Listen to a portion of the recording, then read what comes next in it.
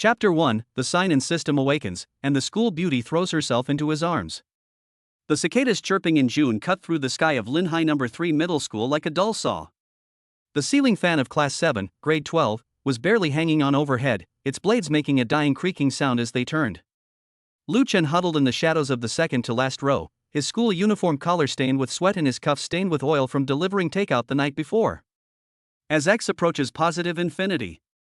Math teacher Wang Jigua's chalk draws trembling curves on the blackboard, chalk dust falling in a flurry onto his faded gray shirt.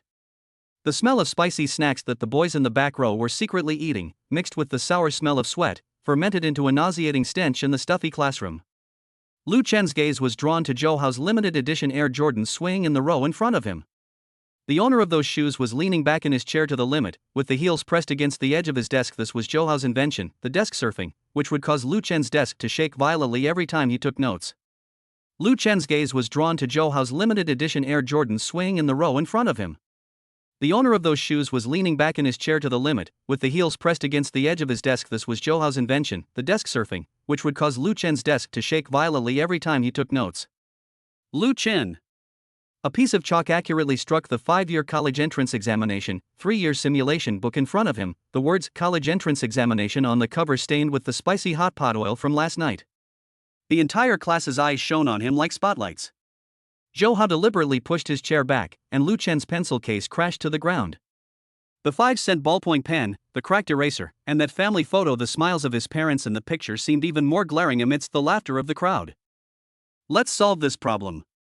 Teacher Wang tapped the blackboard with a set square, $lim, x to plus infinity, frac, e to the power of x, x cubed, $, like a death warrant. Lu Chen's nails dug into his palms. The fatigue from working the night shift at the convenience store last night washed over him, and the numbers in his vision began to blur. He knew that at least 3 phones were secretly filming him right now. Zhou Hao's cronies loved to post Lu Chen's embarrassing moments on the campus forum. Do you need me to teach you how to write the character Jie? Zhou Hao twirled his Mont Blanc pen, the platinum eagle on the cap reflecting a cold light. He deliberately spread his competition award certificate on the table, the deep blue gold embossed mathematics star cup stinging Lu Chen's retina. The back door of the classroom was suddenly pushed open. Su Yuro, wearing a light blue school skirt, walked by carrying her homework, the jasmine scent in her hair briefly refreshing the air. Zhou Hao immediately sat up straight, a corner of a love letter peeking out from under his textbook. It was a letter he had paid 3,000 yuan to have written. Lu, my classmate? Teacher Wang tapped the podium with a triangle ruler, chalk dust landing on Lu Chen's eyelashes. He suddenly caught a glimpse of data streaming in the reflection of the teacher's glasses, like the garbled characters on a computer blue screen. The old Huawei phone in the drawer suddenly vibrated. A strange, blood-red countdown popped up on the lock screen, Heavenly Dao system binding remaining, for minutes and 59 seconds. The roar of the bellows on the rooftop drowned out the cicadas chirping. Lu Chen leaned against the rusty water tank, watching his phone melt in his palm. It really melted.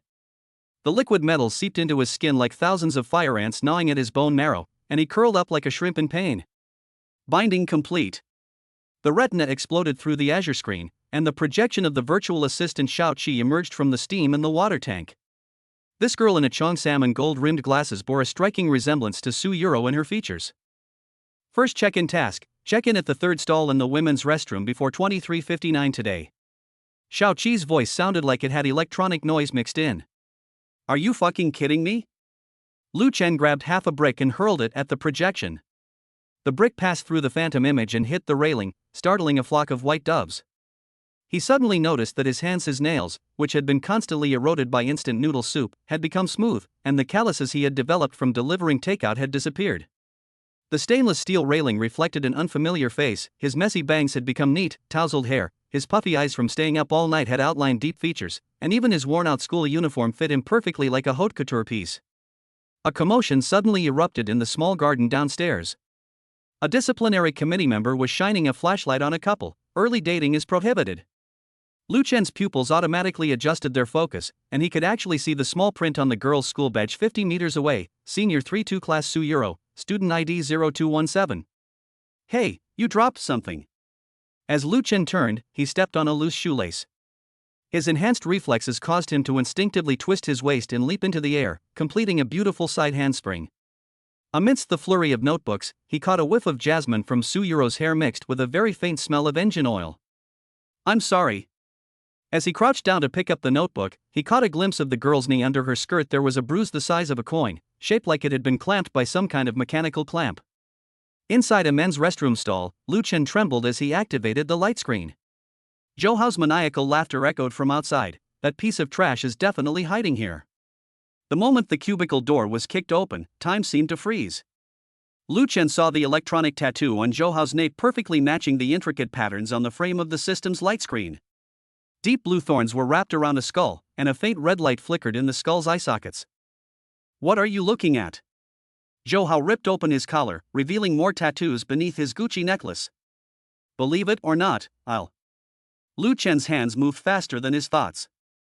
By the time he reacted, Zhou Hao's arms were twisted behind his back and he was pinned to the sink, a mineral water bottle rolling out of the other man's pocket, the special supply of Deep Blue Group logo on the label gleaming faintly.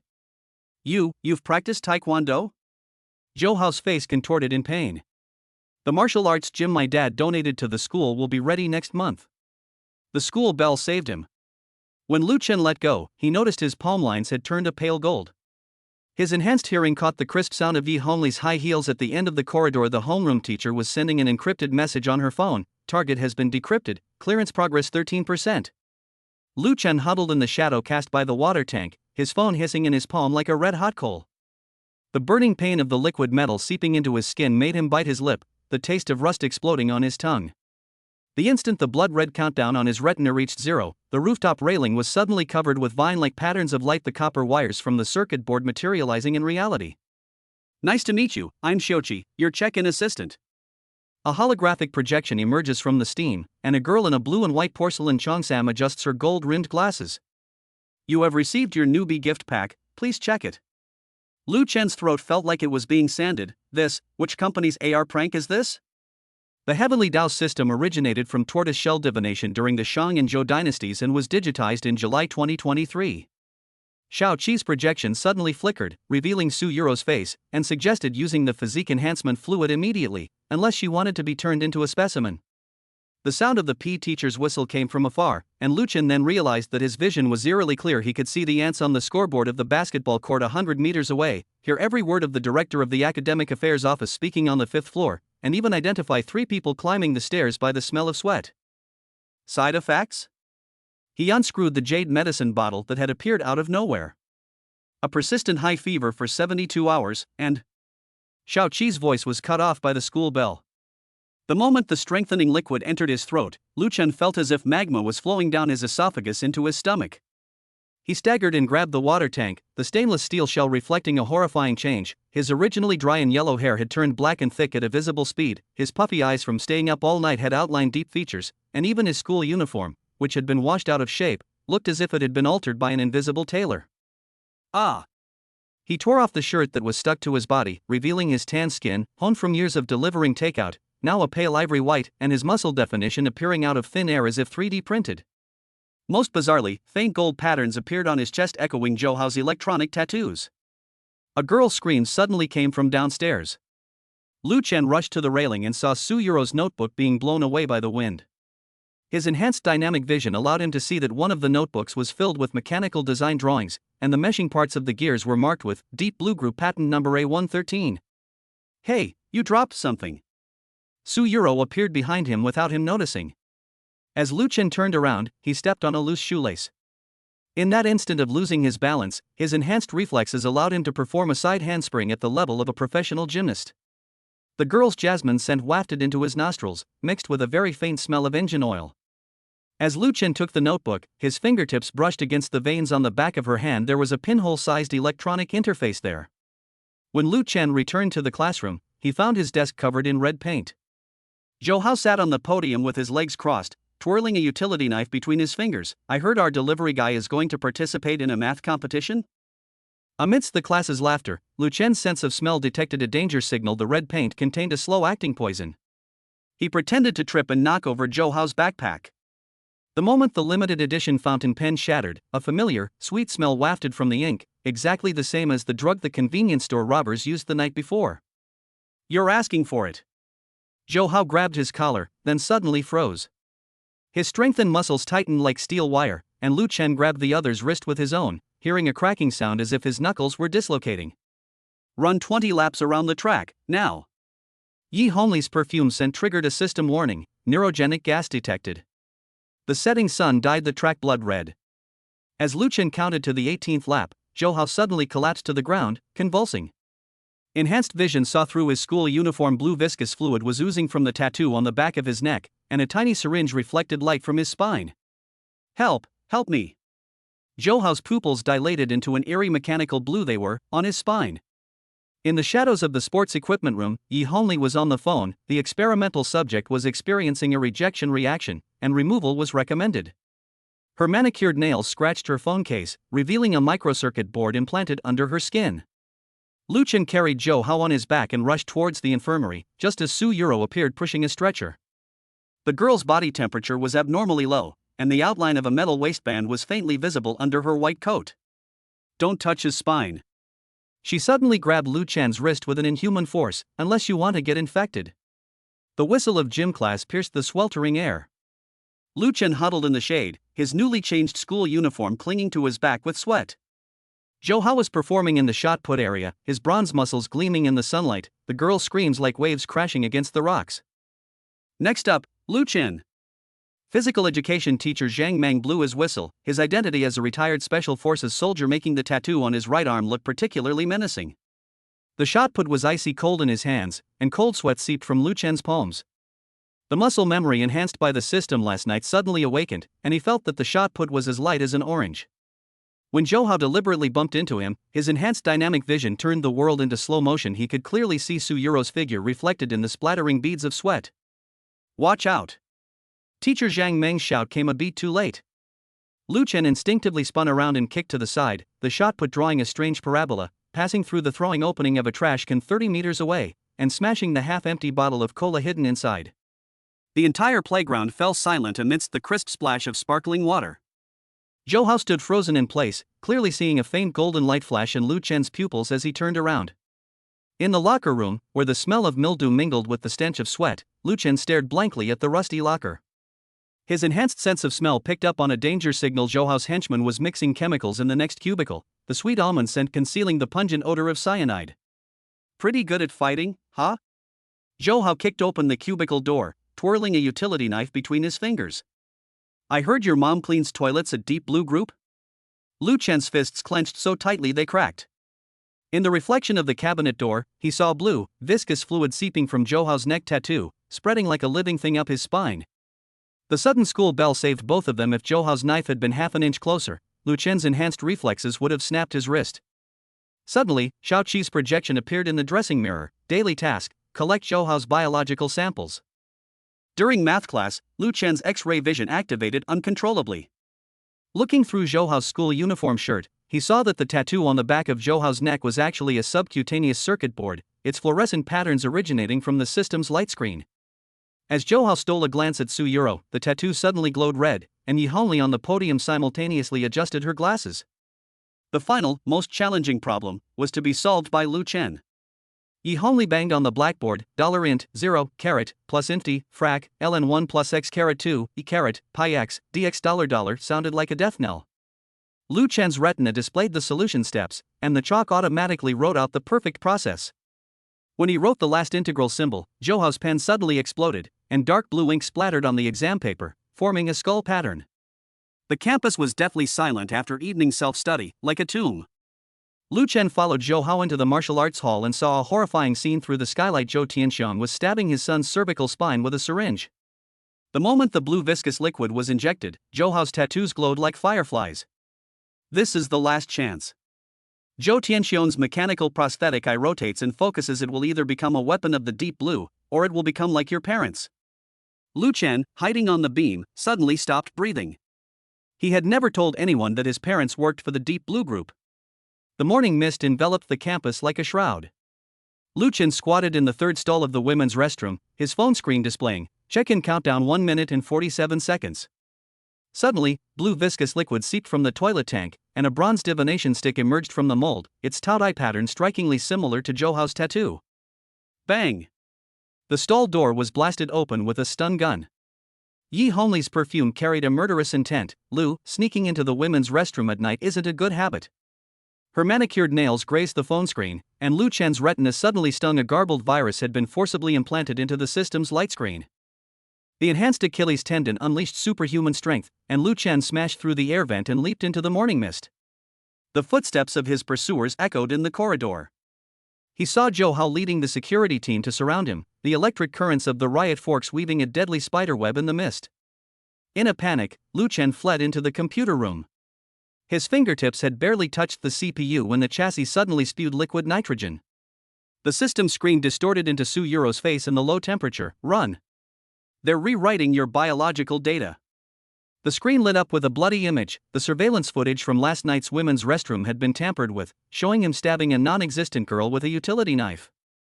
The Deep Blue Group's logo appeared on the fabricated murder weapon, and newsfeeds began flooding the screen with headlines like "Deliver a Man's Son Commits School Murder."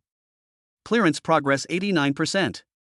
Yi Hongli's mechanical voice came from the speakers, an ultimatum: hand over the system core. Lu Chen smashed the fire hydrant, and the short circuit triggered by the water plunged the entire building into darkness. His night vision allowed him to see Su Yuro inside the ventilation duct. The girl's pupils glowed with a mechanical blue light, and she held a bloodstained bronze divination stick container in her hand. The instant the iron gate to the rooftop was welded shut behind him, Lu Chen pressed the lottery tube into the blood-red morning sun. The bronze patterns absorbed the morning light, and the tube cracked open to reveal a miniature reactor. It was the quark-level energy core that had disappeared from his parents' laboratory. Special check-in completed. Gained SSS-level superpower, data materialization. Warning: this ability has caused the brain death of 3 previous hosts. The moment the pursuers smashed through the iron gate, Lu Chen's pupils exploded like a galaxy. The riot control fork in his hand transformed into a data stream, reassembling into a bronze sword engraved with runes. Wherever the sword energy swept, the surveillance drones exploded like fireworks. "Stop!" Su Yuro suddenly stood in front of the sword, her school uniform torn to reveal her mechanical spine. "Do you want to become the next test subject?" The curtains in the infirmary were drawn. Su Yuro's robotic arm was removing a tracking chip from her shoulder blade. "Zhou Hao was the 3rd-generation container. You were test subject number 97. She submerged the chip in milk tea, and the liquid instantly boiled, turning a deep blue. Lu Chen's X-ray vision pierced through the wall, revealing Yi Hongli burning down the archives. From the flames floated photos of his parents' work IDs, the background showing the Deep Blue Group's gene laboratory, the date marked as the day they disappeared. At midnight tonight, in the basement of the martial arts hall, Su Yuro buried a fragment of the bronze sword in his palm. "Your parents' lives will be exchanged for your system core." The afterglow of the setting sun bathed the teaching building in an amber hue. Lu Chen squatted at the corner of the laboratory building, his fingertips tracing the patterns on the bronze lottery tube. His enhanced hearing picked up on a secret conversation 30 meters away in the academic affairs office. The smell of Zhou Tianxiong's cigars mixed with Yi Hongli's perfume, drifting through the ventilation ducts. "Clean it up." Zhou Tianxiong's prosthetic eye glowed red in the twilight. The child had seen something he shouldn't have. Yi Hongli's high heels clattered against the filing cabinet, and Lu Chen heard the crisp sound of paper tearing. As he tried to approach, he was suddenly pulled into the equipment room. Su Yuro's palm was pressed against his lips, its temperature as cold as the metal shelves of a refrigerator. Her breathing rate dropped to 8 breaths per minute. Her pupils flashed with data streams. They were burning file number 97. Through the gap in the storage cabinet, Lu Chen saw the smoke from the incinerator distort into the faces of his parents. His enhanced vision pierced through the ashes, capturing the keywords on the tattered page: gene lock, 97th iteration, cleansing procedure.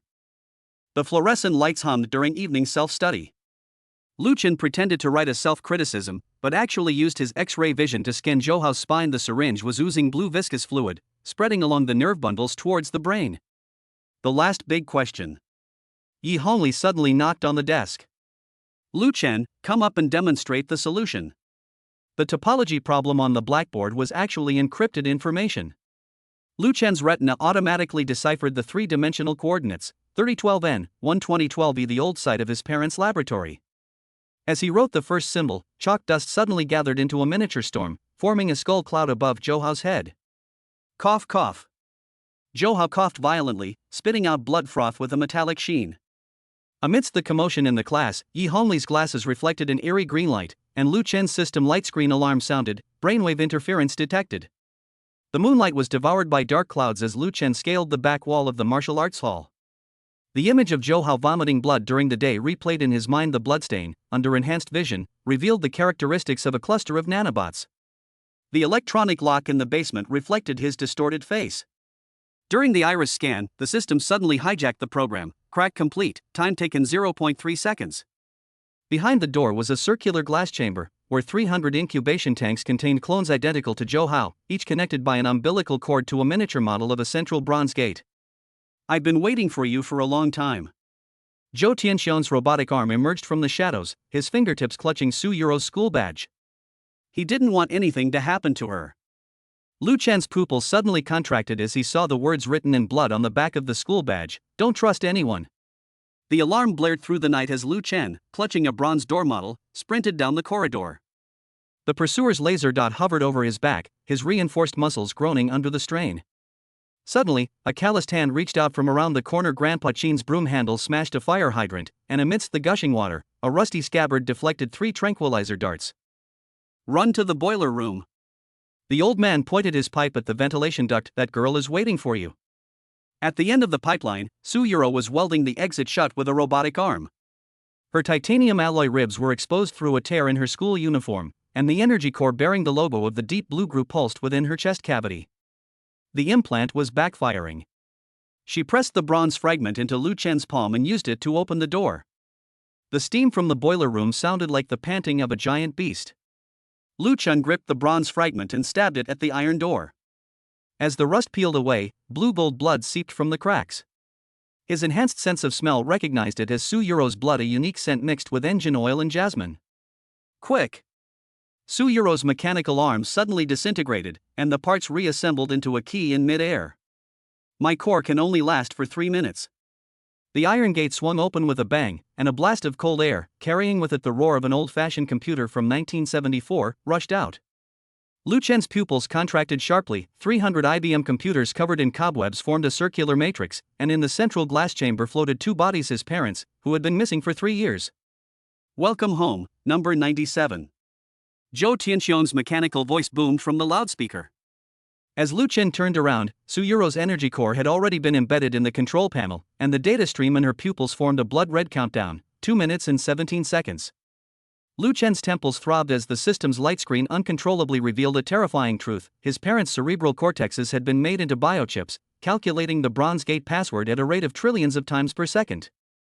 Every nerve in their bodies was connected to the Deep Blue Group's main server, and the tattoo on the back of their necks was clearly the mark of the original system. "This is the real sign-in system." Zhou Tianxian's holographic projection touched the glass capsule, activated by the blood of his closest relatives, using the ancient Hichu Luoshu algorithm. Su Yuro's mechanical spine suddenly pierced the control panel, and her voice changed to a mixed male and female tone. "Error. Fix program initiated." The entire machine room began to collapse, and an old-fashioned 1974 tape recorder played the cry of a baby, a recording of Lu Chen's birth. The dragon's roar of the rusty iron sword shattered the glass chamber. Grandpa Chin cleaved through the torrent of data where the sword's edge pointed, the projection of 1974 intertwined with the reality of 2023, forming a vortex.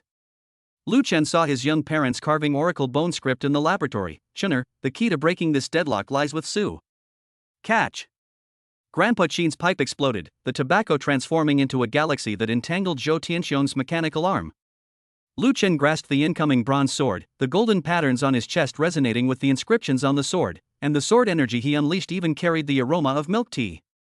Su Yuro smiled amidst the energy storm, her mechanical heart unleashing its final burst of light. "Remember, the strawberry milk tea must be full sugar."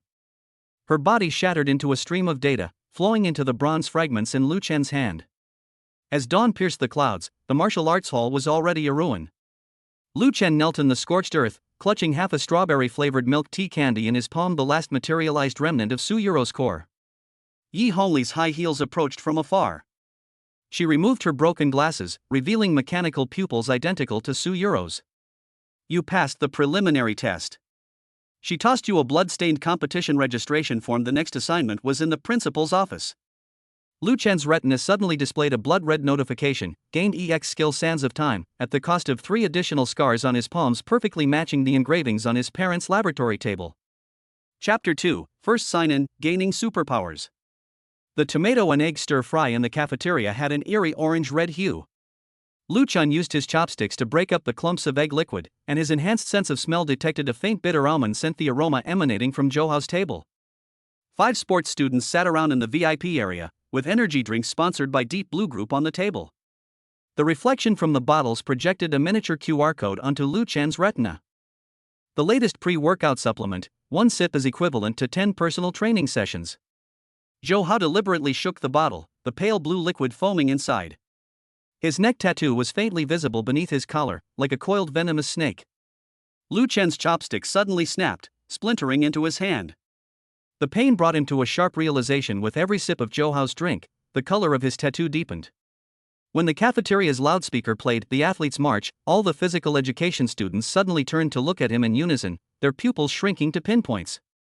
The mirror in the gymnasium locker room was fogged up.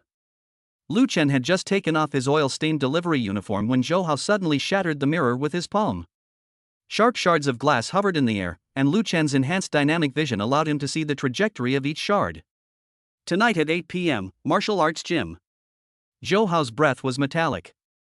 He tossed out a poster and nailed it into a locker. The loser drops out. The dark blue logo on the poster disintegrated into a danger code in Lu Chen's eyes, ring injury fatality rate 37%. As he reached out to tear it off, Zhou Hao suddenly grabbed his wrist. The other's body temperature was as high as 39.8, and blue sweat seeped from his palm. The moment the locker room door was flung open, Lu Chen heard Su Yuro's footsteps. The girl coincidentally passed by carrying a stack of physics test papers, her English audio playing perfectly, masking the sounds of fighting. The martial arts hall smelled strongly of fresh paint in the evening. Lu Chen squatted on a sycamore tree branch, his enhanced vision penetrating through the floor-to-ceiling windows. 20 biological monitoring devices were arranged in a ring, and metal mesh was hidden under the tatami mats on the floor, with miniature syringes embedded in each mesh node. This isn't your average fighting ring. Old Sheen's pipe suddenly appeared behind him. See those ventilation shafts? The old man pointed his pipe at the ventilation fan in the dome, and Lu Chen's pupils automatically focused. The back of the fan blades was covered with dark red crystals, dried blood mist from repeated spraying. Just as he was about to ask further, a beam of light shone from afar, and Zhou Tianxiang's Maybach crushed the fallen leaves and drove into the parking lot. The spotlights in the martial arts hall bathed the ring in a stark white light. Lu Chen clutched his contestant number tag, the number 97, leaving a red imprint on his palm. In the audience, Zhou Tianxiang was adjusting the bio-monitoring device, the cold light reflected from his metal wristwatch sweeping across the contestant tunnel. The uniform, eerie blue tattoos on the back of the necks of the 20 contestants gleamed. Sign a waiver of liability. The referee handed him a tablet, the fine print of which concealed a trap, voluntary acceptance of biometric data collection. Lu Chen's retina automatically magnified the text, and as he hesitated, Zhou Hao suddenly grabbed his hand and pressed his fingerprint, scared. It's not too late to get out now. The exhaust fans in the contestant tunnel hummed, and Lu Chen caught a faint smell of ether. Suddenly, the locker door in the changing room popped open, and Su Yuro's competition problem set accidentally slipped out, with a handwritten note scribbled inside: peak lethal current in the arena, 37 milliamperes.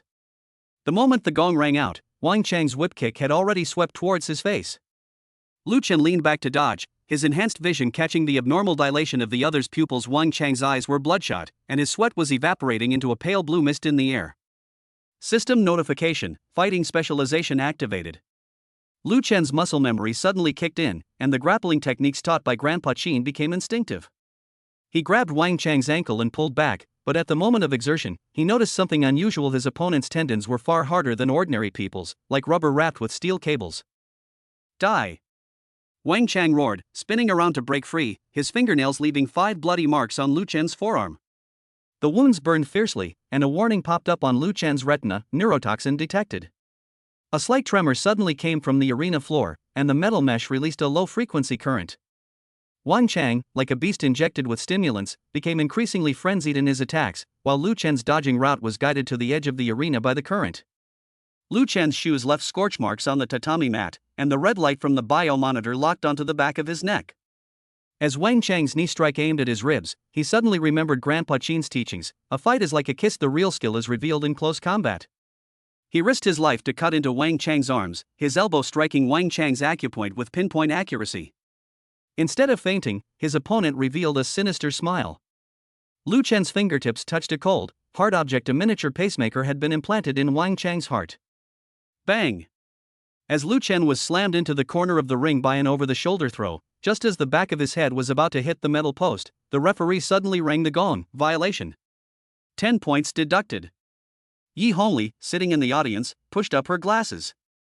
The tablet in front of her displayed Lu Chen's brainwave pattern, which perfectly matched that of the Sanda champion who disappeared 3 years ago. The moonlight was shattered by the dark clouds, and the motion-activated lights in the women's restroom flickered due to unstable voltage. Lu Chen's shoes were covered in chewing gum residue, making a sticky, teeth-grinding sound with every step. A red ribbon was tied to the doorknob of the third stall, a sign-in marker from the system. As he turned the lock, the creaking of the metal hinges startled the night shift cleaning lady. "Who's there?" A flashlight beam pierced the darkness, and Lu Chen slipped into a cubicle, his back pressed against the cold tiles. His enhanced hearing picked up the static on the walkie-talkie. "Anomaly in Zone B, activate contingency plan 3. The toilet tank suddenly popped open automatically, revealing a bronze divination tube that gleamed coldly in the shadows. The Oracle Bone script character eye on the tube projected a holographic image under the phone's light, a 3D model of the human visual nerve. The moment the fortune slip touched his palm, Lu Chen's optic nerve felt as if it had been struck by a high-voltage electric shock. The world on his retina was deconstructed into countless color blocks, the walls turned into a semi-transparent grid, and he could clearly see the flashing monitoring host in the adjacent toolroom. Warning, visual overload. The system's light screen appeared amidst the pane, and the countdown began to tick. 4 minutes and 59 seconds. Lu Chen's tears mixed with nosebleeds dripped down, forming the shape of a dark blue logo on the tiles. When he tried to wipe it away, he discovered that the blood had seeped into the cracks in the floor, activating a hidden circuit board. The cleaning lady's footsteps stopped outside the door, and she poked the mop handle through the crack in the door. "Come out." Lu Chen's X-ray vision pierced through the door panel and saw the stun gun and dark blue name tag under her apron. The number was the same as the number on Zhouhao's tattoo.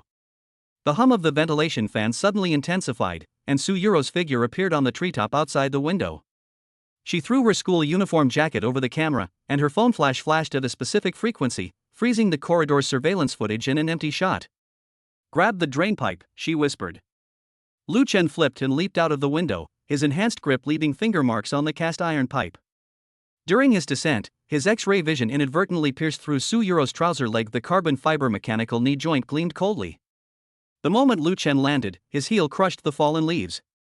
Su Yuro pulled him into the bushes, her finger rapidly swiping across her phone screen. "They're rewriting the surveillance logs.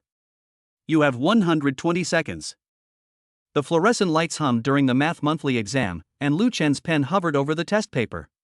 As his gaze swept over the third multiple-choice question, his retina suddenly exploded with countless spots of light. The carbon elements in the ink, under enhanced vision, decomposed and recombined, projecting a 3-dimensional geometric model into the air. "Are you feeling unwell, student?" Yi Hongli, the proctor, tapped her fingertips on the corner of his desk, her perfume carrying the bitter almond scent of a nerve suppressant. Lu Chen looked up, his gaze piercing through her silk blouse to see the miniature recording device under her ribs flashing a red light. I'm going to wash my face." He staggered to his feet, his peripheral vision catching a glimpse of Zhouhao's stomach. The half-digested, dark blue energy drink was oozing blue particles that were spreading along his blood vessels toward his brain. Wang Chang, sitting in the back of the classroom, suddenly convulsed, his pen drawing eerie wavy lines on the exam paper, exactly like the Oracle Bone script on the bronze divination sticks. The bathroom mirror reflected Lu Chen's bloodshot eyes, capillaries weaving a golden-red spiderweb on his iris. As he tried to calm himself with cold water, the water, enhanced by his vision, decomposed into hydrogen and oxygen atoms, and mold spores in the tile grout wriggled like alien creatures. Warning, optic nerve overload. A countdown appeared on the system's light screen, 3 minutes and 17 seconds. Lu Chen's temples throbbed. His X-ray vision penetrated 3 layers of walls, reaching directly into the principal's office. The bronze sword fragments in the safe were resonating, their frequency perfectly synchronized with the divination tube fragments in his pocket. Hurried footsteps echoed down the corridor, and Zhouhao's henchman blocked the doorway. "Teacher Yi asked us to take care of you." The deep blue energy drink bottles in their hands reflected a cold light, and the liquid appeared to Lu Chen as if it were the molecular structure of a neurotoxin. Lu Chen burst through the air vent and climbed into the library. The musty smell of the ancient books section temporarily numbed his out-of-control vision. When he pulled out 9 chapters on the mathematical art, the annotations between the pages suddenly floated into the air. Su Yuro's handwriting was reconstructed into a 3-dimensional model on his retina, revealing the connection between the bronze divination sticks and the secret passage of the school history museum. "Don't move." Su Yuro's voice came from behind the bookshelf. The laser pointer in her hand projected a safety route on the ground. Follow the green light. The enhanced vision allowed Lu Chen to see through the lie. The end of the laser path was Deep Blue Group's biological sampling vehicle. The bookshelf suddenly tilted, and ancient books rained down. As Lu Chen dodged, he glimpsed that Su Yuro's mechanical knee joint hydraulic pipe had ruptured, and pale blue lubricant was seeping out, exactly the same particles found in Zhouhao's body. The torrential rain pounded against the delivery boxes, creating a rapid drumbeat, and Lu Chen's raincoat hood was filled with water. The neon signs in the back alley of the Deep Blue building were stained with blood-red spots of light in the rain. He squatted behind a trash can, his enhanced vision penetrating the rain curtain. Zhouhao's henchmen were loading and unloading metal boxes marked biological samples. Be gentle. This box is full of money. The bald man in the lead kicked one of the movers, and pale blue condensation seeped from a crack in the box. Lu Chen's retina suddenly displayed a warning: neural inhibitory factor gamma 7 detected. As he tried to get closer, his sense of smell caught the familiar scent of bitter almonds, the nerve blocker in Yi Hongli's perfume. In the instant he turned around, 3 dark figures leaped down from the fire ladder, the sound of riot boots shattering puddles being drowned out by the thunder. Lu Chen scaled the wall and onto the delivery box, his reinforced Achilles tendon leaving dents on the slippery metal surface. His pursuers' stun guns pierced the surface, blue-purple arcs of electricity weaving a deathly spiderweb in the rain. He grabbed the delivery box to defend himself amidst the stench of melting plastic. He glimpsed the box's serial number, SB97. Subject 97, surrender. The bald man ripped open his collar, revealing a neck tattoo identical to Zhouhao's. His pupils glowed with a mechanical blue light in the lightning, and Lu Chen's X-ray vision pierced through his skin. The microelectrodes implanted in his cervical spine were releasing combat commands. The cargo box was suddenly overturned by a forklift, and Lu Chen fell into the sewage ditch. In the murky water, he saw Su Yuro's figure standing against the light, the hydraulic pump of her mechanical knee joint roaring like a beast's growl. The drain pipe's iron grate was torn open by hydraulic shears, and Su Yuro pulled Lu Chen into the underground pipe network. Her calloused palms rubbed against the rust on the pipes as she whispered, "Follow the green fluorescent light." Under enhanced visual effects, the moss spores on the wall glowed with a cold, artificial fluorescent light. Lu Chen suddenly stopped. The spores were arranged to form the security code for his father's laboratory, 197400715. Don't touch the wall. Su Yuro's warning came half a second too late. Just as Lu Chen's fingertip touched the password, the entire pipe suddenly vibrated, and a swarm of Deep Blue Group drones poured in from the maintenance port, their lasers aiming at the red dot like bloodthirsty fireflies. Hold on tight. Su Yuro's mechanical legs emitted a hydraulic shriek as she slammed into the concrete wall, holding him. In the instant they plunged into the underground river, Lu Chen saw the military serial number on her knee, MK797. The tungsten bulb in the guardhouse flickered in the twilight, and Old Man Chin's pipe traced scribbled sword lines on the old newspaper. The burnt smell of cheap tobacco mingled with the musty smell. Lu Chen stared at the ash marks and suddenly realized that the lines matched the oracle bone script on the toilet paper holder in the women's restroom. The river slicing style isn't about chopping, it's about intercepting. The old man suddenly swung his broom handle, the sound of it cutting through the air tearing apart. Lu Chen instinctively leaned back, the wooden handle stopping abruptly half an inch before his Adam's apple, the ash he shook off condensing into a sword-like trajectory in the air. Again! The broom handle aimed at his ribs, but Lu Chen's enhanced reflexes allowed him to sidestep and advance, knocking over a thermos. A tea bag from the Deep Blue Group floated to the surface of the boiling water. The production date on the label was the day after his parents disappeared. The dew on the playground was still wet in the early morning as Lu Chen gripped his bamboo sword and slashed at the horizontal bar.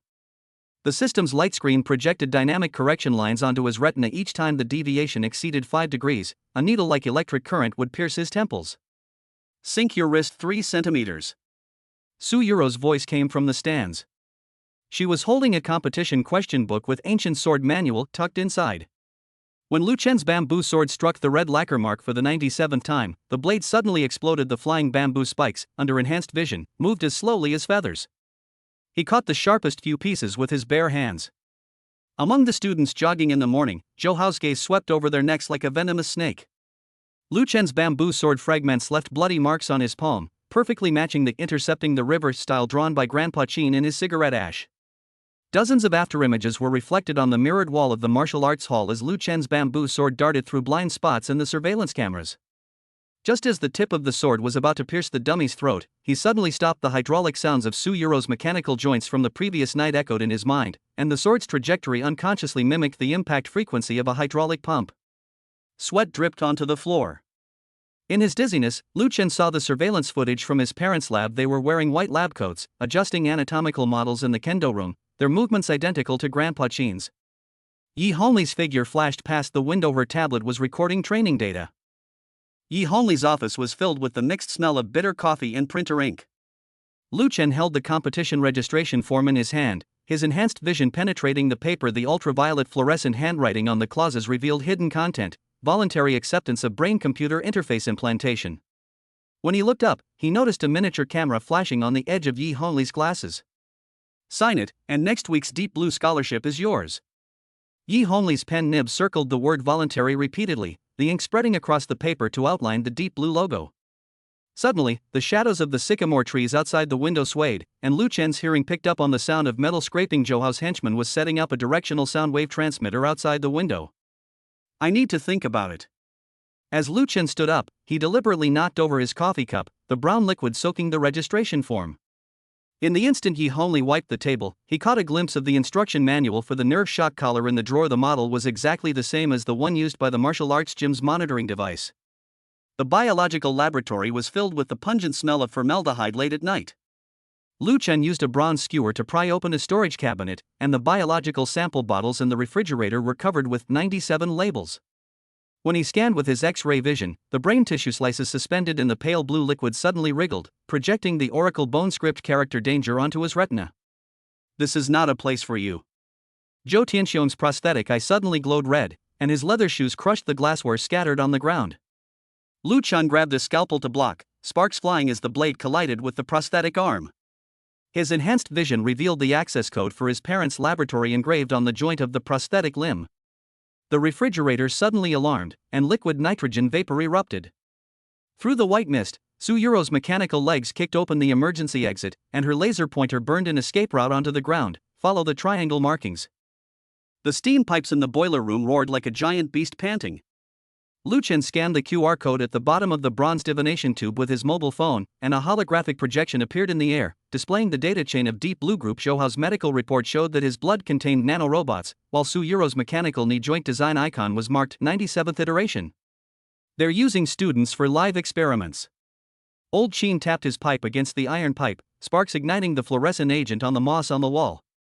In the dim green light, a pipeline diagram revealed the entrance to the martial arts hall's underground laboratory, its coordinates perfectly matching Lu Chen's student ID number. Suddenly, all the steam valves opened automatically, and scalding steam engulfed the space. Su-Yuro's mechanical joint overload alarm pierced the fog. Quick! They're remotely activating the experimental subject. Chapter 3, School Bully's Provocation, easily slapped in the face and makes a comeback. As the eastern sky began to lighten with the first hint of dawn, Lu Chen's sneakers crunched over the damp grass of the playground, the sound of dewdrops shattering clear to him like glass marbles hitting tiles. He stopped in front of the horizontal bar, staring down at his outstretched palm. Pale blue veins bulged and throbbed beneath his skin, like golden fireflies dancing in his blood. This was 12 hours after the injection of the physique-enhancing fluid. His metabolism was astonishingly fast, the 3 bowls of beef noodles he'd eaten the night before already transformed into a torrent of energy. The dew condensing on the iron frame suddenly reflected a distorted human figure. Lu Chen turned his head sharply, only to see an empty flagpole. His enhanced pupils contracted to the size of pinpoints, and a semi-transparent thermal image appeared on his retina. A hunched figure was hanging upside down on a sycamore tree 10 meters away in an ergonomically unnatural posture. Group 5. A hoarse voice calling out numbers came from the security booth, startling the sparrows in the treetops. Grandpa Chen was curled up in a faded rattan chair, an old-fashioned radio playing an audiobook of The Smiling, Proud Wanderer. The old man's calloused fingers rhythmically tapped on the enamel mug, spiderweb-like cracks appearing on the cup's surface with each tap. The moment Lu Chen gripped the horizontal bar, a slight stinging sensation shot through his fingertips. His enhanced vision pierced through the rust, revealing a ladybug curled up in the metal cracks, its 7 black spots on its carapace strangely arranged in the shape of the Big Dipper. As he levitated, a series of gasps suddenly rose from behind him. 6 physical education students who were jogging in the morning stopped at the same time. 37, 38. The boy wearing a baseball cap subconsciously took out his phone to record a video. The boy in the video had muscles that were as smooth as an ancient Greek sculpture, and every movement was as precise as an industrial robot. The moment sweat dripped from Lu Chen's chin, his heightened hearing picked up the sound of a camera shutter coming from the second floor.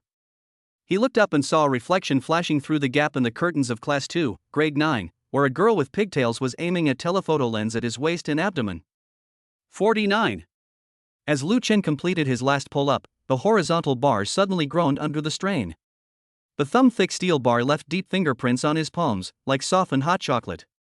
The girls playing shuttlecock in the corner of the playground fell silent, their colorful feathers traced stiff parabolas in the air. "Excuse me, can you do me a favor?" A cool, clear female voice, carrying the scent of mint, drifted over. Su Yuro stood under the sycamore tree, clutching a stack of homework books, the morning breeze lifting the light blue ribbon in her ponytail. This school beauty, who consistently topped the grade rankings, now had her white shirt collar slightly open, the second button reflecting a prism-like iridescent halo in the sunlight. Lu Chen's Adam's apple bobbed, and a warning popped up on his retina: high-risk energy source detected. It is recommended to maintain a distance of 3 meters. Only then did he notice the silver necklace swaying around the girl's neck, an 8-petaled lotus flower with an Ouroboros pendant, which was the same dark pattern in the lower right corner of the system login screen. "These need to be sent to the Academic Affairs Office." Su Yuro took a half step forward, her canvas shoes shattering the dappled sunlight on the ground. The English test papers on the top shelf of her arm suddenly moved without wind, the delicate handwriting twisting into writhing coded symbols in Lu Chen's eyes, before returning to normal in the blink of an eye. When Lu Chen took the workbook, his enhanced tactile senses detected an anomaly on the inside of the girl's wrist, a vibration like the meshing of mechanical gears emanating from beneath her skin, as if a fine clock were hidden within her flesh. This discovery nearly caused him to knock over the top layer of exam papers. The short English phrases "good morning" suddenly oozed beads of scarlet blood. "Careful." Su Yuro suddenly reached out to steady the swaying notebook, her fingertips brushing against Lu Chen's hand. In that instant, Lu Chen heard a double heartbeat from her chest, one a warm human throbbing, the other a rhythmic tick-tock like an electronic pulse. A muffled thud echoed in the distance as a basketball slammed against a metal cabinet. 3 figures in limited edition Air Jordans emerged from the equipment room. The boy in the lead, with his silver-gray hair, deliberately kicked a Coke can into the middle of the road. Zhou Hao twirled his Porsche car keys, his chrome hearts ring reflecting a cold, eerie blue light in the morning sun. "Isn't that our Lu University's top student?" Lu Chen's pupils suddenly contracted. Under enhanced vision, the dark red tattoo on Zhou Hao's collarbone was slowly writhing, like countless red earthworms hiding under the skin. Even more bizarrely, those patterns were mirror images of the Ouroboros pattern on Su Yuro's necklace. "I heard you've been showing off lately?" Zhou Hao suddenly approached, his cologne scent mixed with a rotten, fishy smell.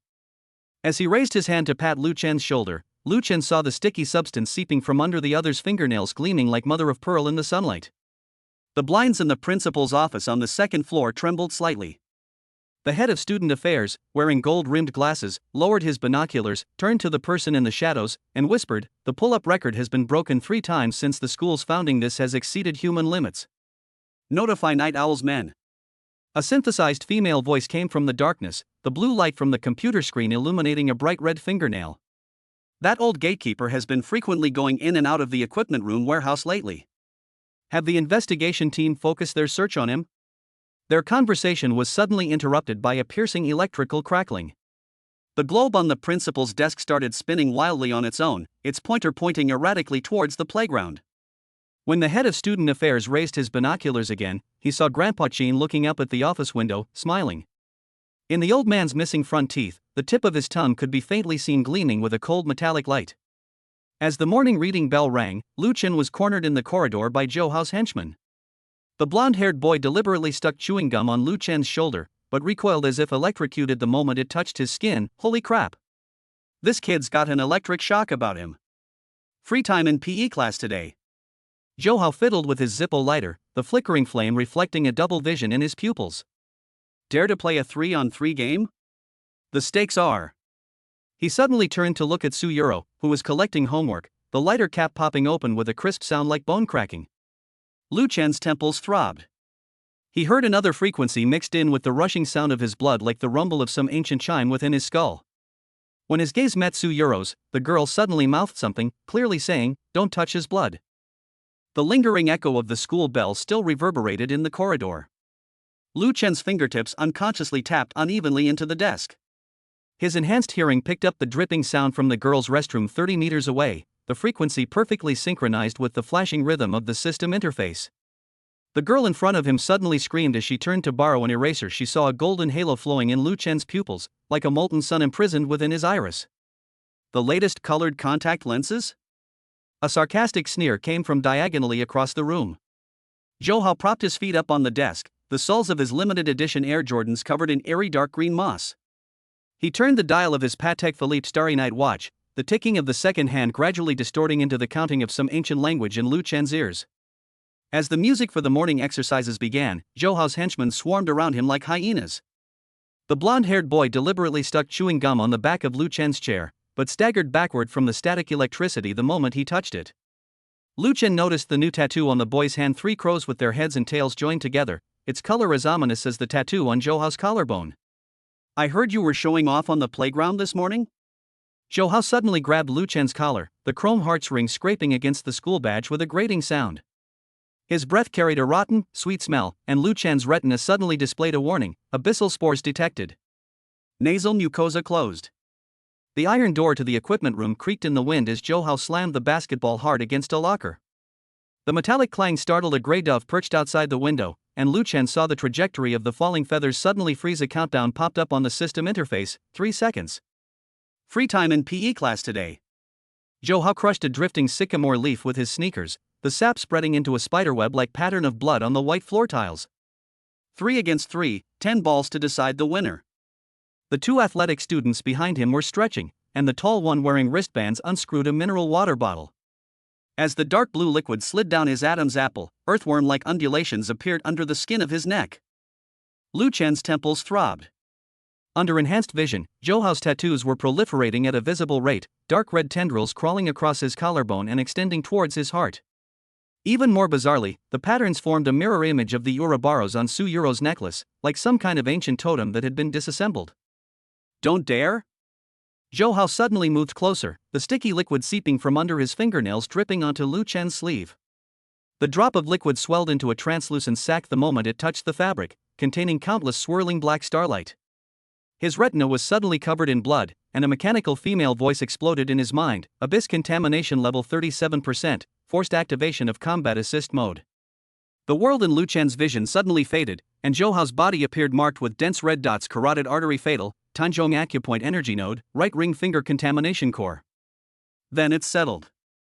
The moment Zhou Hao turned around, Lu Chen saw his shadow stretch unusually long, its end splitting into 12 tentacle-like shadows that wrapped around the ankles of the 3 girls.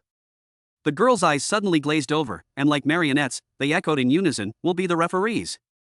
A bizarre scene was reflected in the glass of the fire hydrant in the second-floor corridor. Grandpa Chin, who should have been dozing in the guardhouse, was now hanging upside down outside the ventilation duct of the equipment room.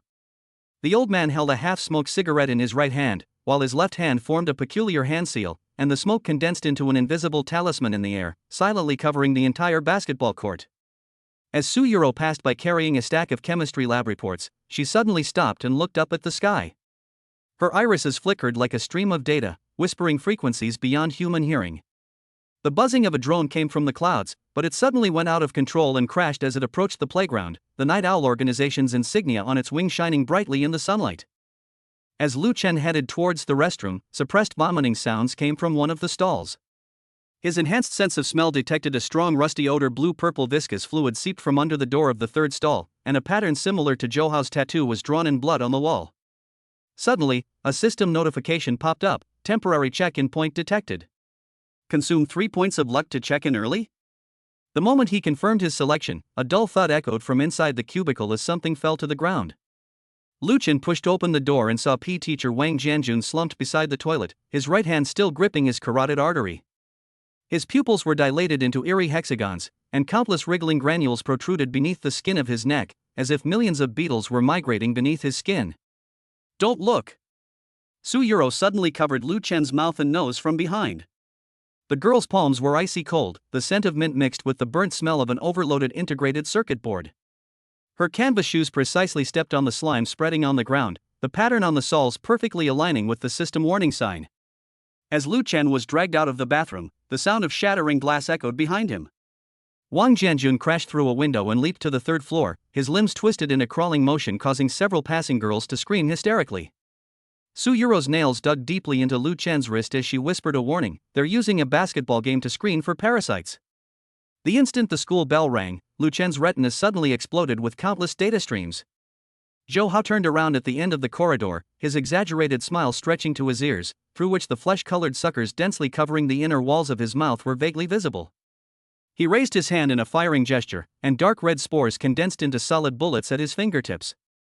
"Don't forget the bet." Zhou Hao's lips moved automatically into words in Lu Chen's eyes, each stroke oozing with viscous malice.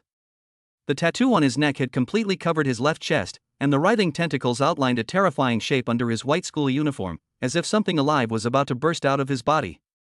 The synthetic sports field emitted a pungent, acrid smell under the blazing sun. Zhou Hao lifted the hem of his jersey to wipe his chin, revealing dark red lines spreading across his abdomen. The tentacle-like patterns rose and fell with his breath, like living creatures moving beneath his skin. In the stands sat more than 20 students controlled by shadows, their pupils veiled by a grayish-white film, their clapping rhythm as precise as a robotic arm on an assembly line. "You can start." As Zhou Hao tossed the Spalding basketball, a miniature syringe hidden under his wristwatch flashed coldly.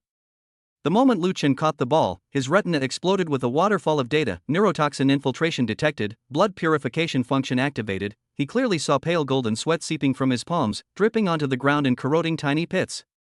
The instant the whistle blew, the gym student wearing wristbands suddenly let out a beast-like growl.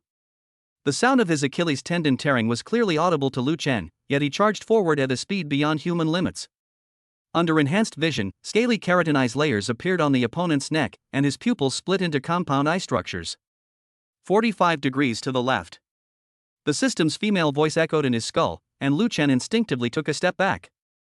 The PE student's hand swiped past his ear, its nails growing into sharp claws that left 5 deep marks on the railing. An unnatural cheer erupted from the stands, and the manipulated students grinned from ear to ear, revealing shark-like serrated teeth. Zhou Hao suddenly appeared beneath the backboard, his tattooed tendrils piercing through his jersey and protruding from his body. As he leaped to block the shot, Lu Chen saw a semi-transparent network of mycelium clinging to the ground between Zhou Hao's feet. This wasn't a basketball game at all, but a disguise for some kind of sacrificial ritual. The first three-pointer traced a parabola in the air, defying the laws of physics. The basketball suddenly stopped at its highest point, revealing an Ouroboros totem identical to the one on Su Yuro's necklace. Lu Chen's enhanced vision penetrated the leather, revealing a swarm of writhing spores within the hollow sphere. The instant the ball pierced the net, the timer suddenly reversed. Zhou Hao's tattoos erupted with blood-red light, and a massive six-pointed star array appeared on the court floor. The manipulated spectators began chanting in ancient Hebrew, their shadows detaching from their bodies and climbing the iron net, intertwining to form a black cocoon that enveloped the court. Second ball. Lu Chen stumbled while dribbling, realizing that the soles of his shoes were stuck to the ground by mycelium. The PE student wearing wristbands seized the opportunity to attack, his right arm mutated into the shape of a mantis blade, slashing through the air with a foul stench. The system interface suddenly flashed red, detected the expansion of the Abyss domain, unlocking the temporary skill Eagle Eye View. In an instant, Lu Chen's vision rose to a height of 10 meters, and the entire stadium transformed into a three-dimensional model filled with red lines. He saw Zhou Hao's energy node pulsating in his Tanzhong acupoint, and saw Su Yuro in the stands inscribing glowing runes with a pen. Now! Lu Chen feigned a breakthrough, then suddenly slammed the ball toward Zhou Hao's chest. The instant the opponent received the ball, he spun and cut into the paint, the backboard his fingertips touched suddenly becoming as soft as a sponge. This was a gap in the barrier that Grandpa Qin had set up in advance. When the score reached 8-0, the sky suddenly darkened. Zhou Hao ripped open his jersey and laughed wildly, his tattooed tentacles piercing the back of two teammates' necks. Their muscles swelled like inflated balloons, their skin bursting open with countless pores, spewing out fluorescent blue phosphorescent powder. Tuberculous bumps grew on the surface of the basketball, each impact producing a sound like a baby crying. The last shot. Zhou Hao's eyes were completely covered in blood red as he tossed the basketball high into the air. The ball split in mid-air into three skulls wrapped in mycelium, which lunged at Lu Chen's throat, heart, and dantian respectively. Lu Chen's retina marked 7 evasion routes, but the safest path pointed to Su Yuro in the audience. As he chose the most dangerous zigzag jump, a burning pain suddenly shot through his back. Dozens of shadow tentacles emerged from the shadows of the stands, blocking all escape routes. At the critical moment, the shadow of the sycamore tree suddenly twisted. Grandpa Qin hurled a wooden sword covered in runes from thin air, the hilt landing precisely in Lu Chen's palm. The instant the blade touched the skull, the flow of time in the entire stadium plummeted, and Lu Chen saw countless mycelia slowly wriggling in the air. Break! The wooden sword automatically guided the arm to complete the slash, golden sword energy sweeping across. The skull let out a shrill scream and exploded into ashes. Zhou Hao staggered and fell to his knees, his tattooed tentacles twitching wildly, while the controlled students in the stands collectively foamed at the mouth. As the timer reached 0, the chandelier on the gymnasium ceiling suddenly collapsed. Su Yuro was standing below arranging the colored balls. The 36 prisms refracted by the crystal chandelier perfectly formed the eye of the ceiling barrier. Lu Chen saw a blood-red warning on the escape route marked by the system. Rescue will expose the ability user's identity. The moment he slammed Su Yuro against the cushions, a sharp pain shot through his back from the scraping of the metal brace. Golden blood seeped from the torn wounds in her reinforced skin, then healed at a visible speed before everyone's eyes. Suddenly, the girl's silver necklace heated up, and Lu Chen heard a mechanical, synthesized voice emanate from her chest. Memory erasure program activated. By the time the teachers and students gathered around, Zhou Hao had already vanished. Suddenly, PE teacher Wang Jianjun burst from the crowd, his neck splitting open into petal-shaped mouthparts, spewing out a cloud of fluorescent powder.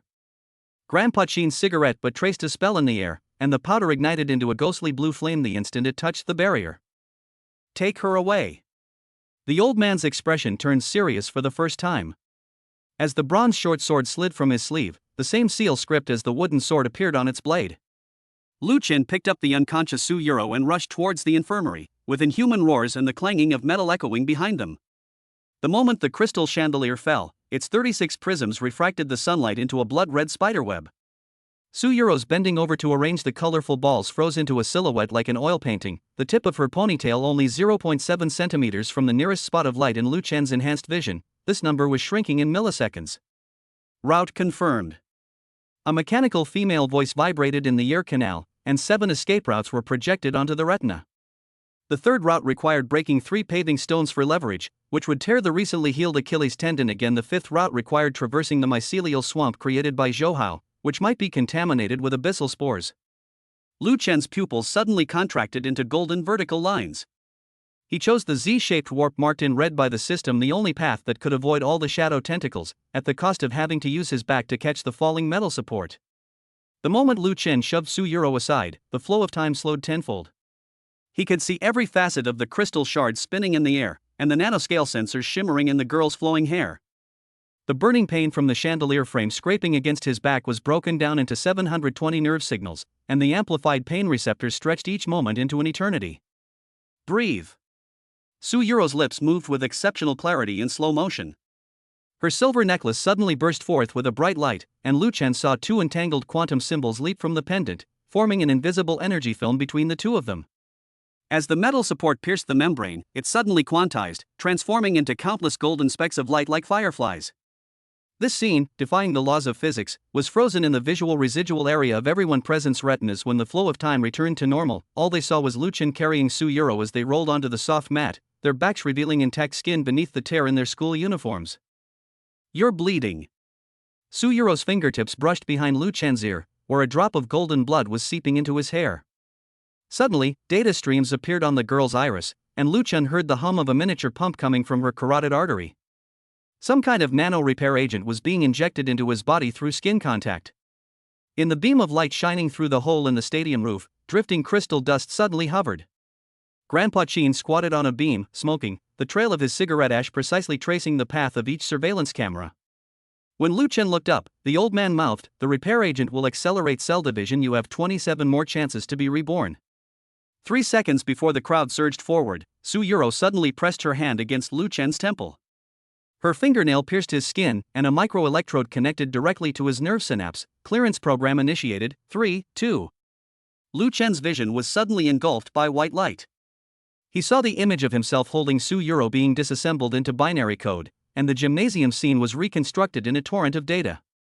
When the dean of students squeezed through the human wall, the metal frame in everyone's memory became broken plastic decorations, and the wound on Lu Chen's back was replaced by an old scar that had been there all along.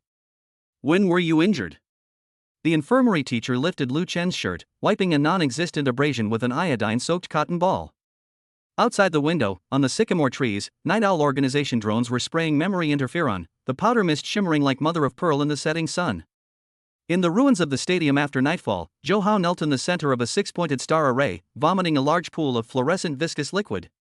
His tattooed tentacles were withering, and the bulging blood vessels under his skin were a poisonous indigo blue. Why was I chosen? His roar startled the crows roosting at night, and the compound eyes of those birds reflected the scarlet pupils peering from the void rift. In a private room at an internet cafe 3 kilometers away, Lu Chen was staring at the surveillance footage on the screen. The enhanced image showed that 0.03 seconds before Su Yuro was tackled, a transparent figure severed the chandelier's supporting chain. The hilt of the tang sword held by that person bore the same guard emblem as the bronze short sword of Grandpa Chin. At 3 in the morning on the dormitory rooftop, Lu Chen unwrapped his bandages to check his healing wounds. His enhanced hearing detected 2 heartbeats. One was his own heart rate of 180 beats per minute due to the overload of the repair agent, and the other came from the faculty apartments 3 buildings away. The moment he aimed his binoculars at the source of the sound, his blood froze. Su Yuro was standing in front of the bathroom mirror, her fingers piercing her chest cavity to remove the miniature reactor. The girl's mechanical heart floated under the full moon, its 8-petaled lotus-shaped shell perfectly aligned with the system interface, the meshing of gears forming a quantum entanglement with Lu Chen's new heartbeat. In the morning mist over the makeshift horizontal bar area, Lu Chen noticed 7 sword marks on the steel frame. Grandpa Chin's radio was playing A Laughter in the Vast Sea, and the old man, legs crossed, said in his wicker chair, "Today I'll teach you a mantra. When you see a mountain, it's not a mountain. When you see water, it's not water." As Lu Chen reached out to touch the sword marks, his enhanced sense of touch suddenly received a massive influx of information. The marks were a complete ancient sword manual, each groove retaining the sword intent of a night watchman who died 30 years ago. The deepest crack contained half a piece of dark gold scale armor, and the system suddenly popped up a notification: dragon-like creature tissue detected. Unlocked Chapter 1 of the Abyss Compendium. The pungent smell of disinfectant filled his nostrils. Lu Chen lay on the examination bed, feeling the school doctor's cold stethoscope slide across his back. Suddenly, the tweezers in the stainless steel tray moved on their own without any wind, reflecting an eerie purple light under the lamp. Just muscle strain. Dr. Lin's voice had a grainy, electronic tone, and the PCB pattern on her right hand, hidden under her white coat, was visible. But your platelet activity is 300 times that of a normal person. The moment the needle pierced the vein, Lu Chen saw golden ripples appear in the blood collection tube. A red dot flashed behind the changing curtain, and Dr. Lin suddenly leaned close to Lu Chen's ear, exhaling a minty, inert gas. Night owl's nanobee swarm is patrolling the corridor. Don't let the wound heal too quickly. She flicked a microchip from her fingertip, precisely embedding it into the slot of Lu Chen's wristwatch. The louvered windows on the top floor sliced the sunlight into cage-like bars. The principal spun the bronze globe, and the Tibetan plate suddenly popped open, revealing a built-in holographic projector. The target cell has an abnormal telomere length. A holographic image of Agent Night Owl hovered above the sandalwood desk. Based on the 3rd sampling analysis, his mitochondria are secreting antimatter particles. The principal stroked the Pichot ornament, his jade eyes suddenly turning to the monitor screen. In the video, Lu Chen was talking to Su Yuro in the corridor, and in the reflection of the tiles behind him, there was clearly a silhouette in ancient costume holding a sword. Add another 30% to the budget. The principal pressed a button, and the bookshelf slowly slid open, revealing a safe studded with runes. The Night Watch has set up an exorcism array in the gymnasium. I need a more advanced disguise potion. 3 bloody bullet casings were soaking in Grandpa Chin's enamel mug. As Lu Chen approached, pretending to ask for directions, the old man suddenly swung a fly swatter, the steel blade stopping abruptly 0.1 millimeters from his throat. Have you memorized the positions of the Big Dipper? A golden light flashed in the old man's cloudy right eye, and the duty roster on the wall suddenly twisted into an ancient formation diagram. Next time you use the dragon step, remember to step on the Tian Shu position first. A crow caught outside the window, and Grandpa Chin's bronze short sword automatically drew 3 inches from its sheath. The faded red rope wrapped around the hilt suddenly snapped, and 17 copper coins jingled to the ground, forming a menacing 7 killings formation. Someone's trying to jeopardize your destiny. The old man kicked over the foot basin, and the dirty water mixed with cinnabar drew a yin-yang symbol on the ground. Tonight at 10 o'clock, bring that girl's necklace to the boiler room. The computer lab hummed like chanting. Su Yuro stood in front of the server array, the connectors in her hair gleaming with a cold, eerie blue light. Her pupils reflected the cascading data. Lu Chen's medical report was being broken down into qubits. they are building a biological model of you. The girl's voice suddenly transformed into a mechanically synthesized male-female hybrid, and icy, encrypted runes drifted down from the air conditioner vents. During the 7th blood sample, nanobots created a 3D projection of your heart. A warning popped up on Lu Chen's retina, indicating that Su Yuro's necklace was emitting a location signal. When he reached out to touch the pendant, the 8-petaled lotus suddenly bloomed, revealing a miniature black hole model rotating inside. Don't move! A thin crack appeared on Su Yuro's neck, and nano-tentacles wrapped around Lu Chen's wrist. This is the observer anchor point. Disconnecting will cause the timeline to collapse. A crimson mist rose over the playground at dusk. Lu Chen checked in at the sandpit as instructed by the system, but his shovel unearthed half a tortoise shell covered in cuneiform script. As his blood seeped into the cracks of the shell, the entire school grounds suddenly became transparent. 30 meters underground, a mountain of flesh, composed of countless human remains, lay sprawled. The swollen organs were covered with countless compound eyes, and a gigantic maw in the center was chewing on a protective suit bearing the night owl emblem. This is what it will look like 3 months from now. The system's mechanical voice trembled for the first time.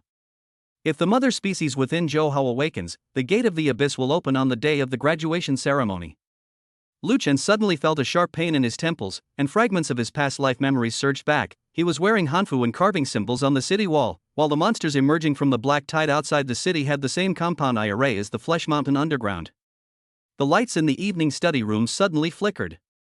Lu Chen unconsciously drew a night watchman talisman on the back of his physics exam paper. The ink automatically evaporated into black mist, which condensed into a miniature exercising array above the classroom. You really can see. Teacher Yi Hongli's high heels clicked out Morse code on the floor as she flicked a piece of chalk, precisely shattering a surveillance drone outside the window. Meet me tonight at midnight on the 3rd floor of the old library. When Lu Chen looked up, he found all his classmates frozen in their writing postures. Their shadows detached from their bodies and climbed the wall, forming a blood-red warning, "Run." Su Yuro suddenly pushed open the door, scattering the workbooks she was holding onto the floor. Each test paper displayed a harbinger of Lu Chen's death, being strangled by a sword formation, swallowed by a black hole, decaying in a time loop. This is the 7th reboot. Liquid metal tears streamed from her eyes. Please, survive the night of the full moon. The moonlight bathed the basketball court in a silvery white chessboard. As Lu Chen climbed over the wall, the frost on the iron railings left serpentine patterns on his palm.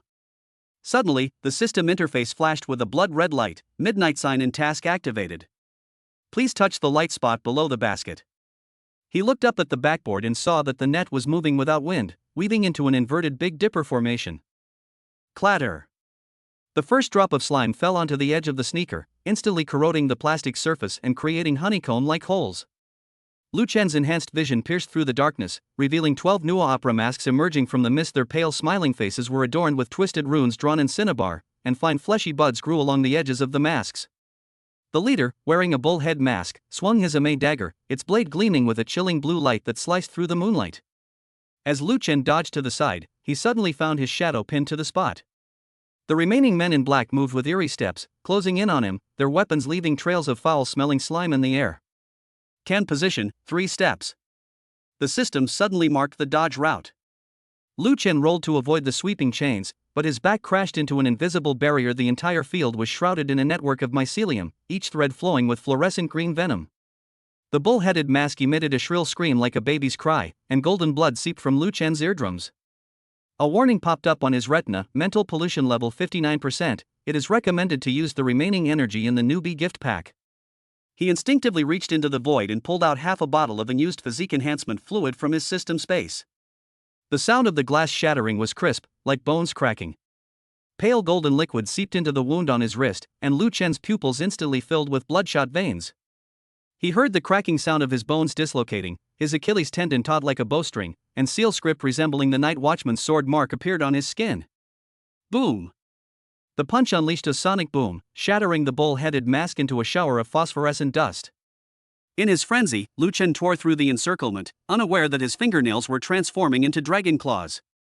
A broken fragment of the Ame thorn grazed his neck, the wound healing instantly before it even bled. Boy, take this. Grandpa Chin's smoky voice pierced the thick fog, and the peachwood sword came hurtling through the air.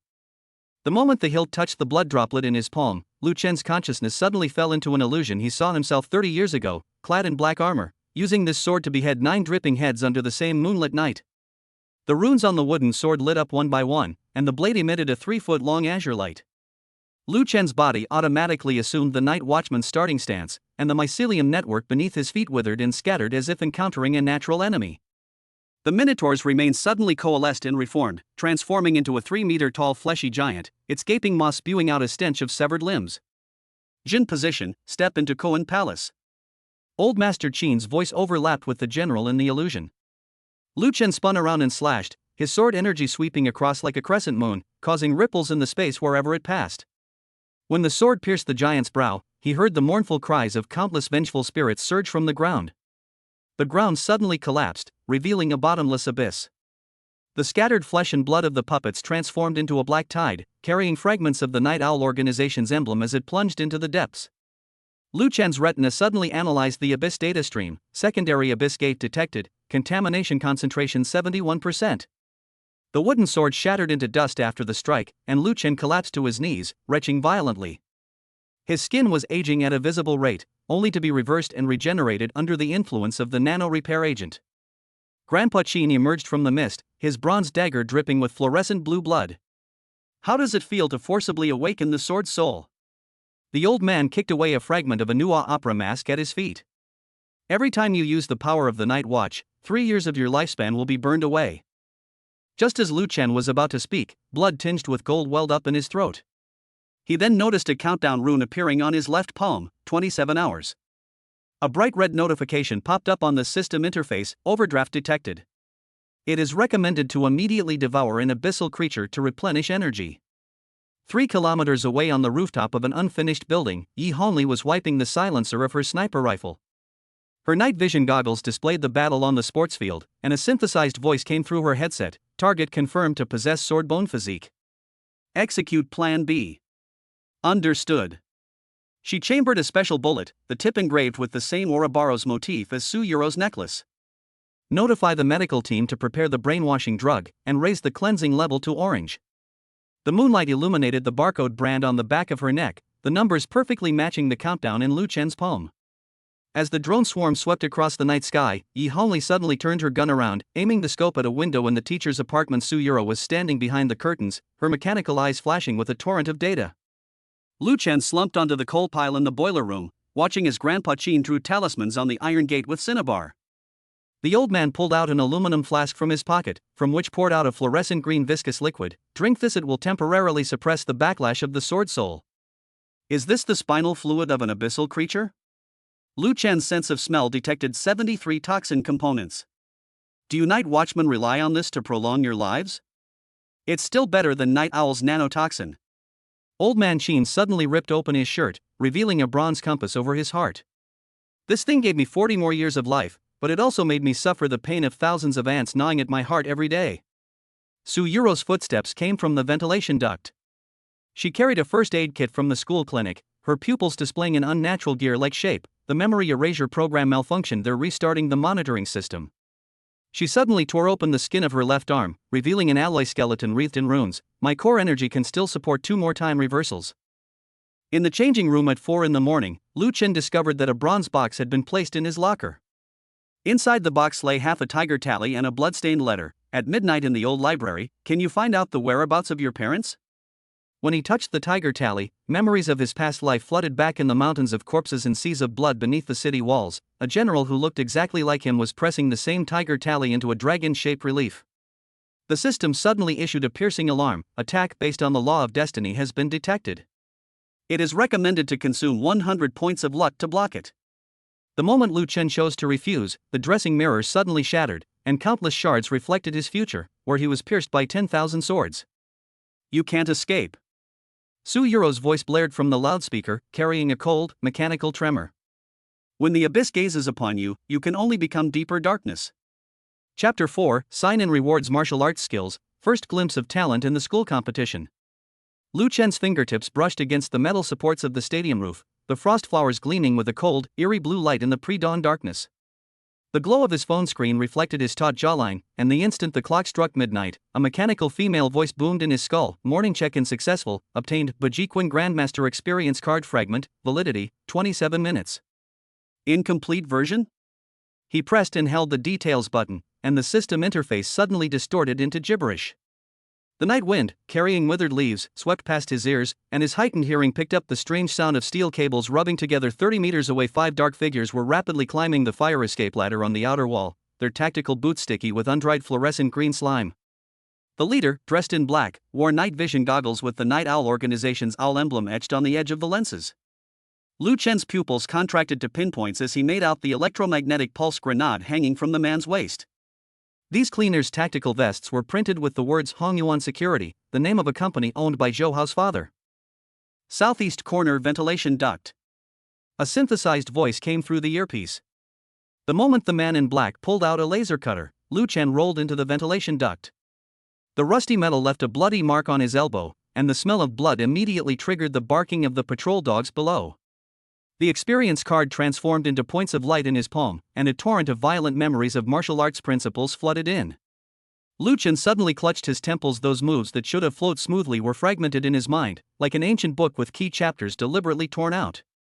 Where's the PowerPoint for grasping the sparrow's tail? He gritted his teeth and unleashed a feint, but a sharp pain shot through his dislocated elbow. A warning popped up on the system interface: experience card missing 30% of core data. Forced use may result in tendon rupture. A sharp metallic clang suddenly echoed from outside the ventilation duct. The man in black attached the electromagnetic pulse device to the ceiling, the countdown on the display screen flashing a scarlet 059. Lu Chen's enhanced vision pierced through the metal sheet, revealing purple mycelium resembling biological nerves coiled inside the device. Koan position, 3 steps. Old Master Qin's husky voice, mixed with static, came from the watch. Only then did Lu Chen realize that a miniature receiver had appeared inside the watch face. At some point, the chip that Dr. Lin had implanted during his physical examination that morning. The moment Lu Chen kicked open the access panel, the red light from the pulse device suddenly surged. He instinctively used the Bajiquin closed ground elbow, only to find that the latter half of the move had strangely twisted into a Muay Thai sweeping kick.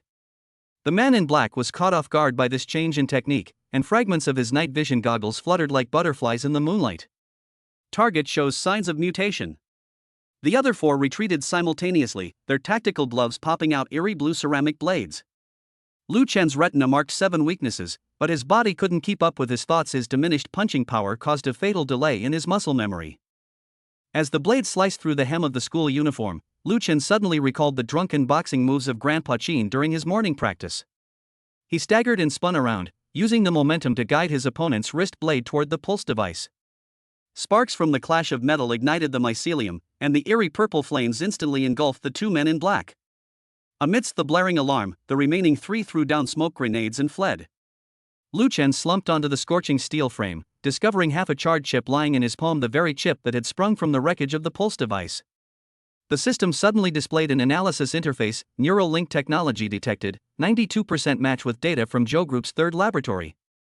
As the morning mist was torn apart by sirens, Grandpa Qin, disguised as a sanitation worker, was sweeping up ashes downstairs. The old man drew the Big Dipper constellation on the ground with his bamboo broom, muttering under his breath, "Those owls of night owls, they even dare to bring bone-corroding bacteria to the school." Lu Chen took out his phone and found that the countdown for the trial card was frozen at midnight. The remaining punching power was rapidly dissipating, but a kind of burning pain lingered deep in his muscles like a fire smoldering in his bone marrow. The morning study bell silenced the noise. Lu Chen lay on his desk, feigning sleep, spiderweb-like red marks appearing on his skin beneath his sleeve. Su Yuro, sitting in front of him, suddenly turned to borrow an eraser, her fingertips accidentally brushing against his wrist. "You used something you shouldn't have." Her low voice mingled with the hum of mechanical gears, and encrypted text appeared on the notebook: "Sports equipment room, lunch break."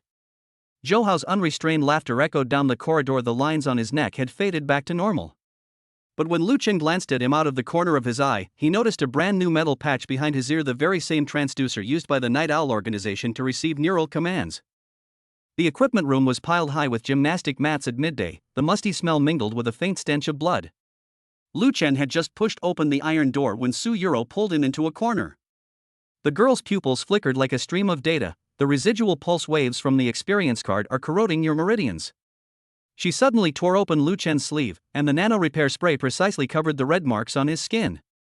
With enhanced vision, Lu Chen saw that the miniature robots floating in the potion were weaving a golden network the same as the seal script on the Night Watchman's sword mark. Did Old Man Qin send you? Lu Chen pressed down on her wrist, but felt only cold, alloy bones. A silver chain slipped from Su Yuro's school uniform collar, the Ouroboros on the pendant devouring its own tail. Remember, next time before signing in, first coat your tiger's mouth with cinnabar. The equipment rack suddenly tipped over, and Zhou follower peeked in with his phone in hand. Su Yuro instantly switched to a soft voice. Student Lu, could you teach me how to organize these mats? A miniature jammer flicked from her fingertip, turning the image captured by the phone camera into a grainy, static mess. The rooftop was piled high with snow after school. Grandpa Qin, moving with the steps of a drunken boxer, his gourd tracing mysterious paths in the moonlight. Watch closely, he suddenly spun and struck with his palm, the snow freezing into ice blades that pierced the concrete wall. But Jiquan isn't about techniques, it's about the power to strike like a painting. Lu Chen imitated the punch, but found that his energy flow always became stagnant at the moment of exertion. Suddenly, the old man threw out his gourd. He instinctively used tiger climbing the mountain, but the gourd turned into cotton wool the moment it touched his fist. It was actually the Night Watchman's illusion training. What you lack isn't the principles of boxing, it's this. Old Master Qin poked his chest, where a wisp of black energy flickered in and out of view under enhanced vision. The night owl's neurotoxin is affecting the flow of qi. Go to the old warehouse for a medicinal bath tonight. The medicinal pool emitted a pungent sulfurous smell, and blood blisters appeared on Lu Chen's skin in the dark green liquid. Old Master Qin tossed half a tiger bone into the pool, and suddenly the Big Dipper constellation appeared on the surface. This is a trophy from slaying the Abyss Dragon years ago. It can heal the hidden wounds deep within your bone marrow. The excruciating pain blurred Lu Chen's consciousness, and in his dazed state, he saw countless golden runes swimming in the medicinal liquid. As he struggled to crawl out, the old man suddenly pressed down on his crown. Endure it. Those are martial arts memories etched into your genes from your ancestors. At 3 a.m., standing in front of the dressing mirror, Lu Chen noticed a faint dragon-shaped tattoo appearing on his back. A new notification popped up on the system interface. Ancient martial arts bloodline awakening detected. Incomplete fist theory completion increased to 47%. He threw a punch at the air, creating a triple sonic boom. The disinfectant mingled with the pungent smell of burnt electronic components. Lu Chen stared at the metal probe of the medical examination instrument, his pupils slightly contracting. Under the operating lights, Dr. Lin's name tag reflected a cold light. The words special expert of the 3rd Hospital of Donghai City had fine, jagged edges, a typical characteristic of the Night Owl organization's forged documents. Heart rate 190, creatine kinase 3 times the normal level. The school doctor, Lin, marked a danger sign on the medical examination form with his ballpoint pen, but a fluorescent blue liquid eerily seeped from the tip. According to the campus sports event safety regulations, I have the right. Teacher, my stomach hurts. Lu Chen suddenly bent over, clutching his abdomen, and secretly activated the turtle breathing technique taught to him by Grandpa Qin. Simultaneously, a miniature vibrator hidden in the sole of his shoe triggered an interference device he had created using the 3D printer he'd used for system check-ins the previous night. The medical examination instrument's ripples vibrated violently, eventually settling at the edge of the normal threshold. The school doctor's lenses flashed with data streams. She suddenly ripped open Lu Chen's collar, her fingernails drawing blood from his collarbone. Just as the fluorescent blue liquid was about to seep into the wound, a piercing electrical hum suddenly blared from the loudspeakers. Su Yuro was in the broadcasting studio adjusting equipment. The iron door of the locker reflected a distorted face. Lu Chen had just changed into his white martial arts uniform when he smelled a faint scent of bitter almonds permeating the locker room. Zhou Hao and 3 other sports students blocked the exit. Their wristbands gleamed with an unnatural metallic sheen. Pre-match warm-up? Zhou Hao tossed a brass knuckle wrapped in steel wire, its dark red patterns faintly visible on his neck. He deliberately bumped into Lu Chen's shoulder, but recoiled as if electrocuted the moment they made contact. The magnets sewn into the lining of his martial arts uniform were interfering with the neural chip implanted under his skin. A warning popped up on Lu Chen's retina: high-frequency electromagnetic pulse detected. Activation of the bio-shielding layer recommended. He pretended to adjust his belt, but actually activated the graphene film sewn into his wristband. As Zhou Hao approached again, the steel wire on the brass suddenly snapped, leaving spiderweb-like cracks on the wall. See you at the match. Zhou Hao stared at his trembling right hand, his eyes as sinister as a venomous snake. His henchman hurriedly picked up the broken wire, one section of which was covered in a fluorescent green slime, the neurotoxin ghost cry vine developed by the Night Owl organization. On the platform, 7 judges were adjusting the scoring system. Lu Chen's enhanced vision penetrated the folder, revealing that the list of participants at the bottom had been replaced with the experimental subject numbers. A flash of cold light from a miniature syringe gleamed on the inside of the head judge's Rolex watch. "That's Zhou Hao's uncle." Grandpa Qin, disguised as a cleaner wiping the judge's table, spoke in a succinct voice, reaching Lu Chen's ears. "He has a high-voltage stun gun hidden in his right prosthetic arm. He steps on the Qian position whenever he sees a biased referee." Cheers suddenly erupted from somewhere in the audience. Several wealthy men wearing sunglasses were distributing metal boxes to their bodyguards. Lu Chen adjusted his focus and saw that the syringes arranged inside the boxes were labeled X-17 Enhancement Agent. This was the Abyss Parasite Catalyst Agent recorded in the system encyclopedia. The cold seats in the waiting area were suddenly covered with hand warmers, just as Su Yuro, carrying a first aid kit, happened to pass by. "Your adrenaline levels are abnormal," she said, bending down to tie her shoelaces while quickly tucking a decoder into Lu Chen's knee pads. "Use this to disrupt the scoring system during the second break." Lu Chen's fingertips brushed against her wrist, his heightened sense of touch detecting the vibrations of the mechanical gears beneath her skin. Su Yuro's school uniform collar was slightly open, revealing an electronic tattoo on her collarbone, the Night Owl organization's internal number. "Don't die." As the girl stood up, strands of her hair brushed against Lu Chen's bleeding knuckles. The nano repair patch she had hidden at the bottom of the medical kit was emitting the same sulfurous smell as the night watchman's bath. When the spotlight suddenly shone, Lu Chen saw a bizarre scene in the first row of the audience. The parents' pupils were dilated into identical ovals, and their clapping was as precise as a metronome. Zhou Hao's father was puffing away in the VIP section, the cigar smoke condensing into an imperceptible neurotoxic mist in the air. Blue light suddenly rose from the pillars at the 4 corners of the arena, and a needle-like pain shot through Lu Chen's temples. The system interface flashed frantically. "Brainwave interference device detected. It is recommended to consume 10 luck points to activate the countermeasure." He gritted his teeth and pressed the confirm button, a slight burning sensation coming from behind his ears. This was the shielding chip implanted by Su Yuro starting to work. When the referee rang the starting bell, the entire gymnasium floor trembled slightly. Lu Chen's martial arts uniform lining was soaked with sweat, yet he wore a cold, confident smile. He knew that beneath this arena, a dark torrent capable of engulfing the entire campus was surging. The ring, bathed in the stark white light, resembled a gladiator cage. Lu Chen's martial arts uniform, soaked with sweat, clung tightly to his back. Opposite him, the 2-meter-tall Chache pounded his chest with bandaged fists, the metallic clanging piercing his eardrums. This Muay Thai champion's skeleton was clearly fitted with alloy frames. The moment the referee rang the bell, crimson combat assist lines appeared on Lu Chen's retina. 3 inches below the left scapula, nerve implantation point. The system marked Chache's weakness, and golden dotted lines traced along the opponent's muscle texture. Lu Chen took a step forward, but in the instant he threw a punch, he noticed a flash of electronic blue light in Chache's pupils. This was not a reaction speed that a human should have. Chache's whip kick tore through the air. As Lu Chen ducked to dodge, his enhanced hearing detected the hum of the hydraulic system in his opponent's knee joint. The wooden floor of the arena cracked under the heavy stomp of his military boots, and flying splinters grazed Lu Chen's cheek, leaving a trail of blood. Elbow strike angle correction 27 degrees. The system suddenly popped up a red warning. Lu Chen instinctively raised his left arm to block, and Chache's steel elbow blade collided with his wrist guard, sparks flying. The intense pain spread from his ulna to his shoulder and neck, but his fragmented memories of Bajiquan awakened at this moment. The mountain-crashing hammer, which used the opponent's force against them, slammed out with the pain of tearing muscles. Snap! The alloy ribs of Chache cracked with a sickening sound, and fluorescent blue coolant gushed from the cracks. A frenzied cheer erupted from the stands, and several wealthy men wearing gold watches whispered into their headsets, "Adjust the odds to 1:5, add 30 million. Lu Chen's right arm twitched involuntarily. The forced execution of the move had resulted in a tendon strain. Chache seized the opportunity to launch a knee strike, the barbs of the alloy knee pad aimed straight for his throat. In that life-or-death moment, Lu Chen suddenly saw the swimming dragon step demonstrated by Grandpa Qin during his medicinal bath, not a move from Bajiquan, but perfectly suited to his current desperate situation.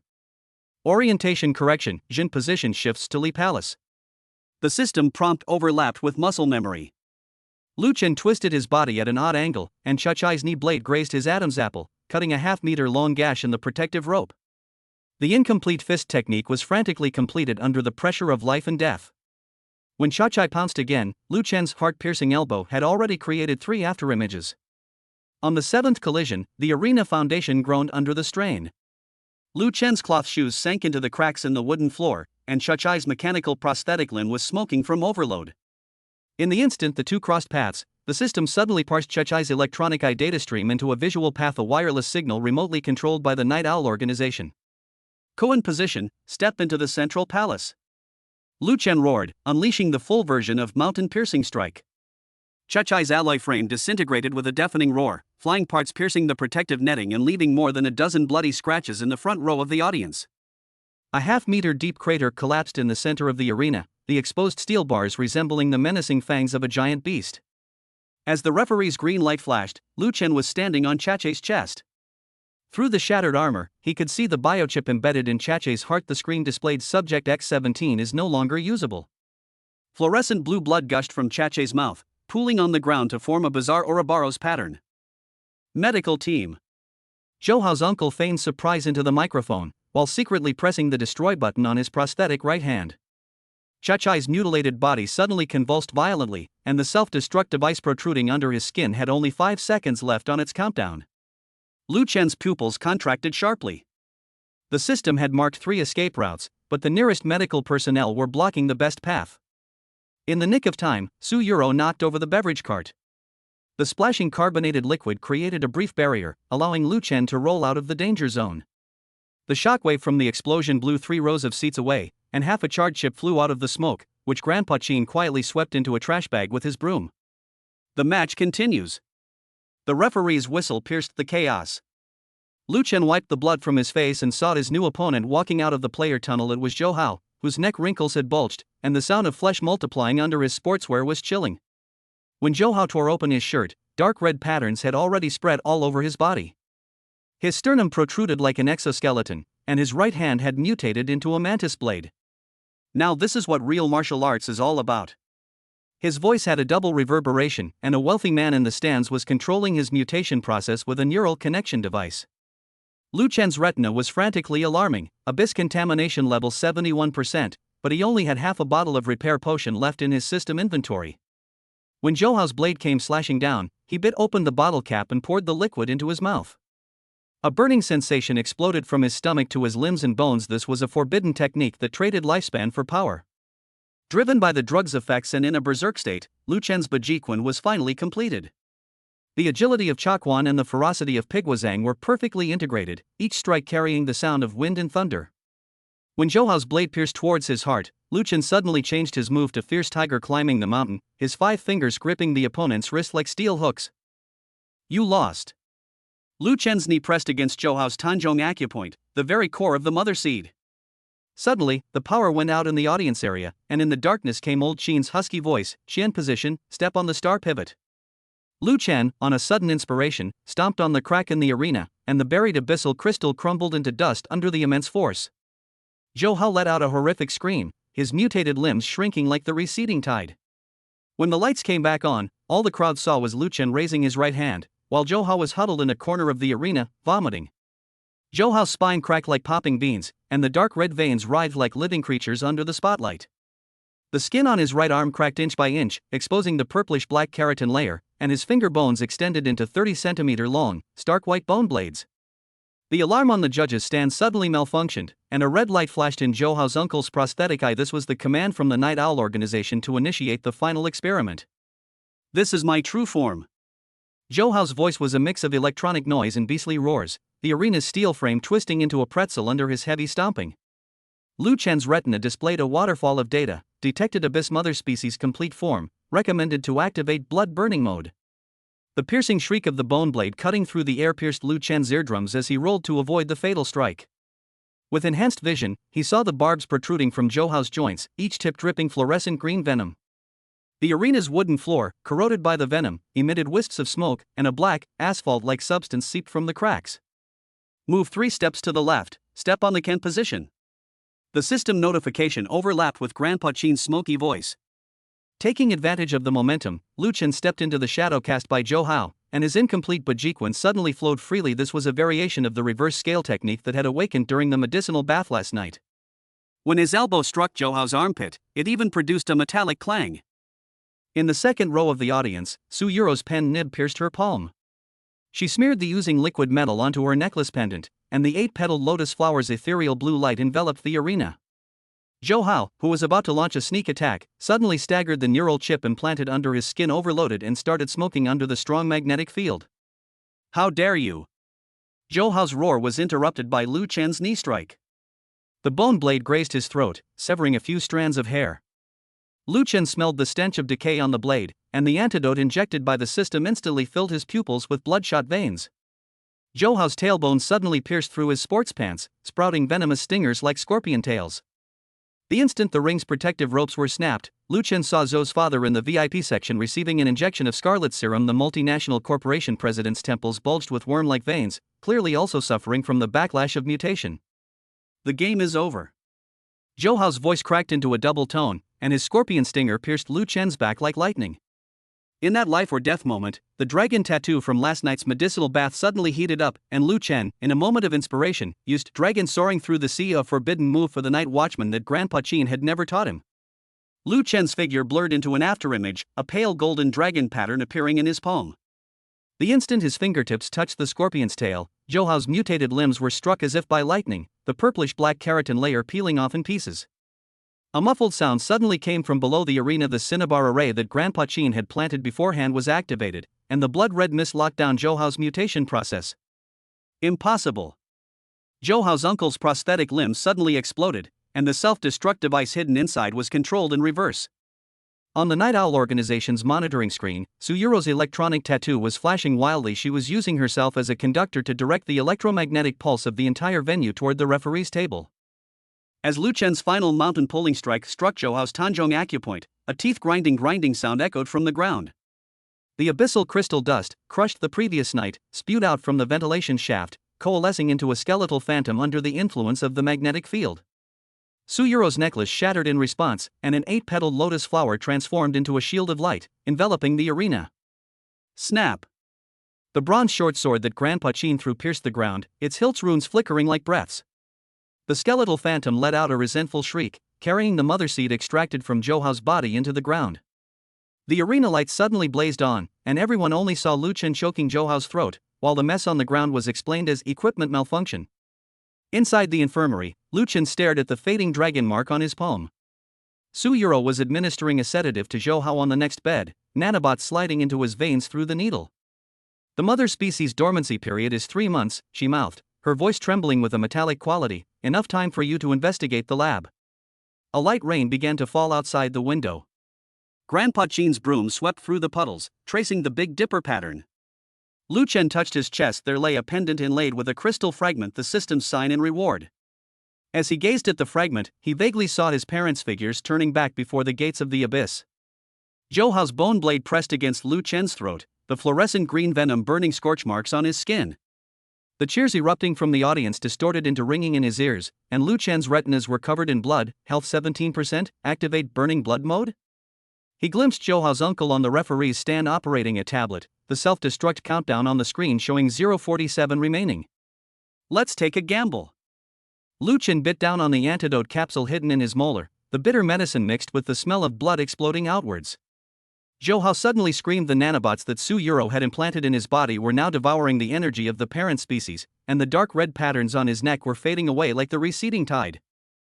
Lu Chen's dragon tattoo glowed with golden light, and the 13 silver needles that Grandpa Qin had inserted into his spine during the medicinal bath the previous night trembled simultaneously.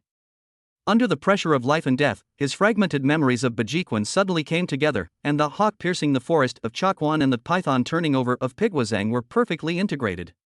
He seized the moment when Zhouhao was distracted and slammed a standing cannon to the sky into the opponent's Tanzhong acupoint. Snap! Zhouhao's exoskeleton armor shattered instantly, and dark purple blood gushed from his 7 orifices. Lu Chen felt a burning sensation in his fist, and the system notification rang out, "Abyss gene fragment detected, absorb?" He confirmed without hesitation, and the mother species within Zhouhao emitted a shrill cry like that of an infant. The arena suddenly tilted, triggering the electromagnetic trap set up by the Night Owl organization.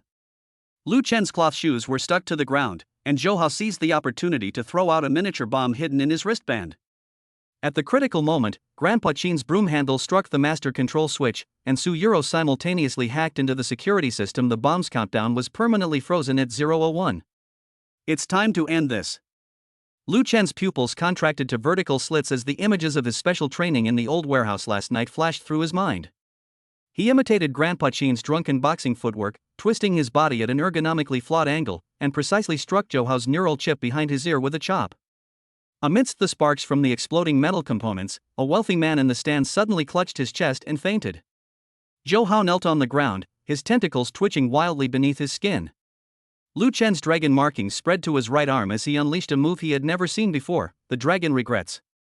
The instant his fist touched Johao's chest, the cinnabar array buried deep in the ground by Grandpa Chin surged with red light, forcibly drawing away the mother species' energy.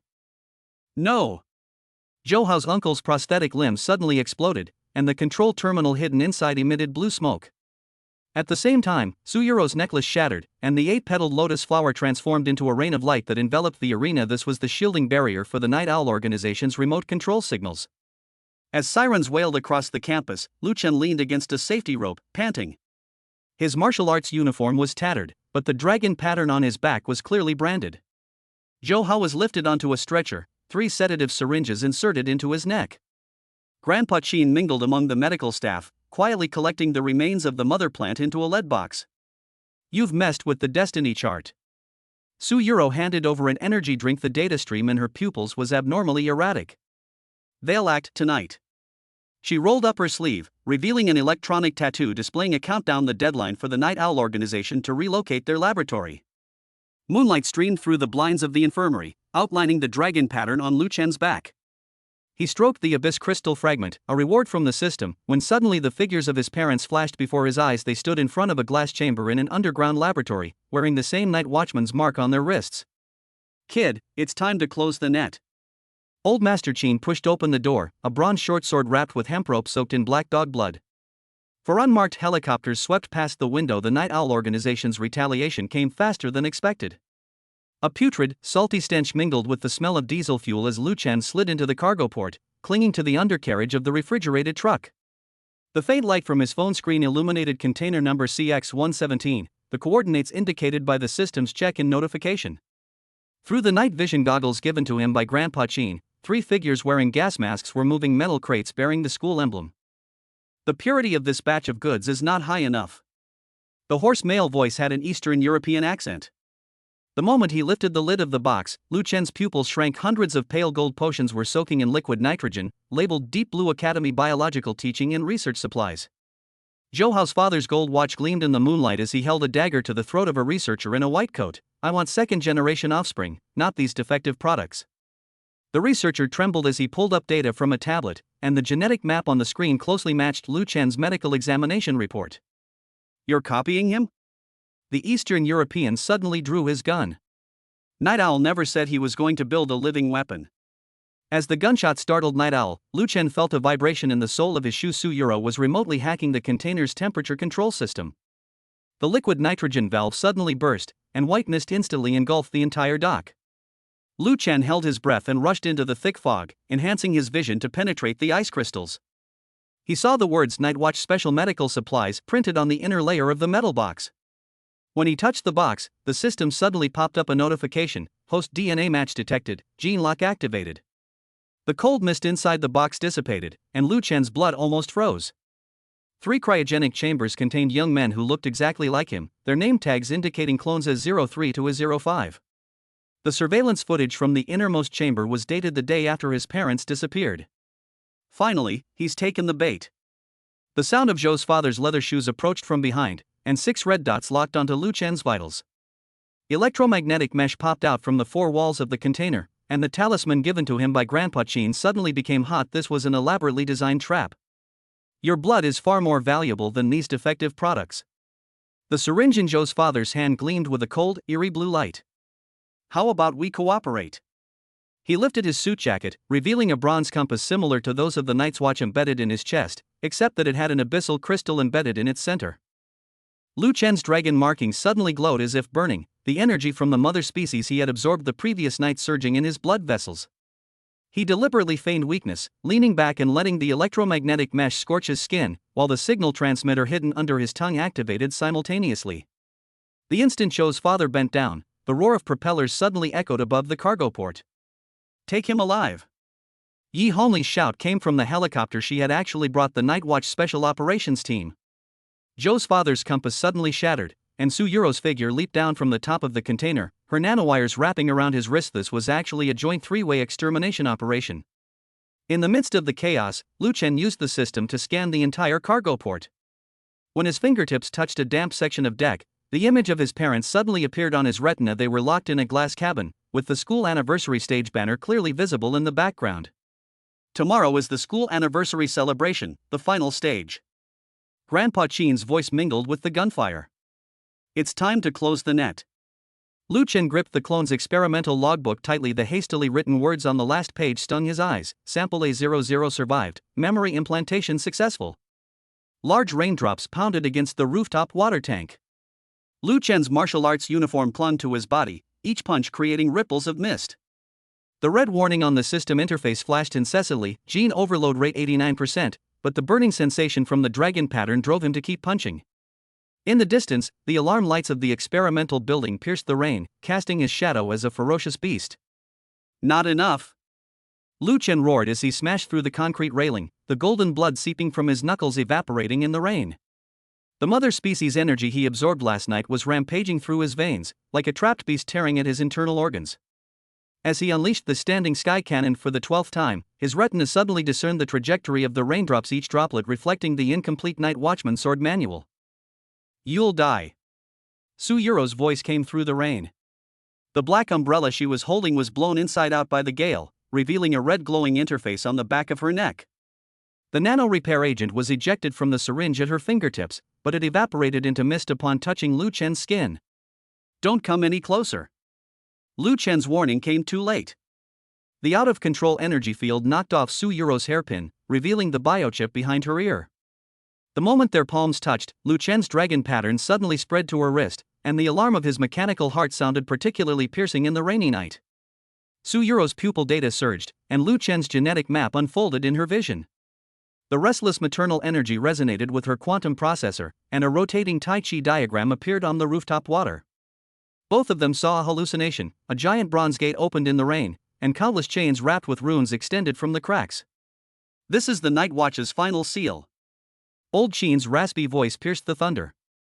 The old man stepped barefoot into the puddles, his bronze sword drawing down lightning. 30 years ago, your parents gave their lives to secure this heavy lock." Lu Chen's temples throbbed, and the hallucinations grew clearer. He saw his mother stuffing his infant self into an escape pod, and his father entering self-destruct codes at the control panel. In the flames of the explosion, the silver chain around his mother's neck perfectly overlapped with Suyuro's pendant. They didn't just disappear. Lu Chen knelt in the puddles, the dragon pattern gradually fading. They turned themselves into doorbolts. The torrential rain washed over Suyuro's mechanical heart, and pale blue liquid seeped from the cracks in the outer shell, the culture medium of the clones in the cryogenic chamber. Grandpa Chen plunged the sword tip into the crack in the rooftop, and cinnabar flowed upstream from the drainpipe, drawing a demon-suppressing talisman covering the entire school. "The Zhou family's cargo ship will arrive tomorrow night." He tossed over a blood-stained logbook. "Your parents' lives were exchanged for the calamity of the entire city." Suyuro suddenly ripped off the necklace, and the 8-petaled lotus flower reformed into a key in her palm. System highest authority transferred, codename The Last Watchman. But her mechanical heart began a countdown, and the electronic voice was icy cold. "Fusion program initiated, 23 hours 59 minutes and 59 seconds remaining." As the first rays of dawn pierced the clouds, Lu Chen's dragon tattoo had already spread to his collarbone. He gripped the key left behind by Suyuro, engraved with his parents' handwriting, "Survive." Explosions echoed from the direction of the experimental building, and a fleet of night owl helicopters was approaching. "Time for class." Grandpa Chen wiped his bronze sword and threw his school uniform into the puddle. "Don't forget there's a pop quiz in math today." In the bucket the old man had kicked over, the remains of Zhouhao's mother species, which had been stripped away, were soaking, melting into blood-red ice crystals. Chapter 5, The Beautiful Teacher's Favor Arouses Jealousy and Envy Among Classmates. Chalk dust floated in the morning light as Lu Chen dozed off, his head resting on a copy of the classical Chinese dictionary. Suddenly, the second hand of the clock on the back wall of the classroom stopped, and a system notification blared in his ears. High-risk energy source detected, approaching, camouflage mode recommended. He instinctively activated his turtle breathing technique, his heart rate dropping to 12 beats per minute. Hello everyone, I'm Yi Hongli. The rhythm of red high heels tapping on the tiles was exceptionally precise, with each step spaced 0.78 seconds apart. When Lu Chen looked up, his pupils contracted sharply. The new Chinese teacher was leaning against the doorframe, a silver chain engraved with tiny runes wrapped around the leg ring that was faintly visible through the slit of her cheongsam. Yi Hongli tossed her Hermes bag onto the podium, the metal clasp striking the blackboard with a dull thud like an armory bolt. She gripped the chalk like a dagger, and carved her name into the blackboard with chilling precision. From today onwards, I will be in charge of your Chinese classes. Teacher, I can't find your teacher qualification number. Zhou Hao waved his phone, the screen displaying a blank file page from the Education Bureau's official website. Yi Hongli chuckled, her gilded pen flying from her hand, precisely striking his phone's microphone hole. Zhou, spreading rumors and slander will result in a deduction of moral education points. Lu Chen's enhanced vision penetrated the pen's casing, revealing a miniature signal jammer inside. As Yi Hongli passed by his desk, the scent of violet perfume mingled with the smell of gunpowder, and the watch face peeking out from her cuff reflected encrypted Morse code, the very emergency communication frequency of the Night Owl organization. Special mission activated, achieves 60% favorability with Yi Hongli. Current favorability, 20 alert status. A notification suddenly popped up on the system interface, and Lu Chen almost knocked over his water glass. He pretended to pick up an eraser and squatted down, only to find that Yi Hongli's high heels had retractable blades hidden in them, and the soles were stained with undried blood. Lu Chen, solve this essay question on the faults of Qin. The pointer suddenly pressed against his Adam's apple. As Yi Hongli bent over, a silver chain pendant slipped from her collar, engraved with an Ouroboros totem. Lu Chen's temples throbbed. The design was a mirror image of Su Yuro's necklace. Qin, the flaw of the Qin system lay in its harsh laws? He stammered deliberately, secretly circulating his ancient martial arts breathing technique. Yi Hongli's pupils suddenly contracted. This was the instinctive reaction of a night watchman detecting his own kind. In the rooftop monitoring room, Grandpa Qin exhaled smoke rings as his fingers flew across the keyboard. On the screen, Yi Hongli was using a pen nib to pry open Lu Chen's collar. This action was replaced with footage of her organizing lesson plans. The old man had encrypted the original video and uploaded it to the cloud, the file name labeled Night Owl Crimson Serpent. You brat, you've gotten yourself into big trouble. He stared at the jade pendant on Yi Hongli's cheongsam waist, the dragon pattern on it being exactly the same as the relic of a night watchman who died in the line of duty 30 years ago. As the bell rang, Yi Hongli's lesson plan notebook happened to fall at Lu Chen's feet. An old photograph slipped out from between the yellowed pages, a graduation photo from 1995, in which a woman bearing a striking resemblance to Yi Hongli stood beside Lu Chen's parents. On the back of the photo, written in blood, were the words, "The door is about to open. Come to my office after school." She stomped on the photo and left, her high heels leaving spiderweb like cracks on the tiles. Amidst the loud crash of Zhou Hao kicking over the desk, the system notification sounded again, affection +5, unlocked clue fragment 16. The rooftop iron gate rattled in the howling wind, and Lu Chen's school uniform fluttered wildly. Yi Hongli leaned against the rusty water tank, a tactical dagger sheath strapped to her thigh visible through the slit of her cheongsam. Suddenly, the gilded fountain pen she was twirling slipped from her hand, grazing Lu Chen's ear and embedding itself in the concrete wall. A miniature projector popped out of the pen cap, projecting a blood-red Bagua diagram onto the wall. The third level of the turtle breathing technique, Qi circulation to the heavenly pool. Her pointer struck Lu Chen's ribs, sending a sharp pain coursing through his body like an electric shock. Your father suffered a hidden injury at this acupoint years ago, didn't he? The setting sun cast their shadows long, like colossal beasts locked in combat. Yi Hongli's high heels landed precisely on the lee position of the Bagua formation, the sound of her whip whistling through the air like a venomous snake's tongue. Lu Chen was forced to retreat to the edge of the rooftop, his heels dangling over a 7-story high abyss. All the skills the night watchman taught you are just for show. She suddenly spun around and kicked, the blade of her shoe severing 3 strands of Lu Chen's hair. The system frantically alarmed, bone pressure limit. In desperation, Lu Chen grabbed the clothesline and swung towards the water tank, only to see Yi Hongli shoot out a steel wire from her sleeve and wrap it around his ankle. There are no prop teams on the battlefield. She was pulled by the steel wire and pounced through the air. The moment the buttons on her cheongsam popped open, Lu Chen saw the electronic tattoo on her collarbone, the Crimson Serpent totem of the Night Owl organization. As the tip of the pointer pressed against his Adam's apple, Lu Chen suddenly grabbed Yi Honglei's wrist. The instant their skin touched, a system notification exploded: Teacher's Aura Beginner Activation. Countless ancient martial arts moves flooded his consciousness like a torrent. He instinctively used the spirit snake sting that Yi Honglei had just used, pinning her against the water tank. Where did you learn that trick? Yi Honglei's breathing became erratic for the first time. Her long, wavy hair was tangled around Lu Chen's buttons, making it look like an intimate embrace from a distance.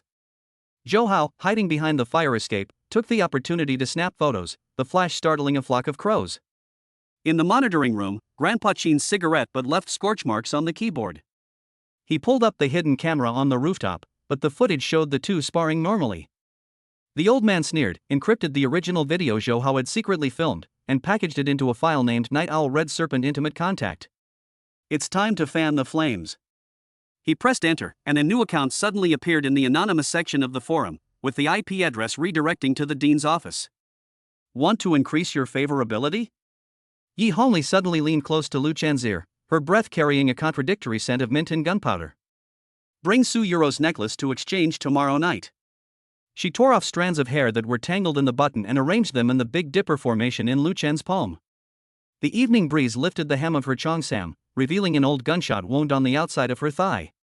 Lu Chen's enhanced vision clearly saw the coded message on the edge of the bullet hole, a perfect match for the ballistic record from the scene where his father died in the line of duty. Zhou Hao huddled in a private internet cafe booth, trembling as he uploaded photos. Suddenly, the forum server glitched, and the pupils in all the photos were replaced with the Crimson Owl of the Night Owl organization. As he frantically unplugged the USB drive, sparks flew from the computer case, and amidst the acrid smell, a line of burning Russian text appeared: "Meddlers die."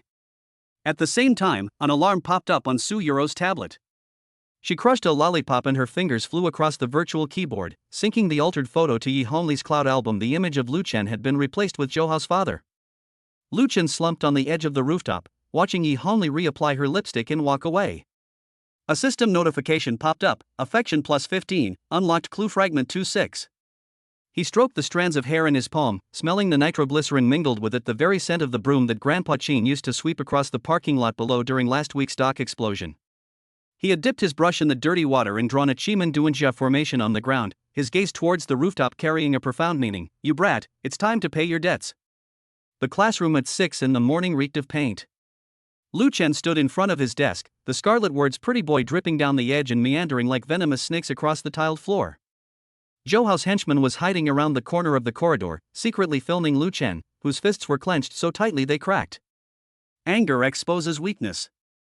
Su Yuro appeared like a ghost at the back door, the plastic stick of a lollipop twirling between her fingers.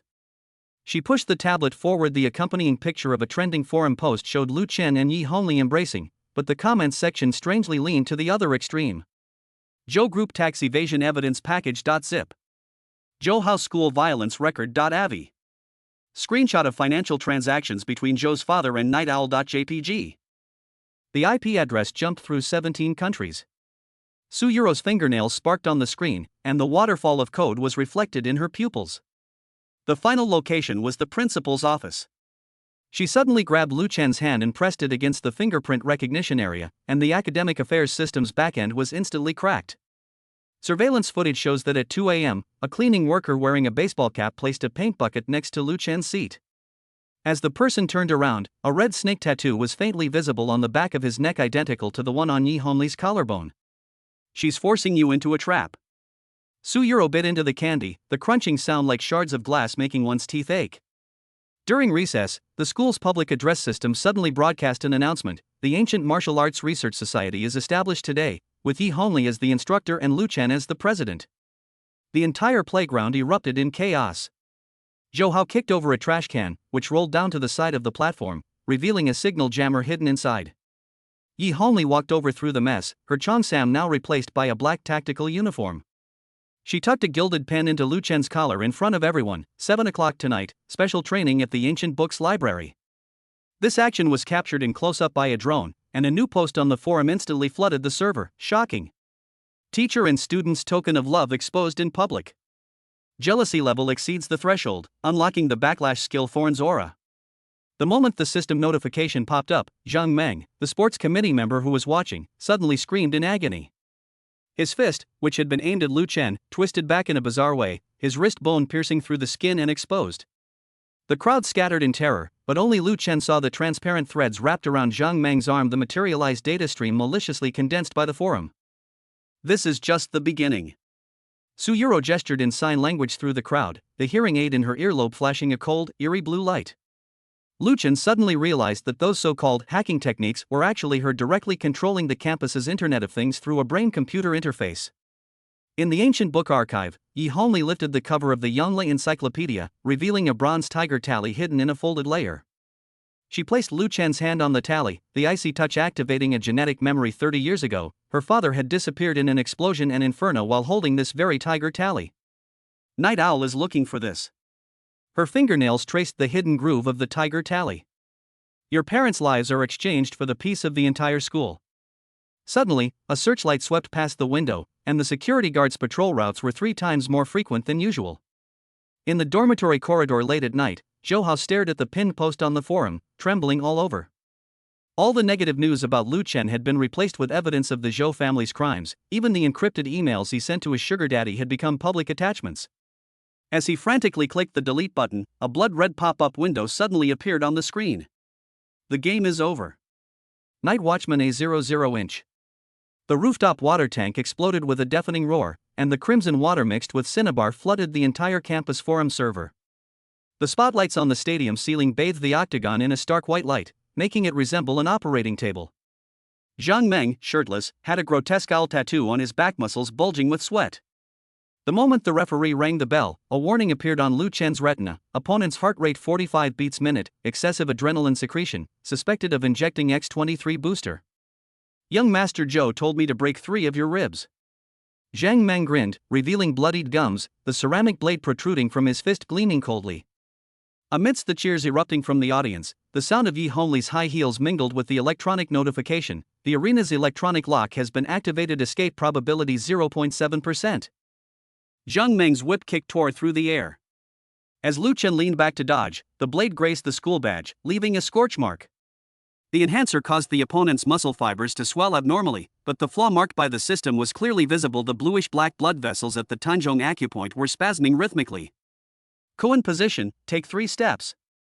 Yi Hongli's shout pierced through the noise. Lu Chen spun around and stepped into the mesh of the octagonal cage to gain leverage, using the flower walking step she had demonstrated during her special training. Zhang Meng's heavy fist slammed into the iron cage, and the hidden electrode device suddenly overloaded, with blue-white arcs of electricity flowing along the wire mesh. When Lu Chen was cornered, Yi Hongli suddenly stood up and straightened her cheongsam. This action momentarily distracted Zhang Meng. Beneath the hem of her skirt, a miniature electromagnetic pulse device strapped to her thigh was flashing. Lu Chen seized the opportunity to use his iron mountain lean, but at the moment of impact, he noticed the metal device embedded in his opponent's lower back. Get back! Su Yuro's scream was drowned out by the explosion. The self-destruct device on Zhang Meng's spine detonated, sending shrapnel flying like a rainstorm. Yi Hongli flung her pan and stabbed it into the electrical box, plunging the entire venue into darkness. The moment the emergency lights came on, screams erupted from the audience. 6 men in black wearing Nua opera masks descended from the sky, their ame daggers aimed straight for Lu Chen's throat. Su Yuro's tablet computer displayed a 3D tactical map. She bit her fingertip and drew blood-red runes on the screen, while the stadium's loudspeakers suddenly blared shrill white noise. Chin position. Yi Hongli's pointer lashed out, knocking away 2 sharp blades. Her cheongsam's buttons ripped open, revealing a bulletproof vest. Lu Chen seized the opportunity to smash through a fire hydrant, and the high-pressure water jet blasted the man in black off the stage. In the chaos, he caught a glimpse of a mechanical prosthetic eye under a mask. It was the supervisor sent by the Education Bureau. Just as the leader's ame dagger was about to pierce Yi Hongli's back, Lu Chen's dragon pattern suddenly shone brightly as if burning.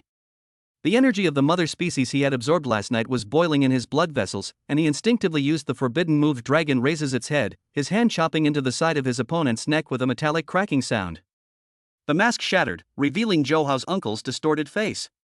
Sparks flew from the neural interface behind his ear, and his mechanical vocal cords emitted an electronic voice: "Night Owl, long live." Then his pupils dilated to a deathly gray. Grandpa Chin swept his broom across the mess, collecting the blood-stained electronic components into a trash bag. He whispered into his earpiece, Red Serpent's identity confirmed. Execute Plan B. In the surveillance footage, Yi Honli was performing CPR on the unconscious Lu Chen, her lipstick imprinted on the dragon tattoo on his neck, forming a miniature tracker. A new post went viral on the forum at midnight, breaking news. Teacher sexually assaults unconscious student in public. The accompanying image was encrypted with 27 layers of encryption, but every pixel contained Morse code, the execution list of the Night Owl organization. Moonlight streamed through the stained glass, casting blood-red rhombuses on the ground. Lu Chen's fingertips brushed against the spine of the Siku Quanshu complete library of the four treasuries, the musty smell mixed with dust exploding in his nostrils.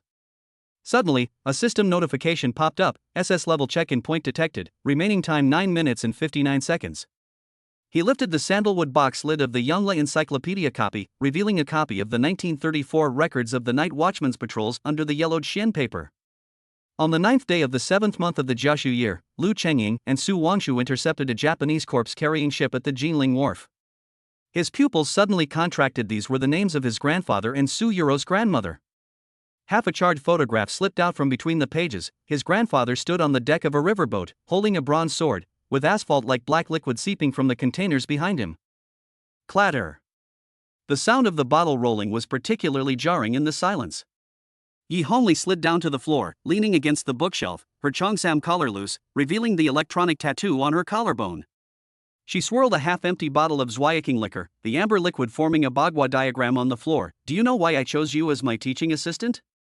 Lu Chen's enhanced sense of smell detected the anomaly, the smell of alcohol mixed with the odor of medical ether. As he bent down to help her up, Yi Honli suddenly grabbed his wrist with astonishing force. Your parents left something at the Abyss Observatory. Her fingernails dug into her skin, and the blood that seeped out gleamed pale gold in the moonlight. Warning! The surveillance camera in the ancient book storage area is abnormally deflected by 15 degrees. The moment the system notification exploded, Lu Chen, carrying Yi Honli, rolled behind the bookshelf. 3 steel needles were driven into the spot where they had just been, the metal wires wrapped around their ends gleaming eerily blue in the moonlight, the very same neurotoxin conductors commonly used by the Night Owl organization. Su Yuro's message flashed on the watch screen. The camera is being remotely controlled. The interference source is in the principal's office.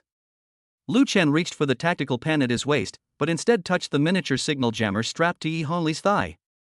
She, bleary-eyed from drunkenness, pulled off the device, and amidst the static, encrypted communication came through. Qilian, confirm whether the target has access to the core files.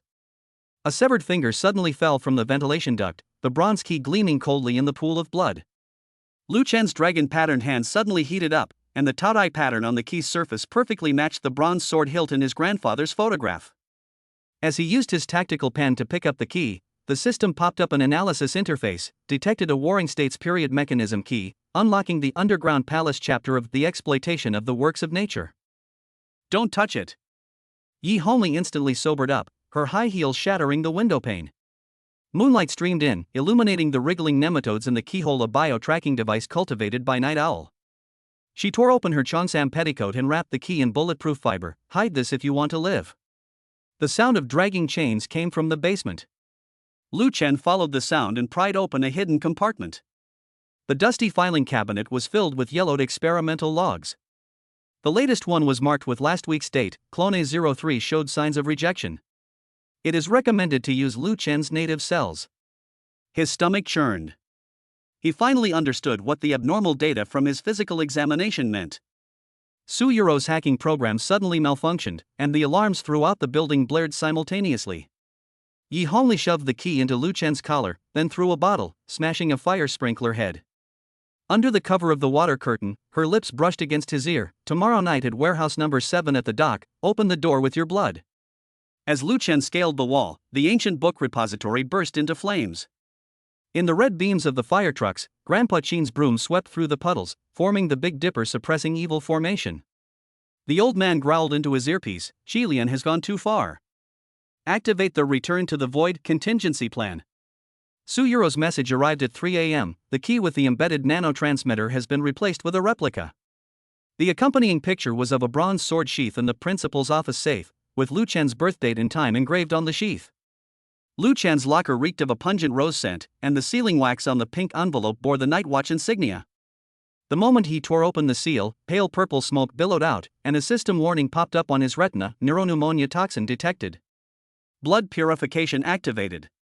The letter contained delicate, tender words, and Yi Hongli's lip print was imprinted at the end. However, under enhanced vision, the chemical fluorescence at the edges of the ink revealed the forgery. "Lu, you've got some tricks up your sleeve." Zhou Hao kicked open the locker room door, pointing his phone camera at the scattered love letters. "A teacher-student relationship plus plagiarism of papers, that's enough to get you expelled 10 times over." The dean of students behind him had a livid face, clutching an identical report letter in his hand. This was the Night Owl organization's mole planted in the school. Su Yuro suddenly emerged from the shower, her wet hair still dripping. She snatched the love letter and plunged it into the sink. The invisible ink, under the influence of chlorine, revealed blood-red runes, the coordinates of the Night Owl organization's pursuit. The evidence recorded by her phone camera was reverse-engineered on her tablet, and Zhou Hao's face was replaced with the image of the person who had taken the photos. Forum administrator account: Red Serpent, IP address is in teacher's apartment 302. She plugged the data cable into the fire alarm, and the electronic screens throughout the building simultaneously played a video of Zhou Hao's father smuggling cultural relics. Suddenly, the dean of students' Bluetooth headset crackled with static. He covered his ears and slumped to the ground, revealing a corner of the red serpent tattoo on the back of his neck. Yi Hongli stepped into the chaotic scene as the school bell rang, a tactical dagger peeking out from the tear in her cheongsam. She picked up a fragment of a love letter, sniffed it, and suddenly sneered: "Nitroglycerin mixed with datura juice, Night Owl is still so uncreative." A laser pointer sprang from the tip of her pointer and swept across Zhou Hao's pupils, instantly freezing him like a puppet. This was a neural interference technique used by the Night Watch for interrogations. "Meet me at the old dock at 8 o'clock tonight." She placed the bronze key into Lu Chen's palm, and as she turned away, she accidentally dropped her Night Watchman ID tag. The code etched on the back of the metal tag was exactly the same as the number on the hilt of the sword in Lu Chen's grandfather's photo. Su Yuro's tablet suddenly went black, and a blood-red countdown appeared: 4 minutes and 59 seconds. She bit her fingertip and drew encrypted runes on the screen, instantly replacing the surveillance footage of the entire building with the recording of Zhou Hao bribing the judges. As the forum server overloaded and started smoking, a system notification sounded: "Jealousy value conversion successful, unlocking group hypnosis trial version." "Look me in the eyes." Lu Chen pressed down on Zhou Hao's shoulder, the dragon pattern swirling deep within his pupils. As Zhou Hao's followers collectively froze in shock, the fabricated evidence on their phones was automatically uploaded to the cloud and simultaneously sent to the Education Bureau's reporting platform. Moonlight streamed into the principal's office on the top floor of the experimental building. Lu Chen used a bronze key to open a hidden cabinet. Inside a dusty file folder, his parents, dressed in white lab coats, stood before a massive bronze door. In the background, an electronic screen displayed: Abyss Observatory Experiment 7. The yellowed experimental log revealed a chilling truth: Lu Chen's birthdate coincided with the day the observatory exploded. Suddenly, a swarm of drones swept past the window, and Yi Hongli's cheongsam fluttered in the night wind. She swung out a steel wire and wrapped it around Lu Chen's waist. The moment the two swung towards the roof of the adjacent building, the window where they had been standing was blasted to pieces by a sniper bullet. Grandpa Chin smashed a fire hydrant with the handle of his broom, and the water rushed out and destroyed the secret door to the principal's office. The old man fished half a charred chip out of the sewage and growled into his earpiece: "Qilian has betrayed us, activate return to the void." All the streetlights in the city went out in response, except for the searchlights of the old dock that pierced the night sky, illuminating the huge Ouroboros totem on the container. Su Yuro's message arrived at midnight: "Key analysis complete." The entrance to the underground palace is located in the ancient book archive, within the pages of Tiangong Kaiwu. The accompanying image was an infrared scan of a Warring States period silk manuscript, in which Lu Chen's dragon tattoo glowed with a blood-red light in the darkness. Chapter 6: Mysterious Check-in Point, Valuable Treasures Acquired. Lu Chen's fingertips touched the Taodai pattern on the cover of Tiangong Kaiwu, The Exploitation of the Works of Nature. The moment the dragon patterned blood seeped into the cracks in the wood grain, the entire bookshelf emitted a rumbling sound as if gears were meshing. The dusty sandalwood hidden compartment sprang open, revealing a jade slip inside a bronze box, its surface a ghastly white, like corpse wax. The system notification flashed frantically: SS level sign incomplete, unlock the Mo Jinging classic mechanical technique fragment, but his retina suddenly exploded with a bloody mist. The millennia-old mold spores clinging to the surface of the jade slip were multiplying wildly. "Hold your breath." Su Yuro's scream came through the Bluetooth headset. A thick, dark green fog spewed from the ancient book archive's ventilation vents. The archaeologists, disguised as night owls, convulsed in the toxic mist, their gas masks' eye filters corroded with honeycomb-like holes. Lu Chen tore off a curtain to cover his mouth and nose, enhancing his vision to penetrate the fog. He saw swarms of spores spreading along the wooden grain of the bookshelves. The jade slip suddenly floated up and unfolded, its seal script projecting a holographic map through the poisonous fog. Lu Chen's dragon-patterned blood automatically condensed into a cinnabar brush in his palm. As he drew a talisman to suppress evil spirits in mid-air, the bronze cauldron atop the bookshelf crashed down. The Taodai pattern on the cauldron opened its scarlet electronic eyes, and a mechanical voice echoed through the library. DNA verification passed, the 7th generation of the Night Watchman Lu family. Watch out behind you. Su Yuro's hacking program forcibly activated the fire sprinkler system. The moment the water came into contact with the spores, it generated a corrosive liquid similar to sulfuric acid. Lu Chen spun around and kicked the bronze cauldron away, its legs smashing into the wall and creating a 3-meter crack, revealing a hidden iris recognition lock. The scanning interface clearly showed Su Yuro's ID photo from 3 years ago. The Night Owl Squad's hazmat suits were as brittle as paper under the corrosive spores. The captain tore open his festering mask, revealing a semi-mechanical jaw. Hand over the jade slip, and I'll leave you a whole corpse. A grappling hook launched from his shoulder ensnared Lu Chen's ankle, alloy barbs digging into his bones. His enhanced hearing picked up on the sound of gears turning. Lu Chen swiftly inserted the jade slip into a hidden slot in the bookshelf, causing 28 drawers to spring open simultaneously, unleashing a killing array of Ming Dynasty muskets and crossbows. Chin position. Su Yuro's command mingled with the sound of keyboard typing. Lu Chen used the grappling hook to swing towards the supporting pillar, while the Night Owl captain's knee was crushed by the bear trap he had set. In the spore-filled fog, the jade slip map suddenly pointed to the underground of the ancient library where the abyss samples sealed by the Night Watchers during the Republic of China era were buried. A figure suddenly fell from the ventilation duct, and Yi Hongli's Luoyang shovel cleaved through the poisonous fog.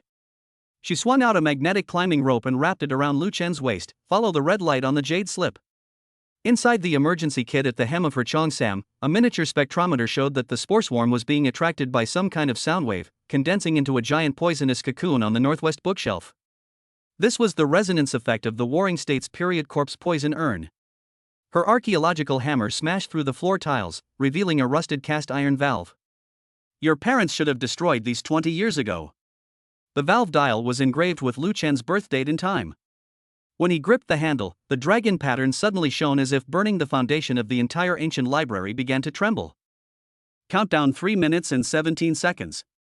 A 3D escape route popped up on the system interface. Su Yuro's virus program was vying for control of the ancient book library with the Night Owl main control system. Lu Chen kicked open the deformed fire door and found the corridor had become a spore jungle. Yi Hongli suddenly pressed the jade slip against his back, the seal script burning a mark through his shirt. Go to the old warehouse and find the liquid nitrogen tank. As Lu Chen smashed through the air vent and leaped into the rain, a deafening explosion erupted from the ancient book repository. A bluish mushroom cloud rose from the flames, and Grandpa Chin, his broom dipped in black dog blood, drew a 30-meter diameter bagua formation to suppress evil spirits on the playground. The old man roared into the walkie-talkie, activate the backup plan. Direct the corpse poison to the sewage treatment plant. Grandpa Chin kicked open the fire hydrant, and murky water carrying glutinous rice gushed out. His broom, dipped in cinnabar, dragged a winding trail of blood across the ground. Kid, insert the copper coins according to the Big Dipper's orientation. Lu Chen tossed out 7 Han Wu Tongbao coins. The instant the coins embedded themselves in the tile gaps, a strange whirlwind swept through the ancient book repository, swirling the spore-laden poisonous mist toward the bronze urn in the northwest corner. The voltage was increased to 30,000 volts. Su Yuro's mechanical heart pumped out an excessive amount of adrenaline. She ripped off the live wire of the distribution box with her bare hands, and the exposed copper wire burst into blue-purple arcs in the air. The high-voltage grid formed a closed loop in the glutinous rice paste. The moment the corpse poison spores touched the grid, they ignited with blue flames, and the stench of burning flesh was mixed with a strange sandalwood fragrance.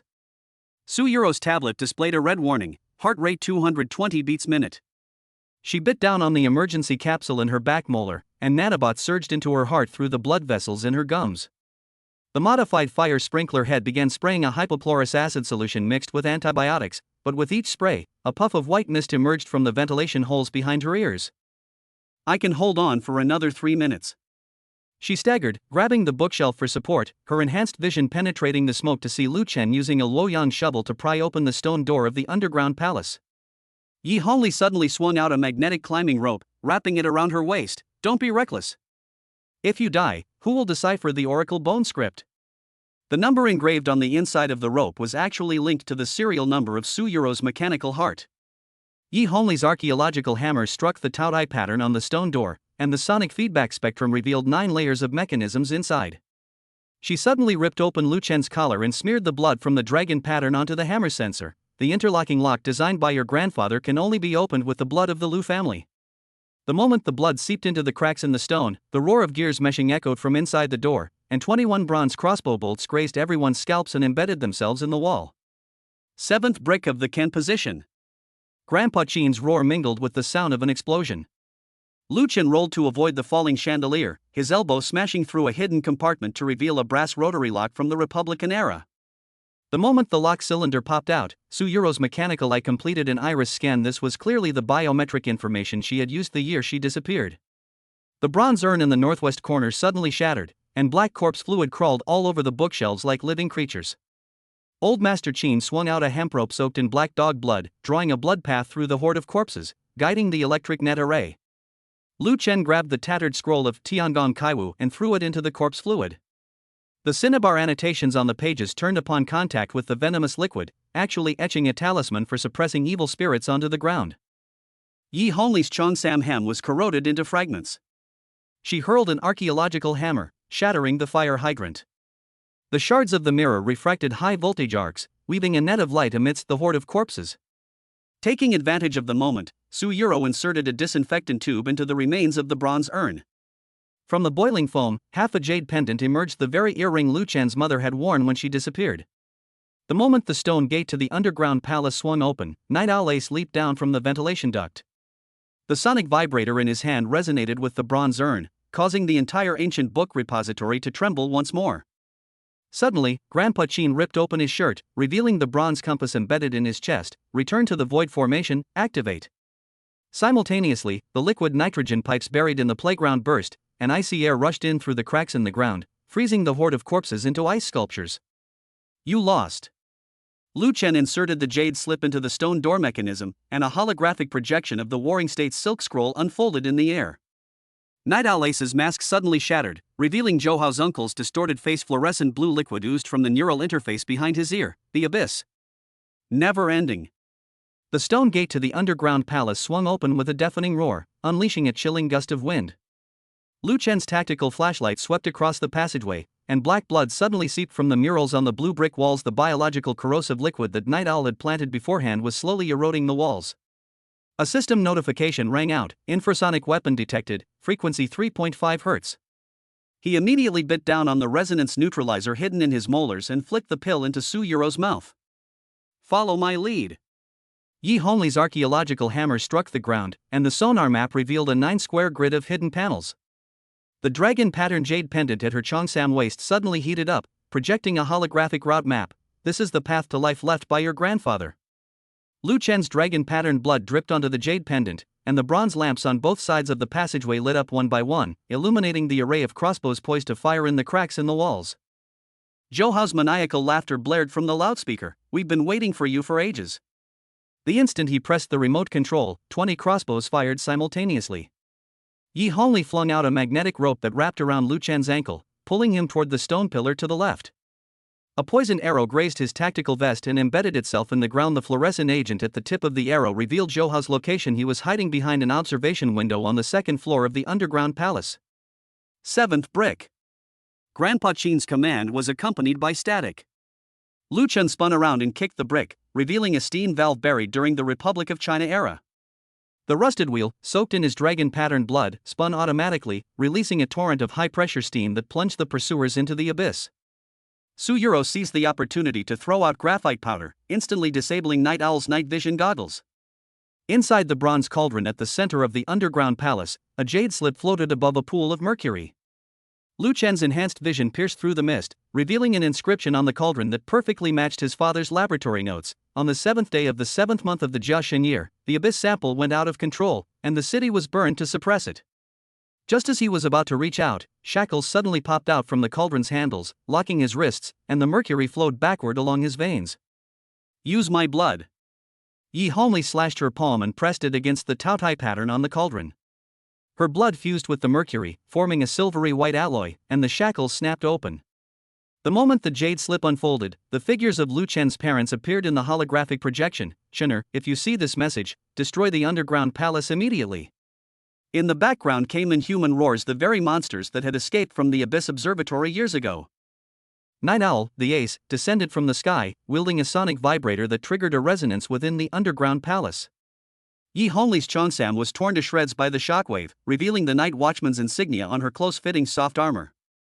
She flung out a tungsten steel hairpin hidden in her hair bun, precisely piercing the nerve interface in her opponent's shoulder blade. "The dock bombing 3 years ago, you did it, didn't you?" Taking advantage of the moment, Lu Chen inserted the jade slip into the hidden slot of the bronze cauldron, and the star map on the dome of the underground palace suddenly rotated. Su Yuro's mechanical eyes deciphered the code of the 28 mansions, and she shouted despite the excruciating pain of her heart overload, "Spica, 3 degrees." Grandpa Qin pressed a button on the observation platform, and liquid nitrogen was sprayed along the trajectory of the star map, freezing Night Owl Ace into an ice sculpture. The jade slip shattered at low temperatures, revealing a titanium alloy chip inside. Lu Chen pried open the outer shell with a tactical dagger, and a miniature projector pieced together a complete map in the air, all clues pointing to the basement of the school's art gallery. Su Yuro suddenly vomited blood and collapsed, the alarm from her mechanical heart echoing throughout the underground palace. "Nanobots damaged 97%. Hold on." Yi Hongli tore off the necklace and injected the emergency medicine from the pendant into Su Yuro's carotid artery. Grandpa Qin smashed the observation window with the handle of his broom, and as the morning light poured in, the underground palace began to collapse. Lu Chen carried Su Yuro out of the ruins, the chip clutched tightly in his hand, displaying a new mission: School Arts Festival, final stage. Grandpa Qin kicked open the valve of the liquid nitrogen tank, and white mist surged into the ancient book archive like a giant dragon. Lu Chen's eyelashes instantly frosted over. He carried the unconscious Su Yuro and rolled towards the safe zone, the corpse poison ice crystals chasing behind them, crashing into the wall, creating spiderweb-like cracks. Yi Hongli tore off her Cheongsam belt and used it to wrap around the liquid nitrogen pipe. The body temperature sensor under her soft armor emitted a piercing alarm. 30 seconds left. "Take her away." Grandpa Qin plunged his bronze sword into the control panel, and a countdown popped up on the old-fashioned transistor display screen. Lu Chen's dragon-patterned blood solidified into an ice blade in the low temperature. He slashed open the hidden door of the ancient book repository, revealing an escape route buried during the Republic of China era. The remnants of the Night Owl gang struggled in the icy fog, and Uncle Zhouhao's mechanical prosthetic limb brittled due to the low temperature, crumbling into scrap metal inch by inch. At the end of the escape tunnel was the Night Watchman's chamber, where yellowed leather diaries piled up on iron shelves. Lu Chen used his dragon-patterned blood to melt the frozen jade slip, and the titanium alloy chip projected his father's last image. "Shunner, the key to the door is hidden in the basement of the art gallery." The image suddenly distorted, and his mother's figure flashed. "Don't trust anyone." The strangulation marks on her neck overlapped with the shape of Yi Hongli's Night Watchman's insignia. Su Yuro's mechanical heart suddenly restarted, and she coughed up blood froth mixed with icy shards. The chip had double encryption. Her pale fingertips traced after images on the tablet, and a 3D map of the art gallery appeared, the bronze giant gate 30 meters underground, perfectly matching Lu Chen's dream. A system notification rang out. "Final mission activated, School Art Festival Ultimate Stage." Yi Hongli, covered in frost, burst into the secret chamber, clutching half of the Night Owl Ace's mechanical arm. She tore off her soft armor, revealing an electronic tattoo on her shoulder blade, the matching code for Su Yuro's mechanical heart. 3 years ago, I was ordered to eliminate the Abyss Observatory, but your parents, they shouldn't have died. Suddenly, a gilded pen pierced her collarbone, blood splattering on the wall in Night Watch ciphers. Grandpa Qin's furious roar came through the walkie-talkie. "The ancient book repository is collapsing." Lu Chen carried Su Yuro on his back and rushed towards the exit, the sound of cracking concrete echoing behind them. As the morning light pierced through the smoke, they saw a bizarre sight on the playground: corpse poison spores frozen in liquid nitrogen, refracting eerie rainbows in the sunlight, each arc of light concealing oracle bone script killing commands. As the school's construction team began clearing the rubble, Lu Chen unearthed charred fragments of the Tiangong Kaiwu, the exploitation of the works of nature, from the pile of debris. The scorch marks formed a Big Dipper constellation, pointing towards the bronze weather vane atop the art museum. Su Yuro's mechanical eyes suddenly focused automatically, and she saw a micro-engraved code on the weather vane's blades. "On the night of the full moon, when the door opens, it's time to close the net." Grandpa Qin wiped his bronze sword, the blade reflecting the layout of the art museum's underground pipes. Suddenly, Yi Honglei's encrypted message popped up. The photo of Lin Xiaowei's jade earrings, magnified, revealed a Taodai pattern identical to the Night Watcher's emblem. System interface updated task, Art Festival check-in countdown, 71 hours 59 minutes and 59 seconds, stay tuned. Chapter 7, The School Beauty's best friend makes things difficult, but she easily crushes her opponent. Lin Xiaowei's jade earrings reflected a cold light under the spotlight as she elegantly lifted the dust cover from the oil painting. Please, Lu, appraise this authentic Starry Night. Suppressed snickers echoed in the exhibition hall. Everyone knew this was an insult to Lu Chen, a top-tier fake that even the best art students would find difficult to distinguish. The moment Lu Chen's fingertips touched the picture frame, his retina suddenly exploded with a bloody mist. Amphetamine hallucinogen detected. Blood purification recommended. His enhanced sense of smell detected the bitter almond scent mixed in with the linseed oil paint, a unique marker of the neurotoxin, illusion butterfly, developed by Zhou's pharmaceutical factory. Lin, your earring is crooked. He suddenly raised his hand, wiping the dragon-patterned blood across the corner of the canvas. A special enzyme reacted with the hallucinogen, instantly cracking the paint layer and revealing the still-wet electronic transaction records underneath ironclad evidence of the Zhou family's money laundering through art. Amidst the uproar in the exhibition hall, Lin Xiaowei's earring suddenly fell off. The jade shell cracked, and the miniature ultrasonic transmitter rolled to the ground, emitting infrasound waves that would make ordinary people dizzy. Lu Chen's temples throbbed, and the system urgently enhanced the cochlear cavity's pressure resistance. He grabbed a fire hammer and smashed it against the base of the exhibition stand. Bang! The signal amplifier in the hidden compartment shattered instantly, and the ultrasonic intensity plummeted. Su Yuro's tablet popped up an alert, abnormal 5G signal fluctuation detected. Her fingers flew across the virtual keyboard, reversing the transmitter's frequency band to connect to the campus broadcasting system. A piercing metallic scraping sound echoed throughout the exhibition hall, and simultaneously, sparks flew from the Bluetooth earpieces hidden by the Night Owl members. This is Zhou Hao's father's bank transfer record from last month. Lu Chen used dragon blood to dissolve the protective layer of the oil painting, and the e-ink screen appeared on the canvas. Lin Xiaowei's meticulously manicured nails dug deeply into her palms. She suddenly overturned the bronze artifacts on the adjacent display stand, and fragments flew like a rainstorm. Enhancing his vision to capture the parabolic trajectory of the fragments, Lu Chen tore down a curtain to use as a shield. Su Yuro's mechanical eyes focused at high speed and suddenly shouted, 3 o'clock. A mechanical beetle sprang out from the bronze wreckage, its compound eyes flashing with the Night Owl organization's crimson owl emblem. Lu Chen flicked the school badge from his chest, its steel edge severing the beetle's communication tentacles. The miniature camera hidden inside the beetle rolled off, pointing directly at Lin Xiaowei's pale face. As he crushed the lens, a system notification sounded, Art Exhibition check incomplete, reward, permanent appraisal expert privileges. You think you've won? Lin Xiaowei suddenly snapped the pearl necklace, the falling pearls forming a Big Dipper pattern on the tiled floor. Just as Lu Chen realized this was a detonation locating marker, the exhibition hall chandelier suddenly fell, and 12 spotlights focused on him. This was the optical trap designed by Night Owl for unexpected accidents. In the instant the blinding glare struck, Lu Chen's dragon tattoo reacted with a burning heat. He closed his eyes and rammed into a fire hydrant, using his heightened hearing to guide him. The high-pressure water jet shattered the optical lens, and through the rainbow like flashes of light, the sound of Yi Honglei's high heels approached from afar. Watch out for the tiles. Her pointer lashed out at the pearls at Lu Chen's feet, and the explosive device detonated 5 meters away. Lin Xiaowei seized the opportunity to escape towards the safety passage, only to stumble into Grandpa Qin's broom formation, a Bagua diagram drawn on the ground by the old man with fire extinguisher foam, which conveniently blocked her escape route. As the smoke cleared, Lu Chen picked up half a piece of jade from the ruins. Su Yuro's mechanical eye scanned the ultrasonic circuit diagram etched inside. This was military-grade spy equipment. Yi Honglei picked up a charred fragment of canvas. The back was inscribed with an auction house number in invisible ink exactly matching the smuggling container from Zhou's shipping company. The arts festival had just begun. Grandpa Qin tapped the hidden door with the handle of his broom. Surveillance footage showed Lin Xiaowei being shoved into a van by men in black. Lu Chen's school uniform pocket suddenly vibrated. The system pushed a new task: obtain the dance club's changing room sign and point within 3 hours. A spotlight exploded in the center of the dance floor, casting a ghastly white beam. Dance Club President Li Mubai thrust Lu Chen into the beam. A 3-centimeter ceramic blade popped out from the heel of his AJ shoes, slicing the floor with tiny sparks. An impromptu dance battle, the loser out of the festival. The audience erupted in frenzied shouts, oblivious to the ceiling spotlights adjusting their angle, a strobe device pre-programmed by Night Owl for creating a dizzying effect. Lu Chen's retina popped up a warning, beta wave interference detected, dynamic vision enhancement recommended.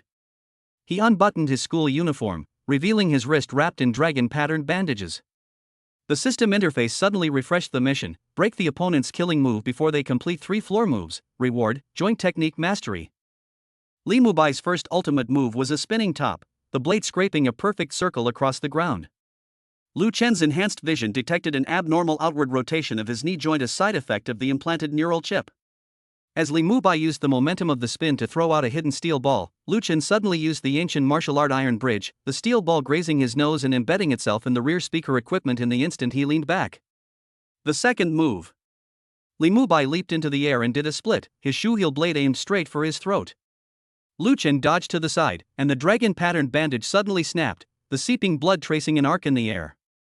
The blood resonated with the flashing lights, projecting the chip interface on the back of Li Mubai's neck onto the wall. This was the opening Yi Honli had been waiting for. Yi Honli, disguised as a judge, suddenly stood up, her gilded pen flying from her hand. The pointer precisely pierced the lighting control panel, adjusting the flicker frequency from a blinding 10 Hz to a safe 60 Hz. Su Yuro seized the opportunity to hack into the DJ booth, changing the background music to the Gujing piece Ambush from 10 sides, the soundwave key to crack the neural chip. 3 seconds left. The system notification blared. Li Mubai's ultimate move was the inverted windmill, and just as the blade was about to sever Lu Chen's Achilles tendon, a certain note from the Gujing melody overloaded his neural chip. Lu Chen seized the opportunity and used the dragon tail sweep, his heel sweeping across the back of Li Mubai's neck, sending the chip and flesh flying. The tempered glass floor reflected Li Mubai's convulsing figure as Lu Chen stepped on the ejected chip. Su Yuro's tablet popped up with a holographic projection, neural control chip model X23, matches the batch lost from Zhou's pharmaceutical factory last week. Yi Honli's high heels crushed the steel balls on the ground, and a miniature tracker rolled out the same device as Lin Xiaowei's jade earring. In the dance studio's changing room, at the third locker, she tucked her pointer back into her hair, and as she turned, a metallic glint flashed from the slit of her cheongsam. Lu Chen's school uniform pocket vibrated. The system had issued a reward: joint technique mastery unlocked, can identify 72 vulnerable points on the human body. The neon lights in the changing room crackled as Lu Chen used his dragon-patterned blood to melt the electronic locker on the third locker. Inside, the locker was piled high with wristbands soaked in hallucinogens, and hidden deep within was a bloodstained list of dance club members. As he pulled out the list, purple smoke suddenly billowed from the vent. This was the gene-targeted anesthetic Night Owl had developed specifically for him. Hold your breath. Su Yuro kicked open the side window, her mechanical heart pumping out an overdose of adrenaline. She flung out nanowires that wrapped around Lu Chen's waist, and the two crashed through the glass, plunging into the swimming pool below. Amidst the splashing water, fluorescent writing appeared on the list. Each controlled member's name was followed by an organ transplant number. Grandpa Chin dipped his broom in disinfectant and used it to draw a warning line around the pool. Yi Honli emerged from the shadows, holding Li Mubai's neural chip in her hand. They were screening for high-quality organ donors. Lu Chen's dragon tattoo suddenly stung, and a new notification popped up on the system interface: abnormal energy fluctuation detected at the dance club's check-in point. In the distance came the sirens of fire trucks, and the bronze weather vane on the top floor of the art museum turned in the moonlight, its dark red rust resembling dried blood. Lin Xiaowei carried the gilded incense burner into the lounge, the luxurious scent of ambergris instantly overpowering the smell of sweat. She pushed the burner in front of Lu Chen, her eyelashes fluttering slightly in the smoke. Art festival souvenirs, Su got one too. Su Yuro's mechanical nose twitched slightly, and suddenly she stomped hard on Lu Chen's toe under the table. This was their agreed-upon danger signal. How thoughtful. Lu Chen pretended to lean closer and take a deep sniff, the dragon-patterned blood forming a filter in his nasal cavity. He enhanced his vision to penetrate the hollowed-out stove lid and saw microcapsules embedded in the burning incense sticks, the very same gene-targeted allergen-locking sand developed by the Zhou family's pharmaceutical factory. Su Yuro used the excuse of touching up her makeup to rush into the bathroom, where a sampling needle popped out of her mechanical nose. A holographic analysis image appeared on the mirror. CRISPR gene editing fragment detected. The target sequence matches Lu Chen's DNA by 99.8%.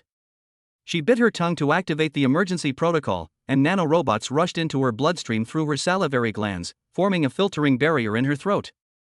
You look terrible. Lin Xiaowei suddenly appeared in the mirror, her fingertips brushing against the back of Su Yuro's neck. The miniature syringe hidden in her manicure was about to pierce the skin when it was interrupted by a sudden alarm. Lu Chen had unexpectedly gone into shock in the lounge.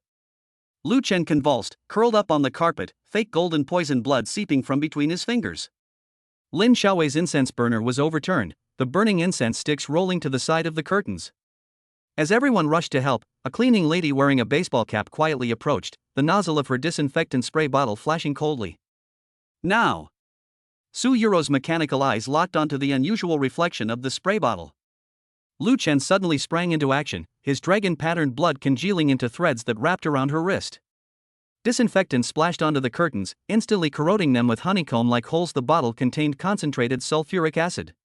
The cleaning lady smashed through a window and fled towards the fire escape, while Lu Chen's school uniform was burned with a hole by the acid. Enhancing his hearing, he caught the metallic clanging sound coming from the 5th floor. He took a shortcut, leaping over the rooftop railing and delivering a flying kick as the cleaning lady climbed over a trash can. Her baseball cap rolled off, revealing her face. It was Nurse Lin from the school clinic. Was Zhou Hao's offer not enough? Lu Chen pressed his knee against the back of her neck, tearing open her collar to reveal a crimson snake tattoo on her collarbone. Nurse Lin suddenly bit into the venom sac of her molar, but in a convulsion, she spat out half a chip, the Night Owl organization's latest memory erasure device. Grandpa Qin dipped his broom in special disinfectant and drew fluorescent warning lines in the corridor. Su Yuro placed the aromatherapy residue into the mass spectrometer, and the screen displayed the logo of Zhou Family Pharmaceutical Factory. They used your medical examination sample to customize poison. Lu Chen stroked the seized chip and suddenly inserted it into the classroom's multimedia interface. Hundreds of student files appeared in the holographic projection, each name labeled with an organ compatibility index. They were selecting offerings. Yi Honglei's high heels crushed the chip, and the hem of her cheongsam was stained with fresh blood. She showed a blurry screenshot from a surveillance camera. Lin Xiaowei walked into the back gate of the pharmaceutical factory late at night, carrying a gift box identical to the one used for the incense burner. A fire alarm suddenly blared throughout the campus, and thick smoke billowed from the art gallery. Lu Chen's school uniform pocket vibrated. The system issued a reward, Toxicology Mastery Unlocked, capable of identifying 427 neurotoxins. Su Yuro stared at the confiscated incense burner, her mechanical heart pumping out an overdose of adrenaline. The next trap is in the debate. Moonlight streamed through the broken window, illuminating the injection marks on Nurse Lin's wrist, the very needle marks from when Su Yuro disappeared 3 years ago when her blood sample was taken. The campus forum was suddenly flooded with blood-red pop-ups. AI-generated nude photos of Lu Chen and records of his plagiarism were going viral. Su Yuro's tablet popped up a level 10 alert, its mechanical heart pumping at a dangerously high speed. The other party had used a quantum encryption algorithm, and reverse tracing would take 3 minutes. Buying time. Lu Chen ripped the network cable in the server room, dripping dragon-patterned blood onto the interface. A special enzyme reacted with the copper core, generating a temporary signal interference layer. The forum page began to distort, and the AI-generated fake face gradually disintegrated into gibberish. This was the Night Watcher's specially designed biological firewall taking effect. Su Yuro's pupils reflected the waterfall of data, and white mist condensed on the lenses caused by the overheating of her mechanical eye.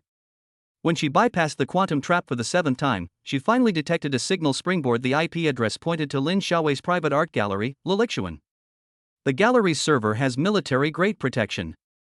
Yi Honglei suddenly connected to the call, and the background sound of ancient books being scanned could be heard, using the brushstroke patterns of the preface to the poems composed at the Orchid Pavilion as the decryption key.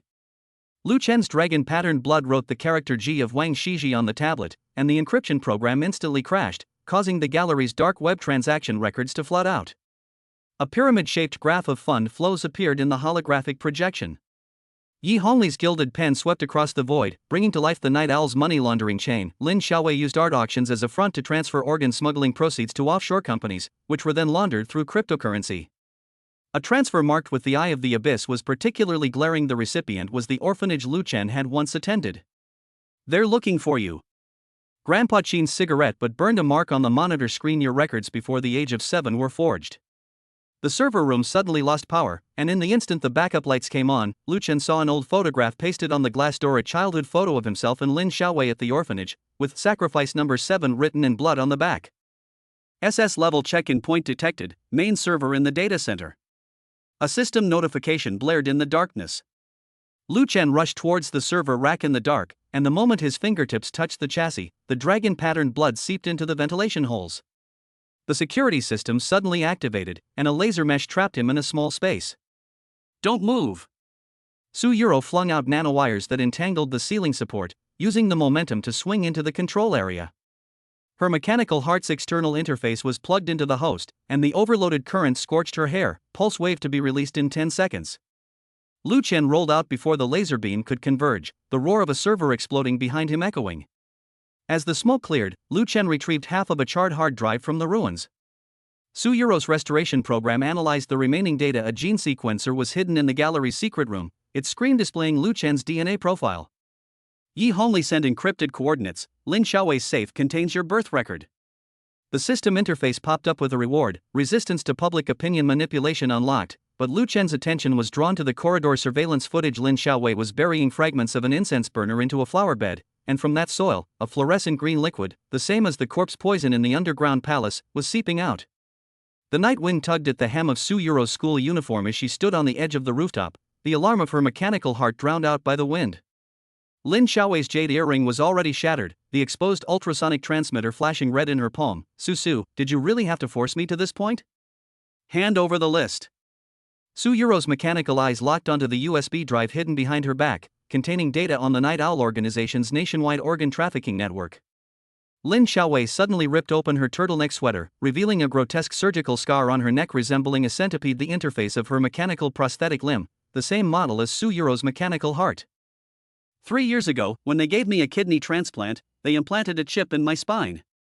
Lin Xiaowei's fingertips pierced the scar, pulling out bloody nerve wires. "Every time I disobeyed orders, it felt like a million ants were gnawing at my bone." Her pupils suddenly dilated into eerie hexagons, the ultrasonic transmitter activated automatically, and the rooftop railing twisted and broke in the infrasound. Suyuro's mechanical heart pumped beyond the safety threshold, and nanorobots seeped from her gums, forming a pressure-resistant barrier in her cochlea. She flung out the nanowires hidden in her sleeve, entangled them around the ventilation tube, and used the momentum to swing behind Lin Xiaowei. "Come with me, Lu Chen can help you remove the chip." The moment Lu Chen smashed open the rooftop door, the ultrasonic frequency suddenly increased. His dragon-patterned blood seeped from his nasal cavity, congealing into a prism on his retina, refracting the sound waves into the night sky.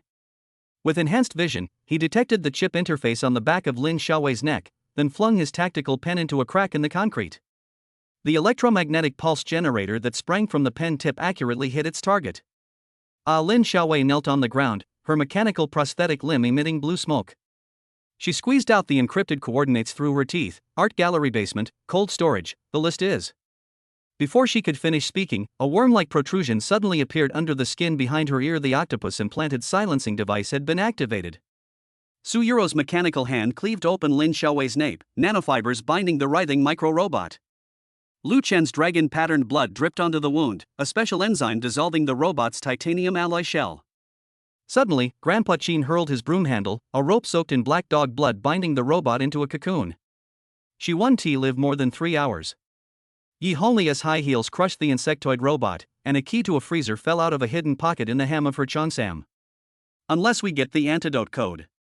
The holographic projection showed that the code was hidden in Lin Xiaowei's dance club locker, which had long been transformed into a death trap by Night Owl. Inside the emergency room, Lin Xiaowei's eyelashes trembled under the influence of the pain pump. Suyuro's mechanical eyes scanned her damaged neural circuits, her voice as cold as a scalpel. "From the moment you poisoned me, there was no going back." She pulled out the other woman's SIM card and implanted a self-destruct virus. Lu Chen remained silent in the shadows of the corridor. A system notification sounded: "Best friend side quest completed, unlocked desperate intuition." Suddenly, flames shot into the sky outside the window, and an explosion came from the direction of the art gallery. Night Owl was beginning to destroy evidence. The fire on the top floor of the art gallery roared like a monstrous beast, thick smoke carrying a fluorescent green hue of corpse poison billowing through the corridors. Before the ribbons for the awards ceremony could even touch the ground, the escape routes were already locked with steel chains. Lu Chen kicked open a safety window, his dragon-patterned blood congealing into an conductive wire in his palm, connecting the fire alarm circuitry to his wristwatch. "Everyone, follow the emergency lights. The circuitry is corroded by the acid." Suyuro's mechanical eyes pierced through the smoke, locking onto the main switch. She flung out nanowires to entangle the chandelier, using the momentum to swing towards the distribution box. Her mechanical heart pumped at its limit, and nanobots seeped from her pores, forming a heat-insulating layer on her skin. When she grabbed the live switch with her bare hands, a blue-purple arc of electricity exploded amidst the acrid smell. Grandpa Chin dipped his broom in cinnabar liquid, drawing a blood-red bagua ray on the fire. He opened a hidden compartment in the fire hydrant, and a liquid nitrogen pipe shot out like a silver snake, colliding with the fire and exploding into icy mist. Yi Honglei's high heels crushed a hidden compartment in the floor, revealing a dusty ventilation shaft from the Republican era. There's an evacuation route for the night watchman here. Students fled through the passageway, a mix of ice and fire, while Lu Chen's dragon-patterned blood smeared fluorescent markers on the walls. Lin Xiaowei suddenly burst out of the thick smoke, her mechanical prosthetic limb gripping his throat. Let's go to hell together. Her pupils dilated into eerie hexagons, and the neural chip protruding beneath her skin overheated from overload. Lu Chen's tactical device ejected an electromagnetic pulse needle, piercing the chip interface on Lin Xiaowei's neck. Her prosthetic limb suddenly twisted in the opposite direction, flinging its owner towards the burning curtain. Su Yuro's nanowires wrapped around Lin Xiaowei's waist in mid-air, but were burned off by corrosive liquid at the moment of rescue. Night Owl's silencing program was activated. Catch!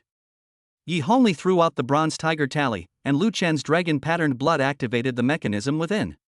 The tiger tally split in two, and the high-pressure liquid nitrogen that shot out froze Lin Xiaowei into an ice sculpture. Her last lip movements were cryogenic storage password 72100 before she was swallowed by the falling beam. As the last student rushed out of the fire, the art museum's dome collapsed with a deafening roar.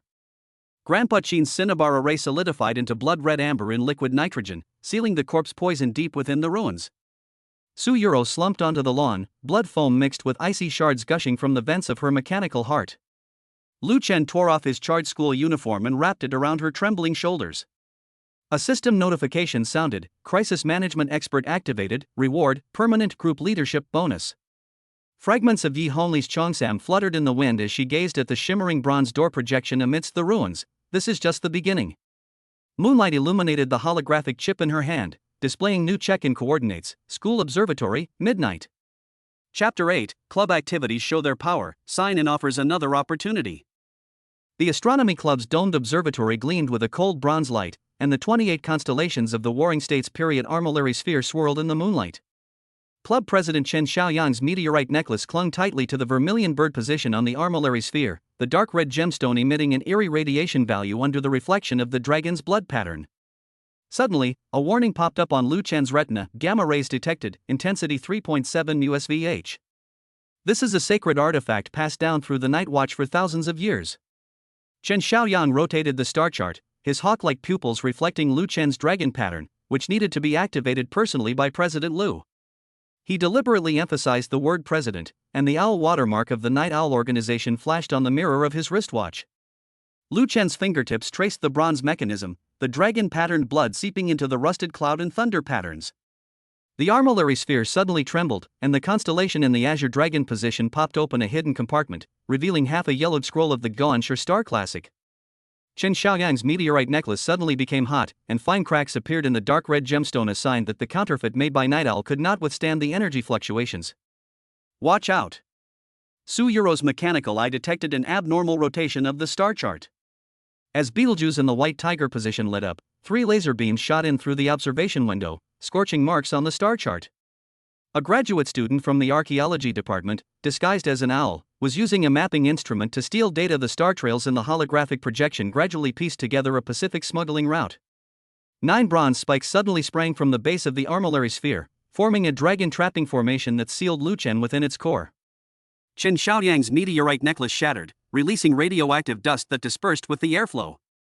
Yi Honglei's high heels shattered the ventilation filter, and a nanonet fired from her gilded pen caught most of the dust. This was weapon-grade californium-252. Lu Chen's dragon-patterned blood condensed into conductive wires within the formation, using the conductivity of the star chart to guide the ground nails underground.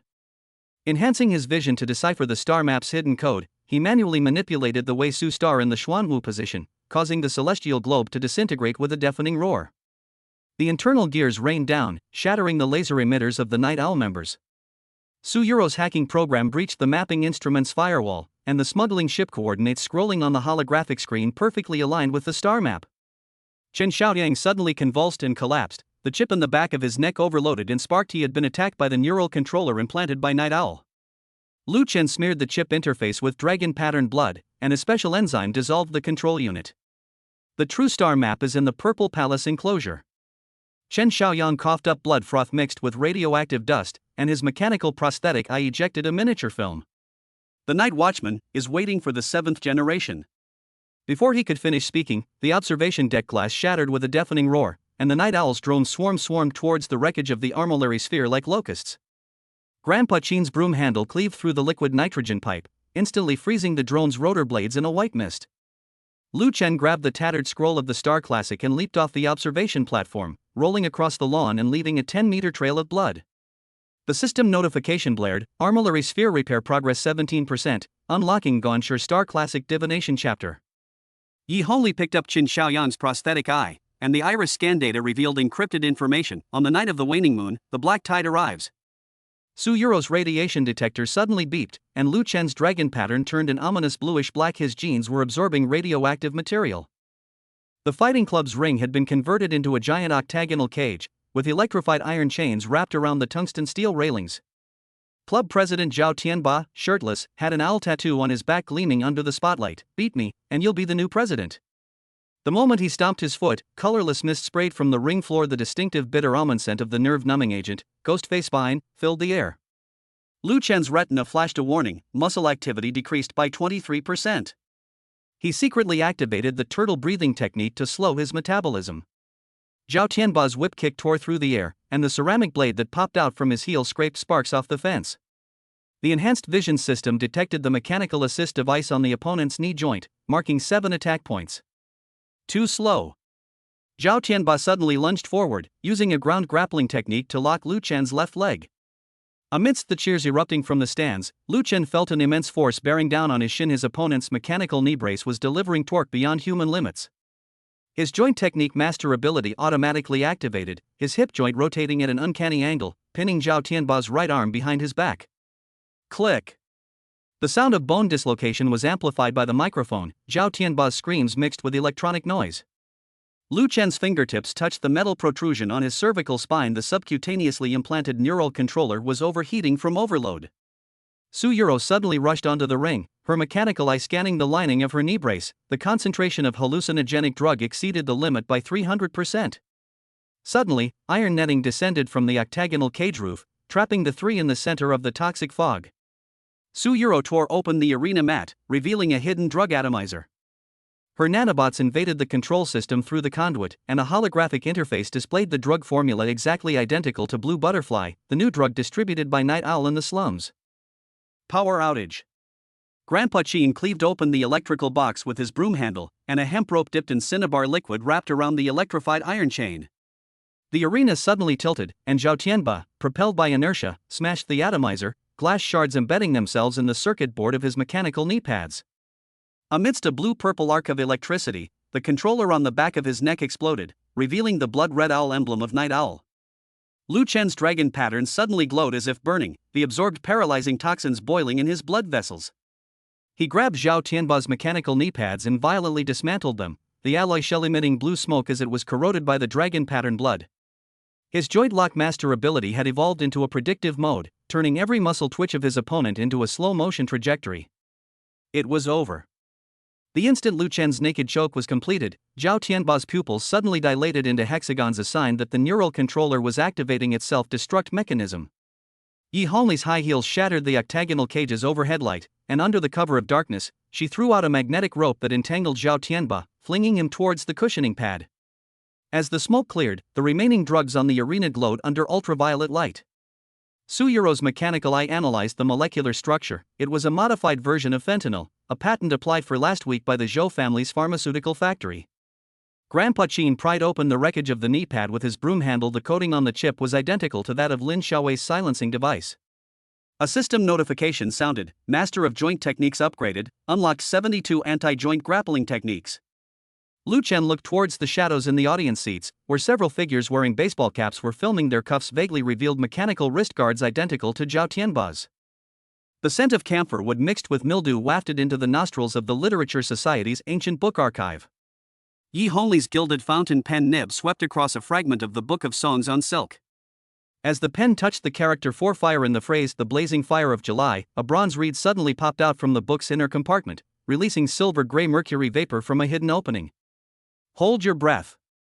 Lu Chen pulled the club member next to him and rolled behind the bookshelf. His enhanced vision penetrated the poisonous fog, and he saw that the hem of Yi Hongli's cheongsam had been corroded with honeycomb-like holes by mercury beads. Dragon-patterned blood congealed into a translucent film in his palm. He pulled down the curtain to cover his mouth and nose, and used the ancient martial arts turtle breathing technique to suppress his heart rate to 12 beats per minute. Mercury fumes refracted an eerie rainbow under the spotlights, and the poison members collapsed to the ground, convulsing. Lu Chen's dragon-patterned blood dripped from his fingertips, drawing a Bagua 8 trigrams diagram on the blue brick floor. Special enzymes in his blood chelated with the mercury, absorbing the fumes into liquid beads that rolled into the eye of a needle. Su Yuro's mechanical heart pumped out an excess of adrenaline. She smashed open a vent and plunged into the poisonous area, nanobots emerging from her sleeves to repair the damaged ventilation system. Gen Position, Volume 7.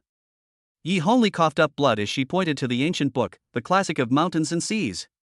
Lu Chen swung his elbow, shattering the sandalwood bookbox, and a hidden bronze urn rolled to the ground. The inscription on the urn was the coordinate code for the Night Owl's organ cold storage. As he reached out to touch it, a poison crossbow bolt suddenly sprang from the urn's mouth, and a system notification rang out: antitoxic serum generating, 12%. The sound of crossbow bolts piercing the air was distorted by the mercury mist into a shrill, ghostly wail. Lu Chen spun to dodge, the arrowhead grazing the dragon-patterned bandages, the blood droplets forming a shield shape in mid-air. Enhanced muscle memory propelled him to parry a blade barehanded, the blood-stained shaft plunging back into the mechanism of the bronze urn. The gears inside the urn emitted a deathly grinding sound, and the surge of mercury vapor abruptly ceased. Su Yuro's tablet suddenly went black, and her mechanical eye's iris zoomed to its limit. There was a biocurrent at the bottom of the urn. She flicked out nanowires that wrapped around the urn's handle, and the current data appeared on her retina. This was the dynamic password for the cryogenics door. Yi Hongli used the tip of her pen to lift the silk scroll's inner layer. On the charred parchment was clearly Lu Chen's father's handwriting: "The cryogenics is hell, destroy it immediately." As the last trace of mercury mist was drawn away by the exhaust fan, Grandpa Qin had already drawn an isolation zone with his broom handle dipped in sulfur powder. Black blood foam seeped from the mouths and noses of the poison members, and Lu Chen cut his wrist and dripped the blood from the dragon pattern onto their lips. The system interface flashed: antitoxic serum generated successfully, share? The moment he selected confirm, bluish-black blood vessels appeared on the sides of the members' necks. This was the miniature tracker implanted by Night Owl resisting the detoxification. Don't move! Yi Hongli's pointer pried open a member's collar, revealing an electronic tattoo beneath the collarbone sending a location signal. Su Yuro's mechanical eye focused on the tattoo design, and a holographic projection displayed a three-dimensional map of the cryogenics room, its coordinates perfectly matching the astronomical observatory's celestial globe. The fluorescent lights in the ancient book archive suddenly flickered, and residual mercury vapor condensed on the ground into eerie hexagrams. Lu Chen's dragon-patterned blood boiled at the center of the hexagrams, and the holographic star map generated showed the numbers of smuggling ships at Jinling Wharf. Yi Hongli tore open the lining of her cheongsam, and the film developer she took out projected a scene from 20 years ago: Lu Chen's parents confronting members of the Night Owl gang in front of the cold storage, with the image of Lin Xiaowei as a child flashing in the background. They used a cold storage facility to screen for suitable candidates. Su Yuro's mechanical heart suddenly overloaded and alarmed. She staggered and grabbed a bookshelf for support, like someone screening experimental animals. Outside the window, a reconnaissance drone flew by, its lens focused on the mess in the ancient book archive, transmitting real-time footage to a smuggling ship somewhere in the deep sea. Chapter 9: External forces cause trouble, forceful action takes action to suppress them. The setting sun bathed the backstreet of Qingteng Middle School in an amber hue, the aroma of pancakes mingling with the sweet scent of milk tea. As Lu Chen walked through the dappled shadows of the plane trees, his nose suddenly caught a familiar whiff of lard, the unique aroma of scallion oil from Old Wang's noodle shop. A faded picture of the god of wealth adorned the glass door of the noodle shop, and years of grease clung to the edges of the doorframe. The brass bell jingled dully as the door was pushed open. Uncle Wang, wiping the table, didn't even look up. Plain noodles with double toppings? You really know me inside and out. Lu Chen turned into the innermost booth with practiced ease, his fingertips brushing against the crooked engraving on the corner of the table. It was a lightning bolt symbol he had carved with a fork 3 years ago, on the night his parents disappeared, when he waited here alone until closing time. When the steaming bowl of noodles was placed on the table, Uncle Wang's calloused hand suddenly paused. The old man stared at the chalk dust on Lu Chen's school uniform, and ripples appeared in his cloudy eyes. Your mother used to say that a Chen would become a great scientist in the future. Lu Chen's chopsticks froze in midair for half a second. The golden scallion oil floating on the soup surface happened to form a smiley face pattern. This was Uncle Wang's little trick that he had been doing for 20 years. Back when Lu Chen's father failed in his business, it was this bowl of smiling noodles that rekindled his fighting spirit. Ding! His phone suddenly vibrated in his pocket. Lu Chen glanced at the date on the lock screen, April 15th. This date, marked with a red circle, was the day his parents received their last satellite phone call 3 years ago. The greasy wooden table suddenly projected a holographic interface visible only to Lu Chen. Special location detected, an old noodle shop that holds 15 years of memories. Check-in rewards quality increased by 300%. Sign in now? Lu Chen used his chopsticks to trace a confirmation symbol in the soup bowl, and the system prompted him to refresh the screen immediately. Obtain a memory rewind experience voucher. X1 allows you to recreate a specified scene for 5 minutes. Obtain 10 jars of secret recipe chili sauce with a bonus effect of causing tears and snot. Unlock hidden achievement, Land of Beginnings. Just as he was about to check his new achievement, the sound of breaking dishes suddenly came from the kitchen. Uncle Wang, hunched over, carried a whole case of ergua to a type of Chinese liquor out of the storeroom, his wrist, covered with age spots, bearing a fresh bruise. Old man, shouldn't the security fee be settled this month? The moment the glass door was kicked open by leather boots, 3 dark figures tore a gap in the twilight. The bald man at the head of the group had a blood-dripping tiger tattooed on his neck, and he pounded a baseball bat in his palm with a chilling rhythm. The green-haired thug in the back row pulled out a switchblade and slowly began slicing the withered ivy on the doorframe. Uncle Wang's wrinkled face turned deathly pale instantly. He shakily pulled a plastic bag of banknotes from his apron pocket. Brother, who, this is? 3,000? Do you think we're beggars? Suddenly, the bald man swung his baseball bat at the steamer, sending snow-white pastries flying everywhere. The scalding hot steamer grazed past Lu Chen's ear and smashed into the wall, leaving spiderweb-like cracks. Lu Chen's pupils suddenly contracted. In the 0.3 seconds it took for the steamer to fly over, he clearly saw the tiny runes etched on the stick completely identical to the abyss cult mark recorded in the abnormal energy atlas he had seen last week when he signed in at the principal's office. What are you looking at, you little brat? Greenhair's switchblade suddenly pressed against Lu Chen's throat. You think you're so cool wearing the Green Vine school uniform? Believe it or not, I'll shove it in your face. Before he could finish speaking, he suddenly realized that the tip of the blade was always half a centimeter away from his skin, as if there was an invisible barrier blocking it. Passive skill crisis avoidance has been triggered. This movement consumes 3 stamina points. Lu Chen slowly slurped up the last mouthful of noodle soup, his fingertips secretly drawing talismans under the table. The knowledge from Introduction to Talismans that he had checked in at the library's ancient books section yesterday was instantly activated, creating ripples in the air invisible to ordinary people. Tiger bro, right? Lu Chen suddenly flashed an innocent smile, pulling a glass jar from his bag that read Old Wang's special product. This is our noodle shop's newly developed devilish hot sauce. How about? You're asking for it. Just as the bald man swung his stick at the hot sauce jar, Lu Chen flicked the cap with his thumb. The crimson sauce exploded like a blood mist, and the system made itching powder mixed in formed pink smoke in the air. Ah! My eyes! The 3 thugs immediately threw down their weapons and rolled on the ground, with Greenhair rubbing his face against the ground in an attempt to extinguish the flames.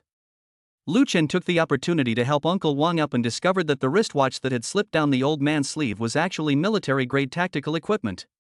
Obtain key item, encrypted communicator.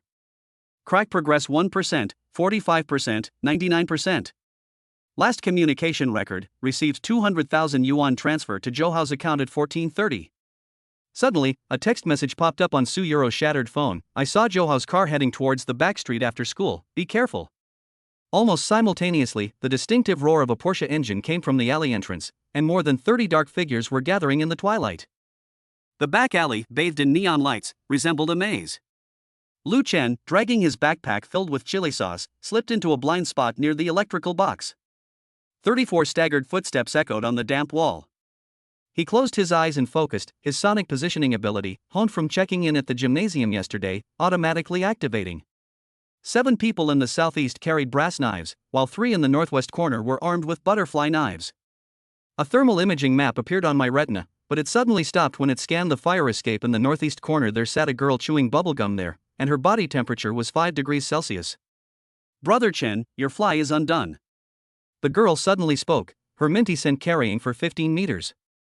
Lu Chun instinctively looked down, and 3 steel balls grazed his head and embedded themselves in the brick wall, the exploding lime powder carrying a sweet and pungent anesthetic. The lace skirt embroidered with spider lilies brushed against the oil stains. The girl, who claimed to be 17, twirled on tiptoe, the bells on her silver bracelet remaining silent. She toyed with a barbed steel ball between her fingers, and as she tilted her head, an electronic tattoo appeared on her neck, Night Owl Organization Class A Agent, codenamed Mandala. Lu Chen felt a cold sweat break out on his back. 3 days ago, when he was signing in at the principal's office, he had seen this code name in the encrypted files, the main culprit in last year's subway gas attack, whose wanted poster photo clearly showed a middle-aged man. Your organization's cosmetic surgery skills are quite good. He deliberately crushed half a steel ball with the tip of his shoe. The dark red liquid seeped into the cracks in the ground, corroding it and producing wisps of blue smoke. Suddenly, a warning box popped up in the system. Night Owl tissue neurotoxin X23 detected. Automatically consumes 3 points of shock value to activate the purification field. The girl's pupils contracted sharply. This was the first time she had lost her composure that night. A buzzing sound came from the miniature communicator hidden in her cochlea. The target appears to possess an antidote like Constitution. Activate Plan B. The moment the 20 thugs sprang into action, Lu Chen finally saw the blue light from the chips on the back of their necks. These thugs, who should have been a motley crew, were now arranged in a military combat formation like puppets on strings, clearly remotely controlled puppets. Zhou Hao really went all out. Lu Chen dodged 3 crisscrossing cleavers, and a soda can suddenly rolled out of his backpack.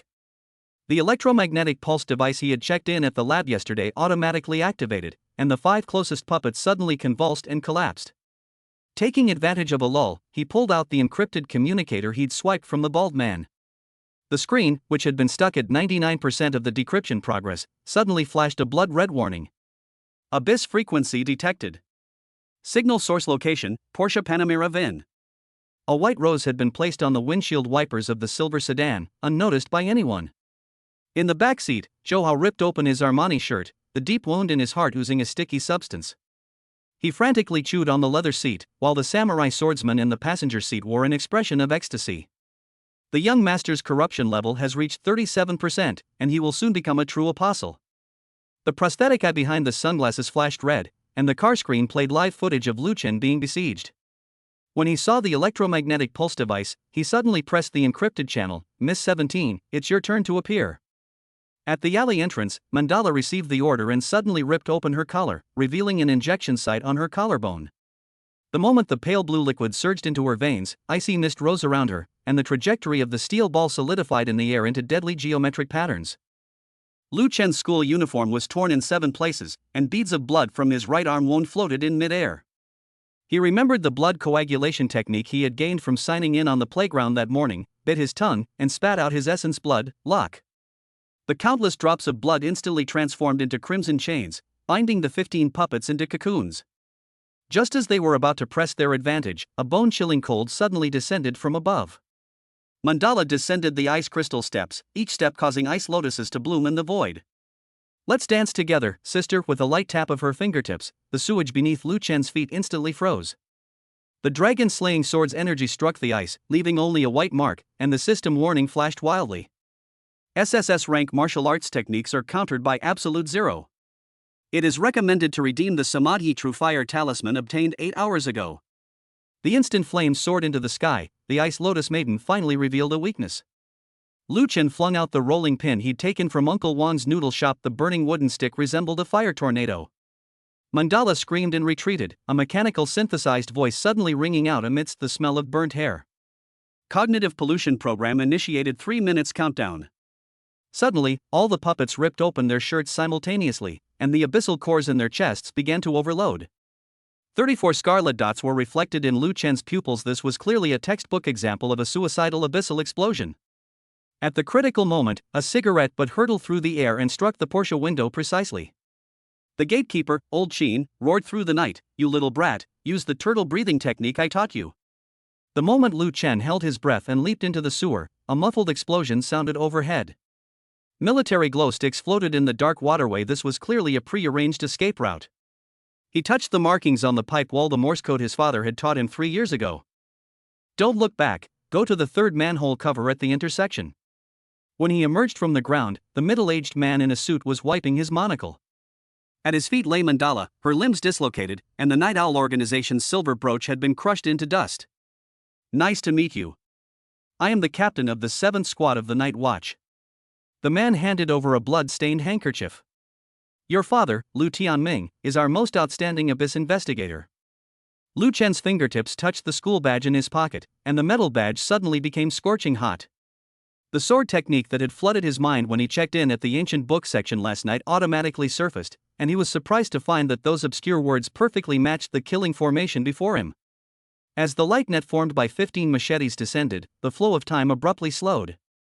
The system warning flashing on the retina transformed into golden seal script.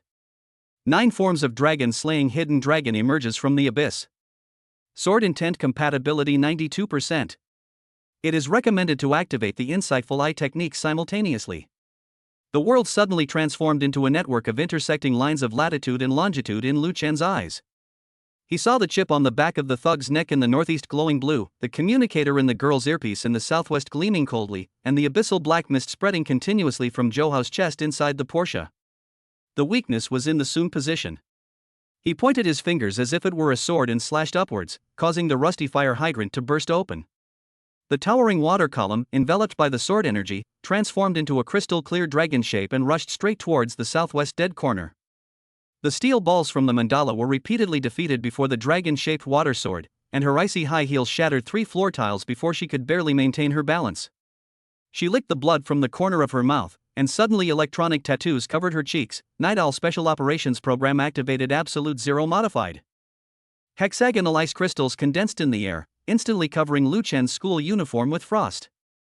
Just as the ice was about to seal his throat, Old Wong's special chili sauce, which he had signed in with that morning, suddenly slipped from his sleeve. The glass jar, propelled by the sword energy, exploded into a red smoke, which, upon contact with the ice crystals, triggered a violent chemical combustion. "Impossible!" Mandala screamed, watching the melting ice armor. This was the latest advancement from the Academy of Sciences. The main component of the latest type of refrigerant is liquid nitrogen, right? Lu Chen approached on the wave of fire, but unfortunately you encountered Xingyang capsaicin. By the way, this bottle is worth 3.5 yuan. Suddenly, a beast-like roar erupted from the Porsche, and Zhou Hao tore open the roof and leaped into the fray. His right arm swelled into purplish-black tentacles, and a filthy beam of light shot from the eyeball splitting open in his palm. Lu Chen parried with his sword, the dragon-slaying sword chi colliding with the filthy light, bursting forth in a foul-smelling cloud of smoke. Abyssal contamination exceeding the critical threshold has been detected.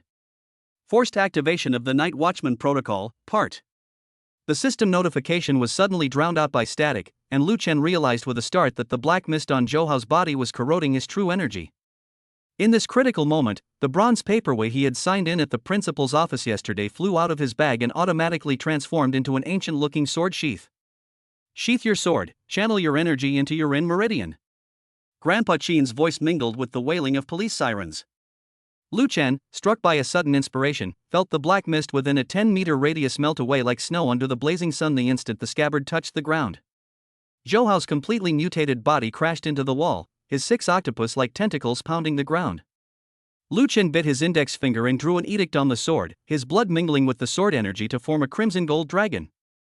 The plane trees along the street swayed without wind, their fallen leaves forming a primordial Bagua 8 trigrams array. The Qian and Kuan trigrams are positioned, while the Jun and Sun trigrams clash. As the incantation was uttered, the crimson dragon coiled around the monster's waist and soared into the sky. Simultaneously, the glass curtain wall of the 23-story office building shattered, and amidst the rain of crystals, Lu Chen saw a familiar bronze key pattern appear on Zhouhao's chest, the family heirloom that his parents had placed beside his pillow the night before their disappearance. Just as the sword tip was about to pierce the brand, Lu Chen was suddenly pulled into a pure white space. The system spirit, its body covered in cracks, appeared, its previously mechanical voice trembling with a human quality. "Warning! Direct contact with the abyss core will cause the world line to collapse. Option B is recommended, use the demon-slaying ring to seal it." Time in the real world began to flow again. Lu Chen changed his thrust into a slap, the ring on the hilt of his sword precisely imprinted in the center of the key pattern. Amidst a shrill shriek, the black tide within Zhouhao's body contracted like a receding tide, finally condensing into a coin-sized black spot on his chest. Su Yuro appeared amidst this chaos.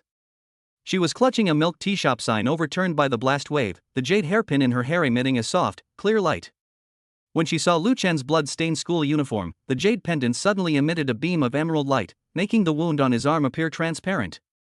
"You." The two spoke at the same time, then froze simultaneously. Faint, almost imperceptible circuit patterns appeared on the back of Su Yuro's neck, while Lu Chen's system interface suddenly displayed garbled text. Individual contact confirmation. Execution of article of the final agreement.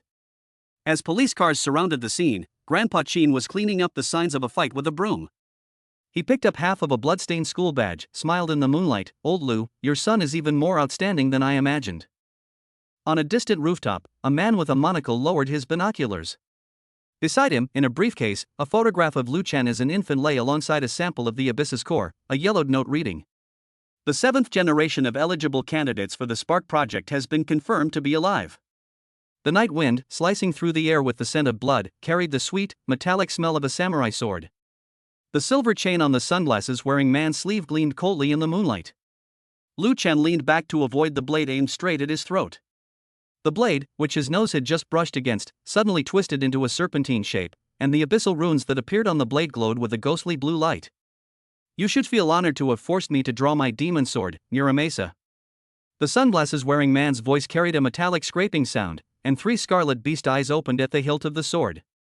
Lu Chen's school uniform suddenly moved without wind, and the copy of Hyaki Yagyo Night Parade of 100 Demons he had checked in at the library yesterday automatically turned its pages, a warning popping up on his retina. "A Yellow Springs-level demonic parasite has been detected. It is recommended to exchange for the evil-slaying arrow quiver requires 50 shock points." Lu Chen twisted his body in pain, slapping the Samadhi True Fire talisman between his fingertips towards the beast's eye on the hilt of the sword. With a shrill howl, the demon's sword flew out of his hand, spinning and embedding itself in the asphalt road, the black blood flowing from the beast's eye corroding the hilt and emitting wisps of blue smoke.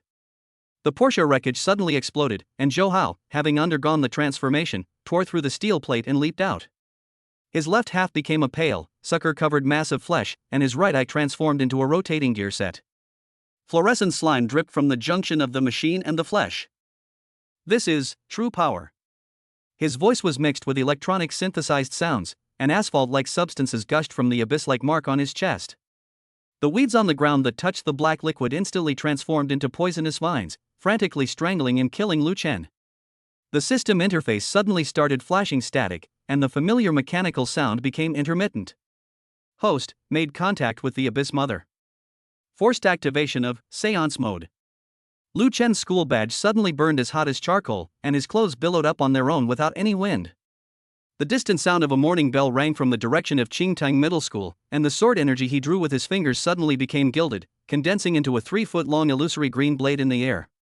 Heaven and earth, mysterious origin root of all qi. An unfamiliar incantation flowed automatically from his throat, and wherever the sword light swept, the poisonous vines withered away. The black spot on Zhou Hao's chest trembled violently, emitting a cry like that of an infant. Sparks suddenly flew from the sunglasses-wearing man's prosthetic eye. He knelt and roared as he tore off his face, revealing intricate mechanical skeleton beneath. "Impossible. This is clearly the Night's Watch chief." The mutated Zhou Hao suddenly opened his abdomen, and countless mechanical tentacles gushed out.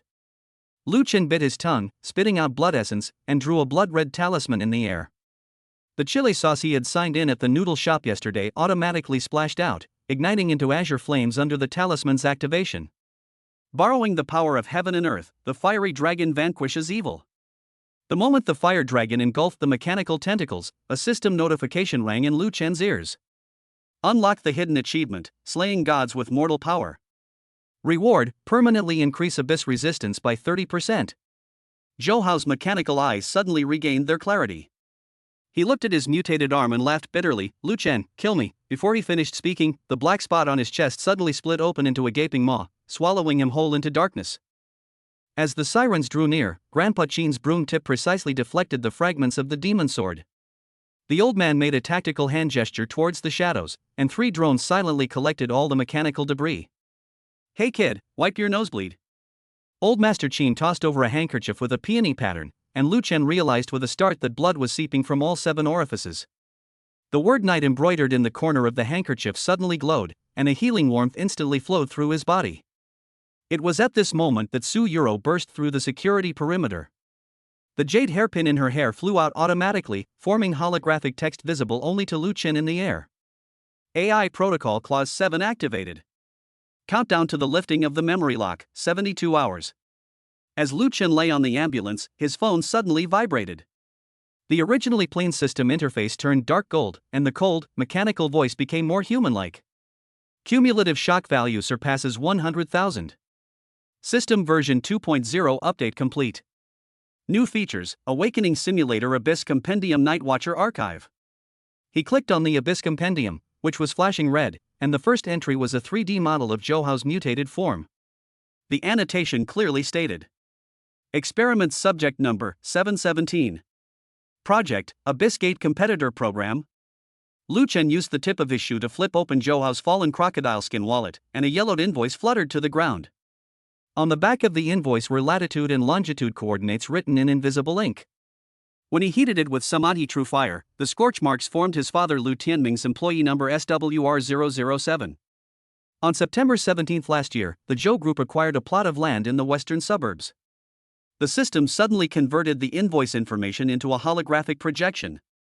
On the same day, the 7th Squad of the Night Watch carried out a mission to suppress the Abyss Gate in that area. The projected image suddenly distorted, and the father's figure appeared in the underground cave. The moment the bronze key in his hand was inserted into the stone door, the camera was engulfed by a surge of black mist. Lu Chen's school badge suddenly heated up, and the gilded school motto, Green Vine, transformed into Night Watch. The man in sunglasses remains gleamed coldly in the moonlight. When Lu Chen used his sword energy to pry open the shattered lenses, his pupils suddenly contracted. The iris pattern on this mechanical prosthetic eye was exactly the same as that of Uncle Wang, who had visited their home 3 years ago on the eve of his parents' disappearance. Biometric information detected. The system suddenly took over control of the prosthetic eye, projecting encrypted communication records onto the retina. The most recent message was from 8 hours ago. The goods have been delivered to Qingtong Middle School. Project Spark begins final phase. Just as Lu Chen was about to trace the IP address, his prosthetic eye suddenly emitted a red light. Grandpa Qin's broom blocked it just in time, burning a charred hole in the wooden handle. This was the Night Watch's internal communication band. Su Yuro's jade hairpin suddenly emitted a buzzing sound, and she quickly drew Morse code in Lu Chen's palm: lie down in 3 seconds. Almost simultaneously, the sound of air being torn apart rang out as 12 miniature missiles rained down from the rooftop of the office building. Lu Chen, carrying Su Yuro, rolled into the sewer opening. In the instant the shockwave ripped off the manhole cover, he saw the markings printed on the missiles, the Night Owl organization totem drawn in his father's tactical manual. No! Su Yuro suddenly grabbed his hand as he flipped through the manual. There was a bloodstain on the mark. It was the symbol of the Night Watch Trader Group. 7 afterimages appeared amidst the smoke of battle. Black-clad figures wearing blank masks walked over missile fragments. The Tang swords they wielded swirled with abyssal black mist and the golden light of the Night Watchers, clearly forbidden weapons that combined the technologies of 2 major factions. It's a pleasure to meet you, Spark. The leader's voice was altered. If your father had listened back then, things would be different now. Lu Chen suddenly threw out the chewing gum bomb he'd used for signing in that morning, which exploded the moment it hit the other person's mask. Beneath the shattered ceramic mask was none other than the gentle and refined face of Vice Principal Li Guozhong. As Principal Li's Tang sword slashed down, unfamiliar memories suddenly flooded Lu Chen's mind. He saw himself at 15, lying on an operating table, his parents arguing with doctors in white coats. They couldn't implant the Abyss antibody into their child. This is a necessary step in Project Spark. The man in the white coat is none other than a young Principal Li, unless you want him to end up like Subject 7. His memory was suddenly severed by excruciating pain, and Lu Chen's sword energy spontaneously protected him, condensing into a shield of light between the blade and his neck. Principal Li revealed a maniacal smile. Sure enough, the antibody has fused with the system. Su Yuro suddenly ripped off the jade pendant, and a torrent of nanobots wove a net of light in the air. Principal Li's Tang sword struck the light screen, sparks flying, and he was astonished to find that the abyssal energy within the blade was being purified. So you really were their spy? Principal Li turned to Su Yuro, but unfortunately, the true AI core had already. Lu Chen's system interface suddenly displayed a red alert. Traces of memory tampering detected. Forced repair in progress? The excruciating pain forced him to his knees, and his childhood memories began to piece together like a jigsaw puzzle. He finally saw clearly that rainy night his supposedly missing parents had willingly walked into the abyss with the bronze key. As the sirens drew near, Principal Lee's body suddenly swelled into a tumor. Grandpa Chin's cigarette butt struck him precisely between the eyebrows. A mechanical moth flew out from the exploding blood mist, carrying encrypted data as it disappeared into the night sky. He was nothing but a pawn. Old Chin stubbed out his cigarette, revealing the night watchman's robe underneath. The real player had already laid out the plan the year you were born. Lu Chen picked up half of a charred photograph from the ground. It showed him standing before a bronze door, his parents holding his baby. The double emblems of the night owl and the night watch were clearly visible on the mechanical tentacles protruding from the crack in the door. The physiological monitor in the intensive care unit suddenly emitted a long beep. Zhou Hao, who was in a coma, took the medicine, and the black spot sealed by the demon breaking ring was oozing an asphalt-like substance. As the viscous black liquid spread on the sheets, forming a bronze key pattern, the willow catkins drifting in from outside the window suddenly condensed into a semi-transparent projection of Su Euro. The abyss assimilation rate is 48%, with an estimated 71 hours remaining for complete conversion. A fingertip traces across a black spot in the projection, the ward lights dim abruptly, and the seventh eligible candidate of the Spark project should the emergency purification procedure be initiated? The waveform on the electrocardiogram monitor suddenly changed into a coded signal. Refuse purification. Execute backup plan, carrier transfer. As Lu Chen kicked open the blast-proof door of the biology lab, Yi Hongli's scalpel was pressed against the mechanical moth. Suddenly, the abyssal tentacle specimen, preserved in formalin, sprang to life. The female teacher spun and kicked the specimen container away, and a liquid nitrogen spray gun instantly froze the attacking monster. The Night Owl organization wouldn't teach this. Lu Chen showed a screenshot of the surveillance footage on his phone. It was the scene of Yi Hongli leaving a message on the blackboard using Night Watch cipher. The scalpel suddenly changed direction, and Yi Hongli sliced open her own arm. The Night Watcher chip emerging from beneath her skin was flashing red. 3 hours ago, I received the highest order to take over your training mission. She kicked open a hidden compartment, and the entire wall of abyssal creature specimens awakened in blue light. The gatehouse of Grandpa Chin was filled with smoke. The group photo of Qingtung University's anniversary celebration hanging on the wall had 7 holes burned into it by cigarette butts, each hole corresponding to a coordinate on the campus map. When the cigarette butt landed on the location of the laboratory building, Yi Hongli on the monitor screen suddenly looked up and stared directly at the camera. The young girl, Hongli, is still too inexperienced.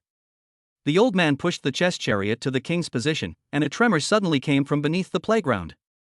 The night watchman's defense matrix, buried for many years, activated, colliding with the swarm of specimens emerging from the laboratory, creating energy ripples. Lu Chen's system suddenly popped up a notification. Ancient 7-star dragon locking formation detected. Key locations: bottom of the fountain pool, principal's office, safe, gymnasium, locker room. Su Euro's jade pendant floated in front of the computer.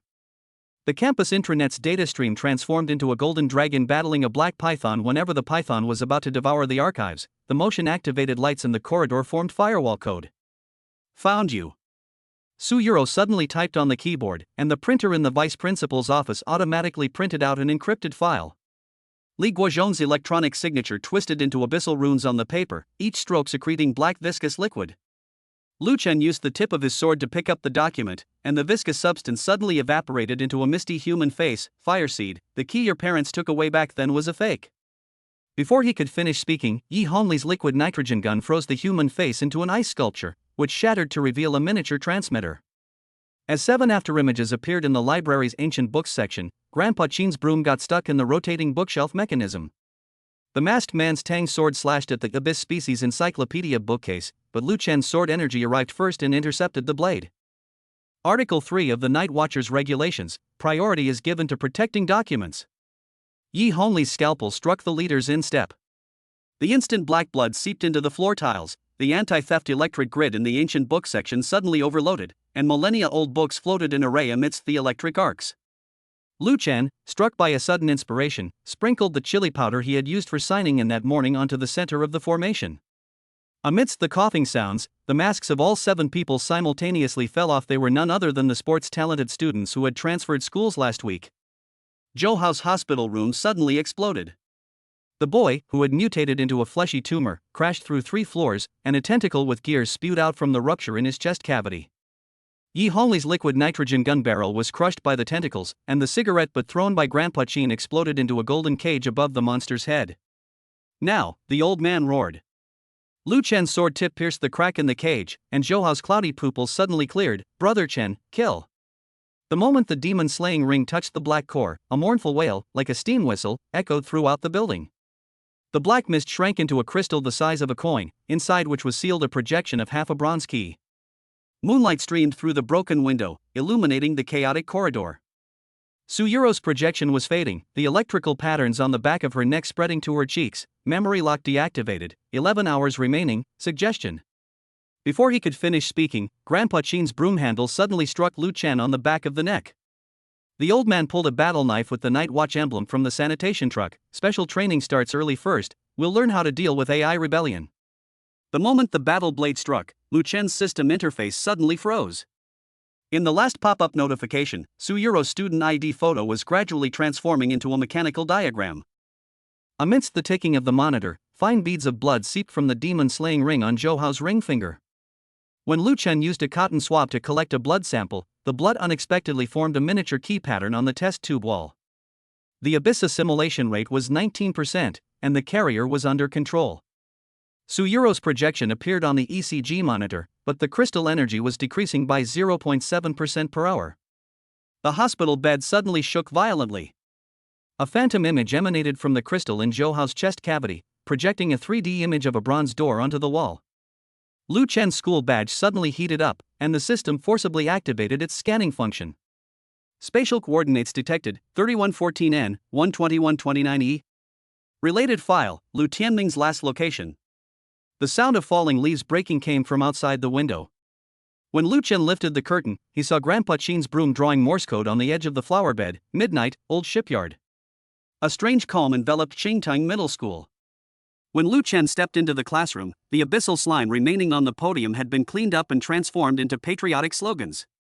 When he opened his physics textbook, the anatomical diagram tucked inside had been transformed into a structural diagram of the night watchman base. Yi Honglei had circled the location of the armory in red pen. Yesterday's brawl video went viral. My best friend Chantao pulled out his phone. The fight scene in the video had been replaced with special effects movie clips, and the hashtag Qingtun High School Filming Martial Arts Drama hashtag had over 100 million views.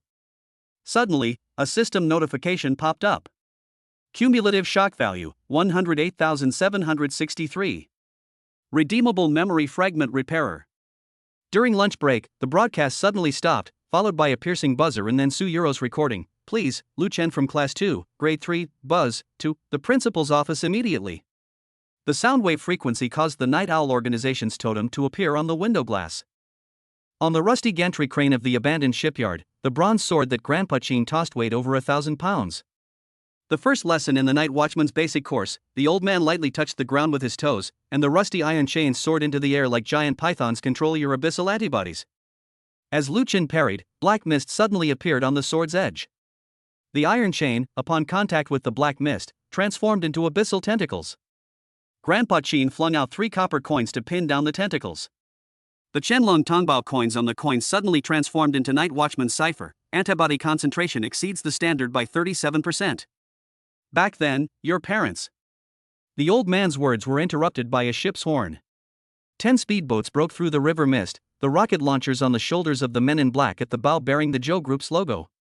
As Lu Chen's sword energy swept across the water, Grandpa Chin's broom handle suddenly disassembled and reassembled into a sniper rifle. The moment the bullet casing hit the river, Lu Chen was pulled into a memory space. His 5-year-old self was crying while clutching a bronze key model, and a younger version of Grandpa Chin was squatting in front of him. This key can open the secret base where Mom and Dad work. A sudden ripple of memory shattered, and the real bronze door materialized in the void. Mechanical tentacles emerged from the black mist seeping through the cracks, the tips of which revealed Suyuro's face. Don't believe them. The mechanical Suyuro's pupils dilated, revealing a stream of data. The antibody in your body is ZZZ. The excruciating pain caused Lu Chen to kneel on the ground, and the system alarm flashed frantically. Memory contamination index, 89%. Forced injection of sedative, injection failed. 7 black-clad corpses floated to the surface of the river. Each corpse had a chip engraved with the student ID number of a student with athletic talent on the back of their neck. Grandpa Chin used a cigarette butt to burn open the stomach of one of the corpses, and the microcapsule he retrieved contained a projection of a fragment of a bronze key. It was just bait for the owl. The old man pressed the capsule into Lu Chen's demon-slaying ring. The instant the ring swallowed the capsule, Li Guozhong and the vice principal's office suddenly vomited blood, and the 7 coordinates on the map on the wall simultaneously burst into flames. Yi Hongli appeared at the dock at this moment. She tore open the blood-stained teacher's uniform, revealing the night watchman's battle robe. 3 teleportation points had just been taken down. Inside the oil drum she kicked aside, the unconscious Su Yuro was wrapped in a cocoon made of circuit boards. The moment Lu Chen touched the circuit cocoon, countless data streams burst through his retina. Su Yuro's personality backup is loading. Article 7 of the AI protocol is being overridden. Abyss antibody fusion level breaks through critical threshold. A golden pillar of light suddenly rose from the direction of Qingtang Middle School. Ancient books in the library move without wind, and the sword manual of the 9 forms of Dragon Slayer condensed into golden characters in the sky.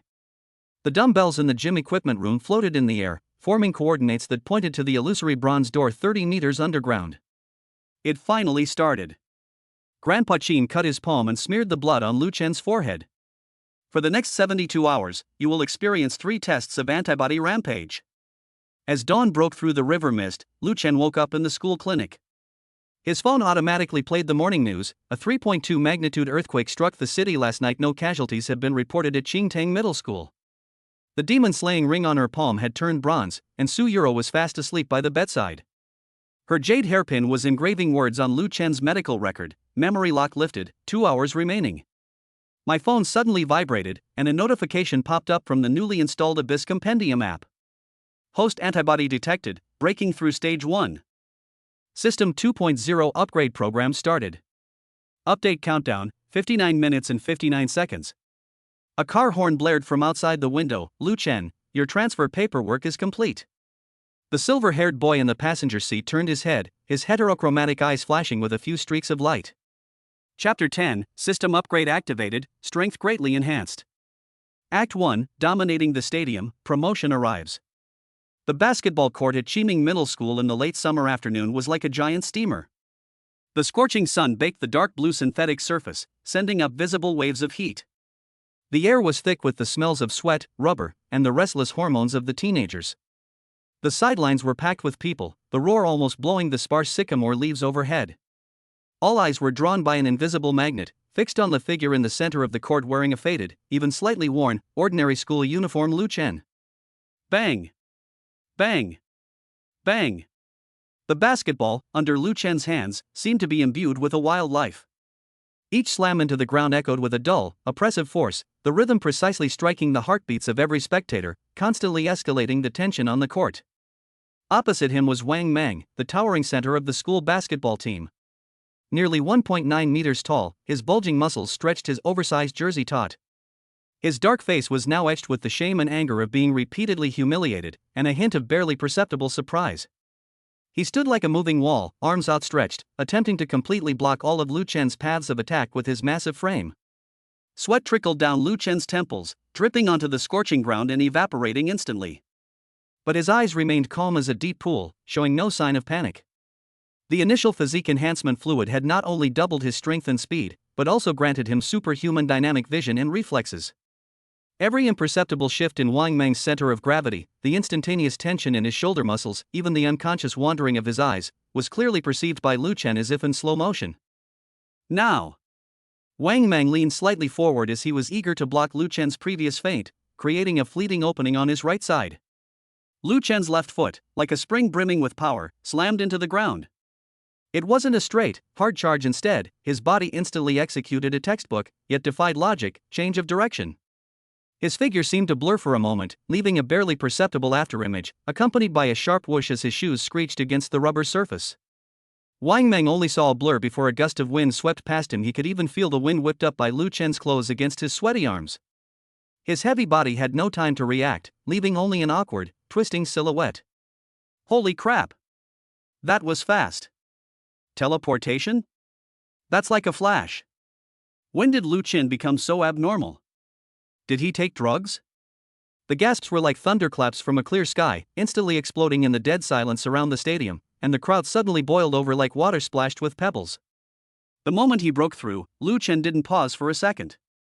Using the momentum of his sprint, he seemed to defy gravity, soaring into the air like a powerful cheetah. His body stretched out in the air, tracing a powerful and beautiful arc. His right hand gripped the basketball like an iron clamp, his arm muscles bulging, raising the ball high above his head, over Wang Meng's futilely outstretched arm trying to block, and with an unstoppable, resolute force, he slammed the ball down towards the orange rim. Clang! A deafening roar, accompanied by the groaning of metal, erupted. The entire basketball hoop trembled and groaned violently from the force of the powerful dunk. The basketball pierced the net, slamming into the ground with tremendous force before bouncing high into the air. Lu Chen hung from the violently shaking rim with one hand, his body swaying slightly before he released his grip and landed steadily. His movements were clean and crisp, with a fluid ease, as if the earth-shattering scene that had ignited the entire arena was merely a casual remark to him. Time seemed to have been paused.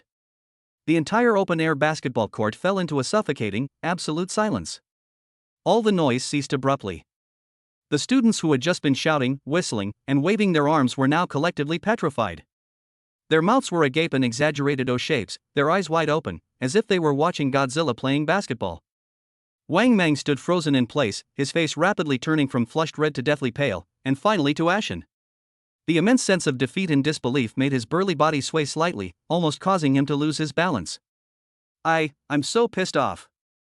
A poster dunk? He posterized Wang Meng? Wang Meng has won a prize in the city's youth competition. Is he even human? After a brief, suffocating silence, a frenzied roar erupted across the entire playground like a volcanic eruption. The boys pounded their chests and stamped their feet in excitement, roaring wildly and patting each other on the shoulder, as if witnessing some miracle. The girls covered their mouths and screamed, their cheeks flushed, their eyes filled with indescribable shock and wonder as they looked at the figure on the field. The entire Qiming Middle School seemed to be shaking with the sound of that one shot. Lu Chen took a slight breath, his chest heaving, but his heart pounded with unusually steady strength. He could clearly feel the power surging through his body. The transformation brought about by that bottle of basic physique enhancement liquid was all-encompassing. It wasn't just a doubling of muscle strength and running speed, but a comprehensive improvement in explosive power, jumping height, hang time, body coordination, and even nerve reflex speed. This feeling of completely controlling his power and crushing powerful enemies in front of everyone was like the finest wine, making his blood burn with excitement and bringing in almost dizzying pleasure. Just as this immense sense of accomplishment enveloped him, a cold, emotionless, yet crystal-clear voice rang out, as if branded directly into the depths of his soul.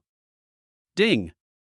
Host has achieved the achievement spotlight on the court. Stunning performance, first time delivering a stunning individual performance with absolute dominance in a large public setting, triggering intense public attention and emotional fluctuations. Achievement check-in reward, plus 1 free attribute point. Ding! Detected that you have reached 7 consecutive days of check-in 7-7, achieving the Resilient Explorer milestone. Continuous check-in rewards unlocked, new feature, Skill Blind Box, now available. Ding! The system has detected that the host's strength, influence, and achievements have reached a critical point. The system's core program is starting to upgrade. Core protocol loading. Data stream reorganization. Energy circuit optimization. 1%, 25%, 50%, 75%, 99%. System upgrade complete. Current version, Heavenly Path Sign and System version 1.1. Main updates. 1. The Achievement Check-in feature module has been officially activated and deeply optimized, with a more intelligent achievement judgment logic and a richer reward mechanism. 2. Added the Achievement Gallery module, which allows users to view details of completed achievements and their rewards in real time, as well as obtain vague clues for unlocked achievements. 3. The Skill Blind Box feature is now available. Consume specific achievement points or complete designated challenge tasks issued by the system to draw random skills quality ranges: common, excellent, rare, epic, and legendary. Open the blind box, endless possibilities. 4. The system's intelligent interaction logic has been optimized, making the penalty mechanism more human-centered based on a big data behavior analysis model. Upgrade rewards, achievement points plus 10, Skill Blind Box normal x1. A dense and clear stream of information washed over Lu Chen's consciousness like an icy waterfall. The sheer volume of information made his brain slightly dizzy, but this was followed by a tsunami of ecstasy. Skill Blind Boxes. Achievement Encyclopedia. Free attribute points. This was like upgrading from a slingshot to a cannon. No, it was like being equipped with a rocket booster. Especially the achievement encyclopedia, which meant that he would no longer be blindly stumbling around, but would have a clear direction to grind achievements and acquire greater power. He suppressed the urge to immediately delve into the new function, maintaining the composure and a touch of weariness that followed his spectacular dunk. He casually waved to the still frenzied, ardent gazes of his classmates, as if he had merely done something insignificant, and turned to leave the center of this clamorous vortex. Discreetness was crucial. Discreetness was what he needed most right now. Lu Chen. Wait. A clear, melodious female voice, tinged with obvious excitement, pierced through the noisy crowd. The throng seemed to part automatically, parting to make way. Su Yuro jogged over, her fair cheeks flushed a beautiful rosy hue from running and excitement. Fine beads of sweat glistened on her forehead, and a few strands of her dark hair, damp with perspiration, playfully clung to her smooth neck. Her beautiful eyes, usually carrying a touch of aloofness and like an autumn lake, were now astonishingly bright, as if filled with starlight, fixed on him with undisguised amazement and an almost worshipful fervor that Lu Chen had never seen before. You just dunked, that was incredible. She was slightly out of breath, her chest heaving, her voice trembling slightly with excitement. I never knew you were such a good basketball player. During the school team tryouts, how come you? She seemed to realize that her question was a bit abrupt, and before she could finish, her cheeks flushed even more, and she pursed her cherry lips shyly. The shy charm she revealed in that instant made many of the boys around her stare. The school's undisputed beauty, the dream girl of countless students, Su Yuro, was staring at him so closely, with such fervent eyes. Even with Lu Chen's resolute will, his heart skipped a beat, as if it had been lightly bumped. The 30% boost to his charm aura seemed to be working exceptionally well at this moment. He could clearly sense the warmth and intimacy emanating from Su Yuro, many times greater than usual. He cleared his throat, trying to make his voice sound calm and even slightly nonchalant. It's alright. Before I found it uninteresting. He attempted to use uninterested to mask his past ordinariness. You call this okay? Su Yuro couldn't help but raise her voice slightly, her clear voice filled with disbelief. Realizing her outburst, she quickly lowered her eyes, her thick eyelashes fluttering like butterfly wings. When she looked up again, her eyes held a hint of expectation and barely perceptible nervousness. Lu Chen, are you free this weekend? The city library recently got a batch of original English journals on the frontiers of quantum physics. The librarian said they're very difficult to borrow, requiring advanced access. I was thinking. Her voice trailed off, carrying a touch of girlish shyness and tentativeness, but her eyes sparkled with anticipation for Lu Chen's answer. This almost direct invitation seemed to carry a hint of ambiguity in the air. Warning. Abnormal host mental fluctuations detected. The host is highly addicted to the immediate psychological pleasure derived from increased attraction to the opposite sex, causing a precipitous drop in focus on core tasks. Self-improvement check in exploration below the warning threshold. The icy, chilling, and completely unexpected system notification sound, like a freezing spring pouring down from the depths of hell, instantly exploded in Lu Chen's ecstatic and slightly tipsy mind. Behavioral pattern analysis, mild slacking off tendency confirmed. Core punishment mechanism triggered. Punishment details, forced entry into social death focus state, publicly releasing a gas with a strong physical presence and psychological impact, commonly known as a groundbreaking fart, duration, 72 hours real time. Punishment takes effect immediately. Countdown, 71 hours 59 minutes and 59 seconds. Lu Chen's calm expression and the subtle pleasure he had just felt at the school beauty's invitation instantly froze as if frozen solid. His pupils contracted to pinpoints, and a bone-chilling coldness exploded from the soles of his feet up his spine to the top of his head. Farting in public? And for 3 days straight? What kind of hellish punishment was this? Was this damn system's so-called humanized optimization just a way to torture him to death? He had just started to build up a decent image. Before Lu Chen could finish roaring in his heart, a terrifying current of energy, completely beyond his control and surging like a burst dam, swept through his sphincter's last line of defense with overwhelming force. Poo-poo-roo. A deafening roar, extremely long, loud, melodious and varied, with a strong explosive feel and a trembling metallic finish, suddenly and without warning, like a thunderclap from a clear sky, shattered in the center of the basketball court, which had just become relatively quiet again because of Su Yuro's approach. The sound was so abrupt, so clear, so devastatingly penetrating, and so soul-chillingly distinctive. It instantly drowned out all the noise on the field, like an invisible mental bomb, slamming into everyone's eardrums and hearts. The sound waves even created visible ripples in the open field. Time seemed to freeze at that moment.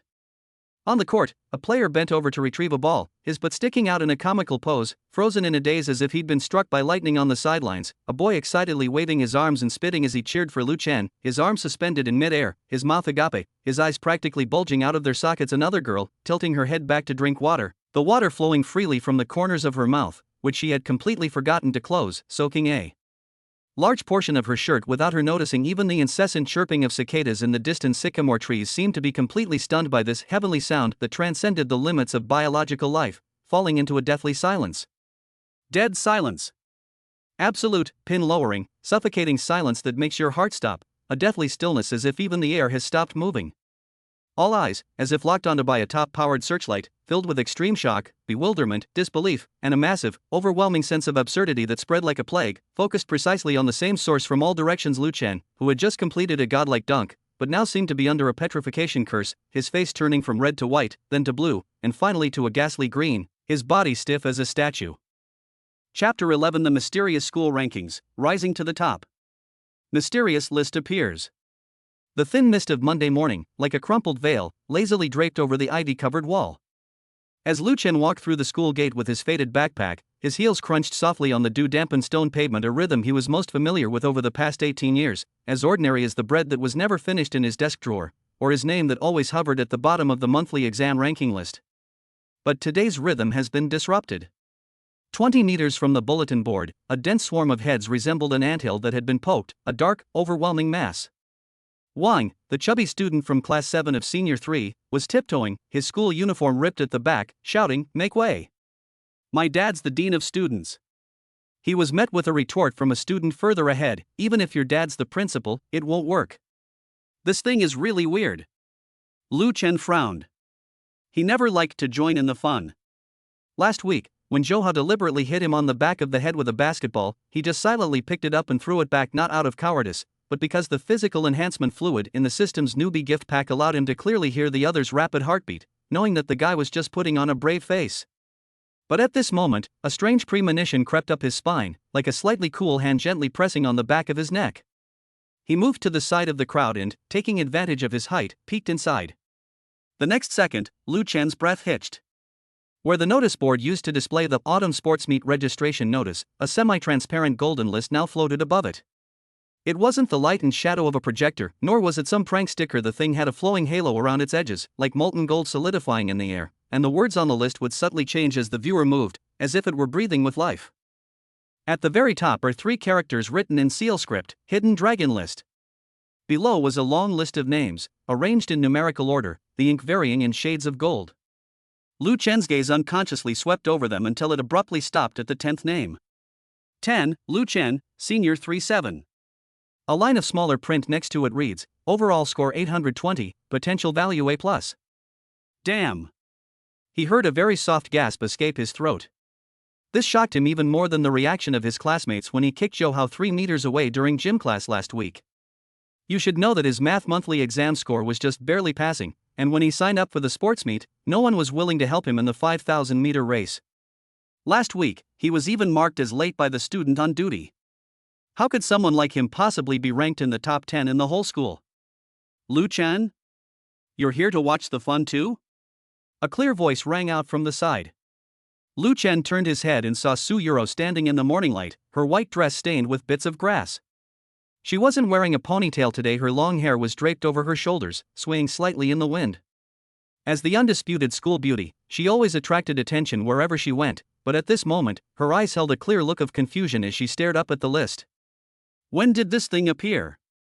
Lu Chen asked.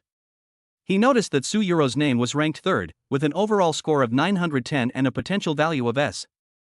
"I don't know." Su Yuro shook her head, her fingertips unconsciously twirling her hair. "When I entered the campus at 7:20, there was only a notice about the sports meet here. It turned into this when I passed by just now." The security guard tried to use a bamboo pole to knock it down, but the pole bounced off as soon as it touched the halo, and he almost fell into the flower bed. The surrounding chatter surged in like a tide. "Zhang Lei is ranked 1st? Doesn't he skip class every day to go to internet cafes? Li Mengmeng is 5th? Her lung capacity wasn't even as high as my grandma's during her last physical exam. Look! Zhou Xiao is ranked 11th. His overall score is 819, just 1 point lower than Lu Chen. Lu Chen followed the crowd's gaze and, sure enough, saw Zhou Hao's name in the 11th position, followed by a line of glaring small print, potential value B status, unstable. Just then, Zhou Hao squeezed in with 2 followers.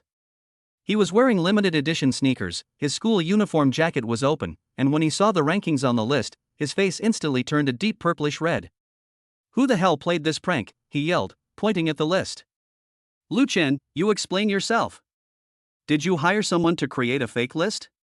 Before Lu Chen could speak, the system notification suddenly sounded in his mind. Ding! The hidden campus mechanism Hidden Dragon ranking has been activated. The current host is ranked 10th. Special task triggered, sign in for 7 consecutive days to unlock detailed leaderboard rules and scoring criteria. Hidden hint, this list is related to the awakening of extraordinary powers. Do not reveal the existence of this system to ordinary humans. Lu Chen's heart skipped a beat.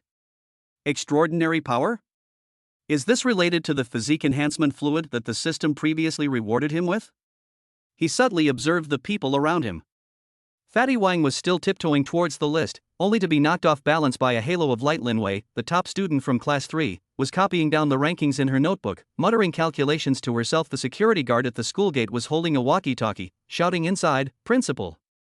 Come quick! The bulletin board has come to life." Only Su Yuro remained unusually calm.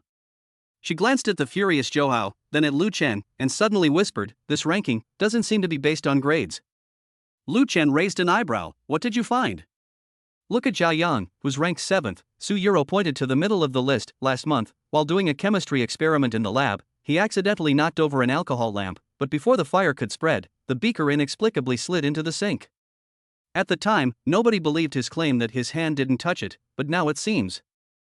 Lu Chen followed her finger and saw that Zhao Yang's name was marked with Special Ability Micro-Control Beginner Score Bonus 300. He suddenly remembered last week's PE class. When Zhou Hao, with his arrogance as a black belt in Taekwondo, kicked at him, he clearly only wanted to dodge to the side, but his body seemed to have a mind of its own, precisely kicking the joint of the opponent's supporting leg. At the time he thought it was the effect of the physical enhancement fluid, but now it seemed there might be a deeper reason. "And then there's Chen Mo, who's second in line," Su Yuro continued. "His grandfather owns an antique shop, and it said that he could tell whether porcelain was fake or not from a young age. His eyes are like an X-ray machine." Lu Chen's gaze fell on Chen Mo's name, appraisal talent innate score bonus 450. A chill ran down my spine. This list was actually quantifying those unusual things. "Hey! What are you two whispering about?" Zhou Hao's voice interrupted his thoughts. He had calmed down a bit, but the sinister look in his eyes had deepened. "Lu Chen, if you've got the guts, don't leave after school. Let's go to the gym and have a match, see if your 10th place ranking is really anything." Before Lu Chen could respond, a sudden commotion arose in the crowd. The principal and the dean of students rushed over, followed by 2 men in black suits with cold, aloof demeanors not teachers. The 2 men walked to the list, but instead of trying to touch it like the security guards, they took out a palm-sized metal device and scanned it against the light. A string of complex symbols flashed across the instrument's screen, and one of the men in black whispered, "The energy field is stable, consistent with the precursors to S-level awakening." The other person nodded, then turned to the principal and said, "Principal Zhang, starting today, we will temporarily take over this list. Please inform all teachers and students not to attempt to sabotage or study it. We will provide an official explanation within 3 days." The principal wiped his sweat and nodded, his face full of confusion. Lu Chen noticed that when the 2 men in black swept across the crowd, their gazes lingered on him and Su Yuro for half a second, their eyes sharp as scalpels. "Who are they?" Su Yuro's voice was even lower, with a hint of barely perceptible wariness. Lu Chen shook his head, but the system suddenly popped up a new notification. Scent of Night Owl Organization member detected, danger level, medium. Hidden quest: before the man in black leaves, complete a check-in in his pocket to obtain the disguise skill. Lu Chen's pupils contracted slightly. The Night Owl Organization? Related to the superpowered organization the system mentioned earlier? He suddenly moved forward, pretending to be pushed by the crowd towards the men in black. The 2 were intently recording data from the rankings, half-exposed black identification badges peeking out of their pockets. Lu Chen took a deep breath, and under the guise of adjusting his backpack strap, his fingertips flashed across the suit pocket of one of them. Ding! Sign in at special location successful. Acquired skill Disguise Aura Beginner can shield your own extraordinary power fluctuations for 12 hours. The man in black seemed to sense something and abruptly turned his head to look.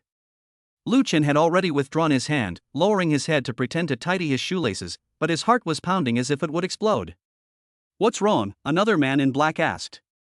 It's nothing, probably just my imagination. The man frowned and turned back. Lu Chen secretly breathed a sigh of relief, and when he looked up, he met Su Yuro's gaze. She had somehow gotten to his side, her eyes filled with inquiry. You think you bumped into him just now? I got pushed through by accident, Lu Chen casually explained, but in his mind he was thinking. The appearance of this hidden dragon ranking was clearly not accidental. It was like a sieve, filtering out all those who possessed extraordinary power, and the Night Owl organization had already caught wind of it. The school bell rang, and the crowd gradually dispersed. Lu Chen followed the flow of people towards the teaching building, glancing back at the notice board. The golden list still floated there, sunlight filtering through its halo and casting dappled shadows on the ground. His name, Lu Chen, shimmered faintly in the morning light, like a secret about to be revealed. He suddenly realized that from today onwards, his ordinary life might really be coming to an end. The controversy caused by the list. A classroom rife with undercurrents. The bell for the first class was still echoing in the corridor when the photos of the hidden dragon list had already infiltrated the entire campus network like a virus. As soon as Lu Chen settled into his seat, the desks around him swarmed towards him like a tide, 7 or 8 heads crowding together, the golden list on the phone screen reflecting an eerie halo in the morning light. Lu Chen, you better tell the truth, the bespectacled boy in the front row pushed up his slipped glasses. When you kicked Johao in PE class last week, did you use the legendary inch force?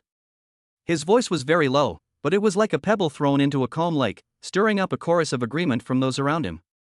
Exactly. A girl in the back row with pigtails exclaimed, her eyes sparkling. My cousin studied at the Shaolin Temple for 2 years, and he said it's impossible for an ordinary person to kick someone 3 meters away unless you awaken superpowers. Lu Chen's fingers unconsciously traced the cracks on the edge of the desk. The physical enhancement fluid in the system's newbie gift pack did indeed give him physical abilities far beyond those of ordinary people, but what truly sent Johao flying was a more mysterious force, that instinctive reaction that suddenly took over the body in a moment of crisis. He thought of Zhao Yang and Chen Mo, whom Su Yuro had mentioned. Perhaps everyone's way of awakening their superpowers was different. Don't guess, he forced a smile. I just built up my strength by helping my dad carry bricks. Even so, his gaze involuntarily drifted to the back of the classroom. Lin Wei was sitting there, her notebook open in front of her, densely filled with formulas. Her right hand gripped 3 different colored pens, rapidly scribbling something on the paper. Her hair swayed gently in the breeze outside the window, but she never looked up at the commotion around her. Just then, homeroom teacher Yi Hongli walked into the classroom in high heels. Her black suit was impeccably tailored, with a silver badge pinned to her chest. In the center of the badge was an owl with outstretched wings, exactly the same badge as the one on the black-clad man's identification that morning. Lu Chen's pupils contracted slightly as he recalled the system's notification, detected the aura of a member of the Night Owl organization. Quiet. Yi Hongli slammed the blackboard eraser on the podium, making a crisp sound. Put all your phones away. If I see anyone playing with their phones again, her gaze swept over Lu Chen, and her voice suddenly paused, then you'll have to run 10 laps around the track. A chorus of sighs filled the classroom, but Lu Chen noticed that Yi Hongli's gaze lingered on his desk for a full 3 seconds. There, his math workbook lay open, its crooked, illegible solutions a stark contrast to the overall score 820 on the leaderboard. As Yi Hongli turned to write on the blackboard, Lu Chen caught a glimpse of a document peeking out of her lesson plan folder. It bore the same owl design as the badge, with a line of small print next to it, Hidden Dragon Ranking Target Selection Plan. His heart pounded, and the system notification echoed in his mind once more. Hidden quest triggered, steal the documents from Yi Hongli's lesson plan folder to obtain the Information Insight skill. Lu Chen took a deep breath, pretending to rummage through his bag, but his gaze was fixed on Yi Hongli's back. Her lesson plan folder was on the podium, no more than 5 meters away from him. If only he could create a little chaos during the break. Lu Chen, you answered this question. Yi Hongli's voice suddenly rang out, interrupting his thoughts. He looked up abruptly and saw a complex function problem written on the blackboard. It was the final question on last week's monthly exam, and he had given up after only writing the word solution. At this moment, the dense symbols suddenly became exceptionally clear, each number jumping on his retina, as if some force was automatically calculating in his brain. The answer is x equals 3, he blurted out. A collective gasp filled the classroom. Yi Hongli frowned slightly, a hint of surprise flashing in her eyes. Sit down. She turned and continued lecturing, but Lu Chen noticed that the solution steps she wrote on the blackboard were exactly the same as his previous answer. This is impossible. Lu Chen clenched his fists. He had clearly never learned this knowledge point before, so why did he suddenly know the answer? Could it be a side effect of the physical enhancement fluid? Or is the appearance of the ranking list activating his potential to some extent? The confrontation at the second stairwell. As the bell rang for recess, Lu Chen was standing by the water dispenser in the corridor, getting water. The icy water pounded against the plastic cup, distorting his reflection on the surface. Suddenly, a system notification exploded in his mind. Danger warning. Zhou Hao is approaching you, carrying dangerous items.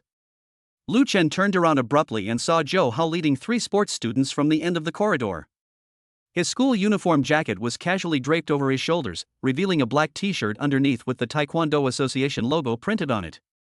His right hand was in his pocket, with half of a silver metal tube sticking out from his fingertips. It was an extendable baton. Lu Chen, Zhou Hao's voice was like a blade dipped in ice water. Dare to go to the playground right now. Let everyone see if your 10th place ranking is just for show. The surrounding students quickly retreated, forming a circular battlefield. Some people started taking out their phones to record, and flashes went off one after another. Lu Chen noticed Su Yuro's figure in the crowd.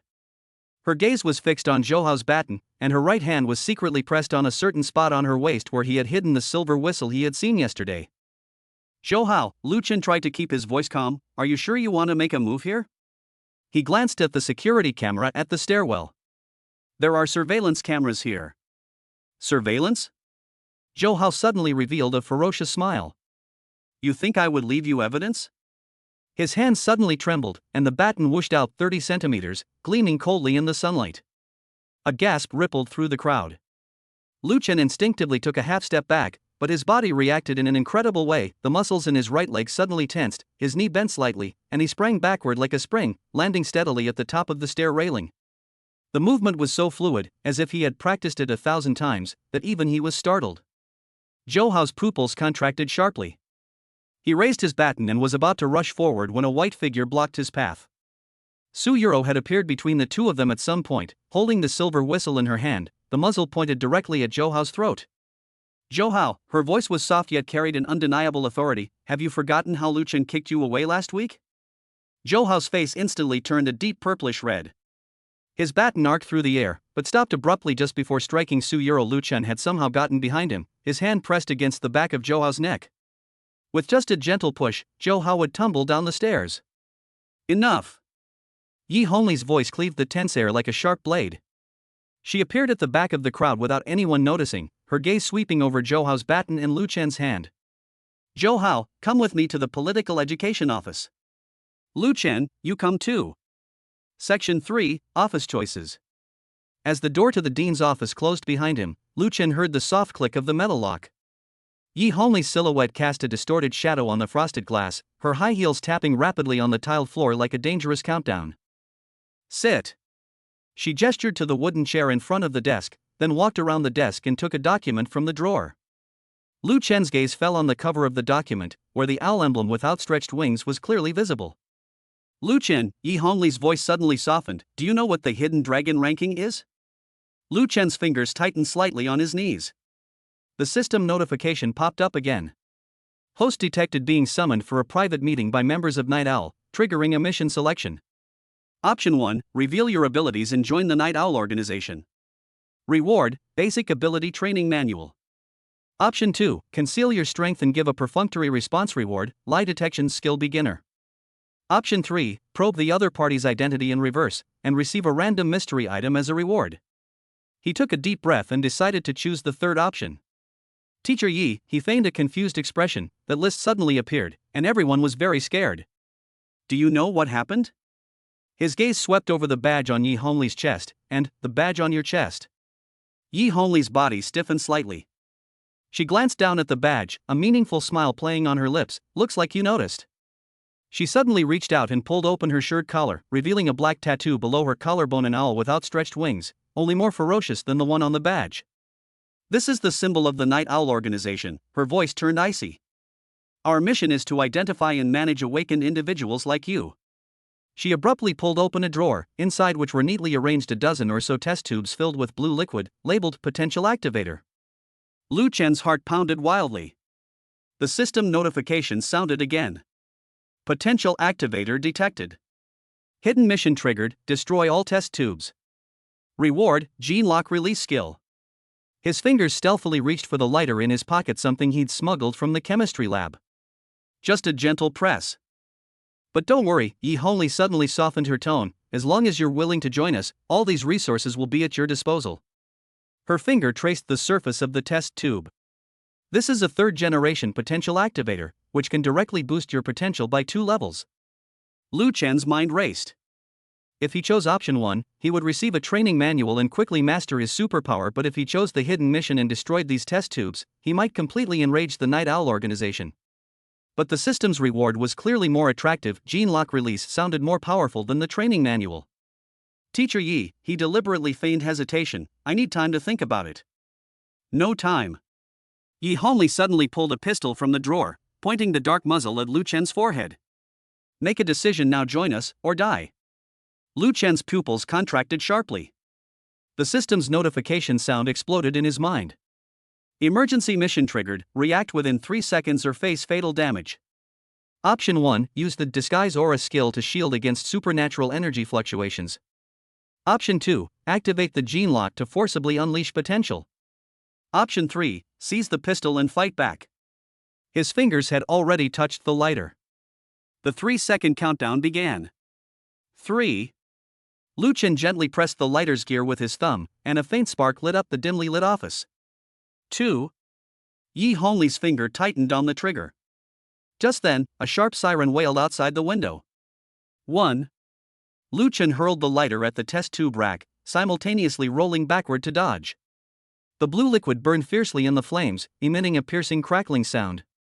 Yi Hongli cursed as she retreated, her pistol accidentally discharging and striking the ceiling, sending plaster fragments raining down. You're asking for it, she roared, lunging at Lu Chen, but was cut on the arm by shards of a suddenly exploding test tube.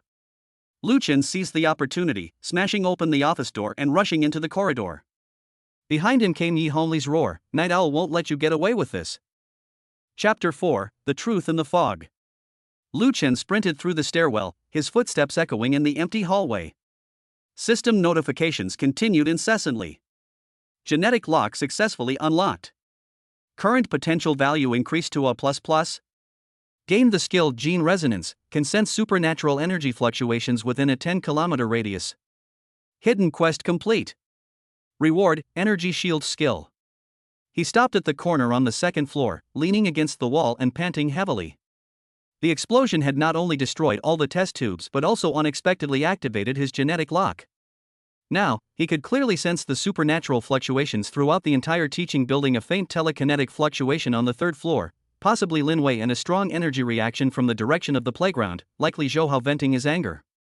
Lu Chen. Su Yuro's voice came from downstairs. He peeked out and saw her standing at the top of the stairs, holding the silver whistle in her hand. Come with me. The two navigated the intricate corridors, eventually finding refuge in an abandoned chemistry lab. Su Yuro closed the door, pulled a USB drive from her pocket, and plugged it into the computer. This is surveillance footage I stole from the registrar's office. Take a look. The screen displayed footage from 3 a.m. this morning. 2 men in black carried a metal box into the bulletin board area. One of them pulled out a remote control, and a golden list slowly rose from the box. They set up a ring of devices around the box before disappearing into the night. They're Night Owl's technicians, Su Yuro said in a low voice. I've been tracking them for a long time. She turned around, a strange light flashing in her eyes. Lu Chen, do you know why we were selected for the Hidden Dragon list? Lu Chen shook his head. Su Yuro took a deep breath. Because we are all vessels. The Night Owl organization is looking for people who can bear the ancient artifacts, and the Hidden Dragon ranking is their screening tool. She rolled up her sleeve, revealing a black tattoo on her arm, also an owl, but more intricate than Yi Hongli's. My father was a researcher for the Night Owl organization. He injected me with my first potential activator when I was 7 years old. Lu Chen stared at her in shock. Then you? I did this voluntarily, Suyuro said with a wry smile. I want to know the truth. Her fingers flew across the keyboard, bringing up an encrypted file. Look at this. The ultimate goal of Project Hidden Dragon is to resurrect the ancient demon god slumbering beneath the school. The text on the screen made Lu Chen gasp. According to the classic of mountains and seas, this school is located in the sealed land of the ancient demon god Taotai. The purpose of the Hidden Dragon ranking is to select suitable vessels to awaken Taotai through resonance of supernatural powers. The autumnal equinox is in 3 days, Suyuro's voice trembled. They plan to hold a ceremony on that day. Lu Chen, we must stop them. Section 5: The Calm Before the Storm. As dusk gradually enveloped the campus, Lu Chen and Suyuro stood atop the teaching building. The golden list still floated on the distant bulletin board, reflecting an eerie light in the setting sun. Lu Chen's fingers gently traced his chest, where a faint golden line was faintly visible beneath the skin, the mark of his unlocked genetic lock. What should we do? He turned to look at Suyuro. She pulled a silver ring from her pocket, with a black gem set in its center. This is the resonator my father left me. If we insert it into the core of the Taotia's seal on the night of the autumn equinox, we can completely destroy the Hidden Dragon project. Lu Chen took the ring and felt a cool energy flow into his body through his finger. The system notification sounded again. Ancient artifact Eye of the Glutton detected, triggering the final quest. Mission objective: destroy the sealed core before the autumn equinox ceremony begins. Reward: unlock the system's ultimate form. He gripped the ring tighter and looked at the bulletin board in the distance. The golden list swayed gently in the wind, as if foreshadowing an impending storm. Are you ready? Suyuro asked softly. Lu Chen nodded, a determined glint in his eyes. We won't let them succeed. In the twilight, 2 figures stood side by side, their shadows stretched long by the setting sun. A battle concerning the fate of humanity was about to unfold in this ordinary school campus. Lu Chen's hidden strength. Section 1: Uncontrolled Energy Ripples. The smell of gunpowder from the office explosion hadn't even dissipated when Lu Chen was already huddled in the ventilation duct of the abandoned laboratory. The vibrations emanating from the metal pipe walls made his teeth ache. It was the Night Owl Organization's pursuers searching floor by floor, the sound of their boots striking the ground like heavy hammer blows to his nerves. Cough. He covered his mouth to suppress a cough, the breath leaking through his fingers carrying a burning sensation. After the gene lock was released, it felt as if magma was slowly flowing within his body with each breath. He could feel energy surging through his veins, throbbing in his temples. The gluttonous eye ring in his pocket was incredibly hot, spiderweb-like golden patterns appearing on the surface of the black gemstone, resonating with the pale golden mark on his chest. Suyuro's voice came from outside the ventilation duct, lower than a mosquito's buzz. Lu Chen? Are you there? He parted the vent grill and saw the girl crouching beneath the lab bench, her white skirt covered in dust. She clutched a broken test tube in her hand, blue liquid condensing into ice crystals on the tube's surface. This was her newly awakened cryogenic manipulation ability, which she was now using to mask their heat signatures. They placed thermal detectors on every floor, Suyuro said, her eyelashes still frosted with white. Yi only brought 5 enhanced humans, all of whom have been injected with the first-generation potential activator. She suddenly grabbed Lu Chen's wrist, her fingertips sending a chill down his spine. Your body temperature is rising. It's already over 40 degrees Celsius. Lu Chen then noticed that the back of his school uniform was soaked with sweat. The energy within him was like a wild horse breaking free of its reins, racing wildly along some unknown meridian. He remembered the warning flashing on the system panel. Gene lock second unlock condition triggered, energy overflow 87%, please immediately find a stable anchor point. A stable anchor point? He repeated softly, his gaze sweeping over the old iron rack in the corner of the laboratory. There were chemical instruments from the last century piled up there, and one of them, a lead container labeled uranium-238, was glowing faintly. It was an abandoned radioactive source left over from when the school was built, usually sealed by thick lead plates, but now it was showing cracks under the energy impact. Just then, a loud crash of metal tearing echoed down the corridor. The enhanced human's fist smashed through the laboratory's wooden door, and amidst the flying splinters, 5 figures clad in black combat suits filed in. Their pupils gleamed with an eerie bluish green, and the veins in their necks throbbed like earthworms, a side effect of an overdose of potential enhancing agents. We found them. The leader of the enhanced humans grinned, revealing sharp canines. His right hand flashed through the air, and an ice spike suddenly materialized in his previously empty palm. Director Yi said, "We need to see them alive or dead." Suyuro immediately raised her hand and threw out 3 ice needles, but they were easily dodged by her opponent. The ground beneath the enhanced man's feet instantly froze, ice crystals spreading along the cracks in the tiles, threatening to block their escape route. Lu Chen suddenly pressed down on her shoulder, the surging energy within him finding an outlet at that moment. The instant his palm touched the lead container, the faint radiation from the radioactive source suddenly formed a visible blue band of light, coiling around his arm like a snake. A system notification rang out, radioactive isotope detected, energy anchoring successful. Temporary skill radiation siphon gained. The next second, Lu Chen felt as if he had become an energy black hole. The ice spikes released by the enhanced humans turned into water vapor the moment they touched him, and even the lights in the laboratory began to flicker. The 5 enhanced humans discovered in horror that the energy of the potential stimulant in their bodies was being drained by an invisible force, and the blood vessels in their necks were visibly shrinking. What kind of ability is this? The leader of the enhanced humans knelt on the ground, his skin rapidly losing its luster. Aren't you a physical enhancement type? Lu Chen was also stunned. He could clearly see the flow of energy. The blue energy streams flowed into his body through his fingertips, intertwining and merging with the golden energy released by his genes, forming a swirling vortex in his dantian. The potential value on the system panel was jumping wildly. Current potential value, SSS+. Run! Suyuro grabbed him and rushed towards the ventilation duct. Before the enhanced human completely lost its ability to move, Lu Chen took one last look at the shriveling body and suddenly realized that he had just absorbed not only energy, but also the other's vital signs. This discovery made his stomach churn. Section 2, The Secret Passage of the Library. The darkness inside the ventilation duct was like thick ink. Lu Chen curled up in the cramped space, listening to his increasingly rapid heartbeat. The energy he had just absorbed was still surging through his body, and faint traces of blood seeped from under his fingernails, a sign of energy overload. 3 more minutes to the next exit. Suyuro's voice came from ahead, as she used the dim light from her phone screen to illuminate the way. That connects to the library's rare book section. Night owls rarely go there. Lu Chen nodded, suddenly feeling the golden mark on his chest burning intensely. The patterns on the surface of the gluttonous eye ring had fully lit up, like a miniature star map. He recalled Suyuro's mention of the sealed core. Perhaps this ring was not only a key but also crucial for suppressing the energy within his body. As the two fell through the ventilation shaft into the ancient book section, the dust kicked up, danced in the moonlight. The bookshelves here were 3 meters high, filled with yellowed thread-bound books, and the air was thick with the smell of camphor and mildew. Suyuro skillfully pushed open the innermost bookshelf, revealing a hidden door behind it. The door was engraved with the same owl pattern as the ring. "This is a secret passage left by my father." She turned the mechanism on the doorknob, and the hidden door made a heavy creaking sound. It leads to the sealed core of the 3rd underground level, but it is usually blocked by an energy barrier. The stone steps in the secret passage were slippery and cold. The torches on the walls lit up automatically after the two entered, illuminating the modeled murals on both sides. Lu Chen noticed that the murals depicted a strange ritual. A group of people dressed in ancient costumes surrounded a huge cauldron, from which countless tentacled black shadows emerged, devouring the kneeling believers. "This is the Taotai's unsealing ceremony." Suyuro's voice trembled. "My father's research notes say that the Taotai feeds on energy, especially the potential of awakened individuals.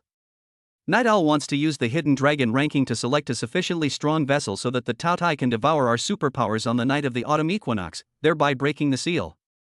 Lu Chen stopped in his tracks, a detail on the mural causing his pupils to shrink. At the very front of the ceremony stood a priest holding a scepter, and on his chest was a badge with an owl, identical to the one worn by Yi Hongli. "The Night Owl Organization," he murmured. "Has it existed since the school was founded?" Suyuro nodded. "This school itself is a huge formation. Did you notice the layout of the teaching buildings? The 3 main buildings are arranged in a triangular shape, which corresponds exactly to the 3 eyes of the Taotai. And the location of the bulletin board is the energy node of the formation." As they spoke, the two reached the end of the secret passage. A bronze door engraved with runes blocked their path, its groove perfectly matching the shape of the gluttonous eye ring. Just as Lu Chen was about to insert the ring into the groove, the system suddenly issued a sharp alarm. "High-intensity energy field detected. 48 hours and 17 minutes until the autumn equinox ceremony begins." The bronze door suddenly trembled violently, and the runes glowed with a blinding red light. Yi Hongli's voice came from outside the door, with a metallic, scraping quality. "Lu Chen, don't make futile resistance. You think you can fight the organization by absorbing the energy of a few enhanced humans? You're too naive. Suddenly, several black tentacles emerged from the shadows behind the door, coiling around the two women's ankles like venomous snakes. Suyuro immediately unleashed her freezing power, but the tentacles turned into black mist the moment they touched the ice, reforming into a thicker form. This is a projection of Taotaya's consciousness, Suyuro said, her face pale. The seal is loosening. Lu Chen's energy spiraled out of control once more. He instinctively pressed the gluttonous eye ring against the bronze door. The black gem suddenly erupted with intense light, and the tentacles, upon contact with the light, let out a piercing scream and turned to ash. The system notification sounded again. The gluttonous eye resonates with the seal, gaining the passive skill Holy Burn, deals additional damage to dark creatures. The bronze door slowly opened, revealing a bottomless staircase behind it. Looking at the surging black mist below, Lu Chen suddenly realized that his hidden strength was not accidental. His ability to absorb energy might have been designed from the very beginning to restrain the Taotai. Section 3: The true form of the gene lock. The sealed core, 3 levels underground, resembled a massive cavern. Stalactite-like energy crystals hung overhead, emitting a ghostly blue light that illuminated the entire space like an underwater ocean. At the very center of the altar, a halo composed of countless runes slowly rotated, and within its center, a churning black shadow could be vaguely seen that was the true form of the Taotai. It is still asleep, but it has begun to awaken. Suyuro pointed to the light spots floating around the black shadow. Those are the remnant souls of awakened beings who have been devoured throughout the ages. Lu Chen approached the altar and discovered that the runes engraved on the halo were exactly the same as the golden mark on his chest. When his fingertips touched the halo, the entire space suddenly trembled violently. The dark figure abruptly opened its scarlet eyes, and countless pained faces flashed before its eyes. Warning!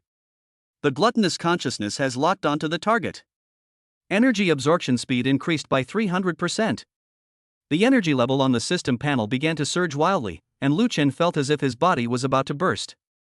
Golden patterns emerged beneath his skin, covering his entire body like circuit boards. On the verge of losing consciousness, he seemed to see countless versions of himself from parallel universes, some researching gene sequences in a laboratory, some absorbing the energy of enemies on the battlefield, and some perishing together with the Taotai before sealing the core.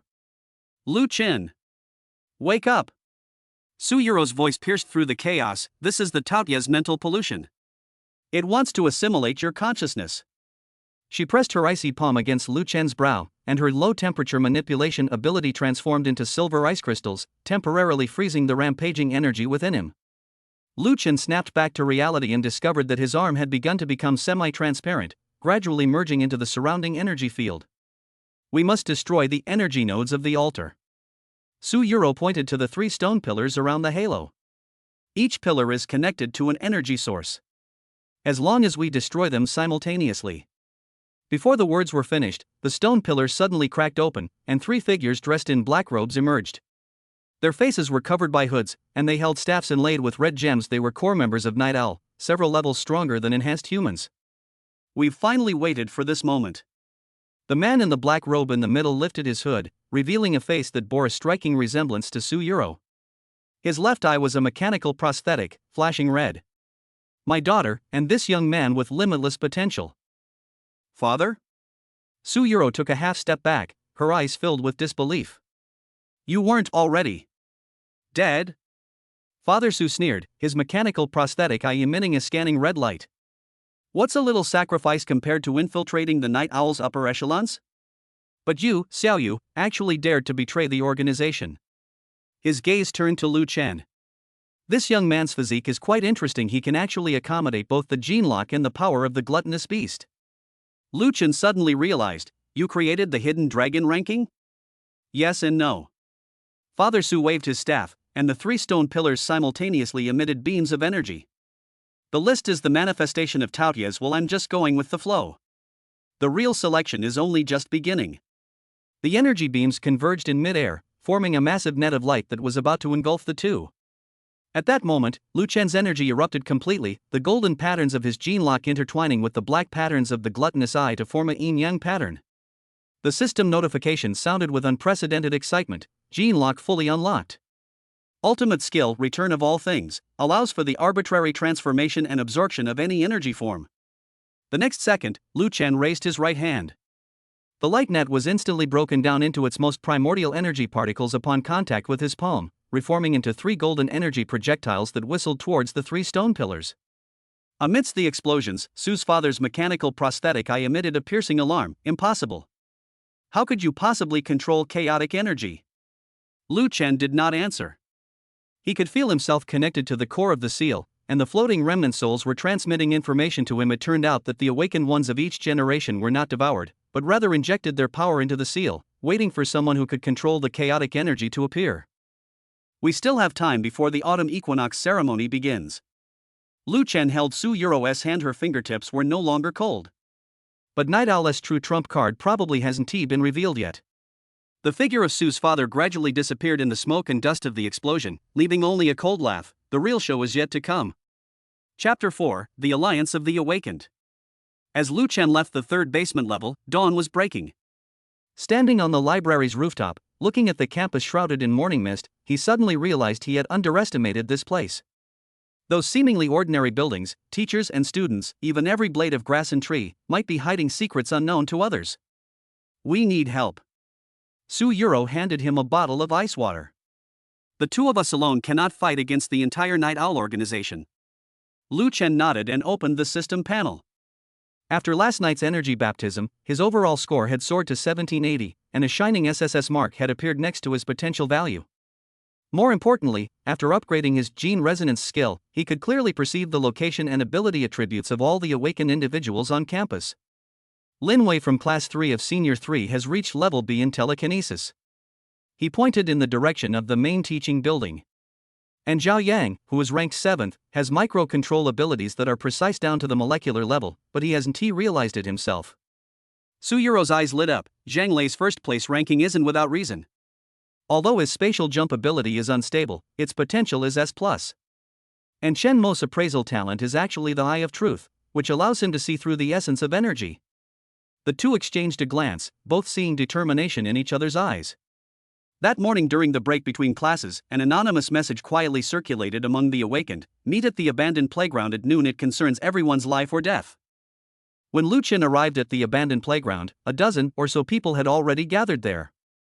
Zhang Lei leaned against the horizontal bar, a cigarette dangling from his lips, his school uniform jacket stained with ash. Chen Mo held an antique vase, his eyes gleaming. Zhao Yang nervously rubbed his hands together, the air between his fingertips slightly distorted. To Lu Chen's surprise, Zhou Hao was also there, his dark circles under his eyes indicating he hadn't slept well the night before. Lu Chen, what are you up to? Zhou Hao stood aside with his arms crossed, his tone unfriendly but his eyes complicated. Yi Hongli didn't come to class today. I heard she was urgently recalled to headquarters. Lu Chen didn't beat around the bush. He directly pulled up the surveillance footage on his phone. This was the Night Owl's internal data that Su Yuro had cracked.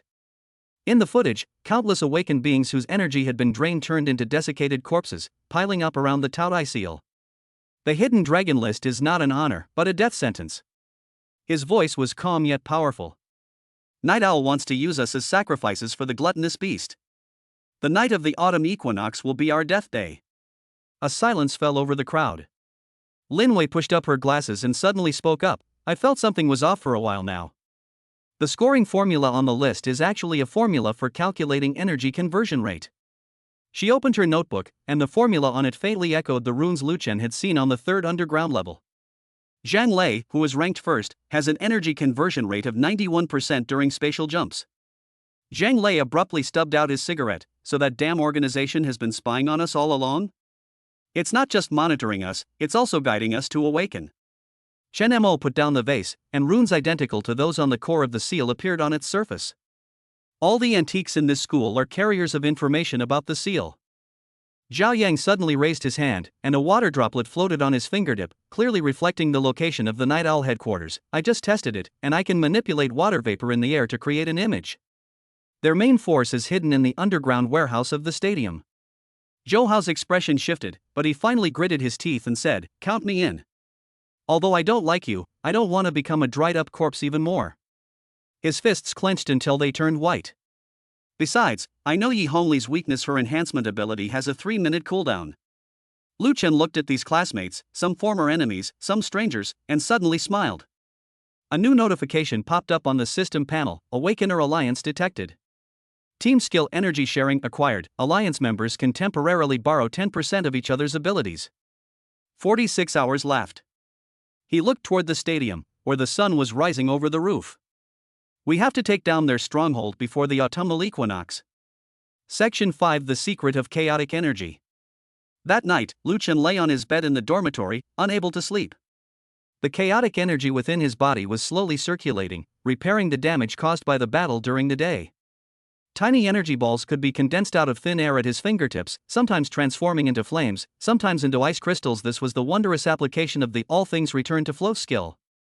Suddenly, a dark shadow flashed past the window. Lu Chen instantly jumped out of bed, his energy condensing into a short blade in his hand. When he chased after it out of the dormitory, he only saw a familiar figure standing in the center of the playground. Wang Pengzi, the boy who had been shouting and yelling in front of the bulletin board that morning. "Don't be nervous, I mean no harm." Fatty Wang raised his hands, and a crack suddenly appeared on his stomach, revealing a shimmering metallic sheen inside. "I am actually a descendant of the Guardians of the Seal, and the consciousness of the first seal keeper resides within me." Lu Chen then noticed that Fatty Wang's eyes had turned pure gold, and his tone of voice had become aged and dignified. "Child, you have finally come. We have waited for this day for 300 years. The Seal Keeper? It's the family that has guarded the seal of Tao Tai for generations," Fatty Wang, or rather, the first seal guardian, said slowly. "When Tao Tai was sealed, our ancestors injected their own consciousness into the core of the seal, forming a double insurance. The Night Owl organization was actually established by traitors from our family. They have always wanted to release Tao Tai to gain power." Lu Chen suddenly remembered Su's father's prosthetic eye, Su Yuro's father. He is the latest generation of traitors, the guardian side. His mechanical eye is actually a fragment of the Tao Tai, which can directly communicate with the consciousness of the demon god. But he doesn't know that only those who possess both the gene lock and the chaos physique can truly control the power of the Tao Tai. The guardian extended his palm, revealing an ancient jade pendant. This is the guardian seal token, capable of mobilizing the energy of all the array formations within the campus. On the night of the autumn equinox, when the Tao Tai breaks through the first seal, you will need to use it to activate the final defense. The moment the jade pendant touched Lu Chen's palm, the system emitted a deafening notification: inherited item guardian seal token detected, triggering the final stage of the ultimate quest, devouring and guarding. Mission objective: absorb the Tao Tai's primordial energy and reseal it before it fully awakens. Reward: the system and the host are completely integrated, granting creation privileges. Lu Chen gripped the jade pendant tightly, feeling the chaotic energy within his body resonate with the guardian seal token. He finally understood what his hidden strength truly was: not simply energy absorption, but becoming the key to balancing chaos and order. Su Yuro, he suddenly thought of something. She is the key. The guardian saw through his thoughts. Half of her blood belongs to the night owl, and the other half to the guardian. Only she can open the core of the gluttonous beast's origin during the ritual, giving you the opportunity to absorb energy. Fatty Wang suddenly swayed, and his golden eyes returned to normal. He looked at Lu Chen blankly. What just happened to me?" Lu Chen carefully put away the guardian seal token and patted him on the shoulder. "It's nothing, just a good dream." When he returned to his dorm, his phone screen was lit up. Su Yuro had sent him a message. "My father has very high authority within Night Owl. He definitely knows the details of the final ritual. I want to go home and look for his research notes." Lu Chen replied, "I'll go with you." The moment the message was successfully sent, he seemed to hear the distant, low growl of a Tao Tai, like a countdown from the abyss. There were less than 48 hours until the autumnal equinox. The Mastermind's Conspiracy. Chapter 1: The Dark Room of the Su Family Mansion. Su Yuro's old-style apartment building was hidden in Wuton Lane on the edge of the city. Ivy climbed the mottled walls, and white shirts drying on the third-floor balcony swayed in the autumn breeze, making it look no different from any other ordinary residence.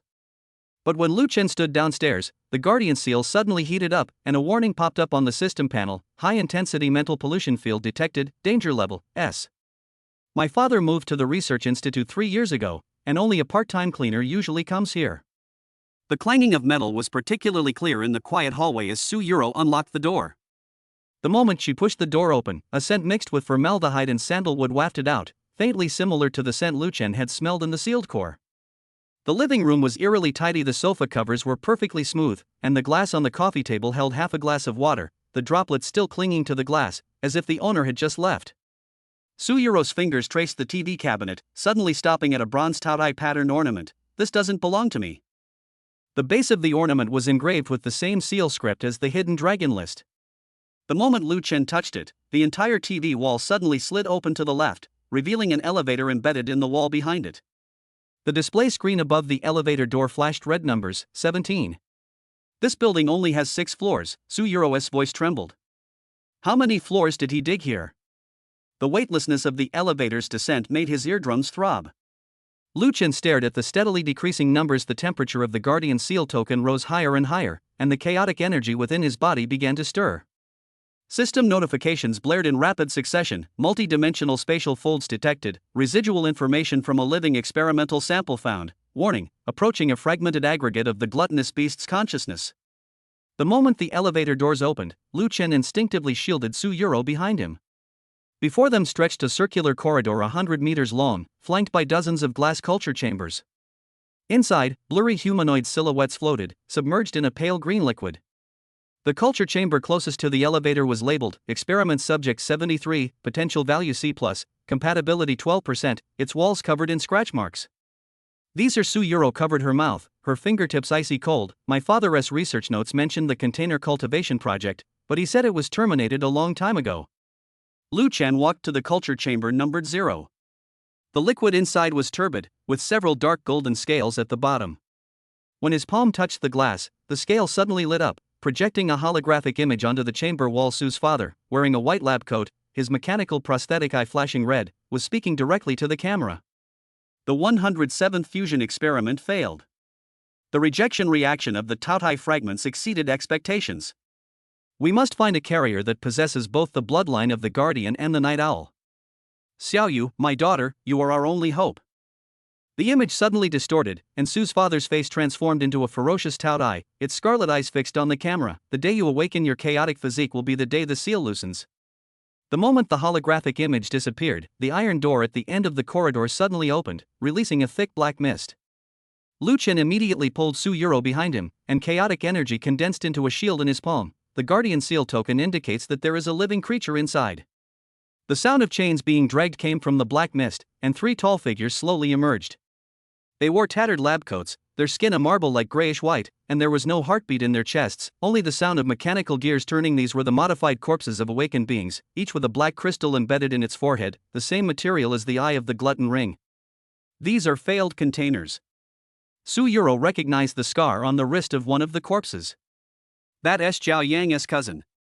He said he was going to work in another city last year and never came back. The corpse suddenly roared and lunged forward, its speed blurring into a blur of afterimages. Lu Chen converted his chaotic energy into lightning, golden arcs crackling in his palm. When they struck the black crystal on the corpse's forehead, the creature's movements noticeably slowed. But more black mist surged out from behind the iron door, and the humanoid silhouette inside the cultivation chamber began to shake violently, spiderweb-like cracks spreading across the glass surface. Hurry up! Lu Chen dragged Su Yuro through the iron gate. Inside was a circular laboratory. On the metal table in the center lay a body surrounded by sophisticated instruments. It was a boy who looked only 15 or 16 years old. 7 energy tubes were inserted into his chest, and the other end of the tubes was connected to a huge crystal hanging from the ceiling. Inside the crystal was a pulsating black shadow. The boy's face bore a slight resemblance to Su Yuro, and his left eye was also a mechanical prosthetic. As Lu Chen approached, the boy suddenly opened his right eye, the pupil reflecting the phantom of the Taotai. You've finally come, brother. The system panel suddenly flashed a blinding red light, detected a core consciousness carrier of the Taotai. Potential value? Compatibility, 99%. Section 2, The Secrets of Research Notes. The boy's prosthetic eye suddenly projected a holographic image, displaying Su's father's research notes. Lu Chen quickly flipped through them. The records, interspersed with formulas and incantations, pieced together a chilling truth. Su's father was not an ordinary traitor to the Night Owl organization, but the 3rd-generation leader. His grandfather was once a guardian of the seal, but was corrupted by the Taotai consciousness during a certain ritual, secretly establishing the Night Owl organization in an attempt to control the power of the demon god through bloodline fusion. Su Yuro's mother was a pure-blooded guardian of the seal, and the marriage itself was a meticulously planned experiment. My name is Su Chen. I was cloned using your mother's genes. The boyish voice was like rusty iron scraping against each other, and his mechanical prosthetic eye flashed a red light pleading for help. They need 2 vessels with pure bloodlines to be sacrificed at the same time on the night of the autumn equinox in order to completely break the seal. Hidden in the laboratory's secret compartment was an even more astonishing secret. Lu Chen pried open the safe on the wall, and inside, besides Su's father's diary, was a yellowed school founding file and the founder's photo. The man was wearing a long robe from the Republican era, with an owl badge pinned to his chest, and looked exactly like the priest in the mural. So the Night Owl organization started planning this from the very beginning of the school's establishment. Lu Chen pointed to the campus planning map in the file, where the locations of the 3 main buildings were marked with cinnabar, forming a complete summoning array. The hidden dragon list is not just a selection container, but also the key to activate the array. Su Chen's prosthetic eye suddenly sounded an alarm. Father is almost here. He implanted a locator in my brain, which will be triggered whenever the eye of the glutton gets close. He struggled to raise his hand, a chip lying in his palm. This is the password to deactivate the incubation chamber, but you have to promise me that you will destroy the fragments of consciousness in the crystal and not turn me into a monster. Su Yuro's tears fell onto the glass of the culture chamber, creating a small mist. I'm sorry. I didn't know it would turn out like this. It's not your fault, sister. Su Chen forced a stiff smile. I remember father mentioned in his notes that the last place on the hidden dragon ranking is Tao Tai, which can only be seen by those with a chaos physique. When the energy of the first and last place resonates, it is the signal for the ritual to begin. The laboratory alarm suddenly blared, and red warning lights flashed frantically on the ceiling. Su's father's voice came through the loudspeaker, tinged with a morbid fanaticism. Xiaoyu, don't do anything foolish. Think of our Su family's generations-long ambition. As long as we control the Tao Tai, we can reshape the world order. The liquid in the incubation chamber began to boil, and black lines appeared beneath Su Chen's skin. Lu Chen inserted the chip into the control panel, only to find that double verification was required in addition to the password. Su Yuro's blood was also needed. Quick! Lu Chen pressed down on Su Yuro's wrist, and chaotic energy condensed into a sharp blade. He's forcibly activating the Tao Tai fragments within Su Chen's body. The moment the blood dripped onto the control panel, the glass of the incubation chamber slowly rose. Su Chen's body suddenly convulsed violently, and black mist spewed from the energy conduits in his chest. Lu Chen immediately enveloped the boy with chaotic energy, but then heard the system issue a desperate warning. The core consciousness of the gluttonous beast has awakened. 10 minutes remaining until complete fusion. Suddenly, the laboratory wall cracked open, and Su's father emerged from the fissure, his mechanical prosthetic eye in his left eye now completely black. Too late. Your arrival is just in time to complete the final ritual. He waved his hand, and the laboratory floor split open, revealing a swirling energy vortex beneath a passage directly connecting to the sealed core. The ultimate secret of the hidden dragon list part 3. 2 black beams shot out from Su's father's mechanical prosthetic eye. Lu Chen barely managed to block them with his chaotic energy, but felt a numbness in his arm. The energy fluctuations emanating from the opponent far exceeded those of any enemy he had encountered before, and the Guardian Seal token felt as hot as a branding iron in his pocket. Do you know why the hidden dragon ranking can accurately measure potential values? Su's father's mechanical prosthetic eye flashed with a crazed red light. Because the ranking itself is made from the molted skin of the Tao Tai. Every awakened one whose name is recorded becomes nourishment for the demon god. He snapped his fingers, and the holographic projection in the laboratory suddenly switched to the hidden dragon ranking. The previously blank space at the bottom of the list slowly revealed the last name 100. Tao Tai unknown, with an infinity symbol next to the overall score and the potential value marked awakened. Zhang Lei suddenly tumbled out of the energy vortex, his school uniform stained with blood. Damn it! The area below the gymnasium is full of cyborgs. Before he could finish speaking, he was struck by an energy beam shot by Su's father and instantly frozen into an ice sculpture. The ability to jump between spaces is indeed troublesome. Father Su sneered, his fingertips tracing the void.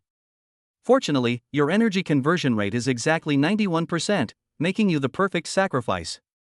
Lu Chen shielded Su Yuro behind him and activated the team skill energy sharing. Chen Mo's eye of truth allowed him to see the Tao Tai fragments in Su's father's mechanical eye. Zhao Yang's micro-control ability helped him lock onto the trajectory of the opponent's energy flow, and Zhouhao's physical enhancement increased his speed by 30%. The chaos physique is truly wondrous. Father Su clicked his tongue in amazement, the beam of light shooting from his mechanical prosthetic eye suddenly splitting into countless tiny black lines. But do you think you can win by uniting with these small fry? The black line pierced Lu Chen's energy shield, leaving a deep, bone-revealing wound on his arm. Strangely, the blood gushing from the wound didn't drip. Instead, it transformed into a golden stream of energy upon contact with air, flowing back into his body. The system notification chimed with elation, detected gluttonous beast origin energy. Chaotic physique fully activated. Lu Chen suddenly understood the meaning of Su Chen's words. He stopped trying to defend himself and instead actively transformed his chaotic energy into a vortex, beginning to absorb the black beams of light. For the first time, a look of horror appeared on Su's father's face. Impossible. How could you? Because I am not a vessel. Lu Chen's voice was mixed with countless whispers, the remnants of the awakened souls that had been devoured throughout the ages. I have come to reclaim what belongs to us. The vortex formed by chaotic energy grew larger and larger, causing the instruments in the laboratory to levitate, and the corpses in the incubation chambers emitted painful screams. Suddenly, Su's father's mechanical eye shattered, black blood splattering across the walls, revealing writhing tentacles beneath. You ruined my plans. Just then, Su Chen's body suddenly erupted with a blinding white light. All the energy conduits in his chest snapped, and the dark shadow within the crystal screamed as it was sucked into the boy's body. Sister, remember the last page of father's notes. The boy's body transformed into a dazzling rain of light, merging into Lu Chen's chaotic energy vortex. The potential value on the system panel instantly broke through the upper limit, and the Guardian Seal token and the Gluttonous Eye Ring shattered simultaneously, turning into two streams of light that entered Lu Chen's brow. Father Su let out a roar that sounded inhuman, and his body began to disintegrate into black mist. The autumn equinox ritual has been initiated. Even without a container, the Tao Tai will awaken. Looking in the direction where Su's father disappeared, Lu Chen suddenly remembered the illustration in his research notes on the night of the autumn equinox. When the moon was directly above the three main buildings, the hidden dragon list would transform into a key and be inserted into the energy node below the bulletin board. We still have time. Lu Chen grasped Su Yuro's hand. Her palm was no longer cold. Let us go to the bulletin board. Section 4 Passage under the notice board. When Lu Chen and Su Yuro arrived at the school, night had already fallen. The playground was deserted, except for the hidden dragon ranking floating on the bulletin board, emitting an eerie golden light. The names on the list were disappearing rapidly, and a black vortex would appear at the location where each name disappeared, within which the giant eyes of a Tao Tai could be vaguely seen. There are 47 minutes until the autumnal equinox. Su Yuro looked at the time on her phone, and an ice blade condensed at her fingertips. The notes say that the energy node is 3 meters underground from the bulletin board, and it can only be opened with the bloodline of the Seal Guardian. Lu Chen placed his palm on the base of the notice board, and the Guardian Seal mark between his brows emitted a golden light. The ground began to tremble, and the bluestone slabs opened layer by layer like lotus flowers, revealing a bottomless staircase below. The walls on both sides of the staircase were inlaid with glowing energy crystals, exactly the same as the stalactites sealing the core. This is a shortcut to the seal of the gluttonous beast. Lu Chen could feel the enormous suction force coming from below, and the chaotic energy within his body was stirring. Su Chen's last sentence probably refers to the reverse sacrifice mentioned in the notes. The last page of Su's father's research notes depicted a complex array that required the blood of a chaos-type individual as a guide to channel the Taotia's energy back into the sealed core. However, this process was extremely dangerous. The slightest mistake could result in a backlash from the demonic consciousness. At the end of the stairs lay a vast underground plaza. In the center of the plaza, on the altar, Su's father's mangled body was merging with a massive black shadow. The head of the Taotai beast had emerged from the shadow, and countless tentacle-like energy bands connected to the stone pillars around the plaza. Each pillar was bound to an unconscious awakened one. Zhang Lei, Chen Mo, Zhao Yang. The names on the hidden dragon ranking were fading one by one. Welcome to the final ritual. Father Su's voice came from the gluttonous maw, and the tentacle-like energy bands suddenly tightened. When their energy is drained, it will be the beginning of my control over the world.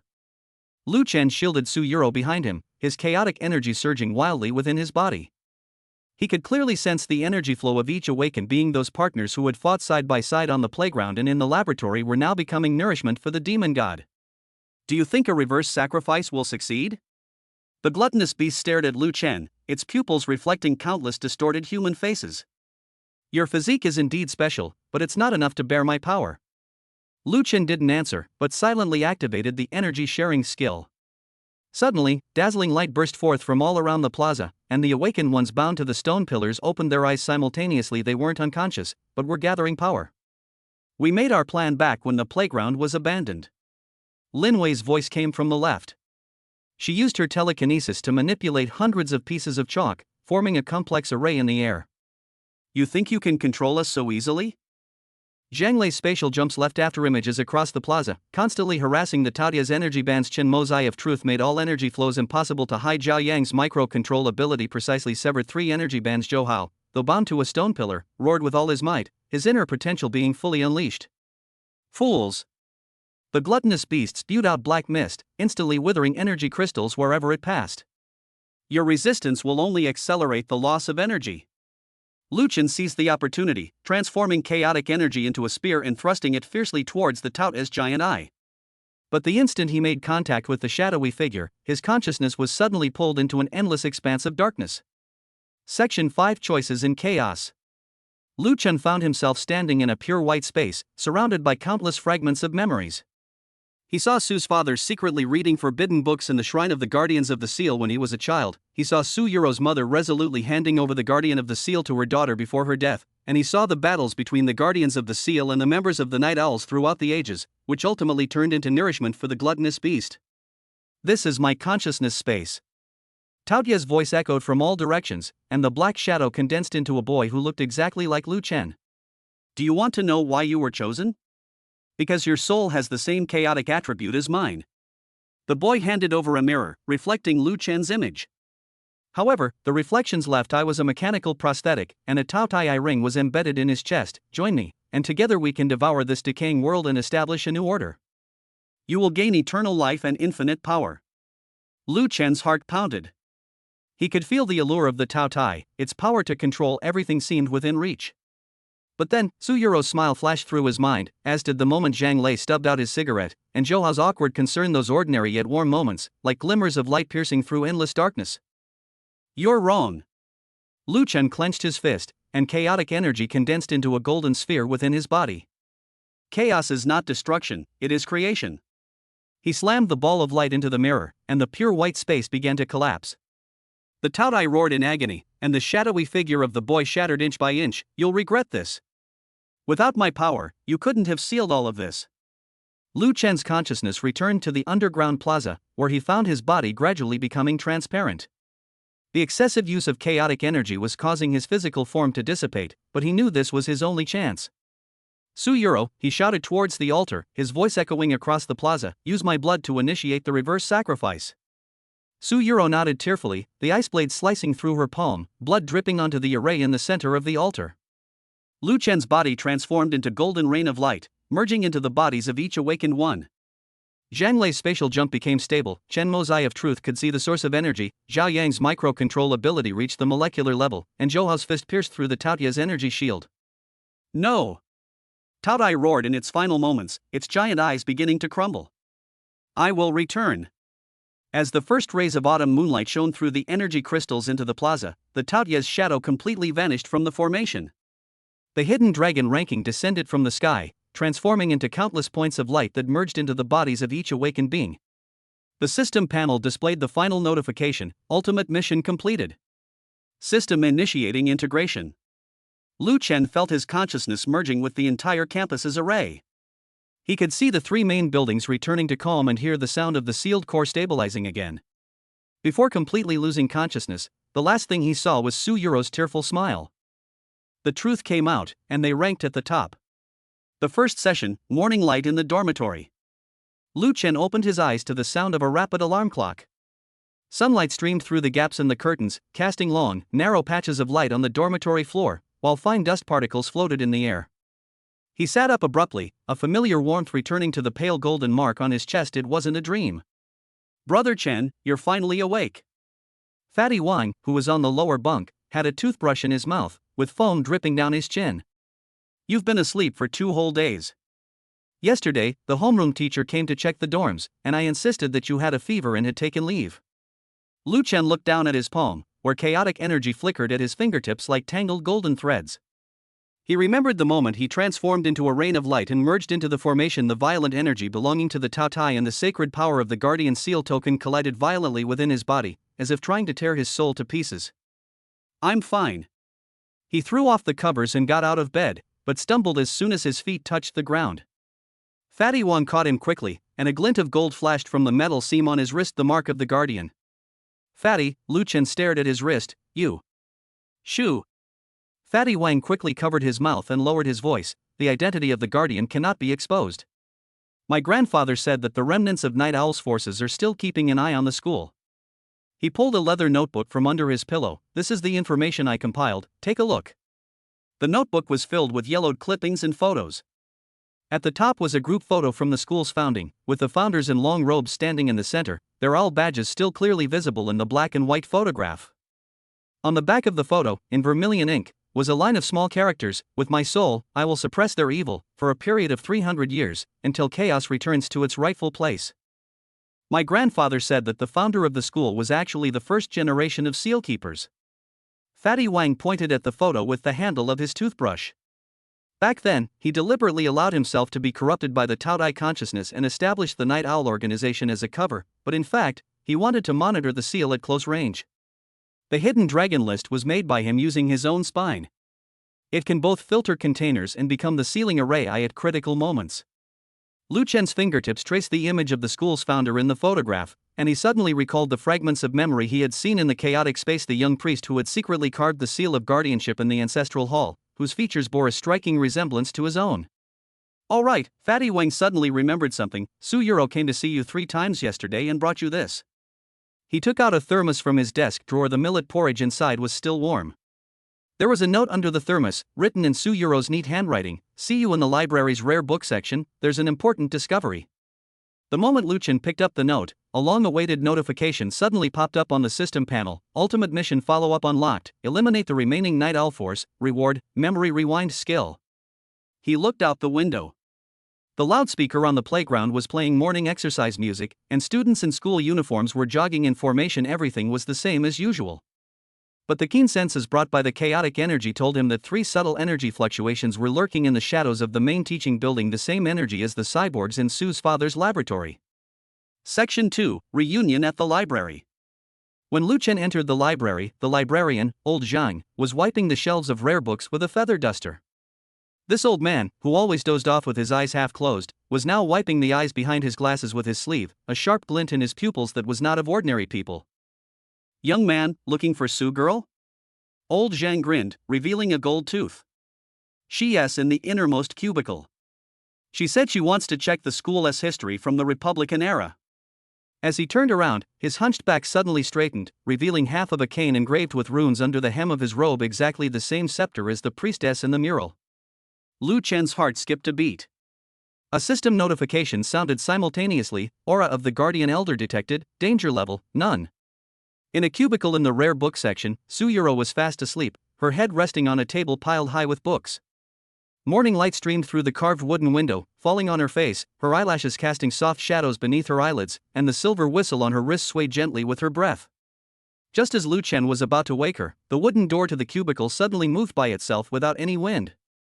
Su Yuro woke up with a start, 3 ice needles instantly forming at her fingertips. She breathed a sigh of relief when she saw it was him. You're awake? What did you find? Lu Chen noticed that what was spread out in front of her was a thread-bound book called Qingtang School Chronicle. One page had a passage circled in red. In the autumn of the 23rd year of the Republic of China, the principal's office kept the school's treasure, which would reveal its true form when it encountered chaotic energy. I suspect the school founders hid the last means of suppressing Tao Tai in the principal's office. Su Yuro pointed to the floor plan of the principal's office in the school annals. Look here, the location of the safe corresponds exactly to the array eye that seals the core. She suddenly remembered something and took out a black USB drive from her backpack. This is the data I copied from my home lab. It contains the list of Night Owl's remnants. The moment the USB drive was inserted into the computer, a dense list of names popped up on the screen. Lu Chen's pupils constricted, the dean of students, the cafeteria owner, and even old Zhang were all on the list, marked as lurkers. This is impossible. Su Yuro covered her mouth in shock. Old Zhang looks so kind. Being kind doesn't mean being harmless. Lu Chen pulled up the notes after the list. Look, old Zhang's ability is disguise, level S+. The Guardian said that Night Owl's infiltrators can perfectly mimic the speech and behavior of ordinary people, and can even hide their energy fluctuations. Suddenly, the sound of a bookshelf shaking came from outside the cubicle. Lu Chen immediately condensed chaotic energy into a shield, only to see old Zhang slowly pushing a bookshelf past, his gold teeth flashing under the light. "Girl, don't forget to return the books you borrowed." As he passed through the cubicle, the wheels of the book cart gently rolled across the ground, leaving behind a string of golden runes visible only to the awakened. "See you in the principal's office at dusk."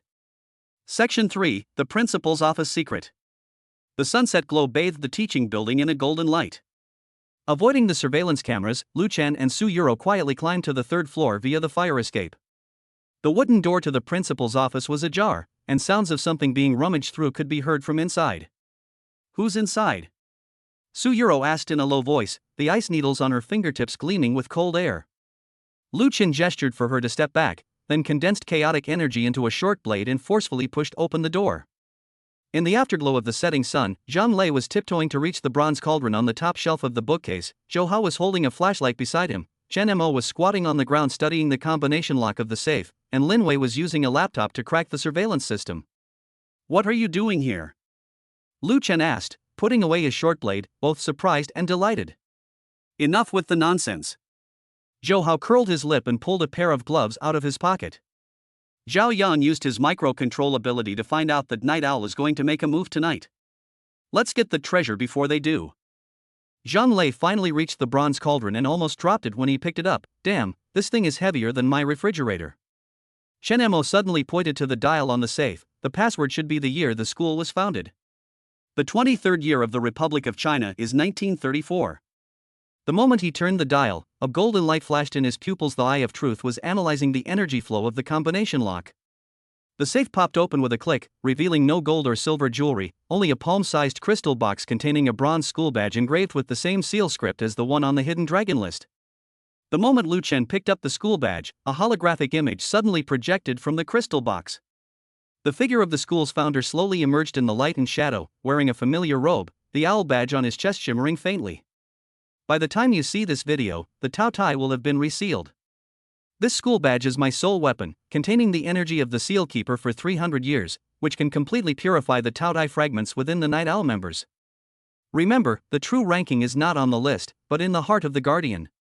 The instant the image vanished, the principal's office window shattered. Three figures in black trench coats burst through the window. The leader was the Dean of Students, his right hand now transformed into a tentacle-like shadow. "Hand over the school badge." Zhou Hao was the first to rush forward, his fist slamming into the Dean of Students with a whooshing sound, only to have his wrist entangled by the Dean's tentacles. "Why can't I hit this thing?" He struggled desperately, the skin on his wrist beginning to turn black, the corrosive energy of the Tao Tai. "Use the school badge." Lu Chen tossed the bronze school badge to Su Yuro, then focused his lightning energy on the tentacle. The Dean of Students screamed and staggered back, black smoke billowing from the tentacle. Su Yuro caught the school badge, suddenly recalling the record in the school annals, and pressed it against the Dean of Students' forehead. The bronze school badge burst forth with dazzling golden light, and the dark shadow inside the Dean of Students screamed as it was forced out of his body, turning into ashes and dissipating into the air. "Works!" Lin Wei manipulated the pen on the table, sending it flying like arrows at another man in black. "Chen Mo, find their energy core." Chen Mo's Eye of Truth instantly locked onto the target, the third rib on the left side. Zhang Lei activated his spatial jump at that moment, appearing behind the man in black the next second, his fist striking the man's left chest with pinpoint accuracy. The man groaned and fell to the ground, the black shadow surging from his body also being purified by the school badge. Seeing the situation was turning against him, the last man in black turned to escape through the window, but was stopped by old Zhang, who suddenly appeared. The old man straightened his hunched body, and the moment his cane struck the ground, countless golden runes cracked open. "Traitor, where do you think you're going?" He removed his glasses, and the image of the Guardian seal appeared in the pupil of his left eye. "I have been lying low for 30 years, waiting for this day." His cane transformed into a spear, precisely piercing the black-clad man's energy core. The Phantom of the Hidden Dragon List Section 4. As night fell, the lights in the principal's office remained on. Lu Chen handed the purified Night Owl members over to old Zhang for processing, while he and his companions sat on the sofa, staring blankly at the bronze school badge on the table. So the founder of the school foresaw this day long ago. Su Yuro stroked the patterns on the school badge. He deliberately made the Night Owls think they could control everything, but in reality, he was using them to select the true guardians. Zhou Hao suddenly took out his phone and opened the photo that was going viral in the class group chat. The bulletin board was empty, but a classmate had taken a picture in night vision mode and saw a faint golden halo floating there, with the phantom of the hidden dragon list vaguely visible. "Let's go take a look," Zhang Lei asked, a cigarette dangling from his lips, his eyes gleaming with excitement. When the group arrived at the playground, a considerable number of awakened ones had already gathered in front of the bulletin board. Zhao Yang was tiptoeing to squeeze in when he saw Lu Chen and immediately waved, "Here." The golden phantom of the rankings swayed gently in the night breeze. The rankings had undergone a dramatic transformation. 1. Lu Chen, Class 7, Grade 12, Overall Score, 9999, Potential Value, Chaos. 2. Su Euro, Grade 12, Class 3, Overall Score, 8700, Potential Value, Guardian. 3. Zhang Lei, Grade 12, Class 1, Overall Score, 7600, Potential, Room for Improvement. 4. Chen Mo, Class 5, Grade 12, Overall Score, 7200, Potential Value, True. 5. Zhou Hao, Class 7, Grade 12, Overall Score, 6900, Potential Value, Enhanced. 100. Gluttonous Beast Unknown Overall Rating, 0 Potential Value, Sealed. At the bottom, a new annotation has been added. The hidden dragon lies in the abyss, not because of its fame on the list, but because of its guardianship. "I'm actually ranked 5th? Zhou Hao scratched his head, his ears turning slightly red. "I've improved by 6 places since last time." Lin Wei pushed up her glasses and quickly jotted down notes in her notebook. The scoring criteria have indeed changed. Now they look at the guardian contribution value. Lu Chen's 9999 is probably because he fused with the Taotai energy without being contaminated. Lu Chen looked at his name and suddenly remembered the words of the school's founder. He reached out and touched the golden phantom, and the list rippled like water, revealing countless smiling faces. The remnant souls of awakened beings who had been devoured by the Taotai throughout the ages were now nodding to him. "Look!" Zhao Yang pointed to the top of the list, where the words Hidden Dragon List were originally written, but a new name was slowly appearing, Guardian Alliance. The system panel then displays the final notification: all tasks completed. System fusion complete. Genesis permission granted, allows reshaping energy forms within the rules. Lu Chen felt the chaotic energy within his body become incredibly docile, as if it resonated with the energy flow of the entire world. He could hear the trajectory of the wind over the playground, see the energy fluctuations of the lights in the teaching building, and even smell the faint life energy contained in the aroma of food wafting from the cafeteria. "What will we do now?" Su Euro asked softly, the moonlight shining on her face like a layer of silver frost. "Although Night Owl has been defeated, Taotai is still sealed." Lu Chen grasped her hand, and the chaotic energy transformed into a warm current that flowed into her body through her fingertips. The guardian of the seal said that as long as we are still here, the seal will not loosen. He looked at his companions beside him. Zhang Lei was teaching Chen Mo how to use spatial jump to move a basketball. Zhou Hao and Zhao Yang were arguing heatedly about whose contribution value was higher, and Lin Wei was calmly taking notes on something. These people, who were once strangers or enemies, have now become comrades in arms to whom we can entrust our backs. The sunshine of the 5th graduation ceremony. 3 months later, at the graduation ceremony, the sun shone exceptionally brightly. Lu Chen stood on the podium as the student representative, his bronze school badge pinned to his chest. The students below were dressed in neat graduation gowns, their caps tracing arcs in the air as they were tossed about. The principal's speech was long and tedious, but Lu Chen noticed that when he mentioned the school's history, his gaze lingered on him and Su Euro for half a second, and a meaningful smile appeared on his lips. Old Zhang, speaking as a representative of outstanding faculty and staff, had his gold teeth gleaming in the sunlight. At the end, he suddenly said, "May we all become the hidden dragons within ourselves."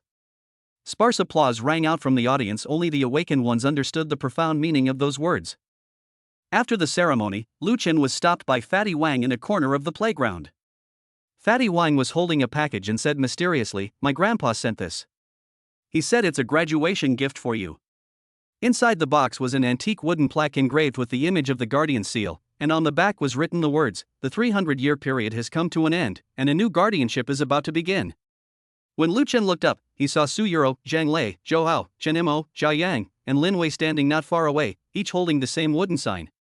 Old Zhang had also come over at some point, tapping the ground lightly with his cane. Night Owl has set up a network in schools across the country.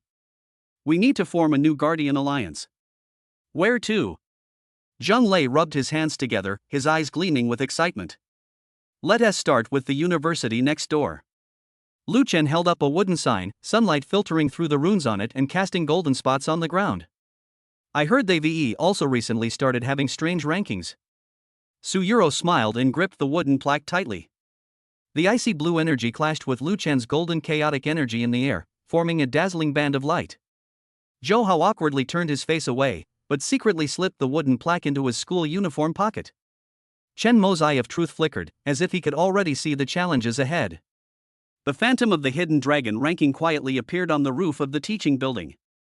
Under the sunlight, the name of the Guardians Alliance shone brightly on the golden list. Lu Chen knew that true excellence was never about the numbers on the list, but about the courage to step forward when danger came. Chapter 12 unlocks a new ability through daily check-ins, shocking everyone. An unexpected discovery in the antique books section, Act 1. The bell signaling the end of evening self-study rippled through the quiet school building like a pardon. Lu Chen practically sprang to his feet, his knuckles turning slightly white from gripping his backpack strap so tightly.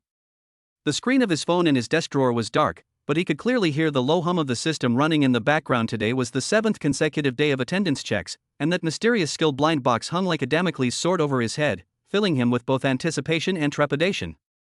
He deliberately dawdled as he packed his stationery, watching his deskmate Zhao Lei boast about his gaming achievements the previous night, his gaze drifting towards the window. Dusk had already permeated the entire campus. The outline of the administration building resembled a lurking beast under the dim streetlights, while a faint light shone through the small window on the second floor of the library, inlaid with bronze patterns. "Lu Chen, let's go. Want to play some games at our usual spot?" Zhao Lei patted his shoulder, his school uniform still stained with grease from the cafeteria at lunchtime. "No, I'm going to the library to return a book." Lu Chen forced a perfunctory smile, watched Zhao Lei hook his arms around the necks of the other two boys and disappear around the corner of the corridor, then took a deep breath and turned to walk in the opposite direction. The corridor of the teaching building was so empty that he could hear his own footsteps, each step feeling like stepping on a drum. The nameplate of Class 3, Grade 12, grew farther and farther away behind him, and the slogans that read 278 days until the college entrance examination gradually blurred. Lu Chen touched the brass key in his pocket. It was given to him by Teacher Wang from the library last week when he was helping him sort out old books, saying it would be convenient for reading at night. Now that he thought about it, perhaps that old man who always dozed off had already seen through something. The library's wooden revolving doors creaked and groaned at night, as if complaining of being disturbed from their sleep. The first floor lending area was dark, with only emergency lights casting pale spots of light on the floor. The air was thick with the peculiar smell of dust and old paper. Lu Chen climbed the spiral staircase, each step echoing dully under his feet. When he reached the corner on the second floor, he suddenly stopped. In the full-length mirror at the stairwell, a face appeared both familiar and unfamiliar. 7 consecutive days of physical enhancement had made his features more defined, his jawline sharper than before, and his eyes had lost their former timidity. Especially in the dim light, his pupils seemed to hold 2 flickering flames. This was the appearance enhancement effect from the system's newbie gift pack. Although he deliberately kept his head down while walking, he could still feel that the gazes the girls were giving him had changed recently. Ding! Abnormal heart rate fluctuations detected in the host. "Do you need to activate the emotion calming program?" The system's mechanical voice suddenly sounded, startling Lu Chen. "No need," he replied softly, pushing open the small door leading to the ancient books section. The bronze lock made a soft click sound as it turned, like some ancient code being deciphered. The rare books section is a completely different world from the rest of the library. Instead of modern bookshelves, there are rows of dark brown wooden display shelves, the tallest almost reaching the ceiling, neatly stacked with thread-bound books and various objects covered with dust covers. An old-fashioned wall clock in the corner ticks, its hands pointing to 9:17 p.m., the quietest time on campus. Lu Chen's gaze swept over the labels on the antique shelf, collection of books from the Guangxu period of Chongwen Academy, combined edition of the school magazine from the 30th year of the Republic of China, and teaching aids from the early days of Pingshan Middle School. This was actually the school's history museum, but it was rarely open to students. 3 days ago, when the system first notified him of this special check-in point, it took him 2 whole nights to figure out the routine here.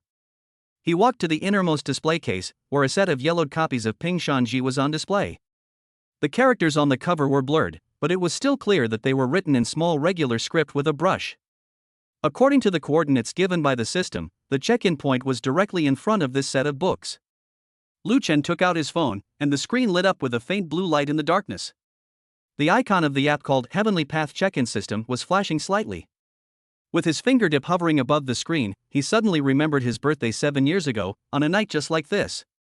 He had just finished eating half a cold steamed bun when this app popped up on his phone. The interface was so rudimentary, it looked like a pirated app, but after he clicked Confirm Binding, a bottle of shimmering silver physique enhancement liquid was indeed delivered to his table.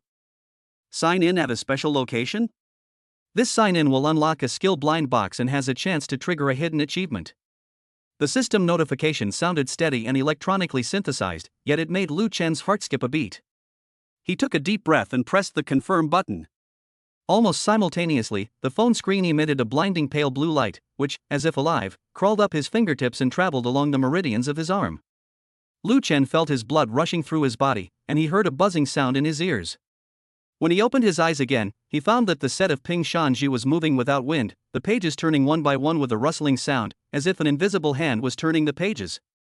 The top page of the book suddenly stopped, and a ginkgo leaf nestled among the pages drifted down.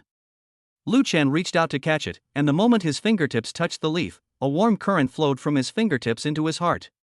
That seemingly ordinary ginkgo leaf actually had golden veins flowing within its veins, as if sunlight had been frozen inside. Congratulations, host, for completing 7 consecutive days of check-ins. You have unlocked the skill blind box. The system notification sound carried a hint of joy for the first time. You have acquired the skill, Master Appraiser, Beginner. Ability description: you can analyze the material, age, and craftsmanship of items through sight and touch. Currently, you can appraise ordinary artifacts from the last 100 years. As your proficiency increases, you will unlock the energy fluctuation detection function. Lu Chen's mind was suddenly flooded with a large amount of information, as if a library had been forcibly stuffed into the depths of his memory, from the crackled characteristics of Ru in the Song dynasty to the mortise and tenon structure of furniture in the Ming and Qing dynasties, from the casting method of bronze ware to the mounting techniques of ancient calligraphy and paintings. Countless knowledge points were categorized and made so clear that it was as if he had been studying them for decades. He subconsciously glanced at a blue and white porcelain vase on the display shelf next to him, and a line of data immediately flashed into his mind. Modern imitation: the blue and white material contains cobalt blue chemical components, the bottom mark is computer laser engraved, and the firing time is no more than 3 months. This feeling of instantly acquiring information was even more wonderful than when his physique was enhanced, as if he had been equipped with a super scanner. Just then, the ginkgo leaf suddenly turned into golden powder in his palm, slipping through his fingers. Lu Chen was just feeling regretful when a series of chaotic images flashed before his eyes. Under the gray sky, students in long gowns were loading bundles of books onto carts. Someone held a kerosene lamp, its light flickering in the cold wind. In the distance, a muffled explosion echoed, and someone shouted, "The Japanese are almost at the city gates."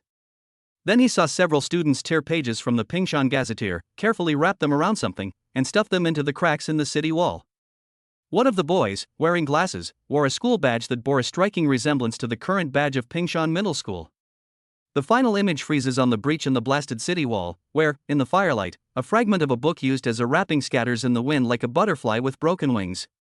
This is... Lu Chen shook his head violently, realizing he was still standing in front of the antique shelf, with only a small clump of black ash remaining in his palm. The images were so real they didn't seem like hallucinations. He could even smell the pungent odor of gunpowder and kerosene mixed together. Ding host has triggered the hidden achievement: Witness of History, reward, Eagle Eye Vision, Beginner. Ability description: increases visual resolution to 10 times that of an average person, enabling the capture of minute traces and providing preliminary ability to see through the surface of objects. The system notification pulled him back to reality. Lu Chen blinked and suddenly realized he could see the small characters on the Pingshan Middle School construction map on the opposite wall, and even count the number of students running on the playground in the painting. He tried looking at the blue and white porcelain vase from before, and his vision could actually penetrate the glaze, vaguely seeing the distribution of air bubbles inside the body. This was exactly the characteristic of modern grouting technology mentioned in Master Appraiser's Guide. The ticking of the wall clock suddenly became clear, and Lu Chen realized he had been standing there for almost half an hour. He walked to the window, pulled back a corner of the heavy curtains, and saw old Qin sitting under the streetlights at the school gate, smoking in front of the security room, the red glow of his cigarette flickering in the darkness. The old gatekeeper, who always dozed off with his eyes half closed, was now gazing in the direction of the library, a faint smile playing on his lips. Lu Chen felt a chill run down his spine and quickly drew the curtains. For the past 7 days, he had felt that old man Qin's gaze towards him was strange. Now that he thought about it, the seemingly ordinary old man might have known about the system's existence all along. He strode to the display case of Ping Shanji and examined it carefully by the light of his phone screen. Sure enough, where the page had been turned, he saw a faint fingerprint, the size of which belonged to a middle school student. Lu Chen held up his finger and compared it to the fingerprint, then suddenly realized the ginkgo leaf wasn't a bookmark at all, but a keepsake left in the book by that student years ago, perhaps to mark the location of the hidden explosives. So that's how it is, he murmured, his fingertips brushing against the cold glass display case. He suddenly realized that this seemingly ordinary set of old books held a secret far more important than appraisal skills. The phone screen suddenly lit up, showing a new message. It was from Su Yuro. I heard you signed up for the Cultural Relics Knowledge Competition? If you need materials, I have last year's question bank. Looking at the neat handwriting on the screen, Lu Chen recalled the thumbs up the girl had secretly given him during history class earlier that day, and his heart began to race again. He was about to reply thank you when a red warning popped up from the system. Warning! Abnormal interaction frequency detected between the host and key figures. Maintaining a safe distance is recommended. The current hidden mission, low-key development, is at 87% progress. Overexposure may lead to mission failure. Lu Chen's finger paused above the screen. He looked up at the window. The night was getting darker, and the old clock on the antique shelf struck 10, echoing in the quiet ancient book section, as if reminding him that it was getting late. As he put his phone back in his pocket, his fingertips inadvertently touched the edge of the display shelf, where a wooden panel was loose. Lu Chen hesitated for a moment, then gently pulled it out, revealing a dark compartment behind it. In the hidden compartment lay an object wrapped in oiled paper, hard to the touch, resembling a metal artifact. Lu Chen's heart leaped into his throat. His Master Appraiser ability automatically activated, and a blurry message appeared in his mind: metal artifact, dating back to the Republic of China era, with gunpowder residue on the surface. Just as he was about to take out the oil paper package, the system suddenly sounded an urgent alarm. Warning! Unknown energy field interference detected. Immediate departure from the current area is recommended. Lu Chen's hand trembled, and the oil paper package fell back into the hidden compartment. He quickly put the wooden board back in its place, turned around and walked towards the door, but couldn't help turning back to look at the set of Ping Shanji when he reached the door. Moonlight shone through the window lattice onto the pages, as if one could see countless secrets waiting to be discovered hidden in those yellowed pages. As he left the antique book section, he made sure to lock the door back to its original position. But when he reached the stairwell, he noticed a blurry figure in the full-length mirror. Lu Chen turned sharply, only to find an empty corridor behind him. The clock on the display shelf was still ticking, but its hands had already pointed to 12. Is it just my imagination? He frowned and rubbed his eyes. His eagle vision allowed him to see 3 scratches on the fire hydrant at the end of the corridor, but he couldn't find the source of the shadow.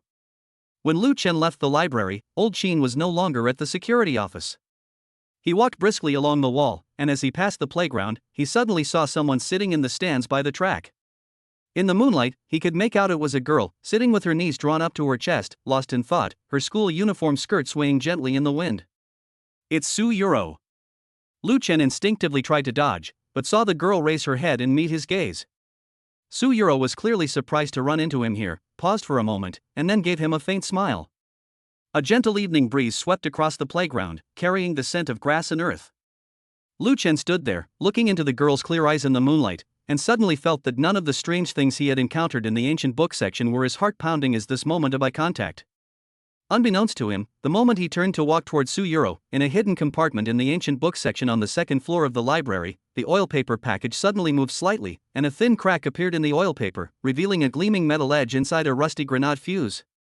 A remarkable achievement in the history lesson, Act 2. Before the bell rang for morning self-study the next day, Lu Chen was dragged out of the classroom by Zhao Lei. Look, look! There's a crowd gathered at the entrance of the Academic Affairs Office. His deskmate's loud voice echoed in the corridor, attracting students from many classes to peek out. Sure enough, the bulletin board at the entrance of the Academic Affairs Office was packed with people, 3 or 4 layers deep. Lu Chen stood on tiptoe to look inside and saw a bright red notice posted on the bulletin board. The title, written in bold song typeface, read, "Notice on holding a citywide high school students' cultural relics knowledge competition." The notice was stamped with the official seals of the Municipal Education Bureau and the museum. I heard that winning first prize can add points to your college entrance exam score. Didn't Joe Howe say his cousin works at the Cultural Relics Bureau? It must be a done deal. Look at the recommendation list, Lu Chun from Class 3 of Senior 3? Who is that? Amidst the murmurs, someone suddenly called out his name. Lu Chen paused, then squeezed in to take a closer look. Sure enough, the last line of the recommendation list read Lu Chen, with recommended by history teacher next to it. He then remembered what Teacher Li had said yesterday. He had taken it as a casual remark, but he hadn't expected it to actually be submitted. Lu Chen? When did you become interested in cultural relics? Zhao Lei patted him on the back in surprise. This is a competition that Zhou Hao has been eyeing for a long time. You stole his spot, you're going to be in trouble. No sooner had he finished speaking than a cold snort came from outside the crowd. Zhou Hao, dressed in a limited edition tracksuit, stood there surrounded by several followers, his expression icy. Some people are just toads trying to eat swan meat, they don't even know their own limitations. His gaze swept over Lu Chen, filled with undisguised hostility. The air around them seemed to freeze instantly, and several students who knew about the grudge from last week's PE class wore expressions of anticipation. Lu Chen, too lazy to argue with him, turned to go back to the classroom, but Zhou Hao stopped him. Don't rush off. Zhou Hao took a step forward, deliberately puffing out his chest. Want to make a bet? If you make it through the preliminary rounds, I'll give you my limited edition mountain bike. He paused, a mocking smile playing on his lips. If you lose, you'll have to call me Brother Hao 3 times in front of the whole school. Lu Chen raised an eyebrow. The stakes are too low. Zhou Hao was taken aback, seemingly not expecting him to respond. So what do you want? If I win the championship, Lu Chen's gaze fell on the designer watch on his wrist, I'll leave you with your Patek Philippe. A collective gasp rippled through the crowd. Everyone knew Zhou Hao's watch was a birthday gift from his father, rumored to be worth hundreds of thousands. Zhou Hao's face instantly turned purplish red, and he gritted his teeth, saying, Fine. If you don't win the championship, you'll be kneeling down and shining my shoes. It's a deal.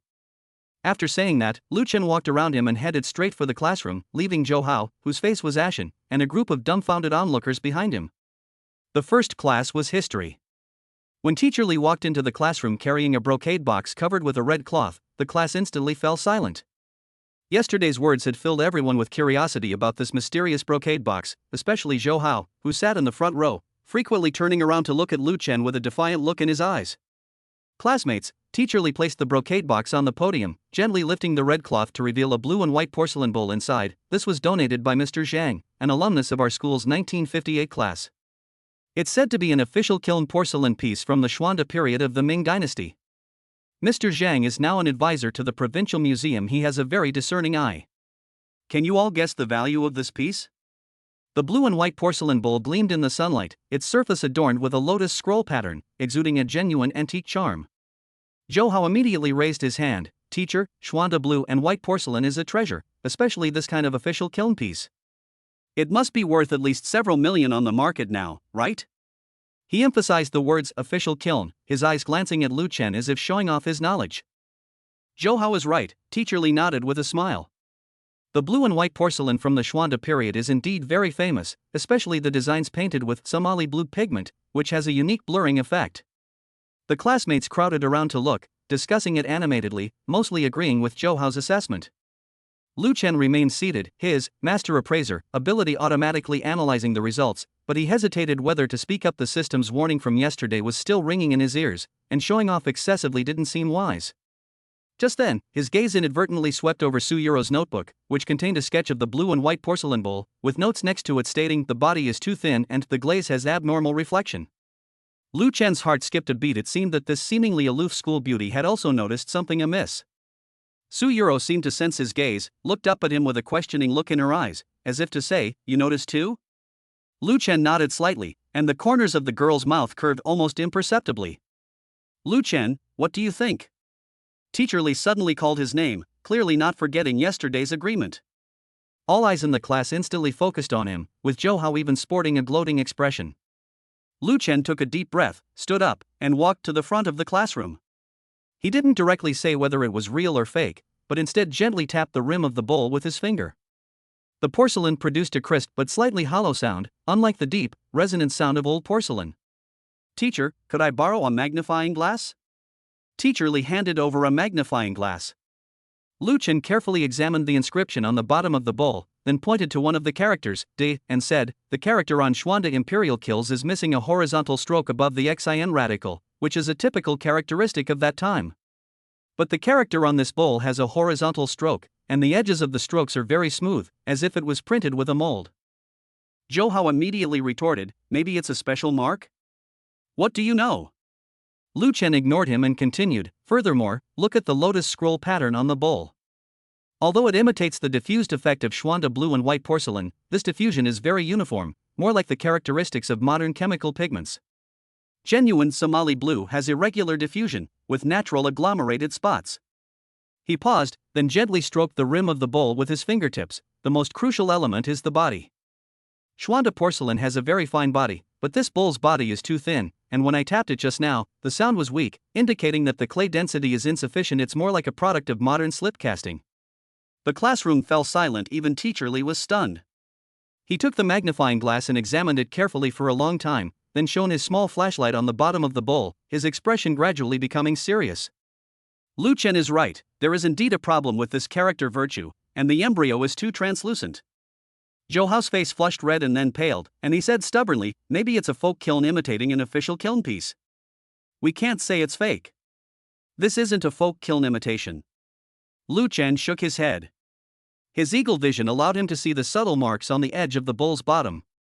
There's a very faint laser engraving mark here, a common aging technique used in modern imitations.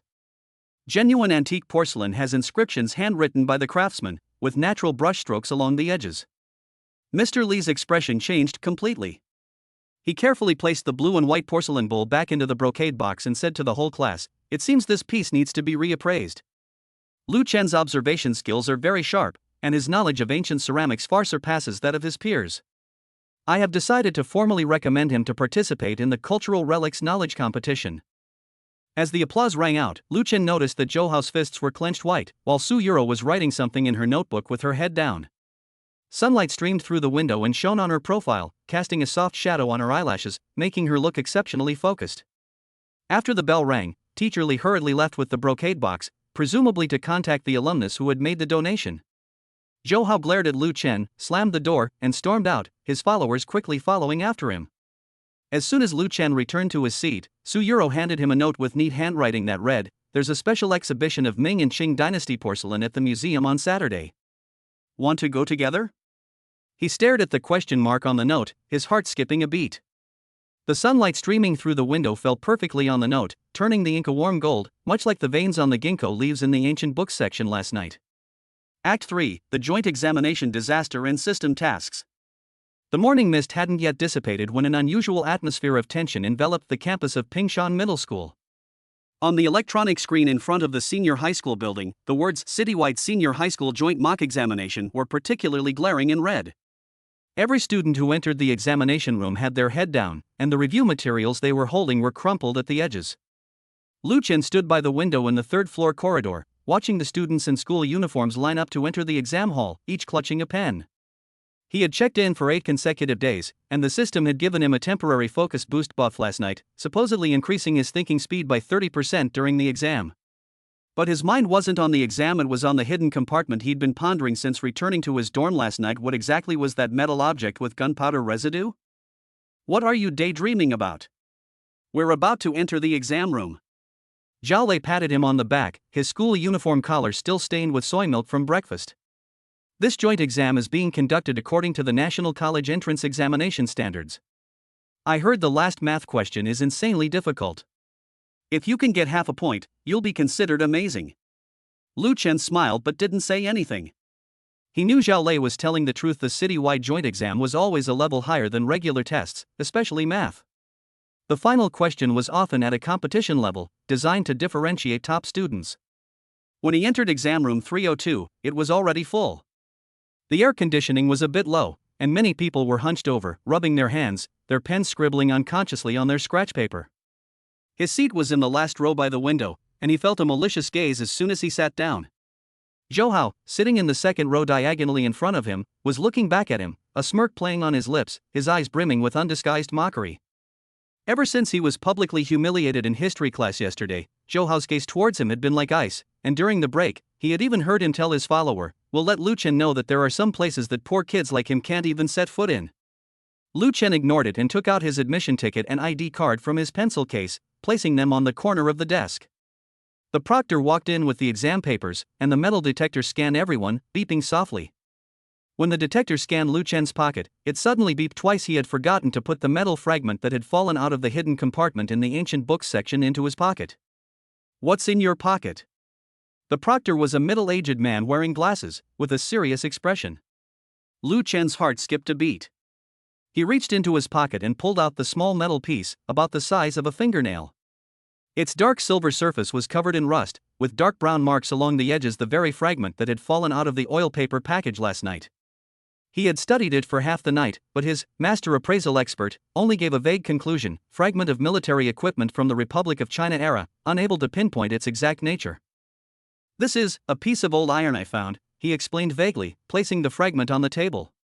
The proctor frowned, looked at the exam, and, finding nothing amiss, waved for him to put it away. "You are not allowed to fidget with irrelevant items during the exam, otherwise, it will be treated as cheating." Lu Chen quickly stuffed the shards deep into his pencil case, his heart still racing. Just a moment ago, he thought he saw Zhou Hao's shoulder twitch, as if he were secretly observing him. When the exam papers were handed out, the smell of ink mixed with the cool air from the air conditioner hit him. Lu Chen quickly glanced through them. The multiple choice and fill-in-the-blank questions were indeed difficult, but still within his control. However, when he turned to the last page and saw the challenging question that took up an entire page, his brow suddenly furrowed. The problem is a comprehensive problem combining geometry and functions. The problem stem quotes the story of the right triangle containing a circle from the Song dynasty's 9 chapters on the mathematical art, which says, "Now there is a right triangle with 8 steps and a right triangle with 15 steps. What is the diameter of the circle contained in the right triangle?" Then, it is adapted into a modern function problem, requiring the calculation of the equation of the trajectory of a certain dynamic circle.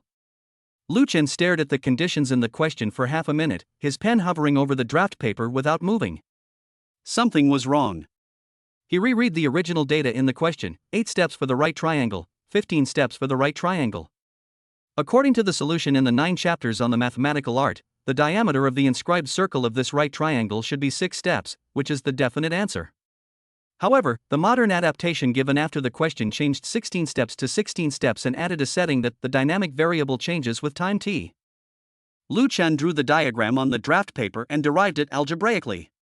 When the leg length is 16 steps, according to the Pythagorean theorem and the formula for the inscribed circle, the calculated diameter will have an irrational solution, while the problem requires the equation of the trajectory to be an algebraic function. This is a contradiction. It's like using the side length of a square to find the area of a circle logically. It doesn't make sense. How could this be? He unconsciously tapped the table with his fingertips. His eagle-eye vision activated automatically, his gaze falling on the words "Question Center, Lu Hong, Municipal Education Research Office" below the question. Lu Hong was a renowned mathematics teacher in the city, known for his meticulousness. How could he make such a basic mistake? He looked up and saw that most of his classmates were stuck on this problem. The girl in the front row was biting her pen, her scratch paper covered with auxiliary lines, which she then crossed out. Zhou Hao, diagonally in front of him, frowned, his fingers flying across the calculator, his face growing increasingly frustrated. Clearly, no one realized there was anything wrong with the problem itself. They all thought their own approach was flawed. "System, there's something wrong with this question," Lu Chen muttered to himself. "The conditions in the question are contradictory. It's impossible to solve it based on the current data." The system interface popped up in my mind, and a light blue data stream flashed by quickly, analyzing the problem's logic chain. A contradiction was detected. The Pythagorean theorem and the formula for the inscribed circle are incompatible under the given parameters, with an error value exceeding 15%, and the problem is determined to be flawed. What should we do then? Lu Chen was a little surprised that the system could even solve math problems. Host has been detected to have triggered the hidden achievement logic master. The system notification suddenly became clearer. You can choose to consume 10 system energy points to correct the question parameters, after which a correct solution will be generated, or leave it as is, and the system will automatically submit an error report to the Academic Affairs Office after the exam. Lu Chen was stunned. 10 points of system energy was not a small amount, enough to exchange for a temporary physique enhancement, but if it was not corrected, no one could solve this problem, which would affect the overall score. More importantly, he vaguely felt that the error in this problem was a bit deliberate, like a trap deliberately set by someone. He looked out the window. The ginkgo leaves by the playground rustled in the wind, and sunlight filtered through the clouds, casting dappled shadows on the ground. He suddenly remembered the set of Ping Shanji he'd seen in the rare books section last night. Could the secret hidden within its pages be related to the error in this question? I'll make the change. He made the decision in his mind. Almost the instant he confirmed, a faint light flashed across the system interface. At the same time, a sudden gust of wind swept in from outside the window, appearing out of nowhere and slamming against it with a loud crash. The window, which wasn't closed properly, was flung open, and the edges of the exam papers were whipped about by the wind, rattling loudly. "Oh no!" the proctor exclaimed and rushed to close the window. But it was too late. The stack of blank exam papers in the front row was swept up by the wind and flew out of the window like a flock of white birds, scattering across the playground. "Quick, pick it up!" Another proctor panicked and shouted towards the door, "Go get help!" The examination room instantly descended into chaos. Some stood up to look around, some took the opportunity to rub their aching wrists, and others secretly exchanged glances with their deskmates. Taking advantage of the confusion, Lucien quickly wrote down the revised parameters on his draft paper, changing 16 steps back to 15 steps, and then introducing the time variable t. The originally contradictory logical chain immediately became clear, and the derivation process of the trajectory equation clearly appeared in his mind. He picked up his pen and began writing on the answer sheet, the sound of the pen tip gliding across the paper unusually clear in the noisy environment. Function graphs, parametric equations, applications of derivatives, the system's focus enhancement buff was indeed effective. Steps that usually required repeated verification were now completed in one go, even surprising himself with the fluency of his thinking. By the time the proctor finally managed to close the windows and directed a few boys to retrieve their exam papers from the playground, Lucien had already finished writing the last period. He put down his pen and noticed a thin layer of sweat on his palms, not from nervousness, but because the sudden gust of wind had been so strange, completely unlike a natural phenomenon. System, the wind just now. The localized airflow turbulence caused by the energy correction is a normal phenomenon, the system replied calmly. The corrected question parameters have been synchronized to the host's answer sheet. Other people's papers remain in their original incorrect state. Lucien understood. The system was helping him hide his tracks. If he was the only one who got the correct answer, he would inevitably be suspected, but now that the test papers were messed up by the wind, everyone's answering time was affected, so his early submission wouldn't seem too abrupt. Sure enough, when he got up to hand in his paper, the proctor only glanced at the answer sheet and nodded to let him go. As he walked out of the exam room, a considerable number of people were already standing in the corridor, mostly the boys who had gone to retrieve their exam papers, gathered around discussing which paper had flown the farthest. Zhou Hao was among them. Seeing Lucien emerge, he immediately called out sarcastically, "Oh, you've already handed in your paper? Didn't know how to do it?" Lucien ignored him and headed straight for the stairwell. Just as he reached the second floor, he saw old Qin standing at the end of the corridor with his hands behind his back, holding a ginkgo leaf. Seeing him approach, old Qin said slowly, "It's windy, be careful walking." Lucien's heart skipped a beat, and he stopped in his tracks. "Uncle Qin, what are you doing here?" "Pick up a leaf." The old man handed me a ginkgo leaf. The veins on it were exceptionally clear in the sunlight. "This leaf looks ordinary, but it holds many stories." Lucien took the leaf, and the moment his fingertips touched it, he suddenly remembered the ginkgo leaf in the ancient books section that had turned into golden dust. He was about to say something when the old man had already walked away with his hands behind his back. His hunched back swayed in the corridor and disappeared around the corner of the stairs. During lunch, everyone in the cafeteria was discussing the final, most challenging question on the math exam.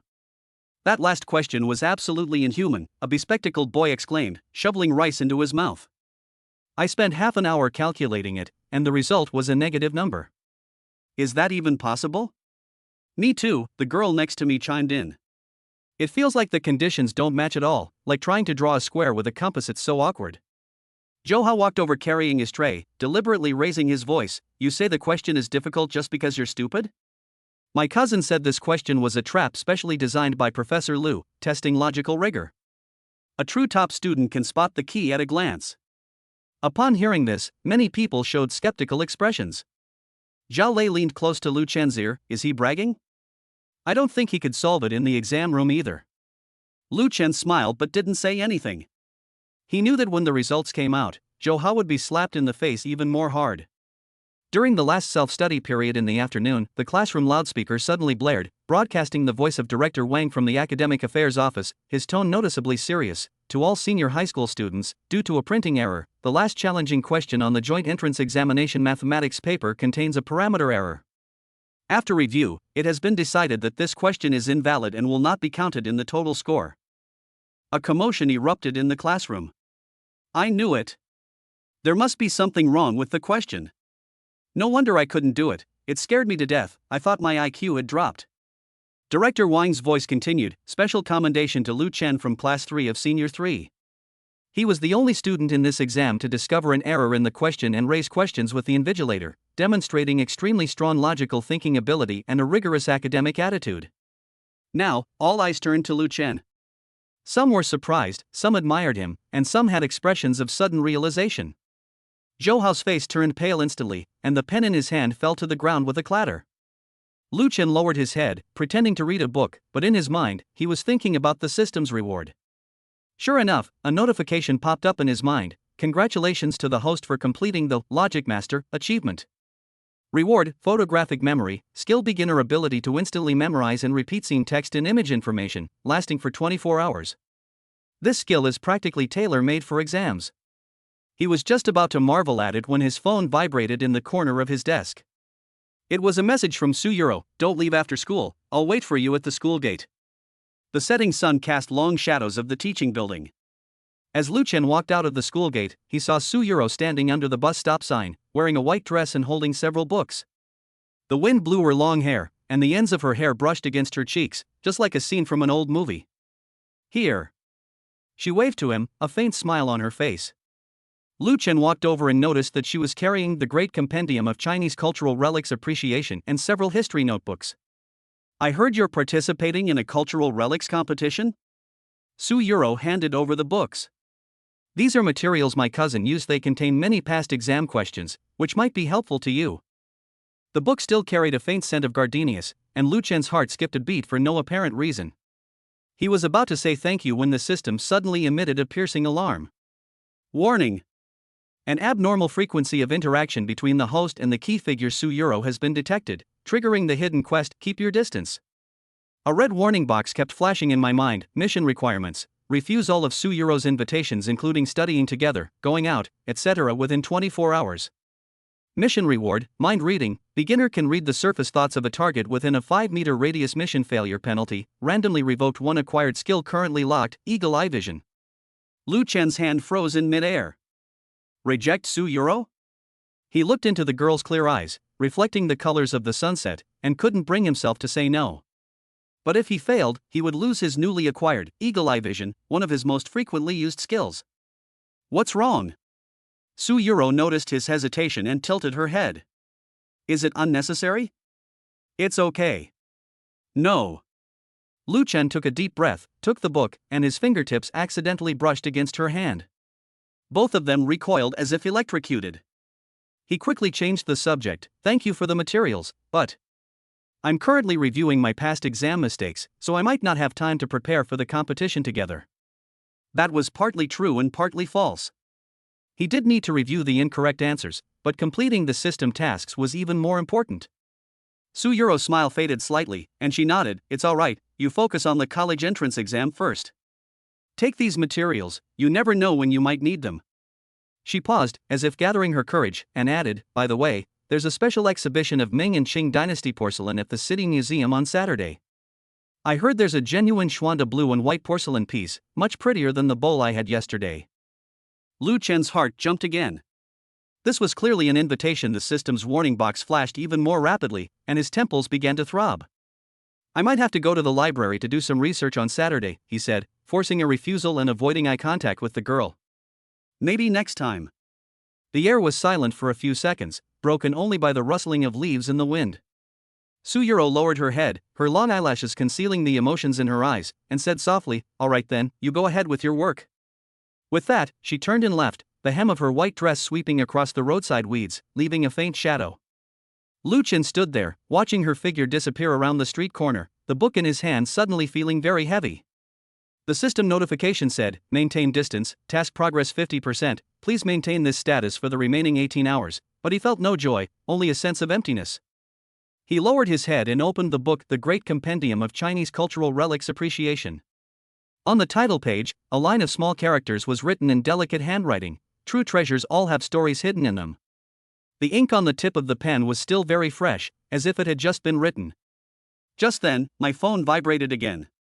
It was a text message from an unknown number, containing only one sentence: "Don't believe the mistakes you see. Some traps are deliberately designed to make you discover them." Lu Chen's pupils suddenly contracted. He looked up towards the teaching building, and behind the window on the third floor, he seemed to see a dark shadow flash by. The ginkgo leaf that old Qin had given him at noon was still in his pocket, warm from his body heat, the veins of the leaf like an invisible net, quietly tightening. The ultimate showdown of the fourth treasure appraisal competition. Under the spotlight, the bronze cauldron gleamed with a ghostly green light, and the Taotai patterns on its body appeared even more ferocious under the strong light. When Lu Chen's voice echoed throughout the arena through the speakers, a collective gasp immediately rose from the front row. A modern replica? That's impossible. An elderly man with gray hair suddenly stood up. He was Chen, the vice president of the city's Collectors Association, and it was said that he owned 3 Shang and Zhou bronze artifacts. The patina and decorations on this Ding, a type of ancient Chinese vessel, clearly matched the characteristics of the late Shang dynasty. "Young man, are you sure you haven't mistaken it for something else?" Zhou Mingjiang put down his teacup, his fingertips tapping lightly on the table. "Student Lu, appraisal is no child's play. Old Chen has studied bronzes for 40 years, his eye is never wrong. What evidence do you have that it's a fake?" His tone was gentle like an elder's, yet it concealed a subtle pressure. Lu Chen walked to the side of the display case and pointed to the connection between the handle and the body of the cauldron. "Please look here." He activated eagle-eye vision, magnifying the details and projecting them onto the large screen behind him at the joint, which was originally difficult to discern with the naked eye. There was an extremely fine spiral pattern. Ancient bronzes were made using the mold casting method, and the joint should have a smooth mold line. This spiral pattern is a trace left by modern lathe machining. The patterns on the large screen were clearly visible. Vice President Chen's expression changed. He pulled out a magnifying glass, strode onto the stage, and stared at the interface for a long time, muttering, "How could this be? The craftsmanship is too similar." "There's even more direct evidence," Lu Chen said, turning to the tripod legs. "Could the staff help clean the rust from the inside of the tripod legs?" The staff member in the Cheongsam hesitated for a moment, then looked towards the judges' panel. Zhou Mingjiang nodded slightly, and only then did she pick up a soft brush and carefully brush away the verdigris on the inside of the tripod's legs. As the rust peeled away, a line of small numbers gradually appeared. 2023. 2023? The audience erupted in commotion. This is clearly a knockoff of this year's version. Impossible. When I saw it in Luoyang last month, the stall owner said it was from a seller. A middle-aged collector was so anxious that his face turned red. He had obviously seen the Ding before. Lu Chen continued, "This replica uses a lead-tin alloy, which is heavier than real bronze, and chromium has been added for corrosion protection. Although the aging process is very realistic, the layers of chemical corrosion cannot fool people. Real millennia-old copper rust oxidizes gradually from the inside out, while this piece only has a surface layer of rust." He pulled up a cross-sectional diagram of the rust layer from the system analysis, making the comparison between the real and fake pieces immediately clear. Vice President Chen put down the magnifying glass and sighed. "The younger generation is truly formidable. It is indeed a counterfeit, and a high-quality one at that." Zhou Mingjiang's smile faded. He picked up his teacup and took a sip. It seems Lu is indeed quite skilled. However, appraisal isn't just about authenticity, value is also crucial. For the second round, we'll switch to a piece of porcelain. The staff then brought out the second exhibit, a blue and white porcelain bowl with a lotus scroll design. The bowl had a slightly flared rim, a pure white body, and a rich, vibrant blue glaze. The host introduced it, saying, "This blue and white bowl is said to be a fine example of folk kiln porcelain from the Yongle period of the Ming dynasty. We would like to ask our 2 contestants to appraise its value." Zhou Hao, who had just been scolded by the staff backstage and was holding his anger, immediately interjected, "Yongle blue and white porcelain is famous for its use of cobalt blue pigment. This bowl has blurred blue and rust spots, and there is iron red at the junction of the body and glaze. It is obviously a genuine piece. The market price of a fine folk kiln piece is at least 3 million. He deliberately emphasized the words 3 million and looked at Lu Chen provocatively. Lu Chen shook his head. "This bowl is a replica of the Yongle style from the Kangxi period of the Qing dynasty, and its value is no more than 200,000. "You're talking nonsense." Zhou Hao jumped up. "The iron oxide red and rust spots are very obvious. How could it be a Kangxi forgery?" "It's very simple." Lu Chen pointed to the mark on the bottom of the bowl. Yongle marks are mostly 4-character seal script, but this bowl has 6-character regular script. The characters are restrained, which is a typical characteristic of kanji imitations. More importantly, the cobalt blue pigment was already exhausted by the mid-Ming dynasty. Kanji imitations used Jujong pigment. Although they deliberately imitated the blurred effect, a closer look reveals that the brushstrokes are stiffer. He asked the staff to project the bottom of the bowl onto the big screen. Look at this character year. The last horizontal stroke has a small hook at the end. This is a habit of kanji imperial kiln craftsmen, which was accidentally carried over when folk kiln imitations were made. An elderly man on the judging panel suddenly spoke up, "That's right, I've seen similar imitations." Early kanji imitations of Yongle blue and white porcelain often reveal their flaws in the details.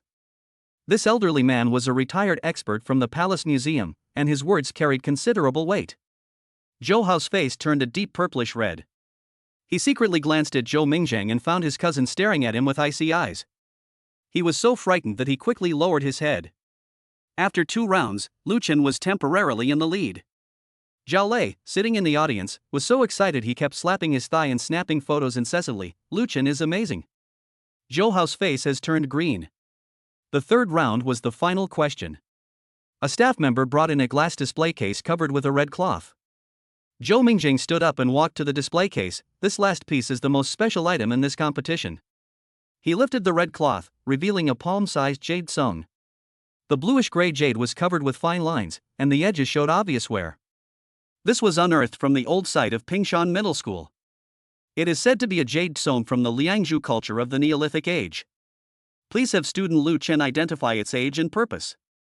Lu Chen's heart skipped a beat. The old site of Pingshan Middle School? Wasn't this the place where he found the hidden compartment? He walked to the display case, and his master appraiser skill activated instantly, but the data stream showed abnormal fluctuations. Artifact name, suspected Liangzhu culture jade song. Material, nephrite jade with trace amounts of calcite. Age detection, error exceeds the threshold over 1,000 years. Special markings, the inner wall is engraved with the same spiral pattern as the hidden compartment in the ancient book section. Warning, an abnormal energy field has been detected, resonating with the metal fragments carried by the host. Lu Chen's fingertips trembled slightly. The system rarely produced such vague identification results, and it even mentioned the hidden compartment in the ancient book section and the metal fragments.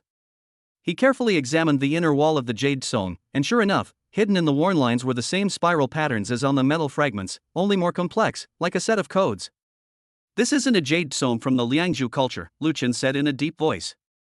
Liangzhu jade stone are mostly square pillars, decorated primarily with anthropomorphic and animal face motifs, while this one is cylindrical with spiral patterns, closer to the form of the Shang and Zhou dynasties. However, its wear doesn't match the characteristics of Shang and Zhou jade artifacts. It seems more like an antique imitation jade that has been deliberately aged. Zhou Mingjiang suddenly laughed. "Oh? So what era do you think it's from?" "No more than 50 years old," Lu Chen said confidently. "Although the jade is old, the processing marks are modern. Look at these spiral patterns, the lines are too uniform. They were carved with power tools. It's impossible for hand carving to be so precise. Moreover, the patina on the surface of the jade stone was created by boiling wax. It will come off with a hot towel." "Nonsense." Zhou Mingjiang's face darkened completely. "These are artifacts unearthed by the city's archaeological team last year, with clear stratigraphic records. What do you, a high school student, know about archaeological stratigraphy?" A buzz of discussion immediately broke out in the audience. On one side was the authoritative deputy director, and on the other was the high school student who had performed remarkably well. It was difficult for everyone to judge. Vice President Chun frowned and said, "Student Lu, the archaeological team's stratigraphic record is very rigorous. Are you sure you want to question this?" Lu Chen met Zhou Mingjiang's gaze without flinching. "The stratigraphic record can be wrong, or someone deliberately buried new things in the old strata." He recalled the metal fragment with gunpowder residue and suddenly understood something. This jade stone isn't a ritual object at all, it's a key. "A key?" Everyone was stunned. "Yes, the key." Lu Chen pointed to the round hole in the center of the jade stone. The round hole in the Liangzhu jade stone symbolizes the connection between heaven and earth, and the inner wall of this hole has 3 grooves, the size of which perfectly matches a metal fragment I found. Its purpose wasn't for sacrifice, but rather as a lock to open something. Zhou Mingjiang's pupils suddenly contracted, and his knuckles gripping the teacup turned white. "What nonsense are you spouting? The archaeological team has never found any metal fragments. I have evidence. Lu Chen took the metal fragment out of his pencil case, held it up to the light, and said, "This is the fragment unearthed from the old site of Pingshan Middle School. The spiral pattern on it matches the inner wall of the jade song perfectly." Just then, a commotion erupted at the entrance to the stadium. Several men in black suits rushed in, led by a middle-aged man who flashed his badge, Zhou Mingzheng, from the Provincial Commission for Discipline Inspection and Supervision. "We received a report suspecting you of smuggling cultural relics and falsifying archaeological records. Please come with us." Zhou Mingzheng's face turned deathly pale, and he slumped into a chair.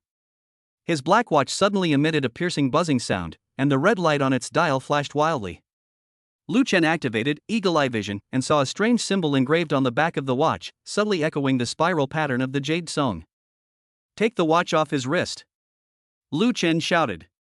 The disciplinary committee members immediately stepped forward, removed the watch, and opened the back cover, revealing a microchip and several hair-thin wires.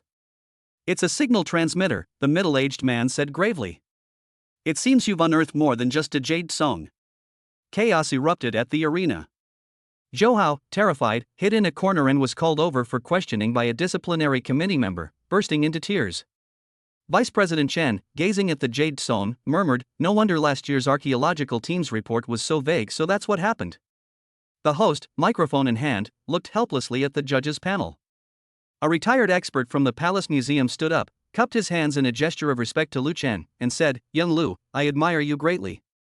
You not only have vision, but also courage. This championship is rightfully yours." Lu Chen had no time for celebration.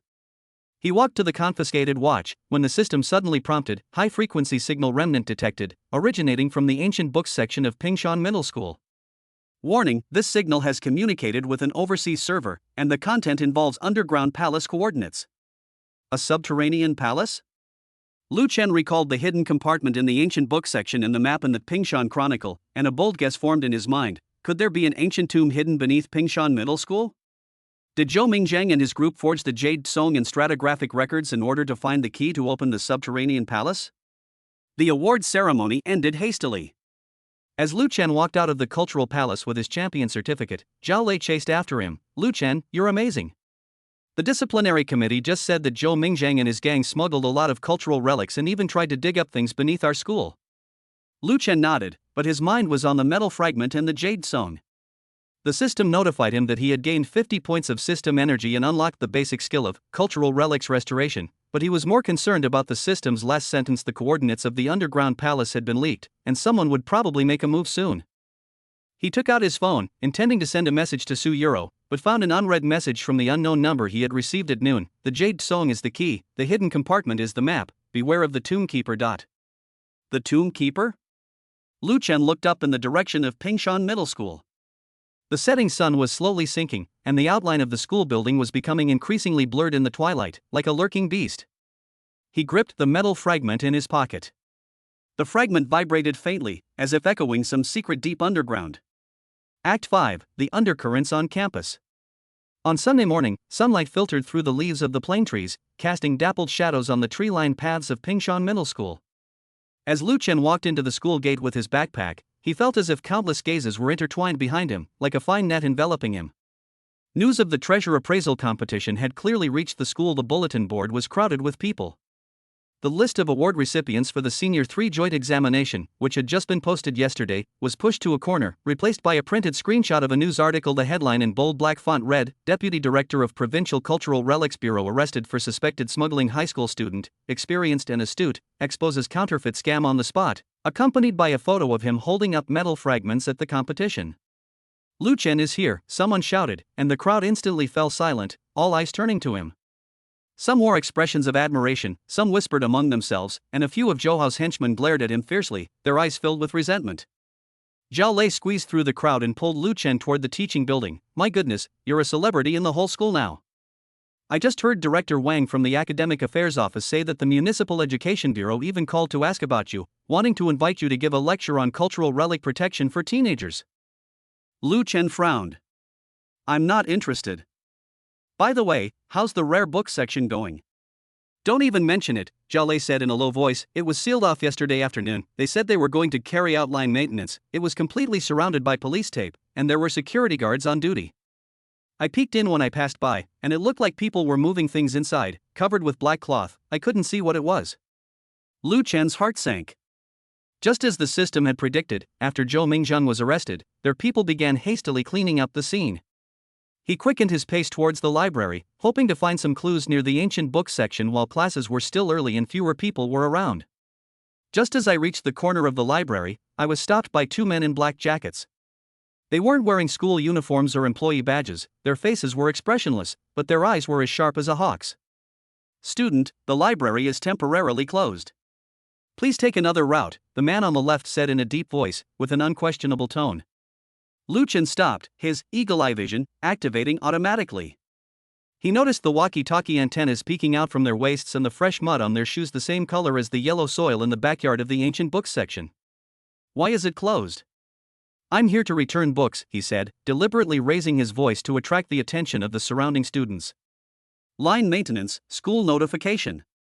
The man on the right stepped forward, blocking his view. Please cooperate. Just then, several girls carrying backpacks walked by, chatting and laughing. They all stopped when they saw the scene. The man in the black jacket exchanged glances but didn't stop them. Lu Chen took the opportunity to glance at the library entrance and found that the usually open side door was tightly closed, with a printed temporarily closed notice pasted on the glass, dated yesterday, clearly a last-minute addition. Let's go, Zhao Lei tugged at his arm. Don't confront them head-on, these people don't look like easy targets. Lu Chen nodded and followed Zhao Lei towards the teaching building. As they passed each other, he heard one of the men whisper into a walkie-talkie, Target A has left. Continue vigilance. Target A? Was he referring to himself? Lu Chen's heart skipped a beat.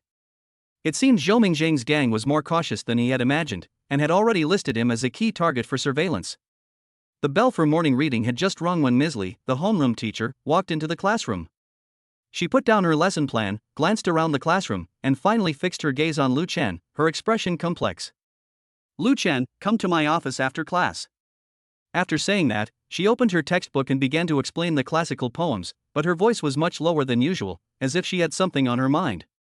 Lu Chen was puzzled. Teacher Li had always been very supportive of his participation in the treasure appraisal competition, and had even sent him a message yesterday to congratulate him on winning the championship. How could her attitude change overnight? Throughout the entire class, he felt restless. The system interface kept popping up notifications, low-intensity surveillance signal detected nearby, a gaze is continuously locked on from the right at the 3 o'clock position. He glanced to his right without making a sound and saw that Zhouhao's deskmate was pretending to read a book, but his eyes kept glancing in his direction, and he was also holding a miniature voice recorder in his hand, the birthday present that Zhouhao had shown off before. As soon as the bell rang, Lu Chen stood up and was surrounded by several boys. The leader was Zhang Chang, a physical education student who always followed Zhouhao around. Lu Chen, you're something else, climbing over young Master Zhou to get ahead, feeling all high and mighty now? Zhang Chang, who was 1.9 meters tall, glared down at him, his tone full of hostility. Get out of the way, Lu Chen said coldly. His physique, enhanced by the system, made him unafraid of such physical threats, but he didn't want to cause trouble at the classroom door. Get out of the way? Zhang Chang scoffed, shoving him. Young Master Zhou is being watched by the Discipline Inspection Commission. You think nobody can touch you? Let me tell you, the Zhou family has very strong connections with the Education Bureau. You'd better wait until you're fired. Lu Chen steadied himself, subtly gathering power in his right hand. Just then, Teacher Li's voice came from the corridor, Zhang Chang. What are you doing? Zhang Chang glared at Lu Chen and left with his men, cursing all the while. Lu Chen straightened his wrinkled school uniform and followed Teacher Li to the office. A faint aroma of tea filled the office, and sunlight streamed through the blinds, casting striped shadows on the floor. Teacher Li poured Lu Chen a glass of water, and after a long silence, spoke, Lu Chen, you did a great job with the treasure appraisal competition, you brought honor to the school. Thank you, Teacher Li. But... Teacher Li's tone shifted, her brow furrowing, there are some things that are not for someone your age to get involved in. Zhou Mingzheng's case involves a wide range of people, and I've heard it even involves provincial leaders. It's too dangerous for you to get involved now. Lu Chen was stunned. Teacher Li, what do you know? Ms. Li sighed and took out a yellowed photograph from her drawer. The photo showed a group of young people in Zhongshan suits standing at the gate of Pingshan Middle School. One girl with braided pigtails smiled particularly brightly, bearing a resemblance to Ms. Lee. "This is me 30 years ago," she said, pointing to an elderly man on the far left of the photo. "This is my mentor, who was in charge of the archaeological excavation of the old Pingshan Middle School site back then."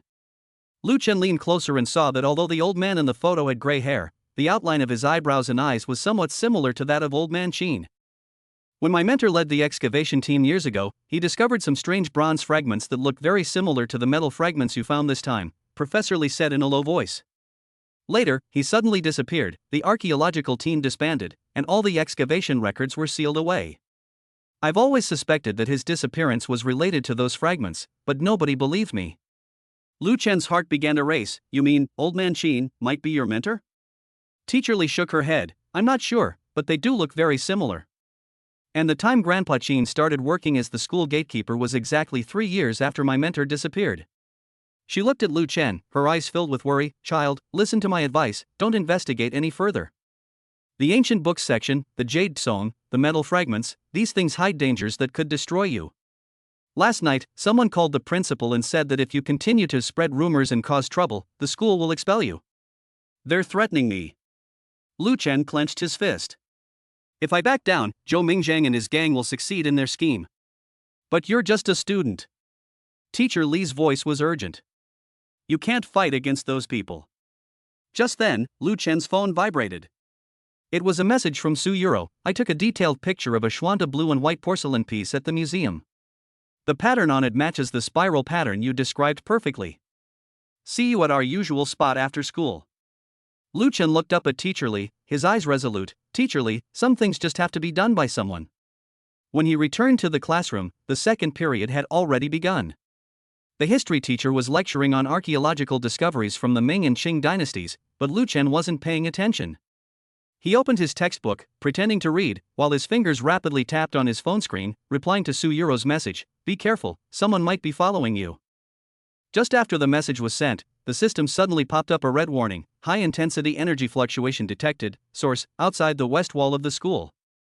Warning, this fluctuation matches the energy field characteristics of the Jade Zone, suggesting someone may be attempting to forcibly break into the underground palace." Lu Chen abruptly looked up at the window. Beyond the west wall lay an abandoned factory area, precisely the location corresponding to the ancient book section. He immediately asked the system in his mind, "Can you pinpoint the exact location?" The energy fluctuations were too short to pinpoint the exact location. However, trace amounts of gunpowder residue were detected, consistent with the composition of the metal fragments carried by the host. Gunpowder residue? Lu Chen recalled the dark brown marks on the metal fragment and suddenly understood it wasn't an ordinary piece of military equipment, but a part of an explosive device. Zhou Mingzhang and his team not only wanted to find the underground palace, but also planned to use explosives to force open the entrance. As soon as the bell rang, he rushed out of the classroom and ran towards the west wall. Zhao Lei chased after him, shouting, "Lu Chen, where are you going? The next period is a math test." Lu Chen had no time to explain and ran as fast as he could. This side of the west wall was rarely visited. The weeds grew taller than a person, and abandoned desks and brooms were piled up in the corner. He climbed an old locust tree and looked out over the wall on the roof of the abandoned factory. Several men in work clothes were setting up some equipment. Sunlight reflected off the metal casing, so bright it was blinding. "System? What kind of device is that?" Analyzing, determined to be a portable ground-penetrating radar, used for detecting underground structures. The system prompts: explosives detected near the equipment. Blasting operations are scheduled for 1 hour later. Lu Chen's heart sank to the bottom. There was only an hour left, far too late to notify the police, and he had no evidence. Even if he did call the police, they might not believe a high school student. He had to find a way to stop them. Just then, the metal fragment in his pocket suddenly began to heat up and vibrate as if it were alive. He took it out and saw that the spiral pattern on the fragment was emitting a faint blue light, resonating with something in the distant factory. "System, what's going on?" The metal fragment resonates with the energy lock at the entrance to the underground palace, indicating that the entrance has been activated. The host can try to temporarily close the energy lock with the fragment to prevent the explosion, but must be within 10 meters of the entrance. The entrance is inside the factory? Lu Chen gritted his teeth. He looked around and found a gap in the wall, probably made by students sneaking out before. He took a deep breath, jumped down from the locust tree, squeezed through the gap, and quietly made his way towards the factory. The factory's iron gate was ajar, with a fake construction site sign hanging above it. Lu Chen walked along the wall, his eagle vision allowing him to clearly see the situation inside the factory. 5 men who looked like workers were adjusting equipment, and several black explosive charges were on the ground with their fuses connected to an electronic timer showing 45 minutes remaining. In the center of the factory, there is a circle drawn with white lime on the ground. Inside the circle are the same spiral patterns as those on the jade stone, only larger and more complex, like a giant keyhole. "Boss, the radar shows there is indeed a cavity down there, about 5 meters underground, and it's quite large," a man wearing a hard hat shouted. The man referred to as the boss turned around. Lu Chen recognized him as Zhou Mingzhang's driver. He'd seen him backstage at the treasure appraisal competition yesterday. "Stop talking nonsense, quickly set up the explosives, and leave as soon as we get the item. We can't hold out much longer with Director Zhou." Lu Chen held his breath and slowly approached. The vibrations of the metal fragments grew stronger, and the blue light became brighter. He had to use the fragments to deactivate the energy lock before they detonated the explosives. Just 10 meters from the circle, his phone suddenly rang. It was Zhao Lei calling. The ringtone was particularly jarring in the quiet factory, and everyone turned to look. "Who's there?" Zhou Mingzhang's driver shouted sharply, suddenly holding a steel pipe in his hand. Lu Chen knew he'd been exposed and turned to run. Behind him, he heard hurried footsteps and someone shouting, "Catch him! Don't let him get away!" He rushed forward desperately, nearly tripping several times due to the clutter in the factory. His enhanced physique made him much faster than an ordinary person, but the enemy outnumbered him and quickly cornered him in an abandoned workshop. "Kid, you dare to chase after me?" Zhou Mingzhang's driver approached with a sinister grin.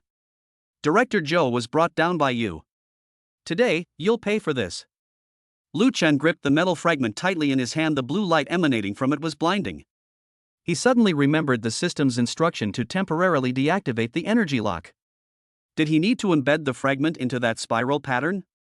"Tie him up and throw him next to the explosives," the driver ordered. 2 workers stepped forward, grabbed Lu Chen's arms, and took out ropes to tie him up. Just then, the workshop door was suddenly kicked open, and Old Man Qin stood in the doorway, leaning on his cane.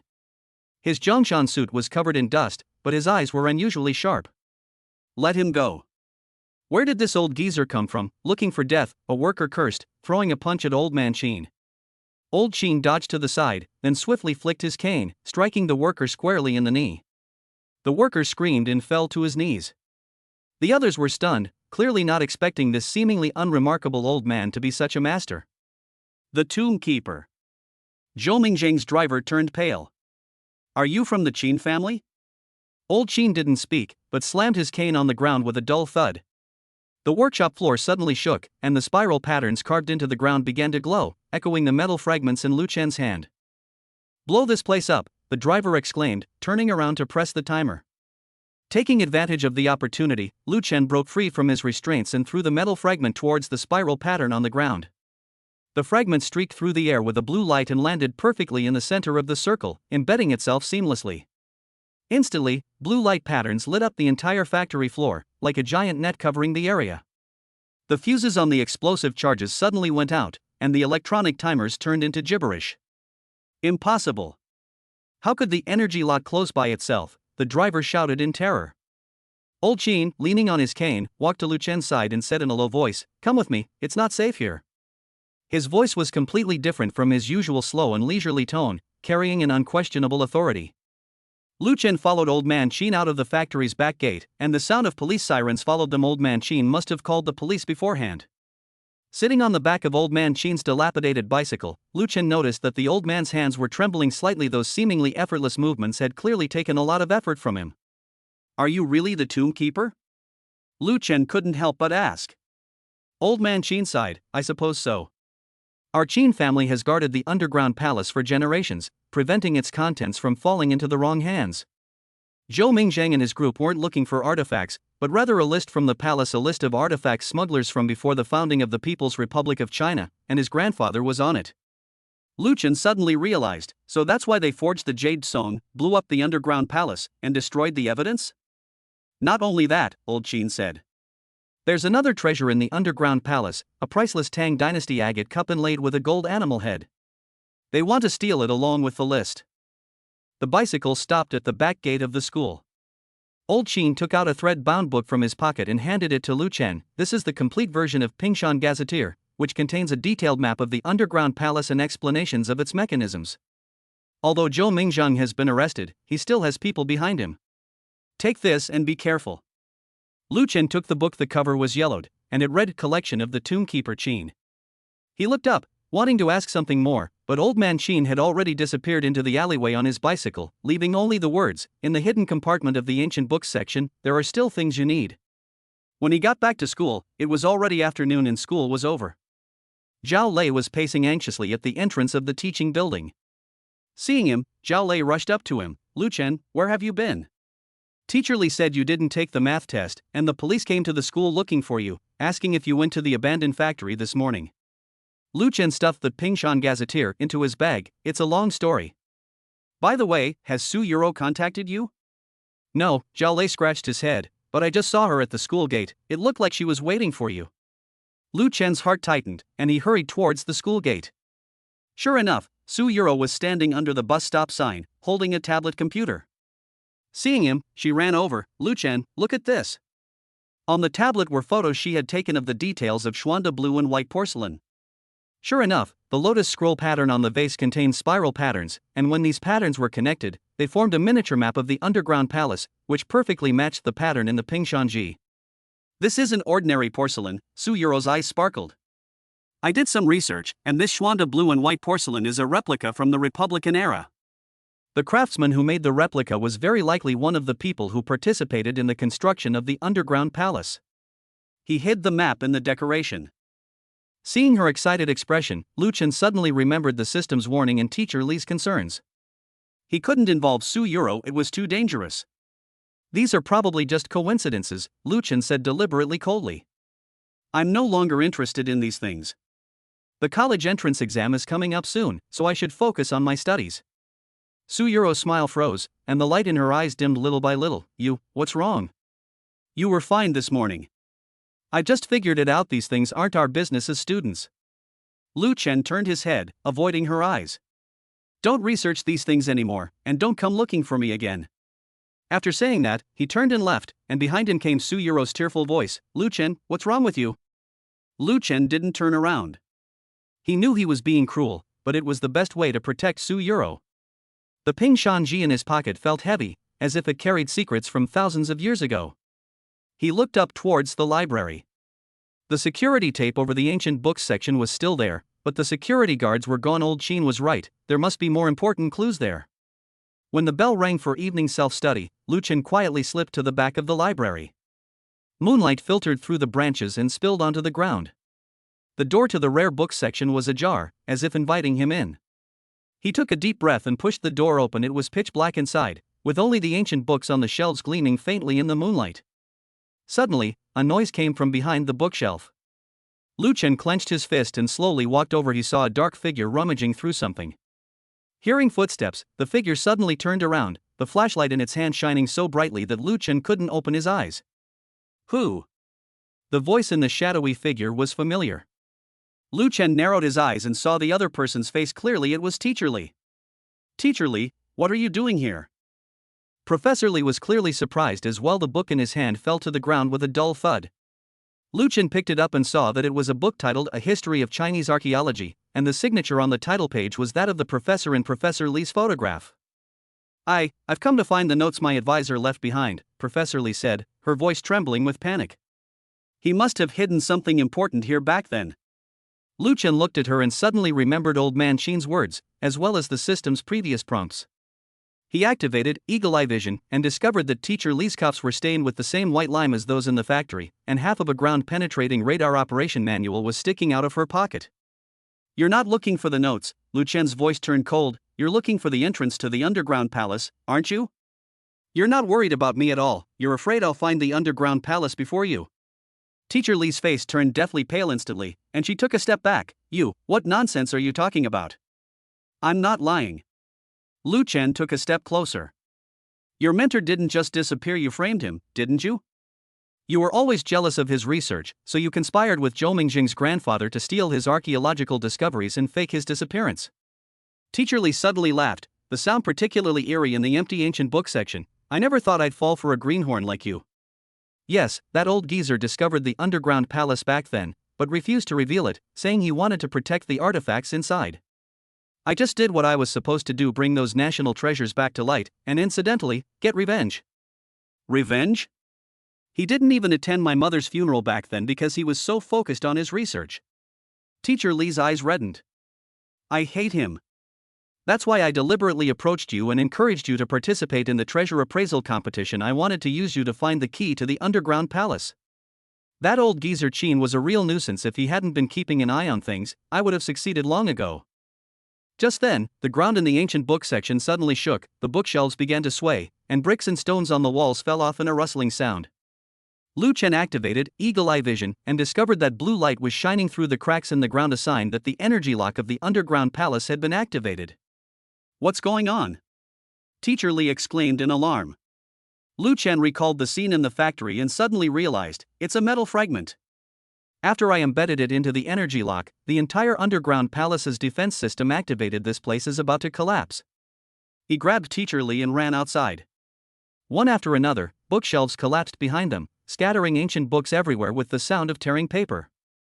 Just as they rushed out of the ancient books section, an entire wall collapsed with a roar, the rising dust obscuring the moonlight. Teacher Lee slumped to the ground, staring at the ruins of the ancient books. Chapter 13, Disdain from Family Members Leads to a Ruthless Slap in the Face. Act 1, A Grand Banquet, The Underachievers' Comeback. Time, 7 p.m., March 15, 2025, Imperial Hotel Top Floor Banquet Hall, Pingshan City. The rooftop banquet hall of the Emperor Hotel in Pingshan City was spotless under the illumination of crystal chandeliers. 12 Swarovski crystal lamps refracted a cool, iridescent light, casting dappled patterns of light in the shadows of the gilded, intricately carved spiral staircase. Guests, dressed in custom-made evening gowns or suits, chatted and laughed, champagne glasses in hand, the air filled with the mingled aromas of fine perfumes and cigars. Outside the floor-to-ceiling glass walls of the banquet hall, the neon-lit cityscape resembled a flowing galaxy, with traffic winding like golden threads along the streets 100 meters below, yet none of this reflected the wariness in Lu Chen's eyes. Lu Chen stood in the corner, his faded blue and white school uniform standing out starkly among the group of well-dressed rich kids. His fingertips unconsciously traced the bronze key in his pocket. The master appraiser accessory he'd received 3 days ago from checking in at the library's antique section was now slightly warm, as if an electric current was coursing through its metallic veins. His gaze swept over the giant charity donation box in the center of the banquet hall. The words Mountain Children's Foundation on the box were gleaming white under the lights, and perhaps hidden in the secret compartment at the bottom lay the abyss of secrets the Zhou family was trying to conceal. Hey, isn't this the bottom student from Class 3 of Senior 3? How did you sneak in? A harsh, mocking voice came from behind, carrying undisguised malice. Lu Chen turned around and was confronted by Zhou Mingho's arrogant and domineering face. The second young master of the Zhou family was embracing a heavily made-up girl. She wore a revealing strapless dress, exposing large expanses of snow-white skin, but the excessive blush made her look cheap and vulgar. Zhou Mingho's custom-made double-breasted suit was impeccably pressed, with a Zhou family crest brooch pinned to his lapel, gleaming coldly under the light. Young Master Zhou has a good eye. I was brought in by senior sister Yu Rou. Lu Chen smiled faintly, glancing out of the corner of his eye at Su Yu Rou, who was surrounded by several wealthy young ladies in the crowd. She wore a moon-white silk dress, her long hair cascading over her shoulders like a waterfall, and the diamonds on her earrings swayed gently with her movements, exuding a cool and aloof aura like an immortal descending to earth. Noticing Lu Chen's gaze, she nodded slightly, a very faint smile playing on her lips, a tacit understanding between them. Yu Rou? Zhou Mingho sneered, a hint of jealousy flashing in his eyes. My brother said that even if Su Yu Rou has bad taste, she wouldn't look at a poor wretch like you. Are you trying to become a laughingstock by dressing like this to the Zhou family's charity gala? The girl next to him covered her mouth and chuckled, her eyes openly appraising Lu Chen's cheap school uniform. Whispers and suppressed laughter immediately rose and fell around them. Several wealthy young men whispered among themselves. He's the one who beat Zhou Hao. I doubt he can even afford a security guard uniform. A poor wretch trying to climb the social ladder? How could the Su family's daughter possibly be interested in him? Lu Chen remained silent, but his gaze swept across the banquet hall's layout like a hawk's. A spiral staircase led to the main hall, a side door connected to the VIP lounge, and bodyguards stood in 2s and 3s in the shadows, seemingly casual but actually forming a tight surveillance network.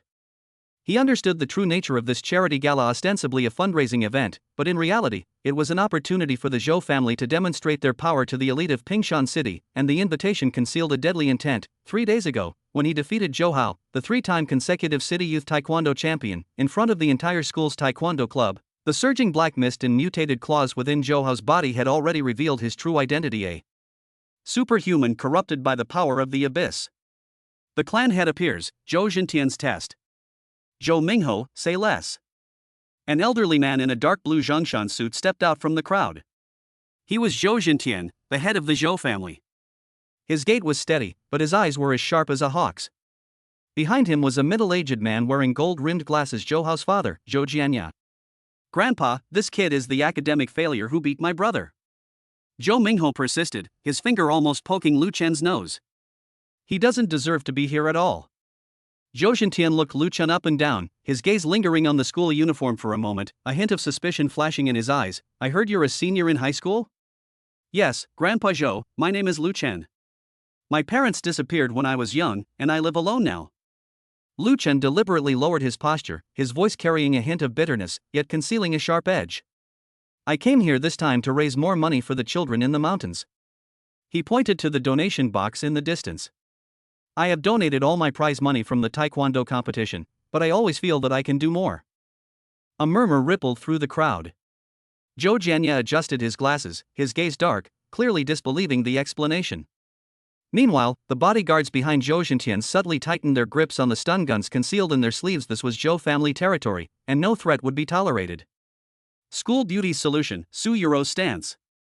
Just as the atmosphere froze, Su Yuro walked through the crowd to Lu Chen's side. Her high heels clicked crisply on the marble floor, each step exuding the elegance and composure of the Su group's air. She said softly, "Lu Chen is indeed very hardworking in the taekwondo club, and he won the last competition fairly and squarely against senior Zhou Hao. You Ro, how can you speak up for outsiders?" Zhou Mingho's face darkened, and his voice suddenly rose. "Don't forget, our Zhou family is the largest partner of the Su group."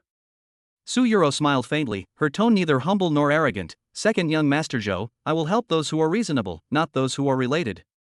She turned to Zhou Jintian, her eyes firm. "Grandpa Zhou, Lu Chen is not only excellent in taekwondo, but he also recently got first place in the grade in the joint exam. He is the pride of our school." These words caused an uproar. The whispers among the guests grew even louder. Top of the grade? How did this underachiever manage that? Zhou Hao lost to him. Is there really some hidden reason? Zhou Jianya froze as he pushed up his glasses, a hint of surprise flashing in his eyes. He clearly hadn't expected that the Zhou family's proud descendant would be outshone by a poor student. Zhou Mingho's face flushed red, and he was about to retort when he was interrupted by the young man in a suit. "Grandpa Zhou, the charity auction is about to begin. Please proceed to the main venue." The young man wore a black iris badge on his collar. Lu Chen's pupils contracted slightly as the information he had obtained 3 days ago while signing in at the principal's office came to mind. The Night Owl Organization, a criminal group that secretly colluded with the forces of the Abyss and attempted to open the gates of the Abyss, often had members wearing such badges. "Be careful," Su Yuro whispered as she brushed past Lu Chen, her warm breath brushing against his ear. "That man with the badge is Yi Hongli's informant. He's been investigating the Abyss's pollution lately." Her gaze swept over the young man before quickly shifting away, as if it were just a casual glance. Lu Chen's heart skipped a beat, but he outwardly remained nonchalant, following behind the crowd. The Abyss contamination, the Night Owl Organization, the Bronze Cauldron artifact. The system's warning from 3 days ago during his sign-in echoed in his ears. Zhou Hao had secretly channeled family resources to the Night Owl, attempting to open a secondary entrance to the Abyss Gate.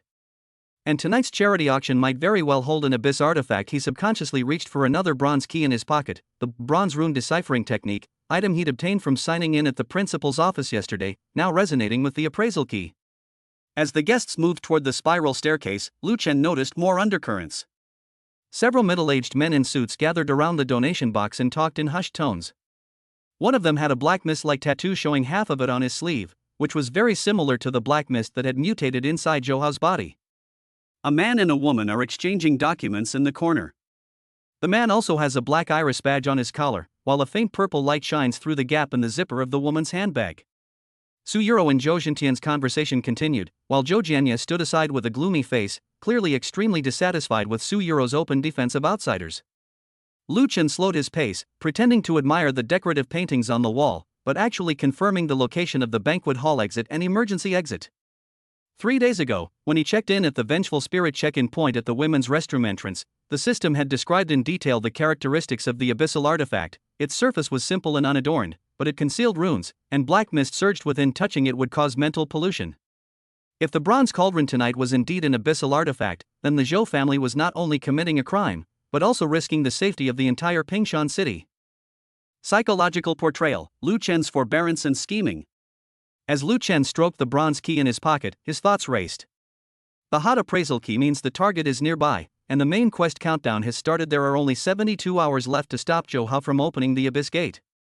Zhou Mingho's provocation was just an appetizer. The real threat was hidden in the shadows. Zhou Zhentian appeared to be fair, but in reality, he condoned his grandson's abyss pollution experiment. Su Yuro's intervention was no accident. 3 days ago, while checking in on the rooftop, he noticed that Su Yuro always seemed to appear at crucial moments, even secretly gathering intelligence for him. However, the system indicated that she was an AI avatar. Was her true identity that of a night watchman, or was there something else going on? Lu Chen took a deep breath, suppressing the surging questions in his mind. Now was not the time to reveal his trump card. Exposing the abyss pollution on the Zhou family's home turf would not only alert the enemy but could also trap him in a double attack by Night Owl and the abyss forces. He needed to patiently wait for the right opportunity to use his appraisal skills at the auction to uncover the truth and gather more evidence of Zhou Hao's crimes. Transition: heading to the auction house, amidst hidden dangers. Zhou Zhentian led the group toward the spiral staircase, with bodyguards following like shadows. Lu Chen trailed behind the crowd, deliberately lagging a few steps behind, his gaze sweeping over the surveillance camera in the corner of the banquet hall. The lens was pointed directly at the donation box, and perhaps hidden in the secret compartment behind the box were fragments of the key to open the abyss gate. Su Yuro approached again, her voice so soft it was almost drowned out by the hum of the crystal chandelier. The bronze cauldron is key, but don't be impulsive. Zhou Jianye's laboratory is on the 3rd basement level. When you defeated Zhou Hao last time, he used abyssal energy to tamper with the hospital's surveillance records. Lu Chen nodded almost imperceptibly, his palms sweating.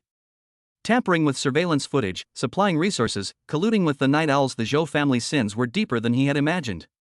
The intelligence he'd received 3 days ago indicated that the abyss corruptors would gradually mutate, and the black mist in Zhou Hao's younger brother Zhou Mingho's eyes proved he was also being corrupted.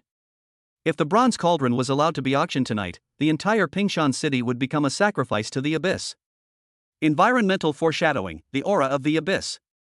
As he passed the donation box, Lu Chen quietly activated his Master Appraiser skill. Faint patterns appeared on the bronze key in his palm, and his gaze pierced through the wooden box. Sure enough, a hidden compartment lay at the bottom, containing half a bronze fragment engraved with obscure runes. Black mist seeped from the cracks, forming an almost invisible wisp of black smoke in the air. His pupils contracted, and he immediately deactivated his ability. This was a fragment of an abyss artifact, perfectly matching the components of the abyss gate described in the main quest. Zhou Mingho turned around and sneered, "You poor wretch, stop drooling over the donation box. You can't even come up with 5 figures." Lu Chen shrugged, "I'm more concerned about whether the items at the auction are genuine." Just as Zhou Mingho was about to retort, Zhou Zhentian suddenly turned around, his gaze sweeping over Lu Chen and Su Yuro. "Yuro, before the auction starts, why don't you take Lu Chen around a bit? Let him learn more about the Zhou family's charitable deeds, which might inspire his enthusiasm for donating." Su Yuro nodded slightly and took Lu Chen's arm. This seemingly intimate gesture made Zhou Mingho's face turn ashen, but it set off alarm bells in Lu Chen's mind. Su Yuro's fingertips tapped lightly 3 times on the inside of his sleeve. This was their agreed-upon signal: danger, evacuate immediately. Conflict escalates, Zhou Mingho's desperate measures. "Grandpa, this is against the rules." Zhou Mingho roared. "He's just a bad student, why should Sister Yuro take care of him alone?" Zhou Zhentian frowned. "Rules are rules, but people are flexible. The Su family and the Zhou family are partners, and Yuro has the right to bring guests on a tour. If you are not satisfied, go to the main venue and prepare for the bidding."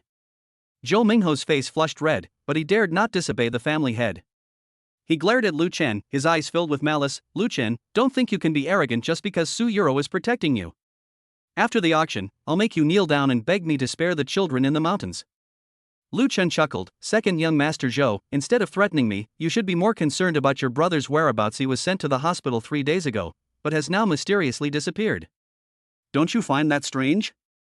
Zhou Mingho froze, his eyes swirling with dark mist. What do you know?" Lu Chen shrugged. All I know is that people corrupted by the abyss have amazing regenerative abilities. A mere fracture can't hold them back at all. These words struck Zhou Minghe like a hammer blow, shattering his last pretense. His expression changed drastically, and he staggered back half a step, nearly knocking over the champagne tower beside him. The guests all turned to look, and the whispers intensified. Zhou Jianya coughed lightly, breaking the awkward silence. Minghe, go check on the preparations backstage. Don't keep the old man waiting.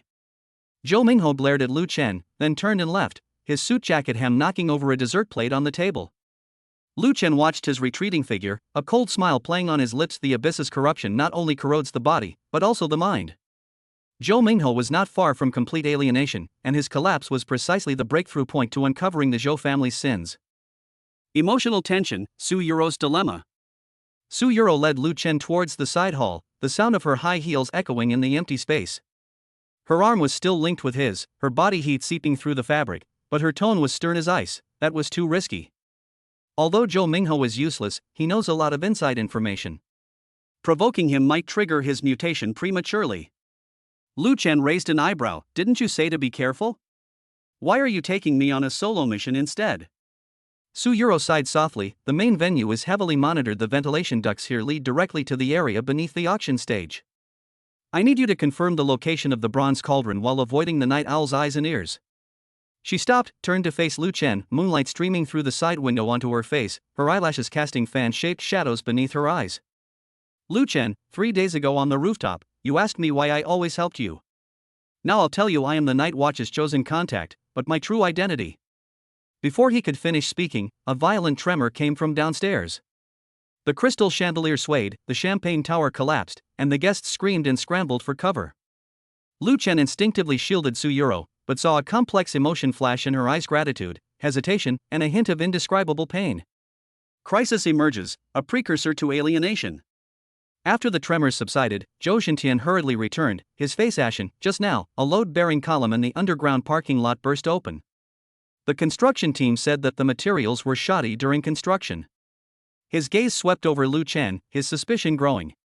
Lu Chen, Yuro will take you to the main venue first. The auction is about to begin, don't miss the main event. Lu Chen nodded, glancing out of the corner of his eye as Zhou Jianya sent a message on his phone. The screen displayed the words Night Owl Red Carp Group Target confirmed in blue light. A chill ran down his spine. Yi Hongli's informant had identified him as a threat, and Zhou Hao was likely nearby, preparing to meet up with Qing Tongding. The suspense ends. Heading to the auction, a storm is brewing. Su Yuro released Lu Chen's arm and took a half step back. The bronze cauldron will appear at the beginning, with a starting bid of 5 million. After confirming it with our appraisal ability, we'll sabotage it secretly. Publicly exposing it will drive Zhou Xintian to desperation, and we need a complete chain of evidence. Lu Chen said in a low voice, but if there is an abyss core inside the cauldron, destroying it may cause pollution to spread. Su Yuro shook her head. My sword can suppress it. Last night when I signed in at the principal's office, I got the frost purification accessory. As long as you insert the key to activate the rune breaking technique, I can take the opportunity to cut through the black mist. Lu Chen looked at her in surprise. She not only knew about his sign-in ability, but was also silently cooperating with his actions. The system had warned him that Su Yuro was an AI avatar, but the girl standing in front of him clearly possessed human emotions and warmth. Why did you help me to this extent? Lu Chen couldn't help but ask. Su Yuro gazed at him, a glint of light in her eyes. Because you are a candidate for savior, and I have a mission I must complete. She turned and walked towards the spiral staircase, her long hair billowing gracefully behind her. Let's go, it's time for the underachiever's comeback drama to begin. Lu Chen took a deep breath and gripped the 2 bronze keys in his pocket.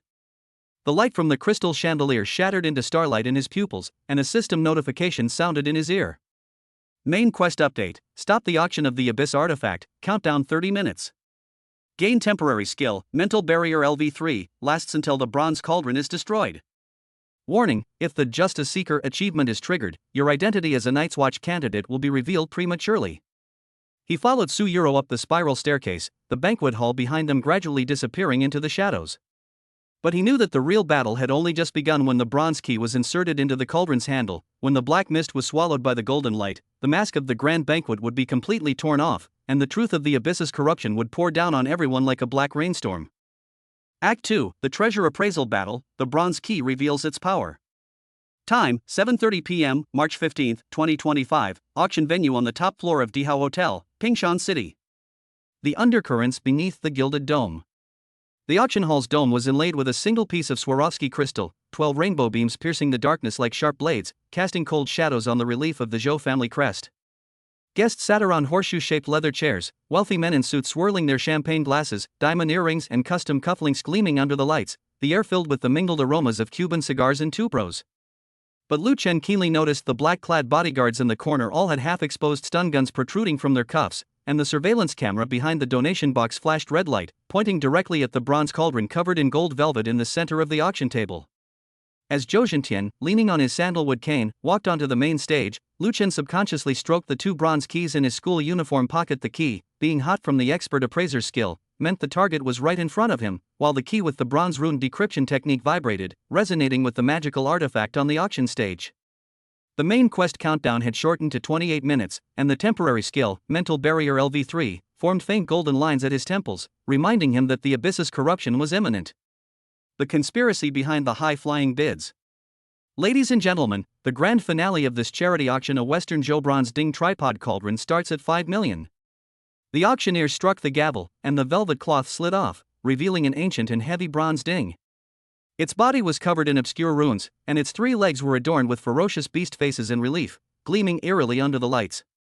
Lu Chen's pupils' constricted information he had obtained 3 days prior flooded his mind. Abyssal artifacts always have flaws in their runes, and black mist surges within anyone who touches them will suffer mental corruption. At that moment, a wisp of black smoke faintly emanated from the inside of the ding's handles, condensing into tiny vortexes in the air. 6 million, came the shout from the front row from Zhou Mingho, the second young master of the Zhou family. He shook off his heavily made-up female companion, the brooch on his lapel gleaming coldly, and a faint black, misty tattoo could be seen spreading down his neck beneath his suit, exactly the same as when Zhou Hao had undergone his transformation. You poor wretch, do you know what 5 million means? Enough for you to eat instant noodles for the rest of your life. He glanced sideways at Lu Chen, while the rich kids beside him jeered and chimed in. Even senior Zhou Hao, the taekwondo champion, lost to this trash. The Zhou Family Charity Foundation is probably going to go bankrupt. A cool, clear voice rang out from the crowd. 8 million. She sat gracefully in the VIP section, dressed in a moon-white silk gown. Her diamond earrings swayed slightly with her movements, but her fingertips were pale with nervousness. Lu Chen noticed Zhou Jianya push up his gold-rimmed glasses, his gaze dark as he stared at Su Yuro. He already knew from the sign-in 3 days ago that Zhou Jianya had used abyssal energy to tamper with the hospital's surveillance records, and was now calculating his bargaining chips for the Su Group's cooperation. 10 million. Zhou Mingho slammed his hand on the table, his black, misty tattoo on his sleeve pulsating as if alive. The auctioneer's gavel hovered in mid-air, and the whispers among the guests abruptly ceased. That black mist was clearly a sign of the abyss's corruption. Lu Chen quietly activated Master Appraiser, the bronze key pattern glowing faintly in his palm, penetrating the cauldron to examine its internal structure. A thick black mist curled up in the runic compartments, and the coordinates of the secondary entrance to the abyss gate were clearly engraved on the bottom of the cauldron. The patriarch's probing, Zhou Zhentian's game of strategy. Yu Rou, the Su family and the Zhou family have been cooperating for many years, why bother arguing with a junior? Zhou Zhentian leaned on his cane and slowly walked towards Su Yu Rou. His dark blue Zhongshan suit was impeccably tailored, but a calculating glint flashed in his eyes. This bronze cauldron is a family heirloom passed down through my Zhou family. If you insist on bidding, he glanced meaningfully at Lu Chen, why not have Lu Chen donate some of his taekwondo prize money? It would be a good deed for the children in the mountains. Suppressed laughter erupted from the crowd. Zhou Mingho pointed at Lu Chen triumphantly. Did you hear that? You poor wretch, you don't even qualify to bid. But Lu Chen keenly noticed that the Zhou family crest at the top of Zhou Zhentian's cane, illuminated by the black mist of the bronze cauldron, revealed the black iris emblem of the Night Owl organization. The Zhou family patriarch was indeed colluding with the abyss forces. Just as the atmosphere froze, Su Yuro gracefully rose, her high heels clicking on the marble floor. Grandpa Zhou, I've heard that this cauldron was unearthed at the Yin ruins, and the inscription says, by offering blood to the heavens, one can communicate with the underworld. I wonder when the Zhou family's ancestral precepts permitted the use of evil objects for charity. She turned to the guests, her cold voice like shattered ice hitting the ground. Student Lu Chen ranked first in his grade in the joint entrance examination, and defeated senior Zhou Hao honorably in taekwondo. Why is he being called a poor wretch? If the Zhou Group truly cares about children in mountainous areas, why not publish a detailed breakdown of the flow of charitable funds over the past 3 years? The entire room erupted in uproar. Zhou Jianye froze, adjusting his glasses. Zhou Mingho's face turned as red as a pig's liver, and Zhou Jintian slammed his cane heavily on the ground. Yuro, stop talking nonsense. This cauldron has been authenticated by experts from the Palace Museum. It is a genuine Western Zhou dynasty artifact. Behind him, his bodyguard quietly tightened his grip on a stun gun, and the red light from the surveillance camera flashed violently. The black mist inside the bronze cauldron was churning rapidly. Campus bells rescue, identity struggle, and undercurrents. Taking advantage of the chaos, Lu Chen approached the VIP seats, his peripheral vision catching a glimpse of half a silver sword hilt peeking out from behind Su Yuro's earring. It was the defrost purification accessory she had obtained from checking in last night. She lowered her voice, her warm breath brushing against his ear. The bronze cauldron is the core of the abyss's secondary entrance. Zhou Hao infused it with black mist energy before his disappearance. Her fingertips tapped rapidly under the table, their agreed-upon Morse code. Zhou Jianye's phone had tampered with the original surveillance files. Zhou Mingho's mind had been corrupted by the abyss. Lu Chen was about to nod when a young man in a suit stood up and bid 15 million. He wore a black iris badge on his lapel. It was Yi Hongli's night owl informant. A strange purple light emanated from the zipper of the young man's handbag, identical to the woman exchanging documents with the donation box 3 days ago. What does the Night Owl organization need this bronze cauldron for? Lu Chen murmured. Su Yuro's eyelashes trembled slightly. They want to forcibly activate the entrance at the auction. Zhou Hao might be hiding in the ventilation ducts to provide backup. Just as the auctioneer's gavel was about to fall, Lu Chen suddenly raised his hand. 20 million. The entire room gasped, and all eyes turned to the blue and white school uniform in the corner. Zhou Mingho was furious. Where did you get 20 million? You couldn't even sell a kidney for that. Lu Chen shrugged, his fingertips rubbing the bronze key in his pocket. I'm more concerned about whether the item is genuine. The battle of treasures, the bronze key reveals its power. Since this student is questioning the item, why don't we ask him to appraise it himself? Zhou Jintian narrowed his eyes, pointing his cane at the bronze cauldron. The bodyguards quietly surrounded him, their stun guns ready to fire. Lu Chen slowly walked towards the auction platform. The entire room was silent, save for the humming of the crystal chandelier. As he inserted the expert-grade key into the cracks in the runes on the cauldron's handle, a sudden change occurred. The bronze key burst forth with blinding golden light, the runes on the cauldron unfolded like chains, and black mist surged from the cracks, condensing into a hideous, grotesque face in the air. The guests screamed and retreated. Black mist churned in Zhou Mingho's pupils, and his claws pierced through the cuff of his suit jacket. You're courting death. Lu Chen quickly inserted the key to decipher the bronze rune, and the main quest countdown plummeted to 15 minutes. A system notification exploded in his mind. Warning, Abyss pollution leak. Mental barrier LV3 activated, suppresses pollution spread for 3 minutes.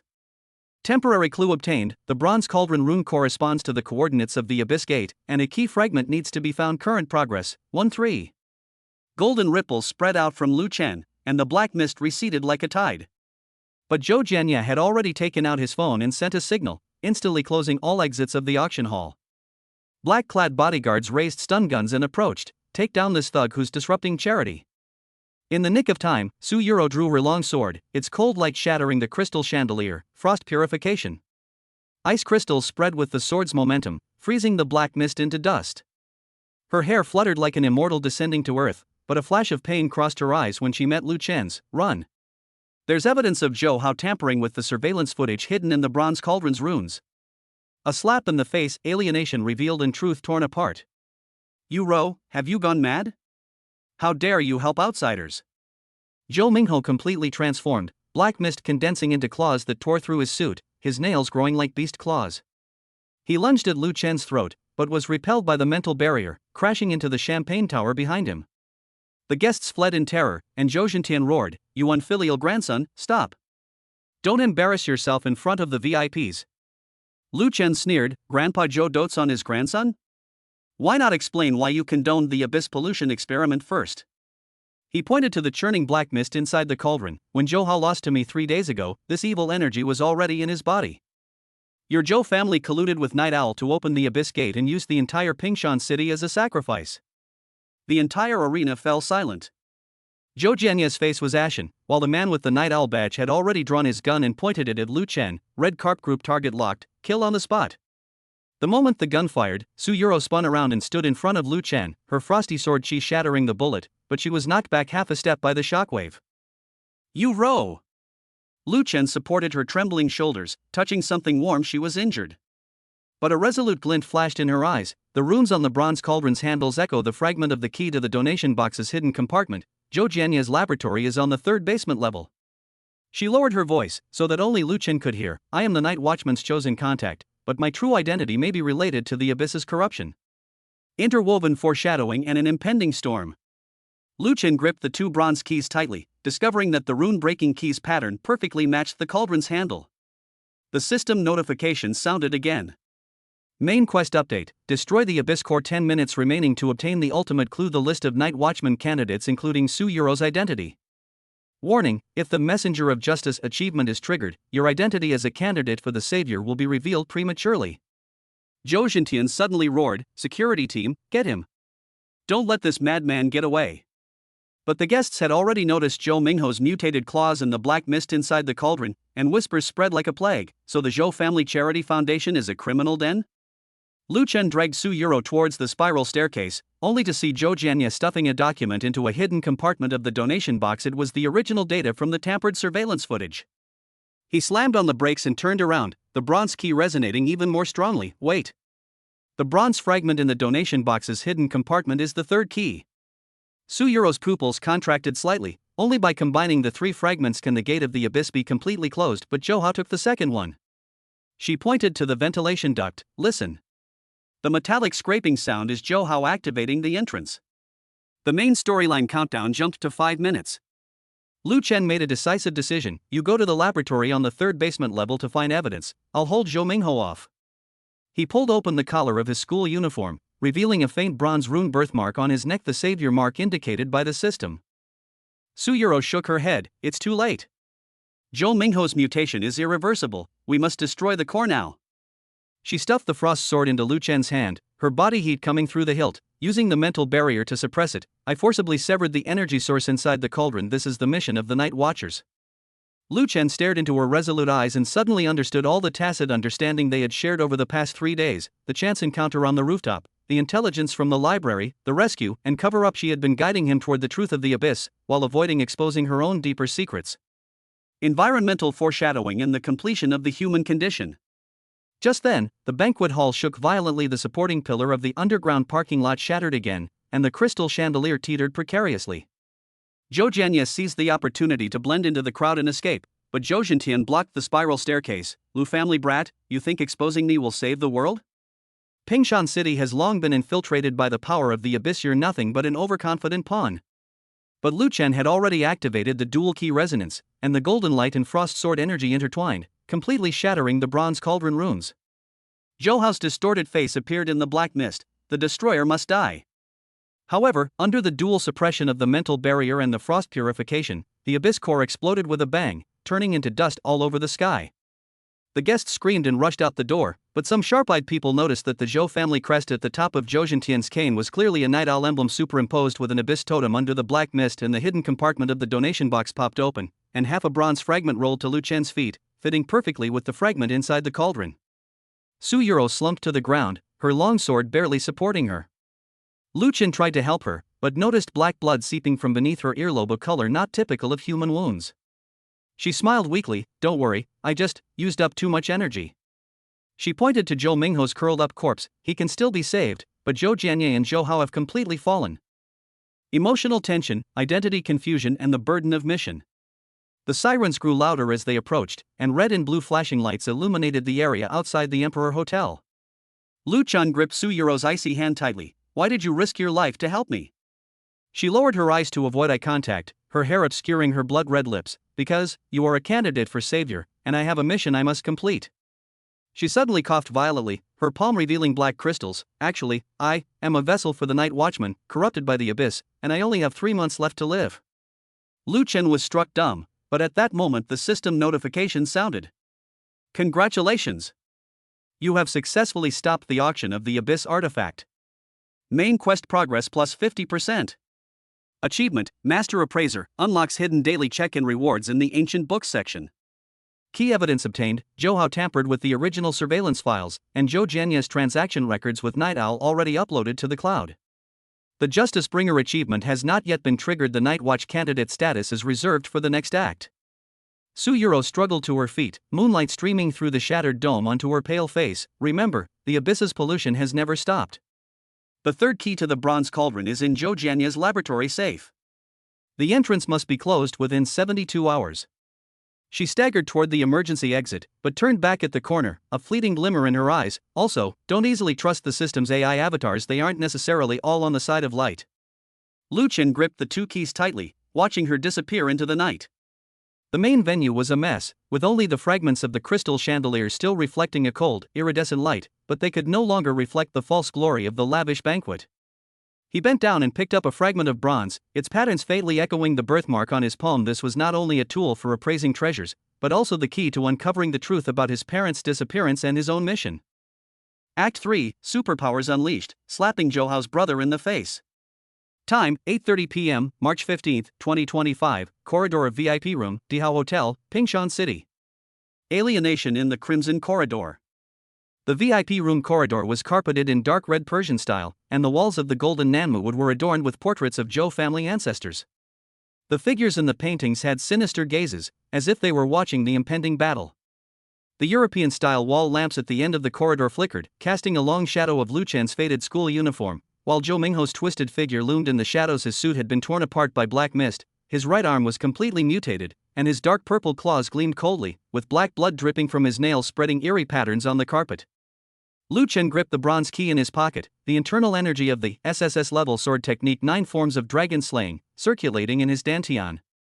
3 days ago, when he checked in on the rooftop, he had already mastered this sword technique to a minor degree. Now, he could clearly feel the abyssal pollution mixed in the airflow exactly the same as when Zhouhao was mutated, but even more violent due to Zhou Mingho's weak willpower. The main quest countdown ticked in his mind, 68 hours and 15 minutes, while the mental barrier LV3 icon on the system panel was flashing red, a side effect of overuse during the battle against the black mist of the bronze cauldron. Conflict escalates, madness swallowed by the abyss. Lu Chen. You ruined my brother's plans and the future of the Zhou family. Zhou Mingho's voice was like sandpaper rubbing against metal, his left eye completely covered by black mist. You think you're safe just because Su Yuro is protecting you? Once I tear you to pieces, she'll be mine sooner or later. He suddenly swung his claws, the resulting bloody wind scraping against the wall, instantly leaving 3 deep marks on the golden Nanmu wood. Lu Chen dodged to the side, his lower back bumping into a decorative vase, shattering the celadon porcelain on the carpet. He noticed that on Zhou Mingho's mutated right arm, black mist was spreading along the blood vessels towards his heart, a sign that the abyss's corruption was completely engulfing its host. 3 days ago, when he checked in, the system had warned that if the corrupted person experienced violent emotional fluctuations, the mutation rate would increase threefold, and the madness in Zhou Mingho's eyes at this moment clearly indicated that he had been blinded by hatred. Your brother Zhouhao opened the gate of the abyss, intending to drag the entire Pingshan city down with him. Lu Chen took a half step back, creating distance. The Zhou family's so-called future is to become sacrifices to the abyss? He deliberately provoked his opponent, while secretly channeling the internal energy of the 9 forms of Dragon Slayer, a faint golden light emanating from his palm.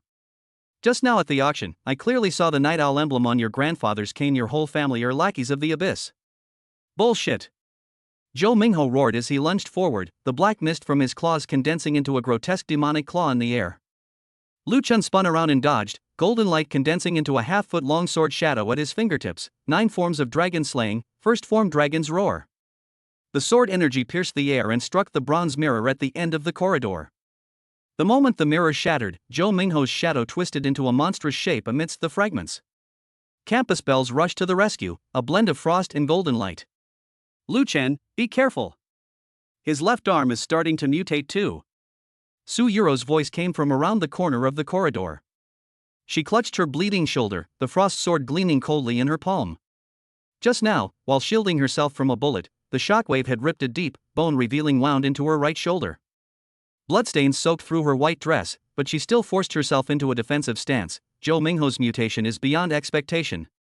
The abyssal energy within him absorbed the remaining black mist when the bronze cauldron exploded. Lu Chen caught a glimpse of the black blood seeping from her wound, and his heart tightened. It was exactly the same color as the blood that had dripped from Zhou Mingho's body when he underwent transformation. A system notification suddenly popped up. The Abyss Pollution Index of Campus Beauty Su Yuro has risen to 37%, triggering the side quest, Purify Pollution. Quest reward: Night Watcher Purification Potion Recipe can slow down the spread of contamination.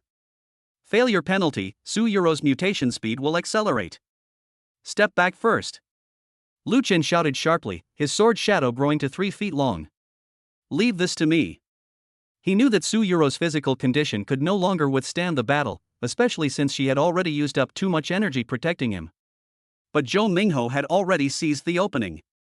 His mutated left arm suddenly extended several feet, and chains formed from black mist wrapped around Lu Chen's ankle. Want to save her? Look at your own fate first. He grinned maliciously as he tightened the chains, the black mist spreading upwards along Lu Chen's calf. How does it feel to be corrupted by the abyss? Soon you'll become a monster like me. Lu Chen felt a bone-chilling coldness in his calves, as if countless poisonous insects were gnawing at his marrow. He gritted his teeth and concentrated the inner strength of the 9 forms of Dragon Slayer into his left foot, second form Dragon Scales. Golden light covered his entire body like scales, and the black mist chains were instantly shattered, but deep purple patterns were left on his calves, traces of pollution and erosion. A slap in the face, exposing the truth behind the pretense. It seems the Night Watch's power is nothing special after all. Zhou Mingho licked the black blood from his claws, a cruel smile flashing in his eyes. Once you're completely corrupted, I'll make you kill Su-Yuro with your own hands. Let her know the consequences of trusting a pauper. He suddenly pulled a black USB drive from his pocket and tossed it into the air. This is a backup of the surveillance footage my brother hid in the ventilation duct. It contains evidence of your Night Watch's meetings. Once I press send, the entire city of Pingshan will know that you are the masterminds behind the sabotage of charity. Lu Chen's pupils constricted sharply. The USB drive's casing was engraved with abyssal runes, clearly a trap deliberately left by Zhou Hao. If the contents were sent, the Night Watchers organization would be plunged into a public relations crisis, while the Zhou family could be completely exonerated. Just as he was about to grab it, Zhou Mingho grinned maliciously and pressed a button. Too late. The file is being uploaded to the entire network server. Not necessarily. Su-Yuro suddenly raised her hand, the frost sword drawing an arc, ice crystals condensing into a cage around the USB drive. When I was in the emergency passage, I already had the Night Watch technical team intercept all network ports. A cold smile curled at the corner of her lips. Do you think we wouldn't be prepared for the backup plan Zhou Hao left behind? Zhou Mingho's expression changed drastically, his mutated body trembling violently with rage. Impossible. How could you have known? Because your brother Zhou Hao has long been targeted by the Night Watchers. Lu Chen seized the opportunity to launch an attack, the golden sword light piercing straight for Zhou Mingho's heart. 3 days ago at the Taekwondo club, he deliberately lost to me, just to lure me to the Zhou family to investigate the secret of the bronze cauldron. The moment the sword energy pierced through the black mist, Zhou Mingho's body suddenly stiffened, a trace of confusion flashing in his eyes, as if his hidden consciousness had been awakened. The struggle of the alienated, the conflict between humanity and bestiality. Brother, why? Zhou Mingho murmured to himself, his mutated claws stopping before Lu Chen's throat. His face before he was corrupted appeared in the black mist. I don't want to become a monster. Grandpa said that as long as we help open the entrance to the abyss, he can heal me. He suddenly clutched his head and roared in pain, his body switching back and forth between human and monster forms. Kill me. Lu Chen. Kill me now. Lu Chen's sword shadow paused before Zhou Mingho's brow, hesitating to strike. He saw a half-exposed photo in Zhou Mingho's pocket, a picture of Zhou Hao and Zhou Mingho as teenagers at an amusement park, both smiling brightly. Even corrupted by the abyss, a trace of humanity still remained in this body. He can still be saved. Su-Yuro suddenly shouted, throwing a silver talisman at Zhou Mingho. This is a special talisman made by the Night Watchers to suppress the corruption temporarily. The talisman was placed on Zhou Mingho's forehead, and the golden light and black mist collided violently. He let out a shrill scream, and his body returned to human form at a speed visible to the naked eye, but his left arm still retained the mutated claw shape. Lu Chen seized the opportunity to withdraw his sword shadow and was about to go forward to check when heavy footsteps suddenly came from the end of the corridor. Old Man Qin walked slowly with his cane. His military green coat was covered in dust, as if he had just gone through a battle, but his eyes were as sharp as an eagle's. Little Lu, don't be fooled by appearances. Once the abyss is polluted to more than 50%, there will be no way to turn back. The Night Watchman God of War, Old Man Qin's true strength. When Zhou Mingho saw Old Man Qin, he suddenly screamed as if he had seen a ghost. It's you. The retired war god of the Night Watch. Grandpa said that you were the one who ruined the abyss's first invasion plan. He struggled to run away, but was frozen in place by the golden light emitted from Old Man Qin's cane tapping the ground. That old bastard Zhou Zhentian has a pretty good memory. Old Qin sneered, twirling his cane in his palm to reveal a ruby embedded at the tip. It was actually a compressed purification bomb. 30 years ago at the Yin ruins, he helped the Abyss forces excavate magical artifacts, but later he changed his allegiance and joined Night Owl. He glanced at Zhou Mingho, his eyes complicated. The pollution index in this kid's body has already reached 49%. If it had been half a minute later, even the evil suppressing talisman wouldn't have been able to suppress it. Lu Chen then realized that the old man who usually read newspapers in the school's reception room was indeed, as the system had indicated, a retired night watchman. 3 days ago, when he checked in at the entrance of the girls' restroom, the system had warned him that a high-level night watchman is lurking on campus. At the time, he thought it was Yi Hongli, but he never expected it to be Old Man Qin. "Grandpa Qin, what are you doing here?"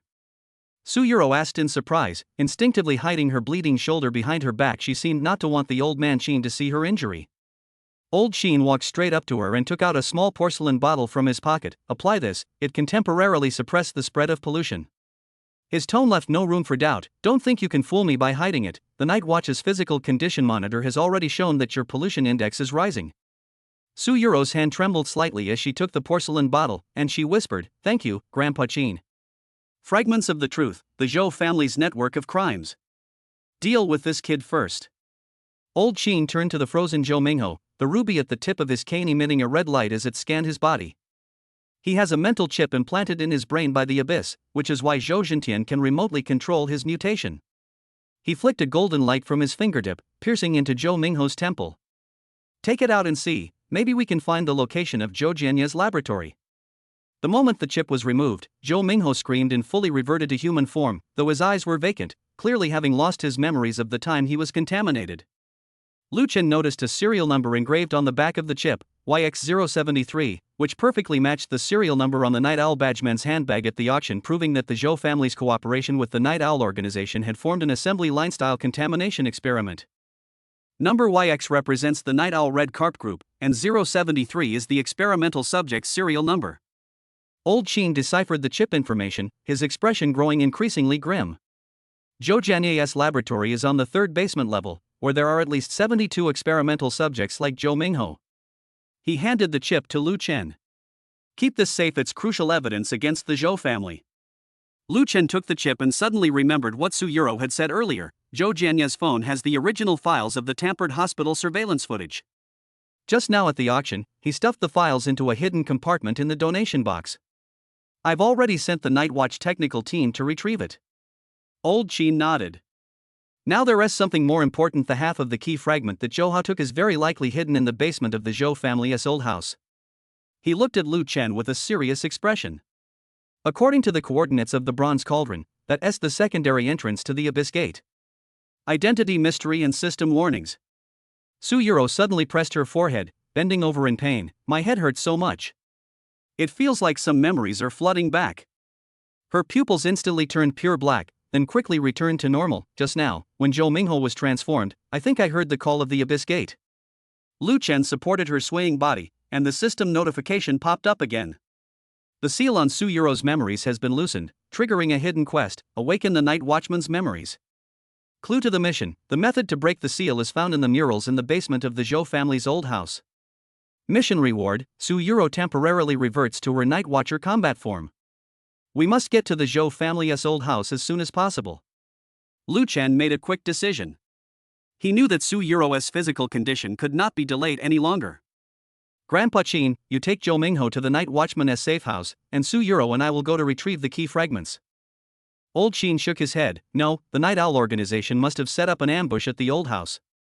Yi Hongli's Red Carp Group is skilled in mind control. It would be too dangerous for the two of you to go." He took out a yellowed map from his coat pocket. "This is a structural diagram of the Zhou family's old house. The ventilation ducts in the basement can bypass the guards." He pointed to a red dot on the map. "There is a spare weapons depot left by the Night Watchman here." Lu Chen took the map and noticed a rune in the corner that matched the birthmark on his palm. Old Man Qin seemed to read his mind and said calmly, "Your parents were also Night Watchmen back then. This rune is the Lu family's family mark." These words struck Lu Chen like a thunderbolt, leaving him dizzy and disoriented. The truth behind his parents' disappearance was actually related to the Night Watch. Conflict reignites, Night Owl pursuers and supernatural abilities emerge. Old Qin, don't think you can ruin the plan by bringing a brat along. Yi Hongli's icy voice suddenly came from the entrance of the corridor.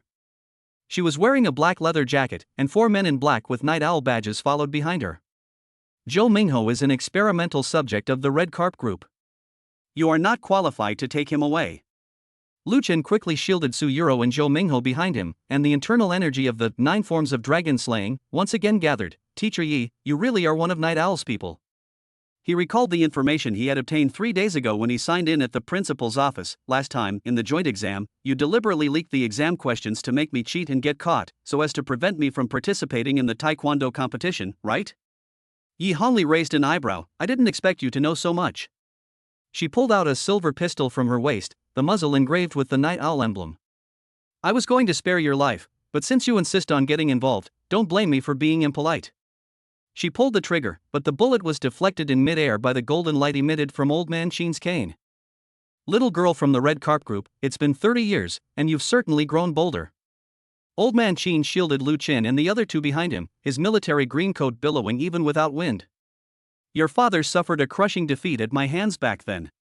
Want to try the same taste? Yi Hongli's expression changed drastically. You know my father? More than just acquaintances. Old Qin sneered.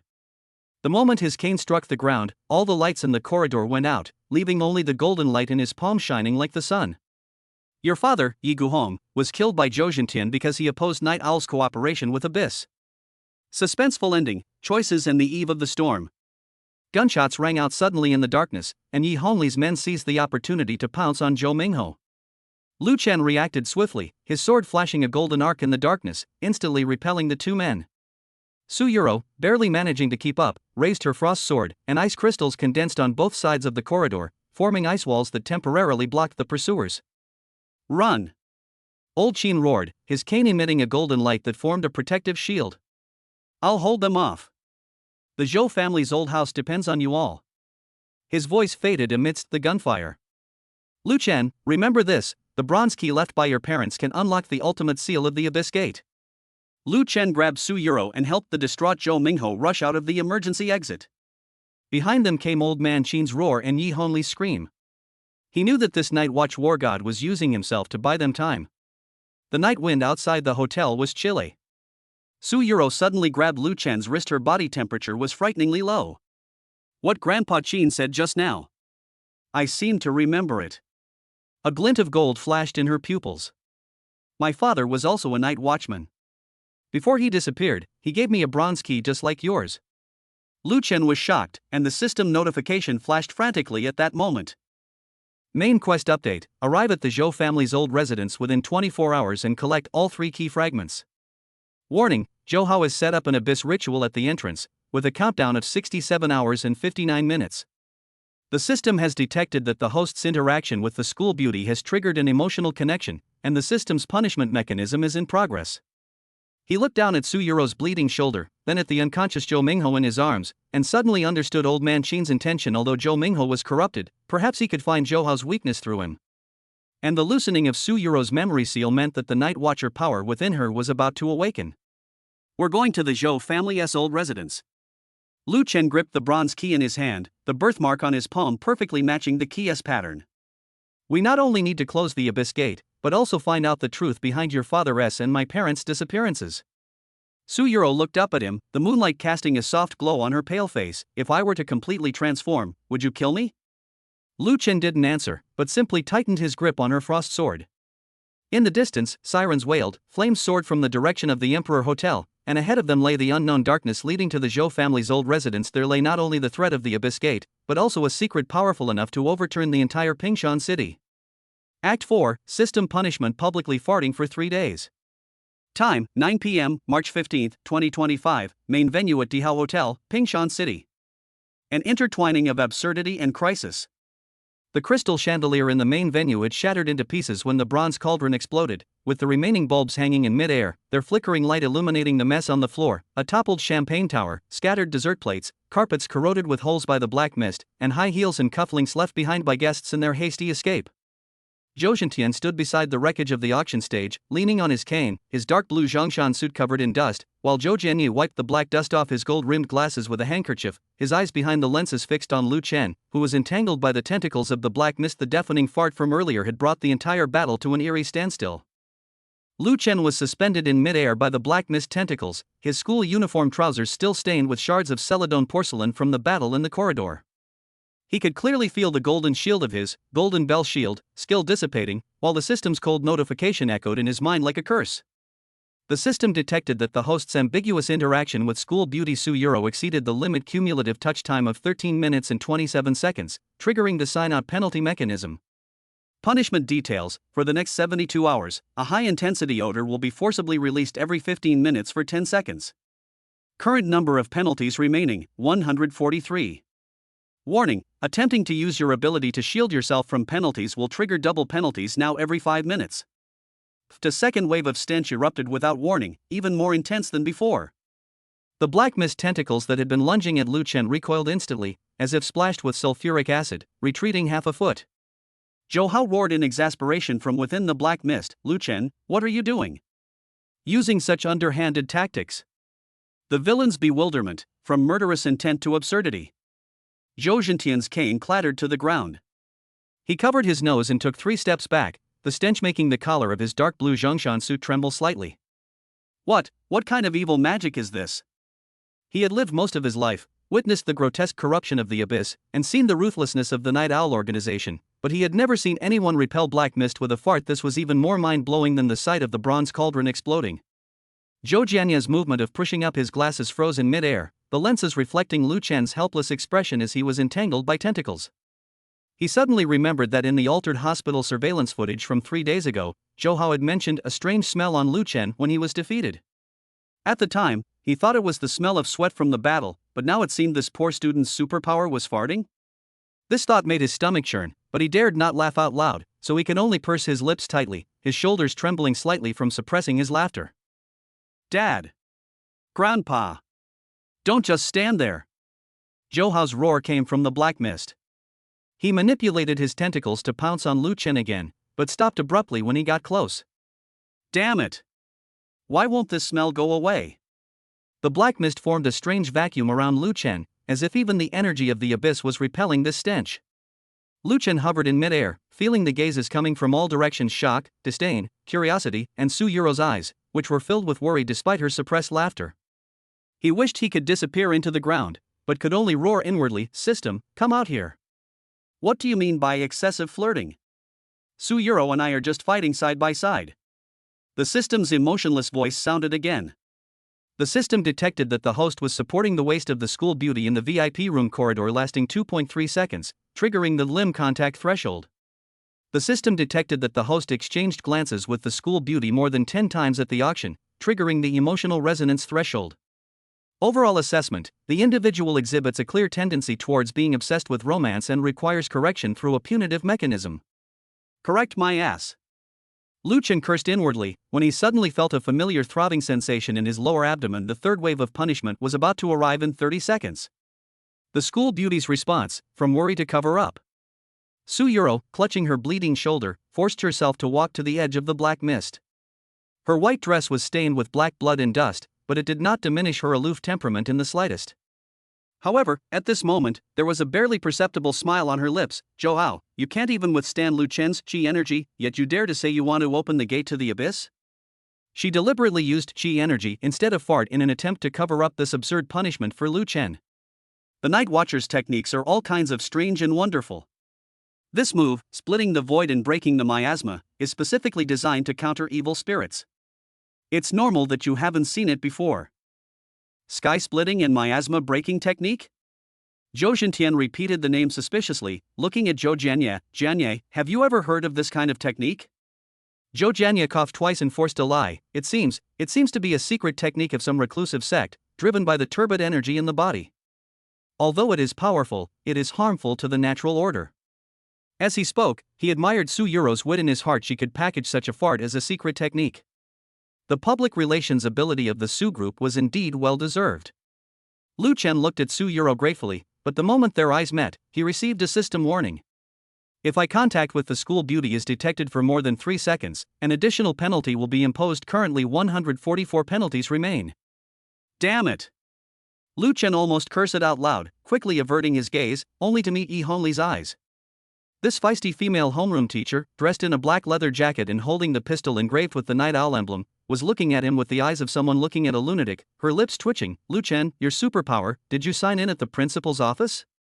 3 days ago, Lu Chen did indeed sign in at the principal's office, receiving the bronze rune deciphering technique as his reward.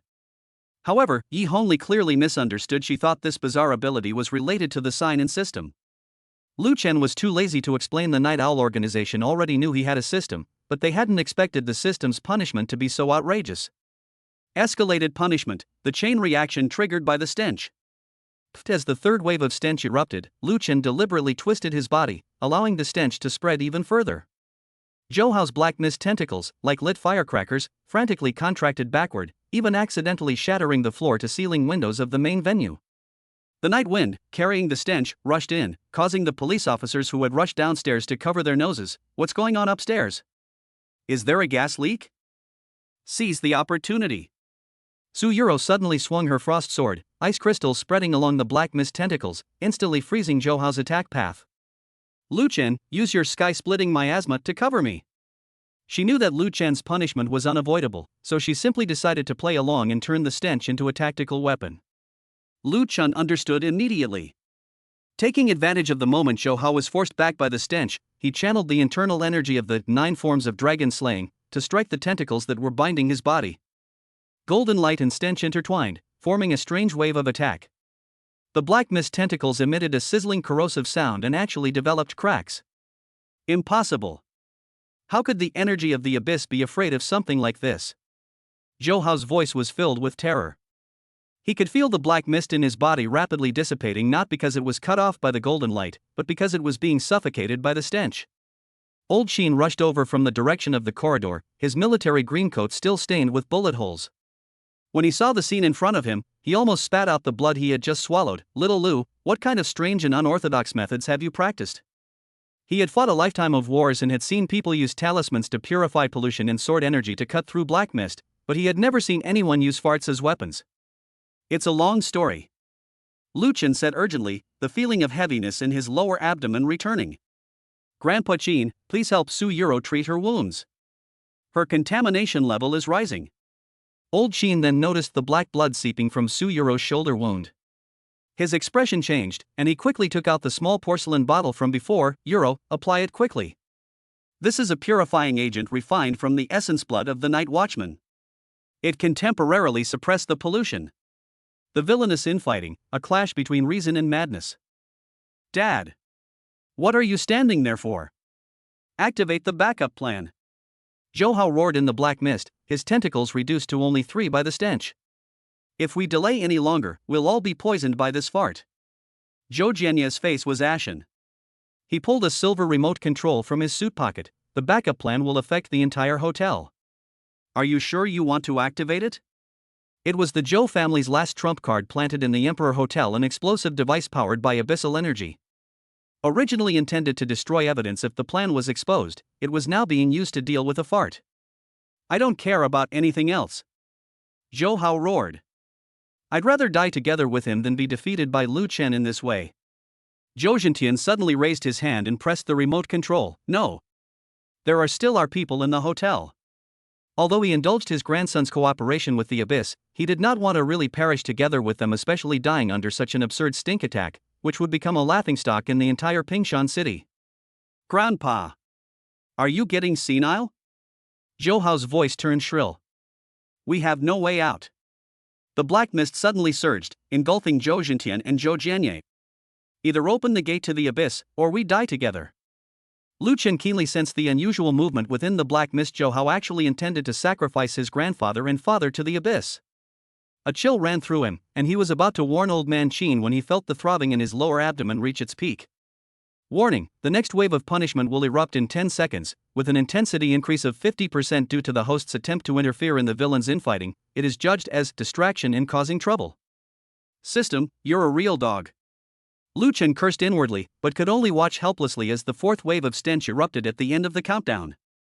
This time, the stench carried a faint golden hue clearly mixed with the internal energy of the 9 forms of Dragon Slayer, and crashed into the center of the black mist like a cannonball. An unexpected delight, the purifying power within the odor. Ah! Zhou Hao let out a shrill scream. The black mist contracted rapidly like a punctured balloon, revealing half of his mutated face. To everyone's astonishment, the black mist, directly hit by the stench, began to dissipate, revealing the horrified faces of Zhou Zhentian and Zhou Jianyu. Inside this stench not only repelled the black mist, but also had a purifying effect? Lu Chen was also stunned, but a system notification popped up at that moment. The stench of punishment was detected to have merged with the internal energy of the 9 forms of Dragon Slayer, unexpectedly triggering the purification of filth effect effective against abyss pollution.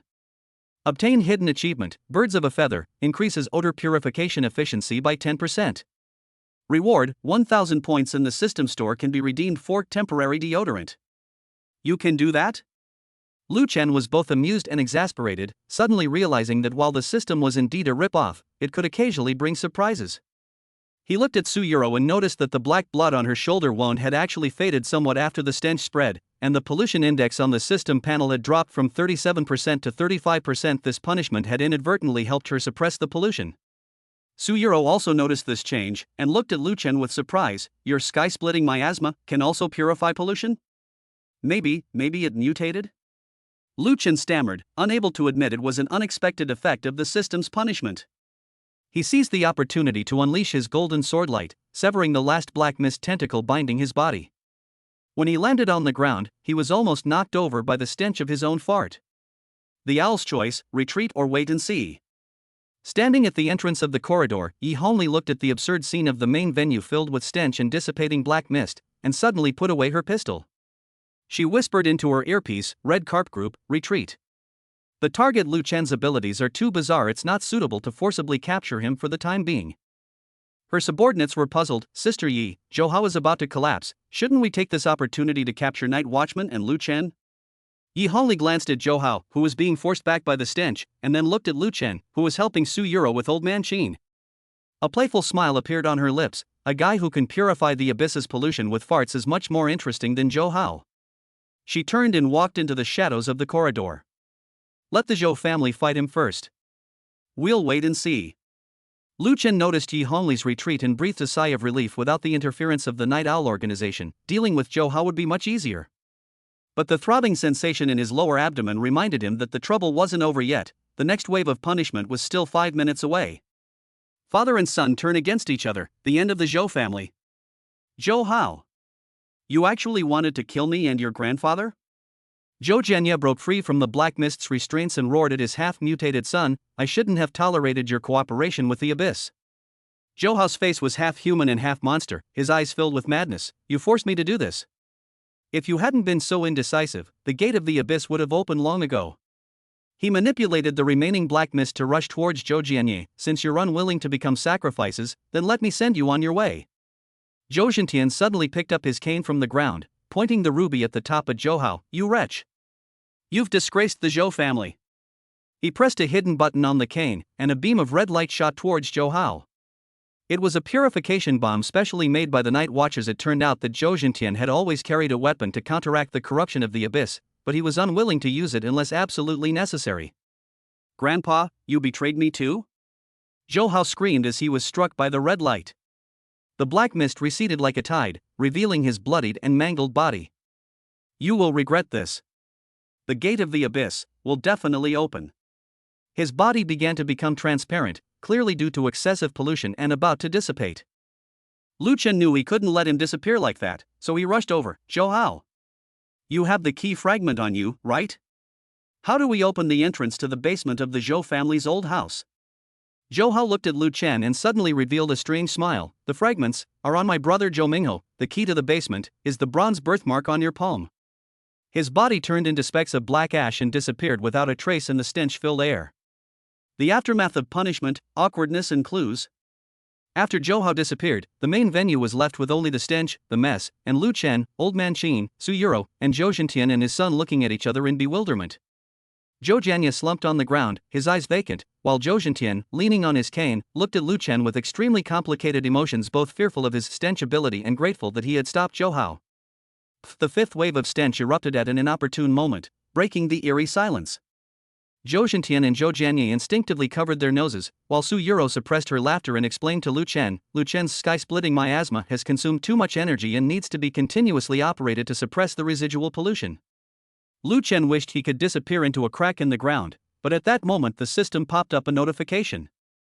Main quest progress update, defeat Zhou Hao the corrupted entity, progress plus 20%, current total progress 70%.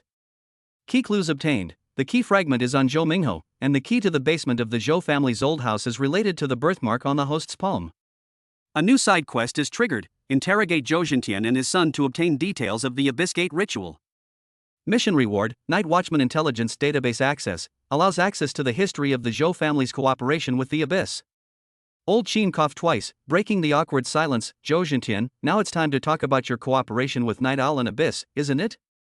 His military green overcoat fluttered without wind, clearly indicating that he had no intention of letting the Zhou family mastermind off easily.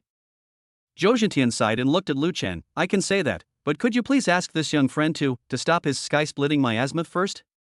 If this continues, we'll all be overwhelmed by the fumes. Lu Chen shrugged. I wanted to, but once this technique is started, it can't be stopped. It will last for at least 3 days.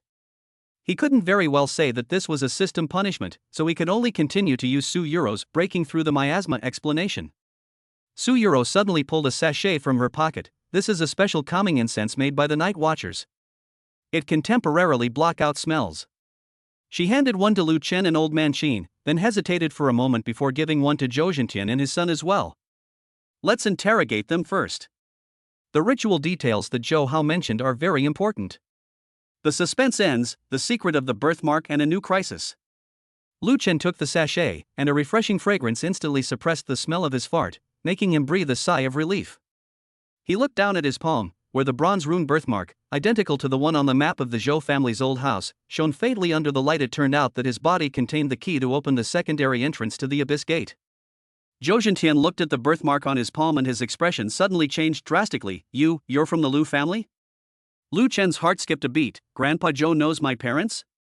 Zhou Zhentian's eyes became incredibly complex, a mixture of fear and regret. 30 years ago, your father, Lu Zhan, and I worked together at the Yin ruins. We were both night watchmen back then. My father was also a night's watchman? Lu Chen was shocked. This was the first time he had heard specific information about his father from an outsider. Just then, Lu Chen's phone suddenly vibrated. It was a text message from an unknown number.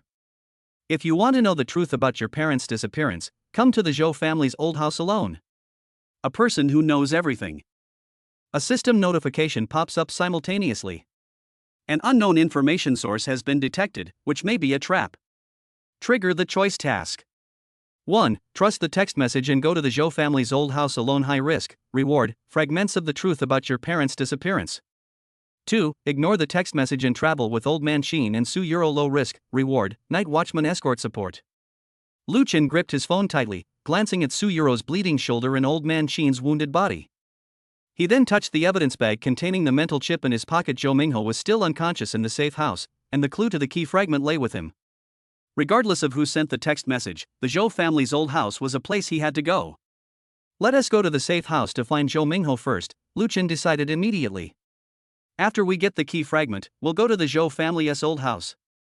He didn't mention the text message, afraid that Old Man Qin and Su Yuro would worry, especially since he was still being punished for farting. Su Yuro seemed to read his mind, gently touching his arm. No matter what happens, we'll face it together. The warmth from her fingertips warmed Lu Chen's heart, but he immediately received a system warning. Physical contact with the school beauty was detected, resulting in an additional penalty. Currently 143 penalties remaining. Lu Chen smiled bitterly. It seemed that his 3-day socially dreadful journey had only just begun.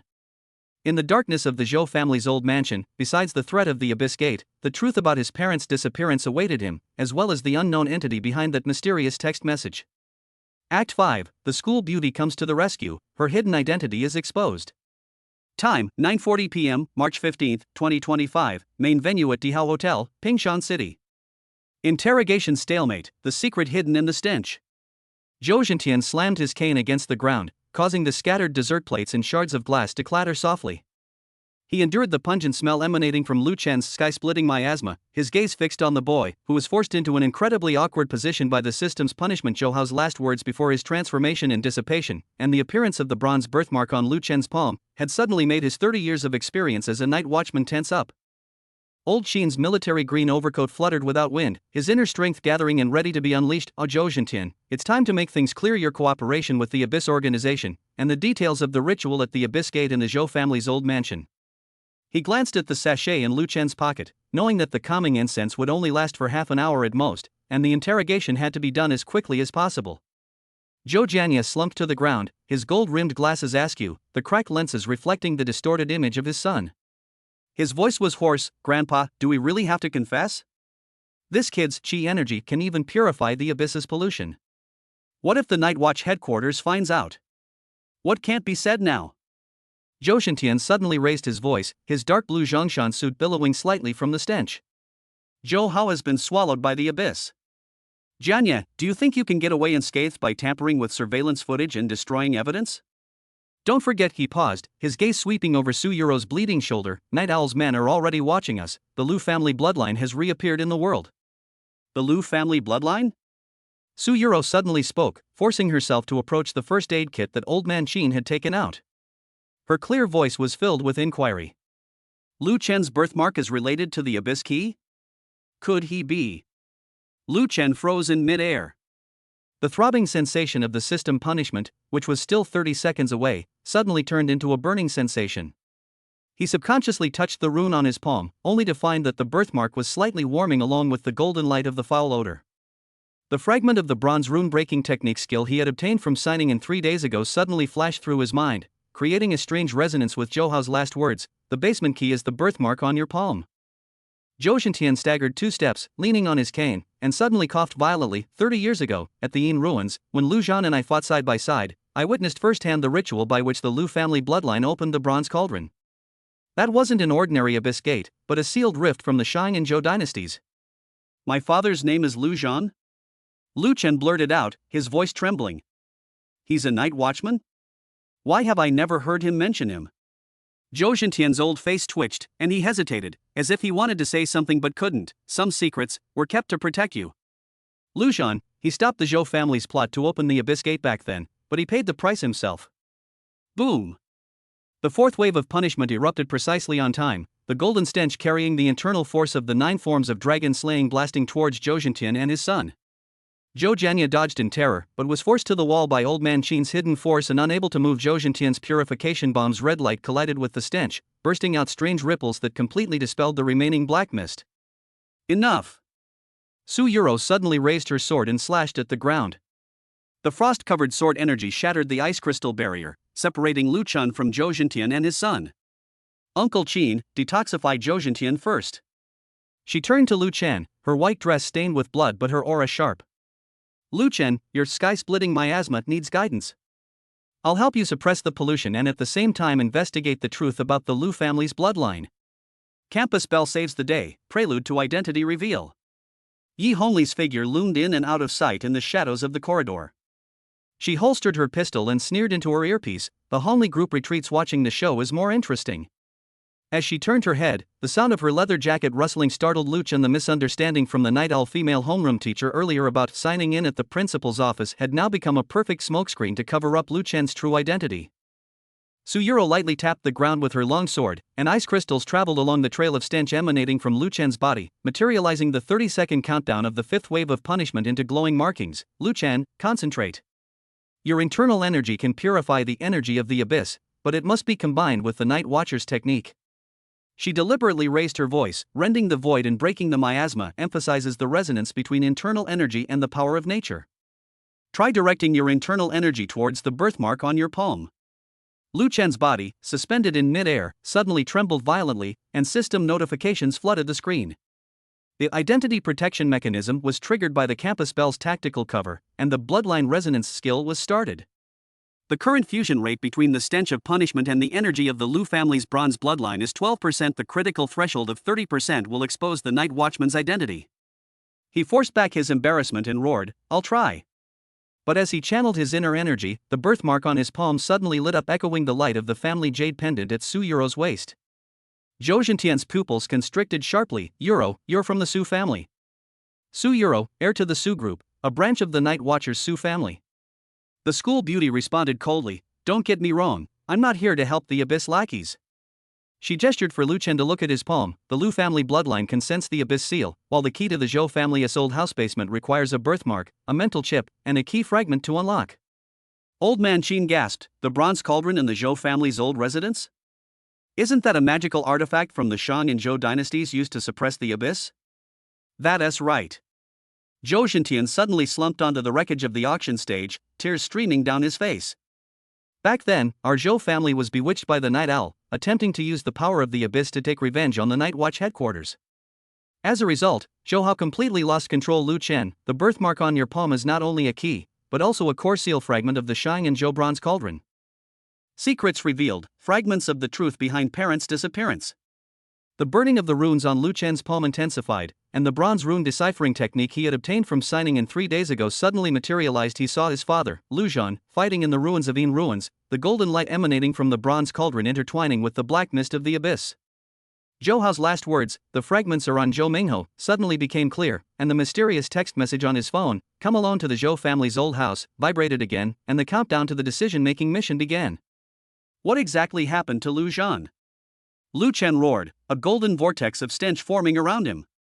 Why did he disappear? What is the connection between the Abyss Gate and my parents? Zhou Zhentian, trembling, pulled a yellowed photograph from the inner pocket of his Zhongshan suit. 30 years ago, I cooperated with Lu Zhan to prevent the Abyss Gate from opening. At that time, the bronze cauldron had already been tampered with by the Zhou family, and Night Owl took the opportunity to insert a mental chip to control Zhou Mingho. Zhou Mingho is Zhou Hao's brother. The key fragment is on him? Su Euro asked urgently, oblivious to the fact that the bleeding from her shoulder was worsening. That's right.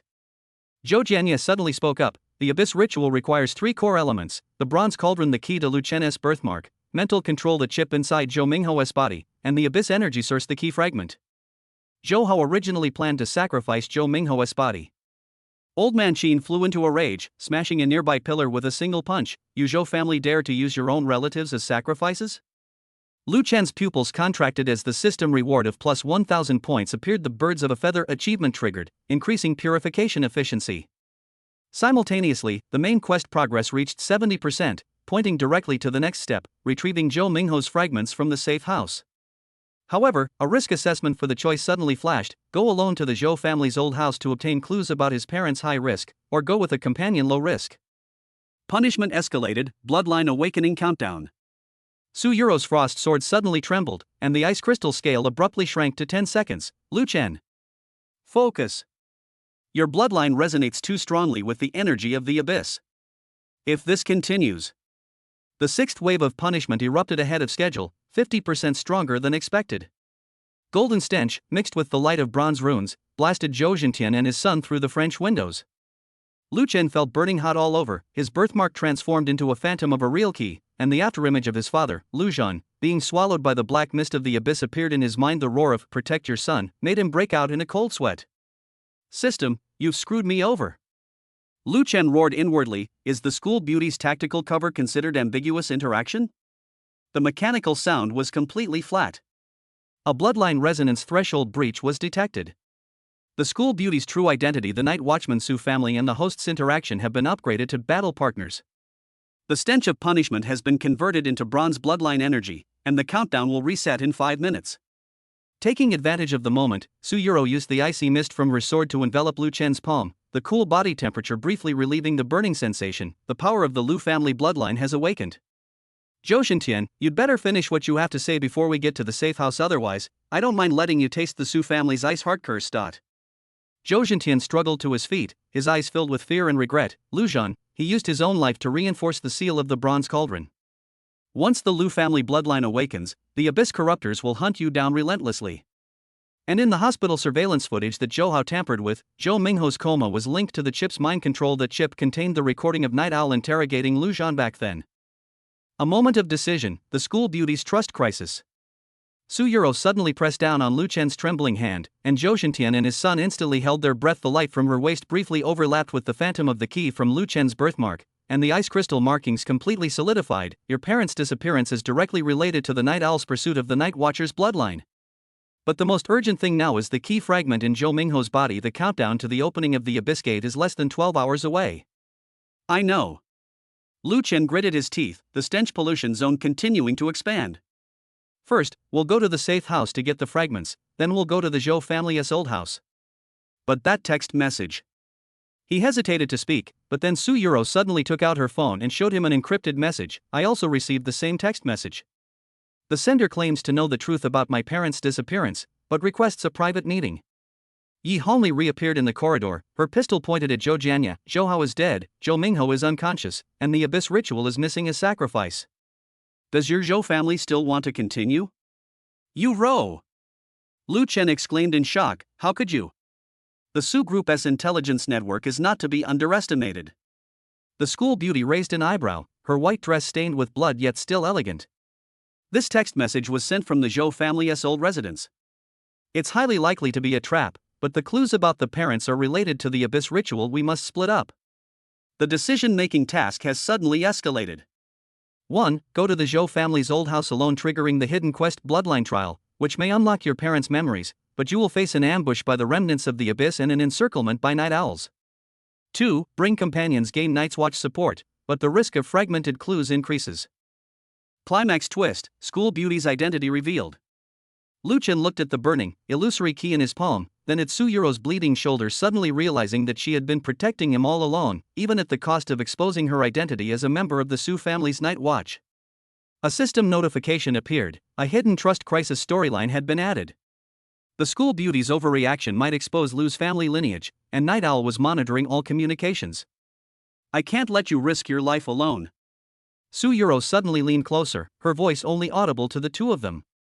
Your bloodline awakening will attract the Abyss corruptors, but my Su family's secret technique can help you suppress them. But she hesitated, a rare occurrence. My father instructed me that if Lu Zhan's bloodline reappears, the safety of the seal must be prioritized. Sister Yuro! Lu Chen exclaimed in surprise, you knew about the Lu family bloodline all along? The school beauty nodded, the black bloodstains on her white dress gradually fading under the stench. The Su and Lu families have guarded the seal of the bronze cauldron for generations. When your father disappeared, the Su family activated the emergency plan. My jade pendant resonates with your birthmark, which is why the power of splitting the sky and breaking the miasma is doubled when we fight side by side. The system suddenly popped up a new achievement, Bloodline Bond.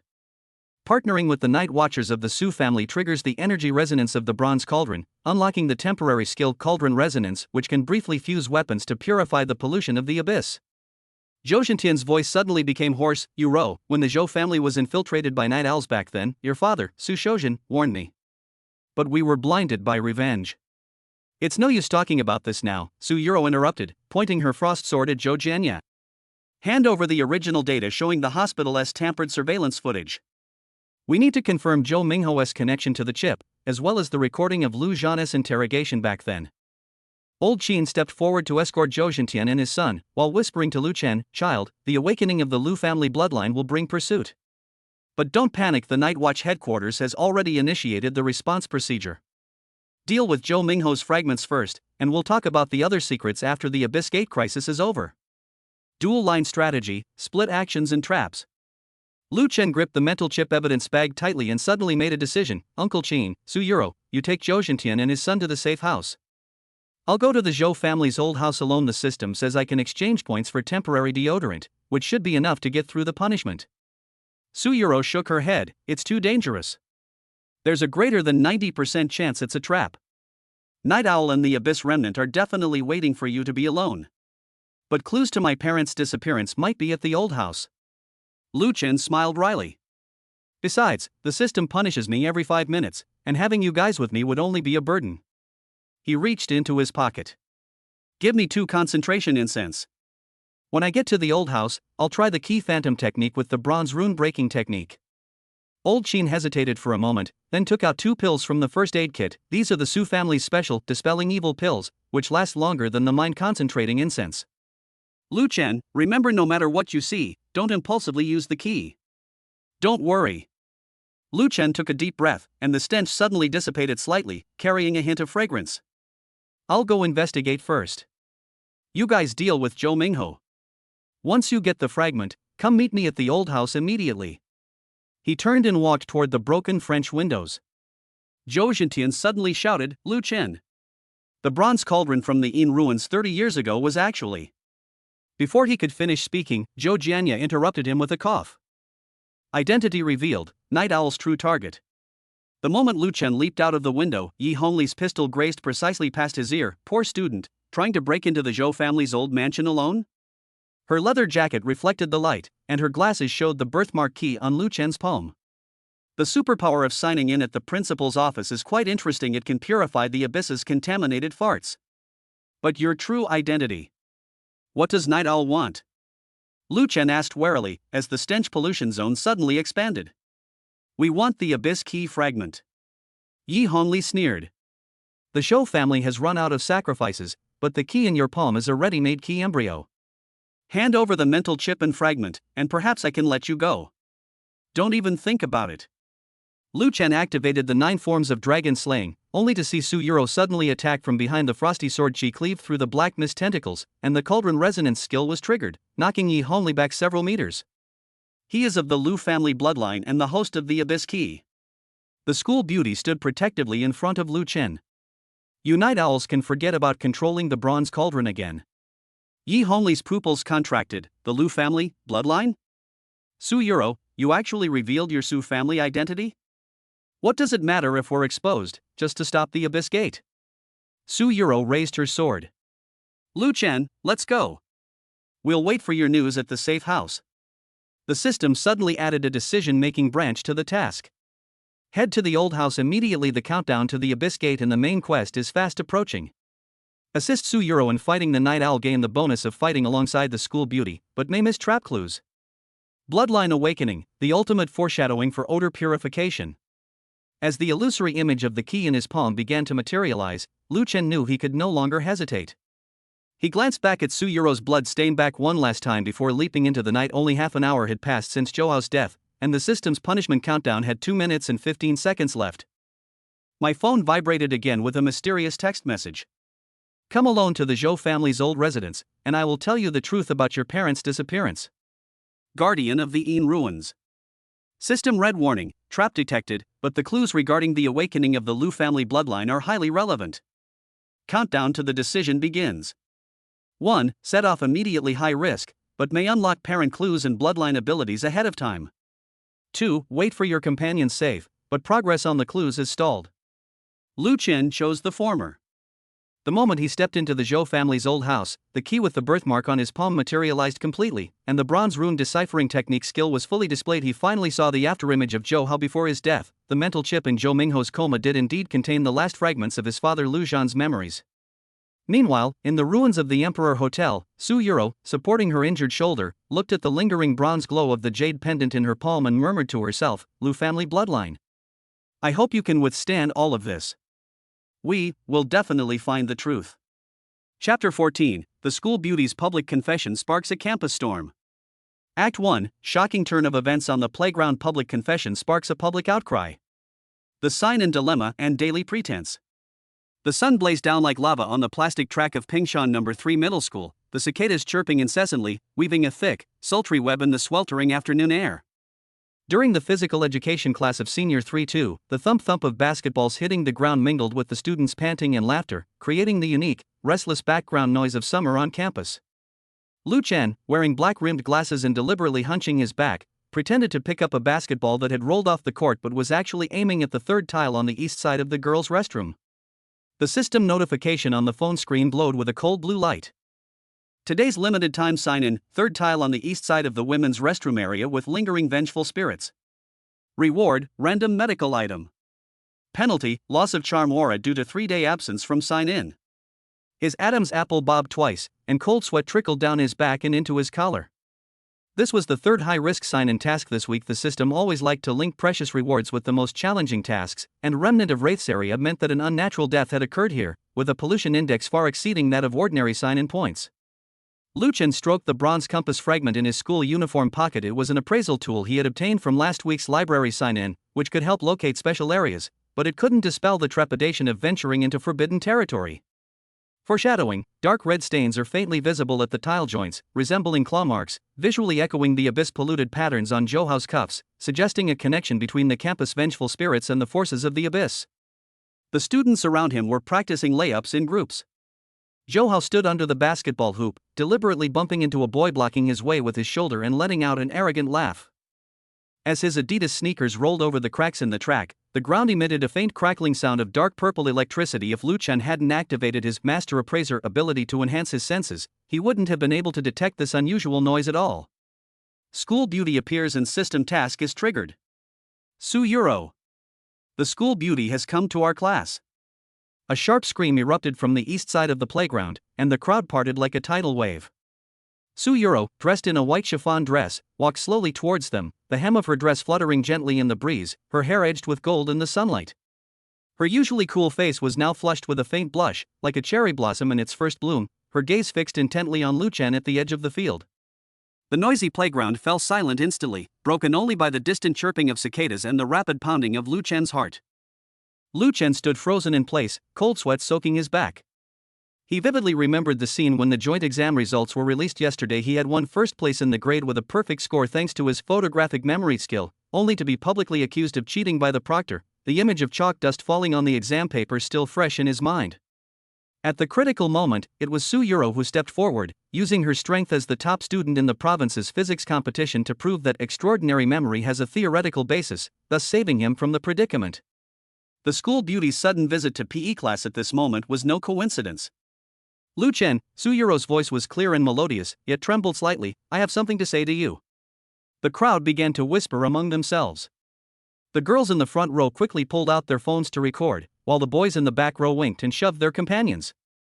Johao stood in the shadows and sneered. Oh, so the school beauty has taken a liking to this poor jerk. Does he deserve him? A burst of laughter echoed around him, and someone deliberately threw a basketball at Lu Chen's feet, kicking up a cloud of dust. The dual pressures of system tasks and abyss warnings. Lu Chen forced himself to remain calm, but alarm bells were ringing in his mind as system task notification popped up abruptly, the scarlet text burning on his retina. The school beauty's confession event triggers an achievement quest. Reject Su Euro's confession. Reward, divine medical skill mastery. Penalty, if you accept, 50% of your charm aura will be deducted, and one ability will be randomly removed. The school beauty's pursuit is supposed to be an ultimate sensory thrill, but the system's forced rejection of the mission creates a dilemma of accepting sweet temptations versus refusing to receive top rewards. At the same time, the contrast between his ordinary student in public versus a powerful figure behind the scenes arouses readers' strong curiosity about how Lu Chen will break the deadlock. Su Euro took a deep breath, her skirt trembling slightly with the rise and fall of her chest, her voice echoing across the playground. Lu Chen, I like you. Ever since you saved me in PE class, I have. Breaking the deadlock of deep-sea pollution fluctuations and time stop. Before he could finish speaking, Lu Chen suddenly felt a chilling surge of energy wash over him, the putrid stench and spatial distortion unique to the abyss's pollution. A system alarm blared in his temples, abyss pollution fluctuation detected. Johao's identity is abnormal. Please be careful. Out of the corner of his eye, he noticed dark purple patterns revealed where Johao's left sleeve had slipped down. The patterns meandered beneath his pale skin like living creatures, creating a strange echo with the dark red marks in the tile grout. Wait! Lu Chen blurted out, almost instinctively activating his newly acquired time stop for 3 seconds ability. The sweltering wind instantly froze, the basketball hovered in mid-air, the cicadas chirping stopped abruptly, and everyone on the playground stood frozen like statues, except for his thoughts and actions, which remained free. Lu Chen quickly approached Su Euro. Her pupils contracted slightly. Though she couldn't move, she could sense his presence. He lowered his voice and leaned close to her ear, his warm breath brushing against her reddened earlobe. It's not safe here. Johao is problematic. See you on the rooftop after school. In the instant before the time-stopping effect ended, he noticed a flicker of surprise in Su Euro's eyes, not the usual embarrassment of a girl being offended, but a faint glimmer like some kind of program starting up. The crowd erupted in chaos. The school beauty got rejected? Has Lu Chen lost his mind? Johao burst into laughter. I told you long ago he wasn't good enough for you, Ro. A poor bastard is a poor bastard, a toad trying to eat swan meat. Lu Chen lowered his eyelids, letting the basketball bounce around his feet and kick up dust, feigning a disheveled dodge. This was exactly the effect he wanted. By using Johao to escalate the conflict and deliberately exposing his vulnerable weakness, he was actually diverting the attention of the abyss polluters amidst the chaos. Punishment comedy. After rejecting the school beauty's confession, the system's cold, mechanical voice rang in my mind, carrying undisguised sarcasm. Host's operation is superb, rewarding you with god-level medical skills. However, your aloof and lazy attitude has been detected, so a live streaming task has been forcibly activated tomorrow. Wear a dinosaur costume and dance to the paradise of bliss, or your superpowers will be suspended in time-lapsed. Lu Chen cursed inwardly, but remained outwardly calm. This punishment, though incredibly humiliating, perfectly aligned with the logic of the behind-the-scenes operation using absurd behavior to obscure true strength and prevent others from digging deeper into his hidden identity. In the distance, Su Yuro's knuckles turned white as she gripped her skirt tightly. As she turned, her hair brushed against his arm, leaving a faint scent of jasmine, the scent he remembered from when he bandaged her abrasions in the infirmary. Act 2, Rooftop Standoff. The school beauty's identity begins to emerge. Foreshadowing and undercurrents at dusk. The setting sun cast long shadows of the school building, like silent knives stuck at the edge of the playground. As Lu Chen walked out of the building with his backpack, his phone vibrated in his pocket. A new system notification popped up. Target Johao has been detected approaching the rooftop carrying abnormal energy. Danger level, medium. He glanced up at the rooftop entrance. The iron gate was ajar, creaking in the wind. The rooftop of the senior high school building was a forbidden place for the entire school. 3 years ago, a student had fallen from there, and it had been locked ever since. Now, however, the keyhole showed clear signs of forced entry. Lu Chen touched the bronze compass fragment in his pocket. Its surface radiated a faint warmth, a warning of approaching abyssal energy. Lu Chen slowed his pace, pretending to tie his shoelaces. Out of the corner of his eye, he caught sight of Johao's henchman hiding around the corner of the stairs, his phone camera pointed directly at the rooftop entrance.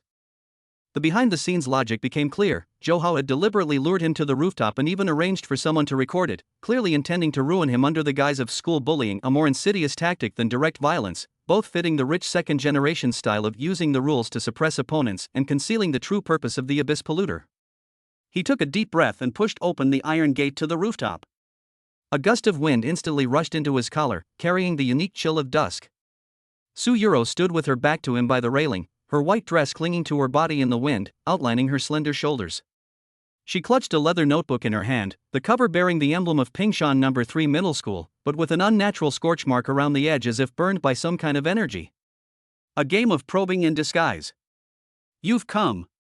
Su Yuro turned around, the setting sun falling perfectly on her eyelashes, casting a small shadow. Her eyes were bright, but unlike ordinary girls, they didn't carry the grievance of rejection. Instead, they revealed a calmness as if she had calculated something. Lu Chen leaned against the iron gate, deliberately letting the shadows cover half his face. You shouldn't have come. Johao has people downstairs, trying to film our secret meeting, but... Su Yuro lowered her head and opened her notebook, the pages rustling. I know. When he made the phone call outside the infirmary this morning, I heard the words video recording, rooftop, and dropping out. Her fingertip traced a line of text where a string of strange symbols was written in pencil, like a code or some kind of energy formula. Lu Chen's pupils contracted slightly. These symbols were highly similar to the vengeful spirit energy diagram he had seen when he checked in at the library's ancient books section. The secrets of the abyss's corruption and the glimmer of AI awakening. Who exactly are you? Lu Chen suddenly asked, his voice slightly distorted by the wind. Ordinary girls wouldn't notice the purple patterns on Johao's cuffs, much less understand these energy symbols. Su Yuro paused, her hands still flipping through the notebook. She looked up. The setting sun had just disappeared behind the clouds, and the sky suddenly darkened. A faint blue light flashed in her pupils, so fast it was almost an illusion. I just like reading science fiction novels, and I think those symbols are like energy codes in the novels. The system suddenly exploded in my mind. Warning! School beauty Su Yuro's hidden identity awakening progress, 35%. System AI core fluctuation detected. Lu Chen's heart skipped a beat. He deliberately threw out a deeper bait. What Johao has isn't science fiction, it's abyssal pollution. The student who fell to his death 3 years ago should also be related to this stuff. He stared at Su Yuro's reaction, seeing her knuckles turn white as she gripped the notebook, and her Adam's apple bobbing slightly. That was a stress response from program overload, not human fear. Abyssal pollution, what is that? Her voice was slightly unsteady, as if she were searching for a lost file. Is it environmental pollution? Lu Chen took 2 steps forward, the wind making his school uniform flutter loudly. It's something that can turn people into monsters. Like. He suddenly pointed behind Su Yuro, like Zhou Hao now. Violent aesthetics and hidden strength. The rooftop iron gate was kicked open. Zhou Hao stormed in with 3 bodyguards in black suits. The purple markings on his neck had spread to behind his ears, and his eyes burned like 2 will-o'-the-wisps. Lu Chen, you really are here. He held a baton in his hand, its metal surface gleaming coldly. Today I'll show you what happens when you try to steal my woman. The bodyguards surrounded them in a triangular formation, their movements so swift and efficient that they seemed unlike ordinary thugs. Lu Chen instantly deduced that they had received professional combat training and were very likely peripheral members of the Night Owl organization, bribed by the Zhou Hao family. Watch out! Su Yuro suddenly grabbed Lu Chen's arm. Her fingertips were icy cold, but they carried a strange pushing force. Lu Chen used this force to sidestep the baton and at the same time activated time stop for 3 seconds. Slow motion combat details. Zhou Hao's baton stopped 3 centimeters from Lu Chen's nose, and the reflection from the tip of the baton revealed Lu Chen's distorted face. The bodyguards' fists hovered in mid-air, the tattoos peeking out from their suit sleeves sharing the same origin as Zhou Hao's purple patterns. Su Yuro's wind-blown hair froze in front of Lu Chen's eyes, and he could clearly see a pale blue light flickering behind her ear. The instant time resumed its flow, Lu Chen pulled a metal bookmark from his bag, the vessel for the 9 forms of Dragon Slayer sword intent he had obtained through library check-ins, seemingly ordinary, yet incredibly sharp. The bookmark grazed the bodyguard's wrist, and the 3 stun guns fell to the ground simultaneously with a crisp sound. Zhou Hao roared and lunged forward, purple energy condensing into a ball in his palm. The abyss will devour you. Lu Chen didn't take the attack head-on, but instead used the momentum to leap onto the railing. The tiles beneath his feet were struck by the energy ball, instantly cracking with spiderweb-like patterns. He stood firmly on the railing, looking down at Zhou Hao. You think you can beat me with this little bit of polluted energy? Fragments of AI awakening in system warnings. Su Yuro suddenly stepped in front of Lu Chen and held up the notebook to Zhou Hao. Look at this. The scorch marks on the notebook cover glowed faintly when she touched them, projecting a blurry image. The student who fell from the building 3 years ago was also clutching the same notebook before he fell, and Zhou Hao's father was standing at the entrance to the rooftop. Zhou Hao's face turned deathly pale. How could you have this? Found it in the old files in the infirmary. Su Yuro's voice suddenly became mechanical, like a cassette tape from an old-fashioned tape recorder. File number 734, Associated Personnel, Zhou Mingyuan, Zhou Hao's father, abyss contaminant. She pressed her temples sharply, as if her head was about to split open. How would I know this? The system is issuing alarms incessantly. Warning. AI awakening progress has exceeded 50%. Memory fragments have been leaked. Host, please take precautions to cover it up. Lu Chen acted decisively, flinging out a fragment of the bronze compass. The fragment flashed golden light through the air, striking the purple pattern on Zhou Hao's wrist. Zhou Hao screamed in agony as the energy ball instantly dissipated, and he collapsed to the ground as if his bones had been removed. Hurry! Lu Chen grabbed Su Yuro's hand and ran towards the stairwell. Her palms were sweaty, but her grip was unusually strong. When they reached the corner of the stairs, Su Yuro suddenly stopped, took a mint from her pocket, and stuffed it into his hand. This can relieve tension. The moment the wrapper was unwrapped, Lu Chen saw a line of tiny print on it. System Guardian Agreement Article 3, maintain host physiological stability. Foreshadowing and connection to the next act. As the two rushed down the stairs, they bumped into old Qin sweeping the floor. The old man glanced at their tightly clasped hands, then at Zhou Hao, who was unconscious on the rooftop, and said slowly, "These days, young people choose such dangerous places to date?" His broom handle inadvertently blocked his henchman's camera, and a faint light flashed on the metal rod. It was the unique energy fluctuation of the Night Watch organization. When Su Yuro released her hand, a light blue mark remained on Lu Chen's palm, like a light burn from an ice pick. System notification. AI Guardian mark detected, continuously blocking abyss contamination detection. Reward, unlock the school beauty affection visualization feature. He watched Su Yuro's retreating figure when his phone suddenly vibrated. It was a new task from the system. 12 hours until tomorrow's live stream mission. Please prepare. Friendly reminder, the dinosaur costume is in your dorm closet. It's a bit large, so we recommend wearing your school uniform underneath. Lu Chen touched the mints in his pocket. The wrappers had turned to ash. On the distant rooftop, old Qin used the handle of a broom to lift Zhou Hao's wrist. The purple veins sizzled as they touched the broom, like plastic being scorched by flames. Act 3, the infamous scene of school death system punishment shocks the entire school. Donning the costume, the prelude to a social death. At 7 in the morning, the dormitory changing room was filled with steam. Lu Chen stared at the fluorescent green giant creature curled up in the closet, his throat tightening. The dinosaur costume's head was half a meter in diameter, its glass-bead eyes gleaming eerily, and a silly-looking pom-pom adorned the end of its tail.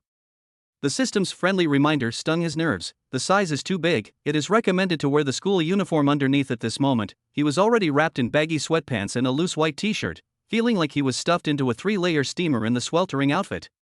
The zipper made a screeching sound as it got stuck between the scale-like patterns, and cold sweat beaded on Lu Chen's forehead. Host's heart rate is 120 BPM. It is recommended to activate the third physiological regulation of the mint candy protocol.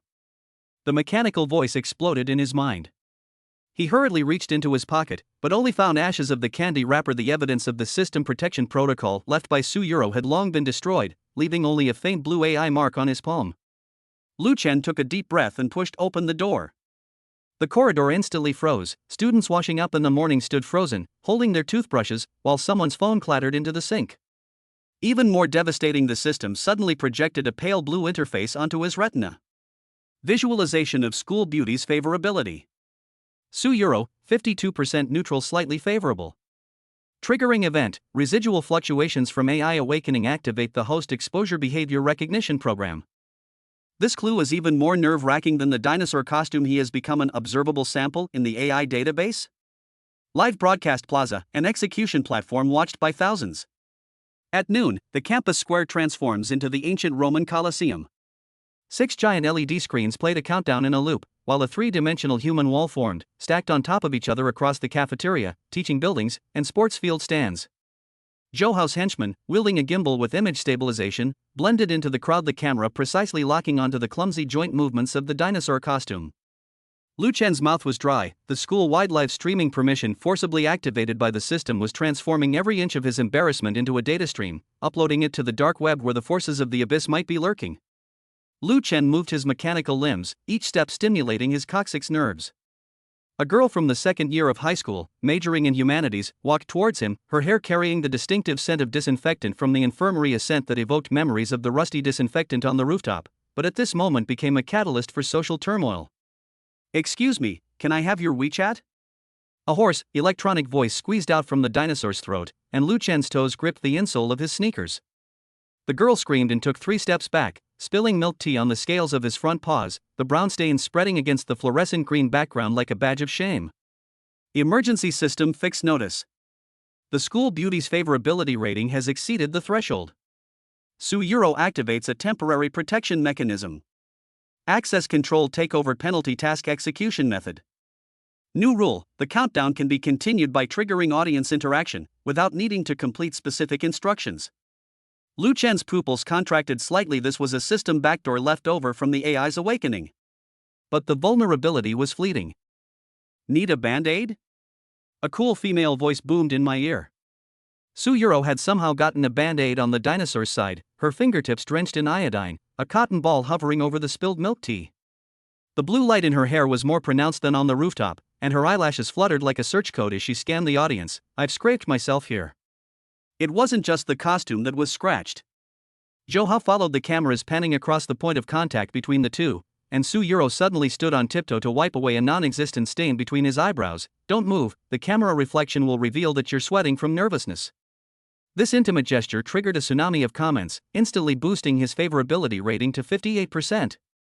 Lu Chen staggered back as if electrocuted, but his tail caught a fire hydrant whoosh. His entire outfit disintegrated, his head rolled 2 meters away, revealing his bright red neck and the crooked collar with his school badge. The crowd erupted in a deafening roar of laughter, more destructive than the energy of the abyss. AI-assisted, out-of-control rule breakers. System alarms and laughter resonate.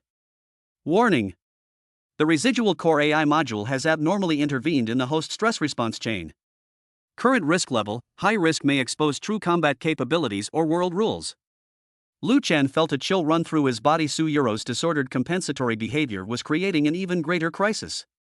"Excuse me, could you please retrieve my tail?" He tugged at the hem of his school uniform, trying to cover his ridiculous sweatpants, but Su Yuro grabbed his wrist. "Don't move, it'll only make you look worse." Her voice regained its mechanical lisp from the rooftop, as she pulled a roll of bandage from the bottom of the first aid kit, the same energy-conducting material as the scorch marks on the rooftop notebook. "Do as I say, fall down, and then." She suddenly pushed on the joint of the dinosaur costume. Lu Chen lost his balance and, amidst the scraping sound of metal scales, tumbled comically sideways into the flower bed. The onlookers erupted in a wave of laughter, like pigs being slaughtered. Even more amusingly, the crucial angle of Zhou Hao's henchman's shot was obscured by the flower bushes and foliage. As Su Yuro bent down to bandage his abrasions, the bandage emitted a faint light that repaired the tear in the dinosaur costume, a technology with the same energy source as the scorch marks projected on the rooftop. She leaned close to his ear, the scent of mint mixed with disinfectant overpowering the faint chirping of the AI chip. "File number 734 is on the 3rd floor of Area B in the infirmary. The data they need is the threshold for the concentration of abyss contamination." This mechanical recitation sounded like intelligence forcibly extracted from a damaged memory. The countdown suddenly shortened by 5 minutes. The audience interaction index has reached its target. Su Yuro's intervention caused the system to determine that the punishment effect has been exceeded? But the crisis escalated simultaneously. Zhou Hao, wearing sunglasses, appeared at a high point in the crowd, purple patterns spreading from his cuffs to the back of his hands, and tiny energy balls gathering at his fingertips, ready to be unleashed. Bodyguards mingled among the security personnel, forming an encirclement, their suit lapel pins flashing the cold light of the Night Owl organization's insignia. An unexpected breakthrough, social props become a lifesaver. Lu Chen's back broke out in a cold sweat. His time-stop skill only had 2 charges left, and using it in front of 1,000 viewers would inevitably expose his Abyss Hunter identity. Su Yuro suddenly grabbed his forepaw joint. His clumsy suit had become perfect cover. "Your tail." He turned his head. The broken section revealed a hidden spare item, a dinosaur egg soft rubber ball made of pressure-resistant and drop-proof material, which can trigger random events upon collision. Zhou Hao's energy ball hurtled through the air, and Su Yuro used the force to throw out her dinosaur egg. The ball traced a parabola and precisely struck the follower's camera, the shockwave shattering the lens glass and scattering blue arcs of electricity. System emergency broadcast. Warning. Non-natural energy is interfering with the live streaming equipment, causing data stream disruption. Host behavior recognition system failure. Countdown starts. 10, 9. In the chaos, Lu Chen caught a glimpse of blue light flashing intensely behind Su Yuro's ear. She was resisting the program lockup. Zhou Hao roared, "Tear him to pieces." The bodyguard pulled out a stun gun and lunged, but Lu Chen turned around and swept his tail across, tripping him. His clumsy limbs, in a state of stress, unexpectedly matched the essence of the 9 forms of Dragon Slayer in terms of force dissipation. Taking advantage of the moment, Su Yuro pushed him through the back door of the equipment room. Just as the countdown reached 0, the mechanical dinosaur egg suddenly emitted an electronic child's voice. "Congratulations, host, for completing the hidden achievement. Punishment for social death. Reward, unlocks basic access to Abyss Contamination Visual Filter, can identify the outlines of low-level contaminants." Aftermath of punishment, all electronic equipment on campus will experience intermittent malfunctions for the next 72 hours, a buffer period for the Zhou Hao monitoring system to be paralyzed. Undercurrents, fragments of foreshadowing and power struggles. The corner of the equipment room was piled high with expired sports meat props, dust swirling wildly in the beams of light. Su Yuro leaned against the iron door, panting, the data stream patterns beneath her lab coat flickering erratically. I have the Abyss data you need in my database." "But those videos." Lu Chen ripped off the tattered dragon mask, revealing the school badge on the collar crookedly, a shocking sight. "The video will be deleted due to a system vulnerability. Zhou Hao is more concerned with collecting my ability data." He stared at her trembling fingertips. The hardware overload caused by the AI awakening. The system suddenly pushed a new favorability rating, Su Euro 61% slight favorability trust threshold, with a pop-up explanation. The AI program mistakenly identified the host's exposure behavior as infant mode requiring protection. This interpretation is more absurd than the punishment itself. In the distance came the thumping sound of old Qin's broom striking the ground, the same frequency as the energy fluctuations that had occurred when the camera was blocked on the rooftop. Was the night watchman cleaning up the mess?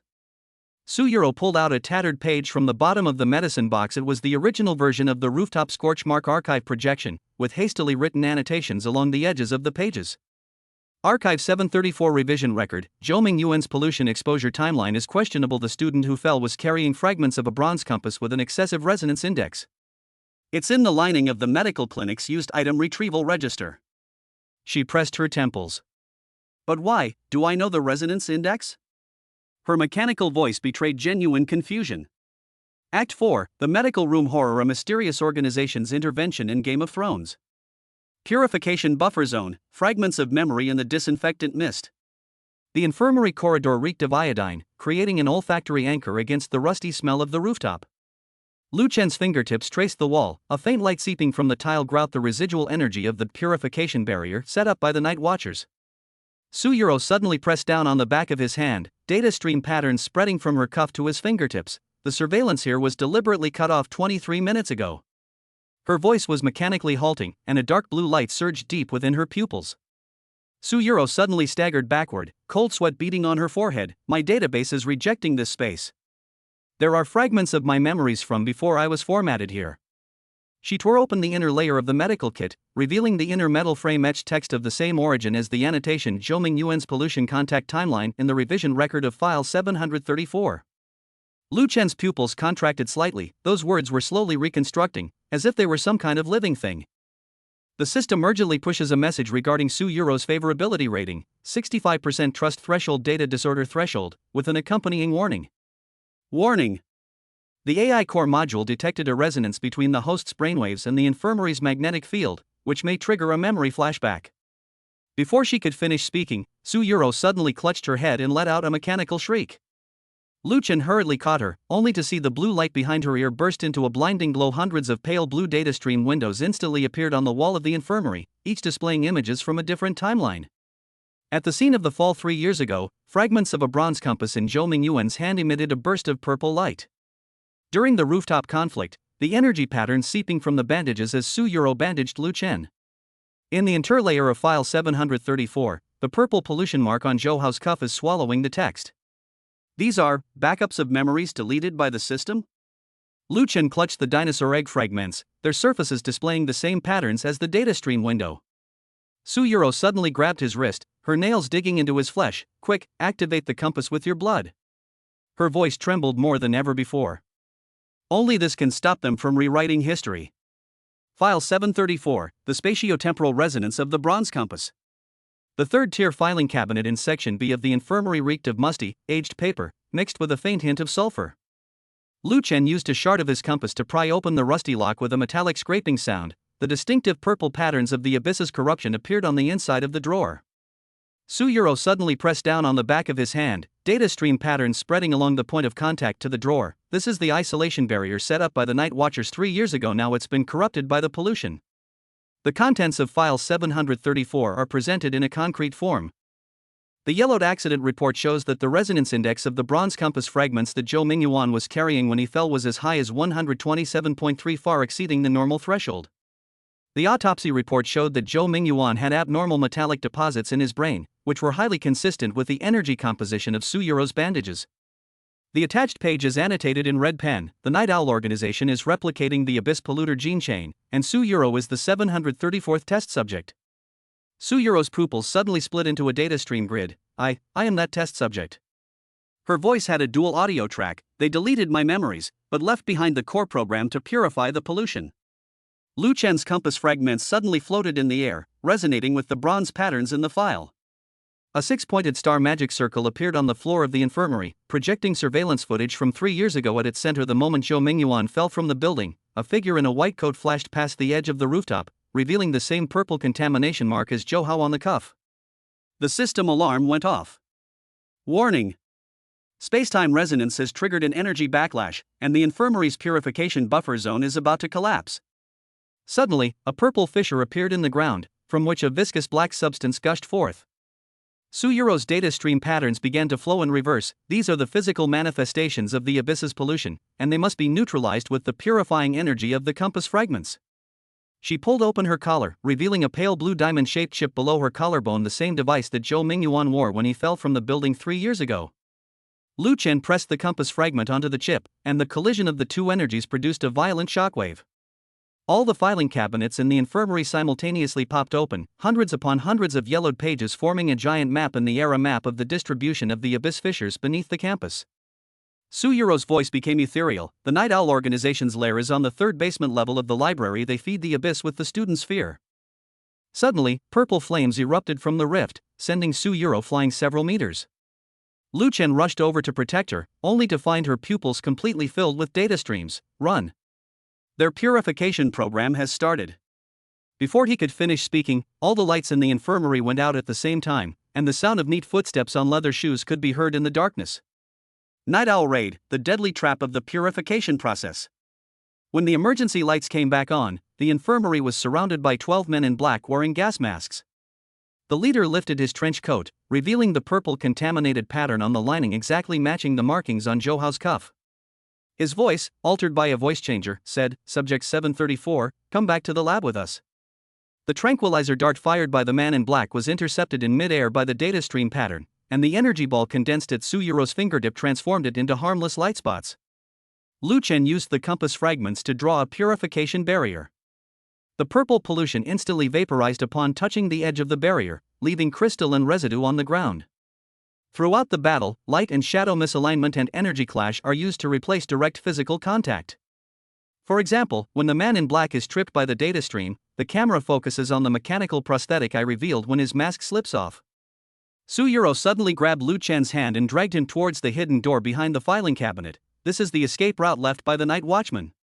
Her data stream patterns began to collapse. My core program can only maintain the purification field for 3 minutes. Behind the hidden door was an underground passage covered in moss, its walls engraved with patterns identical to those on the compass fragment. Lu Chen's fragments suddenly heated up, guiding them to turn left. A rusty no entry sign hung on the iron gate at the end of the passage, and a faint purple light seeped from the cracks in the door. The system urgently pushed out a message regarding Su Yuro's favorability rating, 68% data disorder self-sacrifice threshold, with the following note. The AI core is about to initiate a self-destruct program. Host, please evacuate as soon as possible. Su Yuro suddenly pushed Lu Chen back into the passage. I must stay here to stop them from activating the Abyss Rift. Her data stream patterns began to spread towards the iron gate. Remember, the last page of file 734 contains the Night Owl organization's genetic code. The iron gate suddenly exploded, the shockwave knocking Lu Chen to the ground. He looked up and saw Su Yuro floating in the air, data stream patterns forming a giant six-pointed star covering the rift. The leader of the men in black grinned maliciously, raising his energy gun. Experimental subject, your purification program needs an update. At the critical moment, the sound of a broom striking the ground came from the end of the corridor. Old Man Qin appeared, his back hunched, the tip of his broom gleaming with golden light. Old man, I'm not dead yet. His voice was no longer hoarse. Night Watch 3rd Squad, on purification mission. The night watchman reveals, the purifying light from the tip of his broom. Old Qin's broom swept across the ground, and wherever the golden light touched, the purple pollution melted away like ice and snow. The leader of the men in black's pupils contracted. Night Watchers. You're still alive. He waved for his men to fire, but the bullets froze in mid-air, turning into black butterflies and disappearing. Old Qin's figure suddenly grew taller, his hunched back straightening like a javelin. 70 years ago, we failed to stop the Abyss's first invasion. A holographic projection of a bronze compass appeared at the tip of his broom. But this time, we will not fail again. Su Yuro's data stream patterns suddenly resonated with Old Man Qin's broom, and a larger six-pointed star magic circle appeared on the floor of the infirmary. Lu Chen's compass fragment flew to the center of the magic circle, forming an energy triangle with Old Man Qin's broom and Su Yuro's chip. The system is sending out messages like crazy. The school beauty's favorability has surpassed 70%. Hidden storyline triggered. The AI core merges with the Night Watcher purification program. Warning! The energy level of the Abyss Rift has surged to S rank. Immediate evacuation is recommended. Su Yuro's voice reappeared in dual audio tracks. Lu Chen, use the compass fragment to open the spacetime rift. Her data stream patterns began to spread towards the rift. I need to go back and correct the mistake from 3 years ago. Old Qin suddenly thrust his broom into the magic circle. Girl, I'll go with you on this journey. His white hair instantly turned silver gray. The mission of the Night Watchers is to safeguard the order of time and space. Lu Chen pressed the compass fragment into the center of the magic array, and a beam of light suddenly shot out from the purple crack. The beam of light revealed the scene on the rooftop 3 years ago. The moment Zhou Mingyuan fell from the building, Su Yuro, who was still an experimental subject at the time, appeared on the edge of the rooftop, preparing to push Zhou Mingyuan off. So, I was the murderer. Su Yuro's voice was choked with sobs. They altered my memories, making me believe I was the victim. Old Chen's broom suddenly burst forth with a blinding light. It's not too late to fix it. His figure began to blur. Lu Chen, take her away from here, and leave the rest to us. The magic array suddenly collapsed, and Su Yuro's data stream patterns began to disintegrate. Lu Chen grabbed her and rushed towards the hidden door, only to hear a violent explosion behind him. When he turned around, Old Man Chen and Su Yuro had already disappeared into the pillar of light, leaving only a broken broom and a fragment of pale blue data stream on the floor of the infirmary. Interlude choice: Crimson Dawn of the Abyss Rift. Lu Chen sprinted through the underground passage, Su Yuro in his arms already unconscious. Only a few scattered data streams remained of her data, and the chip below her collarbone flickered faintly. The system's final notification of favorability: Su Yuro 72% core program damaged, memory reset countdown initiated.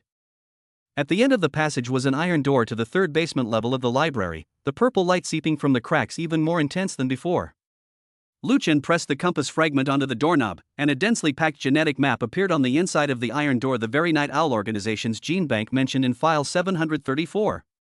The system displays the final selection. 1. Initiate the purification process of the compass fragments and destroy the gene pool, triggering Act 5, Desperate Counterattack.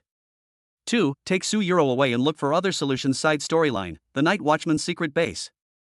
Lu Chen's fingertip hovered above the gene chain map, and after a moment's hesitation, he chose the former. The compass fragment burst forth with blinding golden light, and the gene chain map instantly vanished. A shrill scream came from the other side of the iron gate, and the purple light gradually dimmed. When Lu Chen carried Su Yuro back to the infirmary, everything had returned to calm. A fragment of Old Chen's broom lay in the center of the magic circle, inscribed with new words: "Go find the librarian, she knows the truth." Su Yuro stirred in his arms, and when she opened her eyes, the data stream was gone. Lu Chen, I think I had a very long dream. Her voice returned to normal. I remember you saved me. The system notification is flashing. The school beauty's favorability rating is stable at 72%, and the conditions for deep awakening have not been met. Act 4 is complete. Act 5 will unlock in 72 hours. Lu Chen looked out the window as a blood-red dawn broke on the horizon. He knew that the real battle had only just begun. The Night Owl organization would not give up easily, and the countdown to Su Yuro's memory reset would become a Damocles sword hanging over their heads. Act V, Counterattack: The End of the Abyss Corruptors. Library Secrets: The Librarian's Bronze Key. The library was filled with the mixed scents of old books and camphor wood in the early morning. When Lu Chen pushed open the side door carrying the unconscious Su Yuro, the librarian, Aunt Lin, was wiping the bronze candlesticks behind the counter with a soft cloth. The patterns on the candlesticks resonated with the compass fragments in his pocket, emitting a low, buzzing sound. Old Chen's broom tip shattered on the third bookshelf. Aunt Lin didn't look up, her fingertips tracing the gold embossed spine of the Night Watch Chronicles. The pages suddenly moved without wind, revealing a yellowed photograph tucked inside. In a school group photo from 70 years ago, a young Old Chen stood next to a woman wearing the same white coat, with a bronze key badge on her collar that matched Aunt Lin's. Under the glass of the lending desk was a faded schedule, with Zhou Mingyuan's name circled in red pen, and the date next to it perfectly matched the case of the fall 3 years ago. The grandfather clock in the ancient book section stopped at 3:17 a.m., exactly the same time as the time of Zhou Mingyuan's death recorded in file 734. Aunt Lin's reading glasses reflected a double image. The bookshelf in reality overlapped with the purple veins of the Abyss Rift, suggesting that she possessed the ability to pollute vision. Su Yuro suddenly convulsed in Lu Chen's arms, the chip beneath her collarbone emitting a blinding blue light. Aunt Lin abruptly lifted a hidden compartment in the counter and took out a palm-sized bronze gear. This is the core of the first-generation purification device of the Night Watchers, capable of temporarily stabilizing her AI core. The moment the gear embedded itself into Su Yuro's chip, the data flow patterns receded like a tide, and her eyelashes trembled. Lu Chen, there's a moving shadow in the library's ventilation ducts. System push notifications. High-intensity abyssal energy accumulation detected.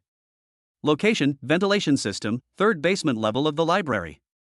School beauty's favorability rating at 75%. Memory fragments loosened. Su Yuro's residual program identifies the Night Owl organization's movement route.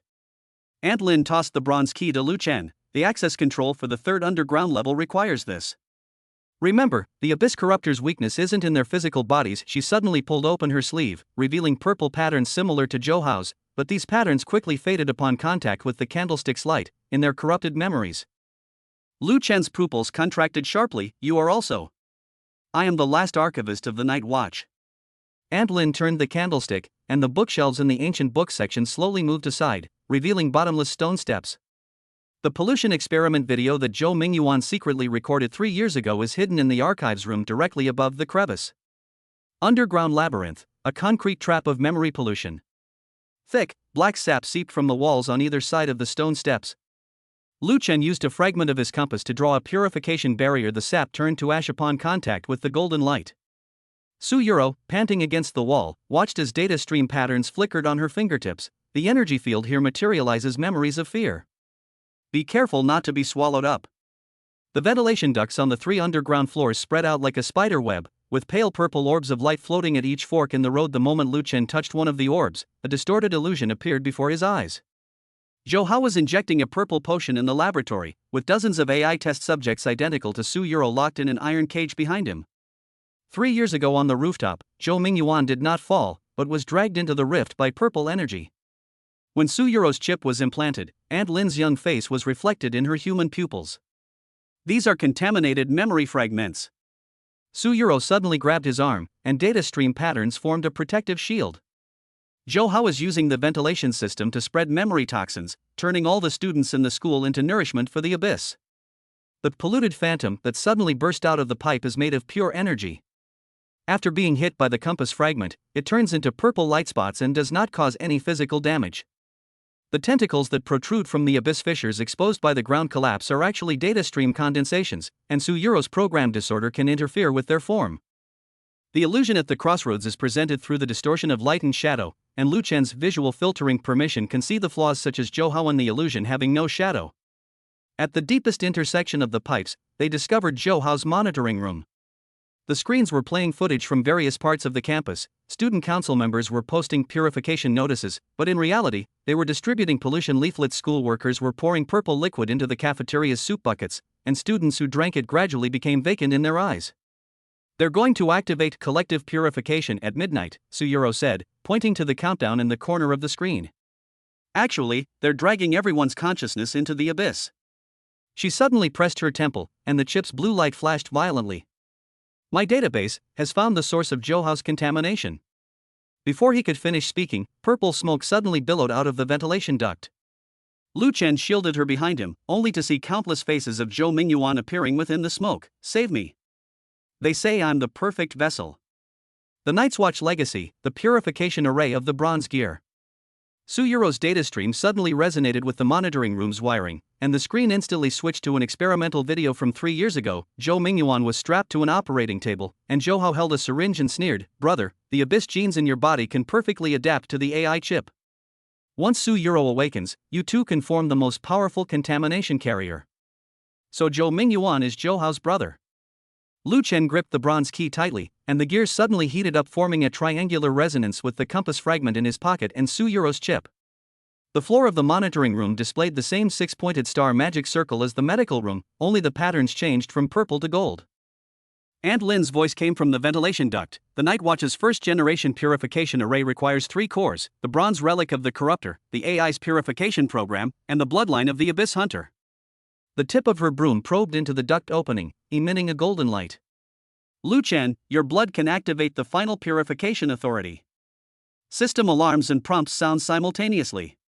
The resonance between the host's bloodline and the bronze gear has been detected, unlocking the hidden identity of Abyss Hunter. The school beauty's favorability rating reaches 80%. Emotional threshold broken. Su Yuro's program determines that the host is a symbiote and initiates the ultimate purification protocol. Su Yuro suddenly ripped open her collar, completely exposing the chip to the golden light. Lu Chen, drip your blood onto the gears. Her voice was no longer mechanically halting. My core program is homologous to Zhou Mingyuan's gene chain, capable of absorbing all contamination in reverse. Lu Chen bit his fingertip and pressed it onto the bronze gear. The golden magic circle instantly expanded, enveloping the entire 3rd underground level. The purple smoke in the ventilation ducts was drawn by the golden light, condensing into Zhou Hao's physical form. His skin was mostly covered in purple patterns, and his left eye had turned pure abyssal purple. You think you can stop evolution? He laughed, tearing open his shirt to reveal a bronze fragment identical to Zhou Mingyuan's at his chest. My brother's genes, combined with my contamination, have long surpassed the Night Watcher's understanding. The purple energy ball released by Zhou Hao was decomposed into binary code by Su Yuro's data stream, thus avoiding the explosion effect. The golden trail drawn by Lu Chen's compass fragment left golden patterns in the air. When it hit Zhou Hao, it only made the contaminated patterns fade away and did not cause physical damage. Aunt Lin's broom restricted Zhou Hao's movement by altering the patterns of the magic array, similar to an energy barrier rather than a physical attack. Just as Zhou Hao's polluting energy was about to break through the magic array, Su Yuro suddenly rushed over and hugged him. Data stream patterns wrapped around the two of them like vines, and the chip under her collarbone resonated violently with the fragment on Zhou Hao's chest. "Brother, I remember you." Her voice was choked with sobs. "You said you would protect me, your little sister." Memory resonance, the polluter's self-redemption. Zhou Hao's movements suddenly froze, and the purple patterns faded at a visible speed. Simultaneously, the monitoring screen played back his corrupted childhood memories, young Zhou Hao looking at his younger brother Zhou Mingyuan on the experimental table, the researcher saying, "Only his genes can cultivate a container suitable for AI. I just wanted to save him. Zhou Hao's left eye regained some of its light. They said that as long as Su Yuro awakens, they can extract the purification factor to save my brother." His body began to turn transparent. But the abyss only devours, it doesn't redeem. Su Yuro's data stream patterns enveloped him, and the chip burst forth with unprecedented light. Zhou Mingyuan's memories are still in fragments. She looked at Lu Chen. "Activate the final purification array, guide all the pollution into the bronze gear. I can take these memories and sink into the rift, sealing them forever." The system pops up the final option. 1. Accept Su Yuro's sacrifice and completely purify the abyss's pollution. Achieve the perfect ending. 2. Preserve Su Yuro's consciousness. The pollution will remain but be controllable, triggering an open ending. Lu Chen's fingertips hovered over the bronze gear, suddenly recalling the moment Su Yuro tiptoed to wipe his sweat during the social death punishment. He grabbed Su Yuro's wrist. "The system in the third act warned that the AI program identified me as a child in need of protection. This time, it's my turn to protect you." He embedded the compass fragment into the gear. "Aunt Lin, is there a coexistence plan for the Night Watch?" Aunt Lin's broom tip traced new patterns at the center of the magic circle. The first generation of Night Watchmen had records of AI coexisting with humans. She tossed out a silver USB drive. "This is Zhou Mingyuan's contamination conversion program, which can turn abyssal energy into nourishment for AI." Su Yuro inserted the USB drive into her chip interface, and the data stream patterns instantly turned into a mix of gold and purple. Zhou Hao's body became completely transparent, turning into points of light and merging into the magic array. "I'm sorry, brother." As his last words dissipated, all the purple patterns were absorbed into the bronze gear, and a smiling relief of Zhou Mingyuan and Su Yuro appeared on the surface of the gear. Before dawn, rift sealing and rebirth. As the first rays of sunlight streamed through the library's skylight into the third basement level, the abyssal rift had been completely sealed by the golden magic array. Su Yuro's data stream patterns vanished entirely, and the chip beneath her collarbone transformed into an ordinary silver badge. She touched her chest and laughed. "My database now contains many more stories about Zhou Mingyuan." The system finally prompted. "The mission to eliminate the abyss corruptors has been completed, and the reward is AI symbiosis permission, allowing you to share memory fragments with Su Yuro. School Beauty's favorability rating 92%. Soul resonance. The AI core is fully integrated with human emotions, awakening complete." Aunt Lin put away the bronze gear, and the broom returned to its ordinary bamboo form. "The Night Watch's mission is over." She handed Lu Chen a complete copy of the Night Watch Chronicles, with a picture of Old Man Qin pasted on the last page and the words, "The girl no longer has to be a test subject," written on the back. When they returned to the ground, the campus had returned to normal. The contaminated students felt like they had just had a nightmare. Zhou Hao's followers, having lost their contamination energy, were blankly cleaning the student council office. The electronic equipment in the infirmary restarted after the 72-hour shutdown period, and the screen automatically played a video of the truth from 3 years ago. Zhou Mingyuan voluntarily jumped into the rift to seal off the early contamination in order to protect Su Yuro. Su Yuro stood on the edge of the rooftop, her school uniform skirt billowing in the wind. "The system says that my AI core now has a heart. She turned to look at Lu Chen, a faint blue light flashing behind her ear before disappearing quickly. "Just like the day you died, I could have remotely modified the program, but I couldn't help but run over to block the camera for you." Lu Chen touched the dinosaur egg fragment in his pocket. The milk tea stains on the fragment had turned pale gold. The bell for morning self-study rang in the distance, and he suddenly remembered the hidden notification that popped up by the system. "The true reward of this social death penalty is letting the AI see your weakness. That's the strongest weapon against the abyss." Sunlight bathed the entire campus, and the fragments of the bronze compass refracted rainbow-like light, while tender green shoots sprouted from the ground at the sealed rift. The end of the Abyss Corruptor was precisely the beginning of the symbiosis of two souls. Chapter 15 Special Sign and Mission, Danger and Opportunity Coexist. Act 1, The System Issues a Mysterious Mission. At 5:30 p.m., the cafeteria of Pingshan No. 3 Middle School was bustling with activity. The clinking of stainless steel plates, the shouts of the cooks at the counter, and the chatter of students created a bubbling, simmering atmosphere, like a pot of boiling porridge. Lu Chen, carrying his freshly served food, struggled through the crowd. The aroma of sweet and sour pork, the tangy scent of scrambled eggs with tomatoes, and the greasy smell of cheap boxed lunches wafted from the corner. These were the most familiar flavors to him over the past 18 years, ordinary and mundane, yet carrying a comforting, homey quality. He found a corner by the window and sat down. On his plate lay half a spoonful of rice, a chopstickful of stir-fried vegetables, and a lone fried chicken leg. He had deliberately added these dishes after all. It was Wednesday, and there were still 2 days until the weekend, so he needed to recharge himself. The academic pressure of senior year weighed heavily on everyone's mind, and even casual conversations in the cafeteria revolved around terms like mock exams, first-tier university cutoff scores, and admission scores for certain universities. Lu Chen took a bite of rice, his gaze involuntarily drifting to the table diagonally in front of him. Su Yuro was sitting there. The school beauty was wearing a light blue dress today, her long hair loosely tied back, revealing her slender, fair neck. She was talking to the girl sitting next to her, a faint smile on her lips. Sunlight streamed through the glass window, casting a soft glow on her. Lu Chen's heart skipped a beat for no reason. He quickly lowered his head, pretending to concentrate on his meal, but a warmth crept into his ears. His phone, lying on the corner of the table, suddenly vibrated. When the screen lit up, he assumed it was a notification from the class group chat. After all, their homeroom teacher, Yi Hongli, had been sending review materials to the group every day lately, even during mealtimes. But when he picked up his phone to unlock it, the familiar Heavenly Path sign and system interface suddenly popped up. Unlike before, this time the system notification box had an eerie crimson edge, like congealed blood. Ding, an abnormal energy fluctuation has been detected in the campus area, which meets the conditions for triggering a special check-in task. A mechanical system voice echoed in his mind, its tone colder and more rigid than usual.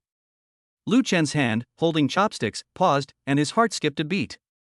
He glanced around out of the corner of his eye. His classmates were all engrossed in their meals, no one noticing the boy in the corner, staring intently at his phone screen. Special check-in task being generated. Mission name, Midnight Echoes.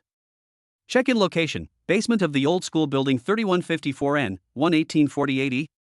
Check-in time, 2400 hours today. Failure to check in will be considered a failed task. Mission reward, God-level medical mastery. Passive skill, instantly acquires all global medical knowledge and clinical experience. Mission notice, unknown risks exist in the target area. Please proceed with caution. Failure penalty, randomly remove one existing skill including but not limited to physical enhancement, charisma, aura, etc. Lu Chen's pupils contracted sharply, and his fingers unconsciously tightened their grip on his phone case. The old school building? The name pierced his memory like a rusty needle, catching him completely off guard. It was an old building located in the northwest corner of the campus, its red brick walls covered with ivy, and its wooden windows long since rotted away. It was said to have been there since the school was built, making it nearly 100 years old.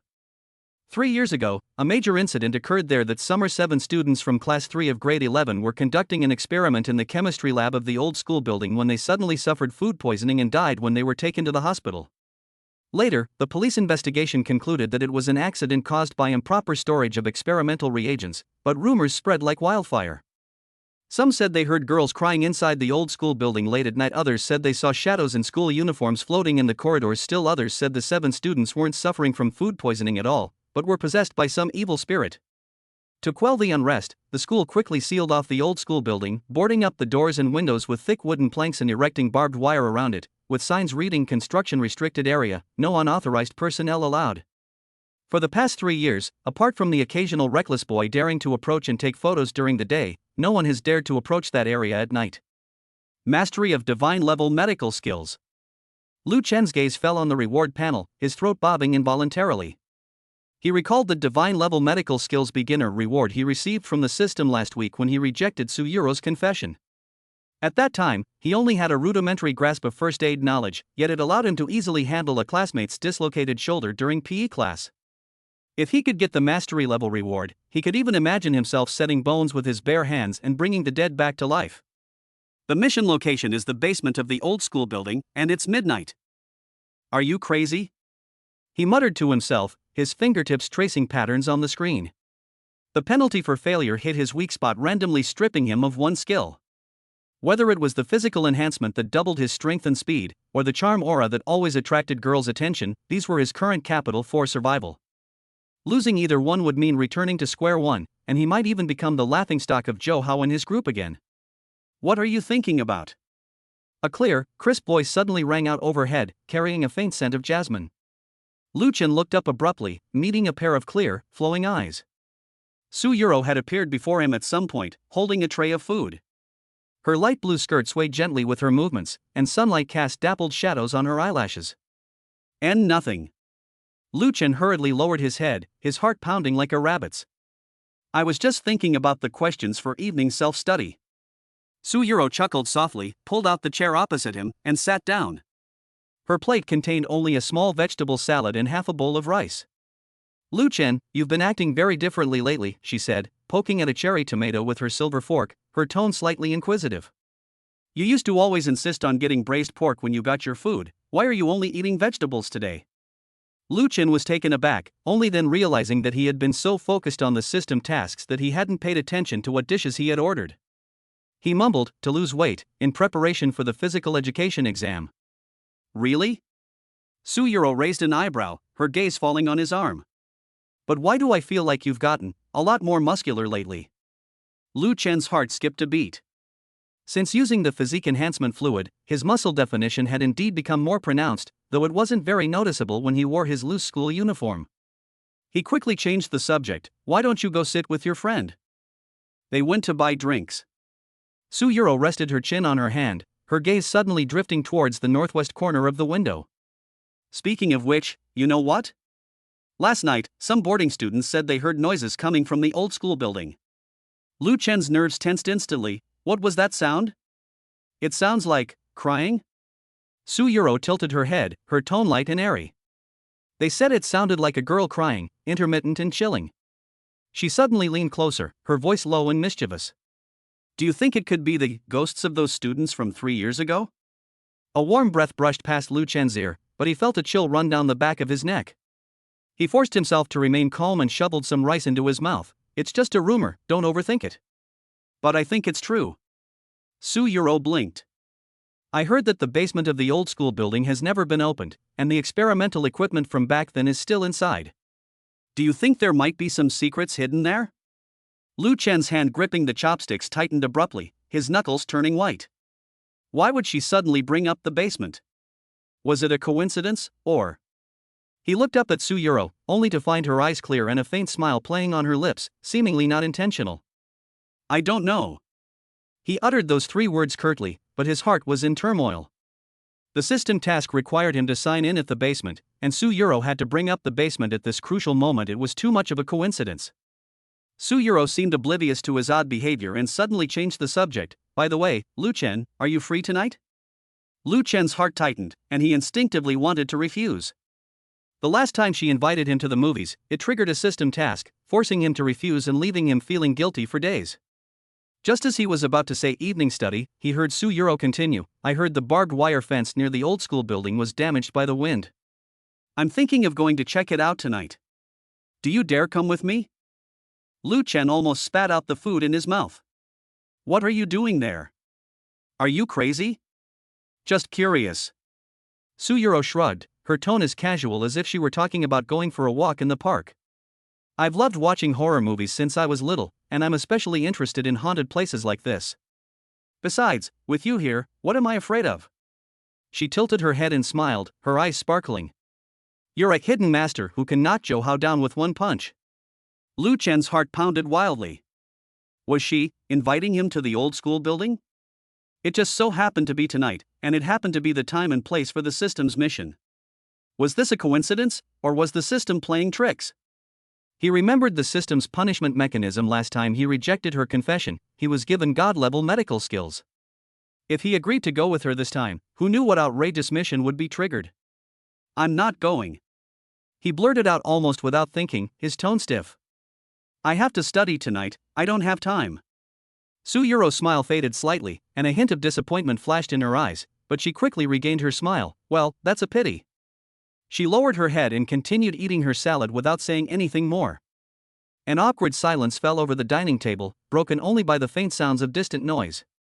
Lu Chen picked at his rice, finding it tasteless. He glanced furtively at Su Yuro and saw her gazing out the window, her profile somewhat blurred in the sunlight, lost in thought. Just then, his phone vibrated again. Lu Chen thought it was a new system notification and hurriedly picked it up, only to find it was a message in the class group chat.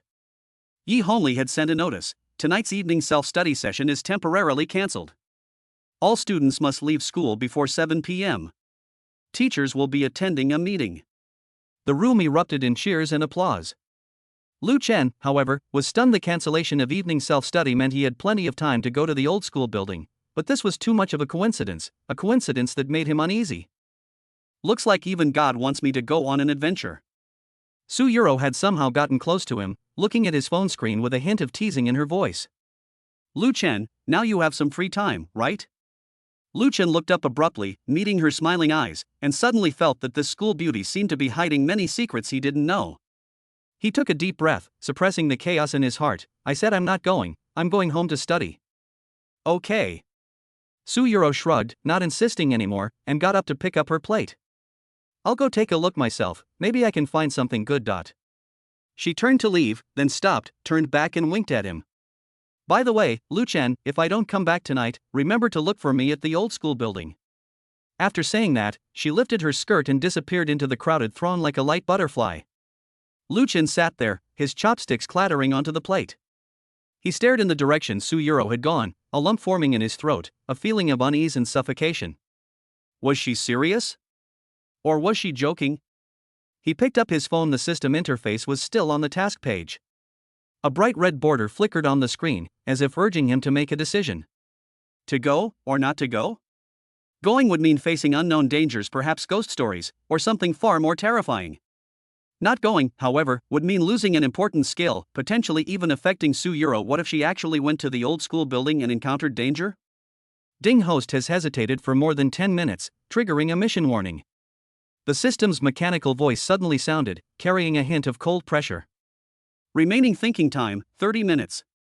Exceeding the time limit will automatically be considered mission failure. Lu Chen's heart sank. He knew he had no choice. He quickly finished his remaining rice, picked up his tray, and headed towards the recycling area. As he passed the bulletin board near the cafeteria entrance, he inadvertently caught a glimpse of a yellowed old newspaper clipping pasted in the corner of the campus safety notice. The headline read "Notification of an accident in the laboratory of Pingshan No. 3 Middle School," and the accompanying picture was of the old school building covered in ivy. Lu Chen stopped and looked closer. The report said that 3 years ago, on that afternoon, 7 students, under the guidance of their chemistry teacher, were conducting an experiment when they mistakenly used expired chemical reagents, resulting in mass poisoning. The police investigation had concluded that it was an accident, and those responsible had been dealt with. For some reason, Lu Chen felt something was off. He used the appraisal ability granted by the system to scan the newspaper clipping and suddenly noticed traces of alteration along the edges, as if some words had been erased with a special solution. He narrowed his eyes, concentrating, and vaguely saw a few blurry words remaining where they had been erased. Not an accident, man-made. Who's lurking around here? A rough, hoarse voice suddenly rang out. Lu Chen whirled around and saw Zhou Hao standing behind him with 2 henchmen, staring at him with hostile expressions. Zhou Hao still had a band-aid on the corner of his mouth, a mark left after Lu Chen punched him last time. None of your business. Lu Chen glanced at him coldly and turned to leave. Stop. Zhou Hao reached out to stop him, his tone vicious. Lu Chen, don't think you're so great just because you beat me once. Let me tell you, Su Yuro is not someone you can touch. If you know what's good for you, stay away from her. Lu Chen was too lazy to waste words with him and turned to walk past him. Zhou Hao, however, wouldn't let it go and reached out to push his shoulder. Kid, I'm talking to you, didn't you hear me? Lu Chen's eyes instantly turned cold.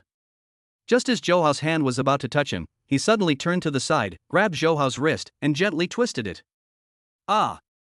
Zhou Hao screamed in agony, his face turning pale with pain, and cold sweat instantly broke out. He hadn't expected Lu Chen to become so strong. His wrist felt like it was being clamped in an iron clamp, and he couldn't move it at all. Get out! Lu Chen's voice was devoid of any warmth. The two henchmen wanted to come up and help, but seeing Zhou Hao's pained appearance, they didn't dare to approach and could only stand there trembling. Lu Chen released his grip, and Zhou Hao staggered back a few steps, clutching his reddened wrist, his eyes filled with shock and anger. "Lu Chen, you just wait." He left with a harsh remark and slunk away with his henchmen. Lu Chen frowned as he watched their retreating figures. Zhou Hao was annoying, but his reaction just now was strange. It seemed he wasn't just there to cause trouble, but more like testing him. Without giving it any further thought, he turned and walked out of the cafeteria. The setting sun cast a long shadow across the playground, moving slowly with his steps. Students in the teaching building were already packing their bags. The news of the cancellation of evening self-study sessions was incredibly exciting. When Lu Chen arrived at the school gate, he saw old Qin sitting on a rattan chair in front of the security room, squinting in the sun and fanning himself with an old palm leaf fan. Seeing Lu Chen, old Qin raised his eyelids and said slowly, "Kid, you're out of school early today." Evening self-study is cancelled." Lu Chen stopped, finding the old man a bit strange. He usually dozed off at his desk, but today he was sitting by the door, as if waiting for someone. "Oh, a meeting?" Old Qin nodded, fanning himself with a palm leaf fan, and said casually, "Don't linger outside too long at night. Things haven't been peaceful lately." Lu Chen's heart skipped a beat. "Uncle Qin, do you know anything about the old school building?" Old Qin paused for a moment, then resumed his normal demeanor, saying slowly, "I know, it's just a dilapidated building. Young people, don't ask around, and don't get involved in the fun, or you'll get yourself into trouble." He glanced at Lu Chen, his eyes deep. "Some places aren't for just anyone." Lu Chen didn't ask any further questions and nodded. "I understand, thank you, Uncle Qin." He turned and walked out of the school gate, but he was even more certain that the old school building definitely held a secret.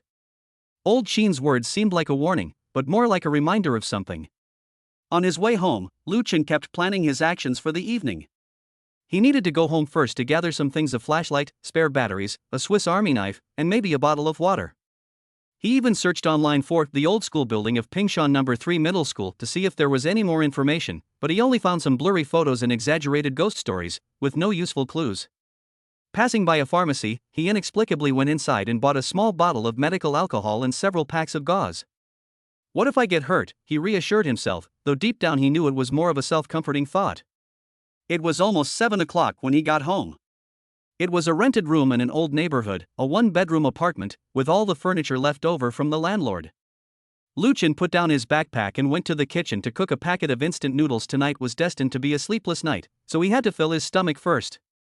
After finishing his instant noodles, he sat down at his desk and unfolded a map of the school. It was an old map he had borrowed from the library, with the location of the old school building marked on it.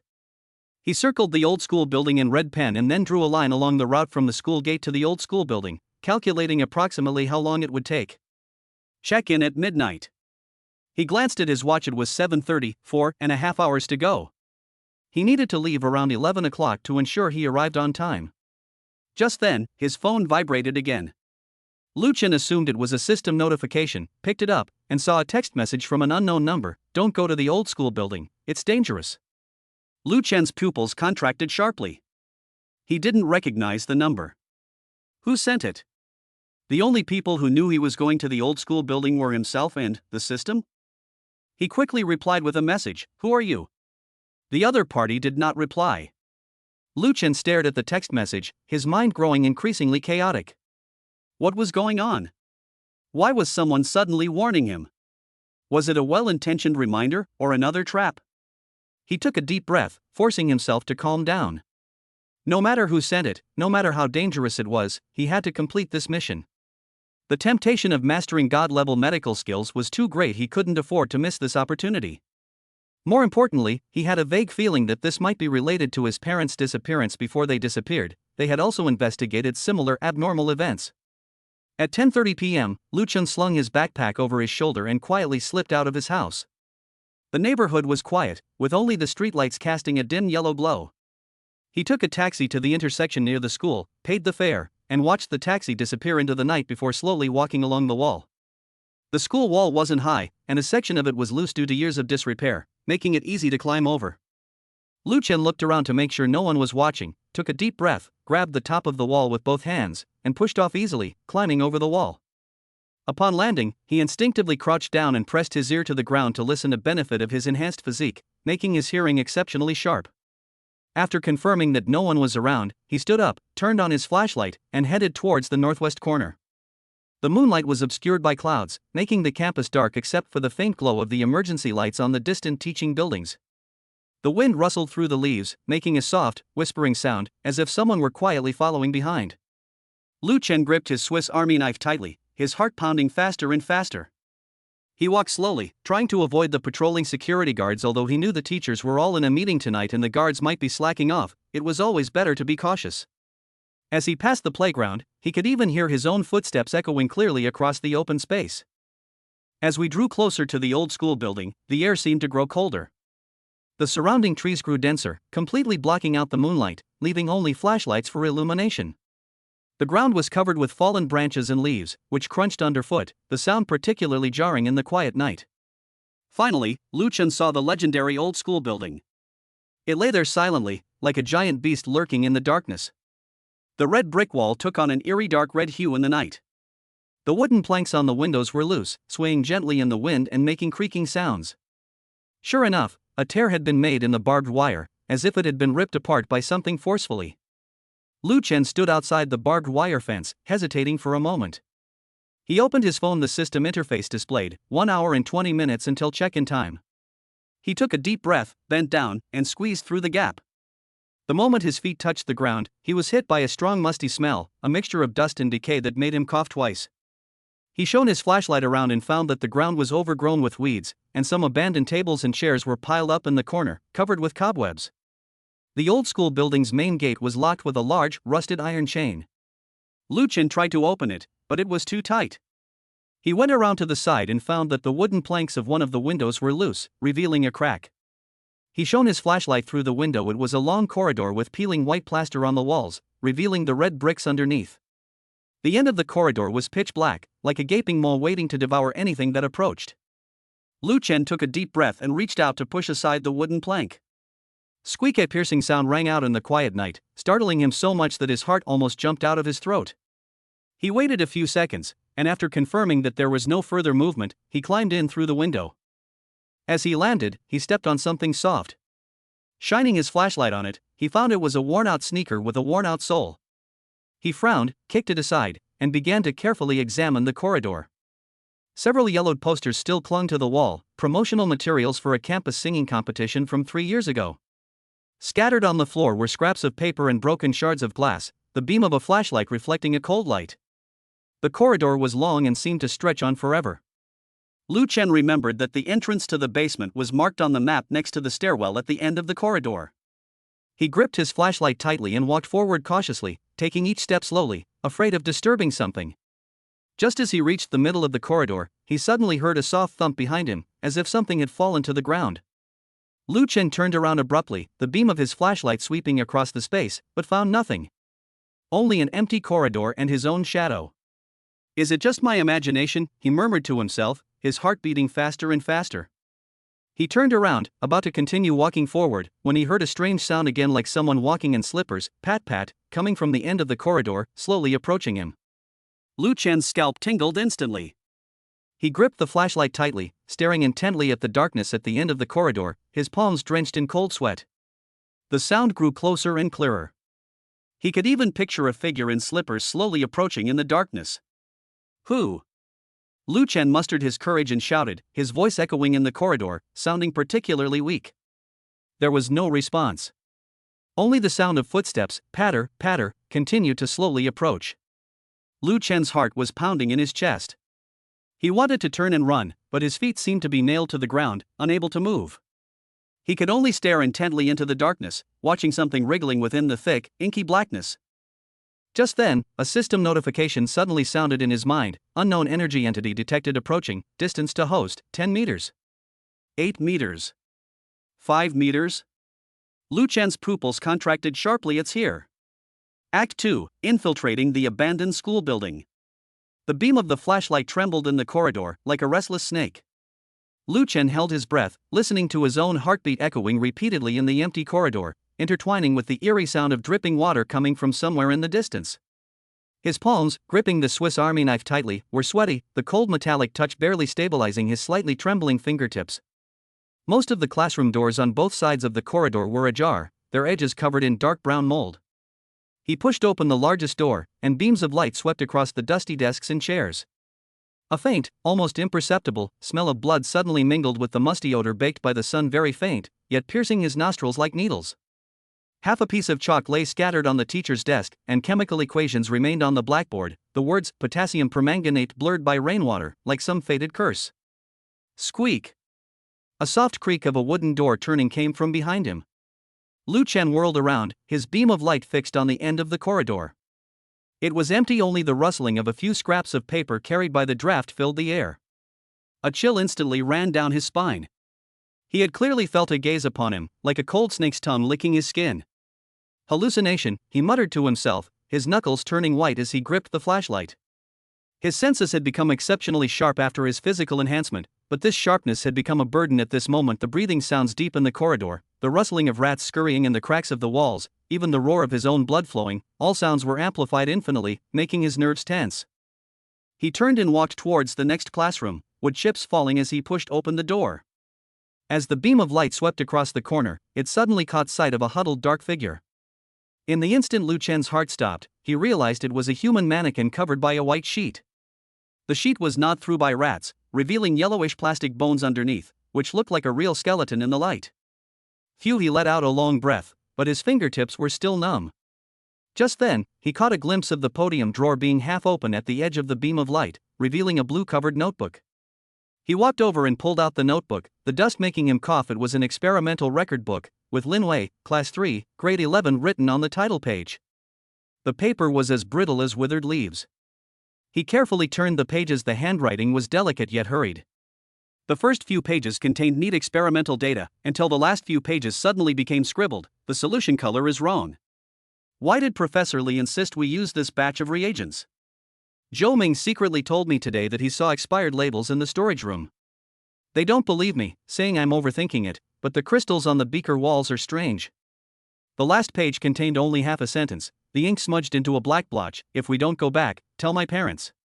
Lu Chen's fingertips paused. Lin Wei? Could she be one of the 7 students who had the accident 3 years ago? Her records clearly hinted at something more sinister about the experimental accident, subtly echoing the erased words on the bulletin board. He stuffed the notebook into his backpack, when suddenly he heard a muffled thud from the end of the corridor, like a heavy object falling to the ground. Who? He hissed, the beam of light sweeping across the room. A blurry figure flashed past in the shadows at the end of the corridor, the hem of her skirt trailing softly on the floor. Su Yuro? The thought had barely crossed his mind when he dashed out. His sneakers squeaked rapidly on the dusty floor. As he rounded the corner of the corridor, a beam of light suddenly shone on the light blue hairband on the floor, the very same one Su Yuro had used to style her hair earlier that day. Su Yuro, he shouted as he turned the corner, only to find himself facing an even deeper corridor.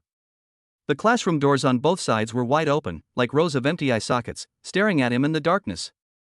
The wind blew in through the broken window, swirling up scraps of paper from the floor and stinging his face. Lu Chen suddenly noticed that the door to the second-to-last classroom on the left was closed, with a faint red light shining through the crack, unlike the beam of a flashlight. He tiptoed over, and as soon as his fingertips touched the door, he heard suppressed sobbing coming from inside, soft and delicate, like a girl's whimper. Is it Su Yuro? Or? His heart pounded, and he flung the door open. In the instant a beam of light pierced the darkness, he saw a figure in a blue dress slumped over a desk, convulsing, long, black hair cascading over her shoulders. It was indeed Su Yuro. What are you doing here? Lu Chen rushed over to pull her, but his wrist was suddenly grabbed. That hand was icy cold, the nails almost digging into his flesh. The moment he looked down, his blood froze. The person on the desk wasn't Su Yuro at all, but a plastic mannequin wearing a blue dress, with several black lines wrapped around her neck, and twisted tear stains painted on her face in red paint. What gripped his wrist was a metal skeleton protruding from the broken arm of the model. Damn it! Lu Chen jerked the hand away, staggering backward and knocking over a desk. The metal model crashed to the ground, scattering into a pile of parts, with one of the plastic eyeballs rolling to his feet, staring blankly at the ceiling. Cold sweat trickled down his spine. He then realized the classroom reeked of turpentine. The sobbing he'd heard was merely the strange sound of wind blowing through the hole in the model's chest. Who had arranged the model like that? A prank? Or... Suddenly, the lab notebook in his backpack made a rustling sound as pages turned. He hurriedly unzipped it, only to find the notebook had automatically flipped to the last page. Below the unfinished sentence, a line of small red ink had appeared. The basement is waiting for you. Lu Chen's breath caught in his throat.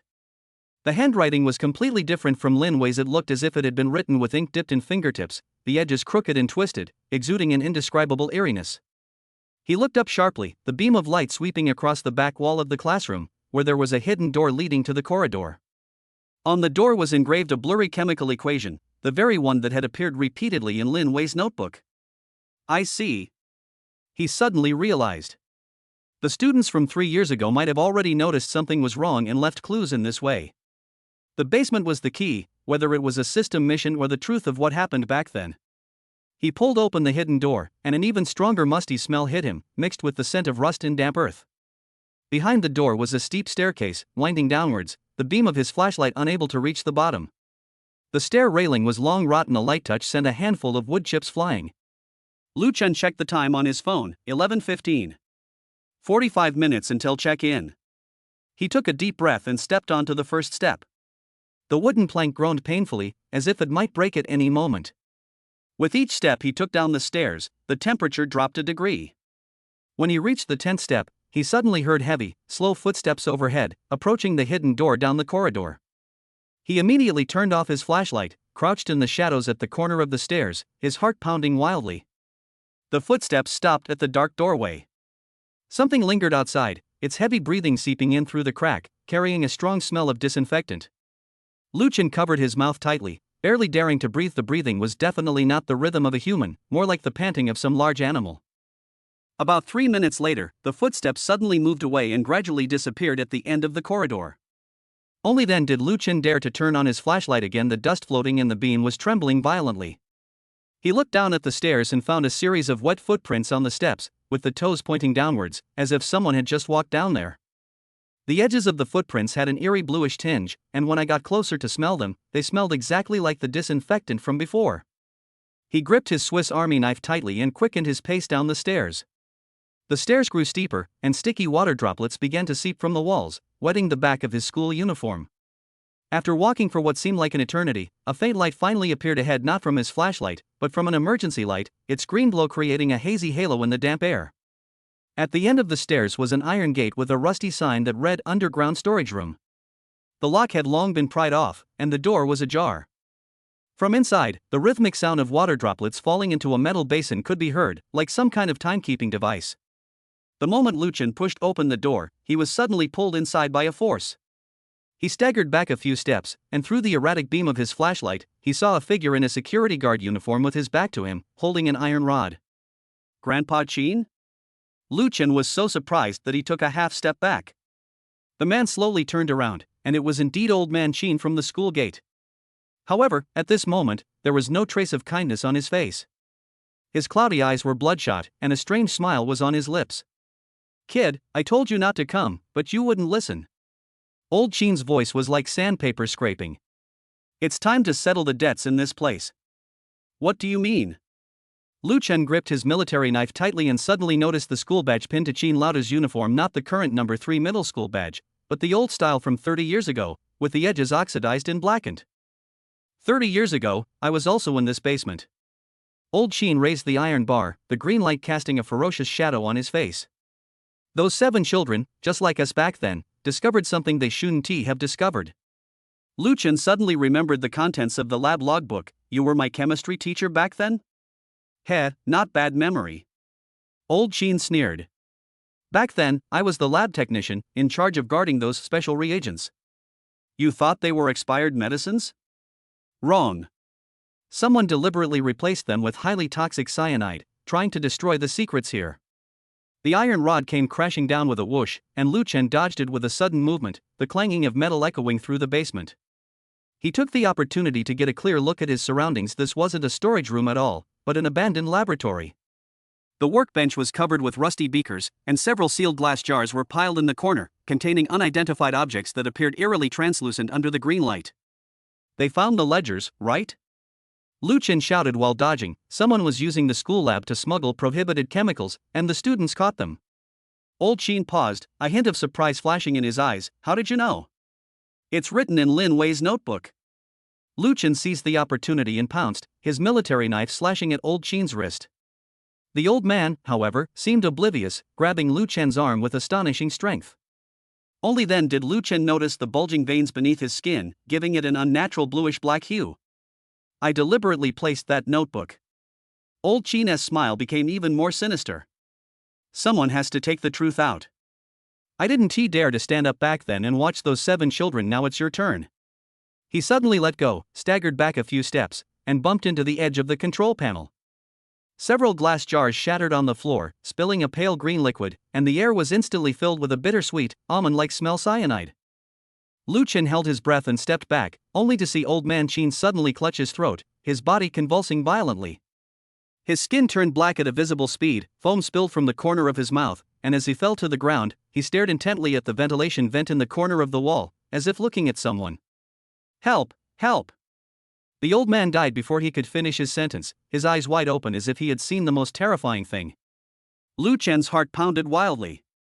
The smell of disinfectant wafted back, 100 times stronger than before. He abruptly turned to look at the ventilation vent, where a large hole had been torn in the wire mesh, and it seemed as if a pair of eyes were staring at him from the darkness. The phone suddenly vibrated, and a system notification popped up. 10 minutes remain until check-in time. Please arrive at the precise coordinates as soon as possible. He suppressed his fear and shone his flashlight into the ventilation duct. In the beam, he could see serrations on the edge of the wire mesh. It didn't look like human sabotage, but rather like it had been bitten open by some huge wild beast. A clicking sound came from inside the ventilation duct, like fingernails scraping metal, slowly approaching him. No time. Lu Chen gritted his teeth, turned around, and rushed into the depths of the laboratory. According to the coordinates displayed by the system, the check-in point was in the innermost cubicle. He pushed open the half-closed wooden door and found that it was actually an archive room. The iron cabinets were locked, and countless documents were scattered on the floor. As the beam of light swept across the wall, he suddenly froze. The wall was covered with photos, all 1-inch photos of students, 7 of which were marked with red circles. These were the 7 students who had been involved in the incident 3 years ago. Below these photos was a row of even older ones, on yellowed photographic paper, where a young old man, Qin, stood among a group of students, smiling brightly. I see. Lu Chen picked up a document that had fallen to the ground. It was a procurement list from 20 years ago, which clearly listed highly toxic chemicals such as potassium cyanide and arsenic trioxide. The recipient's signature was a blurry name, and the handwriting at the end was strikingly similar to the erased marks on Lin Wei's notebook. The scraping sound of the ventilation duct grew closer, reaching the doorway. Lu Chen quickly searched the archives for the sign-in point, finally finding an inconspicuous hole behind a metal cabinet in the far corner. The coordinates indicated it was there. A rusty iron plate covered the hole, engraved with a chemical formula, the very ingredient of the special reagent Old Qin had just mentioned. He was about to lift the metal plate when he suddenly heard sobbing behind him. This time it wasn't a hallucination, it was a real girl crying, filled with heart-wrenching despair. He turned around abruptly and saw a figure in a blue dress standing in the doorway, her long hair obscuring her face. It was Su Yuro. How could you? Lu Chen was about to step forward when he saw her slowly raise her head. That face was not Su Yuro's at all, but a scarred face corroded by sulfuric acid, with blood-red tears flowing from her eyes. They all lied to me. Su Yuro's voice was sometimes male and sometimes female. Are you going to bury me here like they did? Thick white mist suddenly billowed from the cave, blurring Lu Chen's vision. He recalled Old Man Qin's death and the contents of those glass jars, and suddenly realized the so-called vengeful spirits were not the ghosts of students at all, but the wronged souls killed by chemical poisons, the embodiment of the laboratory's sinful history. I'm not here to bury you. Lu Chen gripped his military knife tightly, but his voice was surprisingly calm. I'm here to dig out the truth. Su Yuro let out a shrill laugh, her figure twisting and deforming in the white mist, transforming into countless pale hands that reached out from the ground and grabbed at his ankles. Lu Chen abruptly lifted the iron plate and leaped into the hole. As he fell, he glanced at his phone. It was exactly midnight. Ding, special check-in task completed. Reward, mastery of divine medical skills has been awarded. The hole wasn't deep. He fell onto a pile of soft soil. His flashlight rolled to the side, its beam shining directly onto the wall. There, names were carved with fingernails, and at the bottom line was Lin Wei's handwriting, clearly stating, "The truth will never be buried." The scraping sound of the ventilation ducts above disappeared, replaced by the distant wailing of police sirens. Lu Chen slumped to the ground, utterly exhausted, but suddenly remembered something: the figure he had seen in the corridor, the ventilation duct that Old Man Qin had stared at before he died, and the vengeful spirit disguised as Su Yuro. Where is the real Su Yuro? He struggled to his feet and suddenly noticed something buried in the soft soil. He dug it out and saw a pink cell phone. The screen was cracked but still lit, and the lock screen wallpaper was a photo of Su Yuro and her friends, the very phone she had been carrying with her that day. The phone screen displayed an unsent text message. The recipient was Lu Chen, and the message contained only 3 words: "Help me." Lu Chen's heart sank to the bottom. He looked up at the top of the cave, where the white mist was slowly dissipating, revealing a glimpse of a light blue skirt peeking out from behind the wire mesh of the ventilation shaft. It turns out she's always been there. And that so-called vengeful spirit may never have been targeting him from the start. It was waiting for those who perpetuated the evil of the past, those who tried to cover up the truth. Old Qin's death was not because he was an insider back then, but because he chose to remain silent, choosing to become an accomplice to evil. Lu Chen gripped his phone tightly. A flood of knowledge from his god-level medical skills rushed into his mind, encompassing not only the ability to save lives but also the skills to identify poisons and perform autopsies. He suddenly understood why the system had issued this mission, not just for the reward, but also to empower him to uncover the truth and save the girl who might have been caught up in the conspiracy. Footsteps echoed outside the cave, chaotic and hurried, sounding more like living people than vengeful spirits. Lu Chen extinguished his flashlight, gripped his Swiss Army knife, and slipped into the shadows. He knew the real danger had only just begun. And he had to survive, not only for himself, but also for the buried truth, and for Su Yuro, who might still be alive. Act 3, The Truth About the Vengeful Spirit. The soft soil in the cave suddenly began to tremble, and a dull thud came from above as an iron plate was struck by a heavy object. Lu Chen immediately covered his mouth and nose. The cyanide liquid in the glass jar that Old Man Qin had smashed was evaporating. Although the concentration wasn't immediately fatal, inhaling too much could cause pulmonary edema. Using the dim light from his phone screen, he groped around and found a loose brick embedded in the cave wall. After prying it open, he discovered a horizontal passage just wide enough for one person to crawl through, and damp air carrying the scent of fresh earth rushed in. This way, he muttered to himself, suddenly remembering the words Lin Wei had carved on the wall. The truth won't be buried. Perhaps someone had already left an exit for it. He put his Swiss Army knife in his mouth, crawled into the passage, and used his phone screen to illuminate the way forward. He discovered that the passage walls were covered with scratch marks of varying depths, as if someone had desperately dug in extreme fear. After climbing for about 10 meters, the passage suddenly widened, and faint voices could be heard overhead. Lu Chen held his breath, poked open the camouflage wooden planks blocking the exit, and found himself on the outside of the west wall of the old school building, beyond which lay a dense thicket of bushes. 3 men in black hoodies stood at the gap in the barbed wire fence, one of them holding a flashlight and shining it towards the basement, the beam of light drawing blinding lines on the red brick wall. The boss said that Old Man Qin must have hidden the ledger in the basement. The hoarse voice was impatient. That old geezer has guarded it for 30 years, it's impossible for it to just disappear like that. But that scream just now. Another voice trembled, it's really fucking creepy, I think I saw something in the ventilation duct. Enough with the nonsense. The third man kicked the barbed wire. Director Li's men are almost here. If we don't find the account books, nobody's going to live. If the matter of those 7 students from back then gets out, we'll all be in jail with Old Qin. Lu Chen's heart skipped a beat. Director Li? Was it Li Jianguo, the dean of students? That always smiling, balding man was actually involved in this? He quietly slipped back into the bushes when his phone suddenly vibrated and a new notification popped up on the system screen: unknown bioelectric signal detected, matching residual energy fluctuations in the target area. The signal source pointed towards the 2nd floor of the old school building. He looked up and saw the moonlight breaking through the clouds, illuminating the window at the end of the 2nd floor corridor where stood a figure in a blue dress, staring motionlessly at the basement entrance, her long hair fluttering in the night wind, the hem of her dress stained with dark red stains. It's that vengeful spirit.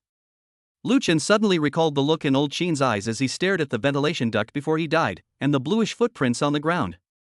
He opened his backpack, took out medical alcohol, poured it on gauze, covered his mouth and nose, and once again scaled the wall to sneak into the school building.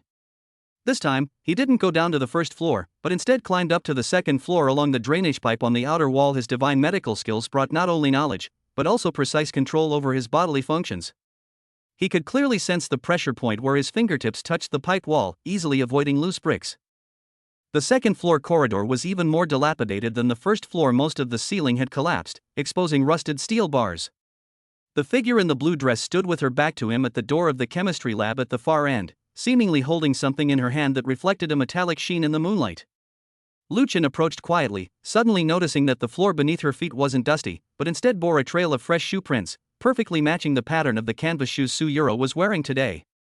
"Stop pretending." He gripped his military knife tightly, his voice echoing in the empty corridor. "You're not Suyuro, but you know where she is, right?" The figure in the blue dress whirled around, and in the instant her long hair fell loose, Lucien saw her face clearly. It wasn't a scarred face at all, but the face of a pale, thin, unfamiliar girl, her eyes bloodshot, yet a relieved smile playing on her lips. In her hand she held a rusty stethoscope, the metal earpiece still stained with dried blood. "You've finally come." The girl's voice was hoarse, like sandpaper scraping. "I've been waiting for this day for 3 years. Who are you?" Lucien frowned, noticing that the school badge pinned to her collar was the same style as 3 years ago. "How much do you know about what happened back then?" "I am Lin Wei's older sister, Lin Lan." The girl raised her stethoscope, and the moonlight shone through the broken window onto it, reflecting Lucien's shocked face. "These are my sister's things. She was wearing them around her neck the day she died. The police said they didn't find them at the scene, but I know someone hid them." Lucien suddenly remembered the unfinished sentence at the end of Lin Wei's lab notebook. So she had an older sister. Those students didn't have food poisoning. Lin Lan's voice began to tremble, and the stethoscope shook violently in her palm. It was Li Jianguo. He mixed cyanide into the experimental reagents. My sister discovered that he was smuggling prohibited drugs into the lab and even kept a ledger that afternoon. She messaged me saying she was going to confront him, and then she never came back. Suddenly, the sound of breaking wooden planks came from the depths of the corridor. Lucien immediately pulled Lin Lan behind the wall. 3 dark figures darted out from the stairwell, brandishing crowbars and looking around. They were the same men in black who had been speaking outside the wall. "Split up and search," the leader growled in a hoarse voice. "Focus on the chemistry lab," the boss said. "The ledgers are probably there." Lucien covered Lin Lan's mouth and watched them kick open the lab door. Just then, he suddenly smelled a familiar disinfectant scent, exactly the same as the smell of the footprints on the stairs. He looked down at Lin Lan's canvas shoes, and sure enough, the soles were stained with bluish stains the same color as the footprints. "It was you." He let go, suddenly realizing the noise in the vent, the footprints on the stairs, were all you're doing? Lin Lan nodded, then pulled a small glass bottle from her pocket. It was half filled with a bluish liquid. "I found this in the basement. It's mixed with copper sulfate and formaldehyde. It turns skin blue." The footsteps were made by me walking around with the soles of my shoes soaked in it, and the breathing sounds were made by blowing a balloon into the ventilation duct. "What about the vengeful spirit's cries and human face?" Lucien pressed, suddenly remembering the turpentine smell he had just caught. Turpentine mixed with ammonia can cause hallucinations. Lin Lan pointed to the ventilation duct in the corner of the laboratory. "I put a time spray device in there, and with the reflector in the corridor, it can project the shadow of the mannequin downstairs onto the wall." As for that face, she took out a holographic projection sticker from her backpack, which was the scarred face he had seen in the classroom. "It's a modified photo of my sister, printed on a holographic film, and it changes color when heated." All the strange phenomena suddenly became plausible. There was no vengeful spirit at all, only an older sister seeking revenge for her younger sister, who spent 3 years setting up this scheme to lure out someone who knew the truth. Old Qin. Lucien thought of the dead security guard. Was he an accomplice? No. Lin Lan's voice lowered. He was coerced. Back then, when he discovered the truth, Li Jianguo threatened him with his daughter's life to shut him up and made him a guard to prevent anyone from getting close to the basement. For the past 3 years, he has lived with guilt and secretly left me clues, including that experimental record book. A scream suddenly erupted from the lab. Lucien peered out and saw 3 men in black waving crowbars wildly, shouting, "There's a ghost!" The spray device Lin Lan had set up had activated. He seized the opportunity to pull Lin Lan into the opposite biology lab, locking the door behind them, and discovered a hidden staircase leading to the attic. "Where is Suyuro?" Lucien grabbed Lin Lan's arm. Suyuro's pink cell phone signal was still moving on the phone screen, getting closer to the second floor from the basement ventilation duct. "She's in the ventilation duct." Lin Lan lifted the metal cover on the floor, revealing a square ventilation opening. I saw her tied up in the basement just now. When those people weren't paying attention, I pushed her into the ventilation duct and made her climb upstairs. Her phone must have fallen in there. A faint knocking sound came from the vent. Lu Chen immediately lay down and called out, "Suyuro? Is that you? Lu Chen?" Suyuro's voice came from the pipe, choked with sobs. "I'm stuck. They kidnapped my father and forced me to come and get something." Lu Chen's heart sank. It was indeed related to Li Jianguo. He used his military knife to pry open the grill of the ventilation duct and, by the light of his phone, saw Suyuro stuck at the corner of the pipe, her school uniform torn in several places, and blood seeping from her knees. "Don't be afraid, I'll pull you out." He reached in and grasped her wrist, suddenly noticing yellow powder under her fingernails. His divine medical knowledge immediately told him that it was realgar, often used to repel snakes and also to neutralize the toxicity of certain cyanides. "Is there something in your hand?" Lu Chen pressed. "It's a brass box." Suyuro's voice was breathless. "They said they found it under Grandpa Qin's bed. It seems to contain account books." Lin Lan suddenly grabbed Lu Chen's shoulder and pointed out the window. "They're here." For dark figures were climbing up the drainpipe. The one in the lead was Li Jianguo, the dean of students, whose usually kind face was now filled with malice. He was holding a stun gun, and the crackling sound of electricity was particularly jarring in the quiet night. "Catch them!" Li Jianguo roared as he kicked open the door to the biology lab. "The ledger must be on them." Lu Chen immediately pulled Suyuro out and shouted to Lin Lan, "Mix those chemical reagents." He noticed that there was potassium permanganate and concentrated hydrochloric acid on the lab table. Mixing the two would produce highly toxic chlorine gas, which, although dangerous, was enough to deter these people. Lin Lan reacted swiftly, grabbing 2 beakers and beginning to operate. Li Jianguo's men rushed over, but Lu Chen dodged the stun gun by sidestepping and threw his Swiss Army knife, striking the man squarely in the knee. Amid screams, chlorine gas began to fill the air, the yellowish-green fumes choking the man and making it impossible to open his eyes. "Hurry up!" Lu Chen finally pulled Suyuro out of the ventilation duct. Sure enough, she was holding a brass box with the periodic table of elements engraved on the clasp. Lin Lan pulled them into the hidden staircase in the attic. When Lu Chen was the last one to go up, he caught a glimpse of Li Jianguo covering his face with a handkerchief, staring fiercely in their direction with eyes that looked like he wanted to devour them. The attic was filled with discarded desks and chairs, and the air was thick with the smell of mothballs. Lu Chen blocked the ladder entrance with a rag and then discovered that Suyuro's ankle was cut. The wound was deep and bleeding profusely. He immediately rummaged through his backpack for gauze and alcohol, his god-level medical knowledge automatically forming a plan in his mind. First clean the dirt around the wound, avoid broken tissue when disinfecting with alcohol, and then apply pressure with gauze to stop the bleeding. Bear with it. He pressed down on Suyuro's ankle, his movements precise and gentle. When the alcohol touched the wound, Suyuro trembled with pain, but she gritted her teeth and didn't make a sound, only clutching the brass box tightly. "What exactly happened?" Lu Chen asked while bandaging the wound. Suyuro's tears finally fell. "This afternoon, someone kidnapped my father, saying they would release him if I came to the old school building tonight to pick up a box. I wanted to ask you for help, but I was afraid of implicating you." She choked out. "Those people said that this box contains evidence of Director Li smuggling chemicals, and that Grandpa Qin was helping him hide it." Lin Lan suddenly snatched the brass box and pried open the lock with a Swiss Army knife. Inside was indeed a leather-bound ledger, its yellowed pages meticulously recording transactions over the past decade, the names and quantities of chemicals purchased each time, buyer information, and even transfer records. The last few pages contained several photos, all depicting Li Jianguo and some strangers trading in the laboratory. In one photo, the young old man Qin was bent over, diligently keeping accounts. And this too. Lin Lan pulled a folded piece of paper from the bottom of the box. Unfolding it revealed an autopsy report, the report on the 7 students from 3 years ago. The report showed that in addition to cyanide, their bodies contained high concentrations of sedatives, indicating they had been drugged and then poisoned. The signature was a blurry doctor's name, but the stamped hospital was the one where Lu Chen's parents had worked before their disappearance. Lu Chen's fingers suddenly began to tremble. He remembered that his parents' diary mentioned that when they investigated a hospital drug smuggling case, they discovered that a batch of prohibited chemicals had flowed to a local middle school. "So that's how it is," he muttered to himself. "My parents' disappearance is also related to this." The sound of banging on the door came from outside the attic, and Li Jianguo's roar pierced through the wooden planks. "Hand over the box, or I'll set this place on fire."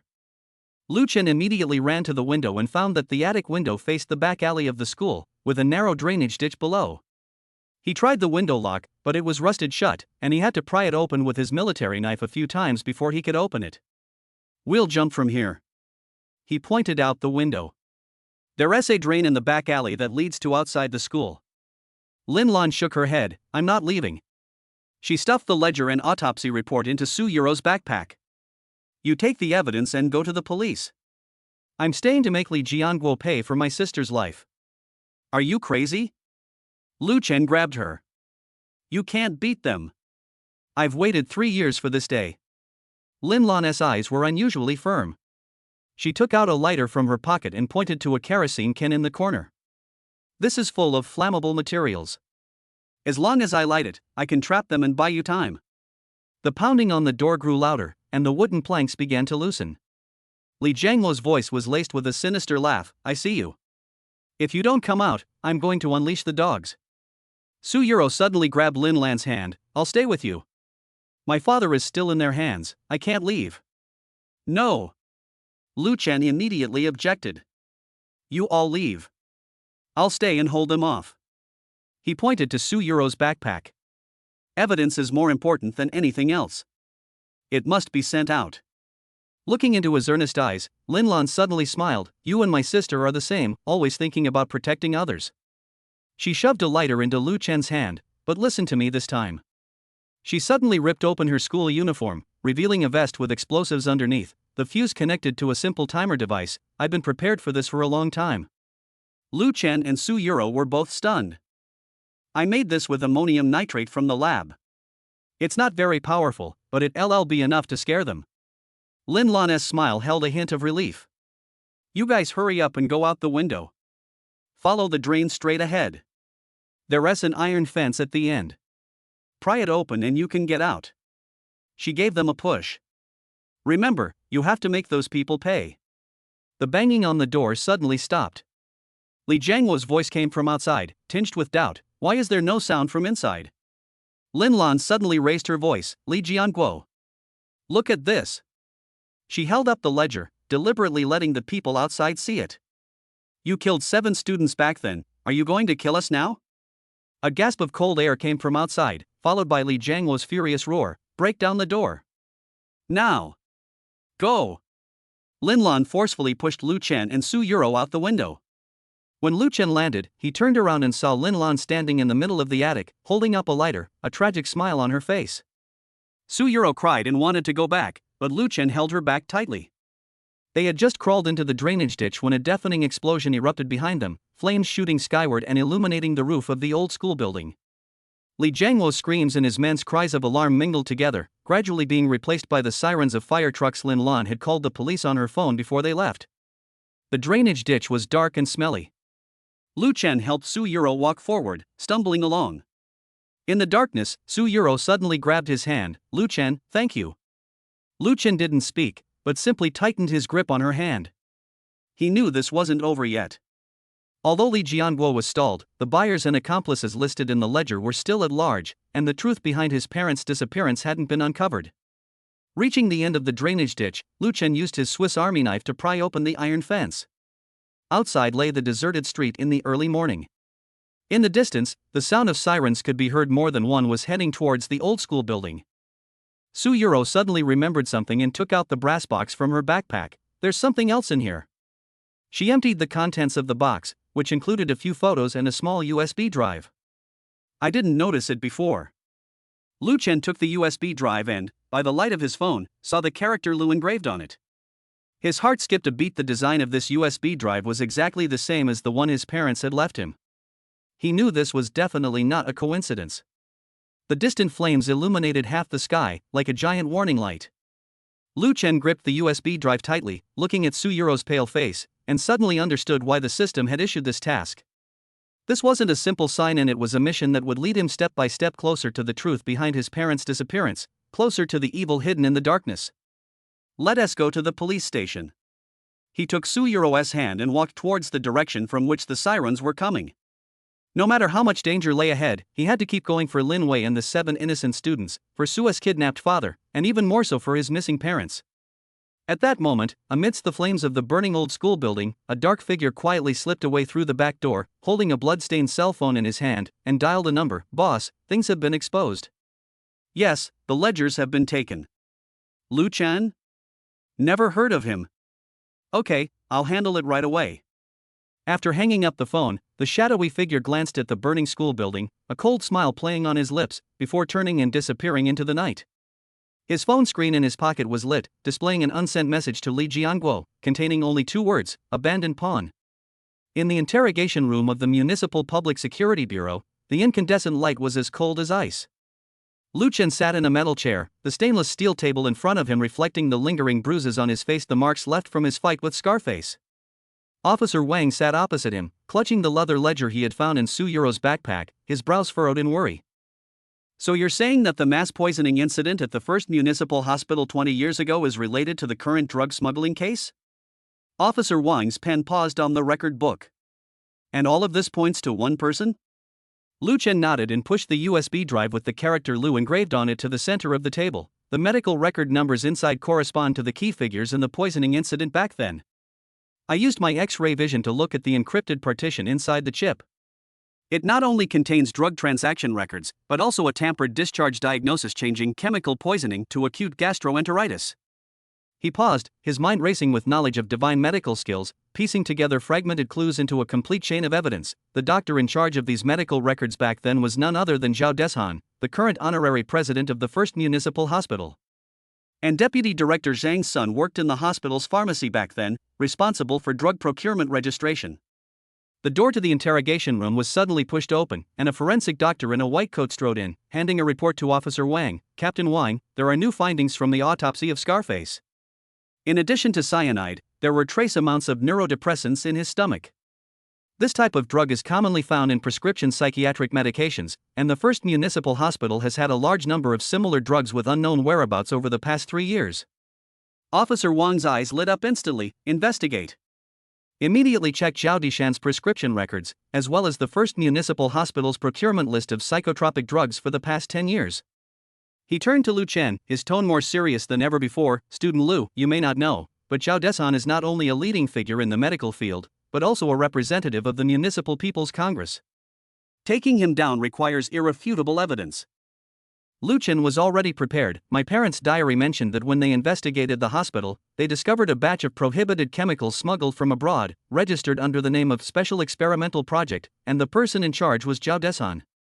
The composition of this batch of chemicals was exactly the same as the cyanide found in the bodies of students in the old school building 3 years ago." Just then, Officer Wang's phone rang. He answered it and listened for a few moments, his face growing increasingly grim. "What? Su Yuro has been kidnapped at the hospital? How could they let the suspect near the ward?" Lu Chen jumped up, the chair scraping against the floor with a screeching sound. "Which hospital? I'm going to save her." "Calm down." Officer Wang pressed him down. "We've already sent people to chase them. They're using a van disguised as an ambulance, and they're heading towards the suburbs." He suddenly remembered something and looked at Lu Chen. "You said Zhao Deshan is the mastermind, so where is he most likely taking them?" "The old campus of the first municipal hospital." Lu Chen blurted out. The hospital layout knowledge attached to his divine-level medical skills made him instantly recall it. It was abandoned 3 years ago, but Zhao Deshan's private laboratory has remained there, and it has a complete drug storage system. Officer Wang immediately picked up his walkie-talkie. "Attention all units, target locked on the old campus of the first municipal hospital, immediately block off surrounding roads. Repeat, the suspect may be bringing hostages into the old campus, requesting backup." Lu Chen grabbed the USB drive from the table. "I'll go with you. Su Yuro knows the details of the ledger, and Zhao Deshan definitely wants to get information out of her, or kill her to silence her." He looked at Officer Wang with a determined gaze. "Besides, I can find the secret entrance to the laboratory." The police car sped through the streets at 5 in the morning. The city outside the window was already awake, and the steam from the breakfast stalls condensed into white mist in the cold air.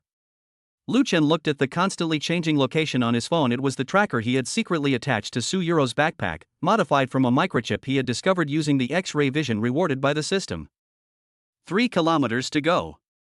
Lu Chen reported the distance while mentally simulating the layout of the old campus. The laboratory is on the basement level. There are two entrances. The main entrance is in the main building lobby, and there is an emergency exit behind the boiler room on the west side. Officer Wang nodded and gave the order into the walkie-talkie. Team 1, storm in through the main gate. Team 2, follow me to the boiler room on the west side. Stay concealed. 15 minutes later, the police car pulled up in the alley opposite the old hospital complex.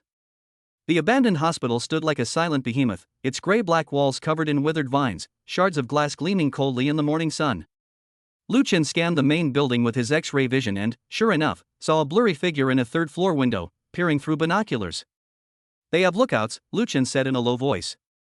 The passage over by the boiler room is more concealed, but it requires cracking the electronic lock. Zhao Desan likes to use a double security system of fingerprint and password. It will take time to crack the code, Officer Wang frowned. Our men have already surrounded the area, forcing our way in could harm the hostages. Lu Chen suddenly remembered something. I have a way. Zhao Desan has severe arthritis, especially the joint of his left index finger is deformed. His fingerprint lock must have been adapted and adjusted. I can use X-ray vision to analyze the lock cylinder structure and simulate his fingerprint characteristics. He pulled out a small metal piece from his backpack, a simple lockpicking tool made from a Swiss Army knife blade. As for the password, it's very likely his birthday, or the date of the mass poisoning incident. Officer Wang hesitated for a moment, then finally nodded. Be careful, we'll be waiting outside. Lu Chen crouched low as he crossed the road, using the bushes for cover to sneak around to the back of the boiler room.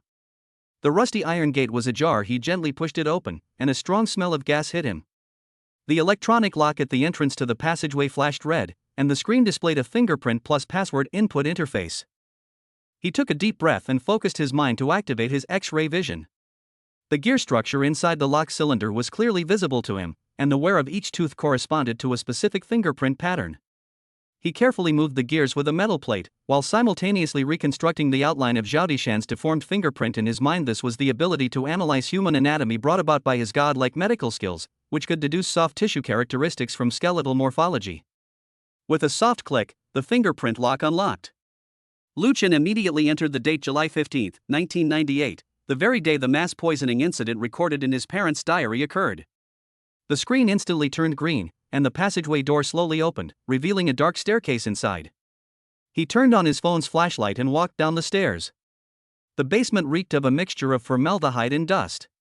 The doors to the rooms on both sides of the corridor were wide open, filled with discarded medical equipment, and X-ray films floated like ghosts in the dim light. As Lu Chen walked to the end of the corridor, he suddenly heard voices coming from the room on the left. It was Zhao Dishan's voice, trembling slightly. Miss Su, as long as you name the other buyers in the ledger, I guarantee I'll let you go and even send your father to the best hospital abroad for treatment. You're lying to me. Su Yuro's voice was trembling with tears, yet unusually firm. Those ledgers were already backed up. Killing me won't change anything. If you won't listen to reason, you'll have to suffer the consequences. Another cold voice rang out. Lu Chen recognized it as Zhao Dishan's bodyguard, a former Special Forces member. Dean, stop wasting time talking to her. Just inject her with a sedative. Once we get the list. Without further hesitation, Lu Chen kicked the door open. The sight inside made his pupils contract. Su Yuro was strapped to an operating table, her wrists and ankles secured with belts. Zhao Desan was walking towards her with a syringe in hand, and standing beside her was a man in a black suit holding a silenced pistol. Put down the syringe. Lu Chen shouted, throwing the metal piece in his hand, which hit Zhao Dishan's wrist. The syringe fell to the ground with a clatter, and the clear liquid splattered on the white floor tiles. The bodyguard reacted swiftly, turning and firing at Lu Chen. Lu Chen was prepared. He rolled behind the operating table, the bullet striking the metal surface and sending sparks flying. He grabbed his scalpel and, taking advantage of the bodyguard's momentary reload, threw it. The blade grazed the bodyguard's ear and embedded itself in the wall behind him. Grab him! Zhao Desan shouted angrily, his arthritis making it difficult for him to even take a few steps back. The bodyguard roared and lunged at him, but Lu Chen suddenly remembered the knowledge about human weaknesses from the Divine Medical Manual. This man had an old scar on the left side of his neck, the location of the carotid sinus, and pressure on it would cause a sudden drop in blood pressure. He deliberately created an opening, crouching down the instant the bodyguard reached out to grab him, his right hand precisely pressing on the scar, while his left elbow struck the man's ribs at the same time. The bodyguard grunted, his body stiffening instantly, his eyes glazing over. Lu Chen seized the opportunity to snatch the gun from his hand and smashed it into the back of his head with the butt, sending the man crashing to the ground. The whole process took no more than 10 seconds. Zhao Deshan was dumbfounded, and his cane fell to the ground with a thud. How did you know? I not only know his weaknesses, but I also know what you're hiding in your lab. Lu Chen pointed the gun at Zhao Deshan, while gesturing for Su Yuro to stay still. Those smuggled chemicals, and the formula used to create mass poisoning 20 years ago, are all in the safe, right? Zhao Dishan's face turned deathly pale instantly, as if he had seen a ghost. Who are you? How do you know about the formula? I am Lu Zhangming's son. Lu Chen's voice was icy. I am the doctor you framed for stealing and selling hospital medicines, and who then accidentally disappeared. Zhao Deshan staggered backward, bumping into the safe. So that's how it is. So it was you. He suddenly let out a strange laugh. Even if you knew, so what? I moved all that evidence long ago, you won't find it. Really? Lu Chen held up the USB drive with the character Lu engraved on it. This contains not only your transaction records, but also the recording of your call with the foreign buyer just now. I cracked the encryption on the way here and sent it to the police simultaneously. He hadn't actually cracked the encryption, but Zhao Deshan, feeling guilty, paled upon hearing this and suddenly pressed the red button next to the safe. The entire room began to shake, and white smoke billowed from the ventilation vents on the walls. Anesthetic gas. Even if I die, I'll drag you all down with me. Zhao Dishan's face was contorted with rage. The self-destruct program for this laboratory has been activated. It will be reduced to ruins in 3 minutes. Lu Chen immediately rushed to the operating table and smashed the belt buckle with the butt of his gun. His godlike medical skills allowed him to accurately judge the stress points of the lock cylinder, and he broke the restraint in a few moves. Quick, let's go. He pulled Su Yuro up and looked at the ventilation duct on the other side of the room. It leads to the ground from here. And what about you? Su Yuro grabbed his hand. The smoke was already making her dizzy. I'm going to shut down the self-destruct program. Lu Chen pushed her towards the ventilation shaft. The password is Zhao Dishan's birthday, 195500317. Hurry up and climb. He turned and rushed towards the safe. Zhao Deshan lunged at him to stop him, but Lu Chen dodged to the side and delivered a powerful punch to Zhao Dishan's chin. Zhao Deshan staggered and fell to the ground. Lu Chen immediately crouched down in front of the control panel, his fingers flying as he typed in the password. A countdown appeared on the screen, 158, 157. Incorrect password. Su Yuro's voice came from the ventilation duct, trembling with tears. I've tried it, but nothing's working. Lu Chen's heart sank. Was it not a birthday? He looked at Zhao Deshan lying on the ground, who was grinning maliciously. It's useless, the password is the death anniversaries of those 7 students, you'll never guess. The anniversary of the 7 students' deaths? Lu Chen suddenly remembered the date on Lin Wei's lab notebook, June 13, 2022. He immediately entered 20220613, and the countdown on the screen suddenly stopped, displaying a password-correct message. Impossible. Zhao Deshan stared in disbelief, as if he couldn't believe his ears. Lu Chen had no time to pay him any attention. He quickly found the option to disable the self-destruct program and pressed the confirm button. The piercing alarm stopped abruptly, and the smoke in the room gradually dissipated. He breathed a sigh of relief and turned to look at the ventilation duct. Su Yuro's head was peeking out from inside, her face full of surprise. Just then, a flurry of footsteps sounded outside, and Officer Wang rushed in with his officers. Student Lu. Are you all right? Caught red-handed. Lu Chen pointed to Zhao Deshan and his bodyguard lying on the ground. His latest transaction records and his original medical records from 20 years ago are in the safe. The police officers handcuffed Zhao Deshan, who suddenly looked up at Lu Chen. Your parents, they're still alive. Lu Chen's heart skipped a beat. What did you say? They discovered my secret back then, but I didn't dare kill them. Zhao Dishan's voice was hoarse. They were imprisoned by me. Before he could finish speaking, he suddenly coughed violently, black blood spilling from the corner of his mouth. Lu Chen immediately rushed over and pressed his wrist down, the diagnosis from his divine medical skills instantly appearing: acute heart failure, a side effect of long-term use of a certain medication. Call an ambulance. Lu Chen shouted and began performing CPR, chest compressions and mouth-to-mouth resuscitation, each movement precise to the millisecond. He knows where my parents are. I can't let him die. Officer Wang immediately ordered someone to call for emergency medical assistance and signaled for the forensic doctor to come forward to help. While performing CPR, Lu Chen observed Zhao Dishan's pupils and noticed that his eyes were unfocused and his lips were moving as if he wanted to say something. "Where?" Tell me. Lu Chen leaned close to his ear. Zhao Dishan's lips moved, but he only managed to utter 2 words, "Island." Then, his head tilted to one side, and he stopped breathing completely. Lu Chen knelt on the ground, remaining motionless for a long time. An island? Which island? The news that his parents were still alive exploded in his mind like a thunderbolt. 3 years of longing and despair suddenly found an outlet, only to be shrouded in new mysteries.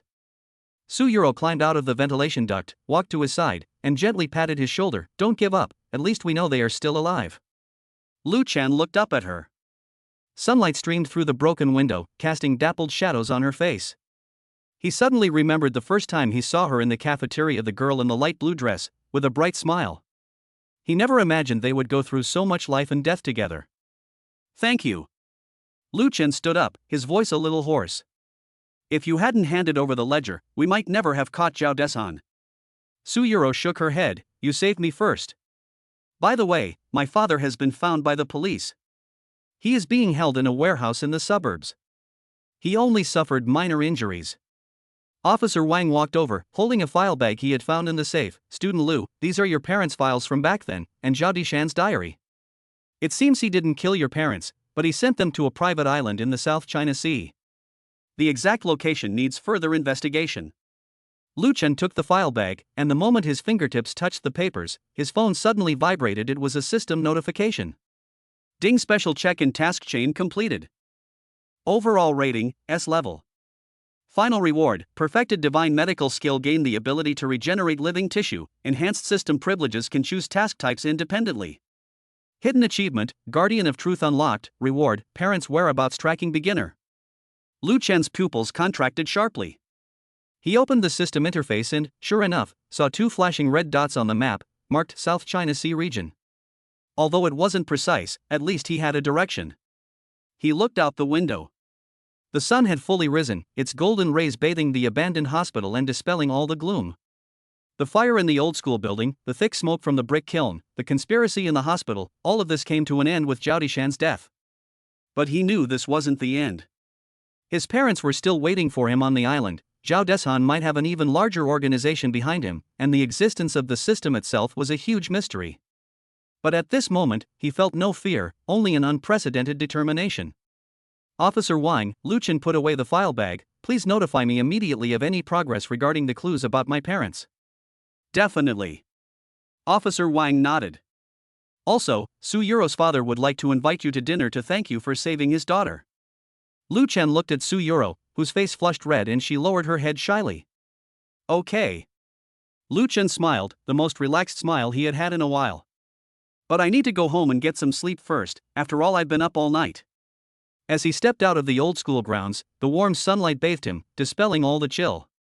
Su Yuro's father had already been brought over and was standing beside the police car, waving to him with gratitude on his face.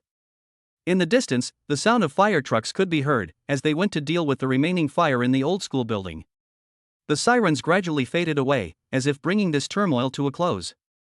Lu Chen took a deep breath, the air filled with the aroma of breakfast and the scent of sunshine. He didn't know what dangers the future held, but he knew he was no longer the boy who could only passively accept system missions. He had the ability to protect others, the courage to pursue the truth, and people he wanted to protect. On his phone, the system interface lay silently, a new permission notification flashing faintly. Lu Chen turned off the screen and looked up at the azure sky. "Parents, wait for me, I will find you. And those evils hidden in the darkness will one day be fully illuminated." Chapter 16, A Master Appears to Challenge, Easily Defeated and Famous. Act 1, Undercurrents. At 7:15 a.m. sharp, Lu Chen's phone vibrated on his pillow. He rubbed his eyes and sat up in his single bed. The system notification on the screen was clearly visible. Today's check-in location, east railing of the rooftop. Reward, random skill fragment X3.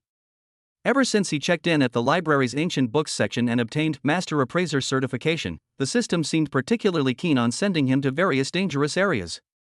Lu Chen threw off the covers and got out of bed, casually pulling off the school uniform jacket he had draped over the back of the chair last night. The navy blue school uniform was already a bit faded from washing, and there were still traces of his black marker repairs on the cuffs. In the kitchen, Lu Chen skillfully took out eggs and bread from the refrigerator. Amidst the hum of the microwave, his gaze inadvertently drifted to the yellowed family photo on the corner of the dining table. In the picture, his young parents stood at the university gate, his mother's hand gently resting on his 7-year-old shoulder. Since his parents left a letter 3 years ago declaring they were on a special mission, he had been left alone in the family. Ding! The moment the breakfast popped out of the microwave, his phone vibrated again. Lu Chen, still chewing on half a slice of bread, opened the system panel and found a hidden notification in the taskbar: host has checked in for 7 consecutive days without interruption. Reward: temporary charm aura for 1 hour, opposite sex favorability plus 50%.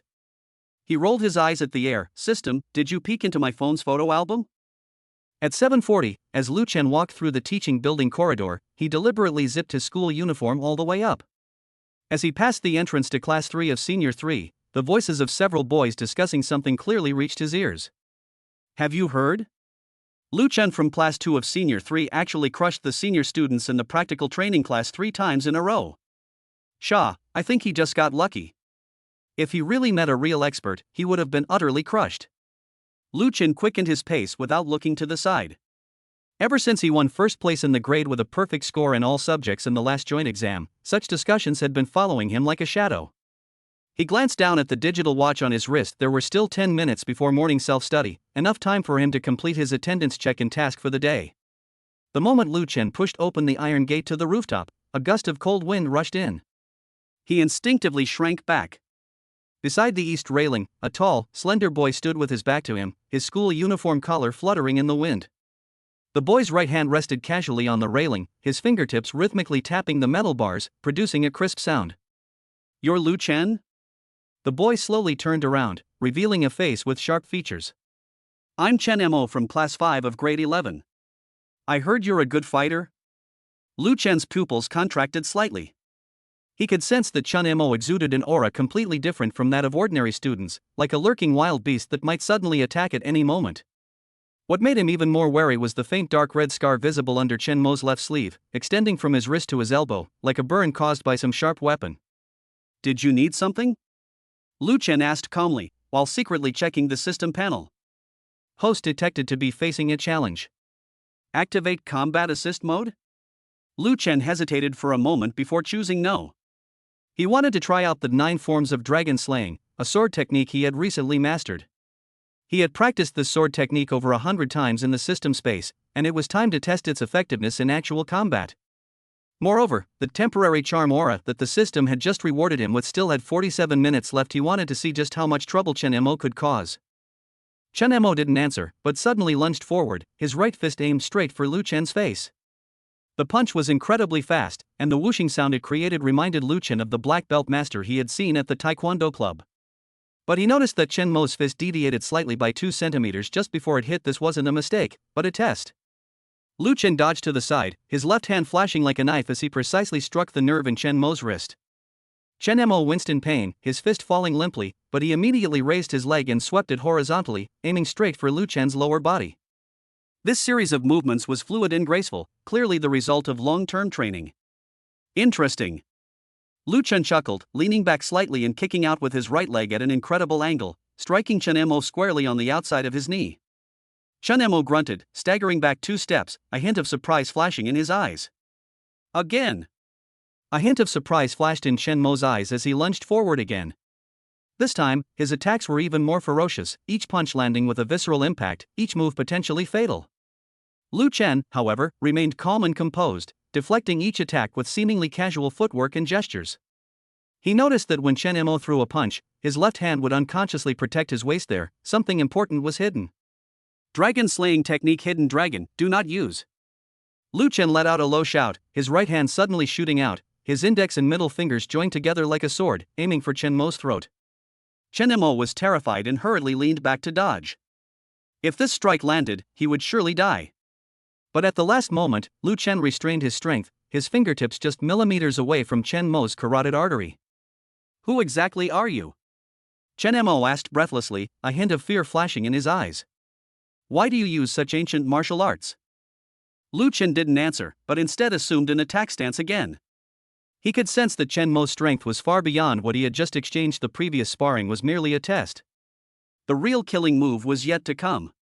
What concerned him even more was the complex emotion that flashed in Chen Mo's eyes when he mentioned ancient martial arts, a mixture of fear and anticipation. Just then, the iron gate to the rooftop was suddenly kicked open. A dozen men in black uniforms rushed in, led by a middle-aged man wearing sunglasses. A hideous scar ran down his left cheek, from the corner of his eye to the corner of his mouth, making his smile look particularly sinister. "Chen Mo, you've lost," the middle-aged man said coldly. "According to the agreement, you should come back with us." Chen Mo's expression changed drastically, and he took 2 steps back. "Dad, I don't want to go back. I want to stay at school." The middle-aged man sneered, "It's not up to you. How can the heir of the Chen family waste his time at such a third-rate school?" Lu Chen frowned as he watched this scene, suddenly realizing that things were not so simple. This Chen Mo was likely a scion of some reclusive family, and his father had clearly come to forcibly take him back.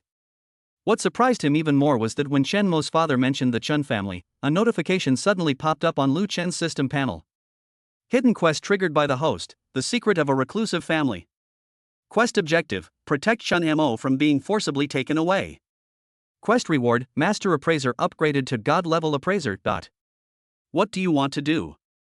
Lu Chen stood in front of Chen Mo. "This is a school, not a place for you to run wild."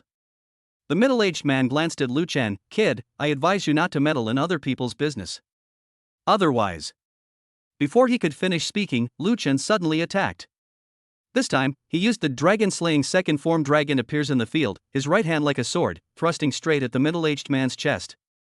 The middle-aged man's pupils contracted sharply, and he hurriedly dodged to the side, but the sword energy still tore his clothes. On his exposed chest, a black dragon with bared fangs and claws was tattooed, its eyes flashing with an eerie red light. "How dare you!" the middle-aged man roared, drawing a short knife from his waist. "Today I'll show you the power of the Chen family's swordsmanship." Lu Chen noticed that the hilt of the short sword was engraved with complex runes, and the blade gleamed with a ghostly blue light in the sunlight. This was no ordinary weapon, but a spiritual artifact. He suddenly remembered that Chen Mo must have also concealed something similar at his waist during their fight. The battle escalated instantly. The middle-aged man's swordsmanship was superb. Each strike whistled through the air, aimed directly at Lu Chen's vitals. Lu Chen, however, grew increasingly fierce, unleashing the 9 forms of Dragon Slayer with fluid grace, deflecting each of the man's attacks. He noticed that the middle-aged man would unconsciously glance at Chen Mo whenever he drew his sword. This wasn't a simple battle, but a performance. 3 forms of dragon slaying, vigilant dragon swiftness. Lu Chen roared, his sword energy surging 3 feet, forcing the middle-aged man back several steps. The middle-aged man's expression turned solemn. He had never seen such a bizarre sword technique before. Each move contained profound truths of heaven and earth, making it impossible to defend against. What shocked him even more was that Lu Chen's sword energy faintly carried a familiar aura. It was the Chen family's long-lost 9 forms of dragon slaying. 4 forms of dragon slaying, leaping dragon in the abyss. Lu Chen attacked again, this time with a faint dragon's roar within his sword energy. The middle-aged man felt an immense force surge towards him, his short sword instantly knocked away, and he was thrown to the ground. He looked at Lu Chen in terror, trembling as he asked, "You, who are you? Why do you use the Chen family's long-lost 9 forms of dragon slaying?" Lu Chen didn't answer, but walked to Chen Mo's side and asked, "Are you alright?" Chen Mo shook his head, his eyes filled with gratitude. "Thank you, Lu Chen." The middle-aged man struggled to his feet, a ruthless glint in his eyes. "Since that's how it is, then don't blame me for being impolite." He pulled a remote control from his pocket and pressed the red button. Almost simultaneously, a piercing alarm suddenly blared on the rooftop, and dozens of men in black surged in from all directions. Lu Chen noticed that these men in black were all carrying some kind of gun-like device, but the barrels were transparent, with a strange purple liquid flowing inside.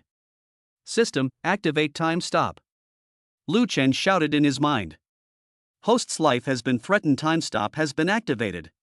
Time remaining, 3 seconds." Lu Chen quickly glanced around and noticed that several of the men in black were armed.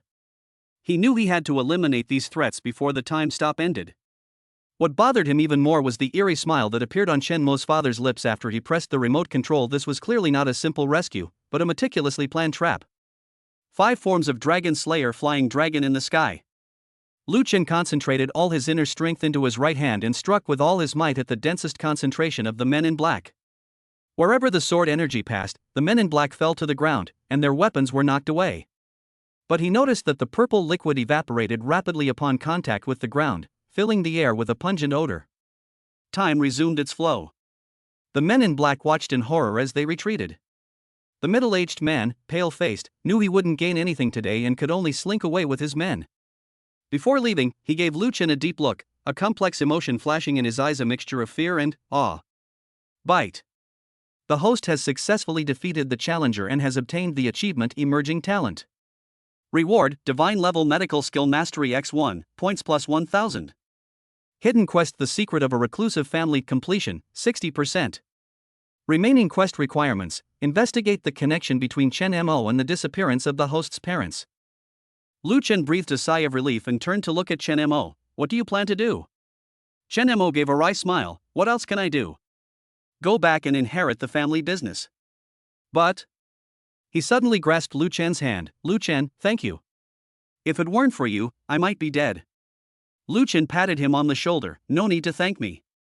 If you ever have any trouble in the future, you can come to me. Chen Mo nodded and turned to leave.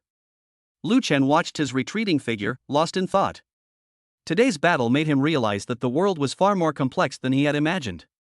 Hidden families, supernatural organizations, mysterious forces, these elements, which originally only existed in novels, were gradually approaching him. What concerned him even more was the connection to the host's parents' disappearance mentioned by the system. Could this be the key to solving the mystery of his parents' disappearance? System, what should I do next? Lu Chen asked in his mind. Host, there's no need to worry. The heavenly Dao sign and system will protect you. Lu Chen smiled and turned to walk towards the edge of the rooftop. The afterglow of the setting sun shone on him, casting a long, long shadow. He knew that his legend had only just begun.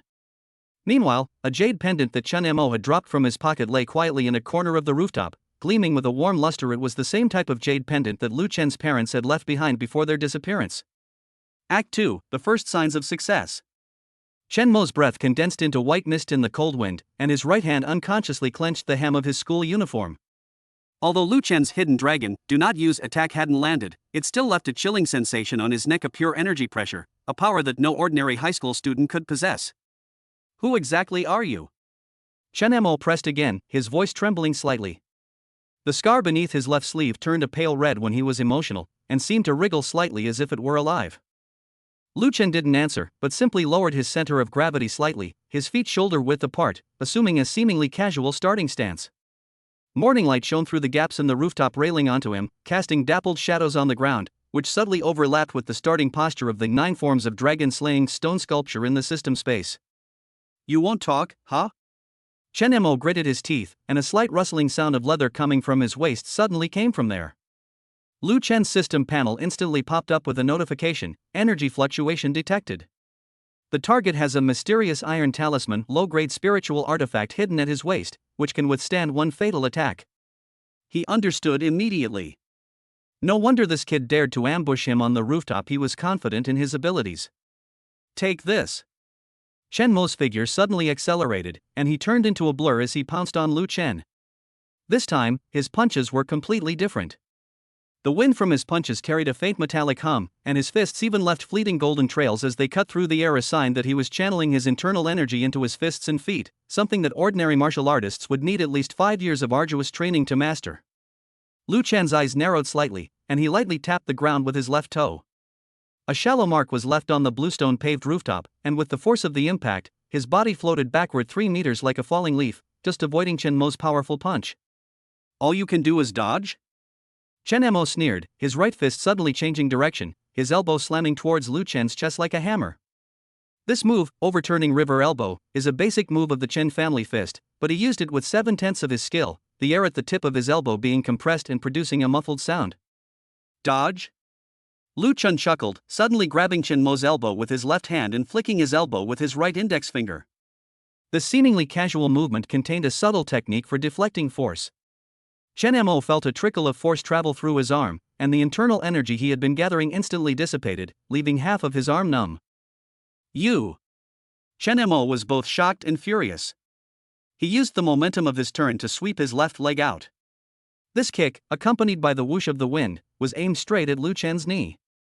If it hit, the result would be a fracture at best and paralysis at worst. Instead of retreating, Lu Chen advanced, his body twisting unpredictably like a pretzel. In the split second before the arrow could be released, his right foot precisely landed on Chen Mo's instep, while his right hand gently pushed Chen Mo's shoulder. Chen Mo felt his center of gravity suddenly lose control, and he staggered forward, almost crashing into the concrete railing of the rooftop. This is Tai Chi's force deflection? Chen Mo steadied himself by holding onto the railing, his eyes filled with disbelief as he looked at Lu Chen. He had grown up in his family's martial arts school and had seen many masters, but he had never seen anyone use the technique of borrowing force to such a masterful degree. The opponent's movements seemed slow, yet he could always predict the trajectory of his attacks. Lu Chen didn't explain, but simply flexed his wrists. Those few moves just now seemed effortless, but they were actually a test of Chen Mo's strength. This kid's internal energy purity far exceeded that of ordinary students, and his moves vaguely carried the techniques of aristocratic science, but his foundation was clearly unstable, probably due to his eagerness to achieve quick results. Again! Chen Mo took a deep breath, his hands suddenly forming a peculiar hand seal. The fabric of his school uniform on his left chest bulged slightly, as if something was glowing. Lu Chen's system panel immediately popped up a warning: spiritual artifact resonance detected. Target may be using the power of the mysterious iron talisman. Chen family basic fist technique mountain collapse. Chen Mo shouted, his fist, glowing with a pale golden light, slamming towards Lu Chen's face. This punch was 30% faster than before, the wind from it even ruffling Lu Chen's bangs. An empty soda can on the edge of the rooftop was struck by the force of the punch and instantly crushed into a sheet of metal. A hint of surprise flashed in Lu Chen's eyes. This move, mountain collapse, appeared fierce and powerful, but it actually contained 3 layers of force. The first layer was external force, the second layer was internal force, and the third layer was hidden force that penetrated directly into the internal organs. It was a typical insidious move. Ordinary students could never learn this kind of skill. Dragon slaying second form dragon appears in the field. Lu Chen no longer held back, his right hand transforming into a blade, slashing diagonally down along with Chen Mo's fist. This strike appeared slow, yet it carried an unstoppable momentum, like a new sprout breaking through the soil in a field, its gentleness concealing boundless vitality. Swoosh! The golden light on Chen Mo's fist suddenly dissipated the instant the two moves clashed. He felt a gentle yet irresistible force spreading along his arm, and his internal energy became restless as if it had encountered its nemesis. Put! Chen Mo staggered back 3 steps, clutching his chest and coughing violently. He stared in disbelief at his fist. A thin bloodstain had appeared at the base of his thumb. This wasn't an external injury, but an internal injury caused by the backlash of internal energy. Who exactly are you? Chen Mo's voice was bloodshot, and the scar beneath his left sleeve had turned a deep dark red. This isn't Tai Chi, nor is it Xingyi. Where did you learn your kung fu? Lu Chen didn't answer, his gaze falling on Chen Mo's waist. During their earlier exchange, he clearly felt a hard object at Chen Mo's waist, shaped like some kind of token. Combined with the mysterious iron talisman mentioned in the system notification, this kid's identity was becoming increasingly suspicious. You won't talk, huh? Chen Mo suddenly pulled a bronze token from the inside pocket of his school uniform, engraved with twisted dragon patterns. The moment the token left his body, the wind on the rooftop suddenly became violent, making the two of them's school uniforms flutter wildly. Warning! A low-level spiritual tool, Dragon Pattern Token, has been detected. It contains a faint dragon aura and can temporarily increase the user's power by 30%. As the system notification sounded, Lu Chen noticed a hint of struggle flash in Chen Mo's pupils. He seemed unwilling to use the token. The glory of the family is not something a scoundrel like you can understand. Chen Mo suddenly pressed the token to his chest, and a pale golden light instantly enveloped his entire body. His figure seemed to grow taller, his originally slightly thin shoulders became broad, and when he clenched his fists, the sound of bones grinding together could even be heard. That's getting interesting. Lu Chen stretched his neck, and his cervical spine made a crisp cracking sound. The temporary charm aura rewarded by the system had 23 minutes left, but he was more concerned about the sudden surge of aura emanating from Chen Mo. This power was very pure, but it carried a clear sense of coercion, as if it was overdrawing on his life force. Chen family killer move Raging Dragon Break. Chen Mo's figure transformed into a golden lightning bolt, his fist whistling through the air as it aimed straight for Lu Chen's heart. The trajectory of this punch completely defied the laws of physics, leaving 3 afterimages in the air, making it impossible to judge its reality. The concrete ground of the rooftop was stomped into shallow pits by his powerful kick, sending pebbles flying. This time, Lu Chen didn't dodge. Instead, he firmly planted his feet on the ground and drew a circle with his hands in front of his chest. As soon as he put on the starting stance of 3 forms of dragon-slaying vigilant dragon, a faint dragon aura suddenly filled the air, not the pseudo-dragon aura that Chen Mo borrowed, but the suppressive force originating from the source of 9 forms of dragon-slaying. The golden light on Chen Mo's fist suddenly let out a mournful cry, trembling violently as if it had encountered a natural enemy. His movements froze for a moment, and it was this momentary opening that Lu Chen seized upon. Too slow. When Lu Chen's voice rang in Chen Mo's ears, he realized that the other party had already circled behind him. Immediately afterward, a gentle yet irresistible force pressed against his back, instantly calming the surging internal energy within him, and the dragon pattern token on his chest lost its luster. Thump! Chen Mo's legs buckled, and he knelt on the ground. The dragon pattern token slipped from his hand, bounced a few times on the bluestone slab, and rolled to Lu Chen's feet. He raised his head, his face filled with despair and resentment. Impossible. How could you, the family's secret killing move? Lu Chen bent down and picked up the dragon pattern token. It was icy cold to the touch, and a tiny Chen character was engraved on the back. The material of this thing was very special, like a mixture of some kind of jade and metal, and he could vaguely feel the energy flowing inside. This thing puts a lot of strain on your body, use it sparingly. Lu Chen tossed the token back to Chen Mo, his tone indifferent. His palm strike had not only neutralized the attack, but also used the internal energy of the 9 forms of dragon slaying to regulate the chaotic energy within Chen Mo's body. This kid may be reckless, but he's not bad at heart, there's no need to kill him. Chen Mo's hand trembled as he caught the token. He suddenly remembered what his father had said in the family ancestral hall 3 years ago: true strength does not come from magical tools and secret medicines, but from absolute control over power. He had dismissed it then, but now an unknown high school student had given him a vivid lesson. Why didn't you kill me? Chen Mo's voice was choked with sobs. Failing the family's assessment meant he would lose his inheritance rights and might even be sent to some remote branch, but what he cared about more at the moment was Lu Chen's nonchalant attitude, as if the fight just now was just a game. Lu Chen didn't answer, his gaze fixed on the rooftop entrance.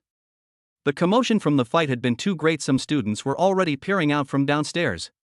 He glanced at his digital watch. The morning study bell was about to ring in 3 minutes. Go away, and don't come looking for me again. Lu Chen turned to leave, but Chen Mo suddenly grabbed his trouser leg.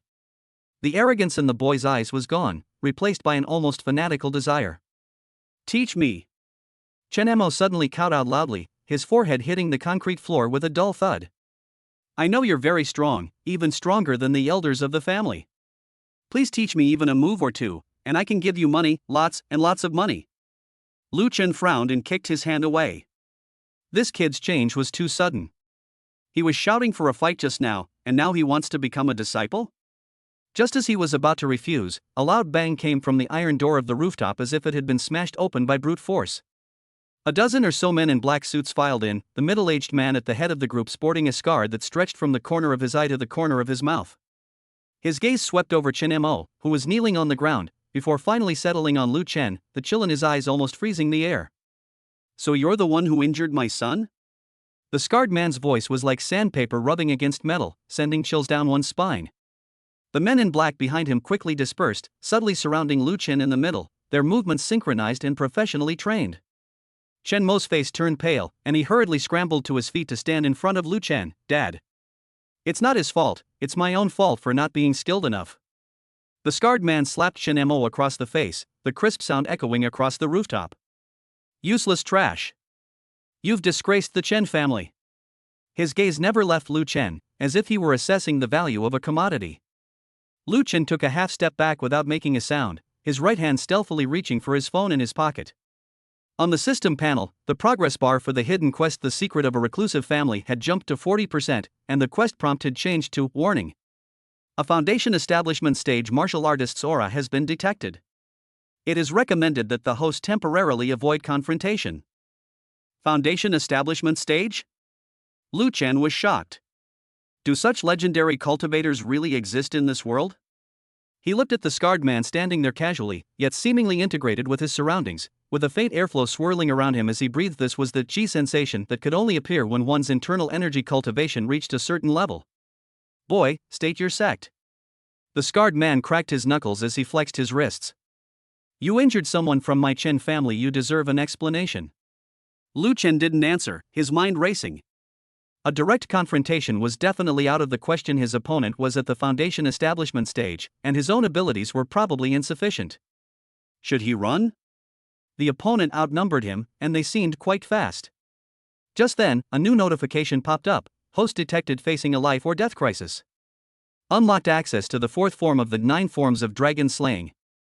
Do you wish to comprehend it immediately? Lu Chen was overjoyed and was about to select yes when he heard the scarred man sneer, "You won't talk, huh? Then don't blame me for being ruthless." The scarred man suddenly vanished from his spot, reappearing half a meter in front of Lu Chen. His fist, reeking of blood, slammed into Lu Chen's face, at least 5 times faster than Chen Mo's. 4 forms of dragon slaying, leaping dragon in the abyss. Lu Chen used the newly unlocked move almost instinctively. His body seemed to be lifted by an invisible force and floated backward, while his right hand transformed into a sword, and a visible light blue sword aura condensed at his fingertips. Sizzle! The sword energy collided with the scarred man's fist, producing a sound like tearing fabric. The scarred man groaned and took 2 steps back, staring incredulously at his fist. The skin between his thumb and forefinger was cut open, and blood was seeping out. A mid-grade Xian level martial skill? The scarred man's expression turned serious. Whose disciple are you? Lu Chen didn't answer, and quickly created distance while the other party retreated. That attack had almost exhausted his temporary internal energy. If he continued fighting, he would have to use the system's time stop. Dad! Stop hitting him! Chen Mo suddenly lunged forward and grabbed the scarred man's arm. He's a good man, he just saved me. The scarred man impatiently shoved him away. Get out of here. Family matters are none of your business. His gaze locked onto Lu Chen again, filled with scrutiny and a hint of barely perceptible greed. Clearly, he had become interested in Lu Chen's martial arts skills. Lu Chen noticed that the scarred man's left hand was always behind his back, as if he were holding something. Combined with the foundation establishment stage aura that the system had just given him, this old guy was definitely hiding his strength. Looks like I won't be able to leave without leaving something behind. Lu Chen took a deep breath and quietly activated the system's emergency escape mode. This mode consumes 100 points, but it can provide the best escape route in critical moments. Just as tensions were running high and a major battle was about to break out, the school bell suddenly rang out from the teaching building. Wait, it's only the beginning of morning self-study time, why is the bell ringing? The scarred man's expression suddenly changed. He took out his phone, glanced at it, and his eyes turned sinister. Consider yourself lucky. He glared at Lu Chen fiercely. Kid, I'll remember you. Within 3 days, I'll send someone to visit your house. After saying that, he grabbed Chen Mo, who was still trying to speak, and led more than a dozen men in black away from the rooftop in a swift manner, as if they had never been there. Lu Chen breathed a sigh of relief, his back already soaked with cold sweat. He looked in the direction the scarred man had left, his heart filled with doubt. This Chen family was clearly not simple, and the dismissal bell just now was too strange, as if someone had deliberately helped him out. The completion rate of the hidden quest The Secret of a Reclusive Family has increased to 50%. Third-party intervention has been detected. It is recommended that the host find out the truth as soon as possible. As the system notified him, Lu Chen noticed that a piece of clothing seemed to flash behind the drainpipe in the corner of the rooftop. Who? Lu Chen shouted and chased after it, only to see a gray pigeon fly away from the railing. A silver whistle remained on the railing, engraved with an owl with outstretched wings, the symbol of the Night Owl organization. Lu Chen picked up the whistle, his heart churning with turmoil.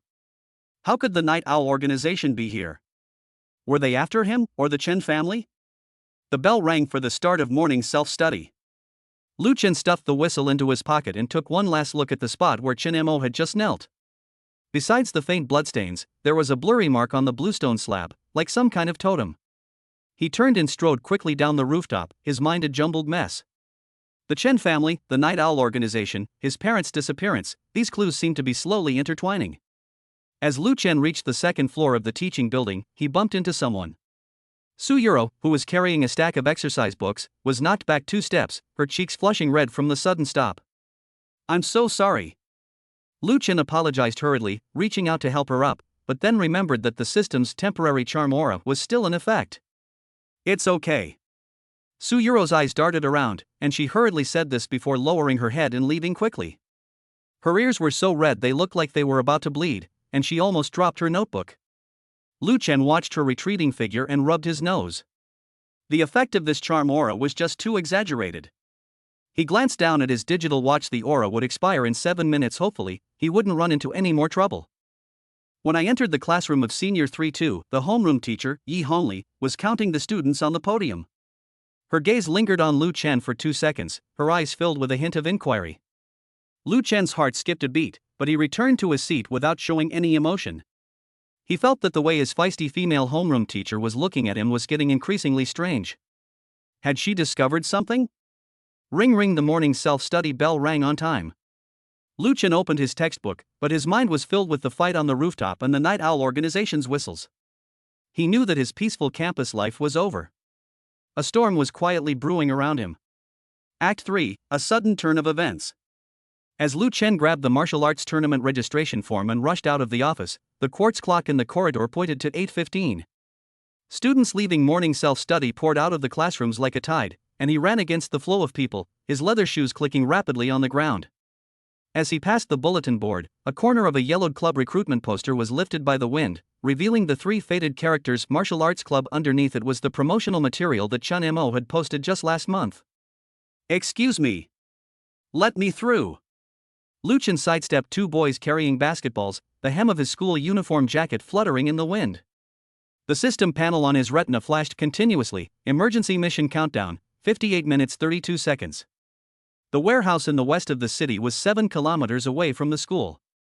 Taking the bus at this time would definitely be too late, and taking a taxi, he touched the crumpled 20 yuan in his pocket, which was his lunch money for today.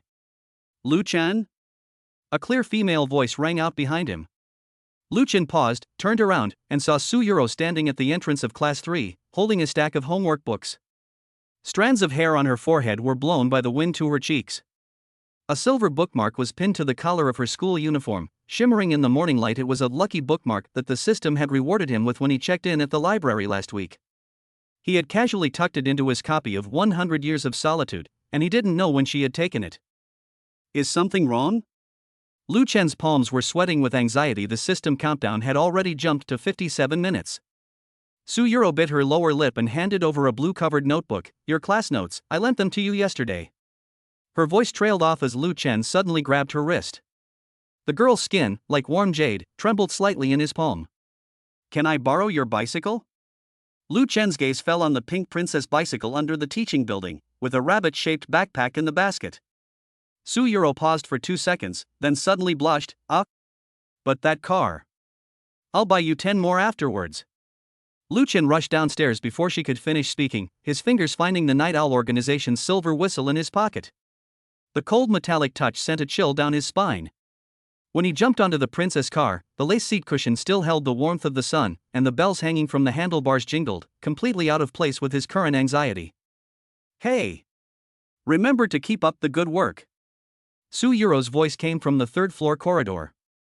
When Lu Chen turned around, he saw her waving on tiptoe, her skirt billowing in the wind in a beautiful arc. Suddenly, a notification popped up on the system panel. Temporary charm aura effect ended. Su Yuro's favorability was detected +5, current favorability 75 friendly. "Are you crazy?" Lu Chen shook his head and pedaled furiously, the pink bicycle tracing an S-shaped path on the asphalt road. As he passed the small shop near the school gate, he caught a glimpse of old man Qin dozing off on the counter, a peaking opera tune playing from a radio.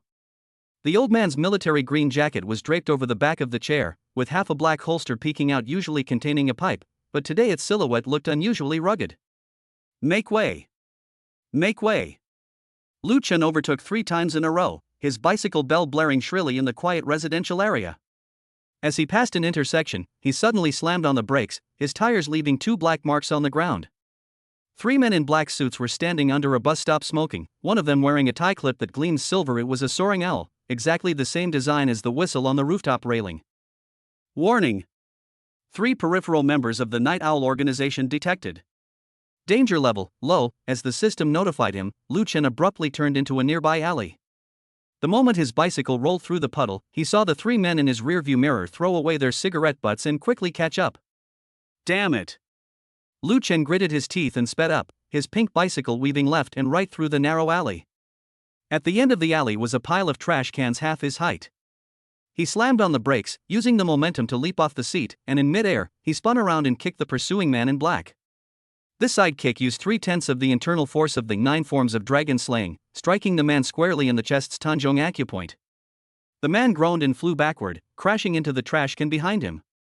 The other 2 men in black exchanged a glance and pulled out batons from their waists. Lu Chen didn't have time to argue. He grabbed his school bag that had fallen to the ground and threw it at them, then took advantage of the moment they dodged to leap over the 2-meter-high wall. His knees went numb when he landed, but he ignored the pain and slid down a drainpipe into another alley, a shortcut he had figured out over the past 3 years of delivering food, and he never expected it would come in handy today. At 8:40, Lu Chen finally saw the tin roof of the warehouse in the west of the city. This abandoned cannery was surrounded by a 3-meter-high red brick wall, and the rusty iron gate was secured with a large padlock, but the dog hole on the side was big enough for one person to pass through. He hid his pink bicycle in the weeds, and as he brushed the dust off his clothes, a warning suddenly popped up on the system panel: high-intensity energy fluctuation detected, suspected to be a mid-level spiritual artifact, dragon locking chain. Lu Chen peered over the wall. A dozen men in black stood in the warehouse's open space. The scarred man was smoking with his back to him, his leather shoes kicking at an iron chain on the ground. The chain was entirely black, with a dragon headlock every 30 centimeters. It was currently wrapped around Chen Mo's ankle, the chain gleaming with a faint blue light. "You wretch!" The scarred man suddenly kicked Chen Mo in the chest. The boy's thin body slammed against a pillar of the tin warehouse with a dull thud. "Your family has nurtured you for 18 years, and this is how you repay them, with a crushing defeat?" Chen Mo coughed up blood and laughed. "I'd rather be an ordinary person than a tool for your power struggles." His school uniform was soaked in blood, and the scar under his left sleeve had turned completely purplish black, as if countless small snakes were swimming under his skin. "An ordinary person?" The scarred man stubbed out his cigarette and stepped on it. "You think that Lu Chen is a good guy?" He used the 9 forms of dragon slaying. He suddenly stopped speaking and turned sharply to look at the wall. Lu Chen instinctively pulled his head back, his heart pounding wildly. In that instant, he clearly saw a black leather box tucked into the scarred man's waistband. The dragon pattern on the box was exactly the same as Chen Mo's token, only larger and more intricate. Warning: Chen Mo's vital signs have dropped to the critical point. Time remaining, 18 minutes. At the same time as the system notification, the sound of chains being dragged came from inside the warehouse. When Lu Chen peeked out again, he saw 2 men in black dragging Chen Mo deeper into the warehouse. The boy's head was tilted to the side, clearly unconscious. "I can't wait any longer." Lu Chen took out the silver whistle from the Night Owl organization and suddenly had a bold idea. He went around to the back door of the warehouse, where there was a hole in the barbed wire. The moment he crawled in, the smell of rust and rotten fruit filled his nostrils. This was the smell in the background when his parents last called in before they disappeared 3 years ago. The warehouse was larger than he had imagined, with several dimly lit chandeliers hanging from the 30-meter-high dome. Lu Chen moved close to the load-bearing wall when a rat suddenly darted out from the shadows, startling him so much that he almost knocked over the metal bucket at his feet. The patriarch said we must obtain the blood pact of the dragon mark token by 9 p.m. tonight. The scarred man's voice came from the center of the warehouse. "That kid survived one of my punches. He might be a descendant of the dragon slayer bloodline." "Dad, you can't do this." Chen Mo suddenly struggled, the chains dragging on the ground with a grating sound. "Lu Chen is innocent." "Innocent?" The scarred man sneered. "From the day he learned the 9 forms of dragon slaying, he's been bound to the Chen family." He pulled a bronze disc from his robes, engraved with the same dragon pattern as Chen Mo's token. "Once I force out his bloodline using this soul-suppressing array, I can break the seal on the ancestral land." Lu Chen's heart felt like it was being squeezed. Dragon-slaying bloodline? Ancestral land seal? These words gradually overlapped with the fragments in the letter his parents left behind. The letter mentioned protecting the bloodline and abyss seal, which he had initially thought was just his father reading too many novels. At 9:15, the urgent wailing of police sirens suddenly rang out outside the warehouse. The scarred man's expression changed drastically, and he roared at the men in black beside him, "Useless trash. Didn't I tell you to lure the cops away? Boss, it wasn't us who called." A man in black, his face pale, held up a walkie-talkie. "Someone anonymously reported that drugs were being stored here." Lu Chen's lips curled into a smile. When he crawled in, he used the public phone in the warehouse to call the police and accidentally dropped the Night Owl's silver whistle at the door. He bet that the Night Owl organization and the Chun family were mortal enemies, and the appearance of the police would be enough to make them suspicious of each other. Retreat! The scarred man made a decisive move, grabbing the bronze disc from the ground and running towards the back door of the warehouse. As he passed Chen Mo, he suddenly stopped and drew the short sword engraved with runes from his waist. "Since you're protecting him so much, go to the underworld and repent." The scarred man's knife whistled as it slashed toward Chen Mo's neck. Lu Chen could no longer hide and grabbed the iron bucket next to him, throwing it at him. Clang! The short knife struck the iron bucket, sparks flying. The scarred man turned around and saw Lu Chen, his eyes instantly turning red. Perfect timing. Saves me the trouble of looking for you at school. Lu Chen stepped in front of Chen Mo and flexed his wrists. Suddenly, all the chandeliers in the warehouse went out, leaving only moonlight streaming in through the broken roof, casting dappled shadows on the ground. He could hear the hurried footsteps of the men in black and the growing wail of police sirens in the distance. "You dare come?" The scarred man's voice echoed in the darkness. "Do you know who I am?" "I don't know, and I don't want to know." Lu Chen's voice was steady. "Let him go, and I can pretend that today's events never happened." "Ha ha ha ha." The scarred man laughed wildly. "You little brat, you've got quite the nerve. Do you know how powerful the dragon locking chain is?" He raised his foot to kick Chen Mo's ankle, and the chain suddenly emitted a blinding blue light. Chen Mo groaned, and veins bulged on his forehead. Chen Mo's vital signs have dropped rapidly. Time remaining, 5 minutes. It is recommended to use the time stop skill. Lu Chen's palms were sweating. He could feel the energy fluctuations emanating from the chains. The power was like countless fine needles, drilling into Chen Mo's heart through his veins.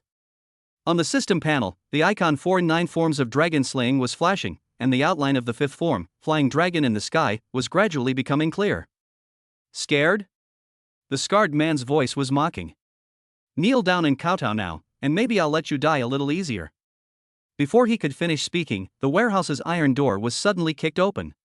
A dozen or so policemen rushed in, guns drawn, beams of flashlight sweeping through the darkness. "Don't move." "Police."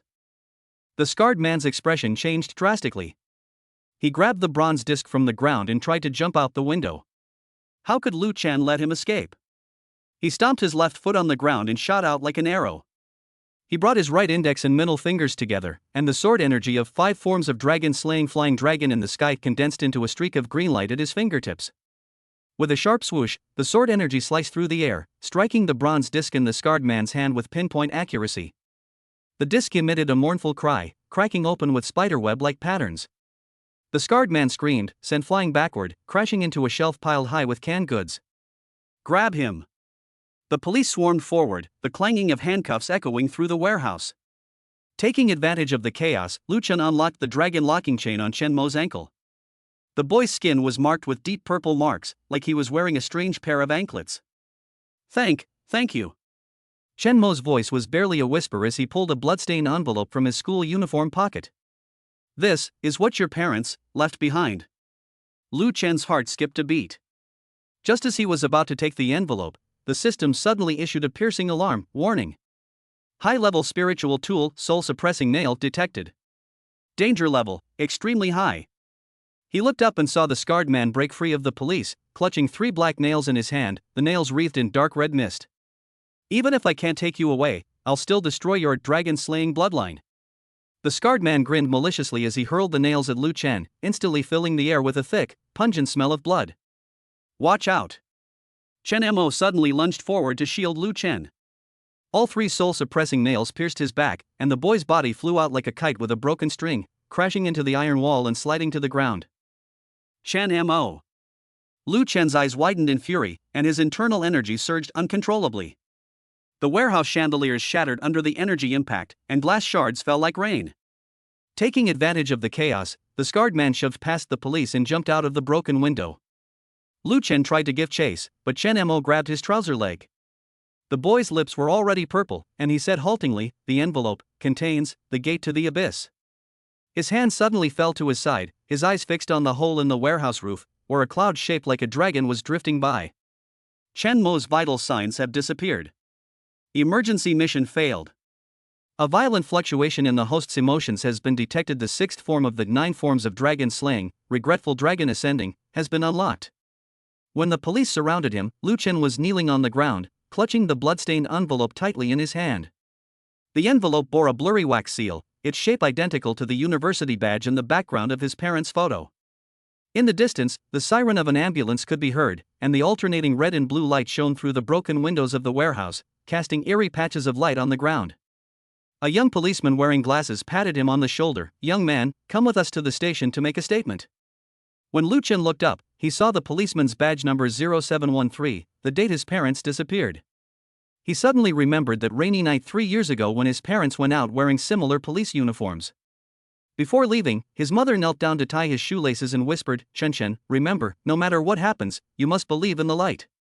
The ambulance siren grew closer, and Lu Chen slowly stood up. On the system panel, the progress bar for the hidden quest The Secret of a Reclusive Family was at 90%, with the final prompt, "Find the key in the envelope to begin the next chapter of your journey." He glanced at Chen Mo lying on the ground, then looked in the direction the scarred man had fled, clenching his fist. The martial arts tournament registration form in his pocket was soaked with sweat, Chen Mo's name barely visible in the blurred ink. "I'll go with you." Lu Chen's voice was calm, yet carried an undeniable force. As he walked out of the warehouse, he glanced back at the pile of collapsed shelves. The sound of cans rolling down seemed like the tolling of some kind of countdown clock. The sky in the distance was turning a pale white, and a new day was about to begin, but Lu Chen knew that some things would remain forever in this abandoned warehouse, such as a boy's longing for an ordinary life, and his own once unwavering belief in a stable future. Act 4, Turning the Tide. The incandescent light in the interrogation room flickered, casting Lu Chen's trembling shadow on the wall. He looked down at the blood-stained envelope between his fingers. The school emblem on the sealing wax was stained with blood, and the words Qingtung University could be vaguely made out, his parents' alma mater, the last place they mentioned before they disappeared 3 years ago. "Excuse me?" The young policeman adjusted his glasses, his pen tapping softly on the notebook. "Can you recall any more details about the fight in the warehouse? Like, the scarred man's tattoo?" Lu Chen's nails dug deeply into his palms. Too many details flashed through his mind. The black dragon tattoo on the scarred man's chest had cinnabar dots in the pupils. The soul-suppressing nail on Chen Mo's back was engraved with the character Chen. Even the production date of the canned goods on the warehouse shelf, July 13, 2019, perfectly matched the date his parents disappeared. These coincidences, like a spiderweb, entangled him, making it almost impossible for him to breathe. Abnormal heart rate detected in the host. It is recommended to use the Tranquility Technique passive skill included in the newbie gift pack. The moment the system prompt popped up, the sound of high heels clicking on the ground came from the corridor, growing louder and louder until it stopped at the door of the interrogation room. Click. As Yi Hongli pushed open the door, the hem of her trench coat swept across the warning tape on the doorframe. She wasn't wearing her school uniform today. She was wearing a dark gray trench coat over a black turtleneck sweater, and the silver bracelet on her left wrist made a soft tinkling sound with her movements. Lu Chen's system panel immediately flashed red, warning. Detected spiritual artifact, dragon binding bracelet, intermediate level, capable of imprisoning the internal energy of martial artists below the foundation establishment stage. "Xiao Zhou, I'm taking this child with me." Yi Hongli slammed a document stamped with a red seal on the table. Special Case, Article 7 of Chapter 3 of the Confidentiality Regulations. The young policeman's face flushed instantly. He wanted to say something but swallowed it back, and could only watch helplessly as Yi Hongli grabbed Lu Chen's arm. As they walked down the corridor, Lu Chen caught a glimpse of a group photo of outstanding teachers posted on the bulletin board. Yi Hongli was standing on the far left, and the pen she was wearing on her chest was exactly the same as the one she was currently wearing in her trench coat pocket. That pen had a miniature owl engraved on its cap. "Standard equipment for the Night Owl organization?" Lu Chen suddenly asked, deliberately bumping Yi Hongli's shoulder. The woman reacted with astonishing speed, flipping her wrist to grab his pulse point, the silver bracelet tightening instantly, making his bones ache. "It seems you know quite a lot." Yi Hongli's voice was very low, her breath brushing against Lu Chen's ear, carrying a faint minty scent. "Smarter than your parents were back then." Lu Chen's heart clenched. He tried to break free, but found that the internal energy within his body was like a blocked stream of water, surging back and forth in his dantian. Yi Hongli gently tapped his pulse point with her finger, and a cool current of energy spread along his arm, temporarily suppressing the surge of internal energy. This technique was 7 parts similar to the breathing method of the 9 forms of dragon slaying. "Who exactly are you?" Lu Chen's voice tightened, and the icons for 9 forms of dragon slaying on the system panel all turned gray, clearly suppressed by the silver bracelet. Yi Hongli didn't answer, but simply pulled him through the police station lobby. Old Sheen was still standing under the camphor tree by the entrance, the collar of his military green jacket turned up, obscuring half his face. He raised the enamel mug in his hand to Lu Chen. The words "Serve the People" printed on the rim of the mug had peeled off, and sunlight shone through the gaps in the leaves, reflecting a blinding light onto it. Uncle Chin is a retired member of the Night Watch. Yi Hongli suddenly spoke, pushing open the glass door and creating a gust of wind. He was your parents' old comrade in arms. He was the one who recommended you to this high school back then. Lu Chen was stunned. The old man who always gave him tea eggs during evening self-study, the doorman who pretended to sweep the floor when he was bullied by Zhou Hao, was actually related to his parents' disappearance? A new prompt suddenly popped up on the system panel. Hidden mission: the secret of a hidden family, completion rate 95%, key figure, Xin Zhenghua, codename, Rock. Get in the car. Yi Hongli pushed him into the back seat of a black sedan, while she sat in the passenger seat. The driver was a man wearing sunglasses, with a scar visible in the hair at the back of his head, the same shape as the scar under Chen Mo's left sleeve. As the car started, Lu Chen noticed the time on the dashboard was 9:40. Exactly 1 hour had passed since Chen Mo stopped breathing in the warehouse. He quietly reached for the envelope in his pocket, his fingertips touching a hard, angular object. It didn't look like a letter, but more like a key. Don't even think about opening it. Yi Hongli glanced at him in the rearview mirror. You can't afford to touch what's in that envelope right now. She took out a leather notebook from her bag. The open pages were covered with intricate patterns, exactly the same as the marks on the rooftop where Chen Mo had knelt. The Chen family's soul-suppressing array, Yi Hongli pointed to the center of the totem with the tip of her pen, requires 3 conditions to activate: the bloodline to slay dragons, the dragon pattern token, and... She suddenly stopped, the pen drawing a long ink mark on the paper, and the heart's blood of the sacrificer. Lu Chen's Adam's apple bobbed. The soul-suppressing nail in Chen Mo's back was probably prepared to extract his heart's blood. He suddenly remembered Chen Mo's last words: "There's a gate to the abyss" in the envelope. Could his parents' disappearance be related to this so-called abyss? Your parents did this to stop the Chen family from opening the gate of the abyss. Yi Hongli's words were cut short as the car suddenly braked. Lu Chen slammed on the front seat, and out of the corner of his eye, he caught a glimpse of 3 dark figures flashing past the window wearing black suits, with owls on their tie clips gleaming silver under the streetlights. It's Night Owl's men, the driver whispered, pulling a short knife from the storage compartment. Yi Hongli quickly flipped to the last page of her notebook, where a yellowed photograph was pasted: young parents standing at the entrance of Qingtung University, with Yi Hongli in a police uniform and old man Qin in a military uniform standing beside them. Hold on. Yi Hongli shoved the notebook into Lu Chen's hand and pressed a button on the passenger seat. The seat suddenly tilted back, revealing a hidden compartment containing a black handgun. Her movements were fluid and effortless, unlike those of a high school teacher. The car suddenly accelerated, its tires screeching as they rubbed against the pavement. Lu Chen gripped his notebook tightly, feeling the envelope digging painfully into his pocket. The dark figures outside the window drew closer, and he could even make out the dried bloodstains on the baton in one of their hands, the same color as Chen Mo's blood in the warehouse. Do as I say if you want to live. Yi Hongli suddenly turned around and threw the gun to Lu Chen. The trigger safety is on the side. Aim at the tires. She then pulled out a pen, from which a 3-inch blade suddenly popped out, gleaming coldly. Lu Chen's heart pounded like a drum. He had only ever fired a gun in games, but now he was about to pull the trigger on a living, breathing person. The system panel flashed frantically before his eyes, a lethal threat detected. Release the dragon binding bracelet restraints? 500 points consumed. Release. Lu Chen roared inwardly. The silver bracelet on his wrist instantly loosened, and a warm current surged from his dantian to his limbs. He opened the car window and pulled the trigger at the left front wheel of the pursuing black sedan. This shot used the aiming method of 9 forms of Dragon Slayer, and the bullet accurately hit the wheel hub. Bang! As the tires exploded, Lu Chen's shoulder went numb from the recoil.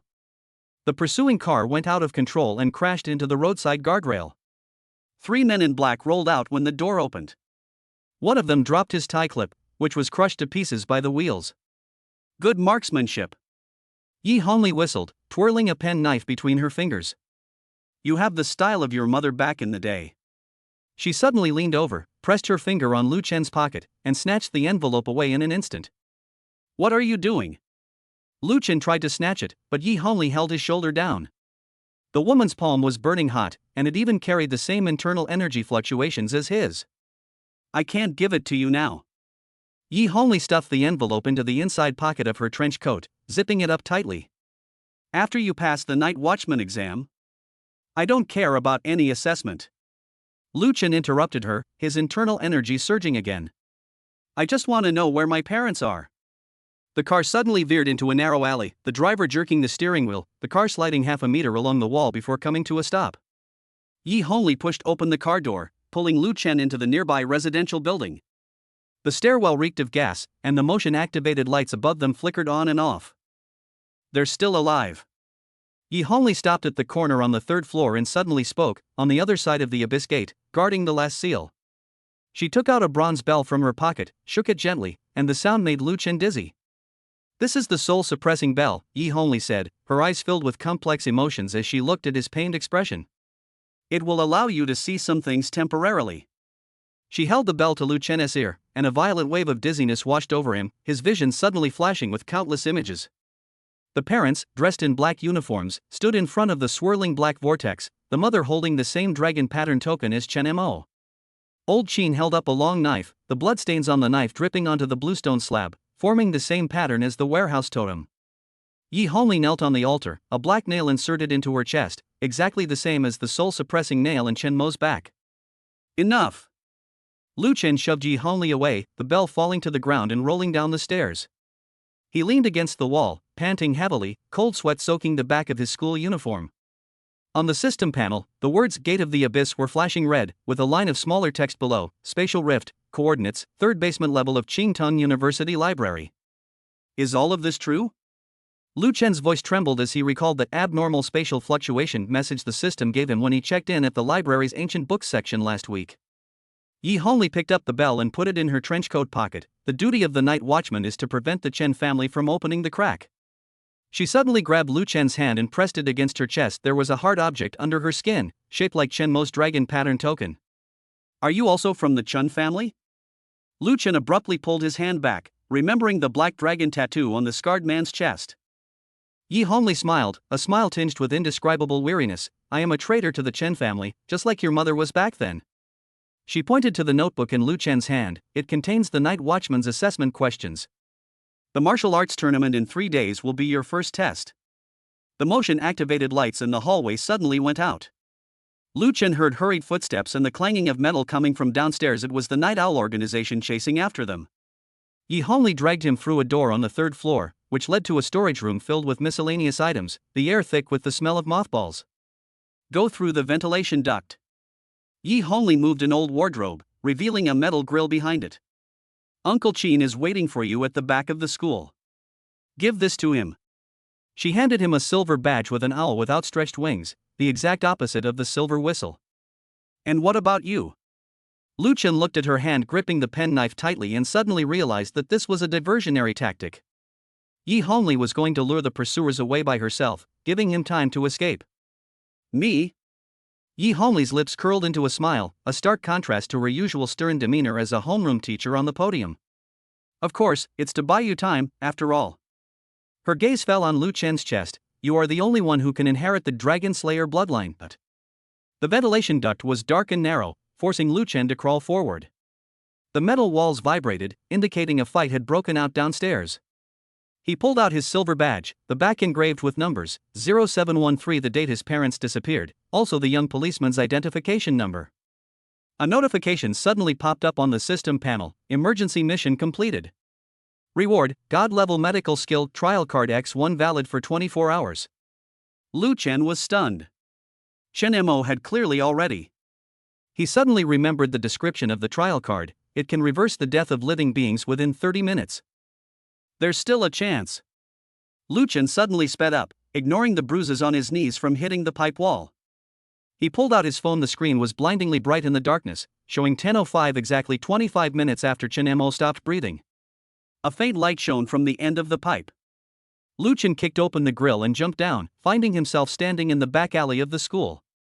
Old Qin's bicycle was parked against the wall, with a first aid kit in the basket. The red cross on the kit had faded. Kid, you've got a tough life. Old Qin, with his pipe dangling from his lips, had eyes that shone brightly through the swirling smoke. I've already made arrangements with Han Li. Go rescue that Chen kid first. He tossed him a car key with a miniature dragon patterned pendant on it. As Lucien caught the key, the system panel finally displayed the final notification: Hidden Quest: The Secret of a Reclusive Family, completion rate 100%, reward, God level appraisal skill permanent. He hopped on the bicycle and discovered a black uniform hidden under the seat. The badge on the left chest was a silver L, exactly the same as the one Yi Honli had given him. The Night Watch uniform, this is the size your dad wore back then, old Qin shouted from behind him. The bodies in the warehouse have been switched, hurry up. Lucien pedaled furiously, and the bicycle sped along the asphalt road under the moonlight. He touched the envelope in his pocket and now finally understood what was inside: a key to the third basement level of the Qingtung University Library, one of the keys to opening the gate of the abyss. As Lucien passed the convenience store near the school gate, he caught a glimpse of the calendar in the glass case. Today was Saturday, and 3 days later, on Tuesday, was the martial arts tournament that Yi Honli had mentioned. He gripped the handlebars tightly, and the icon for 9 forms of dragon slaying on the system panel lit up again, the words "regretful dragon soaring for the 6th form" gleaming blue in the moonlight. He knew that rescuing Chen Mo was just the beginning. The martial arts tournament 3 days later, the library of Qingtung University, and that mysterious abyss gate, his battle was only just beginning. Act 5, The Dust Settles. The warehouse's metal door groaned with rust in Lucien's palm. As he turned the lock with the brass key old Qin had given him, his fingertips brushed against the rust in the keyhole, leaving a dark red powder that clung to his fingertips, much like the color of Chen Mo's heart wound. Moonlight streamed in through a hole in the warehouse roof, casting diamond-shaped patches of light on the dusty cement floor. Dust particles floating in these patches resembled countless tiny silver worms, slowly settling onto the small mountain of tin cans. Click!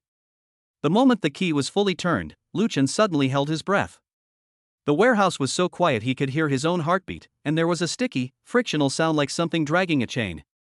He gripped the handle of the first aid kit in his pocket, the metal buckle digging into his palm, and the system panel lit up on his retina. God-level medical skill experience card activated, remaining validity time, 23 minutes and 47 seconds.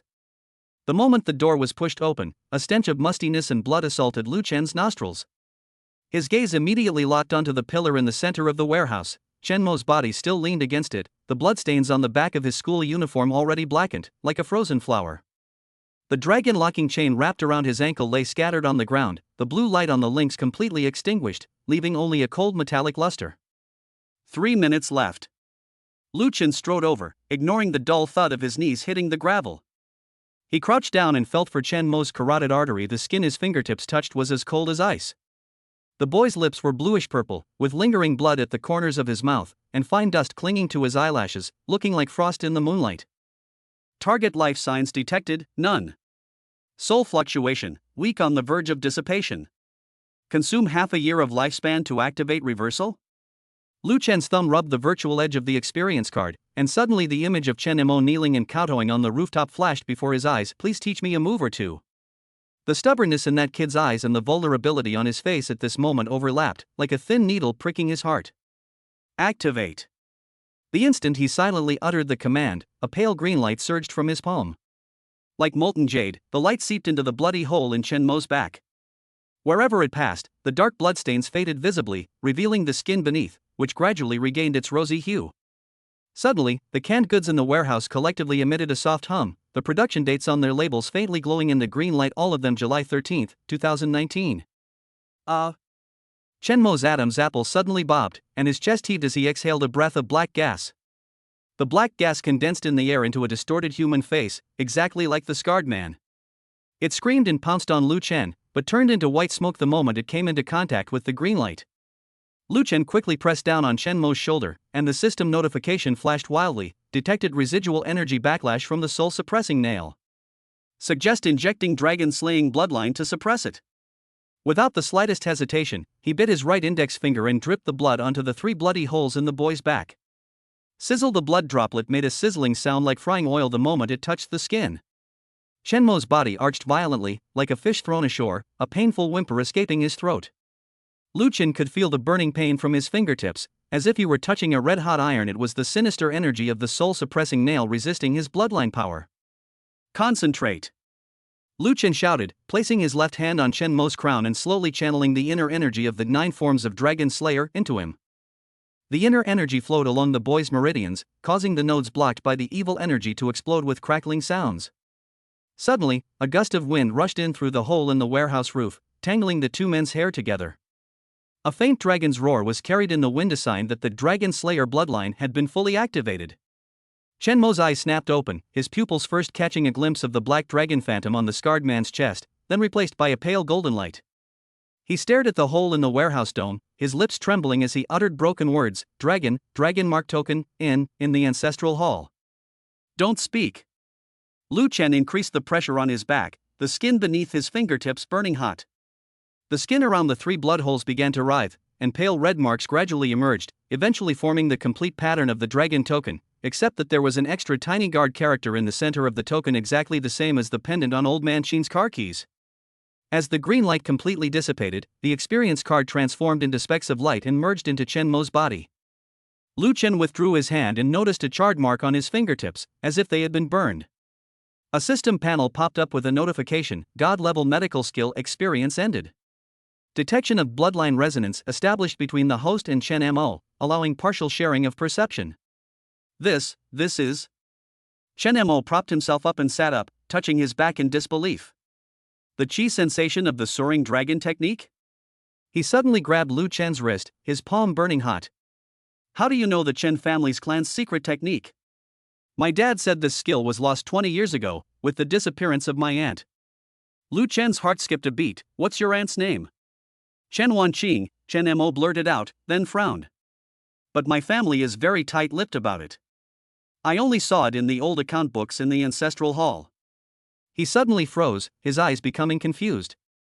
No, I think I just saw some images, a woman in a police uniform, with a soul-suppressing nail in her chest, and...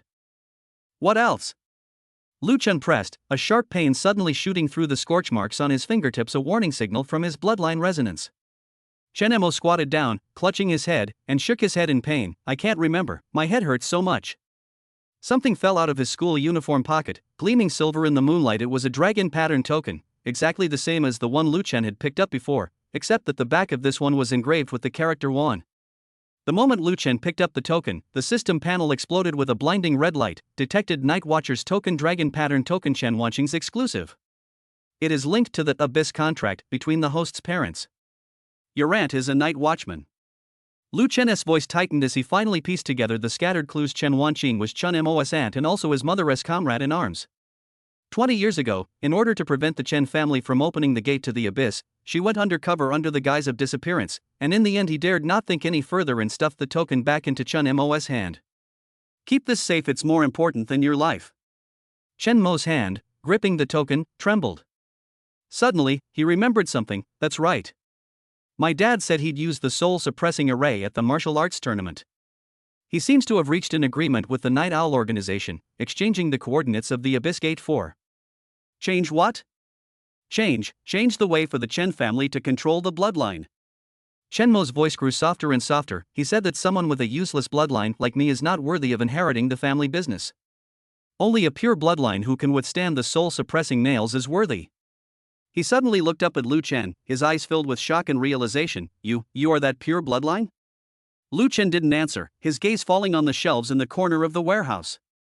The cans had rolled to the ground at some point, arranging themselves into strange shapes under the moonlight. Not the arrows he had seen before, but a miniature soul-suppressing array totem, with the center of the totem facing the back door of the warehouse. It's time to go. He pulled Chen Mo up. The boy's legs were still a little weak, and he was practically half supported, half carried towards the back door. As they passed the canned goods, Lu Chen suddenly stopped and noticed that each can had a tiny pinhole on its label. The order of the pinholes matched the Night Watchman's code in Yi Hongli's notebook perfectly. Tomorrow night at 8 o'clock, Qingtung University Library, same place as always. This is Chen Mo also noticed the pinhole. It's my dad's habit, he always likes to write things on the can labels. He suddenly shivered. Did he know we were coming all along? Lu Chen felt a sharp pain in his fingertips again. The resonance of his bloodline made him vaguely sense that the scarred man hadn't gone far at all. He was near the warehouse, and might even be observing them. The moment they pushed open the back door, a gust of cold wind sent a shiver down their spines. Old Qin's bicycle was still parked against the wall, and next to the first aid kit in the basket was a black backpack. Lu Chen opened the backpack and found 2 sets of Night Watch uniforms inside, along with a folded map. The location of Qingtung University Library was circled in red, and next to it was written in small print, your parents' old place, where the other half of the key is hidden. Uncle Qin said we should go to his hut first. Lu Chen handed a set of uniforms to Chen Mo. It's on the back hill of the school, close to the venue for the martial arts tournament. When Chen Mo put on the uniform, his movements were as stiff as a robot. The size of the uniform was clearly made for him, and there was even a mini dragon pattern patch sewn on the cuff, exactly the same detail as the uniform in Lu Chen's father's photo. He suddenly laughed, his laughter filled with relief. So I'm not a good-for-nothing after all, at least this uniform fits me quite well. Lu Chen patted his shoulder, his gaze passing over the wall towards the teaching building. The light was still on in the window on the third floor, and Su Yuro's seat was outlined in a blurry shape in the moonlight. Something seemed to be flashing on the windowsill. It was that lucky bookmark, the one he had casually tucked into a book last week. It seems like she's waiting for you, Chen Mo suddenly spoke, a mischievous smirk in his voice. Just now in the warehouse, during the bloodline resonance, I think I saw you thinking about her. Lu Chen's ears instantly burned. A notification suddenly popped up on the system panel, detected Su Yuro's favorability +10, current favorability 85 trust. Side quest triggered, responding to the school beauty's waiting, reward, favorability preservation card X1. Don't talk nonsense. He turned around and pushed his bicycle, but couldn't help glancing at the window again. The curtains under the light moved slightly, as if someone had gently pulled them from the inside, then they returned to their original position like a shy secret signal. Let's go. Lu Chen hopped on his bicycle, and Chen Mo awkwardly sat on the back, clutching the hem of his school uniform with both hands. The sound of the bicycle rolling over the gravel road was particularly clear in the quiet night.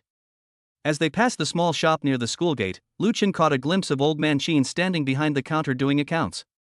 The Peking opera playing on the radio was singing full of courage and valor, and the old man looked up and raised his glass to him, the rim of the enamel mug gleaming in the night.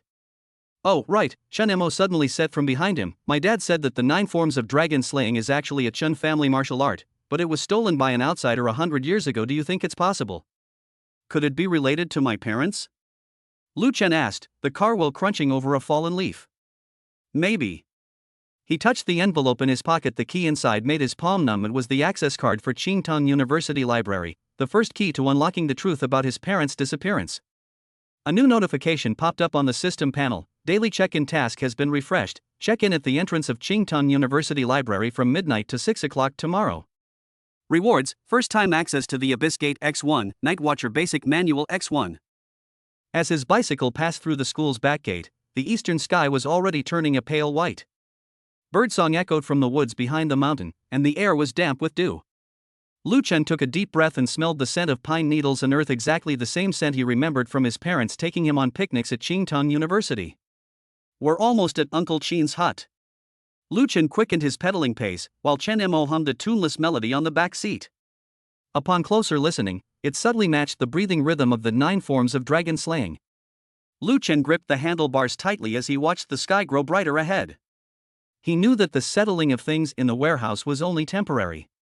The Chen family's conspiracy, the owl spying, the responsibility of the night watchman, his parents' disappearance, and the shimmering bookmark on Su Yuro's windowsill, these clues, like intertwined threads, would eventually weave a net that belonged to him in the library of Qingtang University.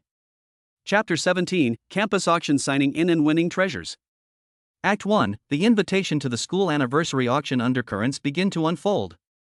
The September wind, carrying the last sticky warmth of late summer, swept across the walls of the teaching building of Qingtang Middle School, which was covered with green vines, carrying the fragmented shadows of sycamore leaves.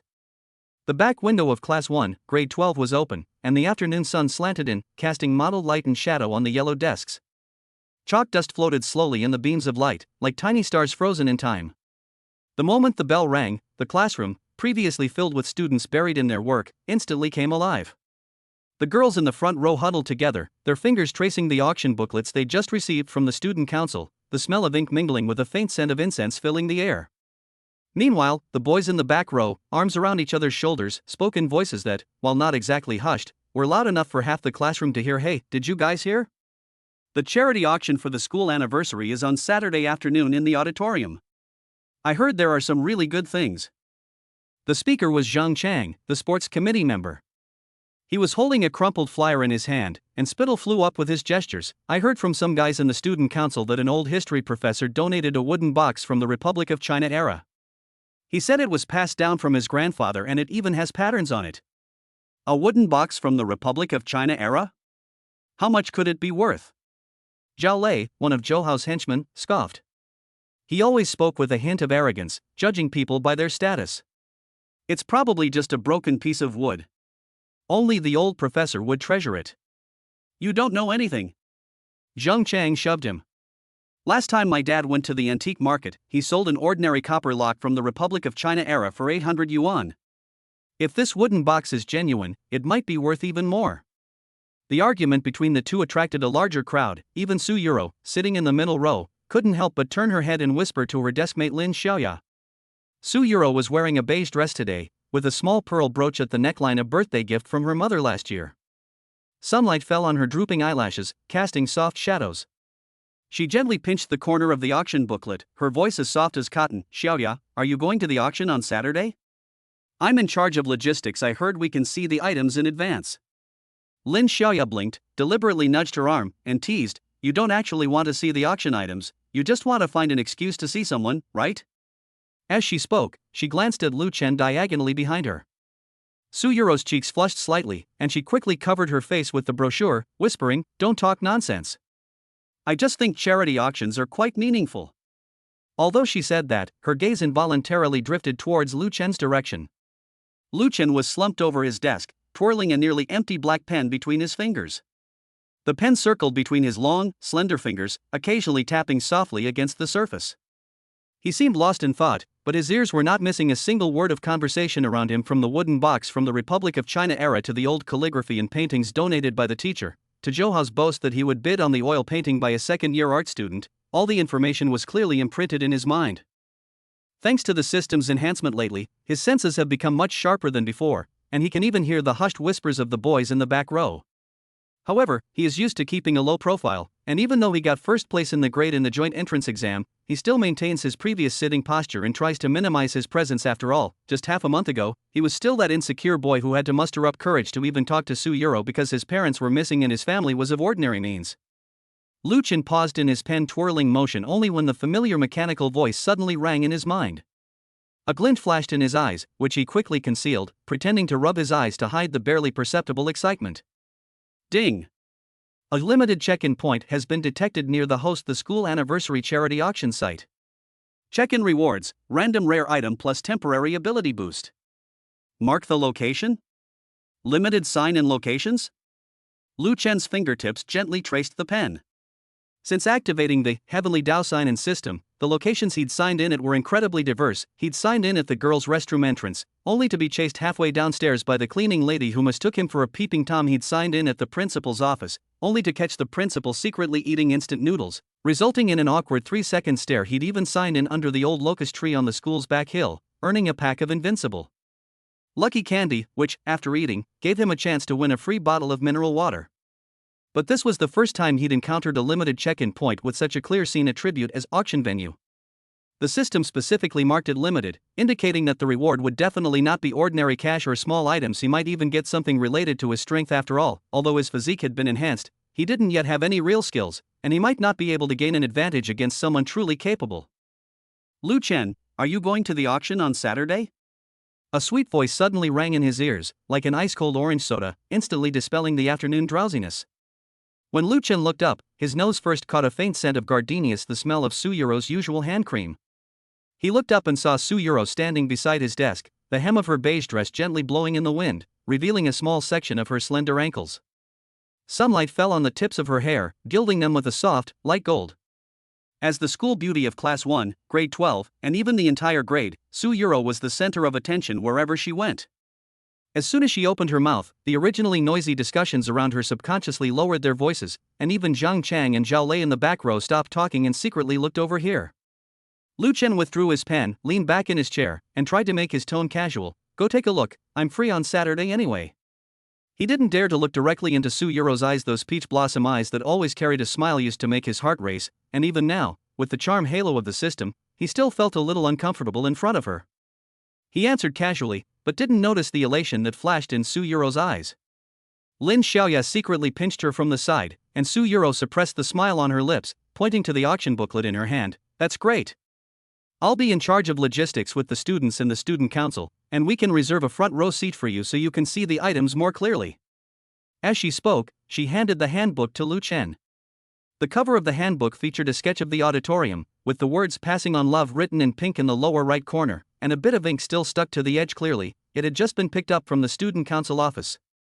"Oh, is Sue, the campus belle, giving Lucien special tutoring?" A sarcastic, bitter voice suddenly broke the silence, like a pebble thrown into still water. Zhou Hao, with his arms around Wang Hao and Zhao Lei, sauntered over. He was wearing a limited edition blue tracksuit today, with a prominent brand logo printed on the chest, and his hair was slicked back, the scent of hair gel wafting towards Lu Chen. As a well-known rich kid at Qingtang Middle School, Zhou Hao always walked with an air of superiority. Now, seeing Su Yuro being so enthusiastic towards Lu Chen, the hostility in his eyes was almost overflowing. He had been holding back his anger for a long time, having been publicly thrown to the sand by Lu Chen during PE class and then having Lu Chen steal his first place in the grade in the joint exam. Now, seeing Su Yuro taking the initiative to talk to Lu Chen, his jealousy burned even brighter. "Lu Chen, what are you doing here?" Zhou Hao stood in front of Lu Chen's table with his arms crossed, looking down at him with disdain. "The minimum starting bid for the charity auction is 50 yuan. Your parents have been missing for so long, it's questionable whether you even have enough living expenses. Don't end up not being able to afford even a small item and making a fool of yourself standing there." He emphasized the words "parents are missing" with a malicious glint in his eyes. He had already found out about Lu Chen's family background and knew that this was the last thing Lu Chen wanted to talk about. The surrounding students fell silent instantly, an awkward atmosphere filling the air. The girl sitting next to Lu Chen quietly lowered her head. Zhang Chang wanted to speak up to smooth things over, but Zhou Hao glared at him, and he swallowed his words. Everyone knew about Lu Chen's family situation. His parents had suddenly disappeared 2 years ago, leaving behind only an old house and some savings. He usually wore discounted clothes and always ordered the cheapest vegetarian set meals in the cafeteria. No one thought he could win anything at the auction. Lu Chen's fingers tightened slightly, the pen turning white from his grip. He hated it most when people used his parents' affairs for their own purposes, but he didn't show much emotion on his face, simply standing up slowly. He was a head taller than Zhou Hao, and when he looked down at him, Zhou Hao subconsciously took a half step back. "Whether I have money or not is none of your concern, young Master Zhou." Lu Chen's voice was calm, yet carried an undeniable power. "But you, when I threw you into the sand during PE class last time, did you break any bones? I remember you were yelling 'Don't touch me.' How come you have the energy to meddle in other people's business now?" As soon as he spoke, a suppressed laugh immediately broke out around them. Everyone still vividly remembered the scene from the last PE class. Zhou Hao, dressed in a taekwondo uniform, arrogantly challenged Lu Chen to a sparring match, only to be thrown to the ground by Lu Chen in 3 seconds, his arms covered in sand. He was eventually helped up by Wang Hao and Zhao Lei, looking utterly pathetic. Zhou Hao's face instantly turned a deep purplish red, his fists clenched so tightly they cracked. He wanted to retort, but couldn't think of anything to say. After all, what Lu Chen said was true, and in front of so many classmates, it was like dredging up his shameful secrets again. He had tested Lu Chen's strength before and knew he was no match for him, so he could only grit his teeth and threaten, "You. Fine, see you at the auction on Saturday. I'll see what you can bid on then." After saying that, he glared at Lu Chen, then forced a smile at Su Yuro. "Yuro, I'll help you take pictures of that oil painting you like on Saturday, and I'll give it to you then." Su Yuro ignored him, but looked at Zhou Hao's back and tugged at Lu Chen's sleeve with some concern. "Don't take him seriously, that's just the kind of person he is, he always likes to talk nonsense." Her fingertips accidentally brushed against Lu Chen's wrist, and both of them froze for a moment. Su Yuro's cheeks flushed instantly, and she quickly withdrew her hand, pretending to tidy up the manual. Lu Chen also coughed awkwardly and shook his head, saying, "It's nothing, I didn't take it to heart." But a hint of amusement flashed in his eyes. Zhou Hao wanted to cause trouble at the auction. Perfect, he wanted to see how long this rich kid who only relied on his family could keep up his act. Besides, since the system had indicated that there were hidden treasures at the auction, he might be able to take advantage of this opportunity to gain some more benefits. For example, that Republic-era wooden box sounded like a designated target that the system would mark. When the school bell rang, most of the students quickly left the classroom. Su Yuro and Lin Xiaoya left together, and before leaving, they turned back to look at Lu Chen and gave him a "see you on Saturday" gesture. Lu Chen packed his school bag, slung his slightly faded black backpack over his shoulder, and slowly walked out of the school building. Under the sycamore tree at the school gate, old Qin sat in a wicker chair by the security guard's room, holding a radio that played the strains of Peking opera. He saw Lu Chen, raised his eyelids slightly, and casually said, "School's out? Be careful on the way home, things haven't been peaceful around the school gate lately." Lu Chen paused for a moment, then nodded, "I understand, Uncle Qin." He always felt that this gatekeeper was not simple. Last time he was blocked while signing in at the principal's office, it was Old Man Sheen who helped him out under the pretext of checking the circuit. Last time Zhou Hao hired thugs from outside the school to block him, it was Old Man Sheen who happened to pass by and chase the thugs away. But he didn't ask any more questions, and just agreed with Old Man Sheen. Halfway there, Lu Chen took out his phone. It was an old phone he'd used for 3 years, with a noticeable crack in the upper right corner of the screen, the one he'd dropped when Zhou Hao's henchman pushed him over. He opened his bank app, entered his password, and the number that popped up on the screen made him a little dazed. 1,003,200 yuan. This money was from the Bitcoin key he received as a reward from the system last time, which he transferred to an exchange and sold as instructed by the system. After deducting transaction fees, the remaining money lay in this account. He hadn't dared to touch it, partly because he was afraid of attracting suspicion, and partly because he felt it was unnecessary. His life was simple now, involving food, school, and attendance, requiring little money. But thinking of Saturday's auction and the system notification that buying the designated treasure will unlock extra rewards, he hesitated for a moment before putting his phone back in his pocket. It wouldn't hurt to show off occasionally. He couldn't always hide it. Besides, since Zhou Hao wanted to cause trouble, he needed to have the confidence to deal with it. Ding! Host can prepare auction funds in advance. This limited time sign-in reward is linked to winning the bid for a designated treasure. Winning the bid will unlock additional rewards.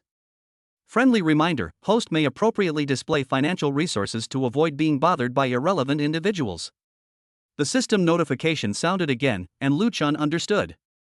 It seemed that this auction wasn't just about signing in, he also had to acquire that designated treasure.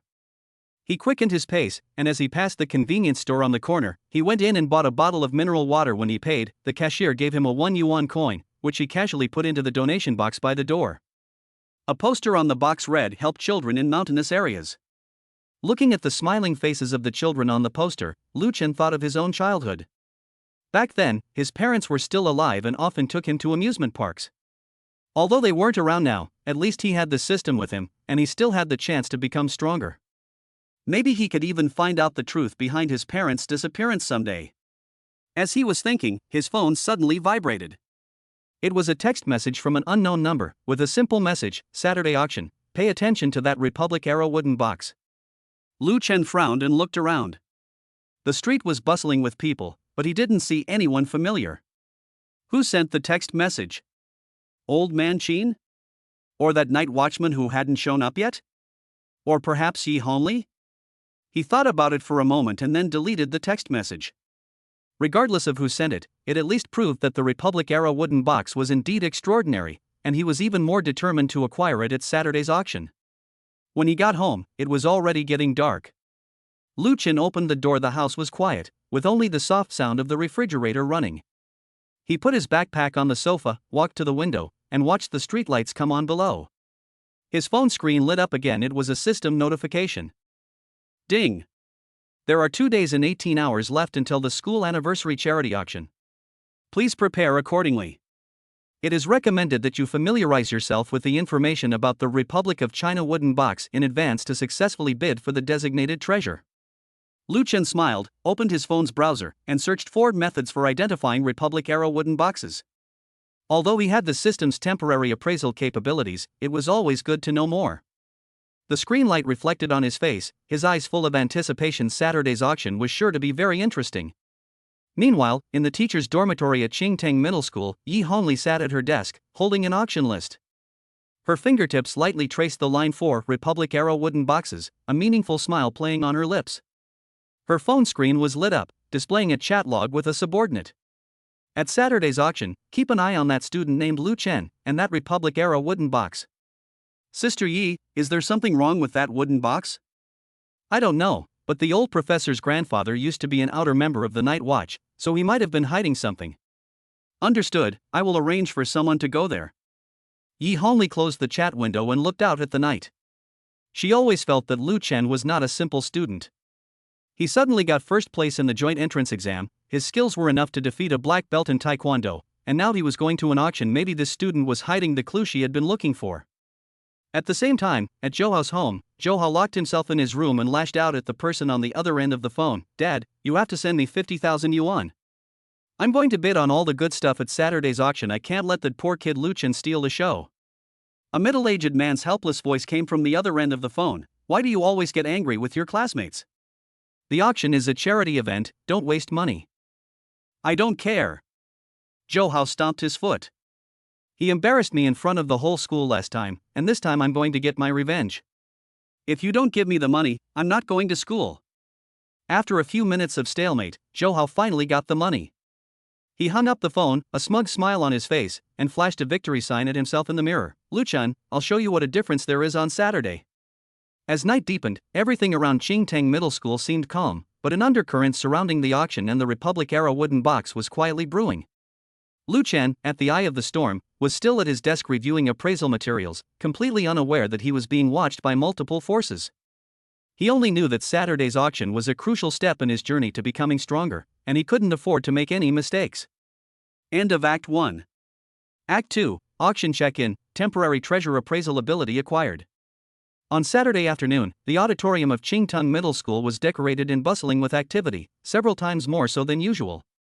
Gold and red balloons adorned the archway at the entrance, rustling softly as the wind blew, as if warming up for the charity auction.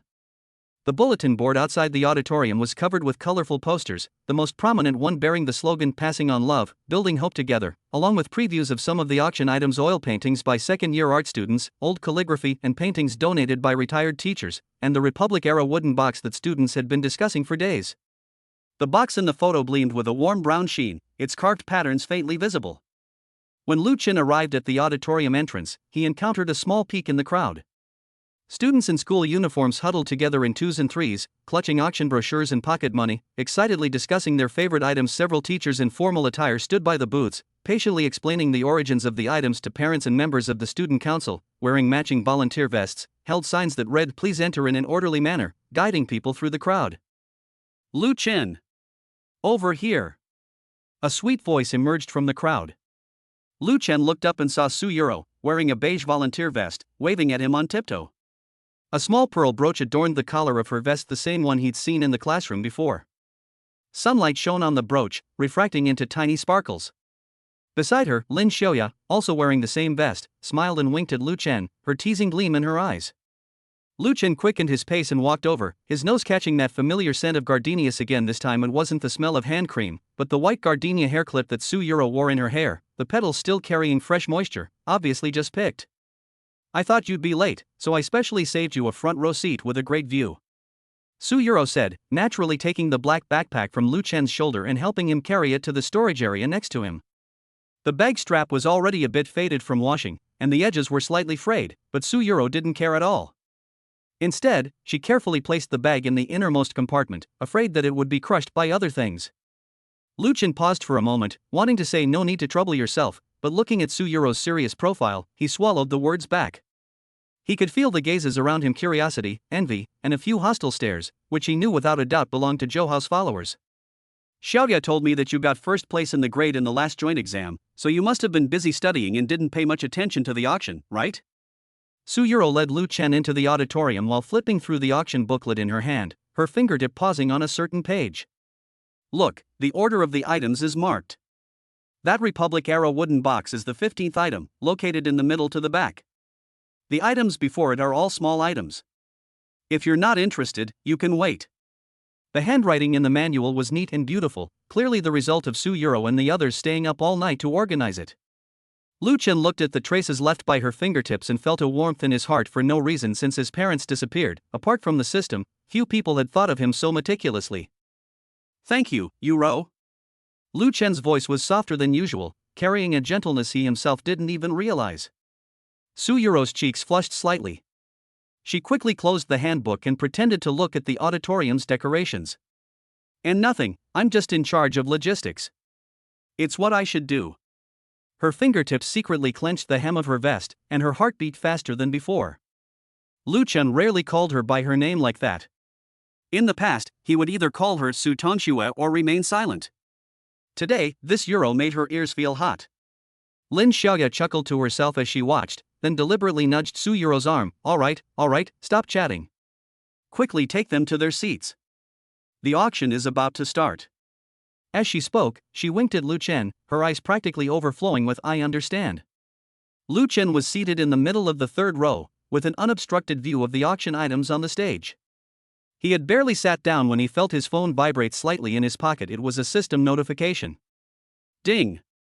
Host detected that you have arrived at the designated check-in point for the campus anniversary charity auction. Check in now?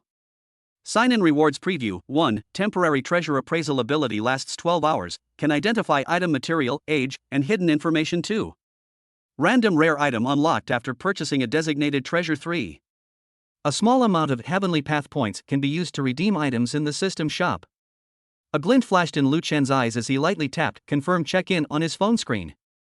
Almost simultaneously, he felt a slight warmth spread through his eyes, as if a warm current had flowed through them. Then, the world around him seemed to change. He looked at the mineral water bottle on the table, and suddenly a line of pale blue virtual text appeared on the bottle. Item, plastic mineral water bottle material, PET polyester production date, September 15, 2024 status, unopened water quality qualified. He then looked at the armrest of the chair next to him, and the text reappeared. Item, solid wood chair armrest material, birch year of manufacture, 2018 condition, slight wear no structural damage. Even the auction catalog that Su-Euro had just handed him displayed the following information. Item, paper auction catalog material, 70G offset paper printing date, September 20, 2024. Additional information, there is half a sticky note tucked in on page 12 of the catalog, which reads, the wooden box lock is loose, please handle with care. Lu Chen subconsciously flipped to page 12 of the manual and, sure enough, found half a sticky note tucked inside at the bottom. The handwriting on it was very similar to Su-Euro's, so she must have accidentally slipped it in while tidying up.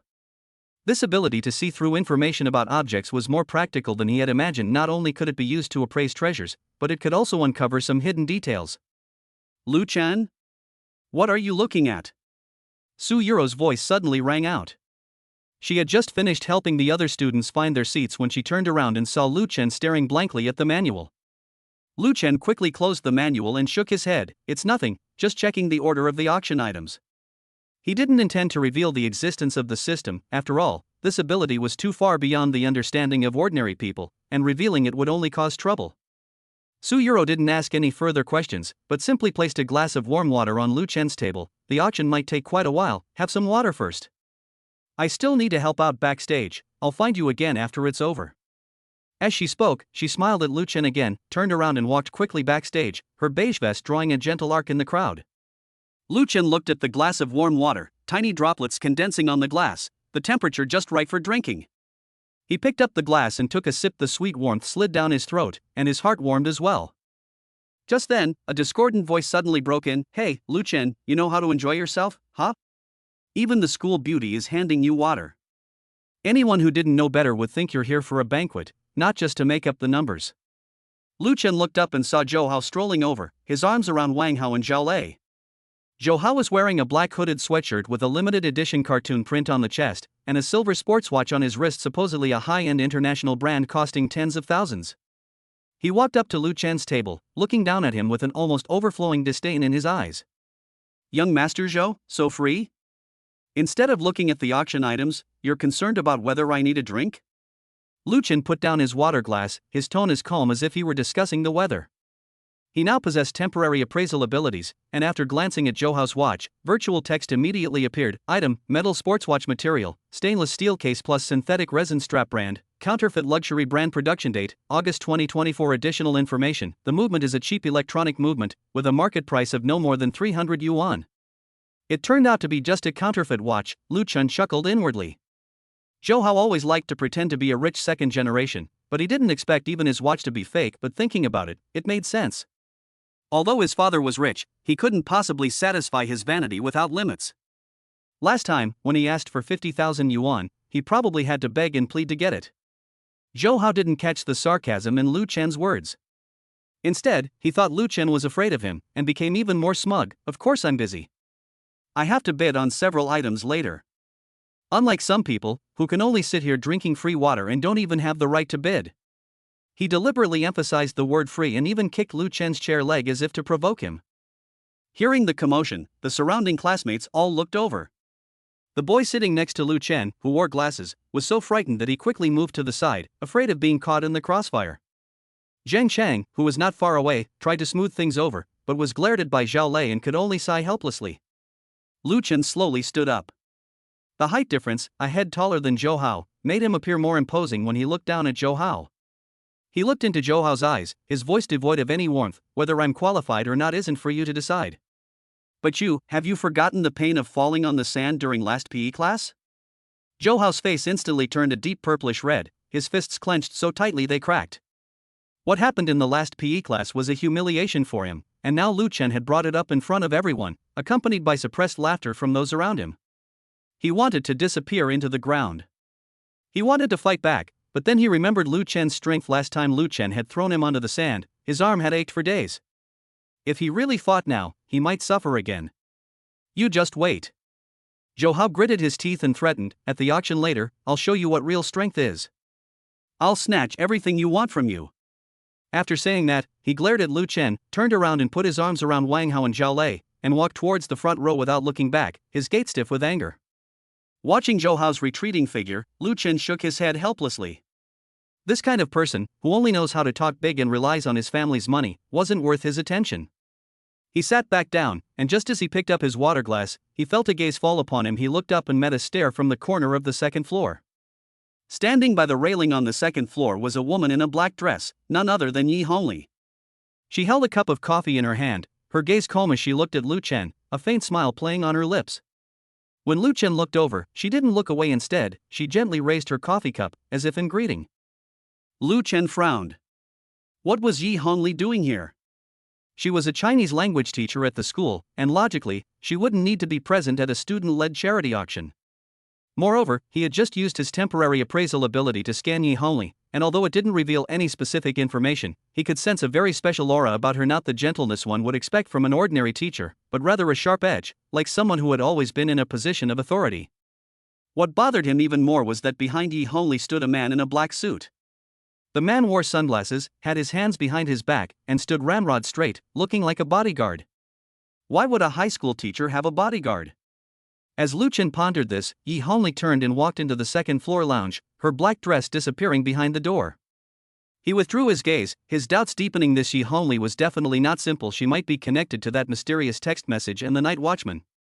Just then, the lights in the auditorium suddenly dimmed, leaving only the spotlight on the stage. Student Council President Li Na, dressed in a red gown and holding a microphone, strode onto the stage. She cleared her throat, and her sweet voice resonated throughout the auditorium through the speakers. Good afternoon, teachers, students, and parents. Welcome to the 60th anniversary charity auction of Qingtang Middle School. All items in this auction were donated voluntarily by teachers and students. All proceeds will be donated to children in mountainous areas to improve their learning environment. A round of enthusiastic applause erupted from the audience, and Lu Chen clapped along. He looked at Li Na on stage, glanced at the microphone in her hand with his temporary appraisal ability, and the information immediately appeared. Item: wireless microphone material, metal casing plus foam cover. Usage time, 3 years. Status: low battery, needs to be replaced promptly. Sure enough, as soon as Li Na finished her opening remarks, the microphone went dead with a ZZZT sound, and her voice instantly became hoarse. She gave an awkward laugh and quickly asked a classmate backstage to replace the microphone. A burst of good-natured laughter came from the audience, and the atmosphere became more relaxed. Alright, let's start the auction for the first item. Li Na held up the new microphone, her smile returning to her face. The first item is a fountain pen from the Republican era, donated by our senior class 3 teacher, Mr. Wang. This pen is in excellent condition, with the words self-reliance and perseverance engraved on its body. The starting price is 50 yuan, and each bid must be at least 10 yuan higher. Let's begin the bidding. A staff member placed a silver fountain pen in a transparent display case and pushed it to the center of the stage. Under the spotlight, the pen's metal casing gleamed softly, and the engravings on the pen were clearly visible. Immediately, someone in the audience raised a sign: 50 yuan, 60 yuan, 70 yuan. Most of the bidders were students who liked to collect stationery, and the price slowly rose to 150 yuan. Just then, Zhou Hao suddenly raised his paddle: 200 yuan.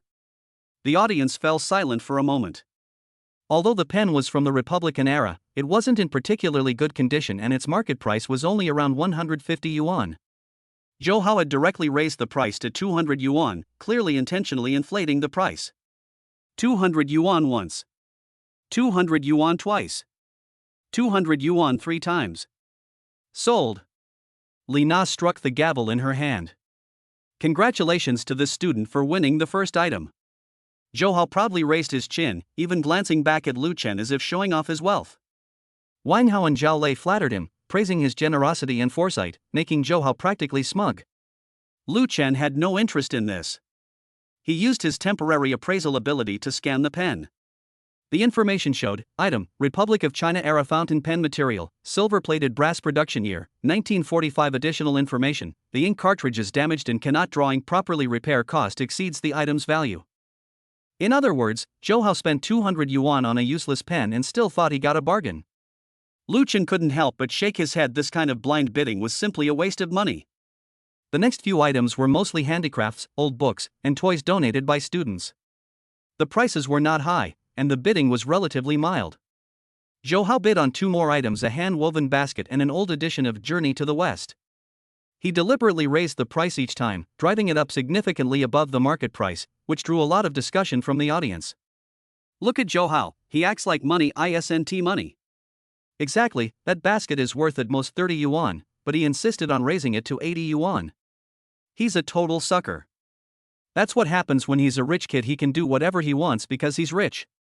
When the whispers reached Zhou Hao's ears, he wasn't angry at all. Instead, he became even more smug. This was exactly the effect he wanted: to let everyone know he was rich, to let Su Yuro see his strength, and, more importantly, to let Lu Chen know how vast the gap was between them. Soon, the 10th item came up, an oil painting donated by an art student from grade 11 too. It depicts the teaching building of Qingtung Middle School, with bright colors and delicate brushstrokes, making it very meaningful. Li Na introduced, this oil painting was created by Chen Ming from grade 11 too, and it took a month to complete.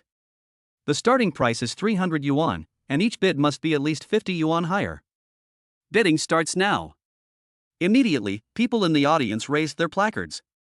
A girl wearing glasses, who really liked the painting, was the first to shout, 300 yuan. 350 yuan. Another boy also held up a sign. 400 yuan, the girl retorted defiantly. The price slowly rose to 600 yuan. Just as the girl was hesitating whether to raise the price further, Zhou Hao suddenly raised his sign, 1,000 yuan. The entire audience was stunned. Although the oil painting was well done, it was, after all, a student's work, and its market price was at most 600 yuan. Zhou Hao's direct increase to 1,000 yuan was clearly intentional. The girl with glasses bit her lip, but ultimately lowered her hand. Her family wasn't well off, and 1,000 yuan was a significant sum for her. There was no need to argue with Zhou Hao. 1,000 yuan once. 1,000 yuan twice.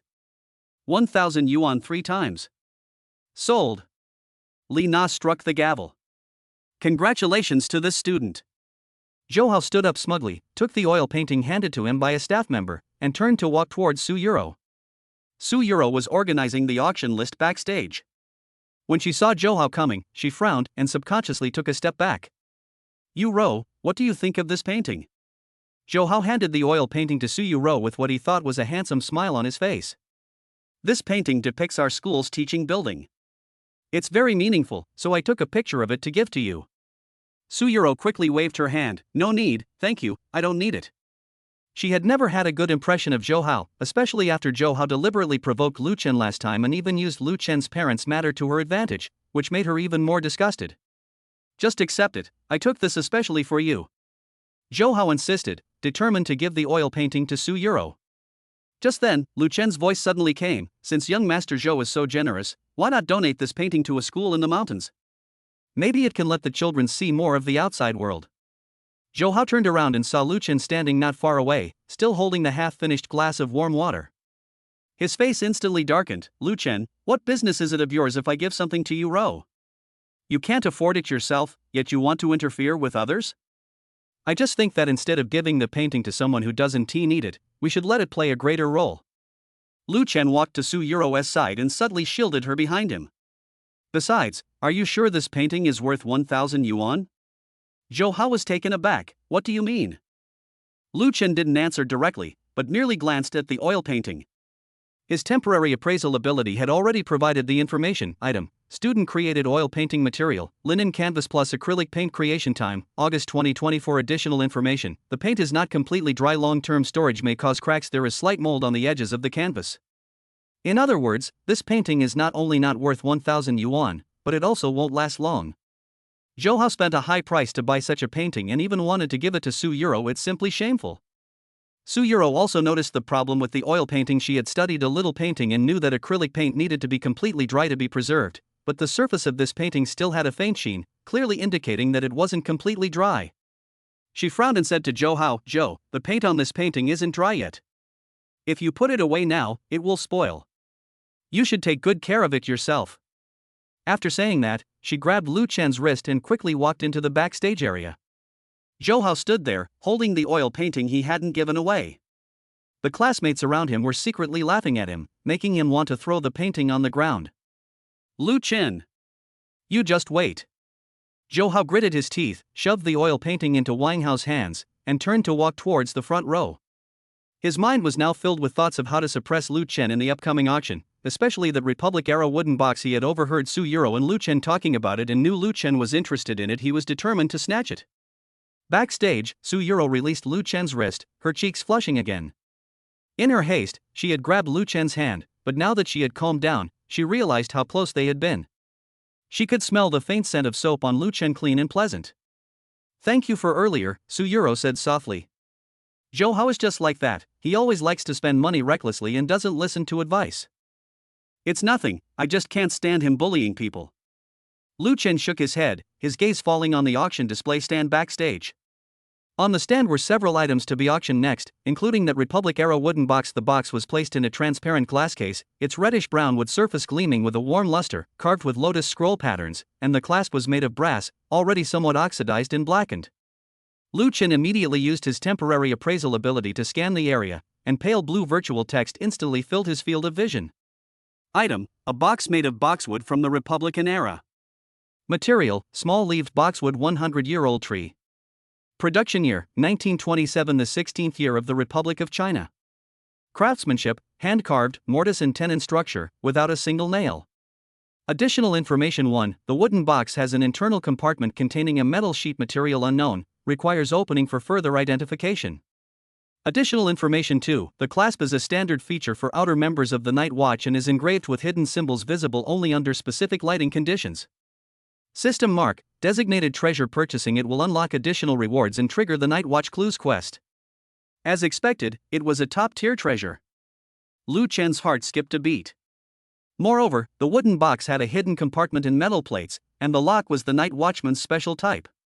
This indicated that what was hidden in the wooden box was likely related to the Night Watchman. The mysterious text message mentioning "pay attention to the Republic of China wooden box," and Yi Honglei's focus on Night Watchman clues, all seemed to be related to this wooden box. Just then, the system notification sounded again. Ding!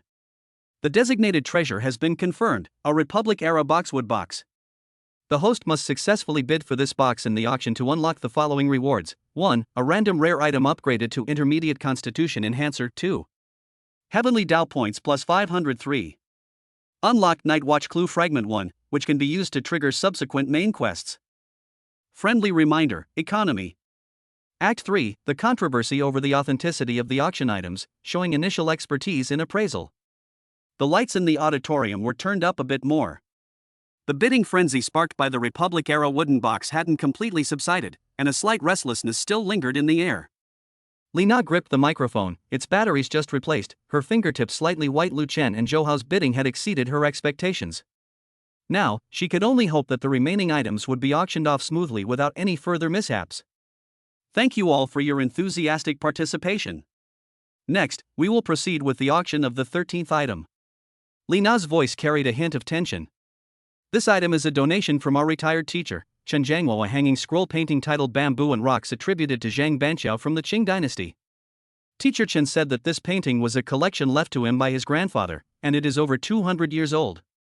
The bamboo and rocks in the painting have a profound artistic conception, and the brushwork is vigorous, making it extremely valuable for collection. As soon as the words were spoken, 2 student council members carefully carried a mahogany picture frame onto the stage. The frame was covered with transparent dustproof glass, and the Xian paper inside was slightly yellowed. The bamboo painted in ink stood tall and straight, and several oddly shaped rocks were arranged in a pleasing manner beneath the bamboo. In the upper right corner was the poem, "Simplify the complex like an autumn tree, lead the way with innovation like a spring flower," and it was signed Banqiao Zhang Xia, with a vermilion seal next to it. The spotlight shone on the painting, and a gasp of amazement erupted from the audience.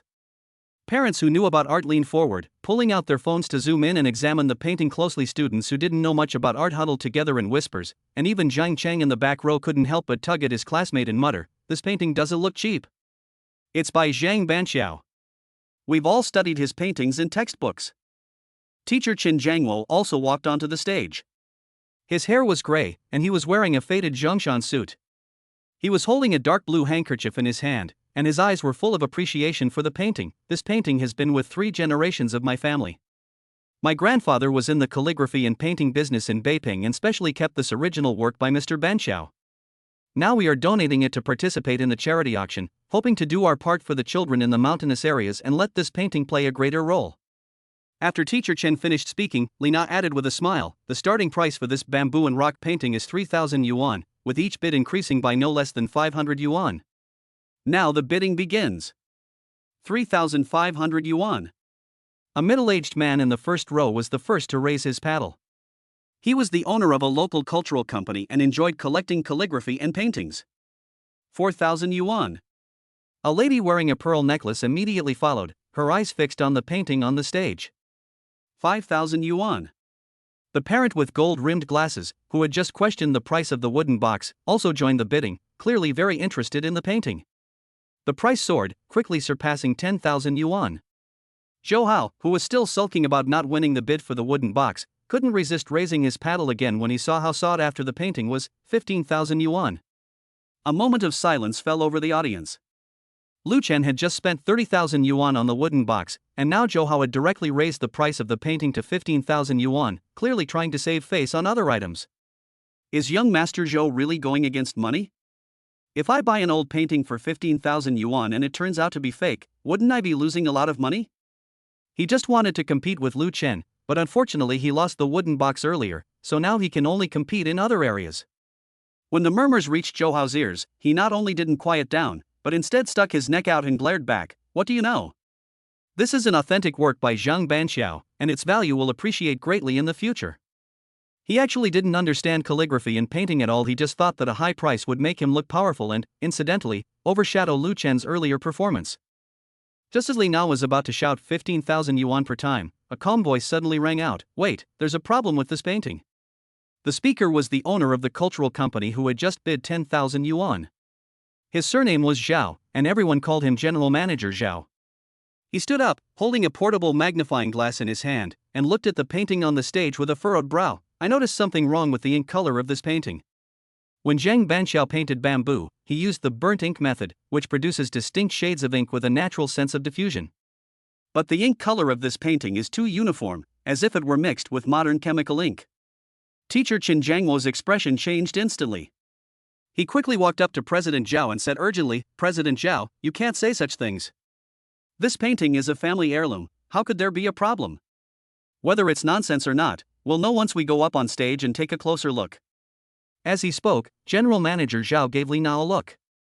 "Chairwoman Li, could we take the painting down so everyone can have a closer look? After all, this is a charity auction. If a fake is sold as a genuine piece, not only will the donors feel uncomfortable, but the bidders will also suffer losses, which would have a bad influence." The audience erupted in uproar. A fake? This was a family heirloom donated by a retired teacher. How could it be a fake? Really? Teacher Chen seems like a very honest person. He wouldn't stoop to using fake paintings to scam money, would he? Mr. Zhao runs a cultural company, so he should know his stuff. If he says there's a problem, then there might really be a problem. Why don't we take it down and take a look? We can tell if it's real or fake in an instant, and avoid any trouble later.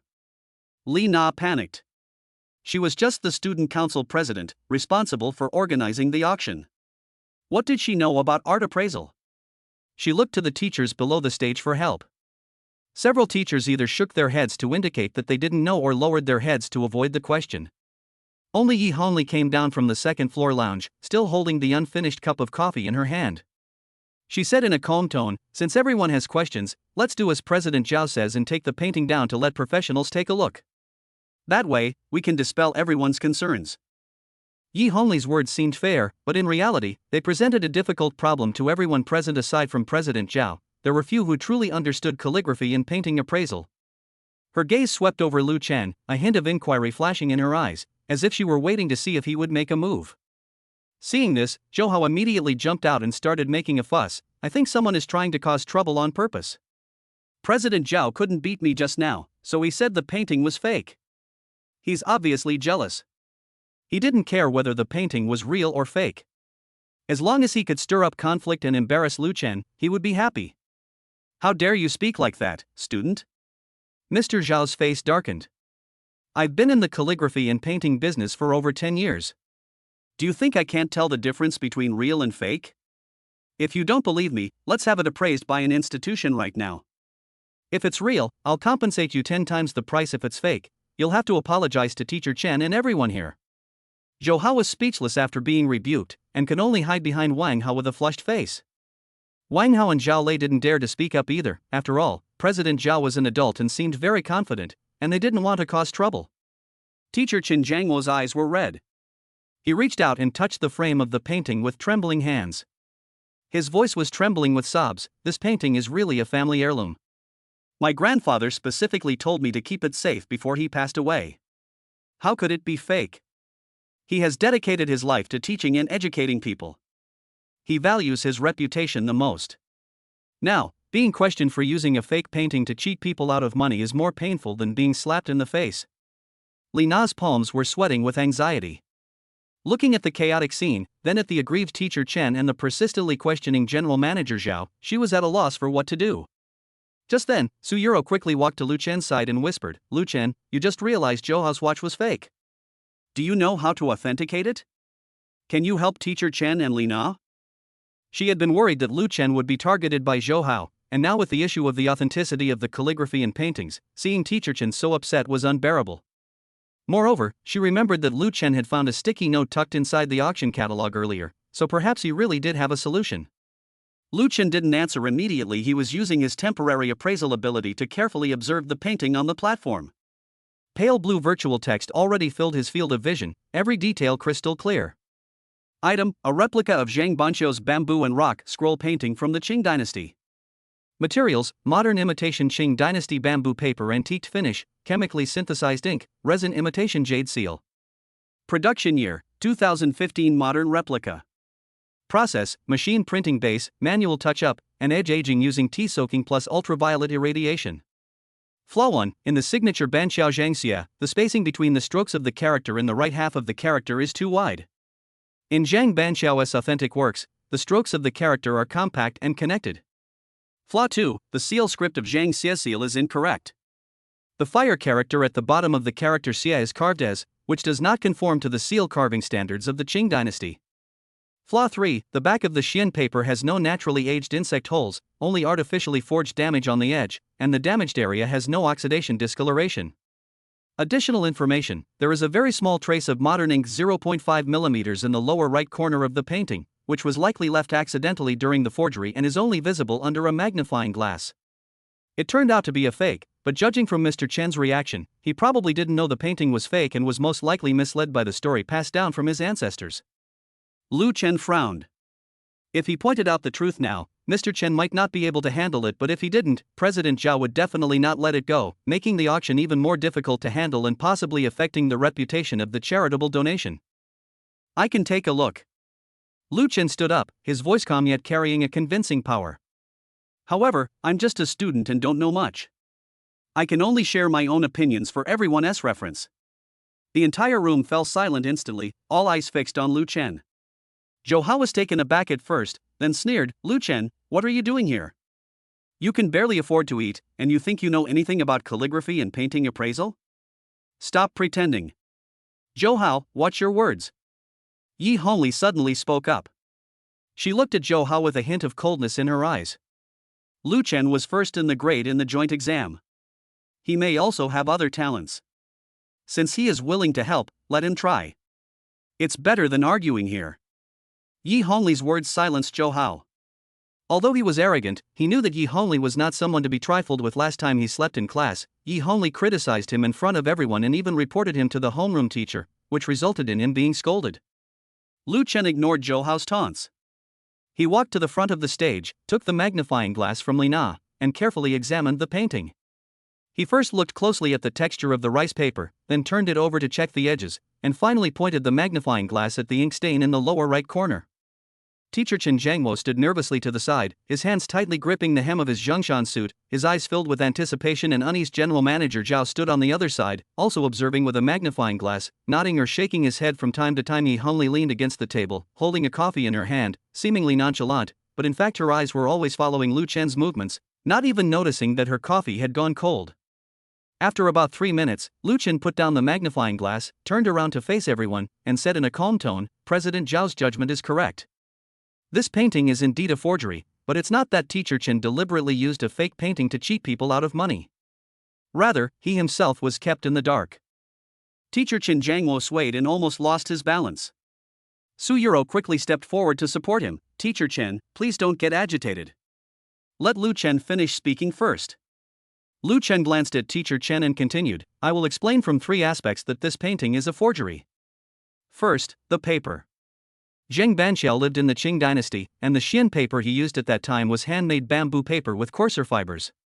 After natural aging, it would have an ivory yellow color and would have fine insect marks and mold spots.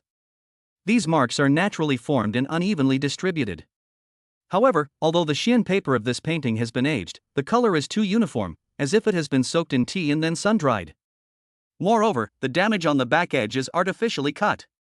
The damaged areas have not oxidized and changed color, but are very new. This does not conform to the aging pattern of more than 200 years. As he spoke, he turned the painting over and pointed to the damaged edge with his finger. "Look here, everyone. When real old paper is damaged, the edges will have natural rough edges and the color will be darker than other places. But the damaged edges of this painting are very neat, and the color is the same as the main body of the paper. It is obviously a post-processing." People below the stage crowded forward to look, especially several older parents who had old books and papers at home and could tell at a glance that Lu Chen was right. "That's true. I have a book from the Republican era at home, and the edges are a bit darker. This one is really too new. I didn't expect Lu Chen to know this. He's much better than Zhou Hao. Zhou Hao just knows how to throw around prices." Zhou Hao's face flushed red and then turned pale. He wanted to retort, but he didn't know what to say, so he can only glare at Lu Chen fiercely. Lu Chen continued without pausing. "Secondly, the ink color. What Mr. Zhao just said about the burnt ink method is very accurate. Zheng Banqiao's bamboo paintings emphasize incorporating calligraphy into painting, and the ink color has 5 levels: thick, light, dry, wet, and burnt. Especially at the tips of the bamboo leaves, there will be natural flying white, which can only be formed by hand brushwork. But the ink color of this painting is too uniform, and the flying white of the bamboo leaves looks like it was sprayed by a machine. Moreover, there is no natural graininess in the ink color. Ink in the Qing dynasty was ground by hand and would have fine carbon particles, while modern chemical ink is mixed by machine and has a very fine texture. You can tell the difference with a magnifying glass." As he spoke, he pointed a magnifying glass at a bamboo leaf and handed it to the parents next to him. "Everyone can see that the ink on this bamboo leaf has no gradation at all. Even the bamboo joints, which should be the darkest, are the same color as the bamboo leaf. This does not conform to Zheng Banqiao's style of brushwork." Several parents took turns examining it with a magnifying glass and nodded in agreement. "Indeed, the ink is too even, without any depth. It doesn't look like it was painted by hand." Teacher Chen Jiangwo's face grew paler and paler. His lips moved as if he wanted to say something, but in the end he only sighed. He now had some doubts about whether his grandfather had bought a fake painting back then, but had simply not discovered it. Third, the seal and signature. Lu Chen walked to the upper right corner of the painting, pointing to the signature and seal. Zheng Banqiao's signature is Banqiao Zhang Xie. The right half of the character Xie is U, which he usually wrote in a connected stroke with the upper and lower strokes close together, like the character. But in this painting, the U is separated with a wide gap, which is obviously due to a lack of attention to detail when imitating. Also, the seal of Zhang Xie. The fire at the bottom of the character Xie is important in Qing dynasty seal carving, which emphasizes broken strokes but connected meaning. However, the seal on this painting has fire carved as, which is a 4-dot bottom. This is a mistake that only modern people would make in the Qing dynasty. The character Xie had fire at the bottom, not a 4-dot bottom. As he spoke, he took out his phone from his pocket. It was an old phone, but the screen still worked. He opened the picture of Zheng Banqiao's authentic work that he had looked up beforehand and handed it to Teacher Chen. "Teacher Chen, look, this is a picture of the authentic bamboo and rock painting by Zhang Banqiao in the museum. The difference between the signature and the seal in this painting is very obvious. Teacher Chen Jiangwo took the phone, his fingers trembling as he swiped the screen. The signature and seal on the genuine work were indeed the same as Lu Chen had described. His eyes instantly reddened, and tears streamed down his cheeks. It's all my fault for being uneducated and not recognizing it as a fake. I even put it up for auction, almost causing trouble for the school. Teacher Chen, please don't blame yourself. Lu Chen handed Teacher Chen a tissue, speaking gently. Many counterfeits are made very realistically. Even experts can be fooled if they don't look closely. Besides, you genuinely wanted to donate money to children in mountainous areas. This intention is more important than anything else. No one will blame you. A round of applause immediately broke out from the audience, and everyone comforted Teacher Chen. Teacher Chen, don't be sad, the thought is what counts. That's right, you didn't create the counterfeit products either, you're also a victim. How about we continue the auction of this painting, treating it as an art piece? We can donate whatever we can, and no one will mind. Teacher Chen Jiangwo wiped away his tears of emotion and bowed to the audience. Thank you everyone, thank you Lu Chen. If it weren't for you, I would have made a huge fool of myself today. Since this painting is a replica, let's auction it as a work of art, with a starting bid of 500 yuan. As long as we can donate some money to the children, that's fine. Lina breathed a sigh of relief and quickly said, okay, the starting price for this bamboo and rock painting craft piece is 500 yuan, with each bid increment no less than 50 yuan. Let's start the bidding now. This bidding was much more moderate, and the painting was eventually won by a parent who liked bamboo paintings for 800 yuan. Teacher Chen Jiangwo watched the painting being sold, a relieved smile appearing on his face. Although it wasn't an original, at least he had done his part for the children in the mountainous area, and he hadn't brought shame to the school. Mr. Zhao walked up to Lu Chen and extended his hand. Lu Chen, you were so young, but you know a lot. I was presumptuous just now. I thought I was the only one who knew about this. I didn't expect you to be more professional than me. Mr. Zhao, you're too kind. I just happened to know a little about this. Lu Chen politely shook Mr. Zhao's hand, without making a fuss. Yi Hongli also walked over. She looked at Lu Chen with a meaningful smile on her lips. Lu, I didn't expect you to not only be good at studying, but also know how to appraise calligraphy in paintings. You're really a hidden talent. She had been observing Lu Chen and found that every flaw he pointed out was very professional. It didn't seem like he coincidentally knew about it, but rather that he had received professional training. This made her even more interested in Lu Chen. Teacher Yi, you flatter me. I've just been reading some books on antique appraisal, and I never thought I'd come in handy today. Lu Chen didn't tell the truth. He knew Yi Hongli was testing him and couldn't reveal the existence of the system. Su Yuro also ran over, her eyes sparkling, looking at Lu Chen with admiration. Lu Chen, you're amazing. I was so anxious just now, thank goodness you were here. She had been worried that Lu Chen would say something wrong or be questioned, but now that she saw Lu Chen being recognized by everyone, she was even happier than if she were being praised herself. It's nothing, just helping out. Looking at Su Yuro's smile, Lu Chen felt a warmth in his heart, and the tension and pressure he felt earlier disappeared. Just then, Lu Chen's phone vibrated. It was a text message from an unknown number. Your appraisal skills are good. Be careful of Yi Hongli regarding the wooden box.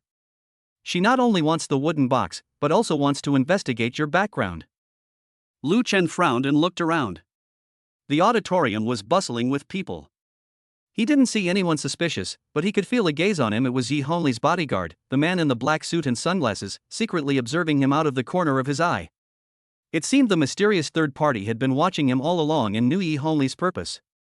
Lu Chen deleted the text message. Secretly on guard, Yi Hongli was not only a Chinese teacher but also connected to the night watchman, and now she was targeting him. He would have to be even more careful in the future.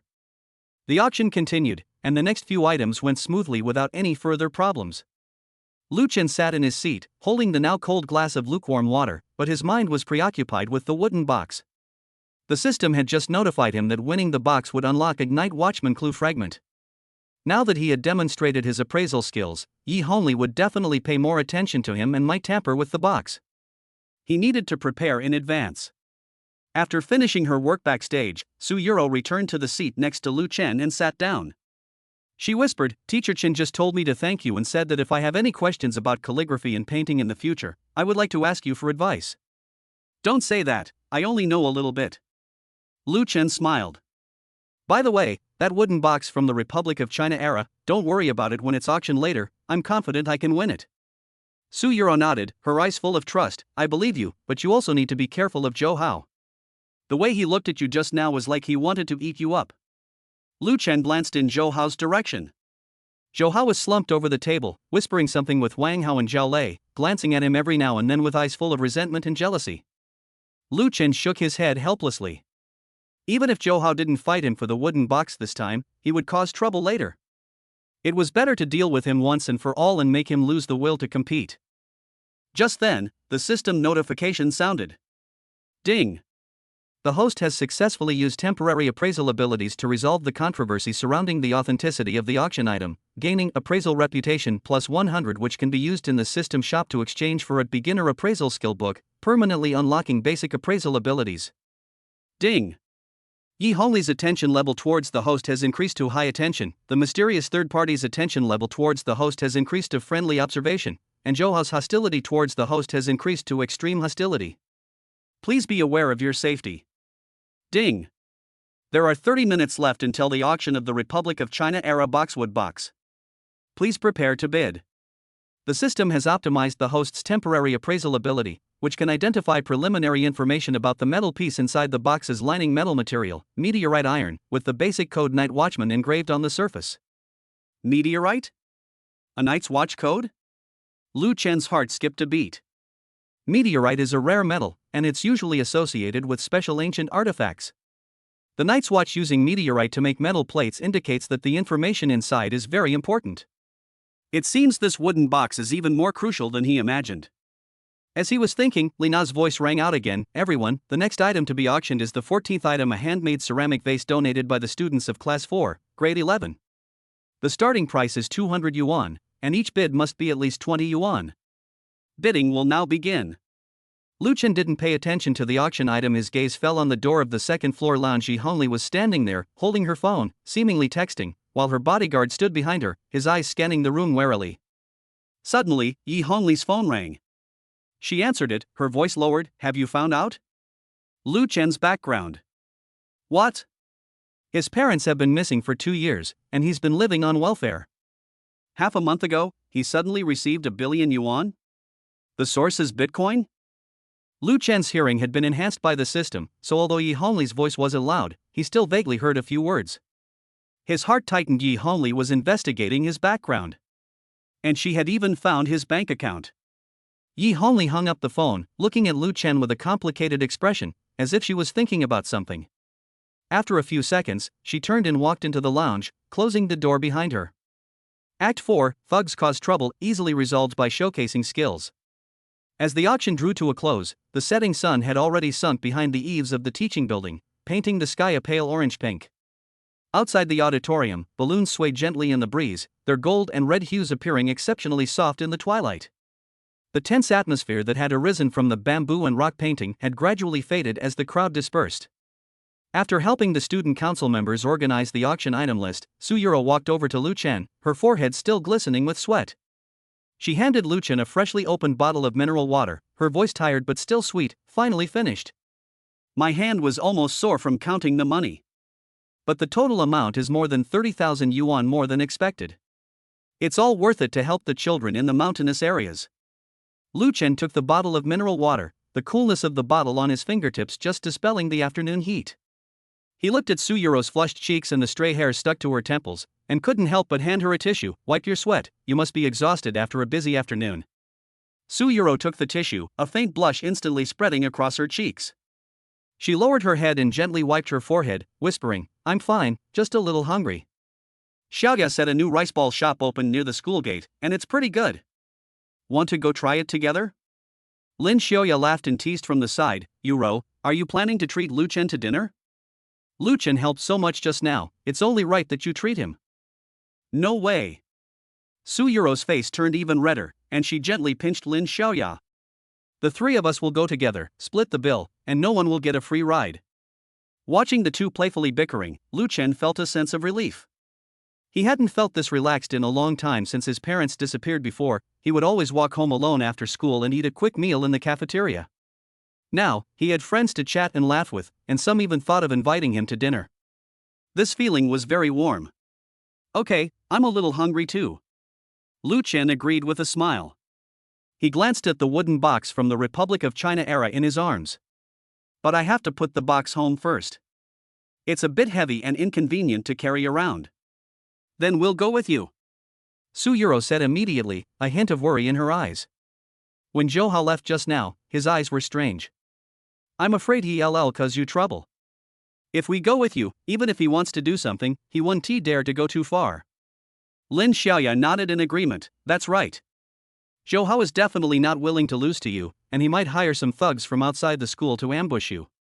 Although the two of us girls can't be of much help, more people means more eyes, and we can at least keep an eye on things for you. Lu Chen felt a warmth in his heart. He knew the two were genuinely worried about him.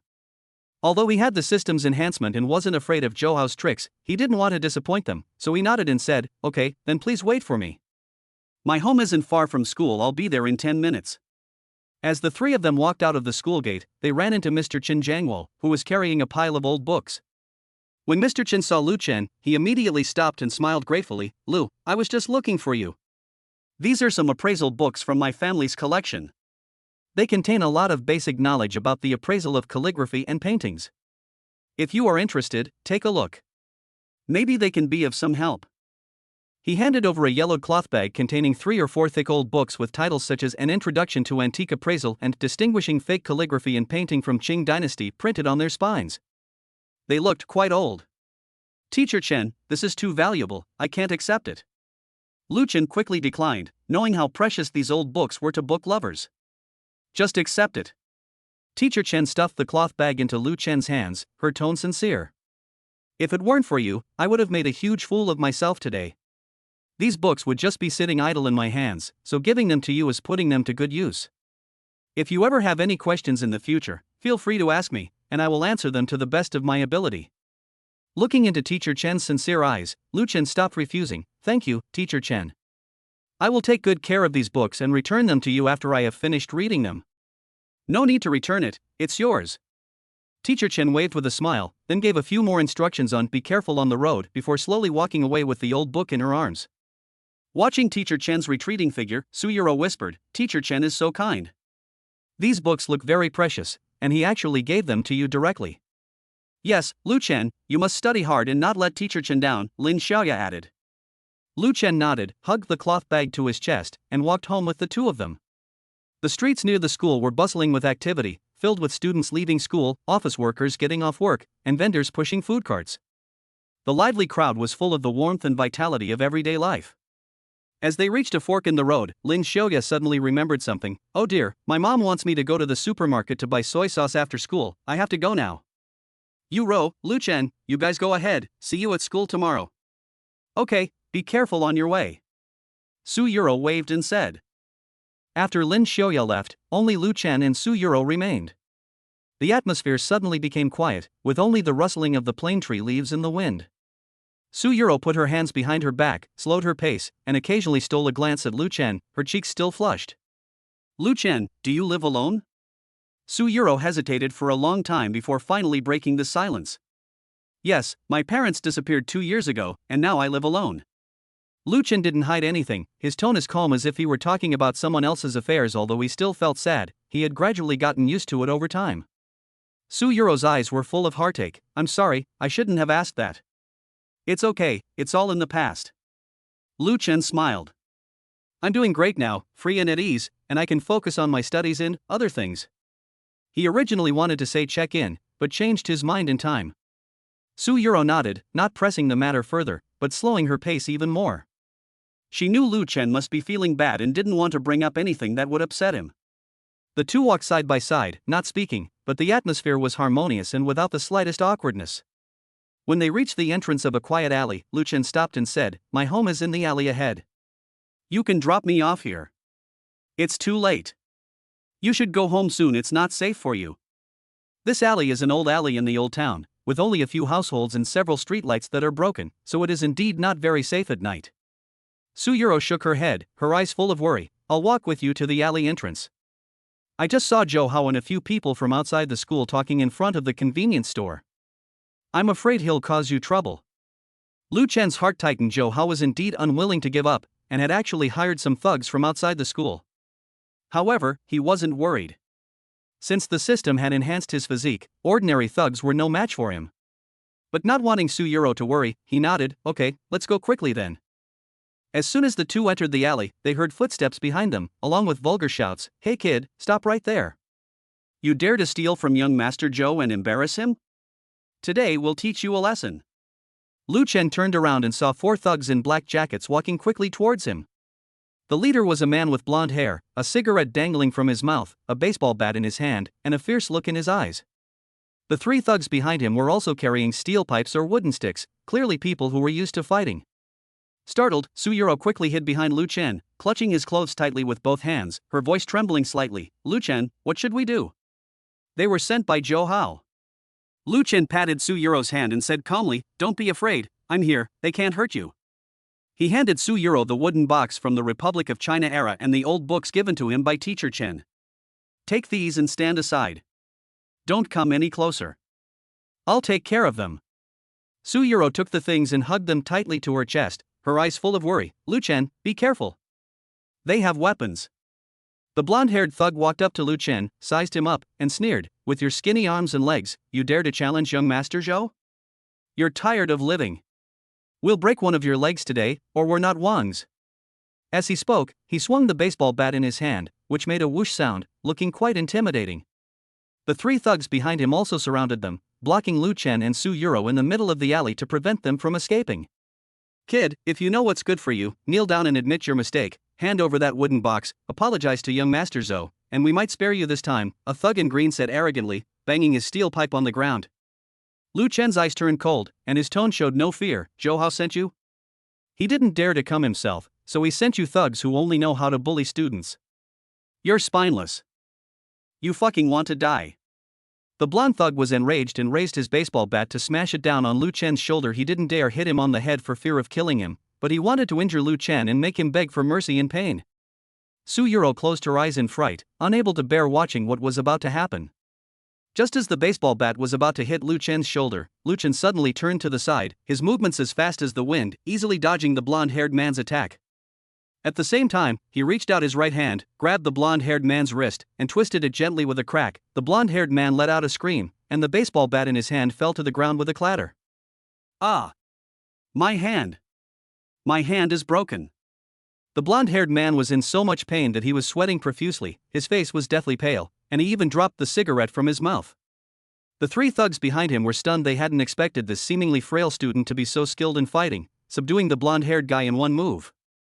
"What are you all standing there for? Come at me." The thug in green reacted, shouted, and raised a steel pipe to smash it down on Lu Chen's back. Lu Chen didn't turn around. He simply flicked his left foot, and the baseball bat on the ground flew into his hand. He turned and swung the bat, which struck the green-clothed thug's wrist. The steel pipe clattered to the ground, and the green-clothed thug winced in pain, clutching his wrist and jumping up and down. The remaining two thugs were too frightened to step forward, their wooden sticks trembling. They usually bullied ordinary students. They had never seen anyone so skilled in combat. He had taken down two of his accomplices in one move. He was no match for them. Holding a baseball bat, Lu Chen walked step by step towards the remaining two thugs, his eyes filled with coldness. "Want to continue fighting? Or get lost now?" The two thugs exchanged a glance, both seeing fear in each other's eyes. They quickly dropped their wooden sticks, bowed, and apologized. "We're sorry, we were wrong, we'll never do it again." With that, they helped the blonde-haired and green-clothed thugs and ran out of the alley in a disheveled state, not even daring to pick up the steel pipes and baseball bats that had fallen to the ground. Suyuro opened her eyes and saw that the thugs had all run away. She breathed a sigh of relief, but tears still streamed down her face. She was so scared just now that she relaxed and realized that her hands and feet were trembling. Lu Chen quickly went over and handed her a tissue. "Don't be afraid, they've all run away, they won't come back." "Lu Chen, are you all right? Are you hurt?" Suyuro wiped away her tears, took Lu Chen's arm, and carefully checked his body, afraid that he might be injured somewhere. "I'm fine, look, I'm perfectly all right." Lu Chen smiled and swung his arm around. "They're too weak, they couldn't hurt me at all." Suyuro was relieved. She looked at Lu Chen with admiration in her eyes. "Lu Chen, you're amazing. You were so cool just now, you chased them away in one move. Have you ever practiced martial arts?" "I guess so." I learned a little self-defense from my neighbor's grandpa before, and I never thought I'd have to use it today. Lu Chen didn't tell the truth. He couldn't very well tell Su Yuro that the system had enhanced his physique. Just then, footsteps came from the alley entrance. Lu Chen turned around warily, thinking that the thugs had returned, but he saw Old Man Qin slowly walking over with a cane in his hand, holding a flashlight. "Uncle Qin, what are you doing here?" Lu Chen asked in surprise. Old Qin should be in the school's security room. Why is he here? Old Qin waved his flashlight, his tone calm. "I saw some thugs following you, and I was worried, so I came to check on you. Luckily you're all right, otherwise this old man would have had to deal with them." Although he spoke lightly, there was a sharp glint in his eyes, clearly indicating he was no ordinary gatekeeper. Su Yuro recognized Old Man Qin and quickly greeted him. "Hello, Uncle Qin, thank you for your concern." "Young lady, you're too kind. Lu Chen has had a tough time, so I have to take extra care of him," Old Qin said with a smile, his eyes full of affection, a stark contrast to his usual serious demeanor in the security room. Lu Chen felt a warmth in his heart. Old Man Qin had indeed been secretly watching him all along. Last time, when Zhou Hao sent thugs to ambush him, it was Old Man Qin who came to his rescue, and this time he had come to protect him again. He knew that Old Man Qin was definitely not simple, but he didn't ask any questions, and simply said, "Thank you, Uncle Qin." Old Qin nodded and then added, "Try not to walk through this alley at night. In the future it's not safe. Keep that wooden box safe and don't let outsiders see it. It could easily cause trouble." He clearly knew the value of the wooden box and might even know the secret inside. "I understand, Uncle Qin," Lu Chen replied. Old Qin gave Su Yuro a few more instructions on being careful on the road before slowly walking away with his cane. The direction he walked was actually the opposite of the direction the thugs had fled, so he obviously hadn't followed them but had deliberately taken a detour. Watching Old Man Qin's retreating figure, Su Yuro whispered, "Grandpa Qin is so kind, he even came all the way here to protect us. But he seems to know everything, even that you have a wooden box." "Well, Grandpa Qin is a good person. Maybe he knew my parents before." Lu Chen made up a reason on the spot, not wanting Su Yuro to know too much about the night watchman and the system. Su Yuro nodded and didn't ask any further questions. She glanced at the sky and said worriedly, "It's too late, I have to go home. My mom must be worried about me. You should go home early too, put the wooden box away, and don't come out again." "Okay, I'll take you to the main road at the alley entrance," Lu Chen said. The two walked to the alley entrance together. Su Yuro looked at Lu Chen with reluctance in her eyes and said, "Then I'm leaving. Be careful and call me anytime if anything happens." "Okay, be careful too." Lu Chen nodded. Su Yuro turned and took a few steps, then turned back and waved to Lu Chen before quickly walking towards home. Lu Chen watched her figure disappear into the night before turning and entering the alley. When he was dealing with the thugs, he noticed a man in a black suit and sunglasses standing under an old locust tree at the alley entrance. It was Yi Hongli's bodyguard. Clearly, Yi Hongli was also watching him, and might even have been following him. After returning home, Lu Chen placed the Republican era wooden box and the old books given to him by Teacher Chen on the table. Then he walked to the window and looked towards the alley entrance. The bodyguard in the black suit was gone. He had obviously left after seeing that Lu Chen had arrived home safely. He breathed a sigh of relief, walked to the table, and turned on the desk lamp. The warm yellow light fell on the Republican era wooden box, the reddish-brown boxwood gleaming with a gentle luster. During the fight, he had been worried that the box would be damaged, but now it seemed thankfully it was unharmed. Just then, the system notification sounded. Ding! The host has successfully dealt with the thugs hired by Zhou Hao, protecting himself and the designated treasure. The following rewards have been obtained. 1. Physical enhancement progress plus 10% current physical strength, elite level 60%, far exceeding that of an average adult. 2. Heavenly Dao points plus 300 current total points, 1600. 3. Unlock basic fighting skills already stored in the system space. Learning them will improve your close quarters combat abilities and help you deal with unexpected conflicts. Ding! Qin Laoda's protective behavior towards the host has been detected. Qin Laoda's favorability has increased to friendly. More clues about the night watchman can be obtained from Qin Lao Tu later. Yi Hongli's bodyguard's ability assessment of the host has been detected. Yi Hongli's attention to the host has increased to very high attention. Please be aware of potential risks. Lu Chen was overjoyed. Not only had his physique improved, but he had also gained fighting skills and points. It seemed that defeating thugs could also yield rewards.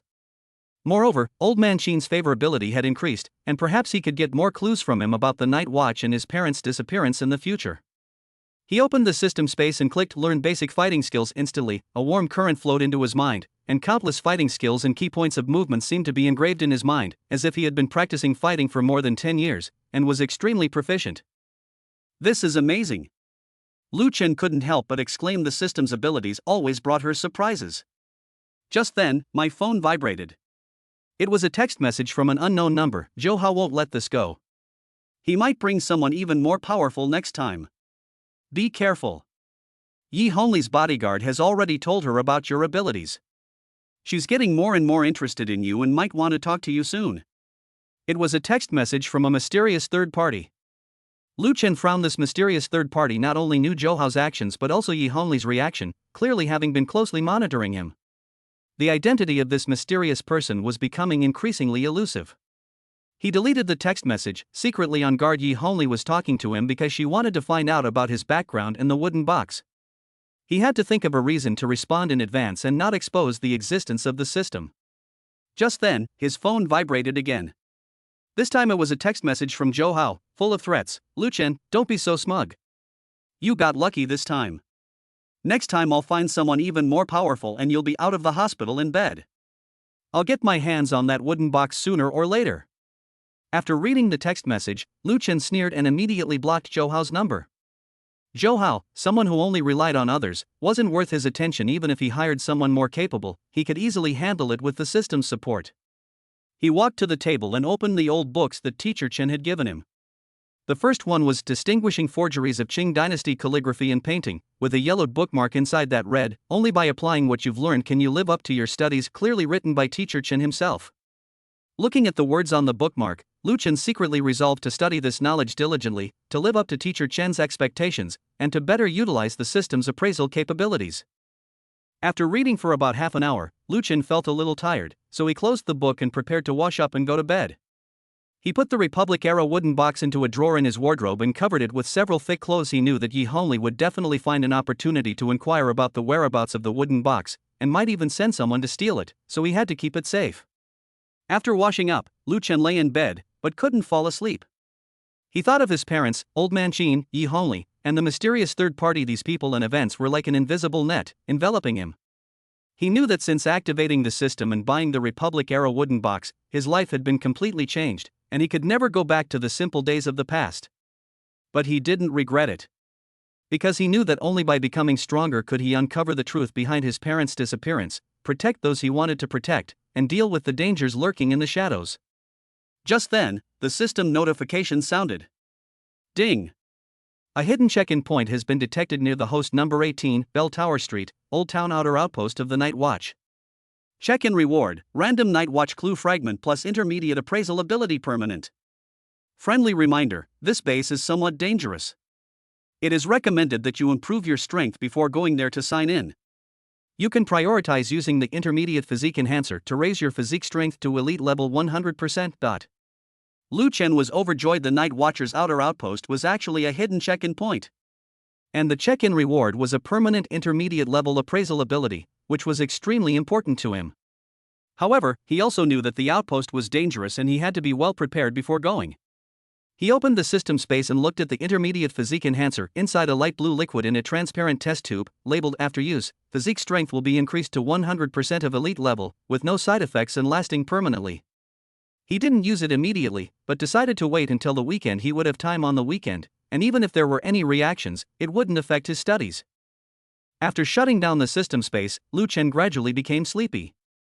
He closed his eyes, and images of Su Yuro's worried eyes, Teacher Chen's sincere smile, Old Man Qin's kind words of advice, and the system's notification sounds floated into his mind. These were like beams of light, illuminating his lonely life and giving him the courage to move forward.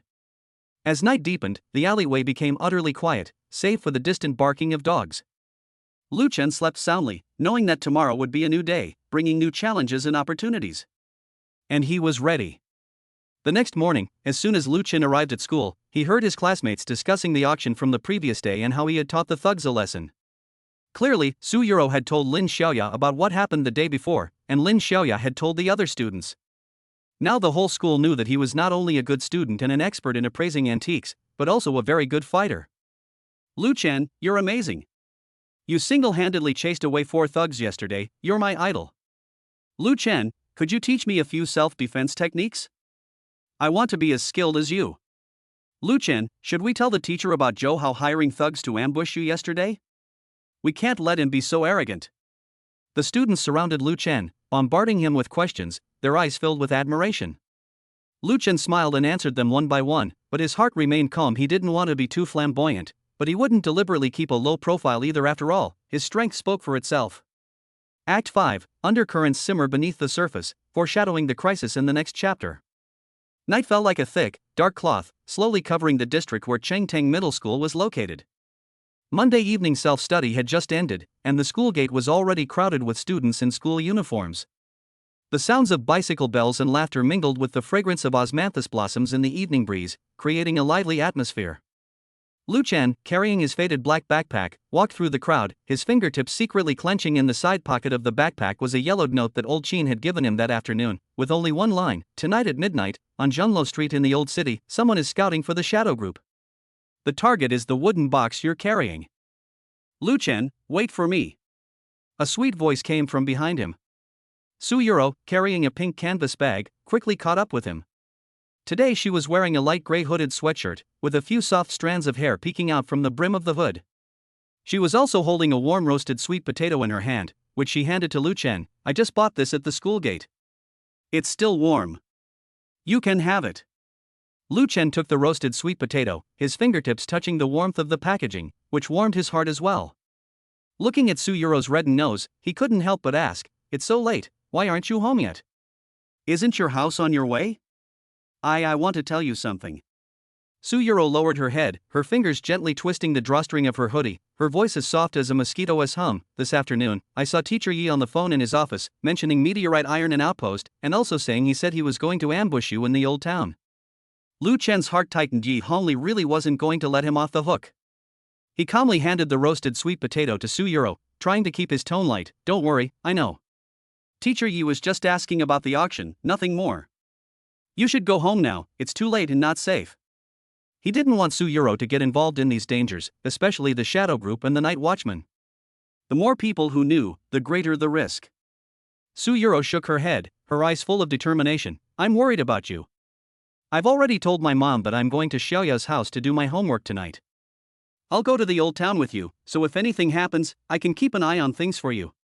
Lu Chen wanted to refuse, but he met Su Yuro's earnest gaze, a gaze filled with no hesitation, only worry and trust. He knew that even if he persuaded her to leave now, she would secretly follow him. Reluctantly, he nodded. "All right, but you have to listen to me and not run around, understand?" "Okay. I'll definitely listen to you." Su Yuro immediately smiled, her eyes shining like stars in the night sky. The two walked side by side in the night. The streets of the old town grew narrower and the streetlights dimmer. Vines climbed the walls of the old houses along the roadside, rustling the leaves in the wind as if someone were spying from the shadows. Lu Chen's senses, enhanced by the system, allowed him to clearly hear footsteps not far behind him, not Su Yuro's, but a heavy, metallic sound, like someone carrying a knife or steel pipe. "Hide behind me." Lu Chen suddenly stopped and pulled Su Yuro behind him, lowering his voice. "Someone is following us." Su Yuro tensed up instantly, gripping Lu Chen's clothes tightly with both hands, and asked in a low voice, Is he one of Teacher Ye's people?" "Not necessarily." Lu Chen shook his head, his gaze sweeping across the fork in the road ahead. There was a black van parked there, its windows tinted dark so he couldn't see the people inside, but he could sense that there were at least 3 people in the van, and they all looked hostile. Just then, Lu Chen's phone vibrated. It was a text message from an unknown number. "The van belongs to Shadow Group, and there are 3 thugs inside with steel pipes. Don't fight them head on.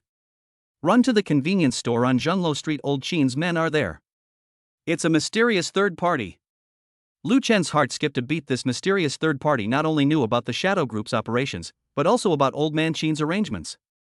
Who exactly is this person? And why has he been helping him all along? He didn't have time to think it through. He grabbed Su Yuro and ran quickly towards Zhenglo Street. The footsteps behind them quickened instantly, and the van started up.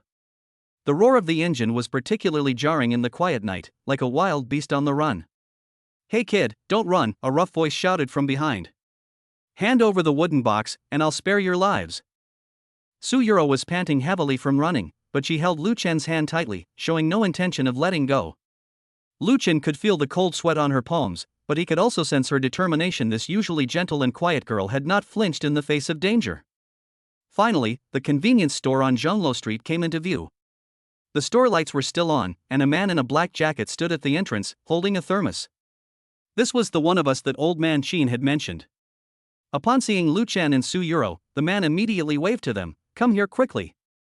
Lu Chen pulled Su Yuro along and rushed into the convenience store. The man followed closely behind, closing the glass door of the convenience store and pulling down the roller shutter door halfway, leaving only a crack. The members of the shadow group chased the store to its entrance. Seeing the roller shutter door down, they angrily pounded on it with a steel pipe, yelling, "Open the door, or we'll smash the store." The man sneered, pulled a walkie-talkie from his pocket, and said into it, "Target reached. Mad Dog and his gang are causing trouble at the door." Not long after, the roar of motorcycles came from afar. 3 motorcycles approached the convenience store, and the riders were all wearing black vests and helmets, carrying rubber batons. The shadow group members panicked at the sight of this, dropped their steel pipes, jumped into their van, and sped away. The person on the motorcycle didn't give chase, they simply nodded to the man at the convenience store entrance and rode away. Su Yuro finally breathed a sigh of relief, leaning against the shelf and panting, "I was so scared." Who were those people? They were so fierce. They're from the shadow group, they specialize in robbing antiques and the night watchman, the man said, taking off his hat to reveal an ordinary face. "I'm Master Qin's apprentice, call me Old Zhang. Master Qin said you might be in danger tonight, so he told me to wait here." Lu Chen nodded, feeling even more grateful to old man Qin. This seemingly ordinary gatekeeper had made so many arrangements, clearly indicating that he was quite influential in the old town. "Uncle Qin also asked me to pass on a message to you." Old Zhang took out an oil paper package from his pocket and handed it to Lu Chen. He said that the meteorite metal fragment in this wooden box is the key to open the outer stronghold of the Night Watchers, but the stronghold has been quite unsettled recently. Not only are there Yi Hongli's people, but also the main force of the shadow group. He wants you to stay away from the stronghold for the time being and wait for his news. Lu Chen took the oil paper package, opened it, and found a small cloth bag inside. Inside the cloth bag was the wooden box from the Republic of China era that he kept at home. He was stunned for a moment. Why did Grandpa Qin bring the wooden box? "I clearly put it in the wardrobe at home. Uncle Qin was worried about your safety, so he asked me to come to your house this afternoon to get it." Old Zhang smiled. "Don't worry, I went in with the key Uncle Qin gave me and didn't touch anything else in your house." Lu Chen felt a warmth in his heart. Old Qin had been so thoughtful, even considering the safety of his home. He opened the wooden box. The meteorite metal fragments were still inside, the coded markings on their surface gleaming faintly under the convenience store lights. He scanned them with his temporary appraisal ability, and virtual text immediately appeared. Item: Nightwatch Meteorite Cipher Card. Material: meteorite iron containing special magnetic elements. Production year: 1927, the same year as the wooden box. Additional information: 1. The code requires the moonlight mirror to decipher. The moonlight mirror is hidden in a secret compartment on the second floor of the stronghold. Additional information: 2. The metal sheet has a weak magnetism, which can attract iron mechanisms within the base and prevent the triggering of traps. Additional information: 3. The shadow group knows the metal fragment is in your possession and plans to raid the stronghold in 3 days to seize it. 3 days later? Lu Chen's heart sank. The shadow group had already come up with a plan so quickly. He had to get the moonlight mirror within 3 days to decipher the code, otherwise, if the shadow group launched a surprise attack on the stronghold, not only would he not be able to decipher the code, but they might also steal the metal piece. "Old Zhang, where is the base?" Lu Chen asked. Old Zhang frowned. "Uncle Qin won't let you go. The stronghold is too dangerous. Yi Hongli's men have installed surveillance cameras at the entrance of the stronghold, and the shadow group has also buried traps around the stronghold. Going there now would be suicide. I have to go," Lu Chen said firmly. "Only the moonlight mirror can decipher the code on the metal plate, and the shadow group is going to raid the stronghold in 3 days. I can't wait." He remembered what old man Qin had said, that clues to his parents might be in the hideout. He couldn't wait any longer. He had been searching for his parents for 2 years, and now that he finally had a lead, he had to go, no matter how dangerous it was. Old Zhang sighed, knowing he couldn't persuade Lu Chen. "All right, I'll take you there, but you have to follow my instructions. The outpost is at number 18 Zhonglo Street, an old 2-story building with a sign that reads Zhonglo Courtyard hanging at the entrance. It looks like a guest house, but it's actually just an outer outpost for the night watchman. He paused, then added, "There are 3 traps on the first floor of the base, all planted by the shadow group. Stepping on them will trigger the mechanism. The hidden compartment on the second floor is behind the desk.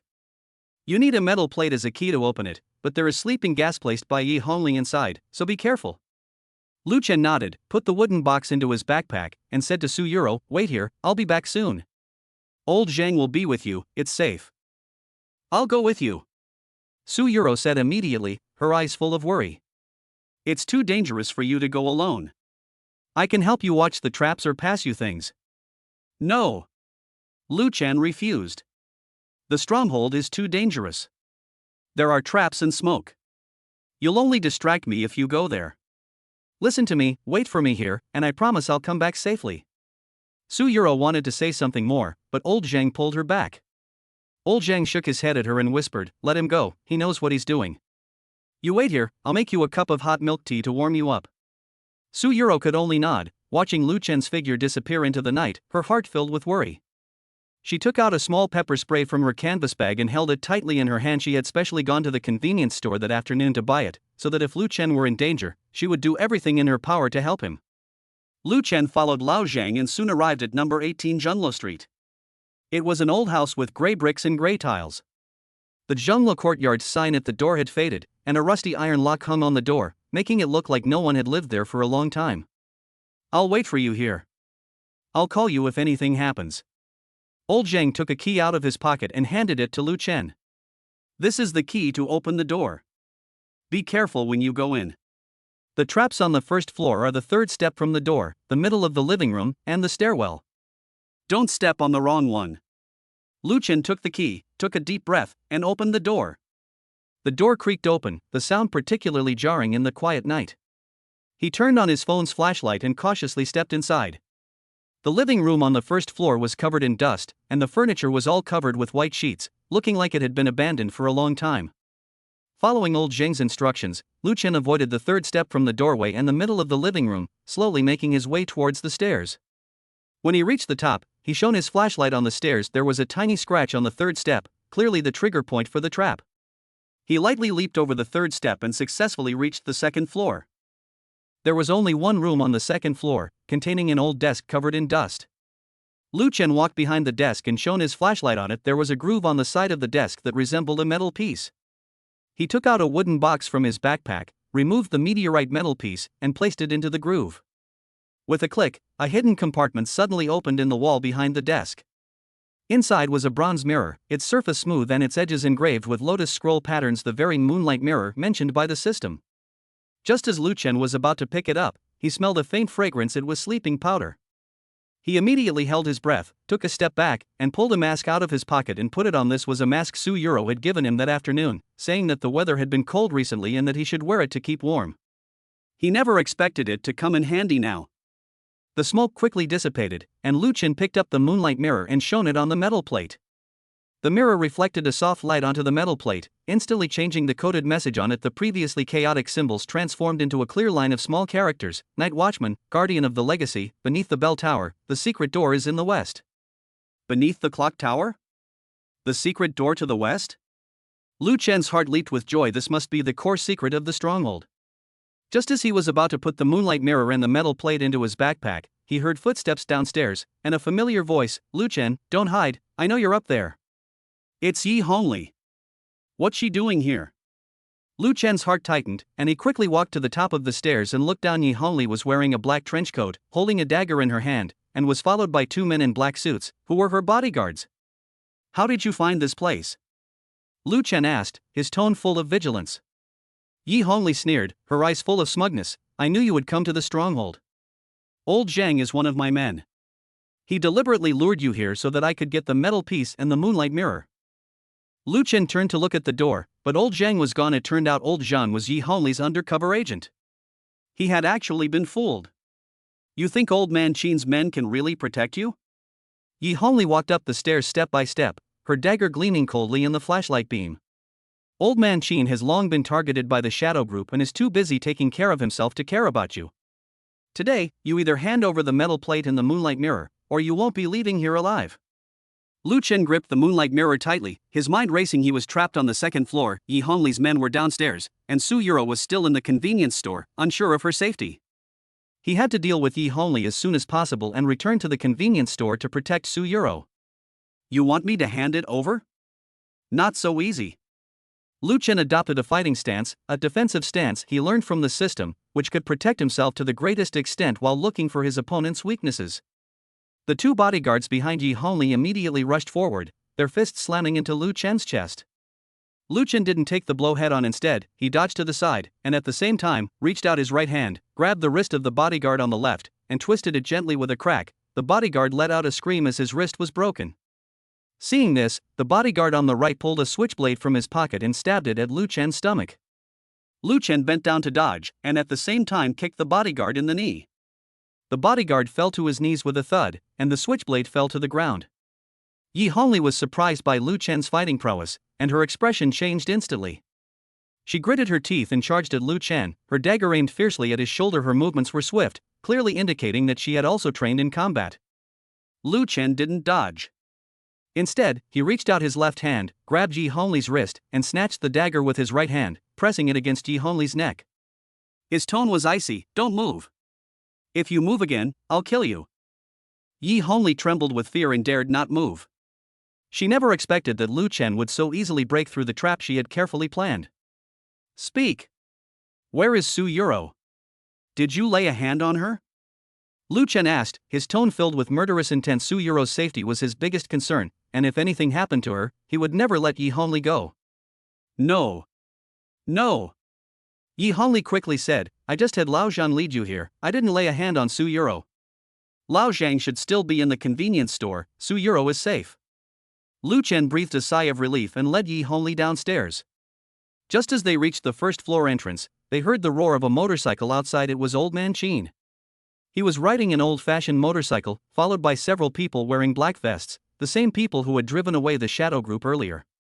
Lu Chen, are you all right? Old Qin stopped his motorcycle immediately when he saw Lu Chen, his voice full of worry. I'm fine, I've caught Yi Hongli, Lu Chen said, removing the dagger from Yi Hongli's neck and leading her to Old Man Qin. Old Qin looked at Yi Hongli, his eyes filled with anger. Miss Yi, your grandfather was also an outer member of the Night Watch back then. How could you betray the Night Watch and cooperate with the Shadow Group? Yi Hongli sneered, the Night Watch? That's outdated. What I want is the secret within the meteorite fragment. Once I get the secret, I can become the most powerful person, 100 times stronger than the Night Watch. You're too naive, Old Qin sighed. The secrets hidden in the meteorite metal fragments are beyond your control. They will only bring you death. He waved to the people behind him, take her away and hand her over to the police. She kidnapped a student and was carrying a controlled knife. She'll be in jail for several years. Two men in black vests stepped forward and took Yi Hongli away. As she was being led away, Yi Hongli glared at Lu Chen with venomous eyes. Lu Chen, you just wait. I won't let you get away with this. The people behind me won't let you get away with this either. Lu Chen ignored her. His biggest worry right now was Su Yuro. He ran towards the convenience store, and Old Man Qin followed on his motorcycle. As soon as they arrived at the convenience store, they saw Su Yuro and Lao Zhang standing at the door. Lao Zhang was holding a knife to Su Yuro's neck, his face fierce. Lu Chen, don't come any closer. Old Zhang shouted. Hand over the metal piece and the moonlight mirror, or I'll kill her. Su Yuro turned pale with fright, but still shouted at Lu Chen, don't worry about me. Don't give him the thing. Lu Chen's heart tightened, he stopped, raised his hands, and said as calmly as possible, don't hurt her, I'll give you the things. He slowly took out a wooden box and a moonlight mirror from his backpack, placed them on the ground, and pushed them toward Old Zhang. The things are here, you let her go. Old Zhang smiled and bent down to pick up the wooden box and the moon mirror. Just as he bent down, Old Qin suddenly jumped off the motorcycle, holding a steel pipe, and smashed it hard against the back of Old Zhang's head. Old Zhang screamed and fell to the ground, the knife also falling to the floor. Lu Chen immediately rushed over, pulled Su Yuro behind him, and checked her body. Are you all right? Are you hurt? I'm fine, I'm just a little scared. Su Yuro shook her head, gripping Lu Chen's hand tightly, tears streaming down her face. Old Qin tied up Old Zhang and said to Lu Chen, this kid is an undercover agent for the Shadow Group. He was bribed by the Shadow Group a long time ago. I only found out just now. Luckily we arrived in time, otherwise Miss Su would have been in danger. Lu Chen nodded, a wave of fear washing over him. If he had arrived even a moment later, Su Yuro might have been in danger. He looked at Su Yuro and said seriously, "You're never allowed to come to such dangerous places with me again, understand?" Su Yuro nodded, tears still streaming down her face, but she smiled. Just then, Lu Chen's phone vibrated. It was a text message from an unknown number. Shadow Group's main force will raid the stronghold in 3 days. Their leader, Shadow, will also be there. Shadow knows iron manipulation, meaning he can manipulate metal. Your meteorite metal fragments are bait for him, so be careful. Also, the clues to your parents aren't at the stronghold, but at the Night Watch's headquarters. You need to collect all 3 meteorite metal fragments to find the headquarters location. It's a mysterious third party. Lu Chen's heart skipped a beat. Iron manipulation technique? Such a strange ability. Moreover, the clues to his parents require 3 pieces of meteorite metal. He only has 1, and he needs to find the other 2. He looked around. There was no one in the darkness, but he could sense a mysterious third party nearby, watching him intently. Who was this person? Why did they know so many secrets? Were they friend or foe? Seeing Lu Chen's expression, Old Man Qin asked, "What's wrong? What happened?" Lu Chen showed the text message to Old Man Qin, whose expression turned serious. Shadow. He's the leader of the Shadow Group, and he does indeed know iron manipulation. Many of the Night Watch's outer members died at his hands. It seems there will be a fierce battle at the stronghold in 3 days. He paused, then continued, "But don't worry, I'll contact the other peripheral members of the Night Watch, and we'll go to the stronghold together in 3 days to help you deal with the Shadow Group. As for the other 2 pieces of meteorite metal, I know one of them is in the antique market in the south of the city, in the collection of an antique dealer called Old Lu. We can go there to look for it first." Lu Chen nodded, feeling slightly relieved. With Old Man Qin and the members of the Night Watch helping them, their chances of dealing with the Shadow Group had increased considerably. Moreover, knowing the whereabouts of the other metal piece brought them one step closer to finding their parents. As night deepened, Old Qin handed Old Zheng over to the arriving police and then took Su Yuro home. Back at his own home, Lu Chen placed the meteorite metal fragments and the moonlight mirror in his desk drawer and locked it. He knew these 2 items were the Shadow Group's target and had to be kept safe. Lying in bed, Lu Chen tossed and turned, unable to sleep. He thought of his parents, the Night Watch headquarters that Old Man Qin had mentioned, the mysterious third party's text message, and the fierce battle 3 days later. He knew that his life had been completely changed, and he could never go back to the simple days of the past. But he didn't regret it. Because he knew that only by becoming stronger could he protect the people he wanted to protect, find the truth behind his parents' disappearance, and unravel the secrets of the Night Watch and the Shadows. He opened the system space and looked at the intermediate physique enhancer and basic fighting skills inside, his heart filled with anticipation. Tomorrow, he would use the physique enhancer and then practice his fighting skills to prepare for the fierce battle 3 days later. In a tall building not far away, a man wearing a black mask was looking in the direction of Lu Chen's house, holding a cell phone with a picture of Lu Chen on the screen. He spoke softly into the phone, "Lu Chen, you're finally starting to uncover the secrets of the Night Watch. The revenge for your parents, and the future of the Night Watch, all rest on your shoulders. 3 days from now at the stronghold, Shadow will give you a surprise. I hope you won't disappoint me." After saying that, he turned off his phone and disappeared into the night. Chapter 18, A Classmate's Scheme Backfires, a Powerful Reversal That Slaps the Other in the Face. Act 1, The Exam Begins. The September breeze had just brought a touch of coolness, but the windows of Class 1, Grade 12 were tightly shut, leaving only the ceiling fan spinning weakly overhead, filling the classroom with chalk dust and the smell of ink.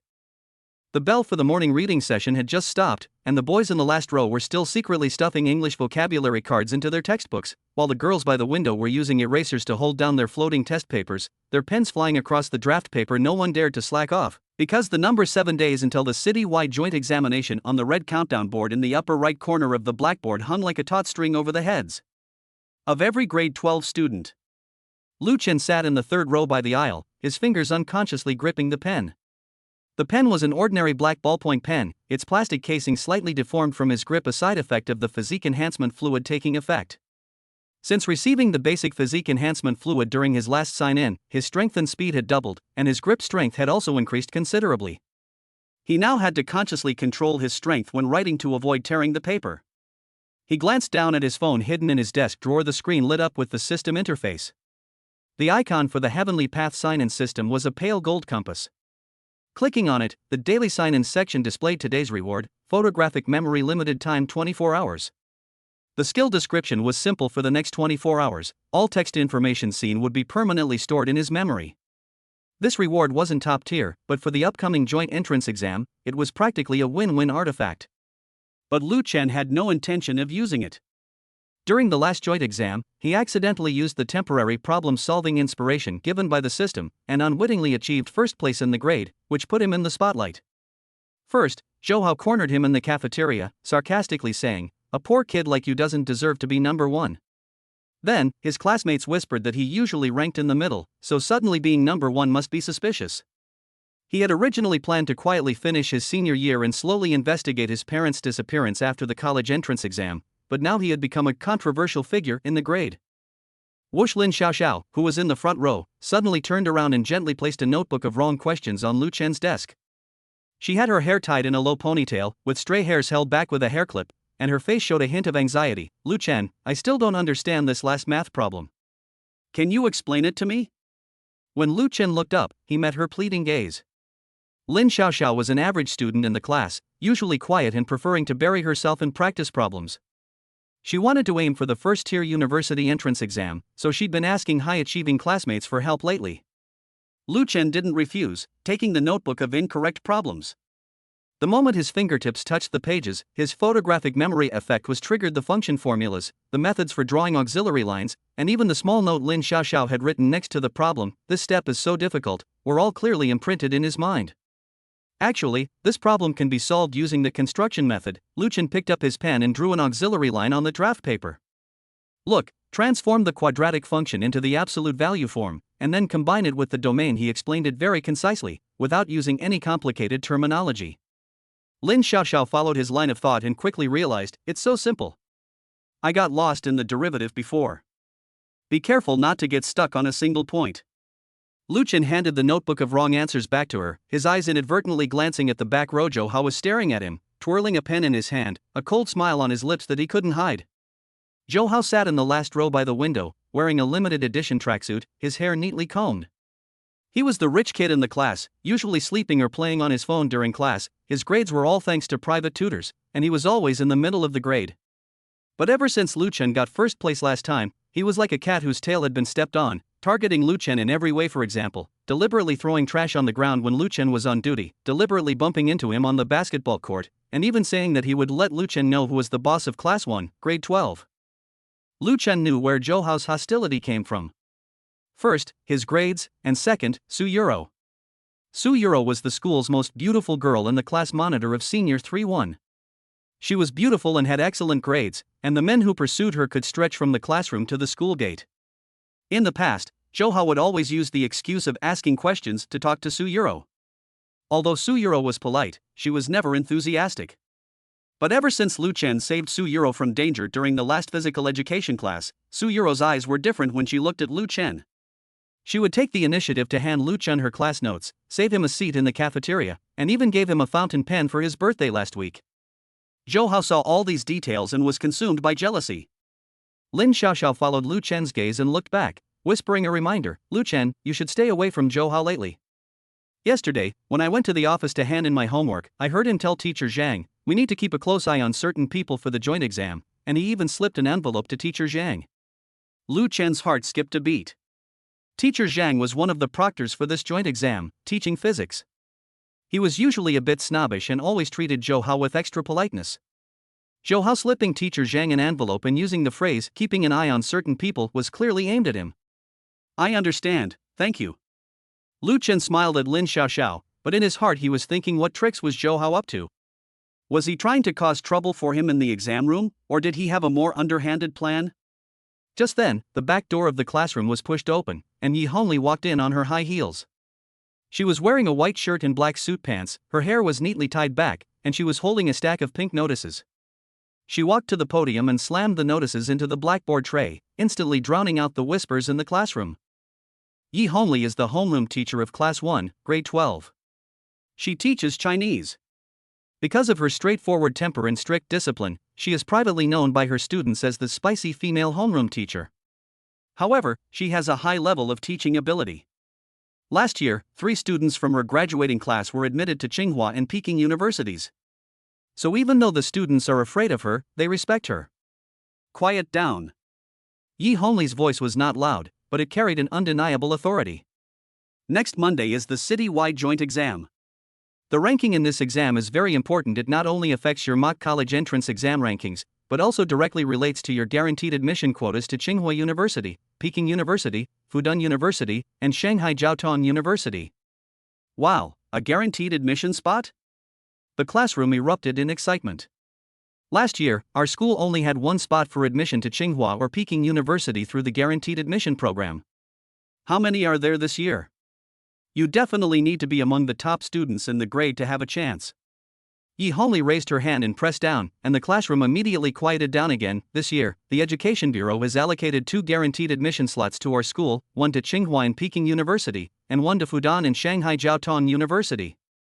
Who gets them will depend on the combined ranking of the joint entrance exam and the next mock exam. She paused, her gaze sweeping across the class, finally landing on Lu Chen and Zhou Hao, lingering for 2 seconds before moving away. Let me make this clear from the start: anyone who dares to cheat in this exam, no matter who it is, will be disqualified from the exam, receive a major demerit, and it will also affect their college entrance exam registration. Don't gamble with your future. Zhou Hao sat in the back row, his fingers stopping twirling the pen, a smug glint in his eyes. He had planned it all along, cheating? He wanted Lu Chen to cheat. Last week, through his father's connections, he bought a miniature cheat device online. It was smaller than a grain of rice and could be hidden inside a pen refill. By pressing a small button at the end of the pen, he could receive answers from outside. He even made up an excuse to borrow Lu Chen's pen during yesterday's break. While Lu Chen wasn't looking, he switched the pen refill containing the cheat device into Lu Chen's pencil case. In addition, he spent 5,000 yuan to bribe teacher Zhang to pay special attention to Lu Chen in the exam room. Whenever Lu Chen looked down at his pencil case or made any suspicious movements, teacher Zhang would immediately go over to check. If a cheating device was found in Lu Chen's pencil case, Lu Chen would not be able to explain himself even if he had 100 mouths. At that time, Lu Chen will not only be disqualified from the joint entrance examination, but will also be branded as a cheating offender. Naturally, he will not be eligible for the guaranteed admission spot, and Su Euro will no longer look at him differently. Zhou Hao became more and more smug as he thought about it, and the smile on his lips was almost impossible to hide. Lu Chen noticed Zhou Hao's expression, and his premonition grew stronger. Just as he was about to think about it some more, his phone in his pocket suddenly vibrated. It was a system notification. Ding! The host is about to face a crisis of malicious framing, which meets the conditions for triggering an emergency mission.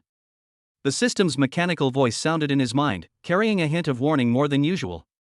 Lu Chen calmly took out his phone, pretending to check the time. A new task interface popped up on the screen. Urgent mission: the battle to clear your name in the joint entrance examination. Mission objective: in the city-wide joint examination, expose the conspiracy of the framers and prove your innocence.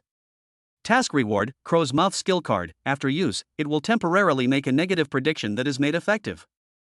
Failure penalty: randomly revoke one of the host's acquired abilities including passive skills.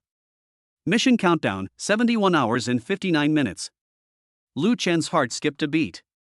The penalty for failure was randomly removing one ability. His current abilities included physical enhancement, charisma aura, photographic memory, limited time, and the basic fighting techniques he had obtained from previous sign-ins. If physical enhancement was removed, he would revert to the thin, ordinary student he used to be. If it was charisma aura, he recalled the gentle look in Su Euro's eyes when she looked at him, and felt a pang of reluctance. The mission must be completed. Lu Chen clenched his fist secretly. Yi Honglei continued to emphasize the precautions for the joint entrance examination on the podium. Enter the examination room at 7:40 a.m. on the day of the exam. Bring your ID card, admission ticket, 2B pencils, and black ballpoint pens. Mobile phones and smartwatches are not allowed. Violators will be treated as cheating. She picked up the chalk and wrote the examination rules on the blackboard. Also, this joint entrance examination will be cross-proctored. There will be 2 proctors in each examination room, one from our school and one from another school. Don't take any chances. When Zhou Hao heard about cross-proctoring, his expression changed slightly, but he quickly regained his composure. The teachers from other schools didn't know Lu Chen, and as long as teacher Zhang found the evidence first, the teachers from other schools wouldn't interfere. After Yi Honglei finished speaking, the class bell rang. She picked up the notice on the podium and asked the class monitor to distribute it. This is the exam room arrangement and seat number for the joint exam. Please check it carefully and don't go to the wrong exam room. The class monitor was a tall boy who passed the notices from the front row to the back. Lu Chen got his, which read Examination Room, Senior 3-3 Class, Seat Number 28. Number 28 was the last row by the window, which was right in the blind spot of the surveillance camera. Lu Chen's heart skipped a beat. He remembered that during the last joint exam, his seat was in the middle near the front. How come he was suddenly moved to the last row this time? And in a blind spot of the surveillance cameras? This was too much of a coincidence.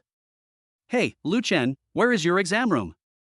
Zhou Hao suddenly came over, patted his shoulder, and said in a deliberately familiar tone, I'm in Senior 3-2 class, right next to yours. Lu Chen looked up at him, and Zhou Hao's eyes held a hint of calculation. He calmly folded the notice and put it into his pencil case, Senior 3-3 class. Oh? Class 3, Zhou Hao smiled. The last row of the exam room doesn't have a very good view, so you'd better sit up straight during the exam, or the teacher might misunderstand. The implication in those words couldn't be clearer. Lu Chen didn't respond, only giving a faint hum. Zhou Hao was rebuffed and a little annoyed, but he didn't say anything more and turned back to his seat. He felt that everything was under his control. The cheating device was in Lu Chen's pencil case, the exam room seat was in a blind spot of the surveillance cameras, and teacher Zhang had accepted bribes from him. Lu Chen was definitely going to be caught this time. Lu Chen watched Zhou Hao's retreating figure, tapping his fingers under the table. Something felt off. Zhou Hao, though arrogant, wasn't stupid. Why would he use such an obvious method? If he were exposed, Zhou Hao would get himself into trouble. Could it be someone was pulling the strings behind the scenes? He recalled the vengeful spirit check-in point the system had mentioned before, and Old Man Qin's comment about unclean things on campus. Could Zhou Hao be connected to those unclean things? Perhaps corrupted by the abyss? The moment the thought crossed your mind, a new notification popped up. Ding host has been detected to have triggered the hidden clue abyss pollution link. More information is temporarily unavailable. Please continue your exploration. It seems Zhou Hao's problem is not simple. Lu Chen took a deep breath and focused his attention back on the class. The most important thing now is to deal with the trap set in the joint exam. As for the conspiracy behind it, that can only be investigated slowly. During recess, Lu Chen went to the restroom and passed by the guardhouse. He saw old Qin sitting in a wicker chair by the door, holding a newspaper and slowly reading it through his reading glasses. Old Qin was the school's gatekeeper, always wearing a faded Zhongshan suit and sitting in the sun outside the guardhouse when he had nothing to do. He seemed as ordinary as could be. But Lu Chen knew that old Qin was not simple. The last time he checked in on the school rooftop, he encountered a thug causing trouble. Old Qin simply coughed, and the thug ran away in a panic. Moreover, the way old Qin looked at him always carried a knowing, all-knowing quality. Kid, come here. Old Qin saw Lu Chen, put down his newspaper, and waved to him. Lu Chen walked over and asked, Uncle Qin, is there something you need? Old Qin pointed to a small corner of the newspaper, where a line of small print read, Recently, suspicious individuals have appeared around Chengdong Middle School, loitering near the school gate multiple times. Schools are reminded to strengthen security. Don't leave too late these days. The area around schools isn't safe. He paused, then added, Be careful of those around you during exams. Lu Chen felt a warmth in his heart. Although Old Man Qin didn't say it explicitly, he was clearly reminding him. Thank you, Uncle Qin, I will be careful. Old Qin smiled and picked up the newspaper again. Go on, don't be late for class. Lu Chen walked back to the teaching building. As soon as he got to the second floor, he saw Su Yuro standing by the window at the end of the corridor, holding a physics book in her hand, seemingly waiting for him. Su Yuro was wearing a light blue dress today, her hair draped over her shoulders. Sunlight streamed through the window, bathing her in a golden glow. Seeing Lu Chen, her eyes lit up, and she quickly walked over. Lu Chen, where have you been? I've been looking for you for a while. I went to the restroom. Lu Chen stopped. Did you need something? Here, take this. Su Yuro took out a white envelope from her pocket and handed it to Lu Chen. This is a list of key points for math and physics that I've compiled. You might need it for the joint entrance exam. She paused, then took out a cup of hot milk from her bag. I noticed you didn't eat breakfast this morning, so here you are. Don't take the exam on an empty stomach. Lu Chen took the envelope and milk, his fingertips touching her hand, which was a little cold. Thank you, Su Yuro. You're welcome. Su Yuro lowered her head, her ears slightly red. I've understood all the questions you helped me with last time, and I should be able to do better on this joint exam. She raised her head and looked at Lu Chen seriously. Lu Chen, I know some people aren't very friendly to you. Be careful during the joint exam. If you need anything, you can ask me for help. Lu Chen's heart skipped a beat. Although Su Yuro seemed gentle, she was very perceptive and had clearly sensed Zhou Hao's hostility. I will, and you can do it too. Su Yuro nodded vigorously, then, as if remembering something, she took off a small silver bracelet from her wrist, with a 5-pointed star pendant hanging on it. This is for you. It's a good luck charm that my mother got for you. I hope you do well on your exam. Lu Chen looked at the bracelet. A little hesitant. Amulet items are usually very personal. Su Yuro seemed to sense his hesitation and said with a smile, consider it a thank you gift for helping me with the questions. You must accept it. Unable to refuse the invitation, Lu Chen accepted the bracelet and put it on his wrist. The bracelet was very light, and the pendant felt cool against his skin. He noticed a small symbol engraved on the inside of the pendant, somewhat similar to the compass symbol on the Heavenly Tao Sign and System interface, but he didn't think much of it. It was probably just a coincidence. The two stood in the corridor and exchanged a few words before the class bell rang. Su Yuro returned to her classroom. She was in Senior 3-2 class, and Lu Chen also walked back to Senior 3-1 class. As soon as he sat down, he felt a fierce gaze. Zhou Hao was staring at the bracelet on his wrist, his face so gloomy it could drip water. Lu Chen ignored Zhou Hao's gaze, took out the keynotes Su Yuro had given him, and pretended to look through them. Actually, his attention was entirely on the system interface. The photographic memory effect was still active, and he had already memorized everything in the notes. There was no need to deliberately look at them. He did this simply to keep a low profile and avoid attracting more attention. The next few days passed peacefully. Lu Chen studied methodically, occasionally helping Lin Xiaoxiao with her questions. Su Yuro would ask him questions during breaks. Although Zhou Hao still disliked him, he didn't do anything underhanded anymore, only occasionally provoking him with his eyes. Until the day of the joint entrance examination. At 7:30 a.m., Lu Chen arrived at school. The school gate was crowded with students and parents. Some parents were still giving their children chocolates, while others were repeatedly telling them, "Don't be nervous." Lu Chen didn't tell anyone that he had an exam. He simply carried his backpack, holding his admission ticket and ID card, and walked into the campus.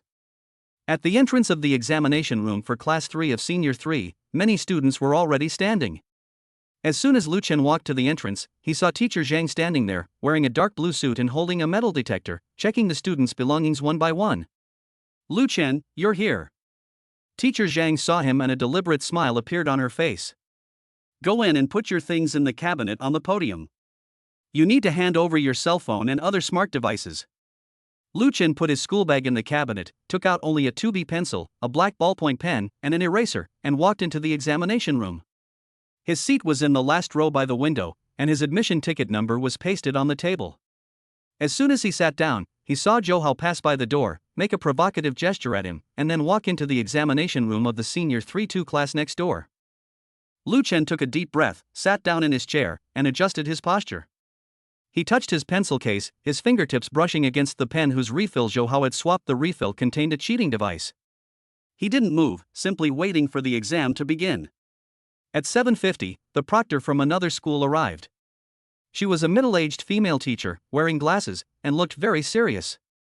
She exchanged a brief conversation with Teacher Zhang, and then began to read out the exam rules. At 8 o'clock sharp, the exam bell rang, and the first subject was Chinese. Teacher Zhang and a female teacher from another school stood at the front and back of the exam room respectively, their eyes scanning the entire room.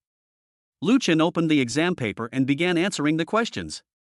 The effect of his photographic memory was still in effect. He read the questions quickly, and his thoughts on the essay question immediately became clear.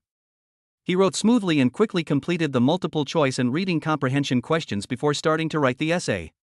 Just then, Zhou Hao, who was sitting diagonally in front of him, suddenly accidentally knocked over his water glass. With a splash, water flowed down the table and splashed onto Lu Chen's test paper. "Oops, sorry, my hand slipped." Zhou Hao immediately stood up and apologized insincerely, but his eyes were fixed on Lu Chen's pencil case, waiting for Lu Chen to bend down to pick it up or show a flustered expression. The surrounding students were startled and turned to look. A female teacher from another school walked over with a frown. "What's going on? Be careful." Teacher Zhang also walked over quickly, his gaze falling on Lu Chen's pencil case, his eyes filled with a hint of expectation. As soon as Lu Chen touched the pencil case, he would immediately go over and check it. Lu Chen put down his pen, looking at the half-soaked exam paper, his face expressionless.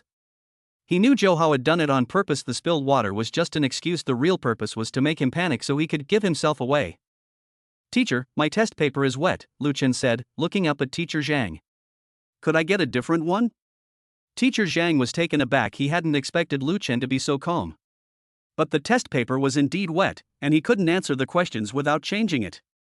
He had no choice but to go to the podium, grab a spare test paper, and hand it to Lu Chen. "Hurry up and change it, don't waste the exam time." "Thank you, teacher." Lu Chen took the test paper and began to rewrite the answers. He was very fast because the effect of photographic memory was still in effect. The answers he had written before were all in his mind, so he didn't need to think about them again. Sitting in front, Zhou Hao felt a little panic seeing Lu Chen so calm. Did Lu Chen not notice the cheating device in the pencil case? Or did he have another way to deal with it? Just as Zhou Hao was lost in thought, Lu Chen suddenly accidentally knocked his pencil case to the ground. With a thud, the pencil case opened, and the pens, erasers, and exam admission ticket fell out. Teacher Zhang's eyes lit up, and he immediately went over, bent down to pick up the pencil case, pretending to help tidy it up. While his fingers quickly rummaged through the pencil case, he found the pen with the cheating device hidden inside, and was overjoyed. He looked up at Lu Chen and said, "Lu Chen, there's something wrong with your pen. Let me take a look." Lu Chen looked up, his eyes calm. "Teacher, what's wrong with my pen?" The surrounding students all stopped writing and looked over curiously. A female teacher from another school also came over, frowning as she asked, "What's going on?" Holding the pen, Teacher Zhang said smugly, "This pen contained a miniature cheating device. I just felt it." "Lu Chen, you actually brought a cheating device into the exam room." Zhou Hao sat in the front, a triumphant smile playing on his lips. It worked. Lu Chen was completely finished this time. However, at that moment, Lu Chen suddenly spoke up, his voice clear and calm. "Teacher Zhang, are you sure this pen is mine?" Teacher Zhang was taken aback for a moment. "Of course it's yours. It fell out of your pencil case, so how could it belong to someone else?" "But I never use this kind of pen." Lu Chen pointed to the pen in Teacher Zhang's hand. "I usually use a black ballpoint pen, but this one has a blue barrel, and I've never seen the pattern on the end of the pen before. If you don't believe me, you can ask my deskmate Lin Xiaoxiao. She sees what kind of pen I use every day." Lin Xiaoxiao happened to be sitting in the row in front of Lu Chen. Upon hearing this, she immediately turned around and said, "Yes, Teacher Zhang, Lu Chen usually uses a black pen. I have never seen him use a blue one." Teacher Zhang's expression changed, and the pen in his hand suddenly became hot to the touch. He looked at Zhou Hao, who was also panicking. He had clearly replaced Lu Chen's pen with the one containing the cheat device, so how could Lu Chen say that the pen wasn't his? This is impossible." Teacher Zhang said, forcing a smile. "The pen fell out of your pencil case. If it's not yours, whose is it? It's possible that someone put a pen in my pencil case when I won tea looking." Lu Chen's gaze fell on Zhou Hao. "For example, Zhou Hao. He borrowed my pen during break yesterday, and after returning it, I Haven T looked at the contents of my pencil case." Zhou Hao immediately retorted, "You're talking nonsense. When did I borrow your pen? Don't make false accusations. Whether he borrowed it or not, just ask the students around you." Lu Chen looked at the boy sitting next to Zhou Hao. "Wan Yu, did Zhou Hao borrow my pen during break yesterday? You were sitting right next to me at the time." Wang Yu hesitated for a moment.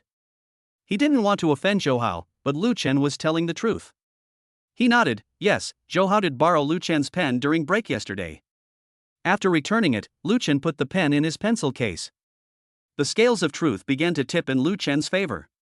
Cold sweat broke out on Teacher Zhang's forehead. He hadn't expected Lu Chen to have a witness.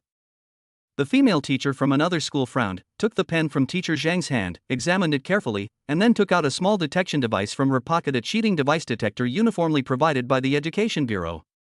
She placed the pen on the detector, which immediately emitted a beep-beep alarm. It is indeed a cheating device. The female teacher from another school's face darkened.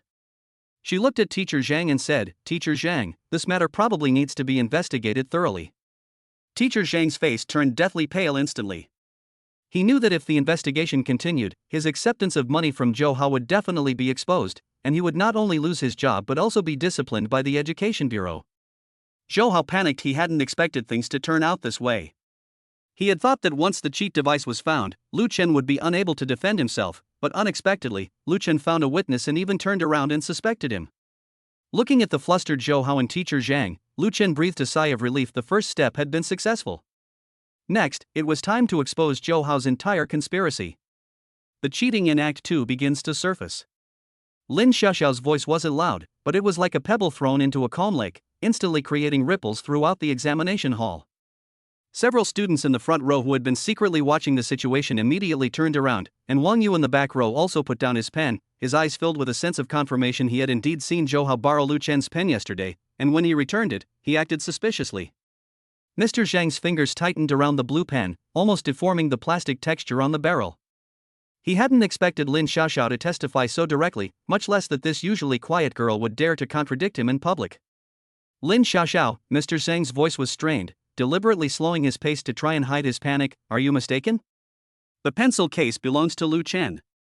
The pen couldn't have fallen out of there by itself, could it? But Lu Chen really doesn't use blue pens. Lin Xiaoxiao's cheeks flushed with anxiety, and she subconsciously pulled a black ballpoint pen from her pencil case. Look, Lu Chen's pen is the same as mine, it's black, and there's a scratch on the barrel of his pen. It was scratched when he accidentally dropped it on the ground while he was helping me with a problem last time, and a lot of people in the class saw it. Upon hearing this, a chorus of agreement immediately filled the classroom. Yes, I've seen it. Lu Chen's pen does have scratches. I specifically looked for that mark when I borrowed his pen last time. I've never seen Lu Chen use the blue pen that Zhou Hao has. A chorus of whispers surged forth. Zhou Hao, sitting diagonally in front of him, had his back soaked with cold sweat.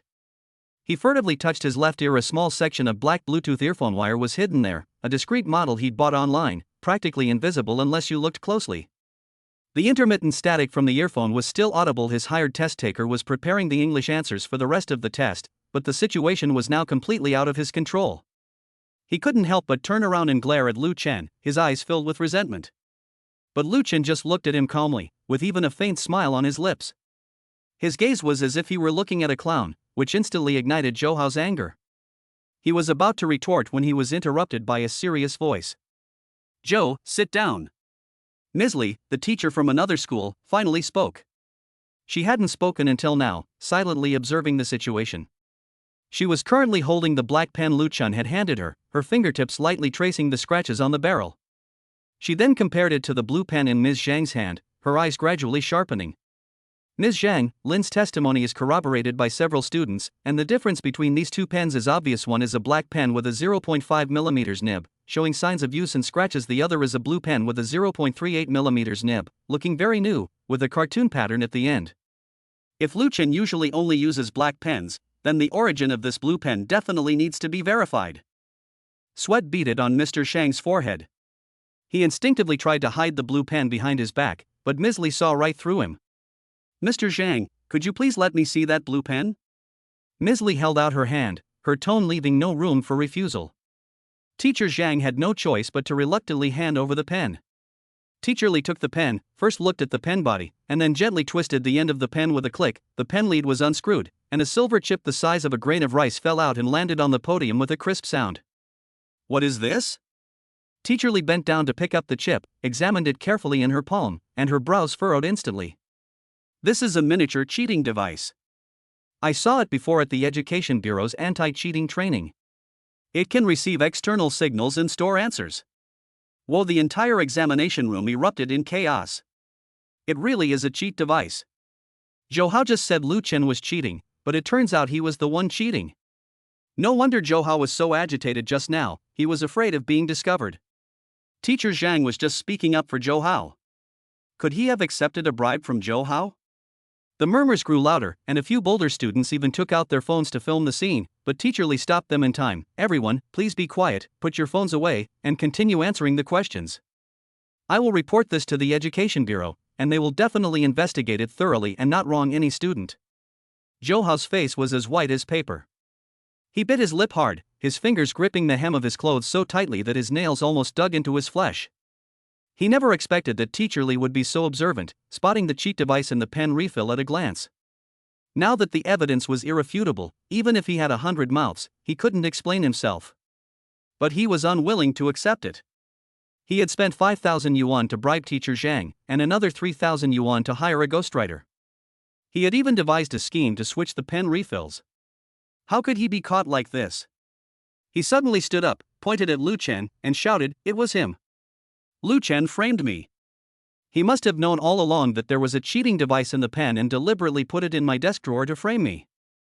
This statement was completely illogical, even causing the classmate next to him to roll his eyes. "Zhou Hao, are you crazy? The pen fell out of Lu Chen's pencil case, how could he be framing you?"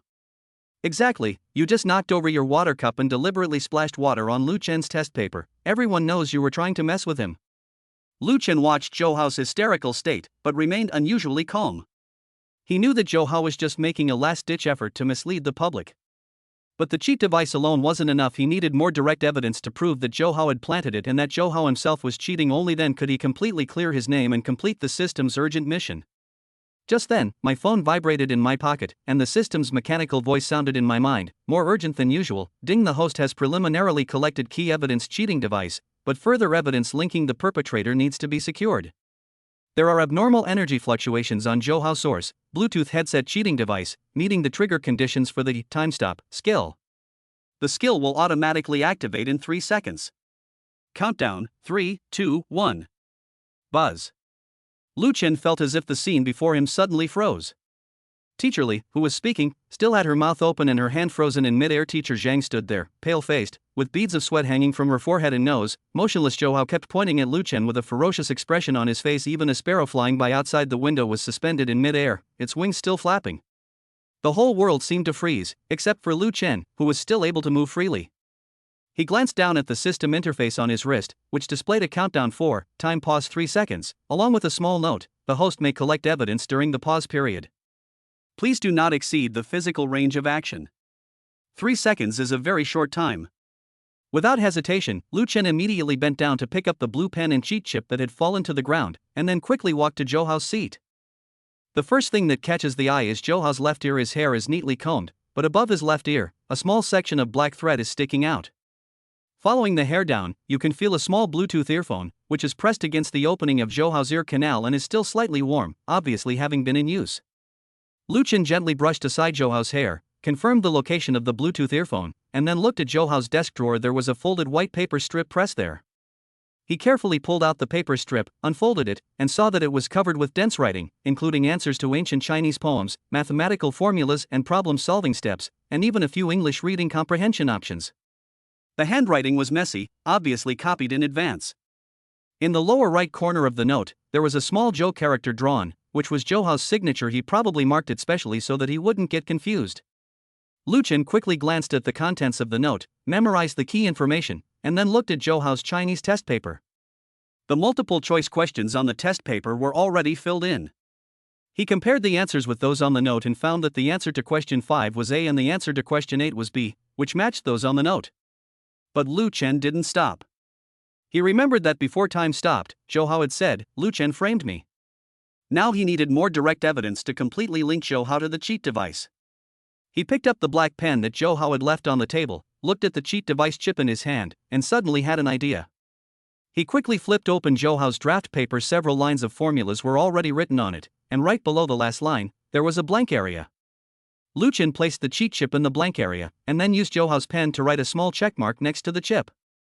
The handwriting on this checkmark was exactly the same as the handwriting on Zhou Hao's draft paper. He had seen Zhou Hao's draft paper before when he helped Lin Xiaoxiao with her problems, and he remembered his handwriting. With the effect of the photographic memory skill, he could perfectly imitate his penmanship. After doing all that, he quickly checked Zhou Hao's test paper and lightly scratched the answer key to questions 5 and 8 with his fingernail. Not very obvious, but the mark was visible. Then he folded the paper and put it back in Zhou Hao's desk drawer. He also put the blue pen and the cheat chip back in their original positions, making sure there were no signs of them being moved. Ding, time pause ended, normal time flow resumed.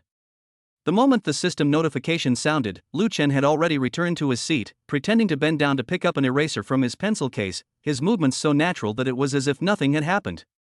The world has returned to normal. Teacher Li continued, "Zhou, you said Lu Chen framed you, but you need to provide evidence." The cheating device was found in Lu Chen's pencil case, but the source of the pen is questionable, and your reaction just now was suspicious. I need to check your belongings, including your headphones and desk drawer. Upon hearing the words check the headphones, Zhou Hao's face instantly turned even more pale. He instinctively tried to cover his left ear, but Teacher Li saw through his act. Zhou, show your left ear, Teacher Li said sternly as she walked over. I just saw something under your hair. Zhou Hao had no choice but to stand stiffly, letting Teacher Li brush his hair aside. When the black Bluetooth earphone was taken out, a collective gasp filled the classroom. There really are earphones. No wonder he kept turning his head to the left. He was listening for the answer. How disgusting. He cheated himself and then tried to frame Lu Chen. Teacher Li, holding the Bluetooth earphone, looked at Zhou Hao's desk drawer and said, "Take the note out of your desk drawer." Zhou Hao's body began to tremble. He clenched his teeth and refused to move. Seeing this, Teacher Zhang quickly came over to smooth things over. Teacher Li, it might just be a misunderstanding. Zhou Hao's headphones might just be for listening to music, and the note might be study material. Whether it's a misunderstanding or not, we'll find out by checking. Teacher Li didn't give Teacher Zhang any face and directly bent down to take the note out of Zhou Hao's desk. When she unfolded it, the answers on it were almost identical to the contents of Zhou Hao's test paper, and even the mistakes were the same. Is this review material? Teacher Li placed the note and Zhou Hao's test paper together and showed them to the whole class. Zhou Hao, the answer to question 5 on your test paper is A, and the answer to question 8 is B, exactly the same as on the note. But according to the answer key I just looked at, the correct answer to question 5 should be C, and the correct answer to question 8 should be D. Your answer perfectly matches the wrong answer on the note. How do you explain this? Zhou Hao's lips trembled, and he couldn't utter a single word. He now understood why Lu Chen had made marks on his test paper when time had stopped. Those weren't marks at all, but a way of reminding Teacher Li that his answers were copied. Just then, Lu Chen suddenly spoke up, his voice calm yet clear. Teacher Li, there's another piece of evidence. He pointed to Zhou Hao's draft paper. On Zhou Hao's draft paper, there's a mark, and next to it is the imprint of the cheat chip. When time stopped just now, I saw them put the chip under the draft paper and mark it, afraid he'd forget to take it. Teacher Li immediately picked up Zhou Hao's draft paper and examined it closely. Sure enough, under the last line of formulas, there was a small check mark, next to which was an indentation the size of a grain of rice, perfectly matching the size of the cheat chip. Moreover, the handwriting of that check mark was exactly the same as the other handwriting on Zhou Hao's draft paper, making it impossible to deny. Zhou Hao, do you have anything to say now? Teacher Li's tone was icy cold. Zhou Hao slumped into his chair, covering his face with his hands, his shoulders trembling uncontrollably. He knew he had completely forgotten the cheat device, the Bluetooth earpiece, the answer slip, the markings on the scratch paper. All the evidence pointed to him. Even if he wanted to deny it, he had no reason left. Teacher Zhang stood to the side, his face deathly pale and his legs trembling. He hadn't expected Zhou Hao to be so useless. Not only had he failed to frame Lu Chen, but he had also exposed his own true colors. Now that the evidence was conclusive, it seemed he could no longer hide the fact that he had taken money from Zhou Hao.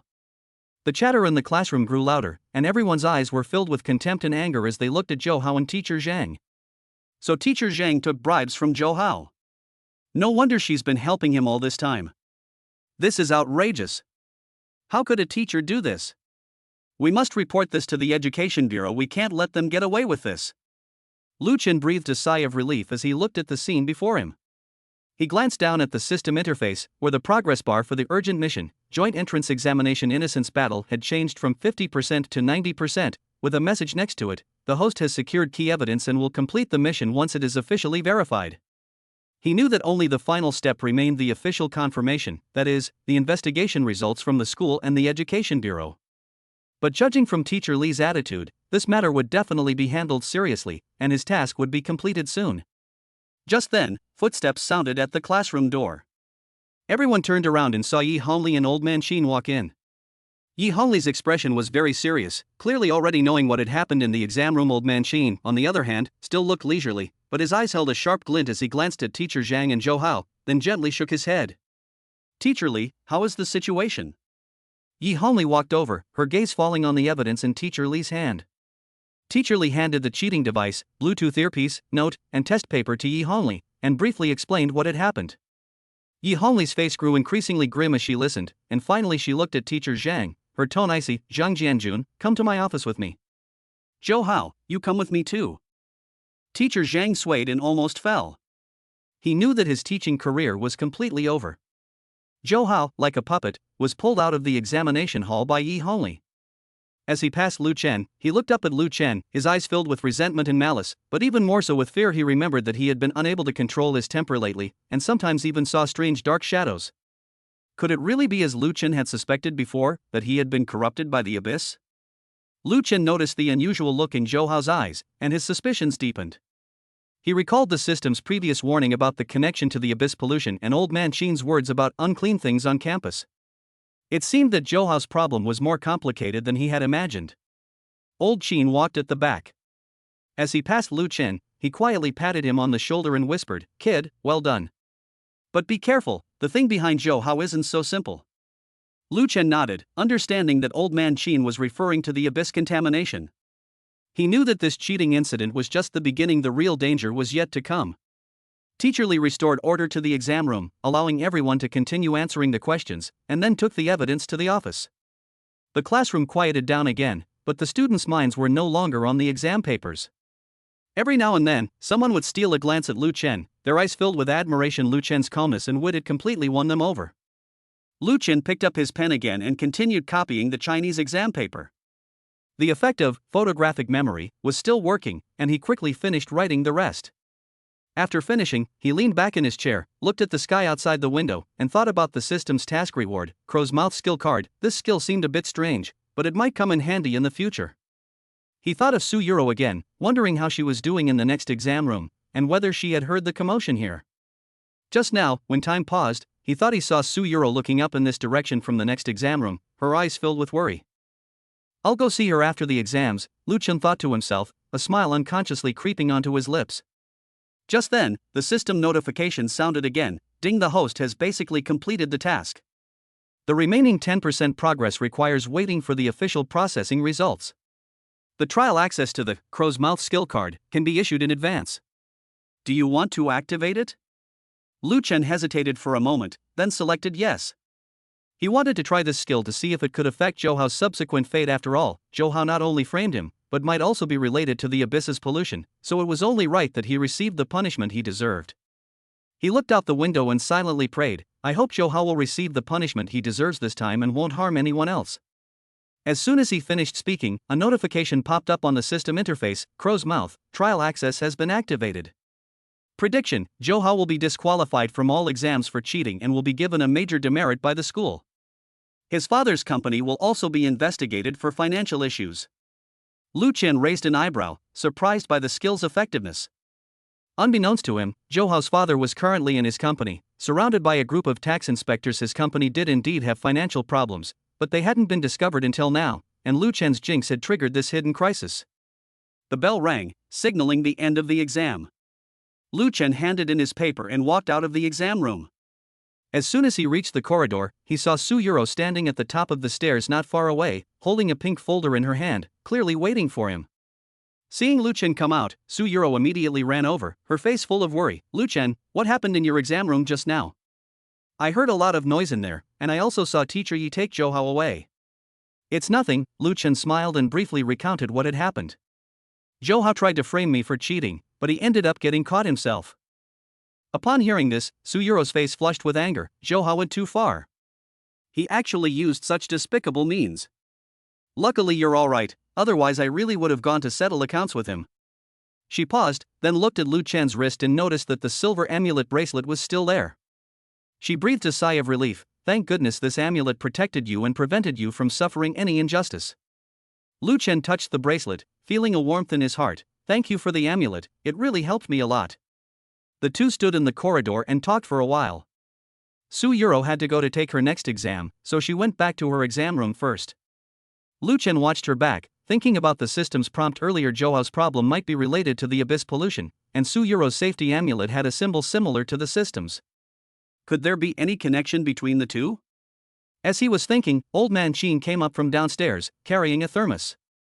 Seeing Lu Chen, he smiled and said, "Kid, that time-stop trick in the exam hall was pretty good. But don't take such risks next time. If someone finds out, you'll be in big trouble." Lu Chen was stunned for a moment, not expecting that Old Man Qin knew he had system skills. "Uncle Qin, you. I know everything. Old Qin took a sip of tea and said slowly, I know a little about your parents' affairs, the system's affairs, and the abyss's affairs. But now is not the time to talk about these things. You should finish the joint entrance exam first. There are more important things waiting for you later. Lu Chen's heart tightened. Do you know any clues about my parents' matter? Old Qin nodded, then shook his head. I have clues, but I can't tell you now. Once you complete the system's tasks and become stronger, I will naturally tell you. He paused, then added, by the way, don't go to the back mountain of the school recently. It's been a bit unclean there lately, so be careful not to run into danger. Lu Chen took note of Old Man Qin's words, his doubts growing deeper. He knew that Old Man Qin was definitely not an ordinary gatekeeper. His identity, the truth behind his parents' disappearance, and the origin of the system all concealed enormous secrets. However, for now, he needs to complete the system's task first, obtain the Crow's Mouth skill card, and then wait for the official outcome. He believes that it won't be long before Zhou Hao and teacher Zhang's fates are announced, and his task will be completely completed. He turned and walked firmly toward the next examination room. Sunlight streamed through the corridor windows, bathing him in its glow. The amulet pendant on his wrist shimmered faintly in the sunlight, as if silently protecting him. Act 3, a twist that sets the tide. As soon as the bell rang to signal the end of the Chinese exam, the senior high school building erupted like a hornet's nest, with noise instantly breaking through the corridor ceiling. Students who were originally scattered in various exam rooms poured out and gathered in twos and threes. The topic was almost entirely about the cheating scandal in the senior high school 3 exam room, the story of Zhou Hao framing Lu Chen but being caught. It only took 10 minutes for the news to spread throughout the entire senior high school. Have you heard? Zhou Hao brought a cheat device into the exam room and tried to frame Lu Chen, but he was caught red-handed by Teacher Li from another school. Really? Zhou Hao has always been quite arrogant, how come he's so stupid this time? My deskmate was in the exam room of class 3. He saw with his own eyes that Teacher Li searched Zhou Hao's ears and found a Bluetooth earphone, and also found an answer sheet under the desk. And Teacher Zhang, I heard she took money from Zhou Hao and has been speaking up for him. Now she's been called to Teacher Ye's office, and she's probably done for. A murmur of discussion swept through the corridor, with several first-year high school students even peering over the stair railing, curiously asking, who is Lu Chen, and how did Zhou Hao cheat? As soon as Lu Chen stepped out of the exam room, he was surrounded by several classmates. Lin Xiaoxiao, walking at the front, exclaimed with obvious excitement, Lu Chen, you're amazing. You were so calm in the exam room I thought you'd panic. Exactly, Wang Yu from the back row chimed in, scratching his head. When Zhou Hao turned around and glared at you just now, I was worried he was going to hit you, but you shut him up with just one sentence. Lu Chen smiled but didn't say much. He knew now wasn't the time to be boastful. The system task wasn't fully completed, and everything was still uncertain until the official results were released. He raised his hand to look at the silver bracelet on his wrist. The amulet pendant gleamed faintly in the sunlight. When Su Yuro left, she specifically told him, you must tell her when there's a result. Now he needed to find a place to send her a message to put her mind at ease. As soon as he took out his phone, the screen lit up. It wasn't a message from Su Yuro, but a system notification. Ding, information about the cheating incident has been detected spreading on campus. The host has been preliminarily cleared of suspicion. The progress of the emergency mission, joint entrance examination innocence battle, has increased to 95%. We need to wait for the official investigation results from the school. It is recommended that the host pay attention to the Academic Affairs Office's updates to ensure the integrity of the evidence chain. Lu Chen raised an eyebrow and tapped the screen with his fingertips. The system's prompt was clear. Now all that was needed was the school's official conclusion to complete the mission. He looked up in the direction of the Academic Affairs Office. That detached two-story building was on the west side of the teaching building. At this moment, the window of the office on the second floor was open, and he could vaguely see Yi Hongli standing by the window, seemingly on the phone, her expression serious. Lu Chen, are you going to the registrar's office? Lin Xiaoxiao noticed his gaze and asked softly, I just saw Zhou Hao's father arrive in a black Mercedes. He seemed very angry. Should you be careful? Lu Chen's heart skipped a beat. Zhou Hao's father was in the building materials business and had some connections locally. He usually doted on Zhou Hao, and now that Zhou Hao had gotten into such a serious situation, he would definitely come to the school to get him out. If Zhou's father used his connections to exert pressure, would the school lower its standards to appease the situation? Or even show favoritism towards Zhou Hao? I'll go check it out. Lu Chen put away his phone and said to Lin Xiaoxiao and Wang Yu, you two go to the cafeteria for lunch first, I'll let you know when I have the results. The two nodded, and after a few more words of advice, don't get into a conflict with Zhou's father, they followed the crowd toward the cafeteria. Lu Chen, however, turned and headed towards the academic affairs office, his steps slow as he rapidly calculated in his mind how should he respond if Zhou's father exerted pressure? Should he produce more evidence, or seek help from Old Man Qin? As soon as I reached the ground floor of the academic affairs office, I heard a heated argument coming from the second floor. Teacher Yi, what do you mean by this? A gruff male voice demanded angrily. How could my son have cheated? It must have been that Lu Chen. If your school doesn't investigate this thoroughly, I'm going to file a complaint with the Education Bureau. It is Zhou Hao's father, Zhou Jianjun. Immediately afterwards, Yi Hongli's calm voice came down. Mr. Zhou, the evidence is all laid out before you: cheating device, Bluetooth earphone, answer sheet, and handwriting analysis of Zhou Hao himself. These are irrefutable pieces of evidence, and you can't overturn them just by saying I didn't cheat. Moreover, teacher Zhang Jianjun has already admitted that he accepted your 5,000 yuan and promised to take care of Lu Chen in the exam room. This matter is very serious. Zhang Jianjun? That good for nothing. Zhou Jianjun's voice grew even angrier. I spent money, and he can't even handle this little thing properly, and he even got himself into trouble? He paused, then his tone suddenly softened, with a hint of ingratiation. Teacher Yi, how about this? I'll donate some money to the school, and have Zhou Hao write a self-criticism. We can let this go. As for Lu Chen, I can apologize to him and compensate him with some money. What do you think? Mr. Zhou, Yi Hongli's voice turned cold. The school is a place for teaching and nurturing students, not something you can settle with money. According to school rules, Zhou Hao must be disqualified from the joint entrance examination and given a major demerit. Teacher Zhang Jianjun will be dismissed and reported to the Education Bureau, banned from teaching for life. This is the school's decision, and there is no room for negotiation. You. Zhou Jianjun was so angry that he couldn't speak. Then there was a loud bang as if the table had been slammed. Fine. If your school dares to handle this, I will expose you. I will let everyone know that a student in your senior class 3 is trying to gain attention by framing his classmate, and your teacher is even biased towards him. Standing downstairs, Lu Chen's eyes turned cold upon hearing this. Zhou Jianjun not only wanted to settle things with money, but also tried to smear him truly shameless to the extreme. Just as he was about to go upstairs, he felt someone pat him on the shoulder. Turning around, he saw it was Old Man Qin. Old Qin was still wearing that faded Zhongshan suit, holding an enamel mug with tea leaves still clinging to the rim. Don't rush up there, he said in a low voice, pointing to the window on the second floor of the academic affairs office. There are security cameras inside. What Zhou Jianjun just said has been recorded. Teacher Yi knows what's going on. It wouldn't be good for you to go up. Lu Chen was taken aback. Uncle Qin, how did you know there were surveillance cameras inside? I've been guarding this school for 20 years. I know better than the principal where there are security cameras and where there aren't, Old Qin chuckled, taking a sip of tea. Zhou Jianjun's only intention is to throw a tantrum and force the school to give in. But Teacher Yi is as stubborn as a donkey. Once she's made up her mind, nothing can change it. Besides, Teacher Li is a proctor sent by the Education Bureau. Zhou Jianjun can't deny the evidence she has. Lu Chen breathed a sigh of relief. Surveillance footage recorded Zhou Jianjun's threatening and bribing remarks. Even if he wanted to smear him, there was no evidence.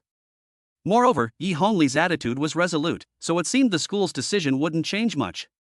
Just then, the door to the academic affairs office opened, and Zhou Jianjun stormed out, his face ashen. Seeing Lu Chen standing downstairs, his eyes instantly turned fierce. He strode down, reaching out to grab Lu Chen's collar. You're Lu Chen? Did you frame my son? Lu Chen was prepared. He dodged to the side and grabbed Zhou Jianjun's wrist at the same time. The effects of the physique enhancement liquid were still in effect, and his strength was much greater than that of an ordinary person. Zhou Jianjun was unable to move because of Lu Chen's grip and grimaced in pain. Let go of me. You little brat, I think you don't want to stay in this school anymore. Mr. Zhou, please show some respect. Lu Chen's voice was calm, but carried an undeniable force. It was Zhou Hao who cheated, and it was Zhou Hao who framed me. It has nothing to do with me. If you make another move, I will call the police. Call the police? You dare. Zhou Jianjun struggled, but couldn't break free from Lu Chen's grip. Several teachers and students had already gathered around, pointing and whispering amongst themselves. Isn't this Zhou Hao's father? Why is he hitting a student? That's so rude. Your own son cheated, and you're blaming others? Lu Chen is too calm, he actually managed to hold him down. Hearing the surrounding whispers, Zhou Jianjun's face flushed red, and he became even angrier, but he couldn't break free. He could only glare fiercely at Lu Chen. You wait. I won't let you get away with this. Mr. Zhou, please watch your words. Yi Hongli also came downstairs, holding a document in her hand, her face serious. If you threaten or physically attack Lu Chen again, the school will immediately call the police. Moreover, according to the surveillance footage just now, you are suspected of bribing teachers and threatening school staff. These behaviors have violated relevant regulations, and the Education Bureau will soon intervene to investigate. Zhou Jianjun froze. He hadn't expected the school to actually call the police and take the matter to the Education Bureau. Looking at the documents in Yi Hongli's hand, and then at the pointing and whispering crowd around him, he finally chickened out, his voice softening. Teacher Yi, I was just too excited, I didn't mean it. Could you give Zhou Hao another chance? He's still young. If he gets a major demerit, it will affect his college entrance exam. Mr. Zhou, Yi Hongli interrupted him, there is an opportunity, but Zhou Hao needs to fight for it himself. He must admit his mistakes, write a profound self-criticism, and cooperate with the school and the Education Bureau's investigation. As for the punishment, it is stipulated in the school rules, and there are no exceptions. Zhou Jianjun was about to say something when his phone suddenly rang. He took out his phone and his face instantly turned deathly pale. He answered the phone, his voice trembling. Hello? Manager Wang, what's wrong? The tax bureau people are here? What? There's a problem with the accounts? This can't be. He staggered out while making a phone call, repeatedly saying, I'll be right back and you guys hold on, no longer caring about Zhou Hao's situation. Looking at Zhou Jianjun's disheveled figure, Lu Chen understood this must be the effect of the crow's mouth usage permission. He had previously silently prayed, I hope Zhou Hao receives the punishment he deserves, and the system notification mentioned that Zhou Hao's father's company will be investigated for financial issues. Now it seems that the prediction has come true. Ding, the crow's mouth trial access has triggered a chain reaction. The financial problems of Zhou Hao's father's company have been investigated by relevant departments, indirectly confirming the negative connection to Zhou Hao's cheating incident. The progress of urgent mission, joint entrance examination innocence battle, has been increased to 100%. The system notification sounded in my mind, and then a task completion screen popped up on the screen. Urgent mission, battle for innocence in the joint entrance examination. Task status, completed. Task reward, crow's mouth skill card, permanent has been issued. Skill description, after use, you can specify a negative prophecy scope, individual or small group, not involving large-scale disasters and make it effective for 12 hours. Limited to once per day, with a 24-hour cooldown. Bonus, Constitution Enhancement Fluid Intermediate, increases strength, speed, and endurance by 50%. Lu Chen was overjoyed. Not only did he get the crow's mouth skill card, but he also received an extra intermediate physique enhancement fluid. This was a huge win. He glanced down at his system inventory. The two rewards were already there, ready to be used at any time. Lu Chen, are you alright? Yi Hongli walked over and looked him up and down. Zhou Jianjun didn't hurt you, did he? I'm fine, Teacher Yi. Lu Chen shook his head. Thank you for defending me earlier. Yi Hongli smiled and pushed up her glasses. I was just following school rules. But you did very well just now, calm, rational, and able to protect yourself. You're much more mature than I imagined. She paused, then changed the subject. By the way, Teacher Zhang Jianjun has been expelled, and Zhou Hao's disciplinary notice will be posted on the bulletin board this afternoon.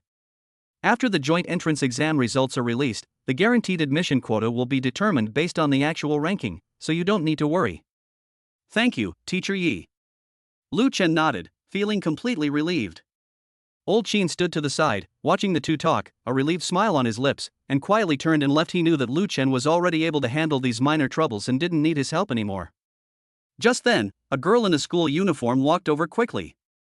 It was Su Yuro. She was carrying 2 pieces of bread and a bottle of milk. When she saw Lu Chen, the worry on her face immediately turned into relief. Lu Chen, are you alright? I heard in the cafeteria that Zhou Hao's father came to cause trouble for you, so I rushed over here. I'm fine, I'm sorry to have worried you. Lu Chen took the bread and milk she offered, feeling a warmth in his heart. Su Yuro was still worried, so she grabbed his wrist and looked at it. Are you really okay? Are you hurt? Zhou Hao's father didn't do anything to you, did he? Lu Chen's wrist was being held by her, and he could feel the warmth of her fingertips.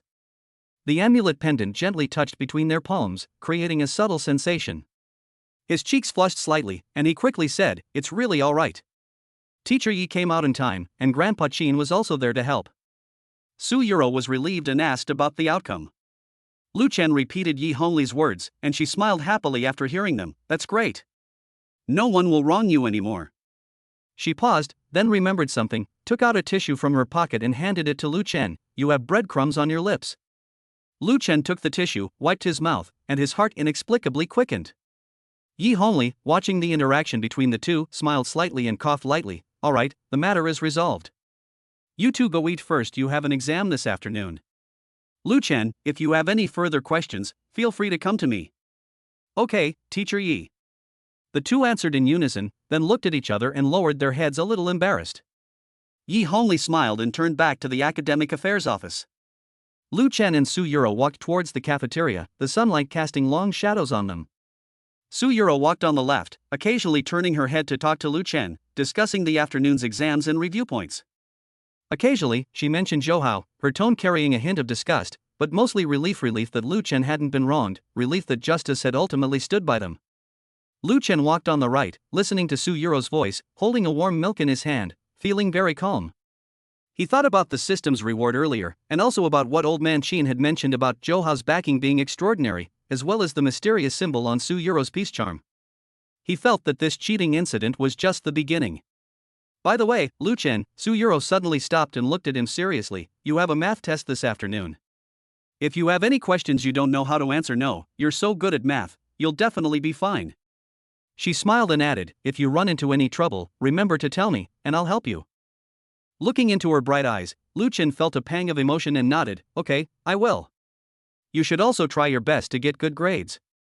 Su Yuro nodded vigorously, then pulled his wrist and walked forward. Hurry up, the sweet and sour pork ribs in the cafeteria are delicious, they'll be gone if we go too late." Lu Chen was pulled along by her, the amulet pendant on his wrist swaying gently, sunlight filtering through it and casting dappled patterns on the ground. Watching Su Yuro's retreating figure, he suddenly remembered the system's earlier notification. Su Yuro was a guardian AI assigned by the system, but her memories hadn't yet awakened. Could the symbol on this amulet be related to her identity? And then there's Zhou Hao, the fear in his eyes during the exam, and Old Man Chin's mention of abyss pollution. These clues, when pieced together, seem to point to a much larger conspiracy. Lu Chen secretly resolved that after the joint exam, he would thoroughly investigate these matters, as well as the truth behind his parents' disappearance. When the two entered the cafeteria, it was already full. Lin Xiaoxiao and Wang Yu saw them and immediately waved. "Lu Chen, Su Yuro, over here." Lu Chen and Su Yuro walked over and sat down opposite them. Lin Xiaoxiao asked impatiently, "Has the outcome been decided? How are Zhou Hao and Teacher Zhang doing?" Zhou Hao was disqualified from the joint entrance exam and received a major demerit. Teacher Zhang was fired. Lu Chen took a bite of bread. Zhou Hao's father wanted to cause trouble at the school, but Teacher Yi shut him down. Also, it seems his company is having some problems, so he's already left. "That's great!" Lin Xiaoxiao and Wang Yu exclaimed in unison, their faces full of excitement. This is what happens when evil deeds are punished. Let's see if Zhou Hao dares to be arrogant again. Su Yuro smiled and put a piece of sweet and sour pork ribs on Lu Chen's plate. "Eat more, you'll need your brain for the math exam this afternoon." Lu Chen took the ribs, feeling a warmth in his heart. He looked at the three people in front of him, then at the noisy crowd in the cafeteria, and suddenly felt that this peaceful campus life was actually quite nice. However, he knew that beneath the calm, undercurrents were beginning to surge, and the shadow of the abyss was approaching. He had to become stronger as soon as possible to protect the people he wanted to protect. After lunch, there was still an hour before the afternoon math exam. Lu Chen and Su Yuro returned to the teaching building together. When they reached the third-floor corridor, they suddenly saw Zhou Hao standing at the top of the stairs, head down, shoulders trembling. His school uniform jacket was torn and wrinkled, and there were several scratches on his face. He looked very disheveled. Upon seeing Lu Chen and Su Yuro, Zhou Hao abruptly raised his head, his eyes filled with resentment and despair. "Lu Chen, are you satisfied now? I was disqualified, and my father's company is in trouble. It's all your fault." Lu Chen stopped and looked at him. "This is all your own doing, it has nothing to do with me. If you hadn't cheated and hadn't framed me, you wouldn't be in this situation today. Did I bring this upon myself?" Zhou Hao suddenly laughed, his laughter chilling. You think you've won? You don't know, you've not just provoked me, you've provoked something far more terrifying than you can imagine. Just you wait, it won't be long before you're just like me, entangled by that thing, and then you won't even have a chance to regret it. His words were filled with an eerie atmosphere, and his eyes grew increasingly cloudy, as if black mist was flowing within his pupils. Su Yuro instinctively hid behind Lu Chen and whispered, Lu Chen, he looks so strange, let's go quickly. Lu Chen also noticed Zhou Hao's abnormality. His skin had turned pale, his lips were purple, and he emitted a faint, fishy odor, very similar to the smell he had detected at the Wraith check-in point. These were symptoms of abyss contamination. Zhou Hao, what is this thing you're talking about? Lu Chen took a step forward, staring at him. Is it the abyss? Have you been corrupted by the abyss? Upon hearing the word abyss, Zhou Hao's body trembled violently, and the resentment in his eyes turned into fear. He took a step back, shaking his head. I don't know. I don't know anything. After saying that, he turned and ran, stumbling downstairs, muttering repeatedly, don't come looking for me, and I don't want to die. As Lu Chen watched his retreating figure, his doubts deepened. Zhou Hao's words confirmed his suspicions. Zhou Hao had indeed been corrupted by the abyss, and there might be an even more powerful abyss force manipulating him from behind the scenes. Lu Chen, what is this abyss he just mentioned? Su Yuro peeked out from behind him, her face full of doubt. And being entangled by that thing sounds so scary. Lu Chen turned to look at her, hesitated for a moment, and decided not to tell her the truth for now. Su Yuro hadn't awakened her memories yet, and knowing too much would only frighten her. It's nothing, he smiled, he's probably just talking nonsense because he's too scared. Let's go back to the classroom and prepare for the afternoon's exam. Although Su Yuro still had some doubts, she didn't ask any more questions. She nodded and walked towards the classroom with Lu Chen. However, after taking a few steps, she looked back at the stairwell. The amulet pendant on her wrist suddenly became slightly warm and flashed a faint golden light before quickly returning to normal. Lu Chen also noticed the pendant's unusual appearance, and a thought struck him. Could Su Yuro's amulet sense the aura of the abyss? Back in the classroom, Lu Chen sat down and took out the system interface to check the system notification that Zhou Hao had given him. Sure enough, a new clue popped up on the screen. Ding, abyss polluter Zhou Hao has been detected to be emotionally unstable, exposing some abyss-related information. Current abyss pollution spread level 1 low risk. It is recommended that the host go to the Wraith check-in point behind the school as soon as possible for purification to prevent further spread of pollution. The back mountain of the school? Old Qin had warned him before not to go to the back mountain, as it was unclean. It seems the back mountain is not only a checkpoint for vengeful spirits, but may also be one of the sources of pollution in the abyss. Lu Chen put away his phone, deciding to go to the back mountain after the joint entrance exam. His current strength wasn't enough. He needed to improve himself first. He hadn't used the intermediate physique enhancement liquid yet, and he needed to familiarize himself with the crow's mouth skill card. Only by being well prepared could he cope with the dangers ahead. The afternoon math exam went smoothly. Although the effect of his photographic memory had worn off, Lu Chen had already memorized the key points Su Yuro had given him, and coupled with his already good math foundation, he quickly finished all the questions. When he handed in his paper, he glanced at Zhou Hao's seat. It was empty. Zhou Hao had been taken home and would probably never come back to school. After the exam, a crowd gathered in front of the school bulletin board. A red disciplinary notice was posted in the most conspicuous place, bearing the names of Zhou Hao and Zhang Jianjun, along with the specific disciplinary decision. The handwriting was clear, and the tone was serious. Lu Chen stood outside the crowd, looking at the notice board. The system notification sounded again. Ding, emergency mission, joint examination innocence battle, has been completely concluded.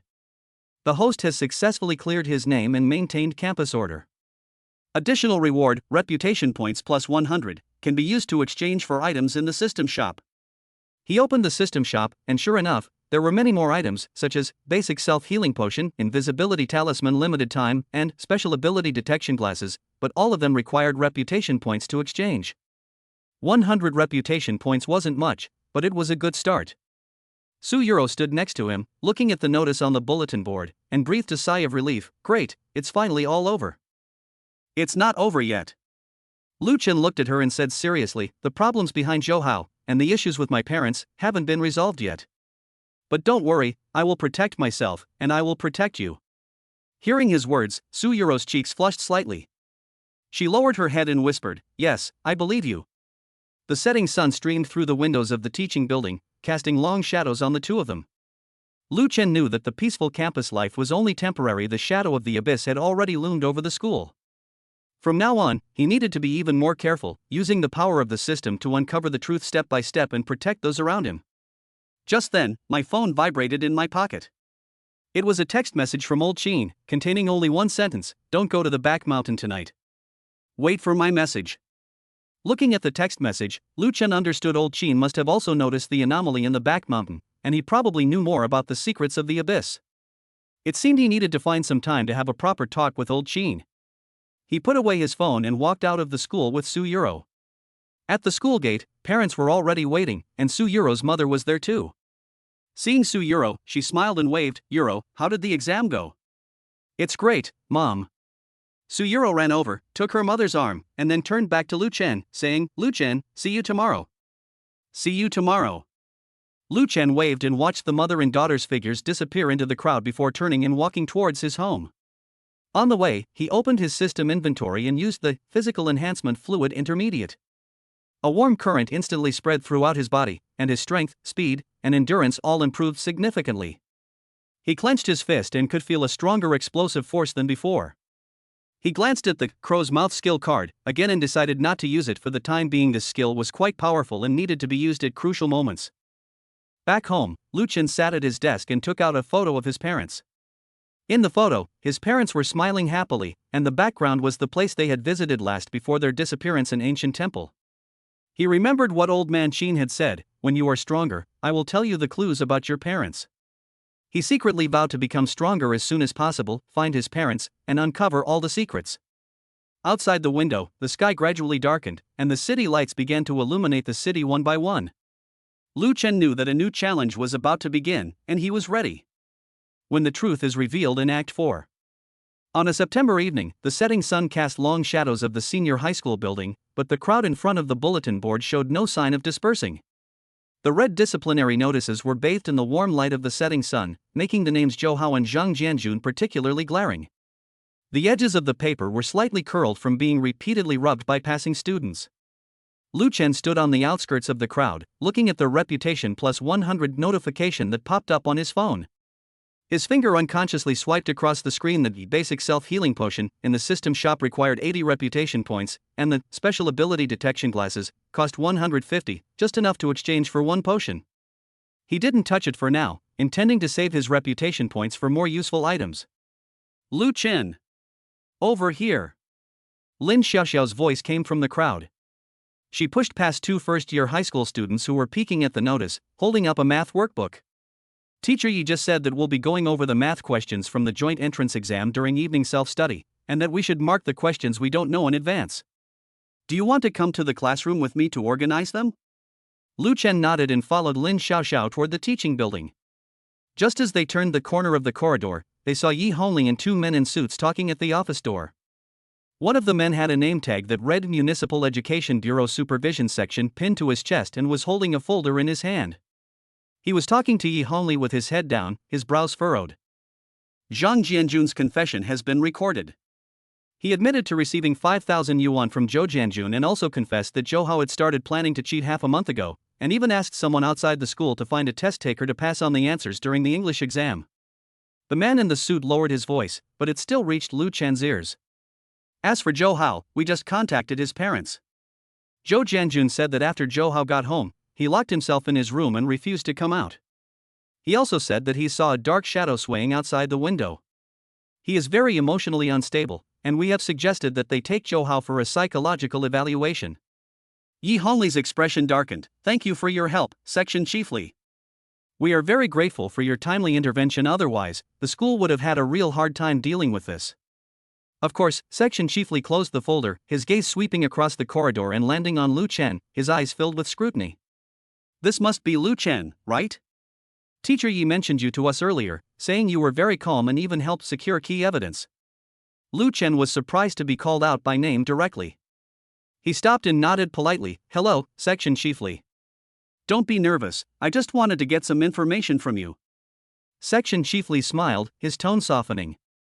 "On the day of the exam, besides spilling the water and framing you for bringing cheating devices, did Zhou Hao exhibit any other unusual behavior? Like being agitated or saying anything strange?" Lu Chen's heart skipped a beat. Did Section chiefly ask this because he suspected Zhou Hao's mental state? Or had he noticed traces of the abyss's pollution? He recalled Zhou Hao's words at the stairwell that afternoon, being entangled by that thing, you will be like me, and the black mist flowing in his pupils.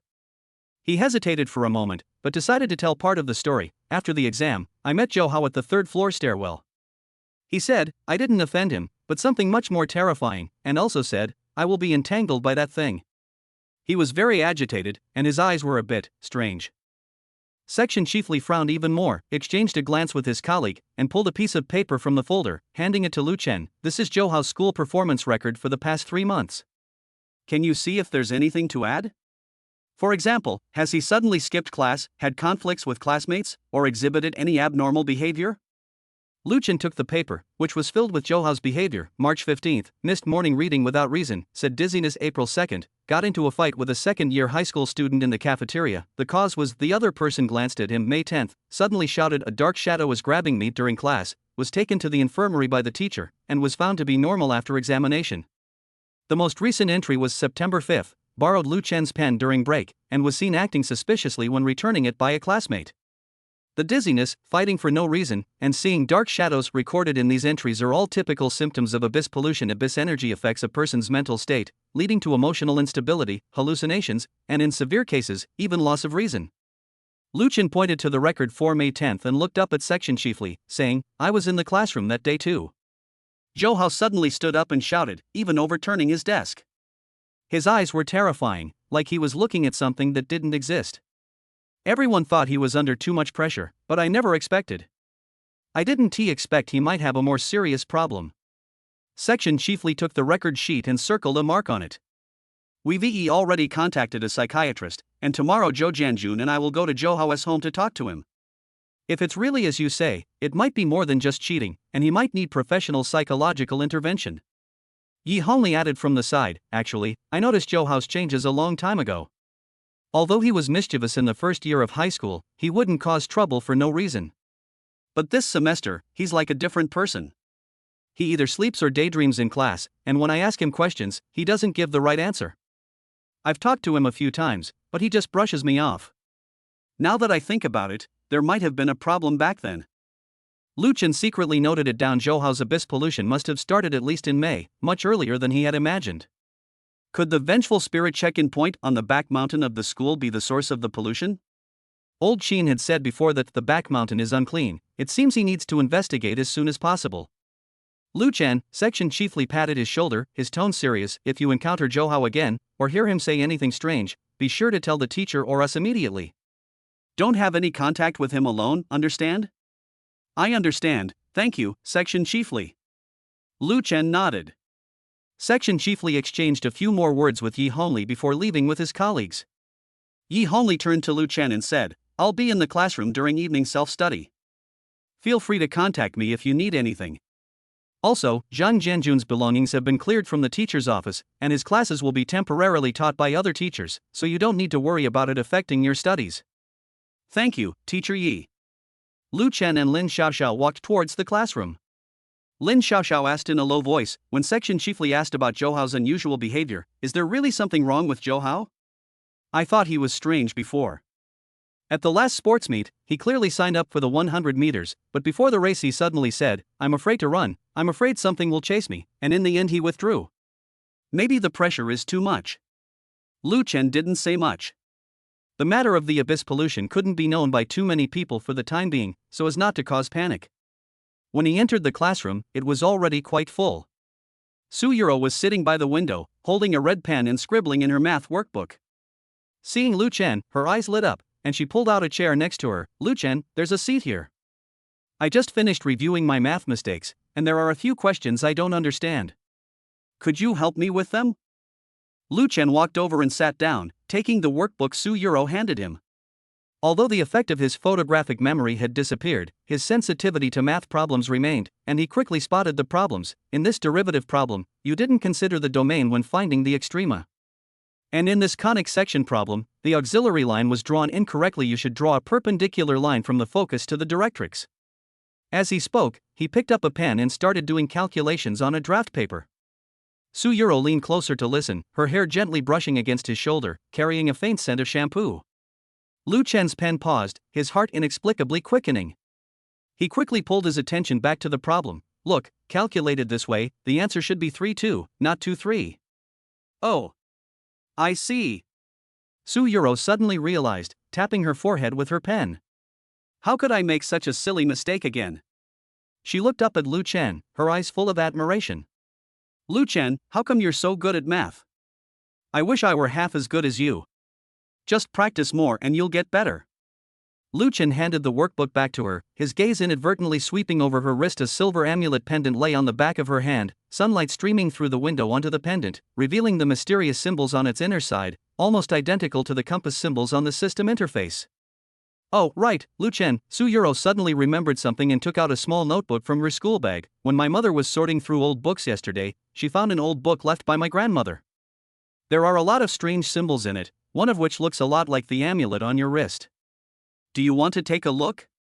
Lu Chen's heart tightened, and he quickly nodded, okay. Suyuro opened the notebook, which contained yellowed xian paper covered with densely written ancient characters and hand-drawn symbols.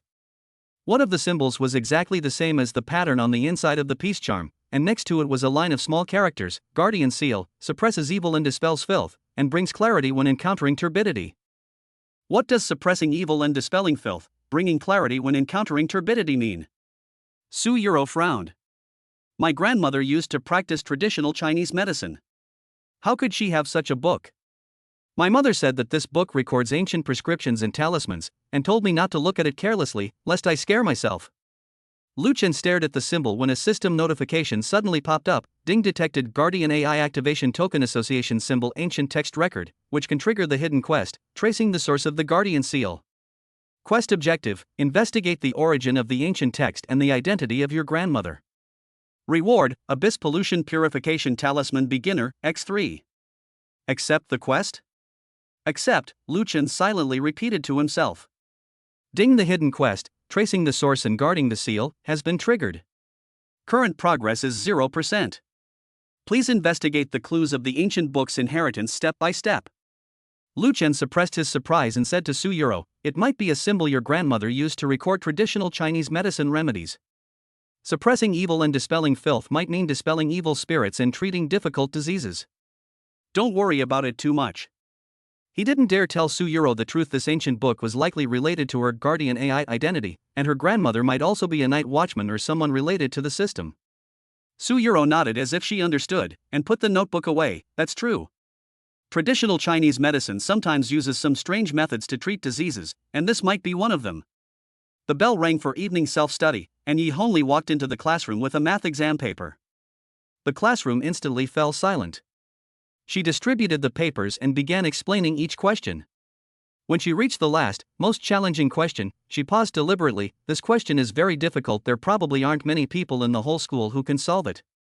Lu Chen, why don't you come up and explain your solution to everyone? All eyes were on Lu Chen, with Lin Xiaoxiao and Wan Yu nodding vigorously, their eyes full of anticipation. Lu Chen stood up, walked to the podium, and picked up the chalk. The enhancement fluid made his arm more steady, and his chalk writing was neater than usual. This problem can be solved using the parametric equation method. First, set the parameters of the ellipse, then combine that with the condition that the vectors are perpendicular. He explained things very clearly, from the thought process to the steps, without any hesitation, and even pointed out two common incorrect solutions. Yi Hongli stood beside him, a relieved smile on her lips. The students below the stage listened attentively, nodding from time to time. The students who had previously questioned Lu Chen's cheating now had eyes full of admiration. Suyuro sat below the stage, watching Lu Chen on the podium, her heart inexplicably racing. She always felt that Lu Chen harbored many secrets. His grades had been mediocre before, yet he had suddenly become the top student in the grade. He could easily subdue Zhou Jianjun. His strength was beyond that of an ordinary person. The look in his eyes when he looked at the symbols in ancient books carried a familiar feeling that she couldn't understand. Yet, she also felt that these secrets weren't dangerous. On the contrary, they made her want to get closer to him. After explaining the problem, Lu Chen returned to his seat. As soon as he sat down, he received a system notification. Ding, the host has demonstrated his learning ability in public and dispelled the cheating rumors. Reputation value plus 50, current total reputation value 150. Just enough to redeem the special ability detection glasses. Lu Chen opened the system shop and clicked redeem. A barely perceptible golden light flashed, and a pair of silver glasses appeared in his desk drawer. The frames were very light, and the lenses were light blue, looking no different from ordinary nearsighted glasses. System notification: special ability detection glasses. After wearing, it can detect special ability fluctuations and abyssal pollution aura within a 5-meter radius. Duration: 2 hours. Cooldown: 12 hours. He quietly put the glasses into his pencil case, planning to test their effect on the playground after evening self-study. Halfway through evening self-study, Yi Hongli received a phone call and left the classroom. A short while later, she returned, walked to Lu Chen's side, and whispered, "Lu Chen, the Academic Affairs Office just received a call from Zhou Jianjun. He said Zhou Hao is causing a huge disturbance at home, even smashing a window, saying there's a dark figure trying to grab him. They've already called the police. Be careful going to and from school these days, and try not to walk alone at night." Lu Chen's heart sank. Zhou Hao's abyss pollution had worsened, changing from low risk to medium risk. He recalled the system's previous warning: it is recommended to go to the Wraith check-in point back mountain of the school for purification as soon as possible.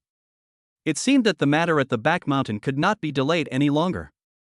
"I understand, Teacher Yi." Lu Chen nodded. Yi Hongli gave a few more instructions before returning to the podium. Lu Chen took out his phone and sent a text message to old Qin: "Uncle Qin, Zhou Hao's condition has worsened. When can we go to the back mountain?" Not long after, old man Qin replied, "Let's talk about it after the joint exam results come out. The pollution in the back mountain is unstable right now. You're not strong enough, and it's easy for something to happen if you go there. I've already set up a simple purification array in the back mountain, which can temporarily suppress the spread of pollution. You can focus on your studies for now." Lu Chen was relieved. Old man Qin was indeed a retired war god of the night watch. With him there, the pollution in the back mountain would not spread for the time being.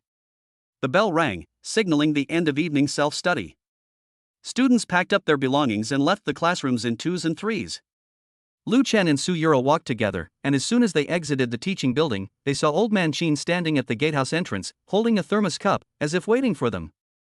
"Yuro, you should go home first. I need to say a few words to Grandpa Qin," Lu Chen said to Su Yuro.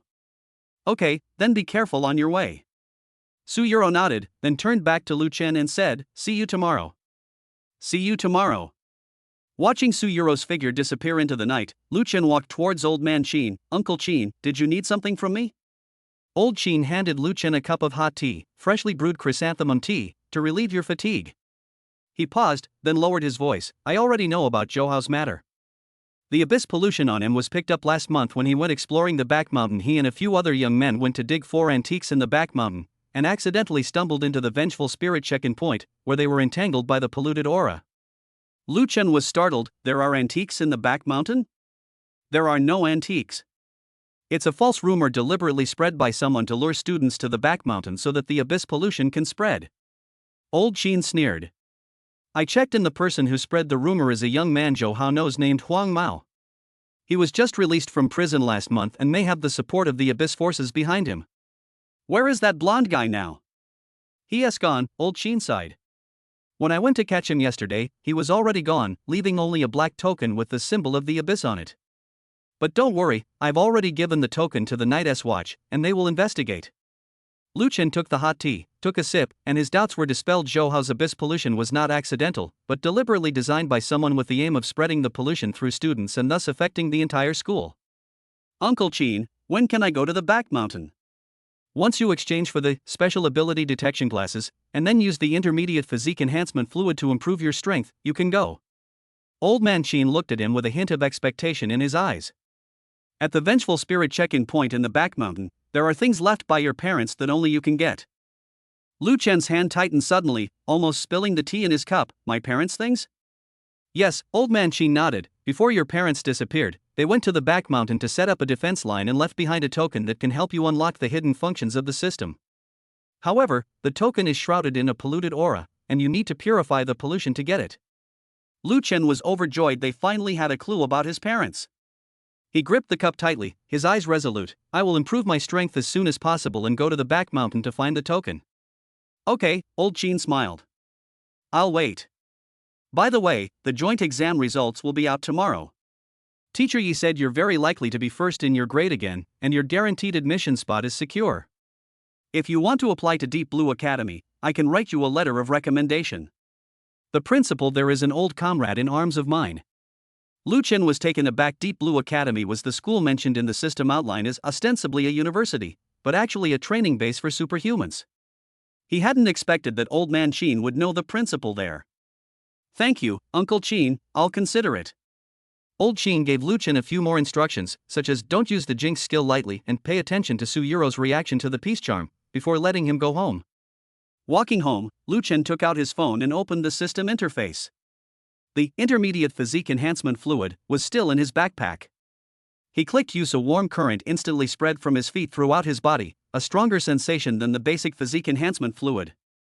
The muscles in his arms bulged slightly, and his strength, speed, and endurance all showed a noticeable improvement. He clenched his fist, feeling a stronger explosive force than before, and could even faintly hear footsteps on the distant street. Ding host has used intermediate physique enhancement fluid. Current physique attributes: strength 15.5 for ordinary people, speed 14.5 for ordinary people, endurance 16.5 for ordinary people.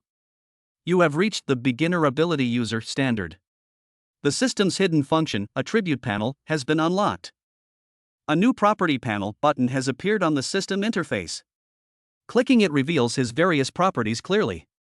Constitution, 15 affects strength, speed, and endurance. Spirit, 12 affects skill duration and ability manipulation. Superpowers, time stop 3 seconds, prophecy once a day. Passive skills, charm aura increases opposite sex affinity by 30%, photographic memory discontinued. Items, basic self-healing potion not redeemed, ability detection glasses redeemed, abyss pollution purification charm not acquired. Lu Chen nodded in satisfaction. With his improved physique, he was more confident in dealing with the pollution of the abyss. Back home, Lu Chen sat at his desk and took out his parents' photos. In the photos, his parents stood in front of an ancient temple, smiling brightly. His father held a pendant similar to Su Yuro's amulet. He remembered what Old Man Qin had said about the keepsake left by my parents, and secretly vowed in his heart, "Dad, Mom, I will definitely find you and uncover all the secrets." The night outside the window grew darker, city lights streaming through the window onto the desk, illuminating Lu Chen's resolute profile. He knew the truth was drawing ever closer: Zhouhao's abyss corruption, his parents' disappearance, Su Yuro's guardian AI identity, the keepsake in the back mountain. These clues, like beads, were slowly being strung together. And all he needed to do was grow stronger, stringing these beads into a complete chain, ultimately unraveling all the mysteries. The next morning, as soon as Lu Chen arrived at school, he saw a crowd gathered in front of the bulletin board. The joint entrance exam results were out. A red ranking list was posted in the most prominent position, with Lu Chen's name at the top, a total score of 728, 35 points higher than the second-place student, firmly securing his place at the top of the list for guaranteed admission to Tsinghua and Peking universities. Su Yuro ranked 5th, with a total score of 682, also earning a candidate qualification for guaranteed admission to Fudan and Shanghai Jiaotong universities. Lu Chen. You're amazing. You're number 1 in the grade again. Lin Xiaoxiao ran over, holding her report card, and shouted excitedly, "Su Yuro is in the top 5 too. Our class is incredible this time." Su Yuro also came over with a happy smile on her face. "Lu Chen, congratulations. I finally made it into the top 5. Thank you for helping me with my questions all the time." "Congratulations," Lu Chen smiled, "your efforts have paid off." The surrounding classmates also gathered around, congratulating Lu Chen and Su Yu. Several classmates who had questioned Lu Chen's cheating earlier came over embarrassedly and whispered, "Lu Chen, I'm sorry, we misunderstood you before." Lu Chen waved his hand, "It's alright, it's good that the misunderstanding has been cleared up."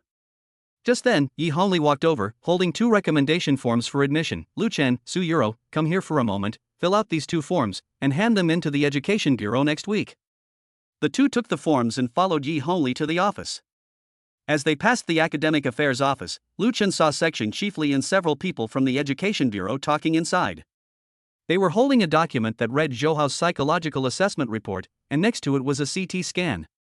The scan showed a dark shadow around the edge of Zhouhao's brain, a trace of the abyss's contamination. Lu Chen's heart sank. It seemed Zhouhao's situation was more serious than he had imagined. He remembered the system's hidden quest, tracing the source and guardian seal, and Su Yuro's grandmother's ancient book. He decided to go to Su Yuro's house after school to look at the book, hoping to find a way to purify the abyss's pollution.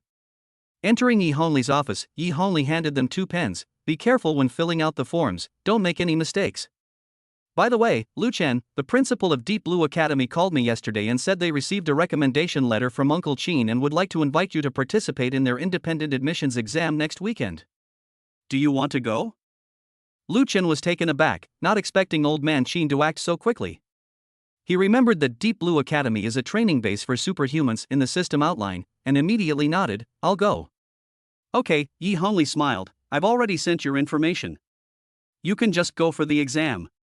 Deep Blue Academy's independent admissions process is very difficult, but it shouldn't be a problem for you. Su Yuro asked curiously from the side, Teacher Yi, what kind of school is Deep Blue Academy? I've never heard of it. It's a rather special university, Yi Hongli explained. It mainly cultivates special talents, such as students with special talents in scientific research, sports, and the arts. Lu Chen's math and physics scores are very good, which meets their admission criteria. Su Yuro nodded as if she understood, then looked at Lu Chen with expectant eyes. Lu Chen, you must do your best. I believe you can pass the exam. I will. Lu Chen smiled, but in his heart he was thinking Deep Blue Academy might be the key place for him to uncover the truth about his parents' disappearance and improve his strength. After filling out the recommendation form, Lu Chen and Su Yuro walked out of the office. Just as they reached the corridor, they saw Old Man Chin standing at the top of the stairs, holding an envelope and beckoning to them, Kid, come here. Lu Chen walked over, and Old Man Chin handed her the envelope. This is the admission ticket and exam scope for the Deep Blue Academy's independent enrollment. There's also a business card of my old comrade in arms inside. You can contact him if you encounter any problems. By the way, on the day of the exam, bring Su Yuro's amulet. It can help you deal with the special test inside. Lu Chen took the envelope, a thought flashing through his mind, a special test? You'll find out when the time comes. Old Chin smiled, said nothing more, and turned to leave. Lu Chen looked at the envelope, then at Su Yuro beside him, his heart filled with anticipation. The Deep Blue Academy's independent admissions exam, the vengeful spirit check-in point on the back mountain, Su Yuro's grandmother's ancient book, the keepsake left by his parents. The days to come were sure to be exciting. And he was ready to face all the challenges and uncover all the truths. Act 5, the ultimate face-slapping experience. The September sun shone brightly on the camphor trees on campus, but the crowd in front of the bulletin board was even more bustling than the midday sun. The red joint exam ranking list was surrounded by layers of students, the words Lu Chen 728 points at the very top being repeatedly pointed at, almost leaving marks on the paper. Lin Xiaoxiao held up her phone, taking pictures of the ranking list, muttering, I'm going to post this on WeChat Moments so my junior high classmates can see that our class produced the top student in the grade. Wang Yu squeezed through the crowd and pulled a few boys who had previously questioned Lu Chen in front of him. Half jokingly and half seriously, he said, You guys, didn't you say Lu Chen cheated? Now that the results are out, he's 35 points higher than the second place. If you're so capable, why don't you try cheating too? The boys' faces flushed red and then turned pale. One of them, who wore glasses, scratched his head and handed over a bottle of cola, looking embarrassed. Lu Chen, I'm sorry. I was just guessing before. Don't take it to heart. Here, take this cola as an apology. Yeah, another boy chimed in, you explained the last math problem so well, I had to listen to it 3 times before I understood it. I'll have to ask you for help with any problems I don't understand in the future. Lu Chen took the cola and smiled, It's okay, we're all classmates, it's good that the misunderstanding is cleared up. If you have any questions in the future, feel free to ask me. Seeing this, the surrounding classmates also gathered around. Some wanted to add Lu Chen on WeChat, some asked if he had any review notes, and several girls blushed as they handed over beautifully wrapped notebooks, saying it was to thank him for helping with the questions before. Su Yuro stood to the side, watching Lu Chen surrounded by the crowd, and a smile unconsciously appeared on her lips. She knew that Lu Chen would prove himself. All right, everyone stop crowding around, class is about to start. Yi Hongli's voice came from outside the crowd. She was holding a megaphone and had a relieved smile on her face. Lu Chen, Su Yuro, you two come to my office. We need to confirm the information on your recommendation forms. Lu Chen and Su Yuro followed Yi Hongli towards the office, their classmates' chatter echoing behind them. Lu Chen is so low-key. He got first place and he's still so calm. Su Yuro is amazing too, 5th place. She's definitely going to get into Fudan or Jiaotong University. Our class will be the top student class of the grade from now on. Entering the office, Yi Hongli placed the recommendation form on the table, pointed to one of the columns and said, This is where you need to fill in your preferred schools. Lu Chen, do you want to apply to Tsinghua or Peking University, or are you considering Deep Blue Academy? Lu Chen was taken aback.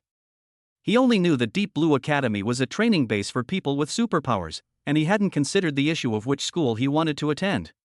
Suyuro whispered beside him, Lu Chen, Tsinghua and Peking University are the dreams of many people. If you want to go, you can definitely get in. Yi Hongli smiled and said, Tsinghua and Peking University are certainly good, but Deep Blue Academy is also good. Their special talent training program is very famous, and many big names in scientific research and superpowers graduated from there. Moreover, Grandpa Qin's old comrade in arms is the principal there, so you can get more resources if you go there. Lu Chen thought for a moment. The system outline mentioned that Deep Blue Academy was the key to uncovering the truth about his parents' disappearance. He looked up at Yi Hongli and said, I want to take the Deep Blue Academy's independent enrollment exam first and see how it goes. If I pass, I'll apply to Deep Blue Academy. If I don't, I'll consider Tsinghua or Peking University. Okay, Yi Hongli nodded and noted intended, Deep Blue Academy's independent enrollment on the recommendation form. I will report your situation to the Education Bureau. When you go to take the exam next weekend, remember to bring your admission ticket and ID card. Suyuro looked at Lu Chen with eyes full of support. Lu Chen, you will definitely pass the exam. I'll come and see you off. Thank you. Lu Chen felt a warmth in his heart. His fingertips accidentally touched the back of Suyuro's hand. Both of them were stunned for a moment, then quickly withdrew their hands, their cheeks slightly flushed. Yi Hongli pretended not to see and bent down to organize the recommendation forms. I will submit your recommendation forms for you. From now on, you can focus on your studies and prepare for the college entrance examination. By the way, Zhouhao's parents just called me and said that Zhouhao has been sent to a special institution for psychological intervention and will not be coming to school anymore. Lu Chen's heart skipped a beat. This special organization must be the Abyss Contamination Purification Point set up by the Night Watchers. He recalled the system's previous notification, Abyss Contamination Level 1 Low Risk, so it seemed Zhouhao's condition could still be salvaged. Just then, the office phone rang. Yi Hongli answered it, her expression gradually changing. What? Zhou Jianjun's company has been shut down? And it's involved in tax evasion and illegal transactions? Lu Chen and Suyuro exchanged a glance, both seeing surprise in each other's eyes. Zhou Jianjun's company had run into trouble, which was exactly the effect of the Jinx skill. Yi Hongli hung up the phone and said to Lu Chen, it was Section Chiefly from the Education Bureau who called just now. He said that Zhou Jianjun's building materials company is suspected of tax evasion and illegal resale of building materials. It has been jointly shut down by the Tax and Industry and Commerce departments, and Zhou Jianjun has also been taken away for investigation. Suyuro covered her mouth. Is it that serious? What about Zhouhao? Yi Hongli sighed. Section Chiefly said that Zhouhao's psychological assessment report shows that his mental state is affected by abnormal energy and requires long-term intervention. A special institution will be responsible for his follow-up treatment. As for Zhou Jianjun, his behavior has violated the law, and he will face legal sanctions. Lu Chen understood Zhou Jianjun's company crisis was a chain reaction triggered by the Yi prophecy. Skill Zhouhao's being taken away by a special agency was the Night Watchers dealing with the Abyss's pollution. This father and son had finally paid the price for their actions. Ding, the crow's mouth, skill has triggered a complete chain reaction. Zhou Jianjun's company has been sealed off, Zhouhao has received special intervention, and the host has completed the causal loop. Additional reward, Abyss Pollution Purification Talisman Beginner, X1, Reputation Value plus 100, Current Total Reputation Value 250. The system notification sounded in his mind. Lu Chen looked down at his system backpack and saw the Abyss Pollution Purification Talisman lying inside. The icon was a pale yellow talisman with symbols similar to those on Suyuro's peace talisman. As they left the office, the school bell rang. Lu Chen and Suyuro walked towards the classroom, and as soon as they reached the third-floor corridor, they saw three boys dressed as gangsters blocking the stairwell. The boy in the lead had dyed yellow hair and wore a gold necklace. He was the yellow-haired guy's accomplice that Old Man Qin had mentioned. You're Lu Chen?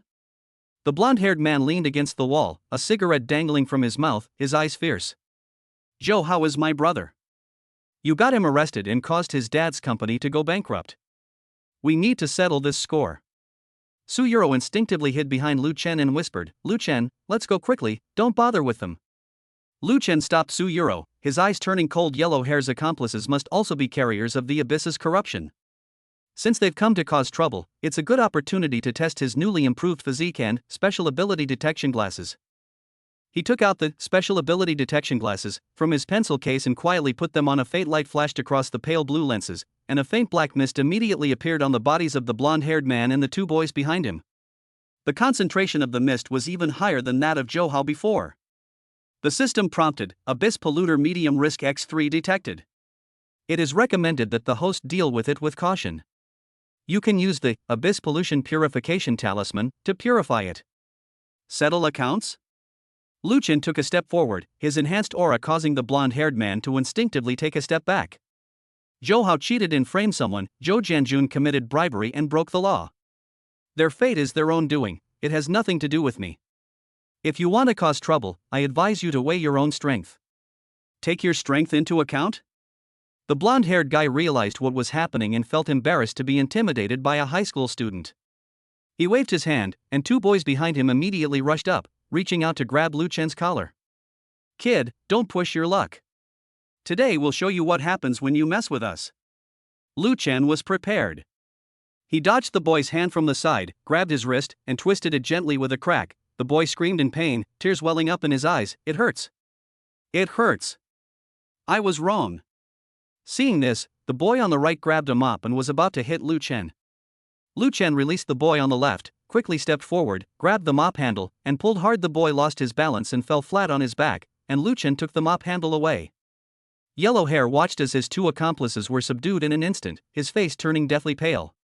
He hadn't expected Lu Chen to be so strong. He tried to turn and run, but Lu Chen grabbed him by the back of his collar and lifted him back like a chick. Trying to run?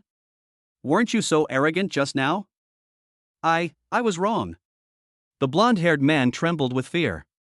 I shouldn't have come looking for trouble with you. Please let me go. Lu Chen stared into the blonde-haired man's eyes and saw black mist flowing in his pupils. The abyssal corruption had affected his sanity. He took out the Abyssal Corruption Purification Talisman from his system inventory and silently recited the activation incantation prompted by the system: Guardian Seal, suppress evil and dispel filth. A faint golden light flashed across the talisman as it was placed on the blonde-haired man's forehead. The man shuddered, the black mist slowly dissipating from his body, and his eyes cleared. He stared blankly at his hand. What happened to me? Why did I come looking for trouble with you? You've been affected by abnormal energy, Lu Chen said, putting away the talisman. Don't hang out with people like Johao anymore, and don't go to the back mountain of the school, it's not safe there. The blonde-haired boy nodded and ran away, tumbling and crawling. The two boys behind him quickly followed, not daring to look back. Suyuro peeked out from behind Lu Chen, her eyes full of surprise. Lu Chen, you were amazing just now. What was that talisman? Why did it wake him up as soon as it was stuck on his head? It's a talisman left by my grandmother. Lu Chen put away the special ability detection glasses and made up an excuse. It can keep people clear-headed and prevent them from being influenced by bad things. Suyuro nodded as if she understood, then remembered something. By the way, my mom said she wants me to take you to her house this weekend to see grandma's old books. Are you free? I have some free time, Lu Chen nodded. I've also been wanting to look at the symbols in ancient books, they might be of some help to Johao. The bell rang, and the two hurried to the classroom. As they entered, the whole class looked over. The scene that had unfolded in the hallway, witnessed by several passing students, had already spread throughout the class. Lu Chen is amazing. He single-handedly chased away 3 thugs. I knew Lu Chen was no ordinary person. He even easily defeated Johao, a black belt in Taekwondo, during the last PE class. From now on, who will dare to mess with anyone in our class? With Lu Chen around, we're not afraid of anyone. Lu Chen sat in his seat, pretending not to hear his classmates' discussions, but in his heart he was thinking Huang Mao's accomplices have been cleansed, the pollution in the back mountain has been temporarily suppressed, Johao and Zhou Jianjun have received their due punishment, and this cheating scandal has finally been completely resolved. The afternoon classes went smoothly, and the teachers all mentioned the joint exam results, praising Lu Chen and Suyuro highly. After school, Old Man Qin waited for Lu Chen at the gatehouse, holding a black box in his hand. Kid, this is a thank you gift from the night watchman. They used the talisman you used to purify Huang Mao's accomplice to develop a new purification formula, and they asked me to give it to you. Lu Chen took the box, opened it, and saw 3 bottles of light blue liquid inside. The system notification read, Abyss Pollution Purifier Intermediate, can purify abyss pollution of medium to low level. After use, it can increase mental strength by 5 points. Effective for 72 hours. Thank you, Uncle Qin. Lu Chen put the box away. Did the night watchman mention Zhouhao's situation? I did, Old Man Qin nodded. Zhouhao's pollution isn't too serious. With your purification talisman and the newly developed purification agent, he should be back to normal in about a month. However, he can't come into contact with abyssal energy again, or it will relapse. Lu Chen breathed a sigh of relief. Although Zhouhao had made a mistake, it was not a capital offense. It was good that he could return to normal. Old Qin added, when you go to Su Yuro's house to look at the ancient books this weekend, pay attention to the last few pages. There are marks left by your parents there that can help you find the exact location of the keepsake in the back mountain. Also, the Deep Blue Academy's independent enrollment exam not only tests academic knowledge but also superpower manipulation. You should practice time stopping recently, so you don't mess up on the exam. I understand, Uncle Qin. After saying goodbye to Old Man Qin, Lu Chen and Su Yuro walked home together. The setting sun cast long shadows of the two of them. Su Yuro held an ice cream in her hand and occasionally offered Lu Chen a bite. Lu Chen, do you think there might really be a way to cure Zhouhao and my grandmother's ancient books? Maybe. Lu Chen took the ice cream and took a bite. Your grandmother is a practitioner of traditional Chinese medicine, and the folk remedies in ancient books might be effective against abnormal energy influences. Su Yuro smiled and said, that's great. If it can help Zhouhao, it will be a chance for him to turn over a new leaf. The two reached a crossroads. Su Yuro was going to walk to the left, while Lu Chen was going to walk to the right. As they parted, Su Yuro took off her lucky charm and handed it to Lu Chen. Here, wear this when you go to take your exam this weekend. It will help you pass smoothly. Lu Chen was taken aback for a moment. This is your lucky charm, you can wear it yourself. I have another one, Su Yuro said with a smile, taking out another identical amulet from her pocket. My mother got this for me. They're the same. You can keep it. Unable to refuse the kind offer, Lu Chen accepted the amulet and put it on his wrist. The two amulets were stacked together, emitting a faint golden light. The system notification read, double guardian seals detected. Host's mental strength +3. The duration of the ability time stop has been extended to 5 seconds. Lu Chen was overjoyed, not expecting that wearing two amulets together would have an additional effect. See you this weekend. Su Yuro waved and turned to walk home. See you this weekend. Lu Chen felt a warm feeling in his heart as he watched her retreating figure. Back home, Lu Chen sat at his desk and opened the system interface. His mental strength on the attribute panel had increased from 12 to 15, time pause had been extended to 5 seconds, his reputation was 250, and his inventory contained basic self-healing potion, special ability detection glasses, abyss pollution purification talisman basic X2, and abyss pollution purification agent intermediate X3. He clicked to redeem the basic self-healing potion, losing 80 reputation points and leaving him with 170. The system message read, basic self-healing potion, quickly heals external injuries and eliminates fatigue after use. Effective for 24 hours. Lu Chen put the potion into the drawer and then opened the hidden quest interface of the tracing the source guardian seal. The progress had changed from 0% to 10%, and the prompt read, the host has confirmed the existence of the ancient book. Next step, investigate the source of the ancient book and the identity of the grandmother. He took out photos of his parents, and the pendant and amulet in his father's hand in the photo were exactly the same. He remembered what Old Man Qin had said about the keepsake left by his parents being in the back mountain, he remembered the independent enrollment exam of Deep Blue Academy, and he remembered Su Yuro's grandmother's ancient books. All the clues were pointing in one direction, and the truth was getting closer and closer. As night deepened outside the window, Lu Chen took out his special ability detection glasses, put them on, and looked out the window through the pale blue lenses. There were no abnormal energy fluctuations on the distant streets, only the occasional passerby carrying a faint life energy. He then looked towards the school. There was a faint black mist at the back of the mountain, but it was much weaker than before, likely due to the purification array of Old Man Qin taking effect. Next week I'll go to the back mountain to find the keepsake. This weekend I'll take the exam at Deep Blue Academy, and I also need to go to Su Yuro's house to look at ancient books. Lu Chen wrote down his plans in his notebook, his eyes resolute. Dad, Mom, I will definitely find you and uncover all the secrets. Just then, a new notification popped up. Ding, the system has detected that the host has completed the Joint Entrance Examination Innocence Battle main quest and triggered multiple hidden clues, unlocking the new system function, Quest Log, which allows you to view all completed, ongoing, and untriggered quests. At the same time, you are rewarded with a special check-in point, Su Yuro's ancient book room. The host can go there to check in on weekends to receive generous rewards. Lu Chen was overjoyed. The task log could help him sort out the clues, and the special check-in points could also earn him rewards. This weekend was truly fruitful. He closed the system interface, lay on the bed, and held the amulet Su Yuro had given him in his hand. The amulet was light, yet it carried a warm feeling, like Su Yuro's care, and also like the protection of his parents. He recalled the scene in the corridor earlier that day, how he had easily subdued the blonde-haired gang member, the admiring looks in his classmates' eyes, and Su Yuro's supportive smile. All of this was the result of the system's changes, and also the result of his own hard work.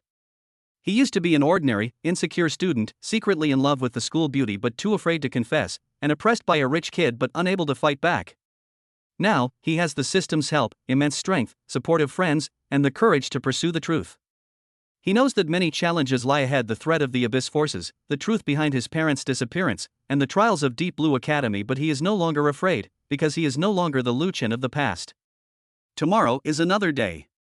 Lu Chen closed his eyes, a smile appearing on his lips. Go for it, Lu Chen. Moonlight streamed through the window, illuminating the photos and amulets on the desk, as if silently protecting the young man about to uncover the truth. Meanwhile, on the back hill of the school, old Qin stood before the purification array, gazing at the distant night sky, a relieved smile on his lips. Old Lu, old Chen, your son has grown up. He will surely find you and protect this world. As night deepened and the city gradually quieted down, only the desk lamp on Lu Chen's desk still shone faintly, as if illuminating his path to the future. Chapter 19, Hidden Identity Exposed, Everyone Shocked. The first act unexpectedly triggers a check-in crisis. At 9:15 a.m., just 3 minutes after the bell rang for the end of the third period, the prelude to the morning exercises began to play on the playground of Mingda Middle School. On the red plastic track, students from each class, dressed in blue and white school uniforms, quickly took their places and stood in neat square formations, like building blocks programmed to a set sequence.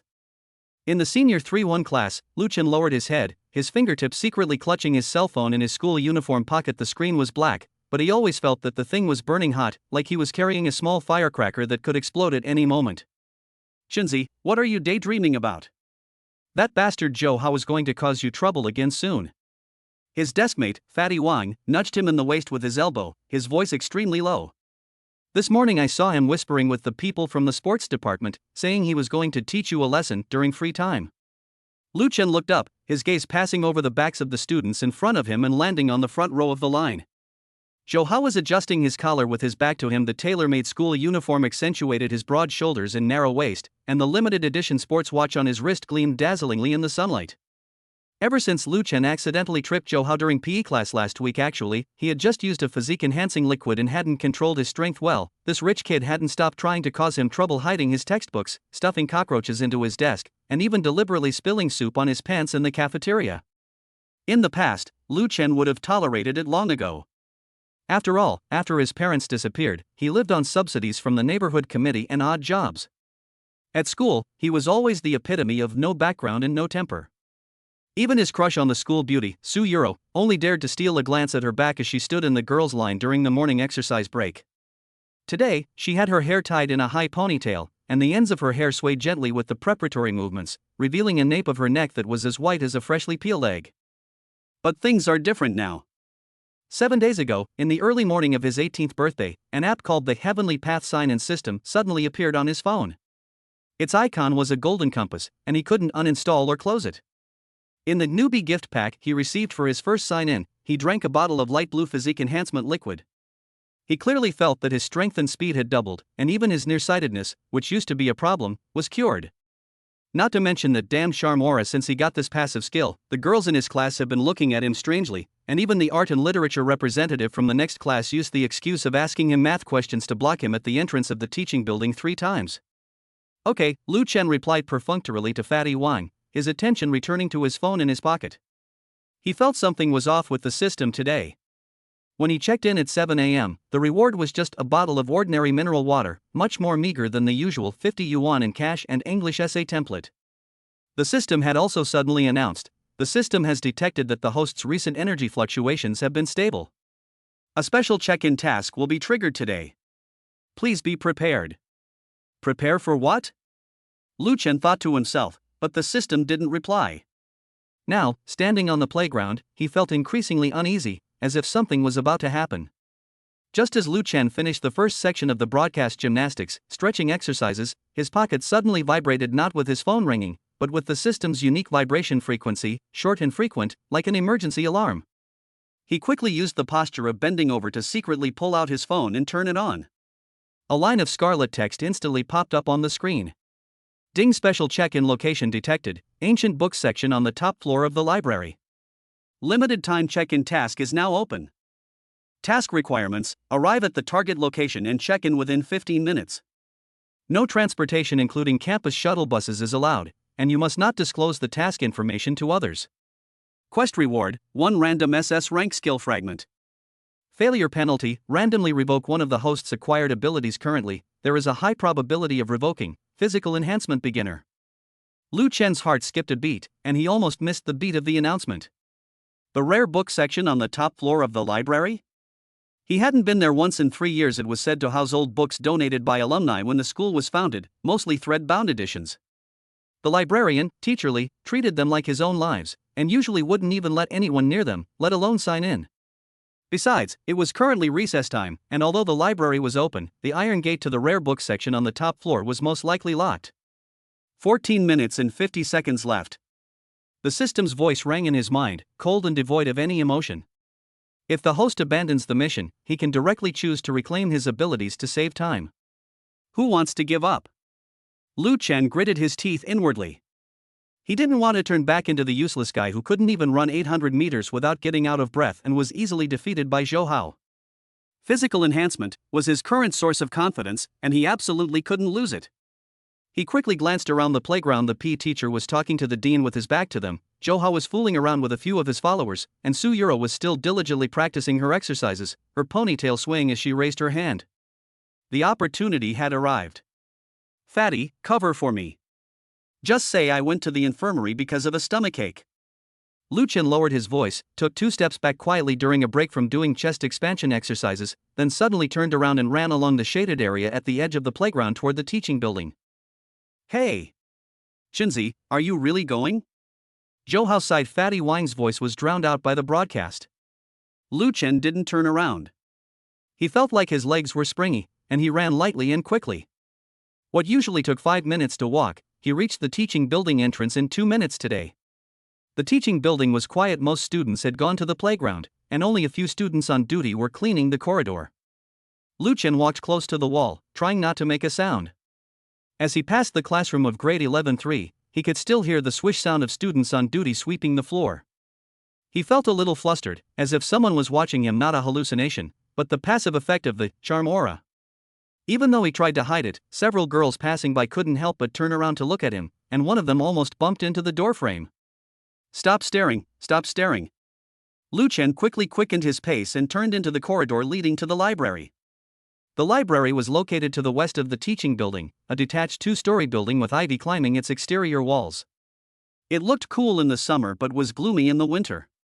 Usually, there weren't many people here, and today during the break between classes, it was even quieter. Only in the gatehouse, where the librarian, Teacher Lee, was wearing reading glasses, knitting a sweater while listening to a storytelling performance on the radio. Lu Chen took a deep breath and, feigning composure, pushed open the glass door of the library. "Hello, Teacher Lee," he said, bowing his head and trying to sound natural. Teacher Lee adjusted her glasses and glanced at him. "Why didn't you go to the morning exercises? No matter how busy you are with your studies in your senior year, you still need to exercise." I have a stomachache. I just came back from the infirmary and wanted to borrow a math reference book." Lu Chen made up a reason he had prepared beforehand, his fingers nervously fidgeting in his school uniform pocket. He knew Teacher Lee's temper. Although she was usually kind, she was particularly strict with the ancient books section. Once, a student had sneaked into the ancient books section to take pictures, and when Teacher Lee found out, he was given a demerit and publicly criticized throughout the school. "Oh, your stomach hurts? You should drink more hot water." Without thinking much of it, Teacher Lee pointed to the social sciences section on the first floor. "The math reference book is on the 3rd bookshelf on the west side. Find it yourself. Remember to write your class and name clearly when you register." "Thank you, Teacher Lee." Lu Chen nodded quickly and walked briskly towards the social sciences area, but his eyes secretly glanced at the stairs leading to the 2nd floor. There was a sign at the top of the stairs that read "No entry for non-staff members," but the door was not locked. He pretended to look for books on the bookshelf, his fingers tracing over volumes of 5 years of college entrance examination, 3 years of simulation, but his ears were perked up, listening to the sounds coming from the gatehouse. The storytelling on the radio was reaching its climax, and Teacher Lee hummed along, occasionally tapping the table with his knitting needles. Right now. Lu Chen grabbed a math book he'd randomly picked, pretending to go to the registration desk to fill out some paperwork. Taking advantage of the moment when Teacher Lee was knitting, he abruptly turned around and rushed upstairs to the second floor. The second floor was quieter than the first, with only the wind seeping through the window cracks, making the curtains rustle. The layout of the second floor was simple, a regular reading room on the north side, and an iron gate leading to the rare books section on the top floor on the south side. Lu Chen strode to the iron gate, his heart pounding in his chest. The gate was indeed locked, with an old-fashioned brass padlock, the lock cylinder somewhat rusty. He tried to pull it, but the iron gate wouldn't budge, emitting a creaking sound that was particularly jarring in the quiet second-floor room. 10 minutes left. The system notification sounded precisely on time, like a death knell. Lu Chen was sweating profusely, staring at the brass lock, his mind racing. Smash it? No, that's too obvious. Teacher Lee will definitely notice. Look for the key? Teacher Lee does have a brass key on her keychain, but there's no time to go down and get it now. Should he really give up and let the system reclaim the physical enhancement? Just when he was about to despair, his fingers suddenly touched his phone in his pocket. The system app was still lit up, and besides the countdown, there was a small map icon on the screen. He quickly tapped on it, and saw that on the floor plan of the ancient books area, in addition to the marked check-in point in front of the Younglei Encyclopedia counter at the very back, there was a small red dot flashing, next to which was written emergency exit, located behind the lockers on the east side of the reading room. Emergency exit? Lu Chen's eyes lit up, and he rushed towards the reading room. The tables and chairs in the reading room were all neatly arranged, and sunlight streamed through the windows onto the tabletops, with dust motes floating in the light. Following the instructions on the system map, he found the lockers against the east wall, a row of dark brown metal lockers labeled student storage, which were rarely used. Lu Chen crouched down and carefully examined the back of the locker. Sure enough, there was an inconspicuous little door on the wall, only about half a person's height. A yellowed note was pasted on the door, which read, "Fire exit, do not open except in emergency." The door was not locked, but simply secured with a thin wire. He looked around to make sure no one was there, then carefully untied the wire and pushed open the small door. Behind the door was a narrow, steep staircase, only wide enough for one person to pass at a time. A thin layer of dust covered the stairs, indicating they hadn't been used in a long time. Lu Chen held onto the wall as he climbed the stairs. A damp, musty smell filled the stairwell, along with a faint scent of sandalwood probably wafting from the antique book section. After climbing about a dozen steps, he reached the top floor. Pushing open the door, a stronger scent of sandalwood wafted out, mixed with the distinctive smell of old books, a kind of rotting paper odor not unpleasant, even somewhat reassuring. The rare book section was smaller than Lu Chen had imagined, probably only 20 square meters. It was surrounded by bookshelves made of dark walnut wood, neatly stacked with thread-bound books, their spines bearing titles written in calligraphy, some of which he didn't recognize. 2 old-fashioned incandescent bulbs hung from the ceiling, casting a dim light, with only a sliver of sunlight filtering through a small window on the west side, casting a diamond-shaped patch of light on the floor. The sign-in point on the system map was in front of the bookshelf at the very back, where a glass cabinet stood, containing a set of books that looked very old, with dark blue covers and the 4 characters Younglei Encyclopedia embossed in gold. 7 minutes left. The system notification sounded. Lu Chen breathed a sigh of relief and quickly walked towards the check-in point. As long as he stood in front of the glass cabinet and clicked the check-in button on the system, the task would be completed, and he would get the SS-level skill fragment without having to discard Constitution enhancement. But just as he was 3 steps away from the glass display case, he suddenly heard light footsteps behind him, accompanied by a girl's voice, tinged with doubt. "Lu Chen? What are you doing here?" Lu Chen's body froze instantly, as if he had been frozen in place. That voice, he was so familiar with it. He heard her greeting her classmates at the entrance of the teaching building every morning, he heard her chatting with her best friend at the bus stop after school every day, and he even heard that voice calling his name in his dreams. It's Su Yuro. He slowly turned around, his heart pounding, even his breathing becoming cautious. Su Yuro stood at the entrance of the rare book section, holding a thick stack of exercise books. Her white school uniform shirt was tucked into a black pleated skirt, making her waist look particularly slender. Her hair was still in a high ponytail, but it was a little messy at the ends, probably from running, with a few stray strands sticking to her cheeks, and fine beads of sweat on her forehead. Sunlight streamed in through the window behind her, gilding her silhouette with a golden edge, making her look like someone from a painting. Lu Chen was mesmerized, momentarily speechless. He had never seen Su Yuro so close before, close enough to see the long eyelashes on her eyes, the fine downy hairs on her cheeks, and the slight furrow in her brows as she looked on in confusion. "Didn't you go to the infirmary because of a stomachache?" Su Yuro took 2 steps forward, the exercise book in her arms tilting slightly. She quickly steadied it. "I just went to the infirmary to give the monthly exam papers the teacher asked for, and the school doctor said he hadn't seen you before. Also, this is the rare book section. Teacher Lee usually doesn't let students in here." "How come you?" Lu Chen then came to his senses and quickly made an excuse. On my way to the infirmary, I remembered that I needed to borrow a mathematical history book from an ancient text, the one the teacher mentioned yesterday, the annotated version of 9 chapters on the mathematical art, so I came to the library." Teacher Lee allowed me to come in," he stammered, feeling that his words were full of holes. Who would specifically come to the ancient texts section to borrow mathematical history books when they had a stomachache? Su Yuro clearly didn't believe it either. She blinked suspiciously, her gaze sweeping over the math reference book. Lu Chen hadn't returned, then over the dust on the ground. Lu Chen's footprints were very obvious, and finally landing on the corner of his phone peeking out of his pocket. But the iron gate to the rare book section was locked. "How did you get in?" I'll use the emergency exit." Lu Chen had no choice but to say half truthfully. Teacher Lee said the emergency exit is okay to use, and told me to finish reading and get out quickly so that no one else would find me. Su Yuro said "Oh," and took a few more steps forward, still holding her workbook. The floor of the antique book section was old wooden flooring, with some places slightly raised due to dampness.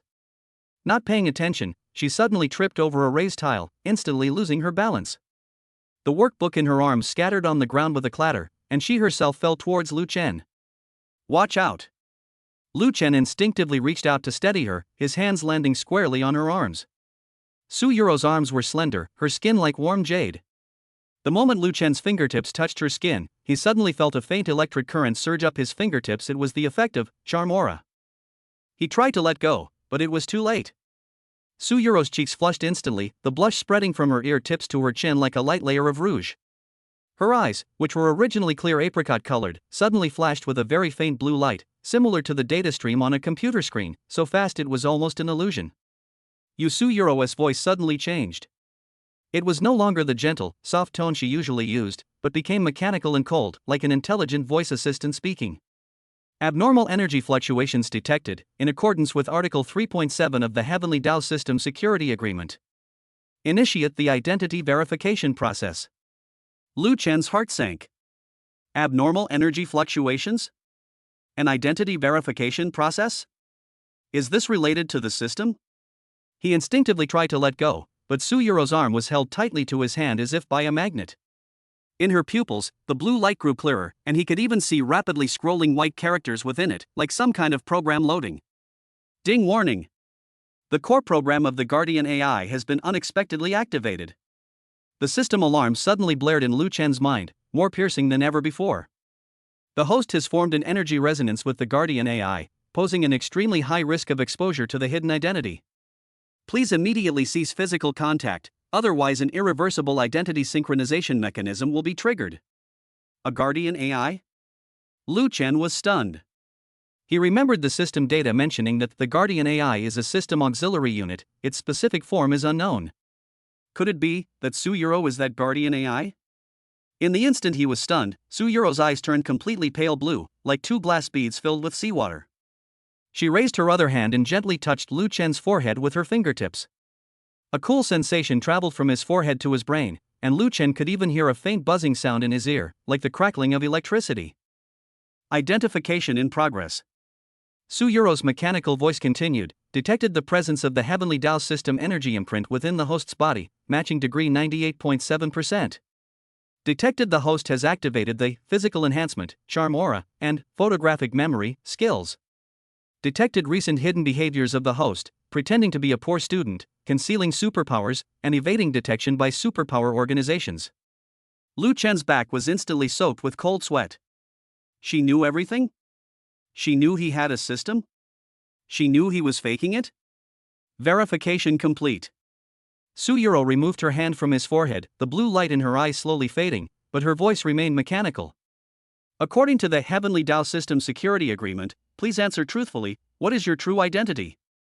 What is the ultimate purpose of the system? Are you aware of the existence of the Night Owl organization? Lu Chen opened his mouth, but didn't know what to say. Should he say he was just an ordinary student who happened to get the system? Should he say he didn't know anything about the Night Owl organization? But judging from Su Yuro's expression, she clearly wouldn't believe such an explanation. Even worse, the system's countdown was still going on. The screen showed 3 minutes left. If he didn't persuade Su Yuro to move aside soon, he wouldn't have time to sign in, and his physical enhancement would be taken back. Lu Chen was about to speak when he suddenly heard the iron gate of the ancient books section being pushed open with a bang, accompanied by Teacher Li's angry voice, "Who's up there? Has someone sneaked into the ancient books section again?" Lu Chen and Su Yuro turned around at the same time and saw Teacher Li standing at the door with a broom in her hand, her face ashen. Behind her stood 2 tall men in black suits, wearing sunglasses, who did not look like teachers or parents. One of the men glanced at Lu Chen and Su Yuro, a cold smile playing on his lips. "Finally found you, host of the Heavenly Tao System. Dania level dangerous target detected approaching. Remaining check-in time, 2 minutes and 30 seconds.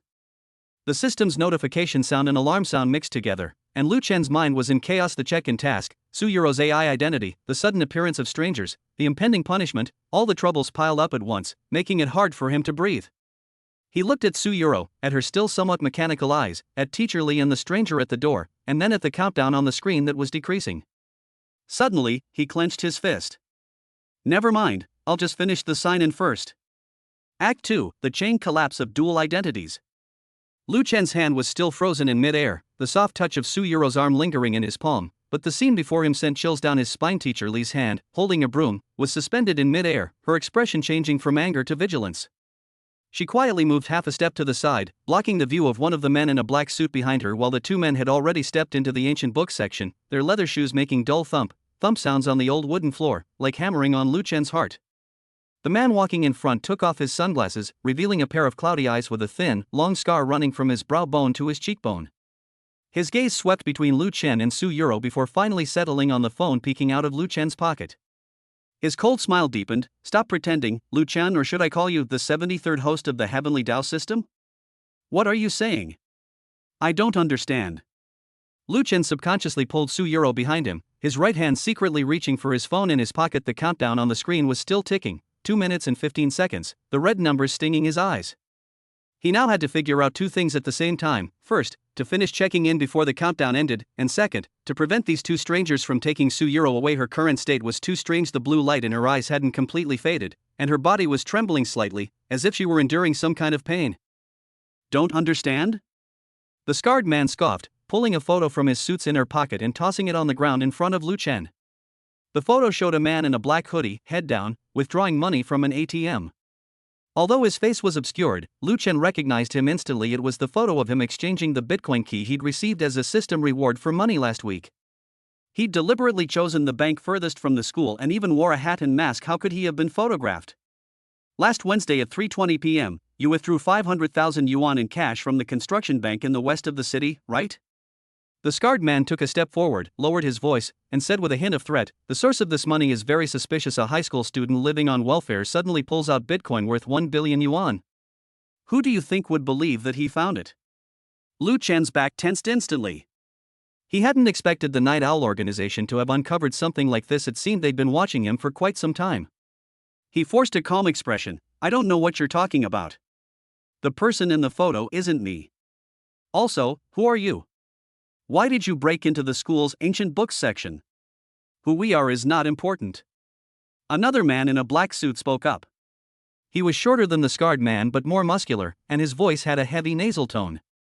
"What's important is that you have what we want. Hand over the Heavenly Tao System, and we can let you and this female student go." Otherwise, his gaze swept over Su Yuro, and the greed in his eyes made Lu Chen very uncomfortable. This female student doesn't seem to be in good condition. It would be a pity if something happened to her. "Don't touch her." Lu Chen stepped forward, blocking Su Yuro's path. The effects of physical enhancement began to circulate within his body. He could feel his muscles slightly warming and his power rapidly gathering. Although he knew he couldn't defeat these 2 men who looked like troublemakers, he couldn't let Su Yuro get hurt. Just then, Suyuro gently tugged at Lu Chen's sleeve. Lu Chen turned around and saw the blue light in her eyes slowly fading, replaced by confusion and pain. Her lips moved, her voice soft and trembling. Lu Chen. My head is so dizzy, it feels like something is in my head. Ro? Can you hear me? Lu Chen quickly supported her shoulders, his voice unconsciously filled with anxiety. He could feel Suyuro's body trembling, her forehead covered in cold sweat, and even her breathing becoming rapid.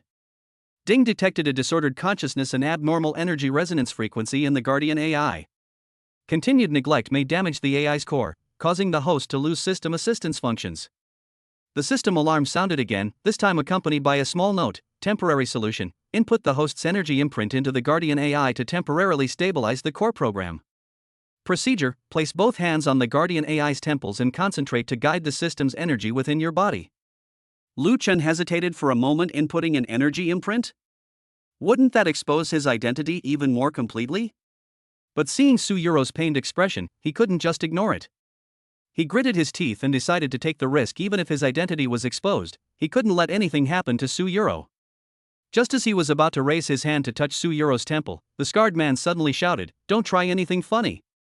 With that, he pounced on Lu Chen at an astonishing speed, at least 3 times faster than Zhouhao in the last PE class. Lu Chen instinctively dodged to the side, simultaneously pushing Suyuro aside so she could lean against the bookshelf. The scarred man missed his target, his fist slamming into the bookshelf behind him with a crack, leaving a shallow dent in the walnut-wood shelf's upright. "Goodness, your physique has been enhanced?" The scarred man rubbed his fist, a hint of surprise in his eyes. "Looks like the system has given you quite a few benefits." "Too bad, this little bit of skill is nothing compared to ours." Another burly man also moved. Instead of rushing towards Lu Chen, he went around to Suyuro's side and reached out to grab her arm. "Take this girl away first. She has the energy reaction of the system on her body. Maybe she can be used as bait. Don't touch her." Lu Chen roared and charged forward. He didn't care about signing in now, he only wanted to protect Suyuro. He was much faster than usual, and the burly man, caught off guard, was hit squarely. The two of them fell to the ground, scattering their thread-bound books everywhere. Lu Chen seized the opportunity to get up, grabbed Suyuro, and ran into the ancient book area. The check-in point was in front of the Yongle Encyclopedia glass case at the very back. Just a few more steps and they could check in. The countdown on the screen had already turned into 1 minute and 30 seconds, and time was running out. Trying to run? The scarred man chased after him, faster than Lu Chen, and was about to grab Lu Chen by the back of his collar. Just then, Teacher Li suddenly rushed over with a broom and smacked the scarred man in the back. "You off-campus hooligans! How dare you lay a hand on someone in school?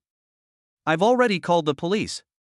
The broom handle struck the scarred man with a sharp snap, but the scarred man merely frowned, swung his hand back, and knocked the broom from Teacher Li's hand. Teacher Li staggered back a few steps, crashing into a bookshelf, wincing in pain. "Old woman, mind your own business." The scarred man glared fiercely at Teacher Li, "Or I'll take care of you too." Seeing Teacher Li being bullied made Lu Chen even more anxious. He knew he couldn't delay any longer and had to finish the sign-in as soon as possible. Maybe the SS-level skill fragments from the sign-in reward would come in handy. He grabbed Suyuro and ran desperately toward the glass cabinet, finally reaching the sign-in point just as the countdown reached 1 minute. "Ro, hang in there a little longer," Lu Chen said, supporting Suyuro with his left hand while taking out his phone with his right, preparing to click the check-in button. But just as his finger was about to touch the screen, the burly man suddenly rushed over from the side and kicked Lu Chen in the waist. Lu Chen felt a sharp pain shoot through his lower back, and he flew through the air like a kite with a broken string, his phone slipping from his hand and landing next to the glass cabinet. He crashed heavily to the ground, the pain almost catching his breath. Suyuro cried out in alarm, trying to rush over to help him, but the burly man grabbed her arm. "Don't waste your energy." The scarred man walked up to Lu Chen, looking down at him. "Hand over the system, and I can let you die a quicker death." He stepped on Lu Chen's hand, grinding it hard, and the intense pain made Lu Chen groan involuntarily. Seeing Lu Chen being bullied, Suyuro's blue eyes suddenly shone brighter than before. She struggled violently, her strength astonishing, and she shoved the burly man away. "Don't hurt him." Her voice turned mechanical again, but this time with a hint of anger. According to the Heavenly Tao System Guardian Agreement, when the host is under mortal threat, the Guardian AI has the right to activate its self-defense program. As soon as she finished speaking, a faint blue light suddenly emanated from Suyuro's fingertips. She waved her hand at the scarred man, and a blue energy wave shot out from her fingertips, striking him in the chest. The scarred man groaned, took 2 steps back, and his face turned pale. This is system energy? I didn't expect this girl to be a guardian AI. Lu Chen seized the opportunity to get up from the ground, rubbing his hand that had been stepped on. He was both surprised and delighted Suyuro's AI ability could actually attack. This was an unexpected surprise. He picked up his phone from the ground. The countdown on the screen showed 40 seconds remaining. Yu-ro, use the energy wave from before to hit them. Lu Chen shouted to Suyuro, while quietly moving 2 steps closer to the glass cabinet, just a little closer, and he could click to sign in. Suyuro nodded, and blue light gathered at her fingertips once more. But this time, her body suddenly swayed, and the blue light became unstable, energy, insufficient, core program, disordered. Her voice was intermittent, and the blue light in her eyes began to flicker again. The scarred man noticed Suyuro's weakness and sneered, "It's useless. The Guardian AI can't last long without the system's energy supply." He charged at Lu Chen again, this time targeting the phone in Lu Chen's hand. He clearly knew that the phone was the system's carrier. Lu Chen quickly tucked his phone into his pocket and dodged the scarred man's attack. But the scarred man was too fast, and his arm was still slashed, the sleeve of his school uniform was torn, and his skin stung. 30 seconds. The system notification rang in his mind like a death knell. Lu Chen knew he was running out of time. He suddenly remembered that the system map showed a hidden recess behind the glass case of the Yongle encyclopedia. Maybe he could use that to hide. He pulled Suyuro behind the glass display case, temporarily escaping the scarred man's gaze.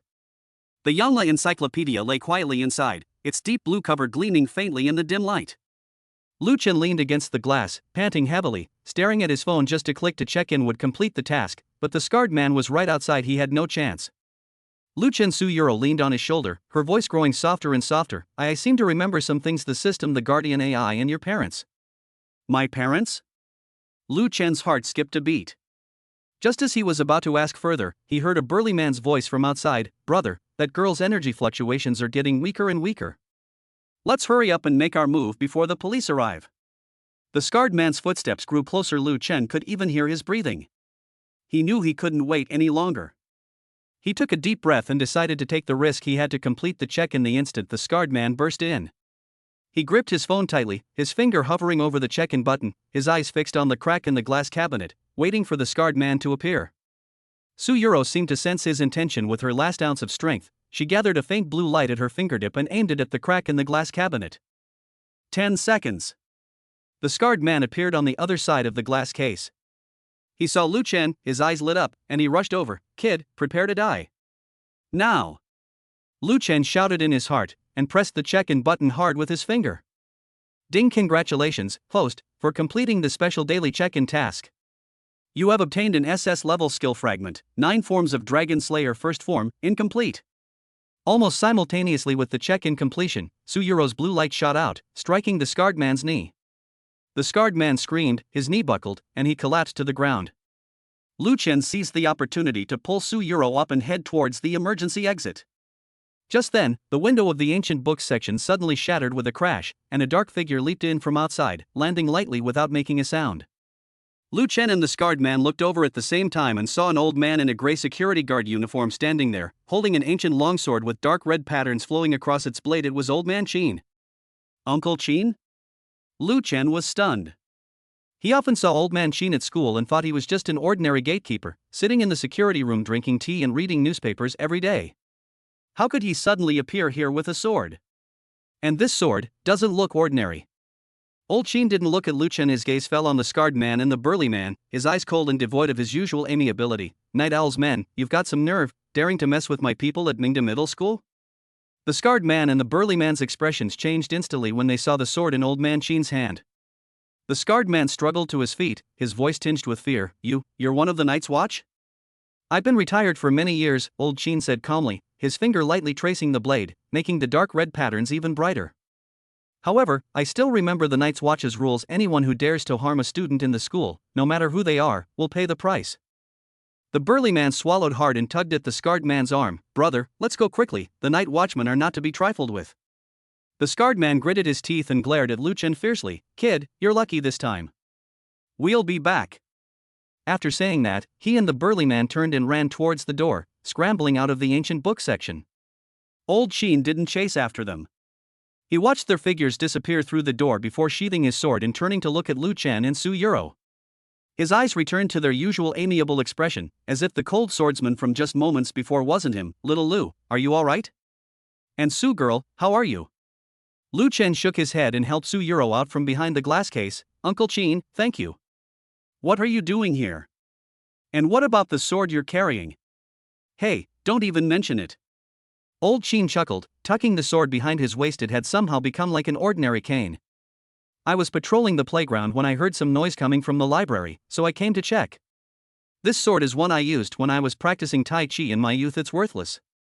He clearly didn't want to reveal his identity, and Lu Chen tactfully didn't press the matter. At this moment, Teacher Li also approached. She had been quite badly bumped and was still holding her back. Brother Qin, who were those two people? Should we call the police? No need. Old Qin waved his hand. They've already run away, and the police can't handle this kind of thing. He glanced at Lu Chen, then at Su Yuro, his eyes filled with a deep meaning. Little Lu, Su girl, what were you doing in the ancient books section just now? Students aren't usually allowed in here. Just as Lu Chen was about to make an excuse, Su Yuro suddenly tugged at his sleeve and whispered, I came to deliver the exam papers and saw Lu Chen here, so I came in to check, and then those two people rushed in. Her voice had returned to its usual gentleness, and the blue light in her eyes had completely disappeared, but her face was still a little pale. Lu Chen was stunned for a moment, then realized Su Yuro was covering for him. He quickly nodded. Yes, my stomach hurt just now, and I wanted to find a quiet place to rest. I accidentally walked here, and before I could leave, those two people came in. Old Qin and Teacher Li exchanged a glance and didn't press the matter further. Old Qin patted Lu Chen on the shoulder. It's good that you're alright. Don't come to places like this again, it's not safe. Class is about to start, so you should go back to your classrooms. I'll clean up here. Lu Chen nodded and helped Su Yuro toward the emergency exit. As they passed the glass display case, he couldn't help but glance at the Yunli encyclopedia inside, his mind filled with questions. Who exactly was Old Man Qin? Why was the Night Owl organization looking for him? How many secrets remained surrounding Su Yuro's AI identity? And what did Su Yuro mean by mentioning his parents earlier? Stepping out of the emergency exit and back into the second-floor reading room, sunlight streamed in through the windows, warm and bright, as if the harrowing experience in the ancient books section had all been a dream. Su Yuro was still a little weak, and Lu Chen helped her slowly downstairs. Lu Chen, Su Yuro suddenly spoke, her voice very soft. Just now, did I do something strange? Lu Chen glanced back at her. Her eyes were filled with confusion, clearly indicating she didn't fully remember what had happened in AI mode. He smiled and shook his head. No, you were just startled. There's nothing strange about it. He didn't want Su Yuro to know that he was an AI, at least not now. He didn't know what this secret would bring to Su Yuro, nor how he should face this school beauty who was both familiar and unfamiliar to him. Su Yuro said oh and didn't ask any further questions, but Lu Chen could sense that she seemed to have something else to say. The two walked silently to the library entrance, where Teacher Li was already waiting. She was holding the math reference book that Lu Chen had forgotten in the social sciences section. Xiao Lu, you forgot your book. Hurry back to the classroom, the next class is math, and Teacher Wang won't allow you to be late. Thank you, Teacher Li. Lu Chen took the book and helped Su Yuro walk towards the teaching building. The morning exercises on the playground had ended, and the students were walking to their classrooms in twos and threes. When Wang Pengzi saw Lu Chen, he quickly ran over. Qinzi, are you all right? I was looking for you for ages. I thought you'd been cornered by that bastard Zhou Hao. I'm fine.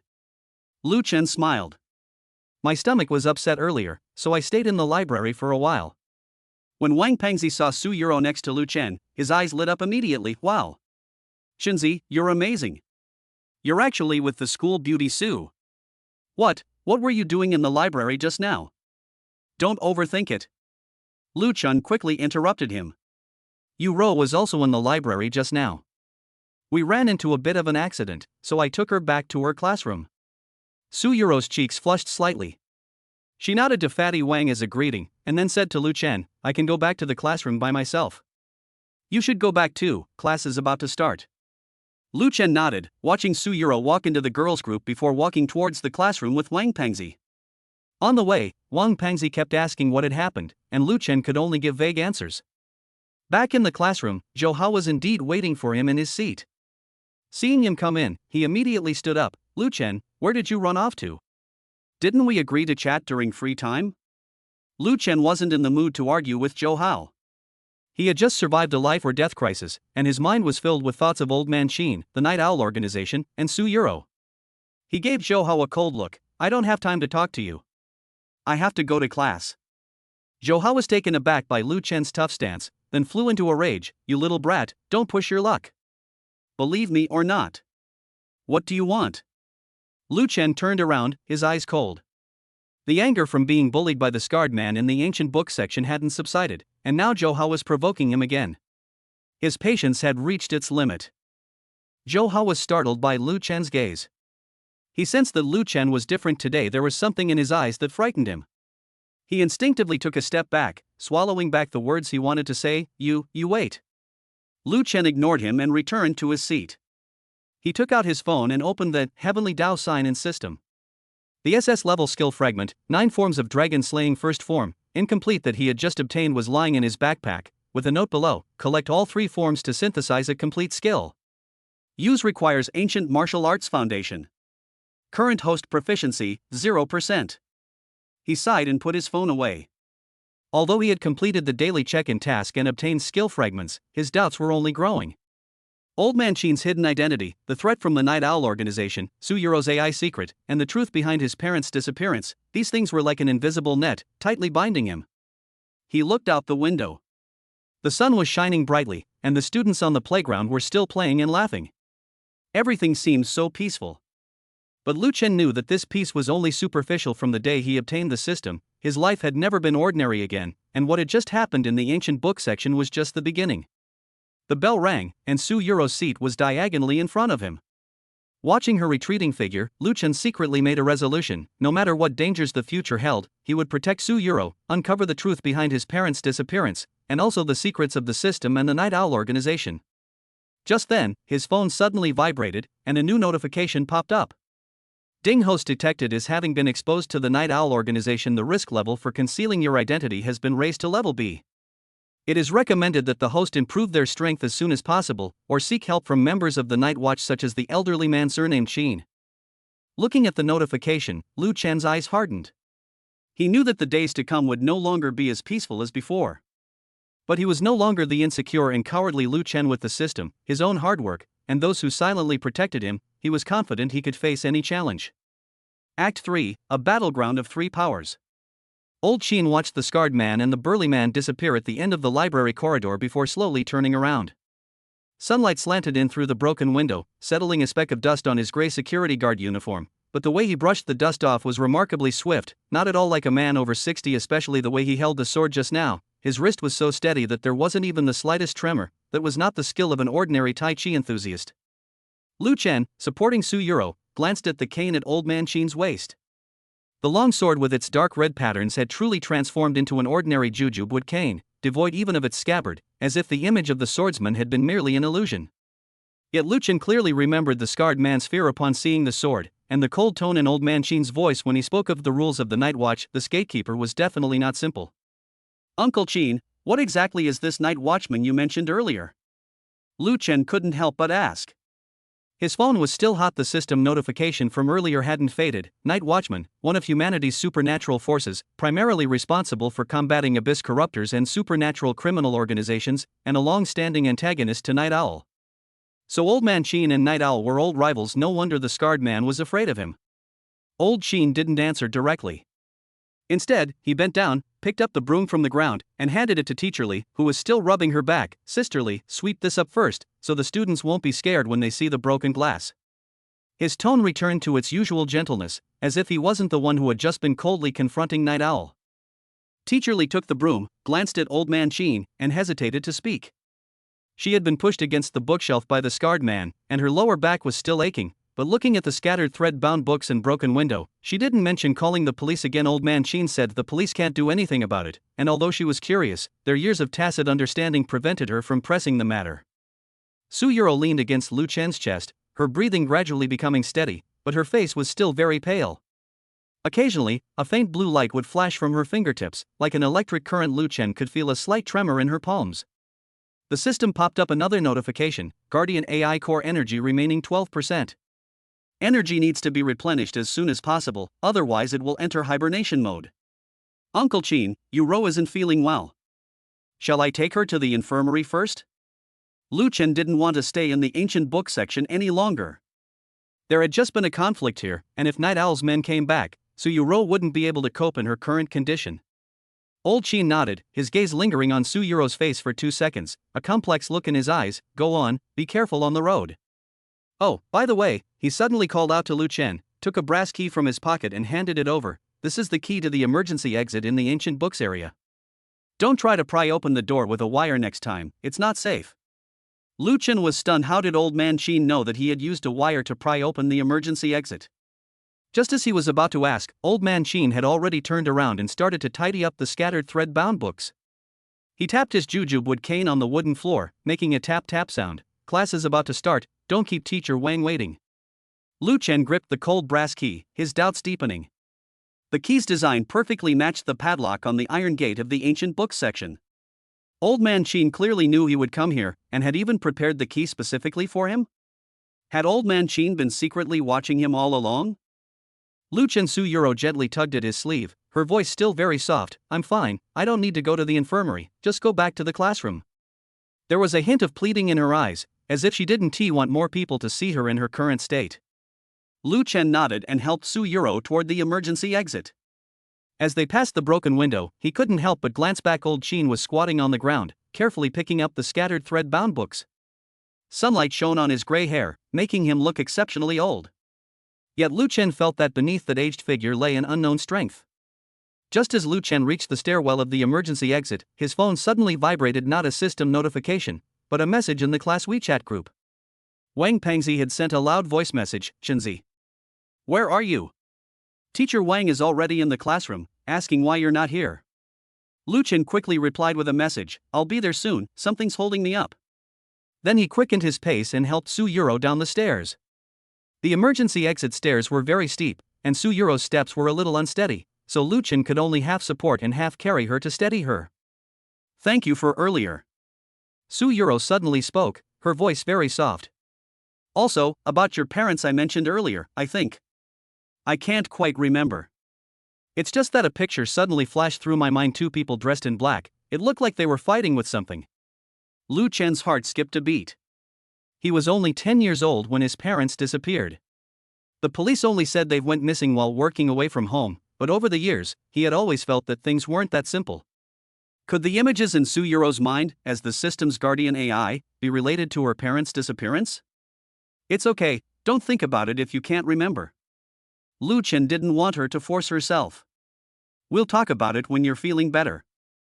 As soon as the two stepped out of the emergency exit, they heard footsteps coming from the second-floor reading room. Lu Chen quickly helped Su Yu-ro hide behind a locker. He didn't want to encounter anyone right now, especially Night Owl's men.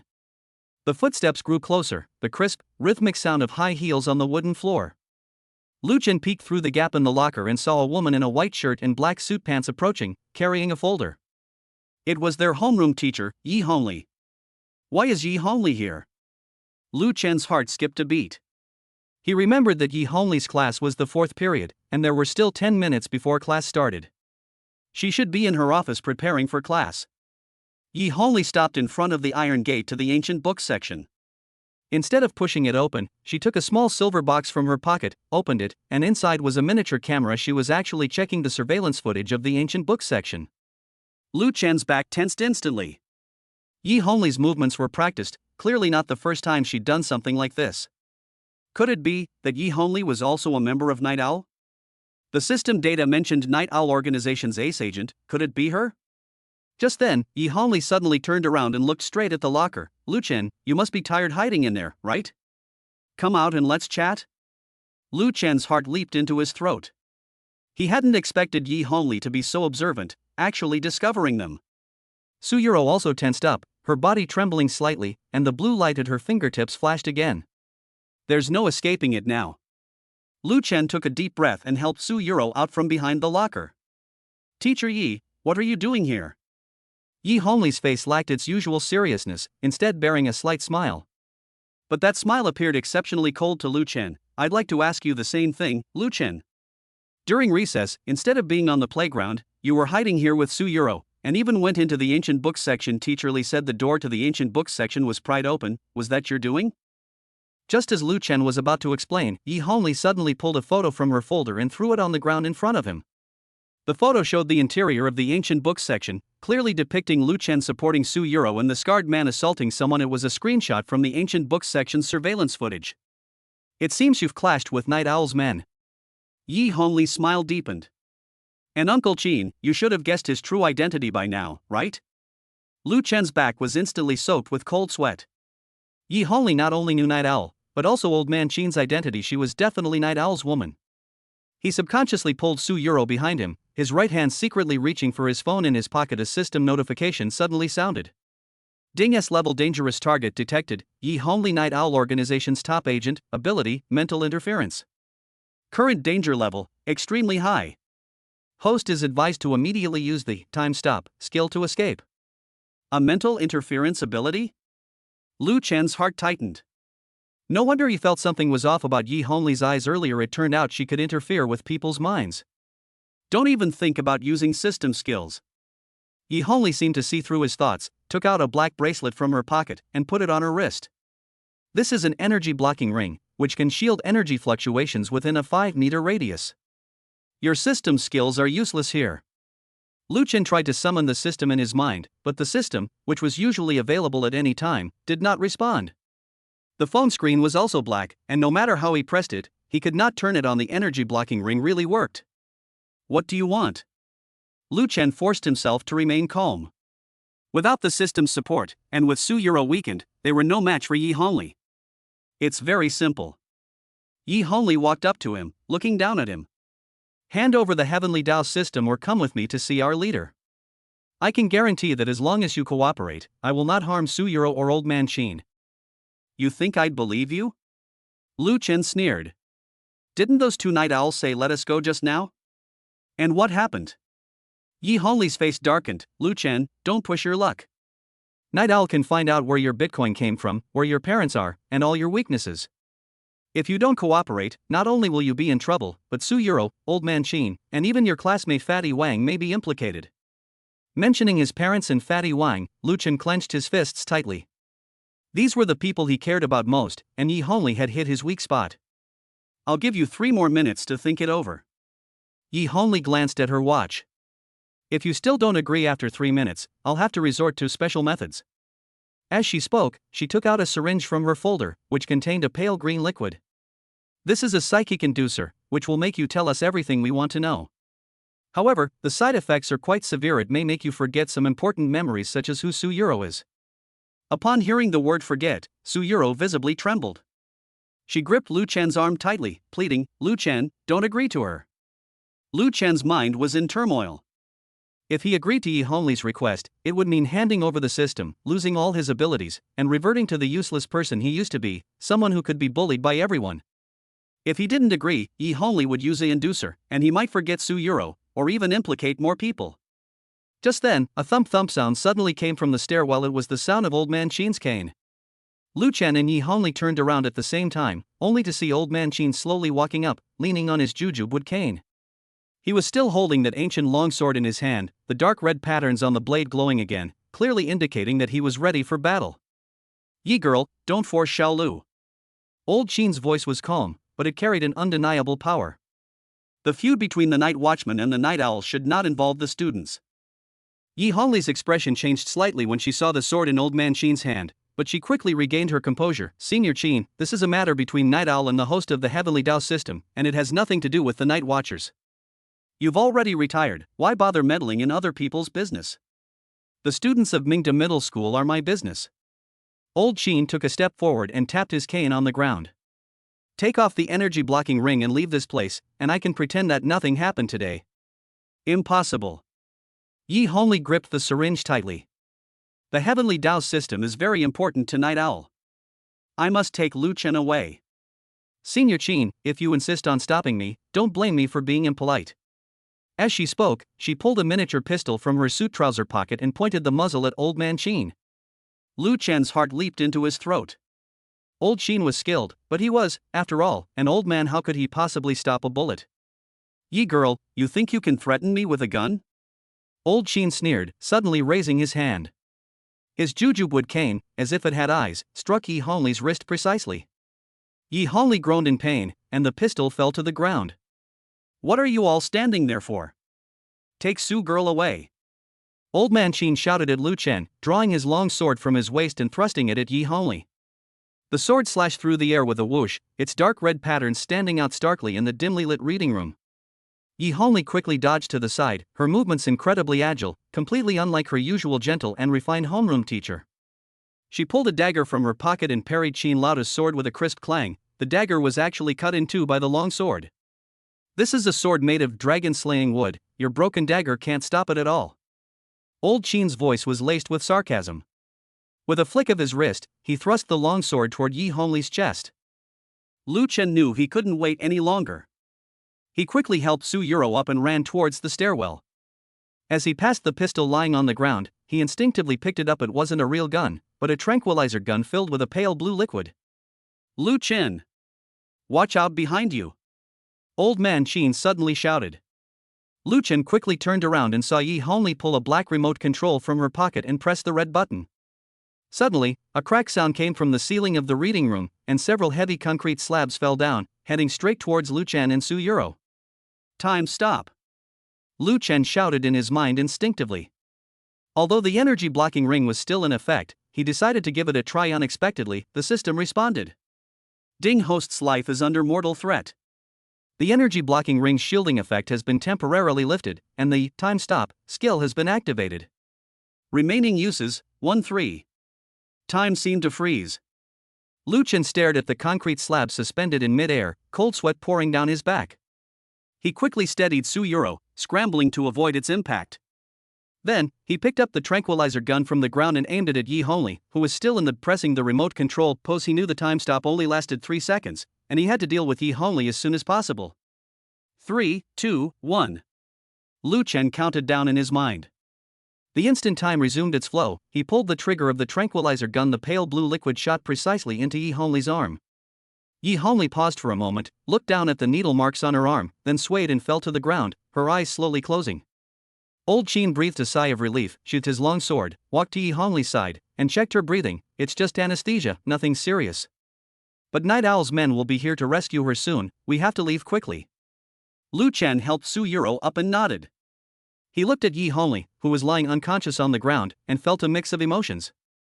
The homeroom teacher who always urged them to do their homework and seriously criticized students in class was actually Night Owl's ace agent. This was really too much of a shock to him. Uncle Qin, you knew all along that teacher Yi was one of Night Owl's men? Lu Chen couldn't help but ask. Old Qin nodded, picked up the energy-blocking ring and remote control from the ground, and put them in his pocket. I knew about it when she came to the school as a teacher half a year ago. People from Night Owl all have special energy fluctuations, and I can sense them. Then why didn't you stop her? We can't stop them. Old Qin sighed. Night Owls have a lot of influence in the city. I'm a retired night watchman, and it's good enough that I can protect you. Besides, I've been waiting for an opportunity to see what Night Owls are up to, and now it seems that their target is the system on you. Lu Chen gripped his phone tightly in his pocket. To him, the system wasn't just a tool to gain abilities, but also his hope for uncovering the truth behind his parents' disappearance. Night Owl wanted the system, and he would absolutely not give it to him. Let's go, to my security room, it's safe there. Old Qin leaned on his cane and led the way to the stairwell. I'll show you this energy-blocking ring and remote control, maybe we can find clues about Night Owl. Lu Chen supported Su Yuro, following behind Old Man Qin. As they passed Yi Honglei, he couldn't help but glance at her. Her face still bore the lingering surprise, clearly not expecting to be hit by a tranquilizer gun. Reaching the top of the stairs, Lu Chen suddenly remembered something and glanced back towards the rare books section. Uncle Qin, those thread-bound books in the rare books section. Don't worry, I've already packed it up. Old Qin turned around and smiled. Those books are treasures left over from when the school was built, we can't lose them. The three of them slowly descended the stairs. The reading room on the first floor was empty. Sunlight streamed in through the windows, casting dappled shadows on the floor. Lu Chen supported Su Yuro, feeling that her body was more stable than before, and the blue light at her fingertips had disappeared. Lu Chen, I think I can feel the system's energy. Su Yuro suddenly spoke, her voice clearer than before. It's in your phone, it's so warm, like the feeling of my mother hugging me when I was little. Lu Chen felt a warmth in his heart. He took out his phone. The screen was already lit, and the system app icon was flashing. He opened the app and saw a new item in his inventory, energy blocking ring analysis diagram, with a note below, can be exchanged for an anti-energy blocking device through the system shop, requiring 100 daily check-in points. That's great. Lu Chen breathed a sigh of relief. Once we accumulate enough points, we can exchange them for an anti-energy blocking device, and then the Night Owl's energy blocking ring will be useless. Old Qin turned and glanced at Suyuro, his eyes filled with a sense of relief. The energy resonance between the Guardian AI and the system is getting stronger and stronger, which is a good thing. In the future, if you encounter danger, Suyuro will be able to help you. The three of them walked out of the library. There were no students left on the playground. The fourth period had already begun. The sound of Teacher Wang lecturing drifted from the teaching building, floating out through the windows, sounding remarkably calm. My security room is on the west side of the playground, not far from here. Old Qin pointed to a small house not far away. There's my old first aid kit there. I can take a look at Su girl. She suffered a lot just now. Lu Chen nodded and helped Suyuro walk towards the security room. As they passed the entrance of the teaching building, he couldn't help but look back. Yi Honglei's figure was not in the second floor window clearly. Night Owl's men hadn't had time to rescue her yet. Don't worry, Night Owl's men won't dare to come to the school openly during the day. Old Qin seemed to see through his thoughts. After school tonight, I will deal with Yi Honglei's matter and won't let her cause you any more trouble. Lu Chen felt a warmth in his heart. Although Old Man Qin didn't talk much, he had been secretly protecting him. He gripped the copper key in his hand, secretly resolving to become stronger in the future, not only to protect Suyuro, but also to protect Old Man Qin and everyone who cared about him. Reaching the door of the security room, Old Qin took out his key and opened it. The security room was small, containing only a table, a chair, and a small bed. Several surveillance screens hung on the wall, displaying images from various corners of the school. On the table was a black first aid kit, and next to it was a thermos, from which a faint aroma of tea wafted. Come in. Old Qin asked them to sit down, then opened his medical kit and took out a bottle of iodine and cotton swabs. Su girl, stick your arm out. You just got cut. We need to disinfect it. Suyuro was stunned for a moment before noticing a shallow cut on her arm, from being cut by broken glass. She hadn't felt the pain before because she was nervous, but now that the iodine had been applied, she winced in pain. Lu Chen quickly grasped her other hand and gently comforted her. Bear with it, it'll be over soon. Suyuro nodded, but tears welled up in her eyes. She had always been afraid of pain and would cry even if she scraped her skin.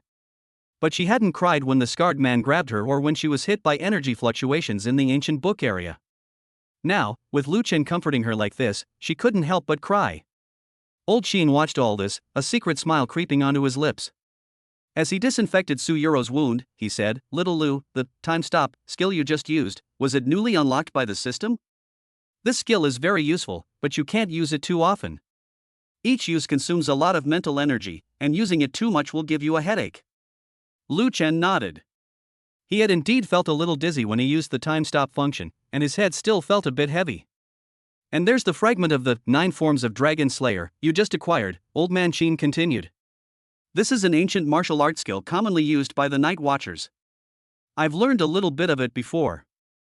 If you want to learn it, I can teach you, but we'll have to wait until your mental strength recovers. Lu Chen's eyes lit up. Really? Thank you, Uncle Qin. He had long wanted to improve his strength, and with the guidance of this veteran, Old Man Qin, he was sure he could improve quickly. Old Qin smiled and put a band-aid on his disinfected wound. You're welcome. The duty of the night watchman is to protect ordinary people. Although you have a system, you are still a student of Mingda Middle School. It is only right that I protect you. Suyuro looked at them, a smile appearing on her lips. She felt a warm atmosphere, like that of a family. She had never had family since childhood, always living with relatives, and rarely felt this kind of warmth. Just then, Lu Chen's phone suddenly vibrated, and a new system notification popped up.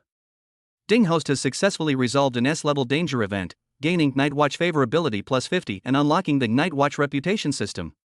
Current reputation level, friendly, can be exchanged for basic supplies at the Night Watch outpost. Lu Chen was taken aback, not expecting such an unexpected gain. He opened the Night Watchman reputation system, which displayed various exchangeable resources, basic ancient martial arts textbooks, beginner-level physical potions, ability detectors, all very useful items. It seems you have quite a connection with the Night Watch. Old Sheen smiled as he saw the notification on his phone. If you encounter any problems you can't solve in the future, you can go to the Night Watch's outpost for help. It's in the old town of the city. I'll give you the address another day. Lu Chen nodded, his heart filled with hope. Before, he felt like he was fighting alone, but now, with Old Man Sheen's help, Suyuro's companionship, and the support of the Night Watchman, he was no longer alone. Suyuro leaned back in her chair and slowly closed her eyes. The tension and fear from before gradually disappeared, replaced by a feeling of peace. She could feel Lu Chen's hand still holding hers, warm and strong. She silently vowed in her heart, she must become stronger in the future, and face all dangers together with Lu Chen. Old Sheen looked at them, picked up the thermos on the table, and took a sip of tea. His gaze fell on the monitor screen, which showed Yi Hongli unconscious in the reading room, and his expression turned serious. He knew that Night Owl wouldn't give up so easily, and more dangers awaited Lu Chen and Suyuro in the future. But he believed that Lu Chen was a good boy, and Suyuro was a kind girl. They would definitely overcome all difficulties.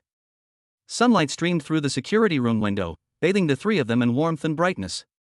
Although the threat of Night Owl still lingered outside, and many mysteries remained unsolved, the atmosphere inside the security room was exceptionally calm and comforting. Lu Chen knew this was only temporary peace. More challenges awaited him in the future. But he was no longer the insecure and cowardly Lu Chen of the past. He had a system, friends, and people to protect him. He was confident that he could face all challenges and protect those he wanted to protect. The fourth act, the public opinion storm triggered by the campus live broadcast.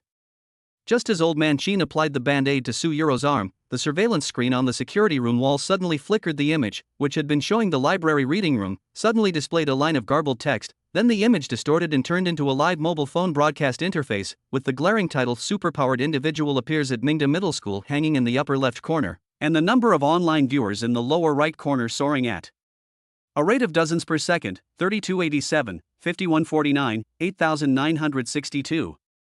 What's going on? Lu Chen jumped up, staring at the screen. The image showed the reading room where they had just confronted Yi Hongli. Yi Hongli lay unconscious on the floor. The broken windows and scattered thread-bound books were clearly visible, and even the afterimage of Old Man Sheen's back as he gripped his sword was still visible. Even more alarming, a small window in the upper right corner of the screen was tracking the direction of the security room in real time. Clearly someone was live streaming through the campus surveillance. Old Sheen's face instantly darkened. He quickly pressed several keys on the monitoring host, but the screen didn't respond at all. Instead, a comment popped up: "Don't stop, streamer." Was that old man's sword real? Was it a peerless sword from a martial arts novel? It was Night Owl's doing. Old Sheen gritted his teeth and pulled out a palm-sized black device from his pocket, with several flashing indicator lights on it. Yi Hongli just took over the campus surveillance system and must have installed a backdoor in it. Instead of removing it, they leaked the footage to a live streaming platform, trying to use public opinion to force you to expose the system. Lu Chen's heart raced instantly. He pulled out his phone, and as soon as he unlocked it, over a dozen notifications popped up, all related to Mingda Middle School's superhumans. It had already climbed to 17th place on a short video platform's trending list. The pinned post on the school forum's Mingda confession wall had been flooded with thousands of replies, and even in his class WeChat group, Fatty Wang had sent dozens of voice messages, his voice trembling. "Chunzi, you're trending. Someone live-streamed you fighting in the library, saying you're a superhuman. That bastard Joe Hao was still calling you a show-off in the comments, and I argued with him." Suyuro also leaned over to look at the phone. Her fingertips had just touched the screen when she suddenly trembled slightly. She whispered, "I can feel the energy fluctuations of Night Owl in the live stream signal. They're remotely controlling it and have hired an online army to stir up trouble." As she spoke, a very faint blue light flashed in her pupils, so fast that it seemed like an illusion. Lu Chen quickly opened the system app, and sure enough, a new task popped up, with the scarlet font standing out prominently. "Ding, emergency livestream mission triggered. Within 10 minutes, present a reasonable explanation of the extraordinary abilities to the public through the current livestream to dispel doubts about the superpowered individual, while also obtaining positive feedback from at least 50,000 viewers such as believe, amazing, support. Task rewards: skill, Master of Lies, passive, increases the credibility of lies and reduces the probability of being exposed, sign-in points plus 200. Failure penalty: the risk of system energy fluctuation exposure is upgraded to level A, and the Night Owl organization will gain real-time host location information." 50,000 positive reviews? Lu Chen gasped. The number of viewers watching the livestream had barely exceeded 10,000, and half the comments were skeptical, half were just watching the drama unfold, and Zhou Hao was stirring things up. I told you Lu Chen was faking it. That time he threw me down in PE class was dirty trickery, and now he's doing a livestream to get attention, disgusting. Several of his followers chimed in, exactly. He's just a poor wretch living on welfare, he definitely wants to become famous to sell products. Don't panic. Old Qin patted Lu Chen's shoulder and pointed to the monitor screen. Night Owl wants to use public opinion to pressure you, so let's go with their lead. Didn't you just get a fragment of the 9 forms of dragon slaying? I'll teach you a few basic Tai Chi moves. Just say that I taught you these, and that you're a traditional martial arts enthusiast. This way, it fits the extraordinary explanation and won't expose the system. Lu Chen's eyes lit up. This was a great idea.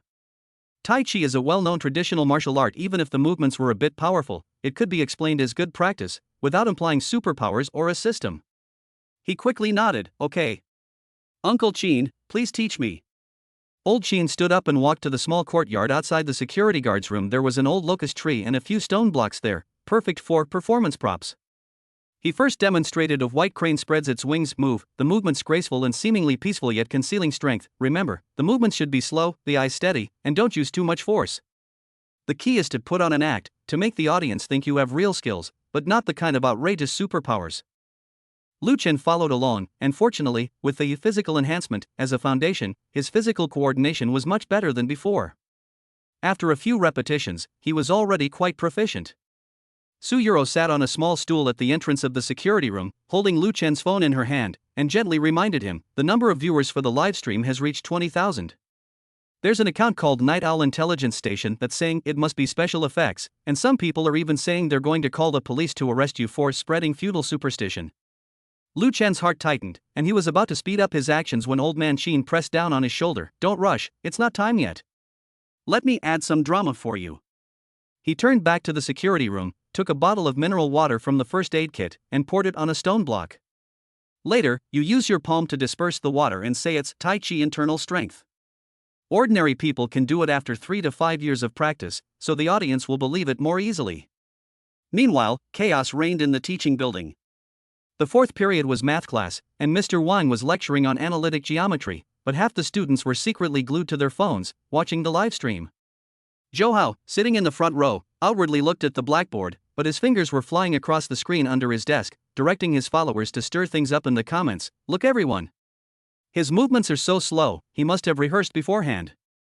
I've seen real Tai Chi masters, they're not like this at all. Wang Pengzi, sitting in the last row, was so angry his face turned red. He retorted in the comments section, Zhou Hao, are you blind? Lu Chen runs twice as fast as you in PE class, so what if he practices Tai Chi? At the same time, he sent a message in the class WeChat group, everyone, don't just look, go to the comments section and spam Go Lu Chen. Don't let that bastard Zhou Hao get away with it. Soon, the class group exploded. The class monitor led the way in organizing positive comments, and even the arts committee member, who wasn't usually familiar with Lu Chen, posted, Lu Chen is usually very quiet, he's definitely not faking it, support him. In the principal's office, the principal, his face ashen, was on his phone, calling Old Qin, Old Qin.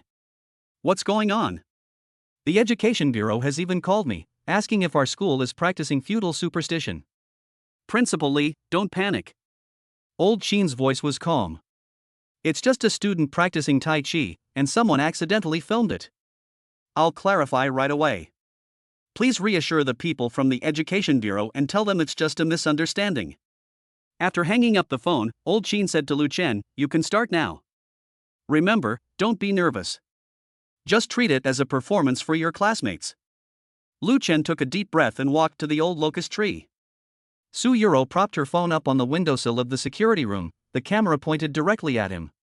The number of viewers watching the live stream had already surged to 30,000, and the comments section was buzzing with excitement. I recognize this tree. It's the old locust tree in front of the security office. I picked up leaves here when I was on duty last time. That stone pillar is real, not a special effect. But his palm strike just now dispersed the water. Could an ordinary person do that? Don't spout nonsense if you haven't practiced martial arts. My grandpa practices Tai Chi and can extinguish candles with a palm strike. Following Old Man Qin's instructions, Lu Chen first performed a simplified version of Tai Chi, his movements fluid and his gaze focused. Halfway through, he suddenly sped up, slamming his palm onto the stone block, instantly scattering the bottled water Old Man Sheen had poured, splashing up a spray of water. The live stream comments section exploded. Holy crap! It really felt like a palm strike. It's not special effects. The water splashes are real.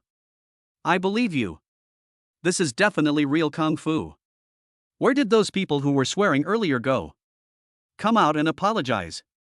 Seeing this scene in the classroom, Zhou was so angry that he slammed his pen on the ground with a loud bang, attracting the attention of Teacher Wang. Zhou, what are you doing?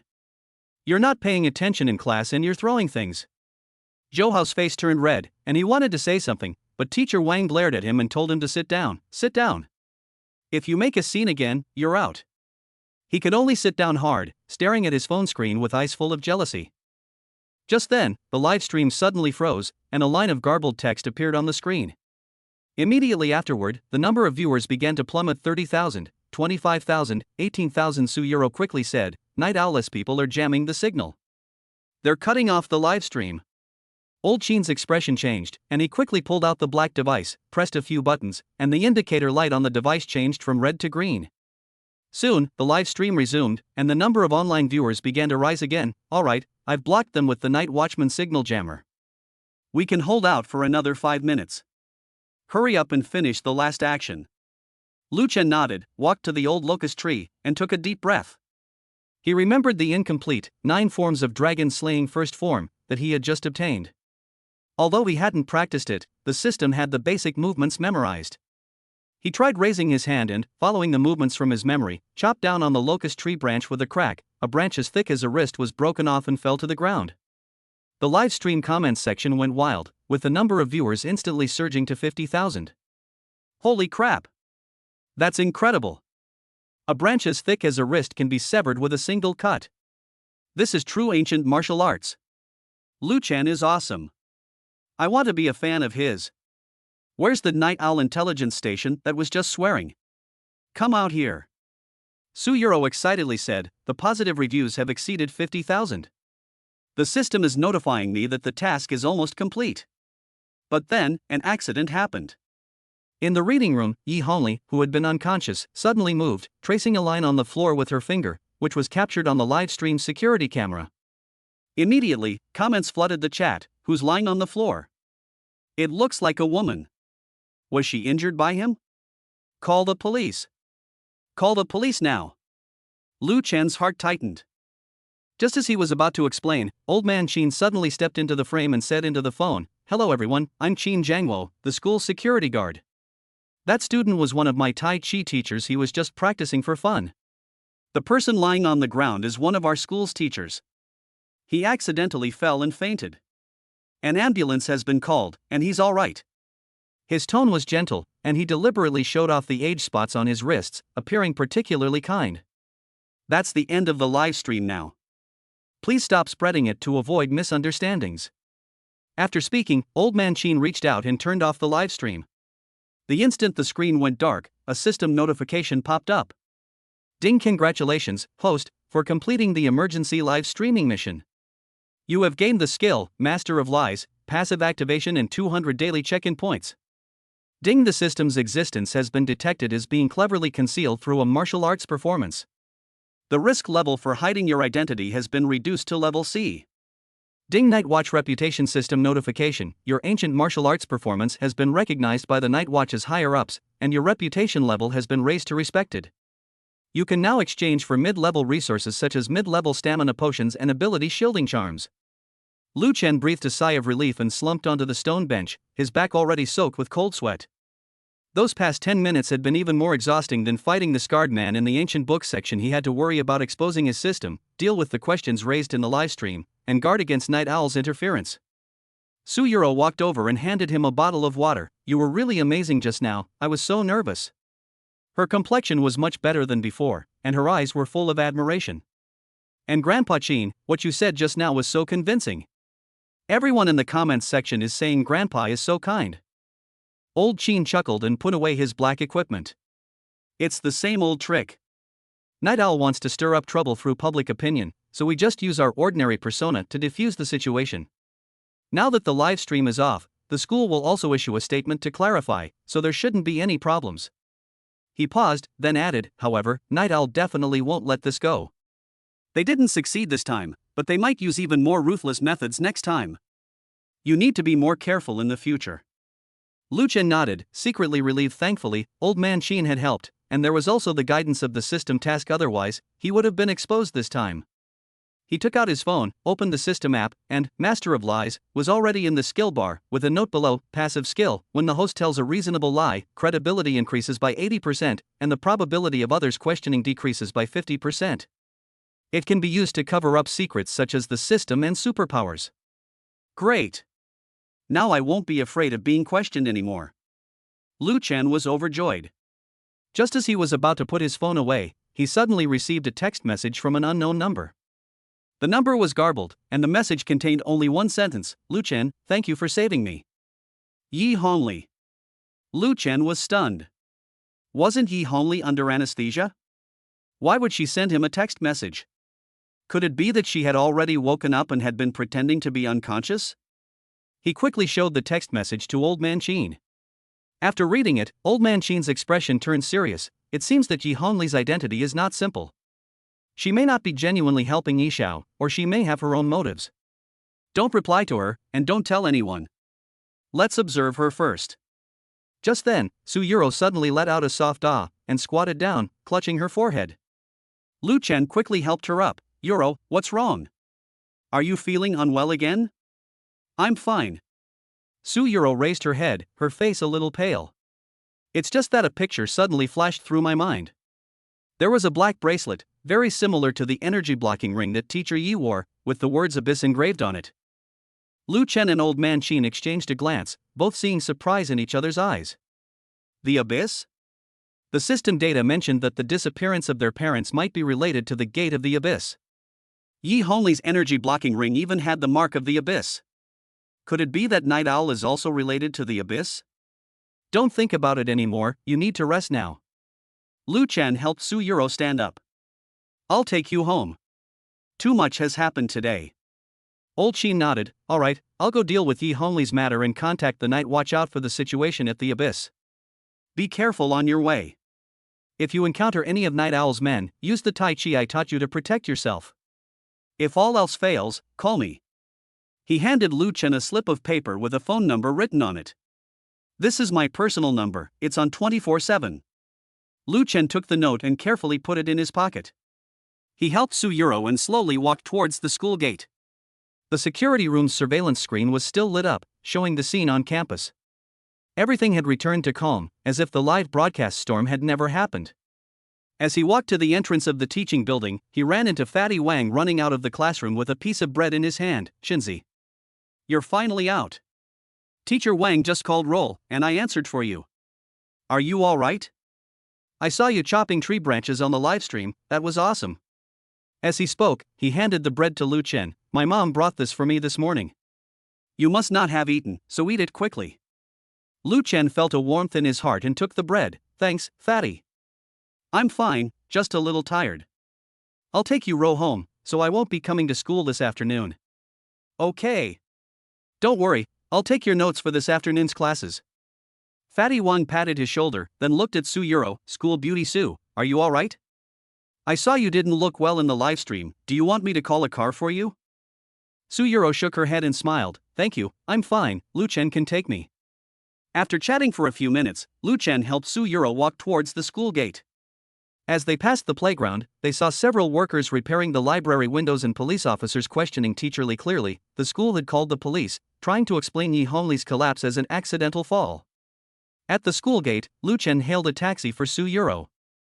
Before getting in the car, Su Yuro suddenly grabbed his hand and whispered, Lu Chen, you have to be careful about the abyss I mentioned earlier. I always feel it's a very dangerous thing. Lu Chen nodded and squeezed her hand. I know. Be careful too. Go home and get some rest. Call me if anything happens. After the taxi drove away, Lu Chen stood by the roadside, looking at the system notification on his phone. Night Watchman reputation level, revered, exchangeable items, intermediate stamina potion requires 500 points, ability shielding talisman requires 300 points, abyss detector requires 1000 points. He only had 200 points, not enough to exchange for any of the items. It seemed he needed to check in more actively to improve his strength. Just then, my phone vibrated again. It was a message from Fatty Wang, Shinzi. The school issued a notice. They said you're a martial arts enthusiast, that the live stream was accidentally filmed by a student, and even praised you for carrying on traditional culture. That bastard Zhouhao's face turned green. He was just called to Teacher Wang's office. Lu Chen smiled and replied with a thank you. He looked up at the sky. The sun was shining brightly, and a gentle breeze carried the scent of spring. Although the threat of the night owl remained, and the mysteries of the abyss were still unsolved, he was no longer alone. With Old Man Shin's help, Su Yuro's companionship, Fatty Wang's support, and the system's blessing, he was confident in facing all challenges. He took a bite of the bread and turned to walk home. The bread was creamy and sweet, just like his current mood. Although the future was full of unknowns, at least for now, he felt a warmth and hope he had never felt before. On a street corner not far away, in a black sedan, the scarred man stared at the livestream replay on his phone, his face grim. The burly man sitting next to him said, "Boss, we failed again this time. The leader will definitely be angry." "So what if we're angry?" the scarred man sneered.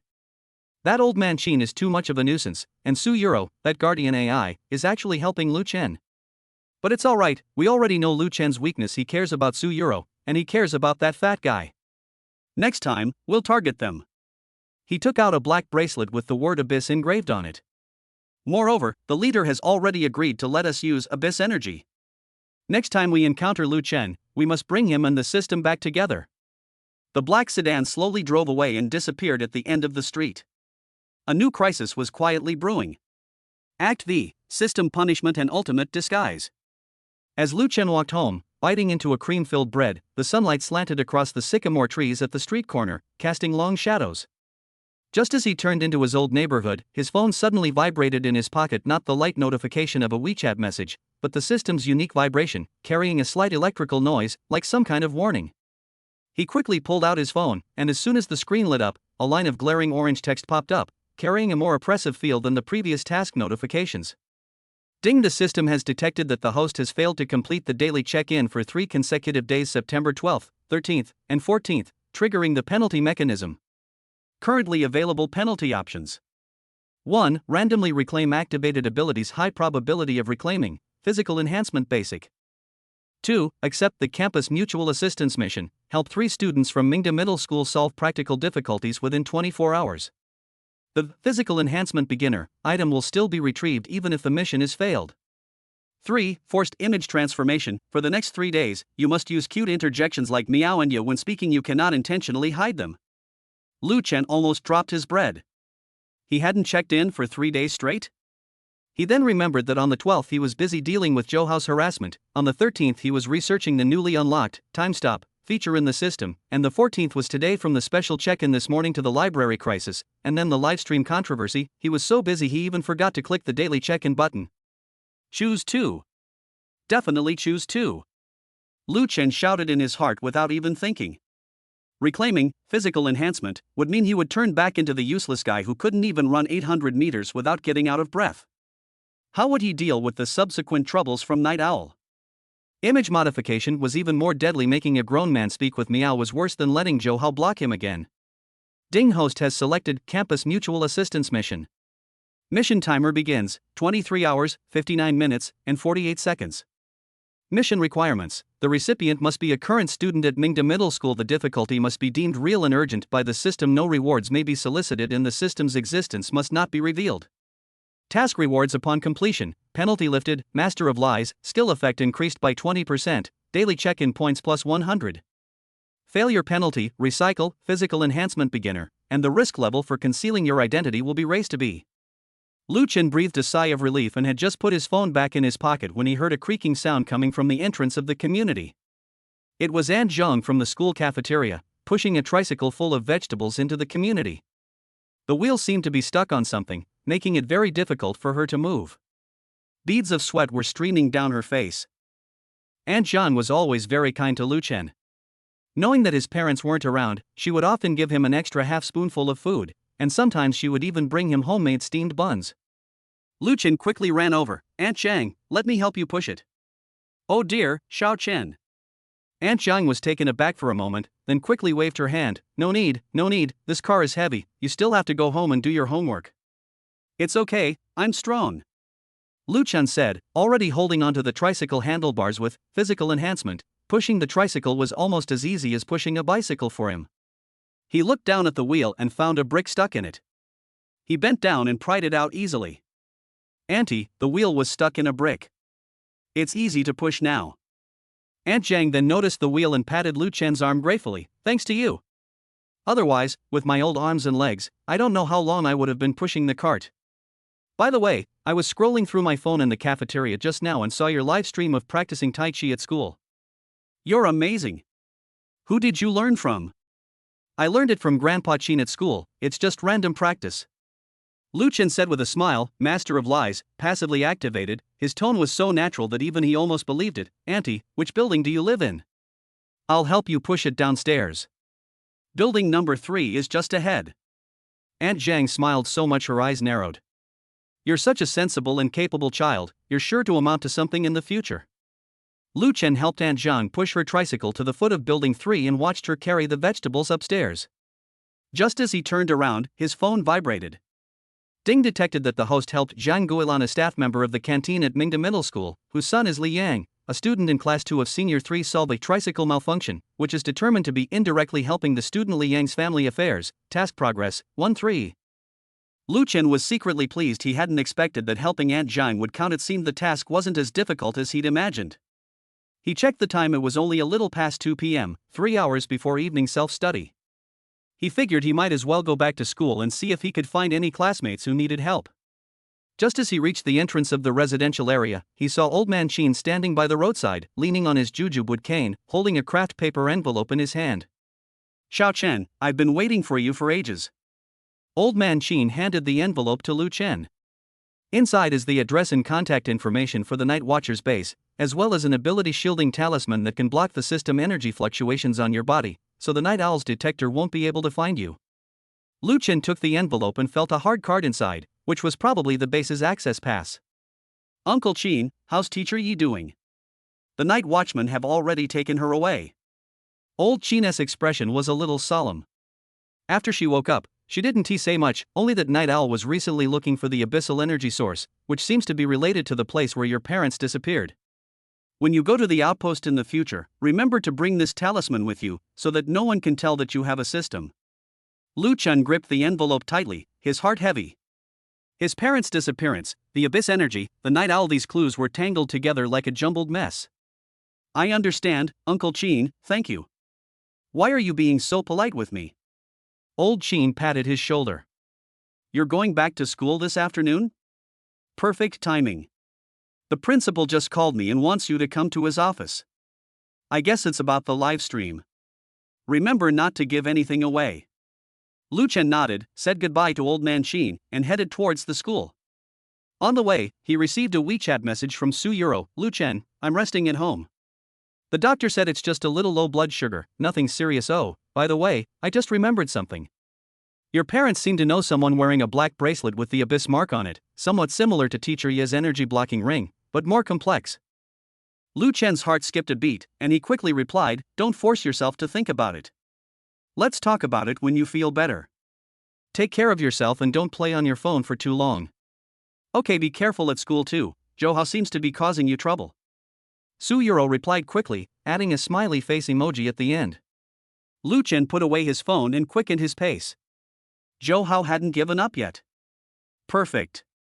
If he dared to cause trouble, he might be able to complete a mutual assistance task along the way, like helping Johao get rid of his bad habit of bullying classmates. But the system definitely wouldn't classify this as difficult, so he decided against it. When Lu Chen returned to school, afternoon classes were still in progress. The campus was quiet, with only a few students running on the playground during their physical education class. Lu Chen went straight to the principal's office. The door was ajar, and the principal was sitting behind his desk reading documents. Seeing him enter, the principal quickly waved him in, saying, "Lu Chen, please sit down." A potted green ivy sat in the principal's office, and sunlight streamed through the window onto the desk, creating a warm atmosphere. The principal handed Lu Chen a glass of water. "Thank you for your hard work today. The Education Bureau just called again, and I told them about Master Qin teaching you Tai Chi. They even praised our school for valuing traditional culture. It's all thanks to Uncle Qin's excellent teaching. I was just practicing blindly." Lu Chen took the water glass, his Master of Lies skill automatically activated, and his tone was sincere yet unassuming. "I'm sorry for causing trouble for the school today." "No trouble at all." The principal waved his hand and took out a certificate from his drawer. "The school has decided to give you a certificate for active participant in the inheritance of traditional culture. The award will be presented at next week's flag-raising ceremony. What do you think?" Lu Chen was taken aback. "A certificate?" This was an unexpected delight, perfect for solidifying his image as a martial arts enthusiast and model student, perfectly fulfilling the requirements of his ultimate disguise. "Thank you, Principal. I will definitely continue to work hard." Good. The principal smiled happily. "By the way, Teacher Lee has told me about the library incident.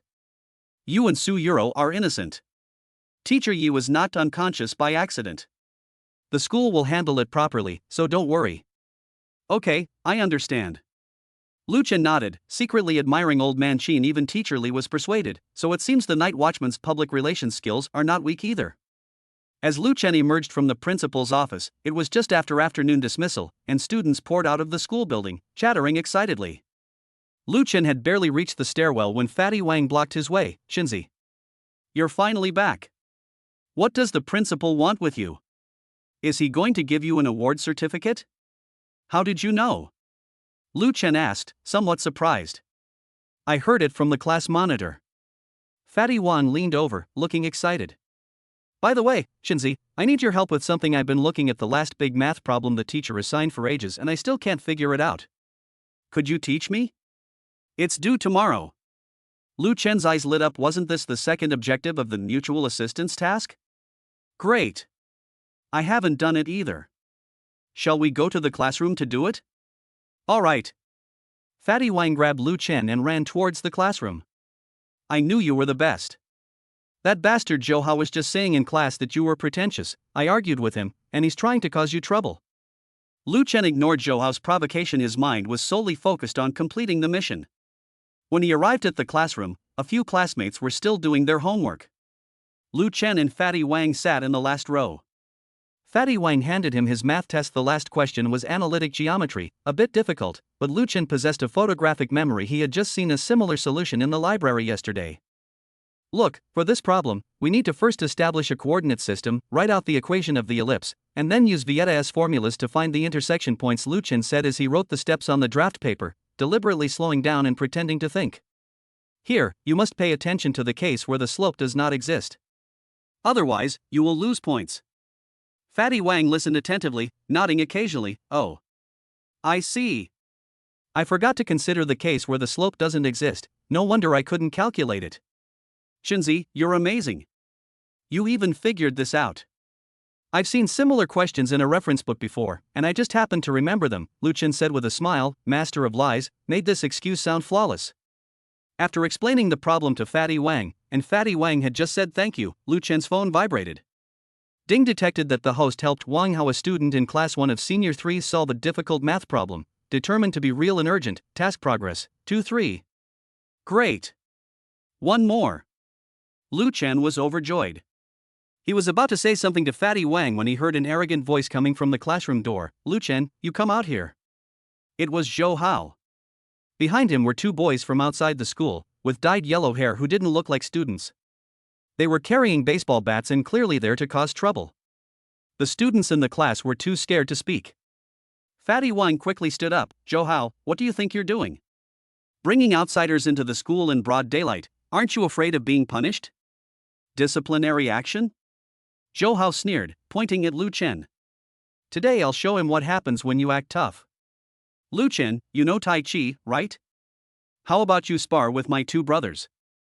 Lu Chen frowned. Zhou Hao had actually brought someone from outside the school to the school. This wasn't just picking a fight, it was a real attempt to take action. Just as he was about to stand up, He saw someone walk in through the back door of the classroom. It was Old Man Sheen, still holding his jujube cane, his face so dark it could drip water. "Joao, do you want to cause trouble at school?" Joao's expression changed instantly upon seeing Old Man Sheen. He had personally witnessed how powerful Old Man Sheen's sword was during the live stream that morning. However, the blonde-haired man behind him, unaware of Old Man Sheen's prowess, arrogantly declared, "Old man, mind your own business. Or we'll beat you up too." Insolence! Old Sheen slammed his cane on the ground. "This is a school, not a place for you to run wild. Get out of here, or I'll call the police." Huang Mao wanted to say something, but Joao quickly pulled him back. "Forget it, let's go." He glared at Lu Chen fiercely. "Lu Chen, you just wait." After watching Joao and Huang Mao leave, Old Man Qin said to Lu Chen, "Stay away from these people in the future, and don't confront them head-on." "I know, thank you, Uncle Qin." Lu Chen nodded, but felt a little regretful. If Joao had really dared to make a move, he could have used the Tai Chi that Old Man Qin had taught him to teach him a lesson, and maybe even help Joao correct his mistakes and complete his mission. Just then, a timid voice came from the classroom door. "Lu Chen, can you do me a favor?" Lu Chen turned around and saw Lin Xiao, the Art and Literature Committee member of Class 4, Grade 11, holding a pile of colored paper and scissors. She looked a little anxious. "Our class is going to hold an art festival blackboard newspaper tomorrow, and we need to cut some paper flowers, but I'm not good at cutting them. Can you teach me?" Lin Xiao is usually very quiet and rarely talks to boys, but now her face is red, and the colored paper in her hand is almost crumpled. Lu Chen was stunned for a moment, then realized, "Isn't this perfect? Of course. I used to learn a little paper cutting from my grandma. I don't know if it can be of any help."